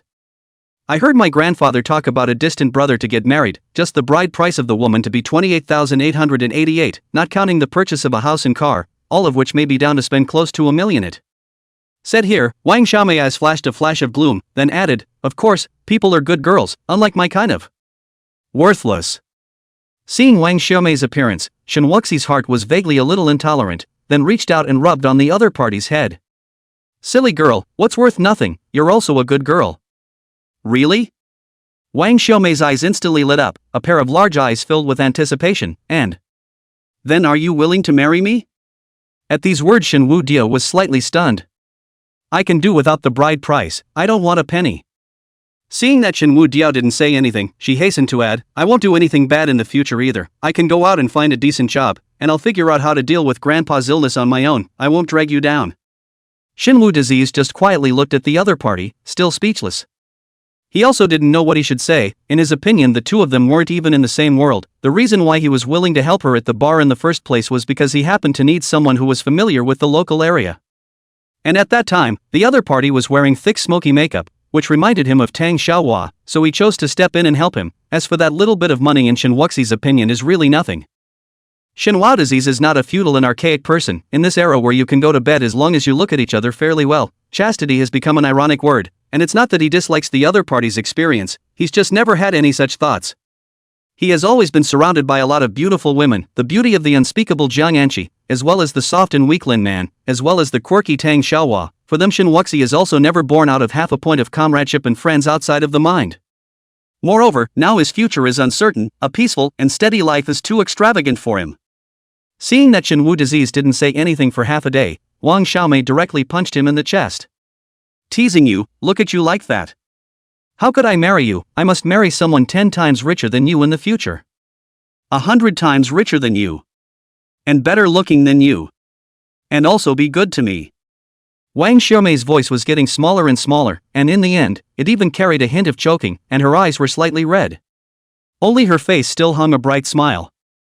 Meanwhile, Wolf Mountain County. Jiang Yanqi, Lin Man, and Tang Xiaohua arrived at a restaurant. No, you guys said that this is a mess. We've been here for almost 10 days, and even if Shenwu disease hasn't been found, now Shening can't be contacted either. Tang Xiaohua sat on a chair with her but said with a puff of air, men are really not letting people worry. Alright, don't complain, the lack of news means that Shenwu Dao is still safe now, it's considered good news. Lin Man opened her mouth to comfort. What are we going to eat? Jiang Yanqi, on the other hand, didn't hear the two of them at all as if they were talking, her eyes kept staring at the menu on the table. Tang Xiaohua looked helpless, then beckoned. Waiter, order the food. Coming. A figure dressed as a waiter walked over. A few people have some sh. He only got halfway through his sentence when several people froze. Shen Ying? Tang Xiaohua looked surprised. Why are you here? And a waiter? Seeing Tang Xiaohua's trio, Shen Ying was on the verge of crying as he said with some embarrassment, it's a long story. Then it's better to talk about it after ordering the food. Jiang Yanqi interjected. After ordering the food, Shen Ying unclipped the apron on his body and then sat next to Jiang Yanqi. Tell me, what's going on? Lin Man asked. I originally didn't intend to go back, but I wasn't worried about you guys, so I went back with you, and after safely arriving in Ice City, I greeted Jiang Yanqi and then returned directly to Wolf Mountain County. Shen Ying explained. Why is the cell phone not working? Lin Man asked. The cell phone fell, and Shenwu disease said he would reimburse it, but something happened to him right after that. Then you wouldn't buy one yourself? Tang Xiaohua was speechless. Went out in a hurry and forgot to bring money. Then you wouldn't call us? Don't have a cell phone. Then won't you buy one? No money. Okay. Lin Man rubbed his brow, interrupting the two's deadly cycle, then asked, so you ran here to work as a waitress to earn money to buy a cell phone? This is not true. Shen Ying explained, the cell phone isn't important, find Shenwu disease and he'll buy it for me, and even if I had a cell phone I wouldn't remember your numbers. Then what are you after? Lin Man asked again. I came here for a total of 2 reasons. Shen Ying glanced around, then whispered, the first point is that about 30 meters to the left out of the door here is the law enforcement team, and I've observed that there will be a lot of members of the law enforcement team eating here every day. So you're here to poke around? That's right. Hearing his words, Lin Man felt that Shen Ying was still a bit more reliable than Jiang Yanqi, at least he didn't just know how to eat, he was just too stereotypical and didn't know how to be flexible, but the good thing was that he was very experienced, and his detection and counter-detection skills were top-notch. Thinking of this, she helplessly glanced at Jiang Yanqi who was bored with dry rice. What about the second point? Tang Xiaohua asked. The second point. Shen Ying said with some embarrassment, the second point is because food is included here. Lin Man felt like the sky had collapsed. Chapter 126 Fried Tomato. At this moment, Lin Man was extraordinarily nostalgic for Shenwu Diao, because as long as he was around, she only needed to do what he wanted, and didn't need to think about anything at all. But right now, she seemed to have become the brain of this oddball team. And at this moment, Shen Ying spoke, I still have some gains from these few days. He took out a small notepad from his pocket and flipped it open, then said in a low voice, a few days ago, there was a murder in Wolf Mountain County, and the dead were 5 members of the law enforcement team, and it was said that their corpses were all rotting, as if they were infected with some kind of virus. Sure it's a virus and not some kind of disease? Lin Man keenly grasped the 2 keywords virus. I also heard the members of the law enforcement team gossiping about it when they were eating here, but I think it was Shenwu disease who did it. Shen Ying said with conviction. Lin Man nodded in agreement. After all, in a small place like Wolf Mountain County, not even one murder would necessarily happen in a few years, let alone killing members of the law enforcement team, and 5 at once. Also, the people from the Cold State Guards are now in Wolf Mountain County, led by a man and a woman, their strength is unclear for now. Shen Ying continued, but it's not the man we met before. Is there any more useful news? Lin Man continued to pursue, the news at hand today was still too little. Well, I've also heard that someone has discovered the appearance of a suspicious person suspected of being Shen Wusui in Qingchuan County next door, and recently, the Cold State Guards are mobilizing their manpower and preparing to head to Qingchuan County. Once again, he scanned the surroundings, then continued, if you guys don't come, I'm also preparing to move to Qingchuan County recently. Qingchuan County, Lin Man pondered for a few seconds, then said, I suggest that we move to Qingchuan County today. If Shen Wuxi is really in Qingchuan County, we must find him first, otherwise I'm afraid that something will happen if he doesn't have any defenses. Do you guys have any other suggestions? Lin Man asked as he looked at the three of them. And at this time, Jiang Anqi, who hadn't spoken, suddenly raised her beautiful eyes. Anqi, what do you have to say? Lin Man asked. I want to say. Let's have another bowl of rice, I'm a bit underfed. At the same time, inside the Wolf Mountain County law enforcement team, a man and a woman, two members of the Cold State Guards wearing black trench coats, were sitting in a makeshift office listening to the report of a man with glasses below them. After comparing our portraits, the suspicious person found within Qingchuan County is most likely the fugitive we're searching for, Shen Wuxi. Has the exact location been determined? The black trench coat man asked. The neighborhood and unit door where it's located have been determined, but the other party had once received professional training in the military department, so the local law enforcement team doesn't dare to follow up further. It would be troublesome if it's exposed. The man with glasses explained. Very well. The trenchcoat man nodded, then looked at the woman beside him and asked, Rome, when will our people arrive? The trenchcoat man's name was Zhao Jin, while the woman had a name that was familiar to everyone, Huang Rong. Both of them were from the Cold State Guards, and both of them were D-level awakened. We'll be able to reach Qingchuan County tonight. Huang Rong spoke. Through the corpses of those 5 members of the law enforcement team, the higher-ups of the Cold State Guards had analyzed that Shen Wuxi's strength had most likely risen once again, and as for Shen Wuxi's awakened ability, although Elder Lin and Zhou Dao had deliberately concealed it, the Cold State Guards had still guessed that his ability was most likely related to the virus. Therefore, after learning of Shen Wuxi's whereabouts, they did not act rashly, but gathered all the Hanzhou guards who were searching in the neighborhood, and they wanted to strike a blow. Shen Wu Diao, let's eat. Wang Xiaomei placed the meal on the dining table, then shouted towards Shen Wudi. Hearing the other party's voice, Shen Wudi slowly opened his eyes and retreated from the state of practicing Dao skills. When he walked out of the bedroom and saw the dishes placed on the table, he was somewhat speechless. Little sister Wang, tell me what kind of dish is this? Tomatoes. Aren't tomatoes always scrambled eggs? Shen Wu Dio pointed at the tomatoes on the plate and asked, what are you frying tomatoes with? Tomatoes fried with tomatoes. Wang Xiaomei said somewhat sheepishly. Shen Wu Diao. Aya, didn't I say it, a few days ago you were injured, I spent more than $300 on groceries nah. Wang Xiaomei went forward and pulled Shen Wudi to sit down, then said in a petulant manner, you just bear with it, my fried tomatoes are also very delicious de. Shen Wudi bitterly smiled and shook his head, then sat down. It had to be said that the other party's fried tomatoes still tasted good. I love tomatoes the most. Wang Xiaomei picked up a piece of tomato and put it in her mouth, then exaggeratedly revealed an expression of enjoyment. When I was little, all the other little kids ate burgers and fries, and I wanted to eat them too. But Grandpa didn't have any money. She smiled, then looked at Shen Wudi and asked, guess what Grandpa did? Shen Wudi shook his head and didn't say anything. Grandpa bought a few potatoes, then cut them into strips, then fried them at home for me to eat. The corner of Wang Xiaomei's mouth also curled up into a sweet smile as she talked about the interesting events of her childhood. I then told Grandpa that people's fries come with ketchup. After Grandpa heard that, he brought me a tomato, then I took a bite of the potato fries and then a bite of the tomato. Hey, don't just listen to me, eat, said Wang Xiaomei, who gave Shen Wudi a piece of tomato into his bowl.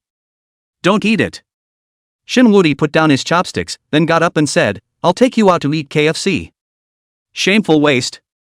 Wang Xiaomei rolled her eyes widely, then said with a smile, but if you have to treat me tomorrow. Good. Shen Wuxi reached out and rubbed the other party's head. And right at this moment, Shen Wudi's ears slightly twitched, then his face suddenly changed. What's wrong? Seeing the change in Shen Wudi's expression, Wang Xiaomei couldn't help but open her mouth and ask. Stop eating, go back to the bedroom. Shen Wu Diao's face was serious as he looked towards the doorway. Seeing his serious expression, Wang Xiaomei didn't say anything more, just nodded her head seriously and then returned to her bedroom.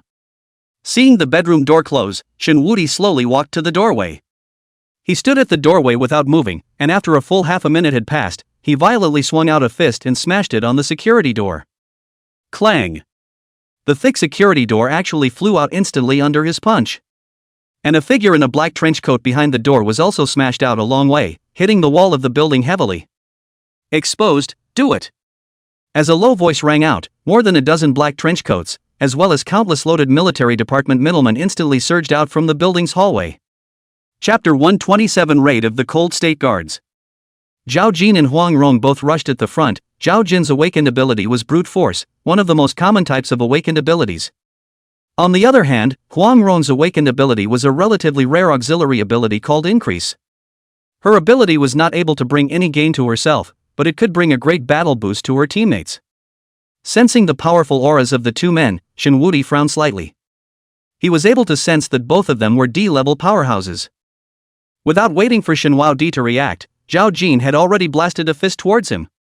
Shen Wuti crossed his arm to resist, and in an instant, Shen Wuti only felt that his arm had completely lost consciousness, and his entire person flew backwards uncontrollably, smashing heavily on the dining table behind him. Shaking off his arm, which was already somewhat numb, Shen Wuti looked at the other party with a somewhat serious expression. Grade D brute force? Although Shen Wudi's physical quality was average, it was impossible for someone in the same realm to directly send him flying with a punch, unless the other party was brute force. Shen Wudi's, there are a total of 12 D rank awakened people from the Cold State Guards today. You can't run away, go back with us.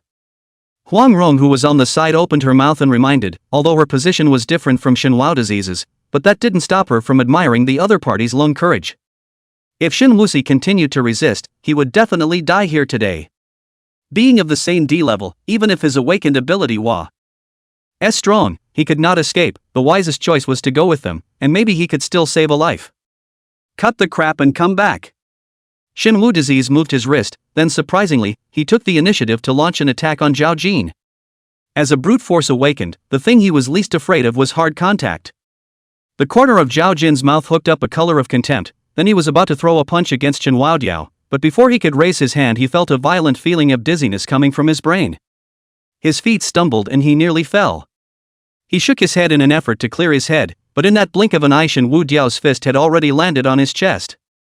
Boom! Shen Wudiao's punch was also full of force. Zhao Jin took several steps back, and in the end, it was Huang Rong who reached out to help him. What's wrong with you? Huang Rong frowned. I don't know, suddenly a little dizzy. Zhao Jin reached out and patted his temples, his brows furrowed into a Chuan character. I'll stop watching the show. Do you really think he's easy to deal with? Huang Rong shouted towards the door. Your Peach Blossom Island combination still can't handle a Class D awakened? As Huang Rong's voice fell, several figures instantly appeared at the doorway. They were dressed exactly like Zhao Jin and the two of them, all wearing black trench coats and hoods. Don't talk nonsense, go together and fight quickly. Seeing that Zhao Jin was injured, Huang Rong's face was a little unsightly, and she rebuked without a good mood. Okay. The man helplessly shrugged his shoulders, then violently rushed up towards Shen Wudi's. Wang Xiaomei's house wasn't really spacious, and the living room was even smaller, so it couldn't accommodate a crowd of people fighting, so the only ones who rushed into the room were the two black trenchcoats, plus Zhao Jin and Huang Rong. But even so, the same ding level, 1 against 4 is a huge challenge for Shen Wusui. And even if he was able to defeat the 4, there were still more Hanzhou guards waiting for him outside. No matter how you look at it, this was almost a game of certain death, unless... Shen Wudiao shook his head vigorously, dismissing that horrible thought in his mind. Then he opened one hand and slightly bent his 5 fingers. Immediately afterward, 4 thin and imperceptible void breaths instantly surged into the 4 Hanzhou guards. In the next second, all 4 of their bodies trembled slightly. Glancing at each other, they all saw a flash of surprise in each other's eyes, as well as a pale color on their respective faces. If they didn't possess the strong physique of a D rank, I'm afraid that they would have lost their ability to fight by now, but even so, at this moment, they were unable to utilize their full strength.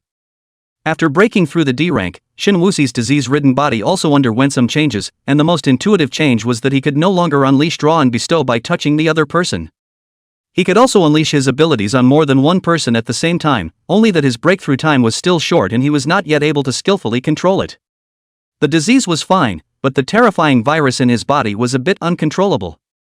If he is allowed to give the virus to a person or a few people, he can still do it accurately, but once the number of people is too much, he may lose control, and the price of losing control is likely to turn the entire neighborhood into a human inferno. And at this time Wang Xiaomei is still in the bedroom. Shinwoo Disease pondered for a few seconds, and finally chose to harden himself against the few Hanzhou guards in front of him. As long as he was able to kill his way out of here to a wide place, even if the other side came with more people, he would not be afraid. As for Zhao Jin, the four of them were also forcibly suppressing the discomfort in their bodies and attacked Shinwoo Diao once again. Only Huang Rong was still standing in the corner without any action.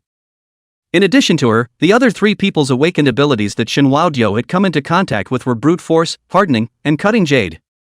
These three abilities are all extremely powerful abilities in combat. Shinwoo's face was incomparably grave. I'm afraid that he will have to play all his cards in this battle.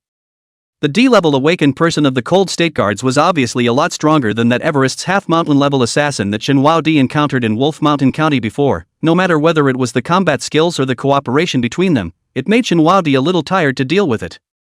Especially that Huang Rong, who had never made a move, her ability could increase her teammates' awakened abilities against them. For example, Zhao Jin's brute force, after receiving Huang Rong's increase, the strength increased by about 20% at least, while the hardening increase was the defense, and as for that cutting jade increase was the sharpness. About a few minutes of time, Shinwoo's body has been covered with wounds, and the other three people are not good. In the course of the fight, Shinwoo has implanted the virus into their bodies. The body of the three people also appeared to have a large area of ulceration. If they were other people now would have already rotted all over their bodies and died, just like those 5 members of the law enforcement team at the beginning. Even the woman in red, Cardinal Q, was completely incapacitated and in pain after the virus entered her body. But the physical quality and endurance of the three people in front of them surprised Shinwoo. Every inch of their exposed skin was festering at a speed visible to the naked eye, but it was against such pain that they were still attacking non-stop towards Shinwoo Di. All of them were in a posture of immortality. Wang Xiaomei, who had been hiding in the bedroom, observed everything happening outside through the doorway, her eyes filled with anxiety. She wanted to help Shinwoo Disease, but she didn't know what she could do. Just at this moment, a violent feeling of dizziness suddenly came to her mind, and she hurriedly closed her eyes and shook her head vigorously. When she opened her eyes again, her eyes were clear, as if the entire world had become more real, and she was able to see very subtle things. For example, the wound at Shinwoo Disease's arm, she could see the dots of blood in the other party's fresh flesh and blood, and could even see the sweaty hairs on his arm standing up slightly. And there was also a figure within the corner of the room that didn't know when. Chapter 128. Everyone in this world deserves to die. That figure was also wearing a black trench coat with a hood on his head, and the other four were generally dressed the same. He was clutching a sharp dagger in his hand, and his pair of eyes were staring at Shinwoo Diao dead in the face, as if a wild beast had locked onto its prey. However, for some reason, Shinwoo Diao had been entangled in a fight with a few other people, but it was as if he had not realized the existence of the other party. At this time, Shinwoo Disease once again and Zhao Jin had a punch. Under the dual effect of the disease and the virus, Zhao Jin's strength plummeted, and under a punch, he and Shinwoo Disease each took 3 steps back. And at this time that hidden figure finally moved, but his speed was very slow and his footsteps were very light, as if he was afraid that Shinwoo Disease would discover him. Could it be that Shinwoo Diao couldn't see him? A color of doubt flashed in Wang Xiaomei's eyes. Seeing that the other party was getting closer and closer to Shinwuxia, she could no longer care about her fear and pushed open the bedroom door, running forward while yelling towards Shinwuxia, "Shinwuxia, be careful." Seeing this scene, several members of the Cold State Guards frowned slightly. Back when Zhao Jin and Shinwoo Di first exchanged blows, there was a hidden sneaking in. At that time, Shinwoo Diao's attention was focused on Zhao Jin and Huang Rong, and he did not notice some subtle footsteps. Concealment and flash were known as born assassins, because they could both kill invisibly, and were also the most likely awakened abilities to kill people over the level, provided that they hid themselves well and looked for the most suitable opportunity to hit them with a single blow. And if they miss, the one who dies will most likely be themselves. This was a high-risk, high-reward awakening ability. This little girl is in sight. Huang Rong cried out in shock and opened her mouth to warn. After the research of the Awakened One Research Institute, there were over 100 known awakened abilities that had strengths and weaknesses, but they all had a restraining relationship with each other. For example, Jiang Anqi's example without false hair was itself a very rare and incomparably powerful ability. Although she hadn't yet broken through to level E, and could only activate her ability 3 times a day, when combined with a powerful sniper rifle, she could take out level E and even level D awakened ones, which was not to say that it wasn't powerful. But as powerful as the example of no false hair, also has its nemesis, that is the Flash. Flash is not a particularly rare ability, but as long as the Flash awakened person has a keen sense of danger, it can perfectly restrain the example without false hair. Concealment also had its own nemesis, and that was insight.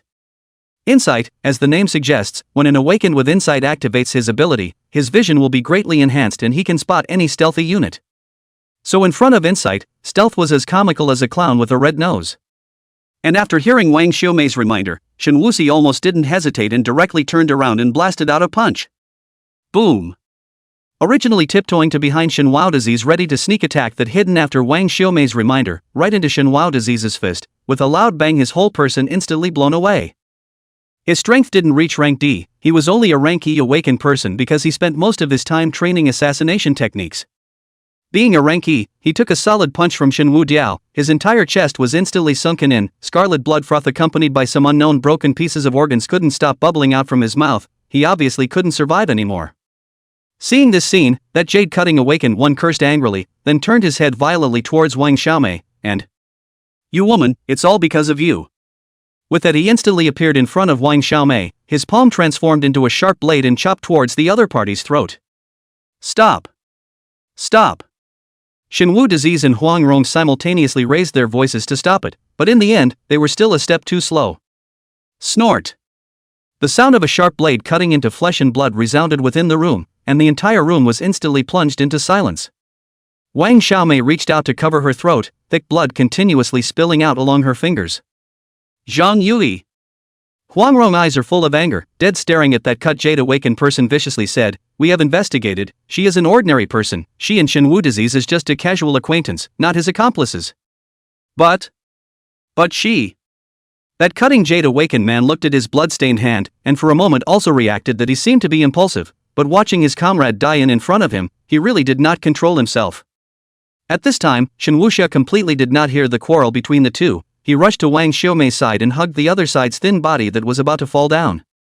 Wang Xiaomei still covered her throat, she tried hard to say something, but she realized that all those dramas on TV that explained their last words before dying were all lies, because she simply couldn't say a word.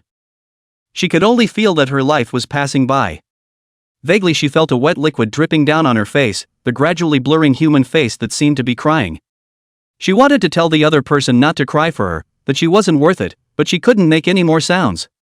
As her arm hung down feebly, Shen Wuxi felt a sharp pain coming from her heart, a feeling that could not be described in words, but even the pain brought about by the breakthroughs to level E and level D in the first place seemed worthless compared to it.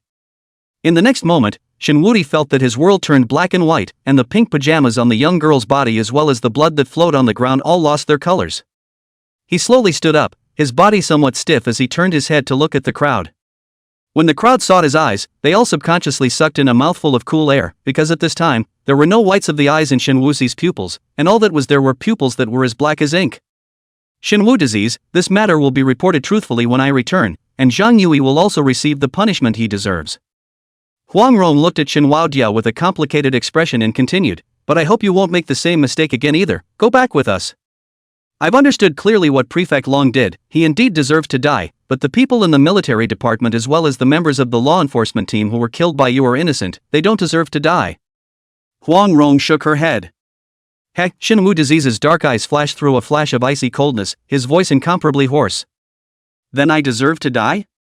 Do the hundreds of people in Wolf Cave Mountain who were used as mice to test the poison deserve to die?" Speaking here, he twisted his head and glanced at the corpse of the young girl who had fallen in a pool of blood with a look of terror still in her eyes, his tone carrying a monstrous rage. "Did Wang Xiaomei deserve to die?" Huang Rong still wanted to say something, but was stopped by Shen Wudiao reaching out his hand. He slowly raised his hand, then the corner of his mouth hooked up in a scowl, and, "Don't say anything, I just want to kill now, kill everyone. Everyone in this world deserves to die." Chapter 129 Kill Kill Kill Kill Kill Kill Kill. As Shen Wuxi's icy voice fell, Huang Rong and the others realized that a thick black mist was spreading out from around him. They hastily covered their mouths and noses, but this was not smoke, it was a virus. Pervasive, even if all 7 orifices were closed, they could still enter one's body through the tiny sweat pores. At this moment, Shen Wuxi had already been deprived of his sanity by the strong killing intent. He just released all the viruses within the black hole, there was no need to control them. "What the hell is this?" Zhang Yui, who had killed Wang Xiaomei, watched as his skin festered inch by inch until white bones were exposed. His voice began to tremble as he looked towards the figure that was completely wrapped in black mist, his eyes filled with fear. "Devil! He's a devil! Zhao Jin hurriedly reached out and grabbed Huang Rong's hand when he saw this, wanting to take the other party and run towards the door, but as soon as he reached the door, he saw countless people from the military department in the building all falling to the ground, using their fingers that revealed the white bones of the bones to scratch the already festering and disfigured face.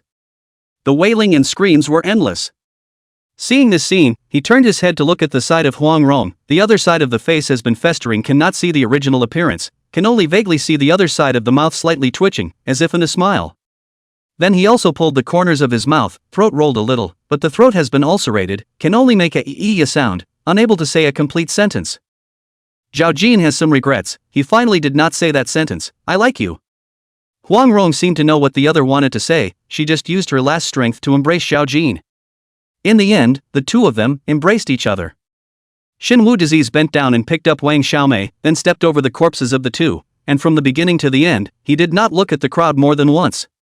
Wang Xiaomei's family lived on the third floor, Xinwu walked from the third floor to the first floor, the corpses of the people in the military department were piled up in the hallway, and he stepped over those corpses step by step and walked out of the door of the unit. He turned his head to look, only to see that the whole building has been covered by black fog at this time, and it looks eerie. Immediately after that, he left the place without looking back, and as he left, the dense black mist returned to his body once again like a whale. In fact, Zhao Jin and the others had already evacuated the entire building before they came, so the only people who died here were the people from the military ministry and the Hanzhou guards, but Shen Wusui didn't know about this. Of course, even if he knew, he didn't care. Nowadays, in his opinion, who in this world can't be killed? Who shouldn't be killed? What did you say? Zhao Luo answered a phone call, then violently jumped up from his chair. Are you sick? How old can you be steady and focused? Q of Hearts elegantly shook the red wine in her goblet while scolding in a displeased tone, saying, if you had the general composure of an old lady, you wouldn't be limited to reigning supreme in a small place like Qingchuan. Sister Q, something big has happened. Zhao Luo's face was bloodless and his breathing was a little short. Speak. Q of Hearts was still expressionless as she looked at the stunning face she couldn't get enough of reflected in the wine glass. Just now, the person in charge of keeping an eye on Shen Wulong came with the news that the vicinity of the building where Wang Xiaomei's house is located was blocked off by someone, and immediately after that, the sound of violent fighting came from inside. Shen Wuxi has been discovered by the people from the military department? The movement of Q of Hearts' hand gave a slight lurch. Yes. Zhao Luo nodded. Then did he escape? Q of Hearts asked again. Escaped. Sort of escaped. Zhao Luo didn't know how to describe it for a while, so he could only repeat the junior's words back to him. They first heard the sounds of fighting, then the sounds of screams and wailing that rose and fell. Immediately after that, they saw Shen Wusui walking out of the building with a female corpse in his arms. And then? Cardinal Q frowned. Since the military department had discovered Shen Wuxi's trail, they would surely send heavy troops to surround and annihilate. They might even send out the cold state guards. For Shen Wuxi to be able to walk out unharmed, it seemed that he had underestimated the other party's strength. And it was a serious underestimation. Then our people went in to check it out, and it turned out that they found. Zhao Luo's voice was a little shaky, and his tone was also stuttering. Discovered what? Quickly say. Q of Hearts hurriedly urged. Hundreds of corpses of people in the military department were found, including 12 black trenchcoats. Zhao Luo gritted his teeth and said. But.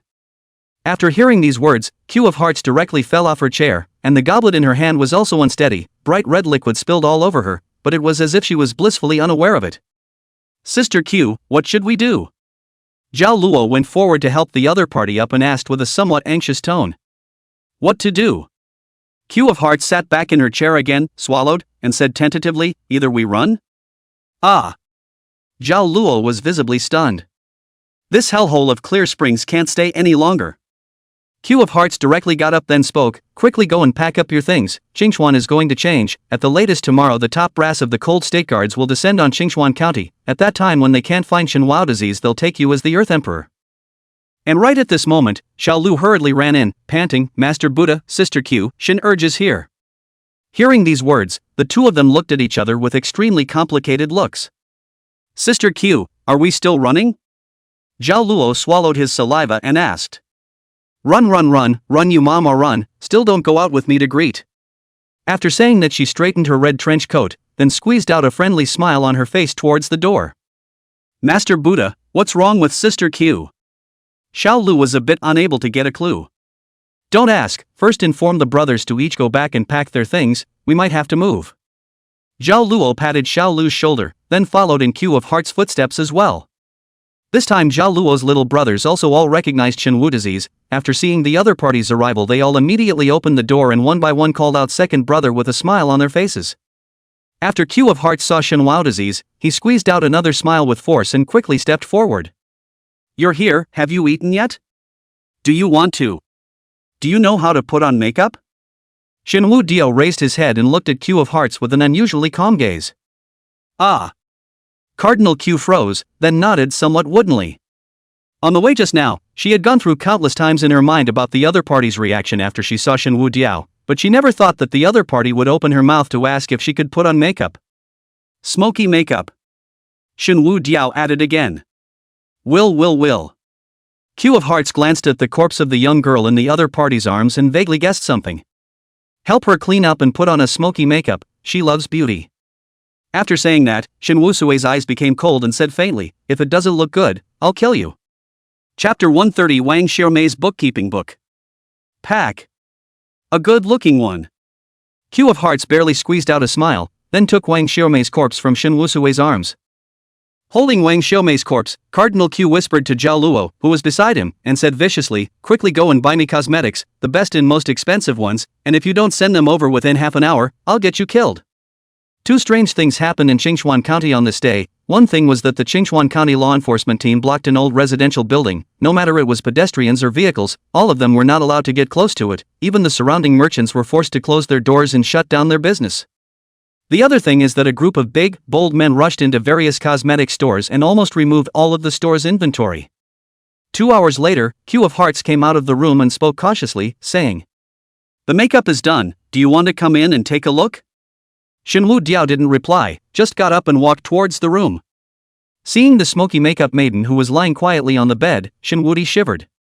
The young girl in front of her was still the same as when she first saw her, only her face was a little less playful, only her large eyes would never open again. If you are still satisfied, then I will go out first?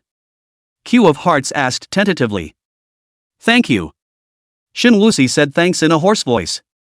You're welcome, I kinda like wearing makeup. Cardinal Q was now not daring to provoke the other party at all. The sickly-looking young man in front of her was simply a living king of hell. She was really afraid that the other party would kill her red eyes and take care of herself in the process. Said she was about to exit the room, and at this time Shenwu called out to her once again. Wait. Hearing Shenwu Diao's voice, her footsteps lurched, and she turned her head with some stiffness. Is there anything else? Please help me buy a KFC with fries. Shenwu Diao's voice was not loud, then as if she thought of something, she added, remember to ask for ketchup. Ah. Q of Hearts froze, but quickly reacted, then nodded his head in a hurry. Got it, wait a moment. After saying that she left the room without looking back. Hearing the sound of the door closing coming from behind him, Shenwu slowly raised his feet and walked to the bedside to sit down, reached out to help the other party straighten her already neat hair, and began to mumble. Little sister, get up and cook, I'm hungry. Let's also have fried tomatoes with tomatoes, okay? I didn't even eat enough today. By the way, I had someone go and buy you fries, and I specifically instructed them to make sure to bring ketchup, so I'll definitely let you eat enough.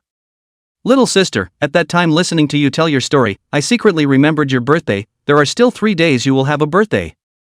I was going to give you a surprise on your birthday and tell you that I can cure your grandfather's disease, so you don't have to worry about it anymore. I also want to tell you, I have some contacts in Bingcheng. I can arrange a good university for you, go where you can study and learn more, find a stable job after graduation, leave here, and everything can start again. Said here, Shenwu Disease's voice has been a little choked. He wiped the corners of his eyes that were a little moist, and continued, but why are you so stupid? Do you trust me so little? Didn't you say that I'm like a superhero inside Marvel? How can a superhero die so easily? Shenwu Disease didn't know how long he had been rambling on, but at this time, the sky outside had gradually dimmed, and Q of Hearts walked in with a large bag of KFC. All the food in the store, it's all here, fries and ketchup too. She put the food down and was about to leave, and just after taking 2 steps she paused again, as if she thought of something, and then spoke, there's a notepad on the bed that I found when I was changing her clothes, and it was put on the bed by me. Shenwu raised her head and looked, and sure enough, there was a blood-stained notepad lying peacefully next to her pillow. Holding that notepad, Shinwoo's hand trembled slightly. After a while he turned it over. On it, there are beautiful small letters recording a sum of expenses. August 22nd, 2 snail noodles 30 yuan, inquiring 500 yuan, bedsheet and cover 135 yuan, toothpaste and toothbrush 25 yuan, slippers 15 yuan, 2 men's underpants 50 yuan, razor 45 yuan, clothes 312 yuan, total 1,112 yuan. August 23rd, breakfast $15, groceries $32.50, taxi $20, total $67.50. August 24th. Seeing this bookkeeping book that was accurate to a few cents, Shinwoo couldn't hold back any longer, and tears slipped down drop by drop from his reddened eyes. This should be the neighborhood. Lin Man looked at the residential building in front of him that had been cordoned off, his face slightly grave. It seems like something big has happened this time. Shen Ning was also frowning. And right at this moment, Jiang Yanqi's cell phone rang with an urgent ringtone. She pulled out her phone and glanced at it, then said, "It's Elder Lin." "Answer it, he should know what's happening here." Lin Man nodded towards Jiang Yanqi. Immediately afterward, Jiang Yanqi pressed the answer button and pressed the speakerphone. "Jiang Yanqi, where are you now?"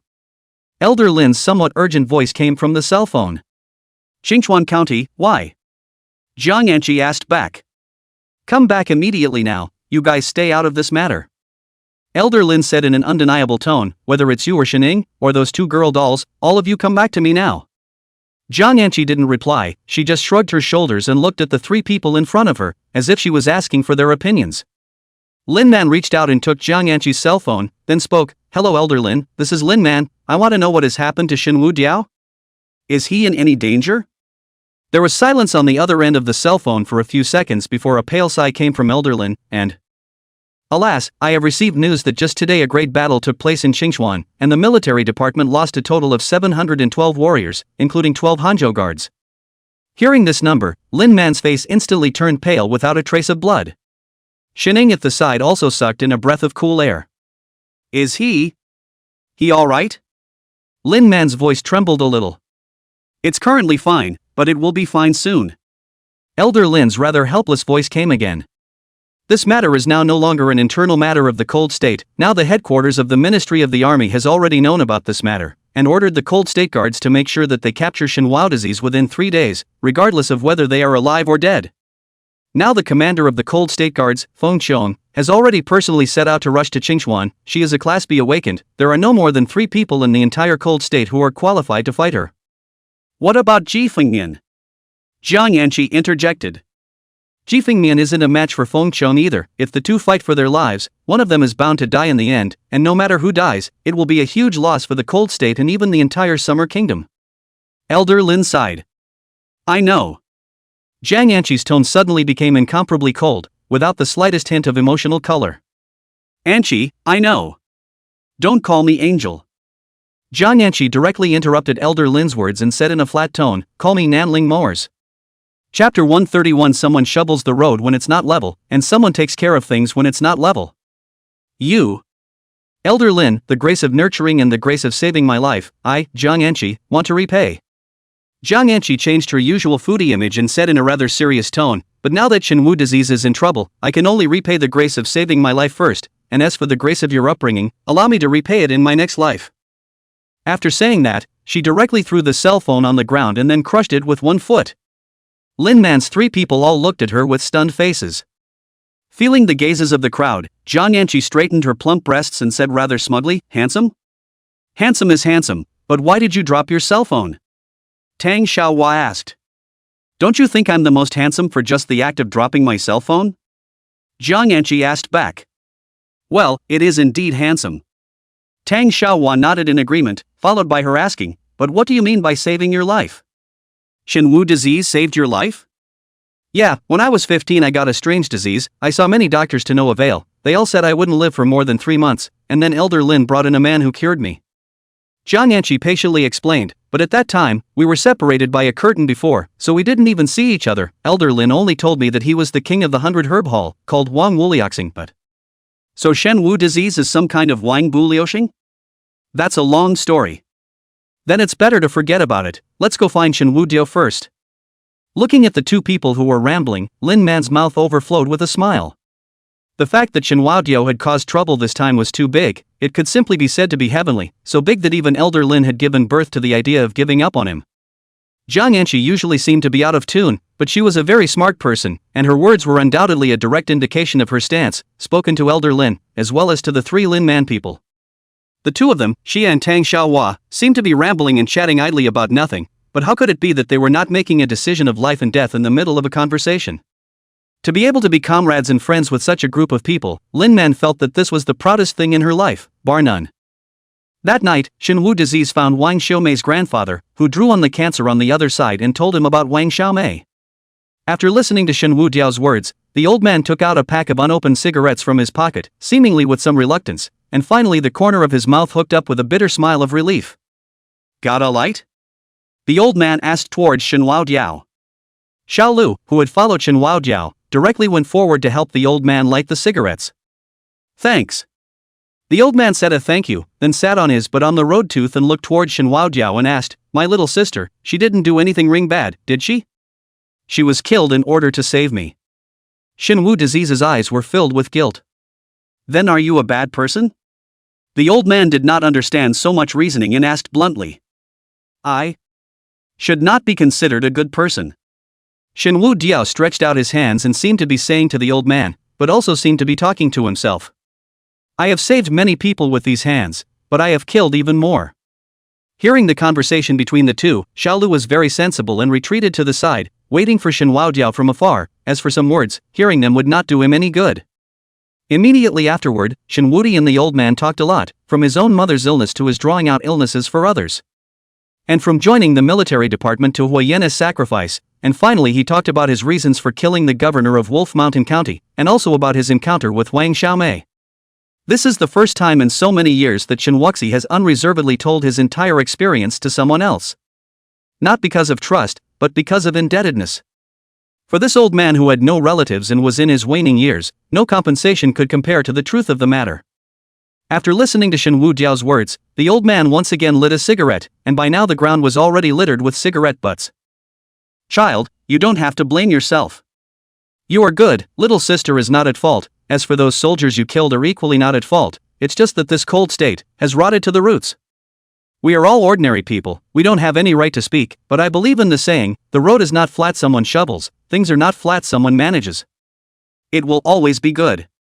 It will always be good," said the old man. Slowly got up and walked towards that beating room. Looking at the other person's hunched back, Shenwuxi bowed deeply and did not get up for a long time. The road is not flat someone shovels, things are not flat someone manages. Early the next morning, Xiaolu knocked on the door of Shenwudi's room. "Second brother, Sister Q is calling for you to come over." "Got it." Shenwudi slowly put the blood-stained notepad into his pocket, then pushed open the door of his room. Seeing Shenhua Disease's blood-stained eyes, Xiaolu spoke with a complicated expression. "Second brother, people can't live after death, I'm sorry for your loss." "I'm fine, what is Cardinal Q looking for me for?" The two of them walked towards the council hall while Shenwu Diao opened his mouth and asked. The entire Cold State Guards mobilized and arrived at Qingchuan County in the early hours of this morning. It was already morning when our people got the news, and now the entire Qingchuan has been completely blocked off. Xiao Lu explained with a serious face. Upon hearing this, Shenwudi's brows furrowed slightly. He knew very well in his heart that he had caused a big problem this time, whether it was for the public opinion of the society or for the majesty of the military department. They would definitely not allow him to escape, but he did not expect the other party's action to be so fast. When Shenwu Diao came to the council chamber, Q of Hearts was sitting on a chair, her willow brows lightly knitted, as if she was pondering something. Zhao Luo, on the other hand, kept pacing back and forth in the room. Seeing Shenwu Diao's arrival, Cardinal Q directly got up, and Zhao Luo also hurriedly greeted him. "Elder brother Shen, you know all about the matter of the Cold State Guards, don't you? On the way here just now, Xiao Lu already told me." Shenwudi nodded, then his gaze fell on Q of Hearts. "What do you think?" Shenwudi did not express his opinion, because right now he did not have much of a choice, whereas the other party was the one who could choose to give him up, thus achieving the goal of self-preservation. Although the Cold State Guards might not let them go if they knew the identity of their poker organization, they would definitely focus on Shenwudi compared to the two. The Q of Hearts stared at Shenwudi for a while, then opened his mouth and asked, "Are you willing to join poker? Join poker or join hearts?" Shinwudi looked at the other party with a smile. Following me, you don't need to be mind read, but if you want to climb higher, you can't avoid the hurdle of mind reading. The Q of Hearts looked up into Shinwu Diao's eyes and spoke, you are a strong person, and every strong person has their own pride. You won't allow others to pry into your heart, I can understand that, but poker also has rules that belong to poker, and no one can be an exception. Speaking here, she paused, then added, unless one day you possess the qualifications to talk to the big and small kings as equals. But right now, you are not enough. Shinwudi pondered for a few seconds, then raised her eyes to look at Q of Hearts. If I join the Hearts, you will have a way to take me safely out of Qingchuan? There is a way, but there is no certainty. Cardinal Q did not hide anything and spoke bluntly, we have our own people in several surrounding counties and cities, so we can try. But there is one thing I can guarantee, as long as you follow me, I will guarantee your safety as much as possible, at least I won't let you die before me. Chapter 132, Cold State Guards Seal the City. Qingchuan County Committee. A woman wearing a black trench coat with a hood on her head sat on the desk, one foot stepping on the chair in front of her, and the pair of narrow eyes under the brim of the hat exuded an exquisite light that made people feel dangerous. Commander Phone, nowadays all the roads leading to the outside world in the entire Qingchuan County have been blocked off, no one is allowed to enter or leave. A middle-aged man who looked like he was probably in his 40s spoke. Very well. The black trench coat woman nodded slightly. Commander Phone, may I ask roughly how long it will take to seal the city this time? The middle-aged man said with a difficult face, although our Qingchuan is a small county, there are more than 400,000 people if we count the village and town populations, so I'm afraid that if we don't unseal it for a long period of time, I'm afraid that there will be a big mess. The man's name was Shuai Jun, he was the governor of Qingchuan County, and after hearing about what happened in Wolf Mountain County some time ago, he was still thankful that such a thing didn't happen in their Qingchuan County. He was also glad that the madman called Shinwu disease didn't come to Qingchuan. But just a few days ago, he received a notification from the Cold State Guards that a suspected Shinwao Diao figure had been found in Qingchuan County, which undoubtedly dealt him a blow. Yesterday, he once again received a notice from the Cold State Guards asking them to send someone to secretly demobilize the occupants of an old residential building, and although the other party didn't inform him of the specific details, he guessed that Shinwao Diao might be hiding in that building. But fortunately the people of the Cold State Guards didn't even look at the members of their county's law enforcement team, so they didn't need to be directly involved in the arrest operation, and there was no military garrison in Qingchuan County, so he, the county governor, didn't have to worry about this matter. But before he could breathe a sigh of relief, he got a piece of news that gave him the creeps. 12 members of the Cold State Guards and 700 soldiers from the military department had all died in that residential building, and their deaths were exceptionally miserable. At this moment, Shuai Jun felt like the sky had collapsed. There is no time limit. The black trenchcoat woman jumped down from her desk, her cool eyes casually glancing at the other party before coldly saying, the day Shinwu disease isn't ambushed, the day Qingchuan County isn't unsealed. Commander Feng, this isn't appropriate, is it? Shuai Jun frowned, his tone clearly somewhat unhappy. How is it inappropriate? The black trenchcoat woman asked back. There's no way for me to explain to the top if you do this, so it'll be up to Commander Feng himself to explain at that time. Shuai Jun snorted coldly. As the head of a county, in terms of official position he was not lower than the other party, the commander of the Cold State Guards, but it was because of the other party's strength that he tolerated the other party at every turn, but now that the other party was actually not putting himself in the eye in the slightest, it was inevitable for him to be a little fired up. A count? The black trenchcoat woman sneered. My Cold State Guards are only responsible for catching thieves, as for an explanation, my Cold State Guards don't need to explain to anyone. After saying that she flung the hem of her trench coat behind her and walked towards the outside of the office in large strides, at this time the corridor on both sides was filled with Cold State Guards who were also wearing black trench coats. The woman slowly raised her right hand, then clenched her fist and placed it on her left chest, her voice clear and cold with a hint of perseverance. Shinwu disease killed 12 of my Hanzhou Guards brothers, what shall we do? Blood debt is paid in blood. Blood debt is paid in blood. For a time, the entire county committee building was filled with icy killing intent-like substance. Pay back what you owe, and pay for what you kill. The black trench coat woman pulled out a white cloth from her pocket and tied it around her right arm, biting down on one end with her teeth to tighten it, and then looked up at the crowd of Cold State Guards in the corridor, and spoke once again, follow me, even if you turn the whole of Qingchuan upside down, you'll have to find Shinwusi out for me. Use his blood to sacrifice the 12 heroic souls of my Hanzhou Guards. Saying this, she stepped away, while the people of the Hanzhou Guards followed behind her, pulling out a strip of white cloth from their respective pockets and tying it to their right arm as they walked. Ice City, Lin family. Elder Lin looked at a cold-faced, upright young man in front of him and slowly spoke. Yunyu, I'll leave this matter to you. Don't worry, Elder Lin, I will definitely find Shenwu disease and bring him back safely. The young man known as Yunyu nodded solemnly. This matter is of great importance, so I'll arrange for 2 people to go with you. Elder Lin glanced at the other person before shouting towards the door behind him, come in. As his voice fell, the door to the room was pushed open. Immediately afterward, a man and a woman walked in, the girl holding the boy's arm, while the boy looked sideways at the girl, the 2 of them gazing at each other with affection, seemingly completely ignoring Elder Lin and Yunyu, with only each other in their eyes. Cough. Elder Lin coughed forcefully twice, interrupting the 2 people staring at each other. The 2 of them fondly withdrew their gazes and looked up at Elder Lin, and the boy spoke, something's up. Hearing the other party's impatient tone, Yunyu frowned slightly. He was originally a personal soldier of the Lin family, and had previously been following Elder Lin's son, Lin Bei-wan, before being sent to Elder Lin by the other party after his awakening. Seeing this boy in front of him disrespecting Elder Lin, he was obviously a little displeased. If Elder Lin wasn't present, he would have had to teach this arrogant person who didn't know the heights of heaven a good lesson. However, as if Elder Lin had long been accustomed to the other party's attitude, he introduced himself towards Yunyu. Yunyu, his name is August Jia, and the other one is his girlfriend, called Jiu Li Ming. The 2 of them will cooperate with you in this operation. Yes. Yunyu did not ask anything more, just nodded heavily. He was a soldier, his natural duty was to obey orders, as for superfluous matters, he didn't need to care. On the other hand, the boy on the side named August Jia was a bit dissatisfied and spoke, Lin Lao, I have to remind you that Nine Sisters is not my girlfriend, she is a fiancé. Hearing his words, the girl holding his arm, Jiu Li Ming's eyes shook slightly, her eyes full of tenderness, she looked up at August Jia and gave a cry of annunciation. 8th brother. 9th sister, August Jia echoed softly. 8th brother. 9th sister. All right. Elder Lin helplessly pinched his brow. If he didn't have no choice but to beat him to death, he wouldn't have gotten these 2 people over here. You guys pack up and leave today. He was not wanting to see these 2 people again for a moment. Out of Master Lin's room, Yunyu once again sized up the 2 people in front of him, and it was only then that he realized that these 2 people were still wearing couple's clothes. Both of them were wearing a blue jacket over a white short shirt.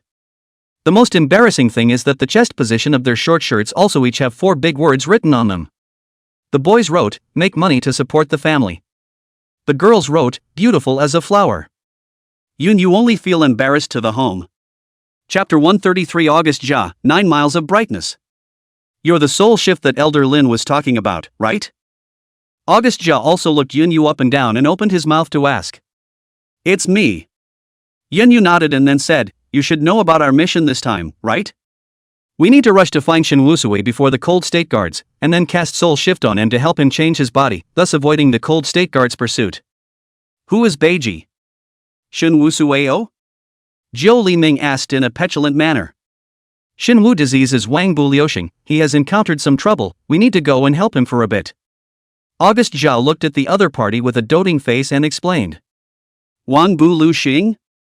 Jiriming pondered for a few seconds, then nodded silently, and we do have to manage this matter.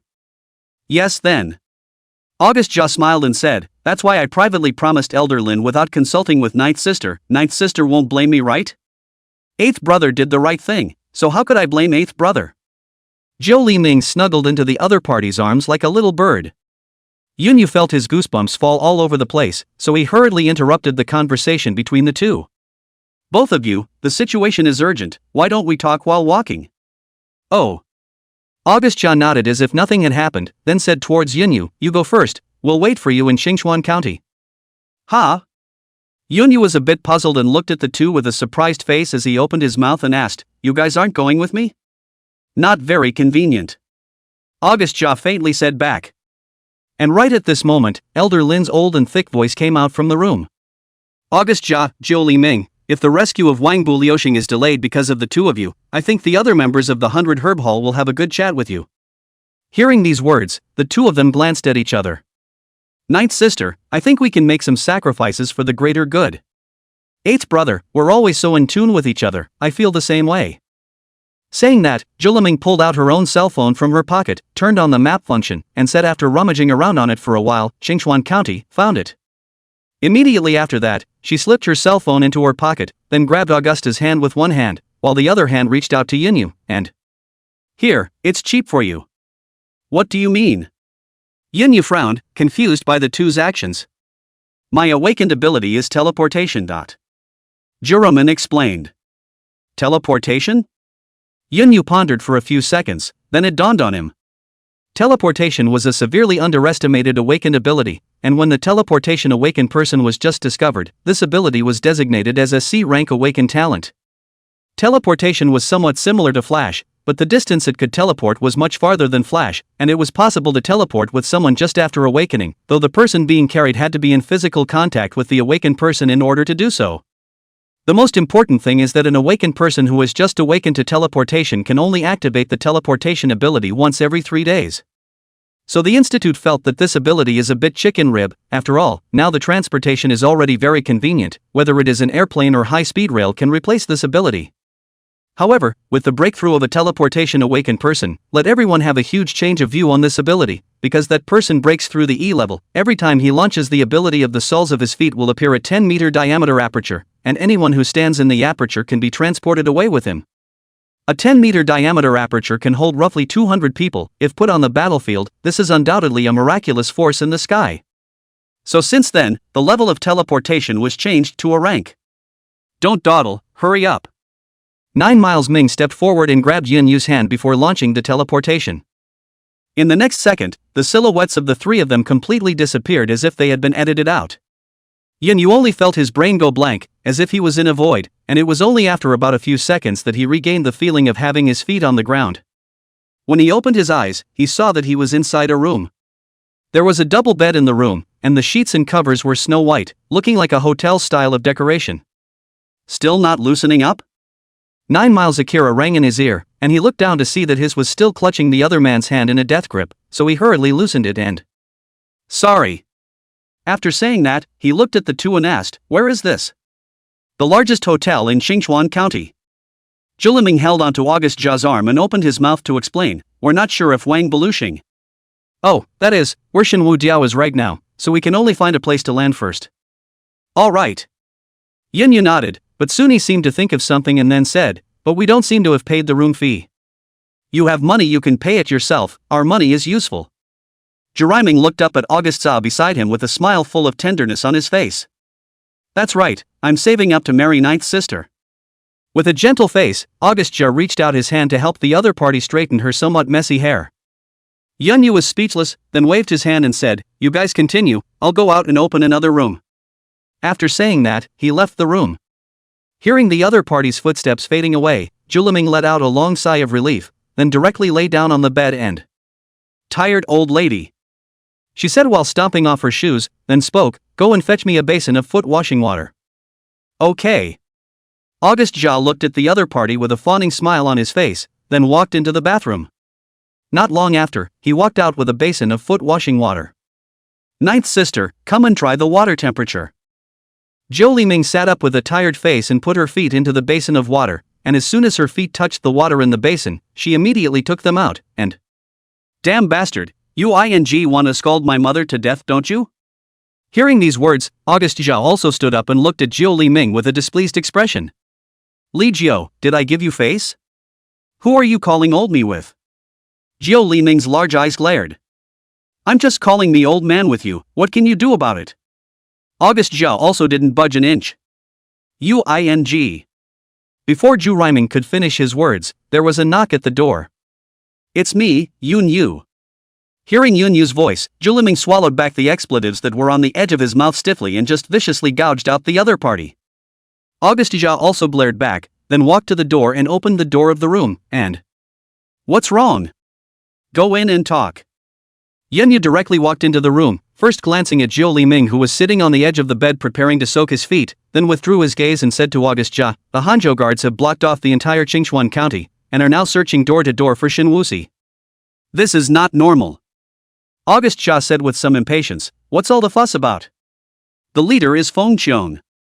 Yunyu added. "Who is Feng Qiong?" "The commander of the Cold State Guards."